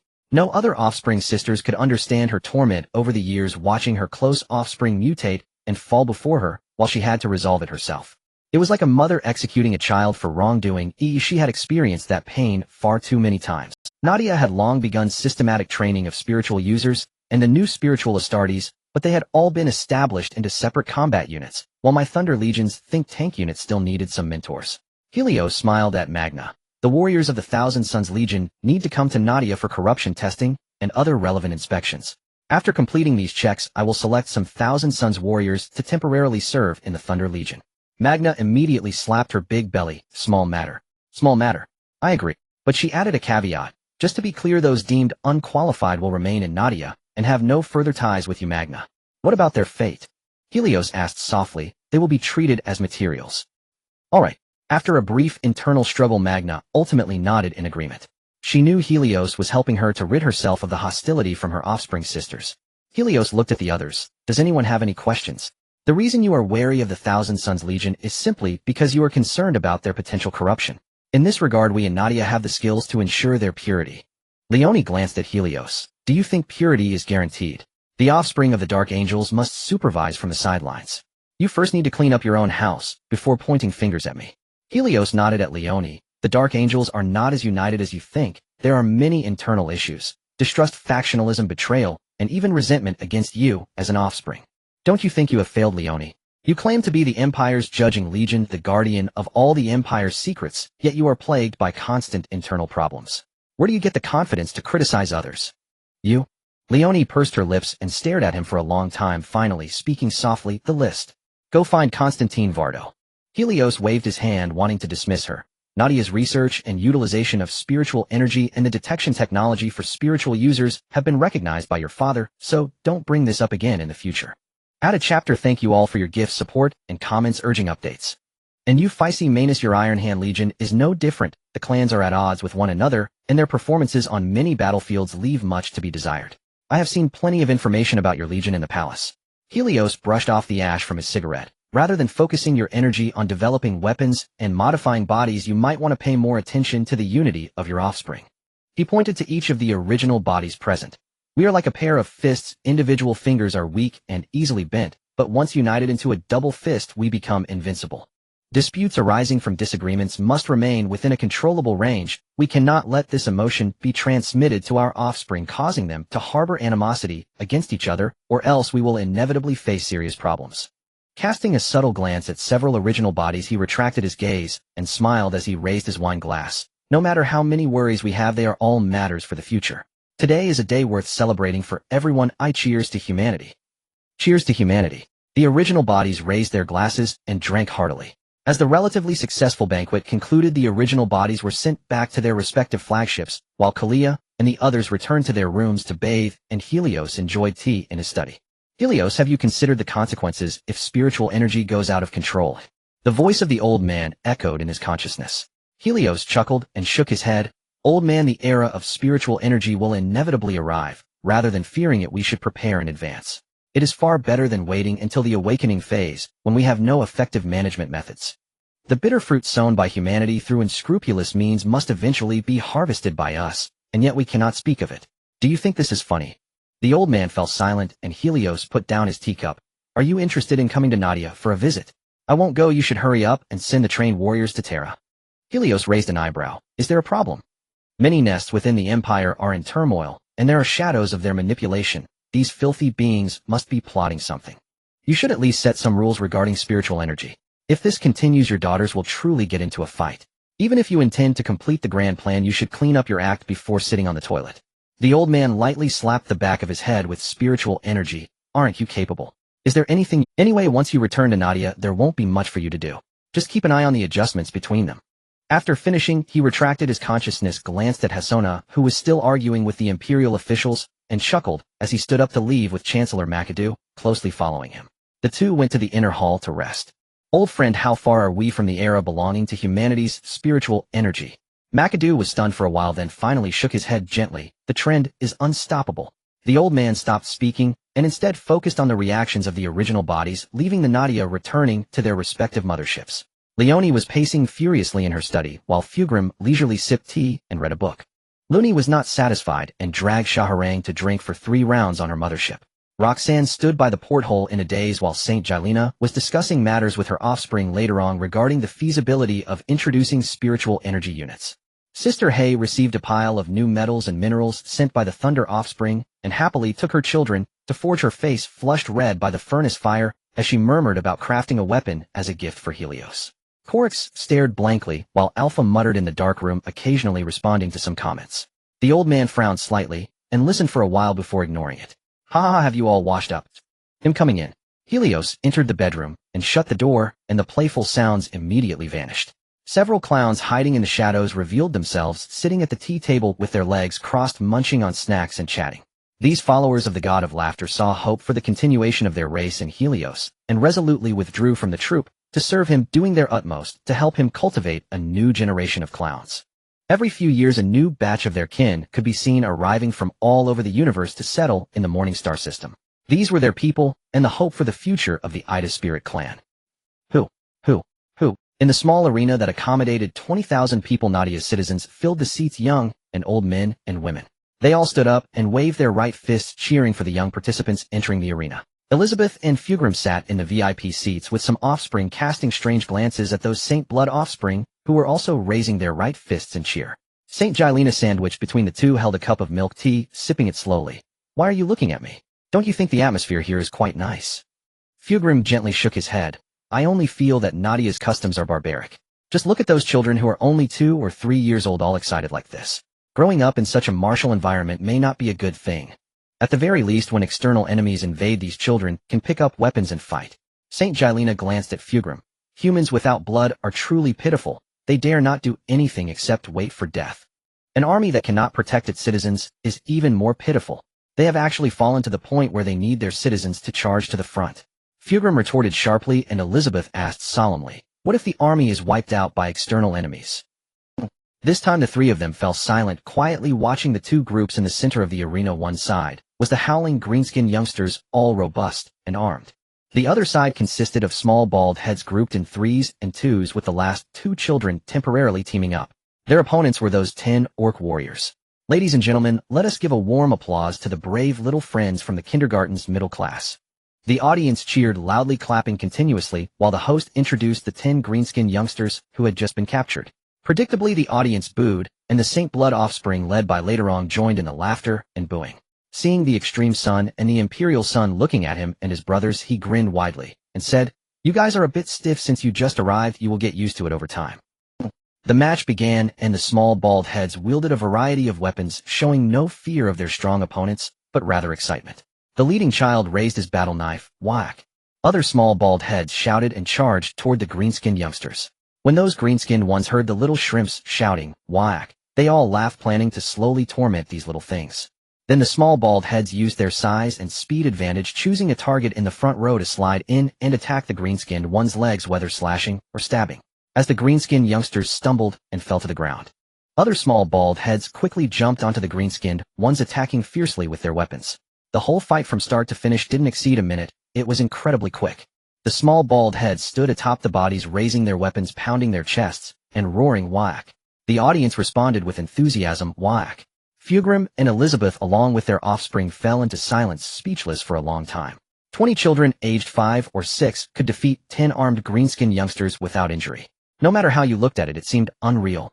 The Extreme Legion and the Emperor's sons have sent quite a few heirs this time, but they have all gone to other planets to gain a deeper understanding of Nadia's administrative structure and the lifestyle of its people.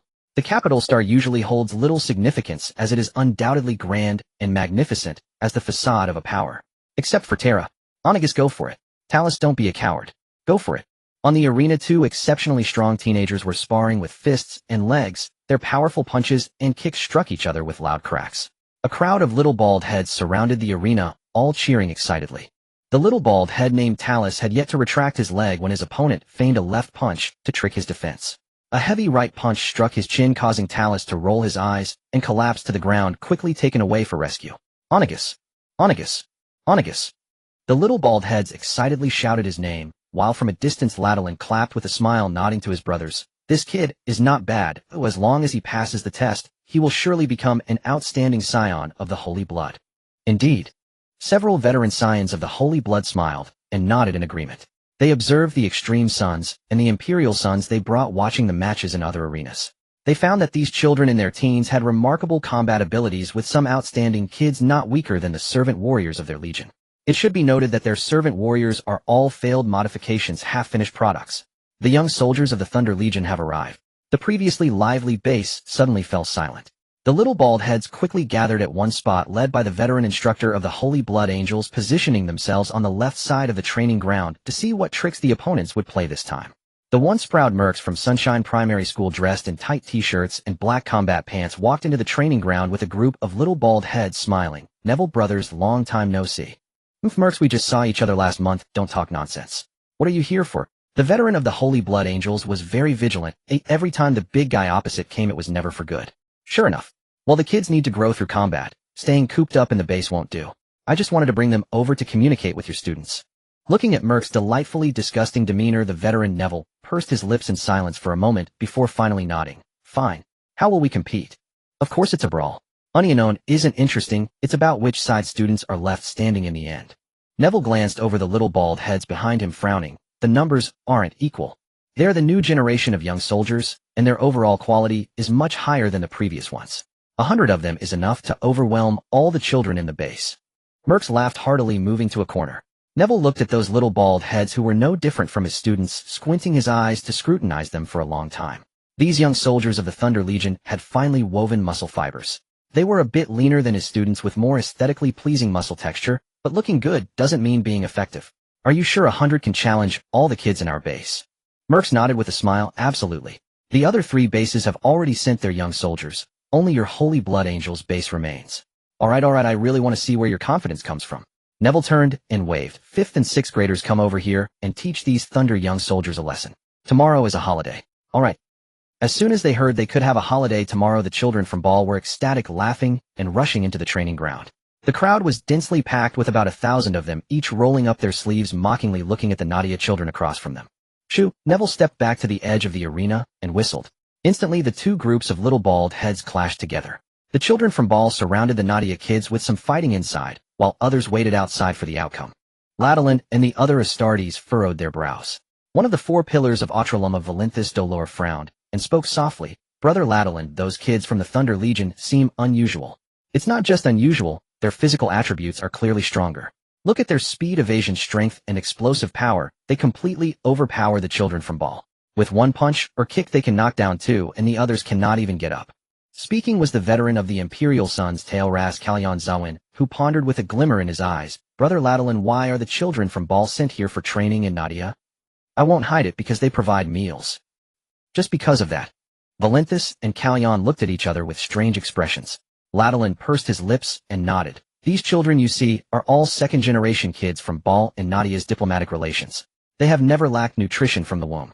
The first batch of Ball children sent here were handpicked, all 6 years old, and not as tall or robust as the 4-year-old Nadia kids.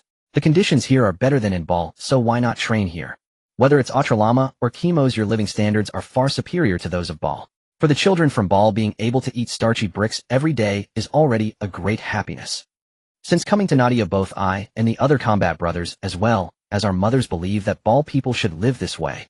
Therefore, Nadia extends a helping hand to help us transform our home planet. Although the current living environment and conditions in Ball are not much different from those in Nadia, the new recruits train better in Nadia. In the past, we could barely recruit 800 or 900 every time we conscripted. However, the children who return from training in Nadia can endure the pain, loneliness, and despair brought by modification much better. Sometimes a batch can produce more than 6,000 new recruits, at least 2,000 or 3,000 in lesser cases. These new recruits will serve in the reconnaissance company for over 20 years before donning powered armor to become qualified scions of the Holy Blood. Ladolin watched as more and more Ball kids were knocked down by the Nadia young soldiers in the training ground, shaking his head. It seems that Nadia has developed new gene serums. These kids are really impressive. Of course, I am sure. The first batch of Ball kids that came for training have all been injected with gene serums, and within 6 months, their physical attributes can roughly catch. Of course, I am sure. The first batch of Ball kids that came for training have all been injected with gene serums, and within 6 months, their physical attributes can roughly catch up with those of the Nadia kids, which is also key for enduring the modifications to become Astartes. Ladolin and his fellow brothers from the Legion were eagerly anticipating when their wealthy benefactor would marry their mother, at which point they could openly transport all the good things from Nadia to Ball. Mokisi laughed, hands on his hips, an air of insolent triumph about him. He jeered at Niwire, saying the bear children needed more drilling, then led away 100 battered little crew cuts. Though they had been beaten severely, not one had fallen. That alone would fill them with pride for a long time.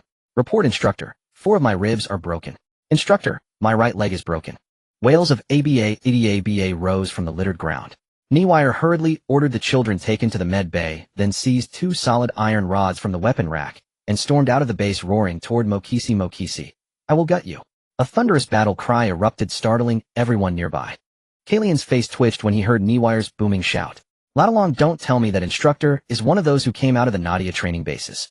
Not exactly, Ladolong replied. Niwire is truly one of the first generation of bear veterans, but living in Nadia for so long has inevitably left its mark on him. Ladolong scratched his nose and guided them away. Next month, the Nadia legions will begin new recruit selections. You should observe the difficulty of their trials and compare them with the requirements of your own legions. Walantusi glanced at him. Just tell us plainly, brother, so we can steel ourselves. Ladolong explained in a steady voice. Nadia currently operates 188,888 training bases. Garden worlds and agricultural worlds alike host several of them. The best local children are sent there to be trained. Each year, half are eliminated, and only 6-year-olds are admitted as replacements.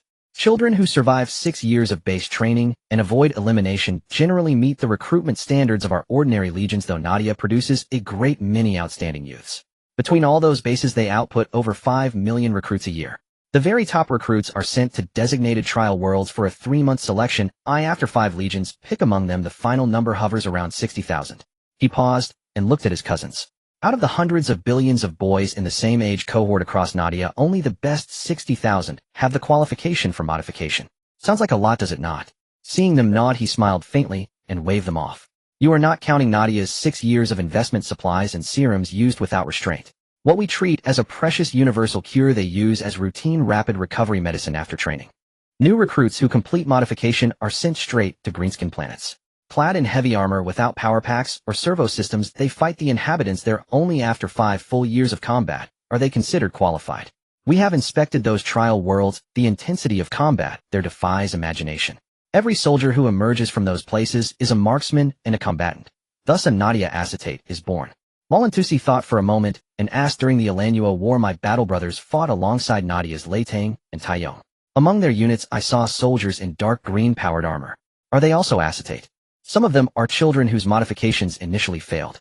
After a second round of gene enhancement, they are fitted with Licentuai armor and become elite units positioned between acetate and auxiliary troops, charged with missions that auxiliaries cannot handle, and that would waste an acetate.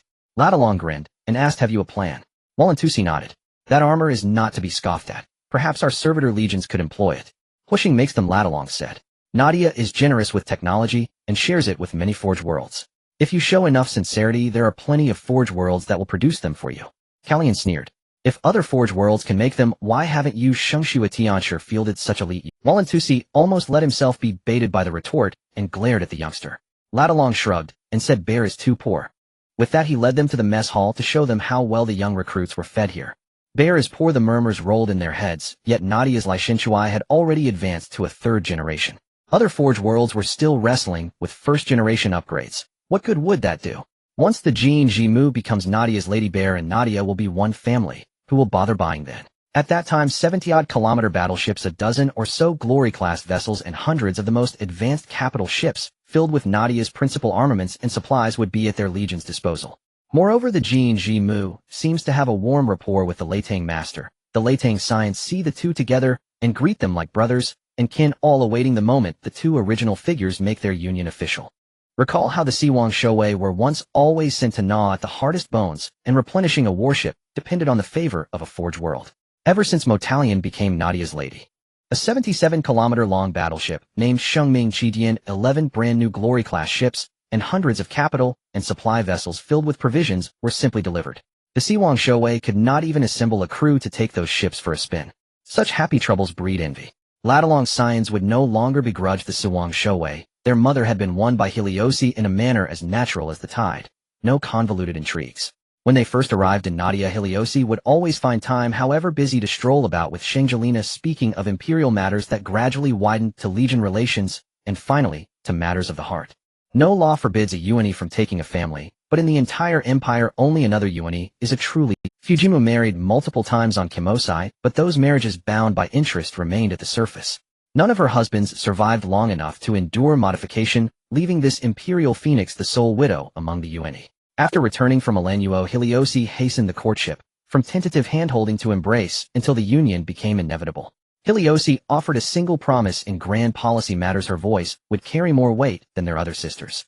At that moment, besides the two of them, Pipo, Kalia, Angelana, and Motalian were present. Ultimately, the Empire's perfect angel was shepherded back to her chamber by 4 Yuani sisters. When she reappeared the next day, she walked at Heliosi's right hand and summoned Ladalong's important science.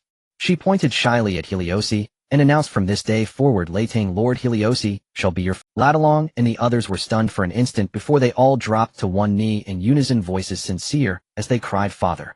Any hesitation beyond a single heartbeat would have been an affront to the great vessel. "Ha, brother Yusotin, long time no see." Later on, accompanied by the Holy Blood offspring, approached Yusotin's office hall with a cheerful smile. As Yusotin rose from his seat, having just set down his teacup, he greeted brother later on, and all the brothers. "What brings you here today?" "Well, we are now one big family." Beside later on the regiment's alchemist, Melrose grinned widely, saying, "Our genetic mother, the imperial angel, Saint Juliana, will from today onwards become the mother of all Thunder offspring." He patted his chest plate, and continued, "King of Nadia, Lord of Thunder, Helios will also become the father of the Holy Blood offspring. Are we not one family then?" Yusotin blinked in disbelief. "Really?" Yes. Seeing the Holy Blood offspring nodding at that moment, Tiberos, the offspring favored by Helios, entered the hall and bowed to Yusotin, saying, "Lord Yusotin, my father wants you to retrieve the part of the Holy Blood angel from the warehouse star. Additionally, the crew and auxiliary troops needed for the warship are to be recruited from various military academies, with important positions filled by drawing from different regimental fleets. In the future, the Holy Blood angel will become a part of Nadia." After speaking, he looked at the dazed later on and Melrose. "Of course. Nadia has the duty to ensure Bel's." Yusotin nodded with a sincere smile. "Let's go, brothers. I will take you to receive the equipment and fleet." "What is the name of the new flagship?" "So I can have it painted." "We'll handle that ourselves." Later on, and the others surrounded Yusotin and left. Tiberos shook his head with a smile, heading to the Storm Legion headquarters to explain the requirements of the genetic father in detail. A week later. "Ha, brother Valentus and brother Callion, welcome to our new flagship, the Archangel." Later on, donned in a modified underworld-type power armor, enthusiastically invited these cousins to tour their flagship and explain the general configuration and parameters of the Archangel. The Archangel is 88 kilometers long and is equipped with 36 Nova cannons featuring a massive caliber, dual void shields paired with refractive fields, and 2 independent energy systems that can also work in unison. The battleship has a total of 12 large hangars and 12 small hangars, with 128 Storm Eagles, 128 Fire Falcons, and 128 Land Raiders, along with 88 bombers, attack aircraft, and interceptors. He patted the neatly docked Thunder space bikes in the hangar, saying, "Look at our new space bikes equipped with new void shields and single machine intelligent control powered by micro-quantum reactors. Our flagship has 2,400 of them, capable of swiftly breaching enemy low-orbit air defense to support ground operations. Come, let's ride the bikes to the other hangars and show you the big treasures." The technical soldiers of the Holy Blood Angel started several bikes and took them flying out of the battleship, circling to the back section of the flagship, to enter through a hatch activating anti-gravity mode to slowly navigate through the massive machines undergoing debugging. The apocalyptic class Imperial Titan stands at 150 meters tall, discarding the traditional front-heavy design, maintaining a smooth humanoid form powered by a super quantum reactor and a new type of plasma reactor that can supply energy to each other. If one breaks, there's another to take its place. Weapons are hidden all over its body with dual arms capable of transforming.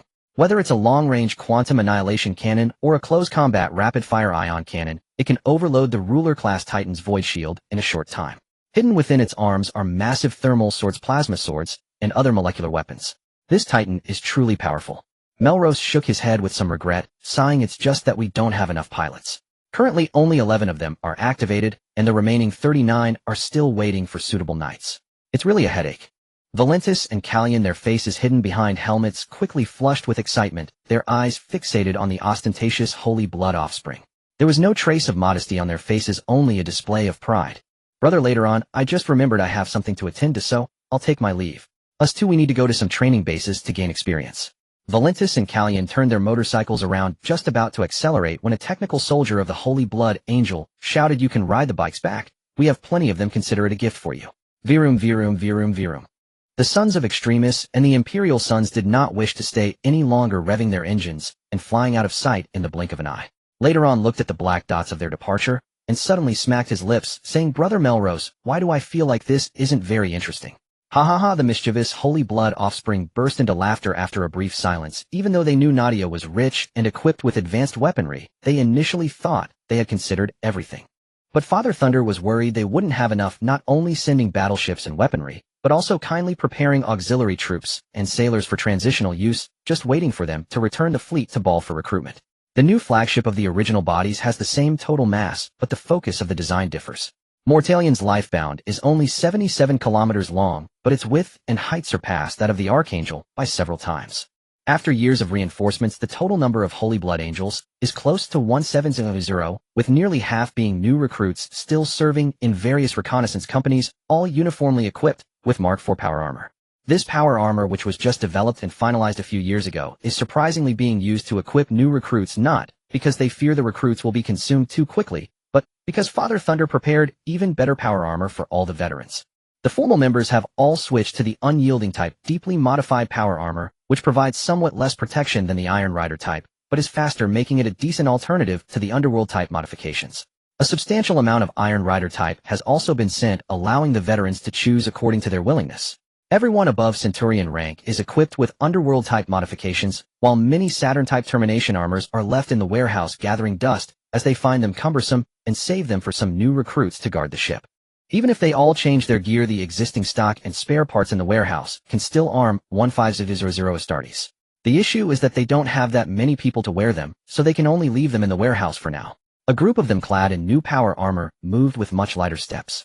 Father Thunder said that once this year's recruits are transformed, he will ensure that all the veterans break through the original forging limits, ensuring none will die.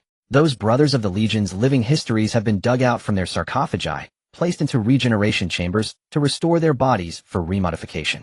They will once again don the Underworld power armor with complete bodies and fight for the genetic mother. Left foot, right foot, left foot, step by step. In the depths of the Kafenki No. 2 bases, testing ground scientists from the Chiming Spirit Clan and Nadia were anxiously watching the center of the arena where the brave Ignorance was awkwardly advancing. Attack!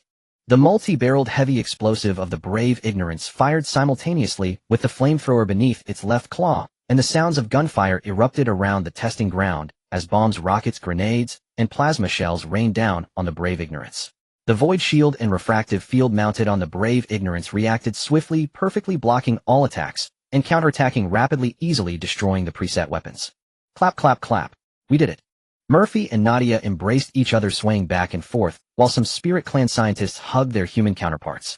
Evan stood beside Helios, arms crossed with a look of admiration. "I have to say you are a genius, Helios." "Huh. I'm not a genius, it's just an idea that everyone worked together to realize." Helios took Evan to discuss other matters while St. Gilena and Pepper looked on, reflecting on the fact that the previously cancelled Brave unit was unexpectedly being re-established, and that the drivers of these units were the long-deceased Ada spirits. The scientists from both clans gathered around, and thanks to Helios' words, they finally overcame the technological barriers they had been laboring on for decades, merging their efforts while maintaining the Brave's exterior and firepower configuration. The power core was upgraded and the operational core changed. Previously, the Brave units were remnants of Astartes modified with wetware for electronic drive. Now, without those wet components, the Spirit Clan had plenty of soul stones. Utilizing the Spirit Clan's nether reversion technology, the electronic drive of the Brave units was reconstructed, ultimately turning the concept into reality. Since the experimental samples performed excellently, the next step was iteration.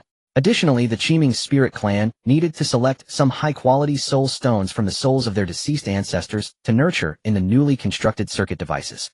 These departed Spirit Clan souls needed careful communication. They couldn't be treated as enemies when needed. As Kafenki just returned to Nadia, they coincidentally encountered the fleet of the Emperor's Son, which was assembling outside the starport.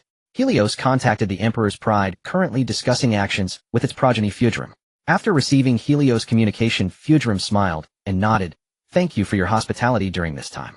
I received orders from Hesona yesterday to take the fleet to contact a new alien civilization, so I won't be staying long. Helios gently nodded. All right.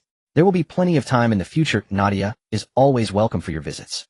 After hanging up, he turned to Tiberos. Where is the Chiming Ark? It will return to Nadia in 4 months. Last month, we sent back a batch of alien technological creations. How about the Dark Angels? Tiberos walked behind the father of Genes, grinning mischievously. Lady Leone is on a killing spree to a third of the inner circle, and Iron Wings have fallen.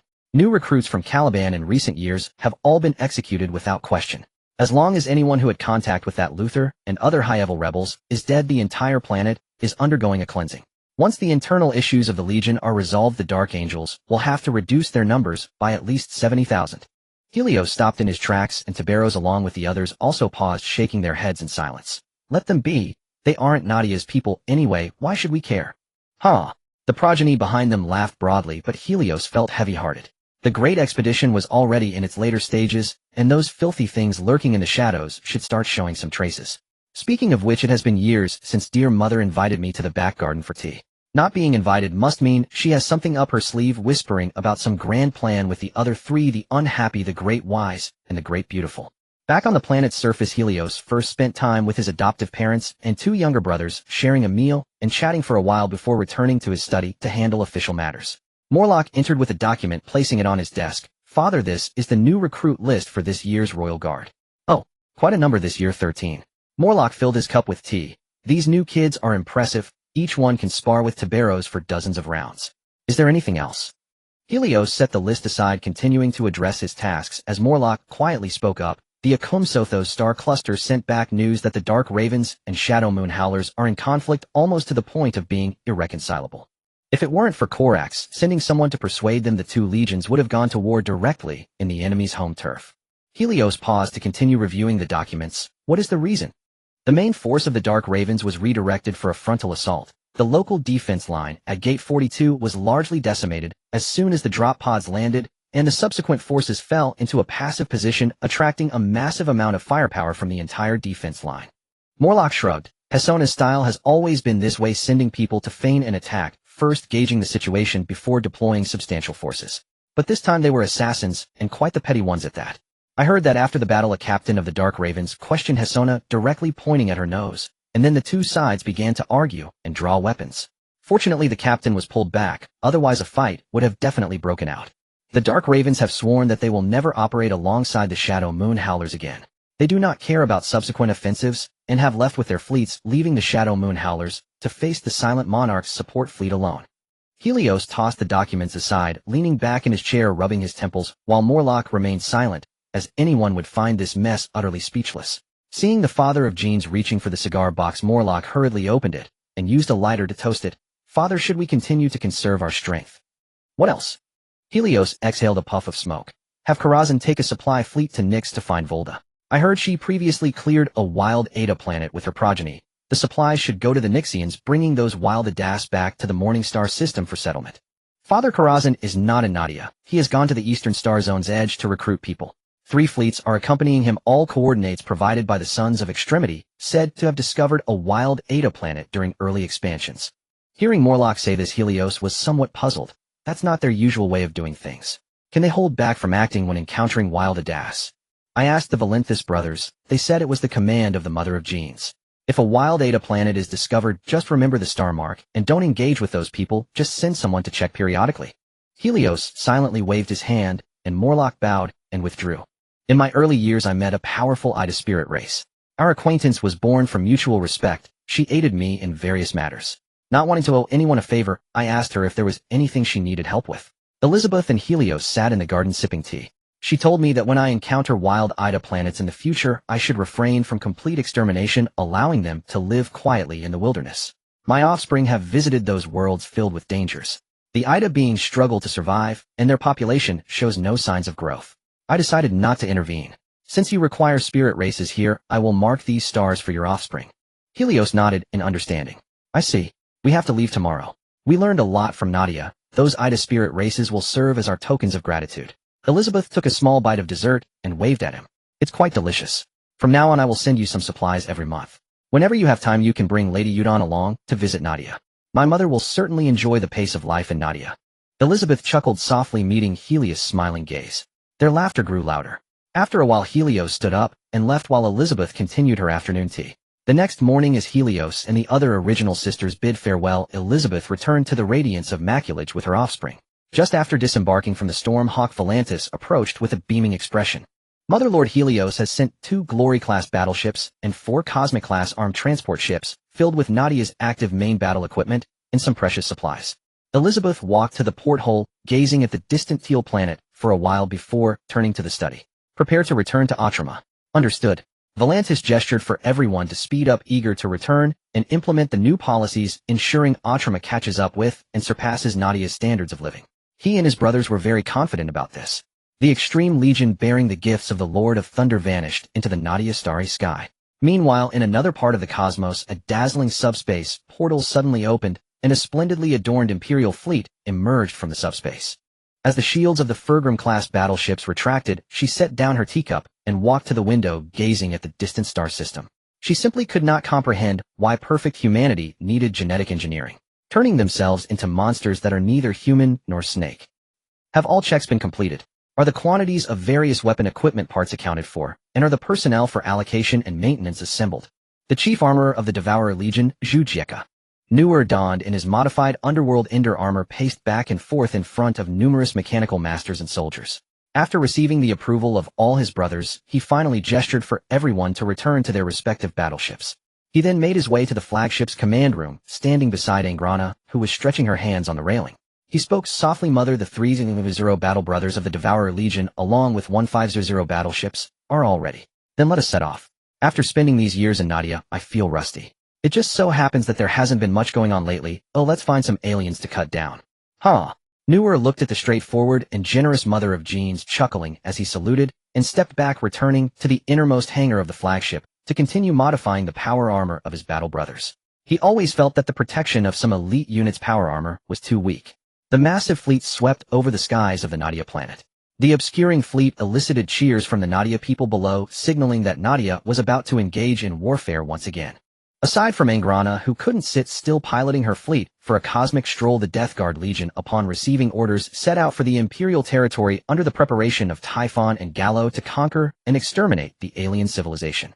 Motalion, feeling accomplished, led his fleet into subspace back to Babaris to rendezvous with the station fleet for a joint operation. St. Galina, accompanied by the newly trained Ball children, returned to their home planet to hold a ceremony, leaving some offspring to take charge of the training of the Ball children. Pepper no longer managed Legion affairs as the Trident was performing excellently. She remained on the Caffinch base planet, wholly focused on researching various intriguing weapons and equipment with Murphy and Nadia. Most of the Iron Warriors were busy in various parts of Nadia, instructing the local Nadia people on constructing various bases, bunkers, and underground cities according to their requirements, preparing for all possible war scenarios. A small portion of Iron Warriors returned to Olympia to carry out the third major purge according to the list provided by the Mother of Genes, eliminating all factors detrimental to the Legion. They were quite satisfied with their current lives. The Imperial command could not control them, so they naturally could not be casually pulled into the line. One could only say that having a good father watching over a stubborn and willful mother was a kind of happiness for them. The Midnight Lords were dispersed throughout Nadia, supervising the local security systems to prevent these individuals from being intoxicated by a little power which would damage the credibility of the entire system. Since the Midnight Lords stopped external operations and turned to strike hard internally, certain systems in Nadia suddenly received an absurdly high level of praise. Kalia currently serves as the Chief Justice of Nadia. When bored, she takes some offspring to visit various planets, reviewing cases of interest and enjoys good public reputation. When the Enlightenment battleship returned to Nadia, a destroyer entered the Enlightenment Ark. Tiberos, accompanied by some battle brothers, found the Prophet Zemo and Bishop Floritai to relay the command of the Father of Genes. After completing the task, he lingered around the Enlightenment Ark for a while, entering the Spirit Race's Ark world for the first time. Fascinated by everything, he distributed some supplement candies to the Spirit Race children. Strolling about, he eventually arrived at the Thunder Legion, where he also met the benefactor, the veteran Indrid, who had disappeared for decades. Hail! The veteran, sitting in the shade of a tree drinking tea and reading a book, moved his ears, but did not look up. What is it? Before him appeared a pair of dark golden magnetic ceramic steel boots, significantly larger than those of other battle brothers. Indrid frowned, closed the book, and stood up slowly to look at the power armor before him. The Guard Squad. The deeply modified underworld-type power armor displayed 2 crossed thunder standards on its chest, with a long-handled square hammer relief, a design exclusive to the Guard Squad. TSK. Tiberos removed his helmet, slowly knelt on one knee before Indrid, and smiled widely at the surprised veteran. Old soldier, we meet again. Thank you. Who are you? Tiberos. It's me. Indrid raised an eyebrow, his weathered face showing surprise as he helped the taller Tiberos up. You did it, brother. Thank you, old soldier. Without your help there would be no Tiberos today. You should thank your mother. Indrid patted Tiberos' shoulder armor. Your mother is remarkable. Is she still around? She is, old soldier. Mom keeps mentioning you, wanting me to express her gratitude when I see you. She underwent a longevity surgery and can live a few hundred more years now. Tiberos took out a cigar from the leg armor compartment and lit it for Indrid. The two strolled slowly on the grassy area beside the woods, with Tiberos sharing snippets of his life in Nadia, while the veteran listened intently, cigar in mouth. The 300,000 Astartes stationed at the Ark of Enlightenment have dwindled over the years of battle, leaving just over 20,000 who have returned to their home planets for leave. A new batch of Astartes has arrived at the Ark of Enlightenment, heading deep into the Nadia star cluster. Indrid met the Father of Genes, who personally inscribed the emblem of honor, the Thunder Mark, on his power armor. After reminiscing with some veteran Terrans, he was taken home by Tiberius. Megan and Hall appeared unchanged, looking to be in their 30s. They were exceptionally delighted by the arrival of their benefactor. Indrid felt a sense of nostalgia, realizing that his act of kindness had granted the Father of Genes another outstanding descendant. Nadia has been developing steadily, with people living their simple, yet fulfilling lives. A fleet of ships adorned with various mysterious symbols traversed subspace to reach the Nadia star cluster. Magna and her descendants were warmly welcomed by the people of Nadia, which left the children of the Empire, who had shed blood and sacrificed their lives without receiving due respect, with an excellent first impression of Nadia. Brother Araman, our development in Nadia is quite impressive, isn't it? Ustan and Tyrannes, the high-ranking members of the Thunder Legion, accompanied several mentors from the children's academies, following the father and mother of Genes into the garden to sit at a stone table and enjoy tea. As a mentor of the 5th Academy, and one of the earliest children, Ahriman couldn't help but marvel at the prosperity of Nadia, which was not extravagant like Ultramar or Chemos, but rather practical and thriving. At the very least, they did not witness the forced smiles of mortals. No matter how well a mortal disguised themselves, their mindset and emotional fluctuations could not be hidden in the eyes of the children, who fed on spiritual energy. We have visited many worlds, and Nadia is undoubtedly the best world I have ever seen. It is filled with equality, warmth, joy, satisfaction, and hope. I have never encountered a civilization like Nadia in any other world. Ahriman sincerely expressed his feelings. For them, the advanced spiritual energy users, seeing whatever they wished was as simple as using their spiritual consciousness to take a look. There was no need to personally visit the common folk. Are all the descendants here? Helios poured tea for Magna, who took it and thanked him. All of them are here, including the newly modified recruits, a total of 9337. All of them. Magna gently nodded. Yes, all. Prospero originally produced many spiritual energy users, but most had too low a level, and those meeting the criteria had to be selected. Considering the failure rate of modifications, having this many was not insignificant. Helios looked at Magna, and then at the mentor she brought, pondering slightly. Nadia has also gradually accumulated a certain number of spiritual energy users over the years, and their qualifications are quite good. Would you like to select some reinforcements? Magna spoke softly. They are Nadia people. They will face injustice among the children, and the Empire, along with my original sisters and their descendants, will always be wary of us. If they cannot endure this little grievance, they are not worthy of being called Nadia people. Helios set down his teacup. Shall we rest for a few days, or head directly to Carfinch? Let's go directly. The sooner we prove ourselves, the sooner we can feel at ease. Magna nodded to Helios. The newly arrived children, still warming their seats, were led by Helios to board the Thunder transport vessel heading for the Nadia ship. The other Astartes of the children's fleet, including those in the modification stage, were all brought aboard the Nadia ship. After a count to confirm there were no omissions, the Nadia ship set off, accelerating into subspace toward Carfinch. Minter, is it really okay for us to surrender our weapons and power armor? Wearing a shell suit, Conthep quietly inquired beside Ahriman. The latter remained silent, and Conthep did not continue speaking, but sat in the rest cabin chair sipping juice.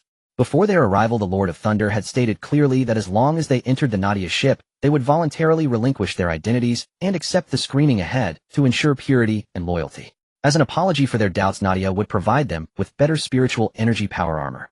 Seeing those shadow guards clad in black and gold power armor with their distinctive helmets, Magna was momentarily stunned. Who are they? The Forbidden Army branch. Helios nodded at the approaching shadow guards. The rest is up to you. I do not wish for you to wrong a loyal child, nor do I want you to let a spy slip through. The shadow guards nodded in silence. They glanced at the children who were looking around and waved their hands to have them taken in batches to various rest areas, with the 9 Academy mentors undergoing subspace testing first. As expected, all 9 Academy mentors had varying degrees of contact with subspace. Before the shadow guards intended to confine the 9 mentors and escort them away with spiritual energy, Helios stopped them. First, let the other children be tested, including those still undergoing modifications. Ultimately, it was confirmed that the root of all this originated from the influence of Magna's genetic seed. New recruits without implanted genetic glands had no issues at all, but as soon as the genetic seed was implanted, they would definitely be flagged for problems. This left everyone momentarily indecisive. The shadow guards released the 9 Academy mentors, and all eyes fell on Helios, waiting for his verdict. Magna, for a long time to come, the children can only live on Carfinch 6, including your newly modified recruits' modifications and training. I will provide the troops, and before the seed defects are resolved, I hope you can stay. Magna and the mentors behind her were still very grateful to Helios. Magna looked at the shadow guards as well as the silent nun wearing a golden power armor and a spiky hairstyle. She shook her head with a bitter smile. You will be implicated because of me, Helios. Implicated me? Helios waved his hand with a smile. You think too highly of the Empire and underestimate Nadia and me. As long as you and your descendants stay in Nadia, the Empire will not doubt you. As for Prospero, my people will keep an eye on you. All right. As long as the issue of the descendants' mutations is resolved, we will do whatever you ask. Magna nodded in agreement and followed Helios to other bases while the children were separated for supervision. Even if it was called supervision, it was just that the knowledge books collected by humanity since their origins. Over the years, Murphy printed a lot of them specifically for the spiritual energy users on this planet to pass the time. The children could read for hundreds of years without repetition. As for researching mutations, Helios had no real solution. All he could do was keep Magna close to prevent her from falling into some trap set by a clever individual calling home to Terra to blow it up. Mother, the Holy Blood Angel fleet has arrived. Abaddon entered the war room and delivered his report in a low voice, then fell silent. Hisona, deep in thought, glanced at Edorin, the Supreme Commander of the 3rd Legion, and Masoner, Commander of the 140th Expeditionary Fleet. Augustus and the others stood in solemn silence. Clack, clack, clack. The crisp rhythmic strike of armored boots echoed down the corridor and into the chamber as St. Gyrena strode in with several of her progeny. Hisona, how fare my progeny? Expeditionary Fleet Commander Augustus spoke gravely. Lady St. Gyrena, Captain Zereth, from of your Holy Blood chapter, and the Holy Blood progeny under his command, may have fallen. Edorin approached St. Gyrena and bowed with regal poise. Edorin, son of the Emperor, at your service, Lady St. Gyrena. Scattered surface data we've recovered confirm that the Holy Blood progeny who landed first are for the most part lost. This world is inhabited by monstrous arachnids, over 3 meters tall, 6-limbed, razor-clawed, and unervingly swift. They devoured the Holy Blood progeny, and our own imperial sons and naval warriors, as prey. St. Gyrena nodded and turned to Hisona. Since the presence of hostile Xenos on this world is confirmed, why has extermination not yet been ordered? Hisona pressed a button beside the conference table, projecting a holographic globe into the air, the planet designated Murder. She pointed to its dense, churning cloud cover. These giant spiders are anomalous. They appear capable of manipulating local weather patterns. Moreover, the planet emits a unique magnetic field, one that disrupts and severs all communications between orbit and surface. We remain ignorant of their true numbers. We also do not know the location of their nests, making precision strikes impossible. A reckless assault would incur catastrophic losses. I brought only a fraction of my progeny, though likewise the Imperial sons deployed only a limited contingent. St. Gyrena paused in contemplation. Are any of our forces still alive on the surface?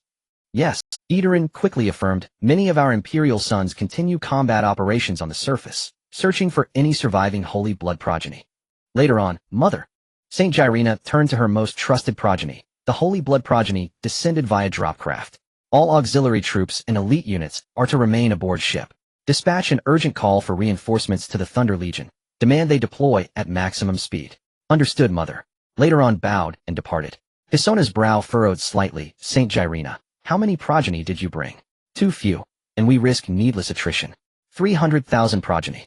That is insufficient, Lady. Eterin hurried outside and recalled later on before explaining. These Xenos possess extraordinary individual lethality. Our rescued brothers, Lucas and Tavis among them, confirmed it outright. They stated unequivocally that these arachnid giants achieve near 1-for-1 casualty ratios, even when our Imperial sons outnumber them. Only through overwhelming numerical superiority were we able to force their temporary retreat. Furthermore, a winged variant exists, capable of supersonic aerial dives. One such strike claimed 9 Imperial sons. During pursuit, Tavis and Lucas discovered the remains of the first wave Holy Blood progeny. He paused before continuing. I recommend we await reinforcement. Only with combined Legion strength can we cleanse this world thoroughly and decisively. Would cyclonic torpedoes or viral bombs be viable? Later on, looked to Hisona. She shook her head firmly. All 3 legions have Astartes deployed on the surface. Cyclonic torpedoes would annihilate them as surely as the Xenos. Later on, dispatch dropcraft through the atmosphere to locate surviving Astartes. Rescue as many as possible. Yes, Mother. Later on nodded, then asked, shall we also alert the Thunder Legion? Absolutely. Have them bring additional. Affirmative. Later on strode swiftly to the hangar bay, boarded a Storm Eagle, and returned to the flagship Archangel.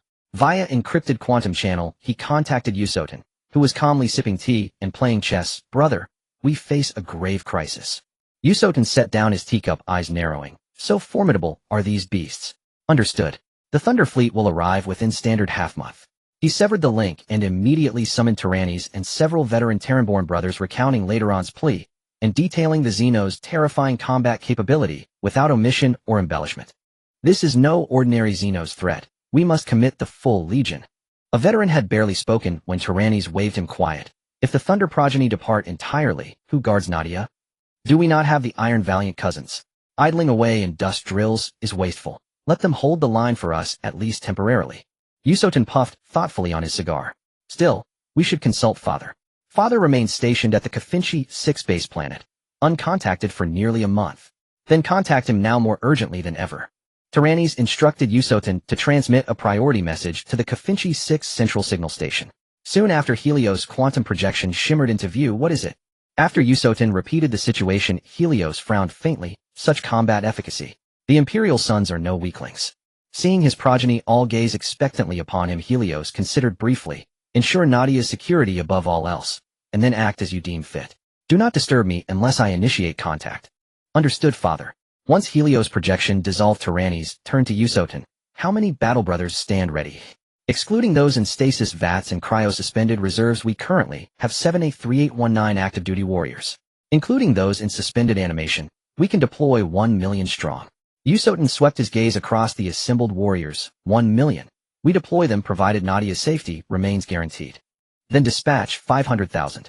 Retain core veterans to train and supervise new recruits in patrol and garrison duties. The rest embark immediately. This campaign requires no auxiliaries, only elite units and armored transports. As fleet overseer, Tyrannes' authority ranked just below Helios and Yusotin. Yet Yusotin gently shook his head. You underestimate our deployment dispersion. Mobilizing 500,000 would require at least 8 days. Then what? Wait, an elder veteran grew agitated, having just pledged arrival within half a month. To fail would invite ridicule across the legions. Yusotin merely smiled faintly and replied, return to your posts. Departure commences in 6 hours. Leave the rest to me. Affirmative. Tyrannes and the other veteran Astartes nodded and departed. Yusotin boarded the Storm Eagle and descended deep into the Nadia polar base where, granted authority by the Father of Genetics, he deactivated the base's stasis field. The Thunderborn, slumbering in ergonomic suspension chairs, slowly opened their eyes, removed their neural interface helmets, rose to stretch their limbs, and proceeded one by one to the activated medical stations for final diagnostics before receiving the universal serum. In staggered groups, they entered the base's armory sector, stood before rows of precisely aligned mechanized platforms, and inserted their electronic identification tags into the readers, promptly unlocking customized powered armor suits calibrated to each Thunderborn's rank and specialization. Warships undergoing maintenance in the naval dockyard powered up sequentially, dense formations of transport shuttles and dropships launched in waves toward both of Nadia's polar bases, ferrying the newly armored Thunderborn to designated vessels for deployment. Tyrannis stood in a corridor on the bridge, gazing through reinforced glass at the teeming armada of dropships ascending from Nadia's northern pole into the void, wondering how many of the Thunderborn would survive the coming war. After all, deploying 500,000 Thunder Warriors signaled the sheer magnitude and lethality of the Xenos threat they faced. As the final contingent of Astartes and their equipment was secured aboard ship, the assembled fleet accelerated into departure vectors. Ythotan, standing at the starport, rendered the Golden Eagle salute toward the receding armada. May your valor endure, battle brothers. May the Lord of Thunder watch over you. Whether the Lord of Thunder would grant them his favor remained unknown to the Bloodborne stationed far away on Murder, yet they acted without hesitation, urgently recalling every available Blood fleet scattered across the galaxy, withdrawing from conquest and pacification campaigns to converge upon Murder. They were not alone. The Shadow Wolves and the Emperor's sons answered the call as well. Even Fulgrim, upon hearing the report, dispatched his flagship in support. His own progeny had suffered grievous losses, and a mother's vengeance demanded retribution. Are any of our brothers still alive? In the command chamber, Horsa sat upon the central dais, while St. Gilena and Fulgrim occupied seats to either side. The commander of the Joint Fleet's Search and Rescue Task Force stood before them, resolute and silent. His expression grave, he shook his head softly. We have lost over 200 Land Raiders, Fire Raptors, and Storm Eagles in this operation. No surviving Astartes have been located. Atmospheric interference renders all vehicle-mounted radar and long-range comms useless. We are reduced to visual sweeps alone. I propose immediate deployment of Cyclone torpedoes. Augustus turned to the three Primarchs. If no survivors remain, then let us conclude this swiftly. The sacred flames of the torpedoes shall purify the fallen warriors' remains. This world holds strategic value. Horsa cast a sidelong glance at Augustus. The Imperium must determine whether this planet's atmospheric isolation stems from a natural geomagnetic sphere or from Xenos control. Moreover, Warmaster, massive warp energy signatures have just been detected aft of the fleet. Their intensity is spiking exponentially. A naval officer burst into the chamber with urgent news. Horsa frowned, glancing first at St. Gilena, then at Fulgrim. Your fleets. Fulgrim quickly shook his head. Impossible. It would take at least a month for my fastest detachment to reach. St. Gilena turned to the officer. How extensive is the signature? Thousands of kilometers, the officer replied respectfully, causing St. Gilena's brow to lift sharply. It is the Thunder Fleet. They have arrived. So soon. Nadia lies at great distance from Murder. Horsa and the others exchanged skeptical glances.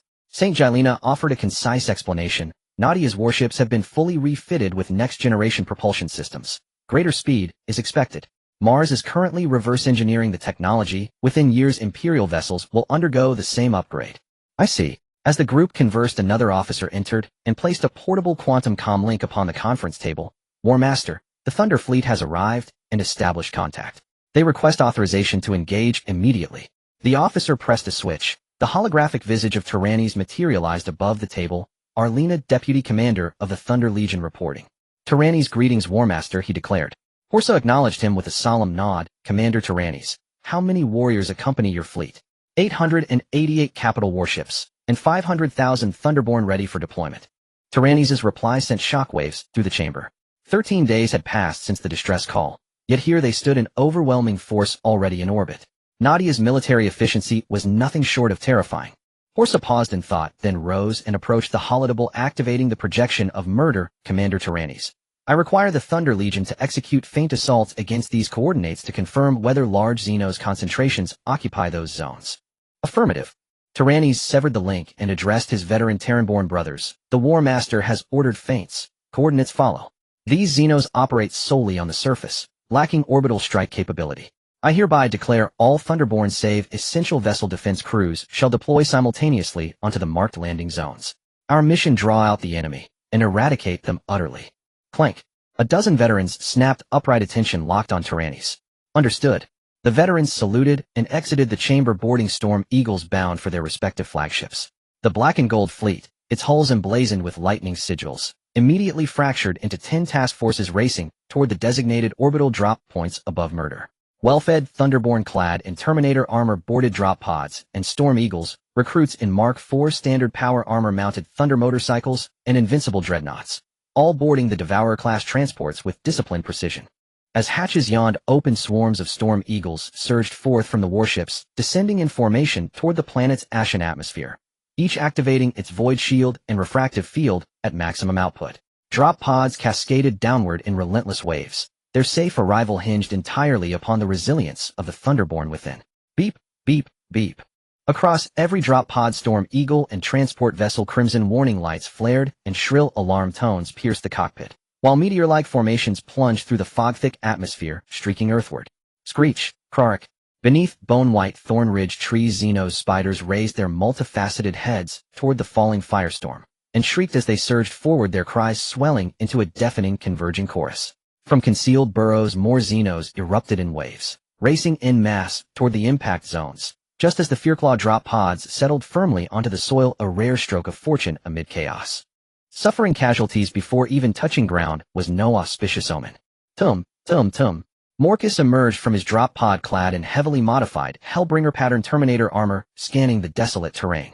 When his helmet's internal comms failed, he unfastened it and hung it at his belt. 66th Regiment 4th Company. Battle brothers, rally to me. Thunderborn from nearby drop pods converged methodically around Morcus, forming a loose triangular assault formation, expanding outward from the landing zone to clear space for the next wave of reinforcements. The Storm Eagles descended in flocks, landing on the ground with the passengers quickly disembarking and forming a line. Only after confirming the absence of enemies did they assemble as a unit, catching up with the battle brothers ahead. The Storm Eagles that had completed their delivery mission flew towards the insect nest over 10 kilometers ahead, dropping all the bombs mounted on their wings and fuselage. Amidst the rising fireballs, these Storm Eagles ascended rapidly, traversing the perilous atmosphere to return to the battleship for reloading with other Thunder Warriors, while allowing ground crew to replenish their bombs and ammunition. When the second batch of Storm Eagles took off again, the ground forces had already encountered the local aliens. Both sides stood over 3 meters tall, one encased in iron and the other in chitin. With a loud thud, the commander of the Thunder 66th Regiment, Mahal, clad in a modified underworld power armor, banged on his chest plate and roared, "Nadia Thunder! Who? Nadia Thunder! Who? Nadia Thunder Warriors, eliminate these beasts!" Whack! Whack! Mahal raised both arms as the explosive storm gauntlets unleashed a torrent of bombs, shattering the alien exoskeletons and causing explosive effects that left the aliens in pieces. Other warriors wielded heavy explosive guns with long belts connected to massive ammo boxes on their backs, enjoying the overwhelming firepower and the exhilarating kickback from firing their explosive guns.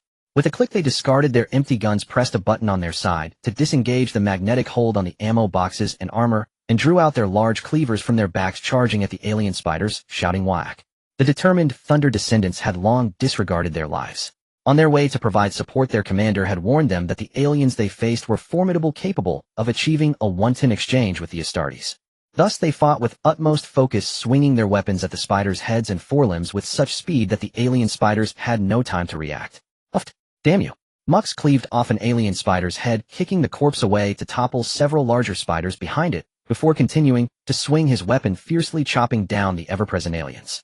The dark golden Thunder Warriors formed a solid wall of steel, ruthlessly cutting down the swarm of alien spiders outside the landing point.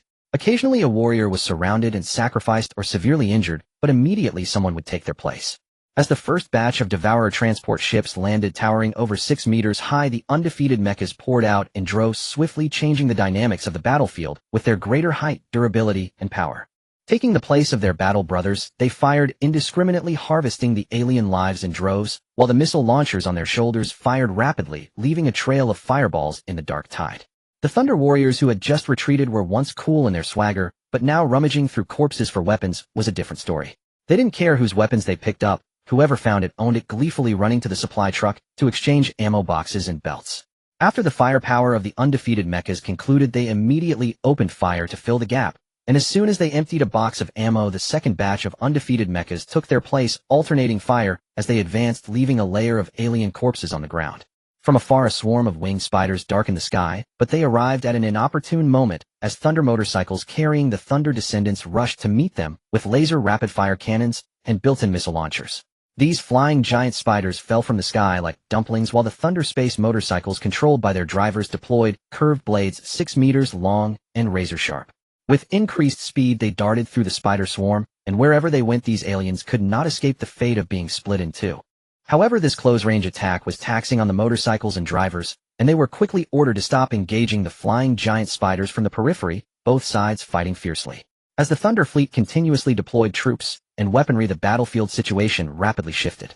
Unable to withstand the casualties, the alien giant spiders turned tail and fled while the Thunder descendants chased after them shouting. They also called in many battle brothers on motorcycles who shot down from the sky, tossing grenades at clustered enemies, pursuing and chasing all the way, with the battle lasting from morning until deep into the night. After a brief rest, the Thunder descendants replenished their weapons and ammo, checked their power armor for damage, and replaced some parts before mounting their vehicles to proactively engage, clearing all aliens within several hundred miles of the landing points in units of 100. When Tyrannes contacted Hessen again, everyone's attention in the conference hall immediately focused on his projection. He nodded slightly, saying, "War Marshal, the Thunder Legion has cleared all aliens within 500 square kilometers around the 10 landing points. We are actively advancing, and you can safely airdrop to assist us in eliminating the remaining aliens." Eldaron thought he misheard and asked in surprise, "You mean you've cleared all aliens within 500 kilometers around each landing point?" "Yes," Tyrannes replied, pursing his lips as he looked at Eldaron. "The intelligence you provided may be inaccurate. These aliens are not as formidable as you claimed. At the very least, our Thunder descendants' casualties are completely within acceptable limits." Hessen nodded, saying, "We hope your regiment can hold on a little longer. Our joint fleet is arranging for the Astartes to airdrop." "Understood." After Tyrannes ended the communication, he lit a cigar and scoffed, "What single combat power? You're among the top in all legions, and you let these trash aliens scare you like this. Cowards." The Thunder warrior who brought in the hot tea grinned as the commander took the cup, saying, "Old squad leader, could it be that we are just too strong?" Tyrannes was taken aback at first, then burst into laughter and nodded, "Be confident, kid. Remove the could be. Except for the Emperor's collectibles, no single Astartes from any legion is a match for our Thunder warriors." While they joked casually, Hessen commanded the joint fleet to airdrop all combat units. Since the Thunder Legion had cleared 10 drop points, they certainly would make good use of them. As the first batch of drop pods landed, the Imperial Astartes emerged, gazing at the endless alien corpses surrounding them, astonished. "There are survivors." Upon landing again, Lucas and Tavis, upon discovering faint, barely detectable breathing sounds beneath some alien corpses, hurriedly lifted the spider corpses and retrieved the Thunder descendant who had been pierced through the chest by a sharp leg. "Be cautious as you remove the sharp talon, with fine barbs unfastening the opponent's chest armor." Tavish turned and called for the apothecary, "Administer the universal remedy to him." "All right." The apothecary opened a side compartment and carefully took out a small dosage syringe filled with a mesmerizing golden liquid. The needle was plunged into the neck of the unconscious warrior as the medicine was injected. In no time, the Thunder warrior began to breathe strongly and his complexion improved noticeably. He slowly opened his eyes, scanning the unfamiliar Astartes around him. "Thank you all." Lucas laughed heartily and waved his hand. "We're all brothers in arms. You really had good luck. If it weren't for Tavish's keen hearing, we might not have found you at all. I got too excited during the fight and went too far, getting surrounded by those beasts." The Thunder warrior sat up, feeling the wound on his chest with his iron gauntlet. He noticed the severed data line had shown signs of healing as he opened the inner side of his leg armor. "I see the main control unit was broken." He retrieved a row of large dosage universal remedies from the compartment in his leg armor and handed them to the apothecary. "Brother, take these. Thank you for your help earlier." "So many." The apothecary hesitated for a moment, unsure whether to accept. The Thunder warrior generously slapped the vial into his hand. "Take it, I have plenty more on me." Saying this, he dismantled his arm and leg armor, pulling out a total of 15 vials of large dosage remedies, leaving one for emergencies and distributing the rest among these noble brothers. "We standardized 20 vials each. If you run out, go get more." He grinned as he stood up, moving forward with these noble battle brothers. Occasionally, he spotted some metallic reflections advancing to uncover exotic corpses and discovering scattered parts and broken weapons. Only then did he breathe a sigh of relief and continue forward until he pulled the body of a fallen Thunder warrior from beneath a pile of corpses. Looking at the pale face, his mood turned somber. "Malrose, may the father of genes bless your soul, shielding it from the harms of the subspace." He removed his damaged chest and back armor, as well as the various auxiliary units of the inner lining. Then he stripped the chest armor from his fallen comrade and donned it. With the microcore activation function, he felt much more at ease. Lucas glanced at the discarded chest and back armor, suddenly looking at him. "Brother Ivan, is your armor out of power?" "Yes, the microcore was pierced. How could there be any power? Now that I have Malros armor, he will fight alongside me from now on." The Thunder warrior Ivan patted his chest armor, flipping over the exotic corpse beside him to find a long-handled power hammer, a plasma pistol, and a demolition pistol. He took the unused magazines and grenades from his fallen brother. He looked at the apothecary of the noble. "Brother, could you assist me with a favor?" He pointed at the body of the Thunder Scion. The apothecary nodded and squatted down, quickly retrieving the gene storage gland from the fallen warrior and handing it to him in a vial. Keep it safe. Thank you. Carefully placing the vial into the storage compartment, he then carried his weapons and moved forward with them. The exotics here are not as formidable as the commander said, they are merely numerous. I killed 19 exotics, and it was my inattention that led to being ambushed. Although I lost one heart, and the other just got repaired, I can still fight. Unbeknownst to them, this Thunder Soldier was quite the chatterbox, chattering nonstop along the way. At one moment he would speak of his home planet, and how beautiful the scenery was, and at another he would boast about his prowess in fights during childhood. The group walked on the barren land where corpses were becoming fewer, remaining vigilant against any exotics that might be lurking in the shadows or caves. Lucas and his group had suffered significant losses during their first landing on this barren land, especially at night. My sister's grandson could eat several large buns in one meal when he was young. Ivan suddenly stopped in his tracks, raising his gun and aiming at Lucius. Get down. Bang, bang, bang. A dead exotic giant spider was shot in the air by Ivan, losing one of its front legs. 2 more shots blasted its mandibles and head, causing it to plummet to the ground. Lucius stood up and glanced at the exotic corpse, nodding his thanks to Ivan, who returned the smile. The group continued forward with the earlier landing noble teams, clearing out any remaining exotics, while also accounting for the Thunder Scion bodies. Huh, Ben, why aren't you with the squad? As the group passed a pile of exotic corpses, they saw a Thunder Scion leaning against a strange tree, his power armor severely damaged, staring blankly at the sky. Ivan, if you could refrain from speaking, you would certainly be an excellent Thunder Scion. Ben reached out and grabbed his comrade's large hand, getting pulled up to stretch his body. The power core was damaged by those beasts, so I couldn't catch up with my frontline brothers and could only slowly follow behind while taking care of some remaining exotics. He walked with slightly heavy steps, greeting the noble Astartes while following the squad to search ahead until a thunder transport craft roared overhead, turning midair and landing not far in front of them. Thank you, brothers in arms. Ivan and Ben nodded their thanks to the noble Astartes, boarding the transport craft to return to their warship for rest. Tavish glanced at the deep footprints in the barren land. The Thunder Scion's power armor weighs at least 3 tons. Everyone agreed, as just moments ago, where Ben had fought, there were 2 large shallow depressions left by his footprints. Carrying such heavy power armor and moving forward with laughter for more than an hour, that indeed was impressive. Mother, we blew up a gigantic thorn tree and found that the signal troubling us had weakened considerably. Lucas and the others transmitted their garbled report back to the flagship, the Emperor's Pride. This was the first stable communication with the warship from the surface in a month since entering Murder Star.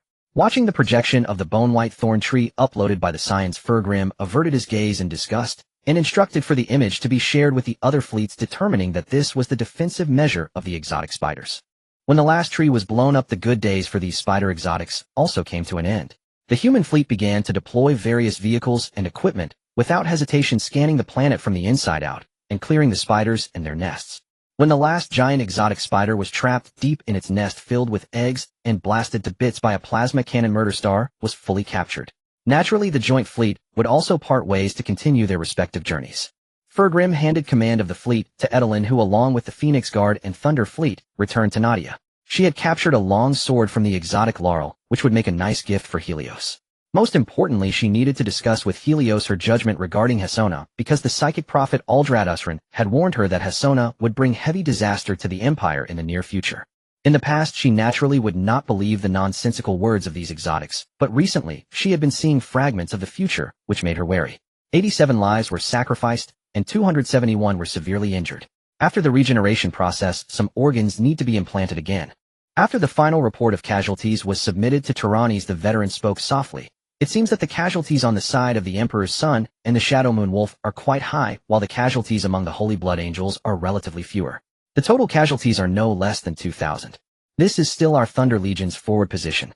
If their Astartes were to directly drop into the landing point, the casualties would double or more. Tyrannes pursed his lips and nodded. That Imperial Phoenix must not be neglected. The father of genetics will eventually want to marry her.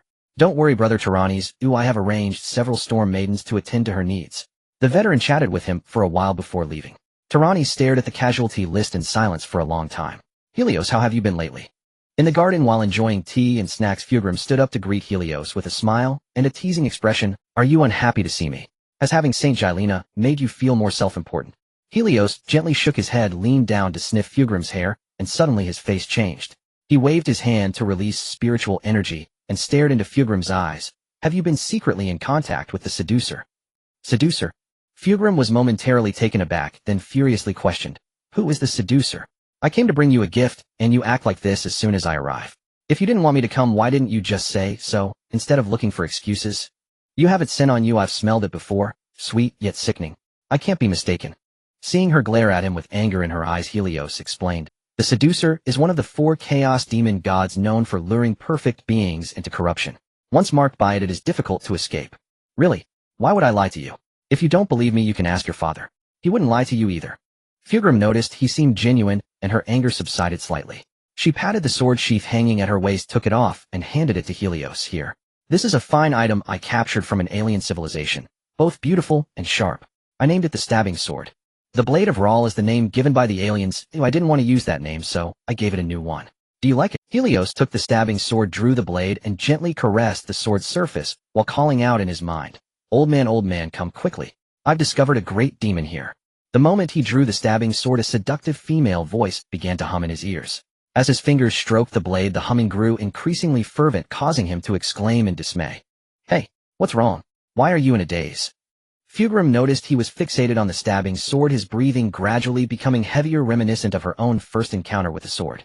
This made Fugrim realize that there was something wrong with this sword.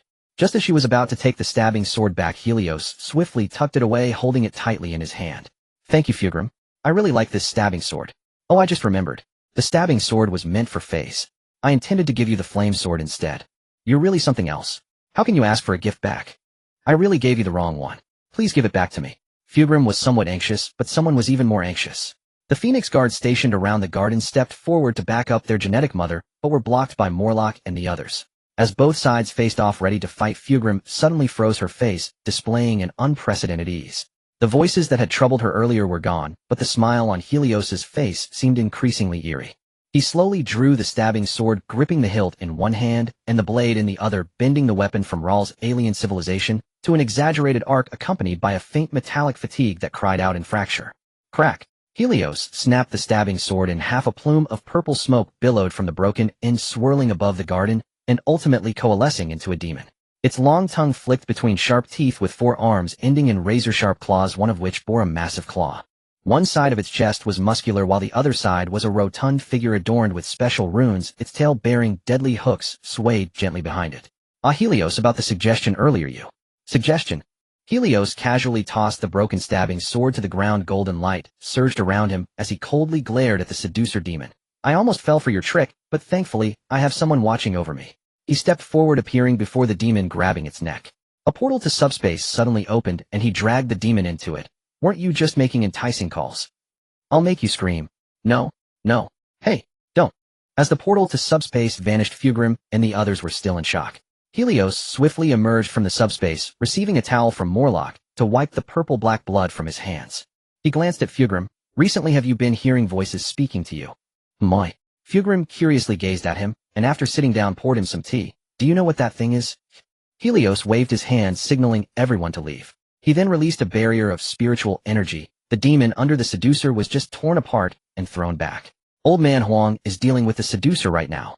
I watched for a few seconds. Tisk tisk tsk. He was getting beaten badly. Your father is fighting the seducer. Yes. The moment you gave me the stabbing sword, I called your father. Did you think I could break the stabbing sword on my own? Don't kid around. Without your father's spiritual energy, I wouldn't be able to handle it. Helios laughed heartily as he drank the tea in one gulp. The demon was torn apart by me right in front of the seducer, dead beyond recovery. The seducer hadn't even had a chance to escape before your father pinned it down and gave it a thorough beating. You mean to say my father, the Emperor, pinned down one of the 4 chaos demon gods, the seducer, and beat it? Fugrim was dumbfounded. My father is human. He's actually stronger than the demon god. Then what about the gods? Before she could finish, Helios covered her mouth. You can't say that. Your father is sensitive. If he hears, he'll definitely make things difficult for you. Fugrim's half face was covered by his large hand, and their eyes met as she blinked. They stared at each other, noticing Helios' face growing larger in her sight. Smack! Just as he was about to touch her rosy lips, a spiritual energy slap suddenly struck him on the head, knocking Helios to the ground. Before he could get up, another slap followed, and then another. Ow! Old man, stop hitting me. If you keep this up, I'm going to explode. Helios shouted, then nervously looked around. Just when he thought Old Man Huang would stop, an even fiercer slap sent him spinning like a top, while Fugrim covered her mouth in shock. However, Helios' pitiful appearance and pleas for mercy still amused her. Sitting at the stone table, she chuckled quietly, her eyes filled with envy. After all, her father would never treat her and her sisters with such humane actions. After confirming that the old man Huang was not monitoring him that night, he sneaked into Fu Gurui Mu's room, where she lay on her side on the bed dressed in a translucent silk nightgown, reading a book. Seeing him approach, she merely smiled lightly and lifted her right foot to gently slide it across his muscular chest, saying, "Aren't you afraid of my father punishing you?" "Would I be afraid of him?" "Just kidding." Helios playfully grasped her delicate foot, and as they gazed into each other's eyes, no further words were needed. He began to caress his way up her foot. The next morning, the Empire's Zifeng declared to her offspring that she would become the Lady of Nadia. The offspring had no objections and applauded enthusiastically. Then they rushed to the logistics department surrounding Musiton to demand a large ship and various treasures. Surprisingly, the old man Huang did not continue to punish him or make things difficult. He treated the incident as if it had never happened and quietly proceeded with his grand plan. As the mother star of Fu Gurui Mu, Chimos was managed quite well, but it could not compare to Nadia. Various aids from Nadia allowed Chimos and the surrounding planets to develop rapidly, changing day by day. The Empire's external conquests had never ceased, and Nadia's development of the Halo stars continued unabated, propelling the entire human empire onto a fast track of growth. Batch after batch of Imperial warriors boarded warships bound for the battlefield, conquering new territories, while Nadia was busy developing its population and preparing resources for the next mass migration. In the subspace Mother Garden, Helios sat beside the old man Huang, facing 4 displeased evil gods. They deliberated for a long time over the suggestions posed by the old man Huang, ultimately having to bow to reality.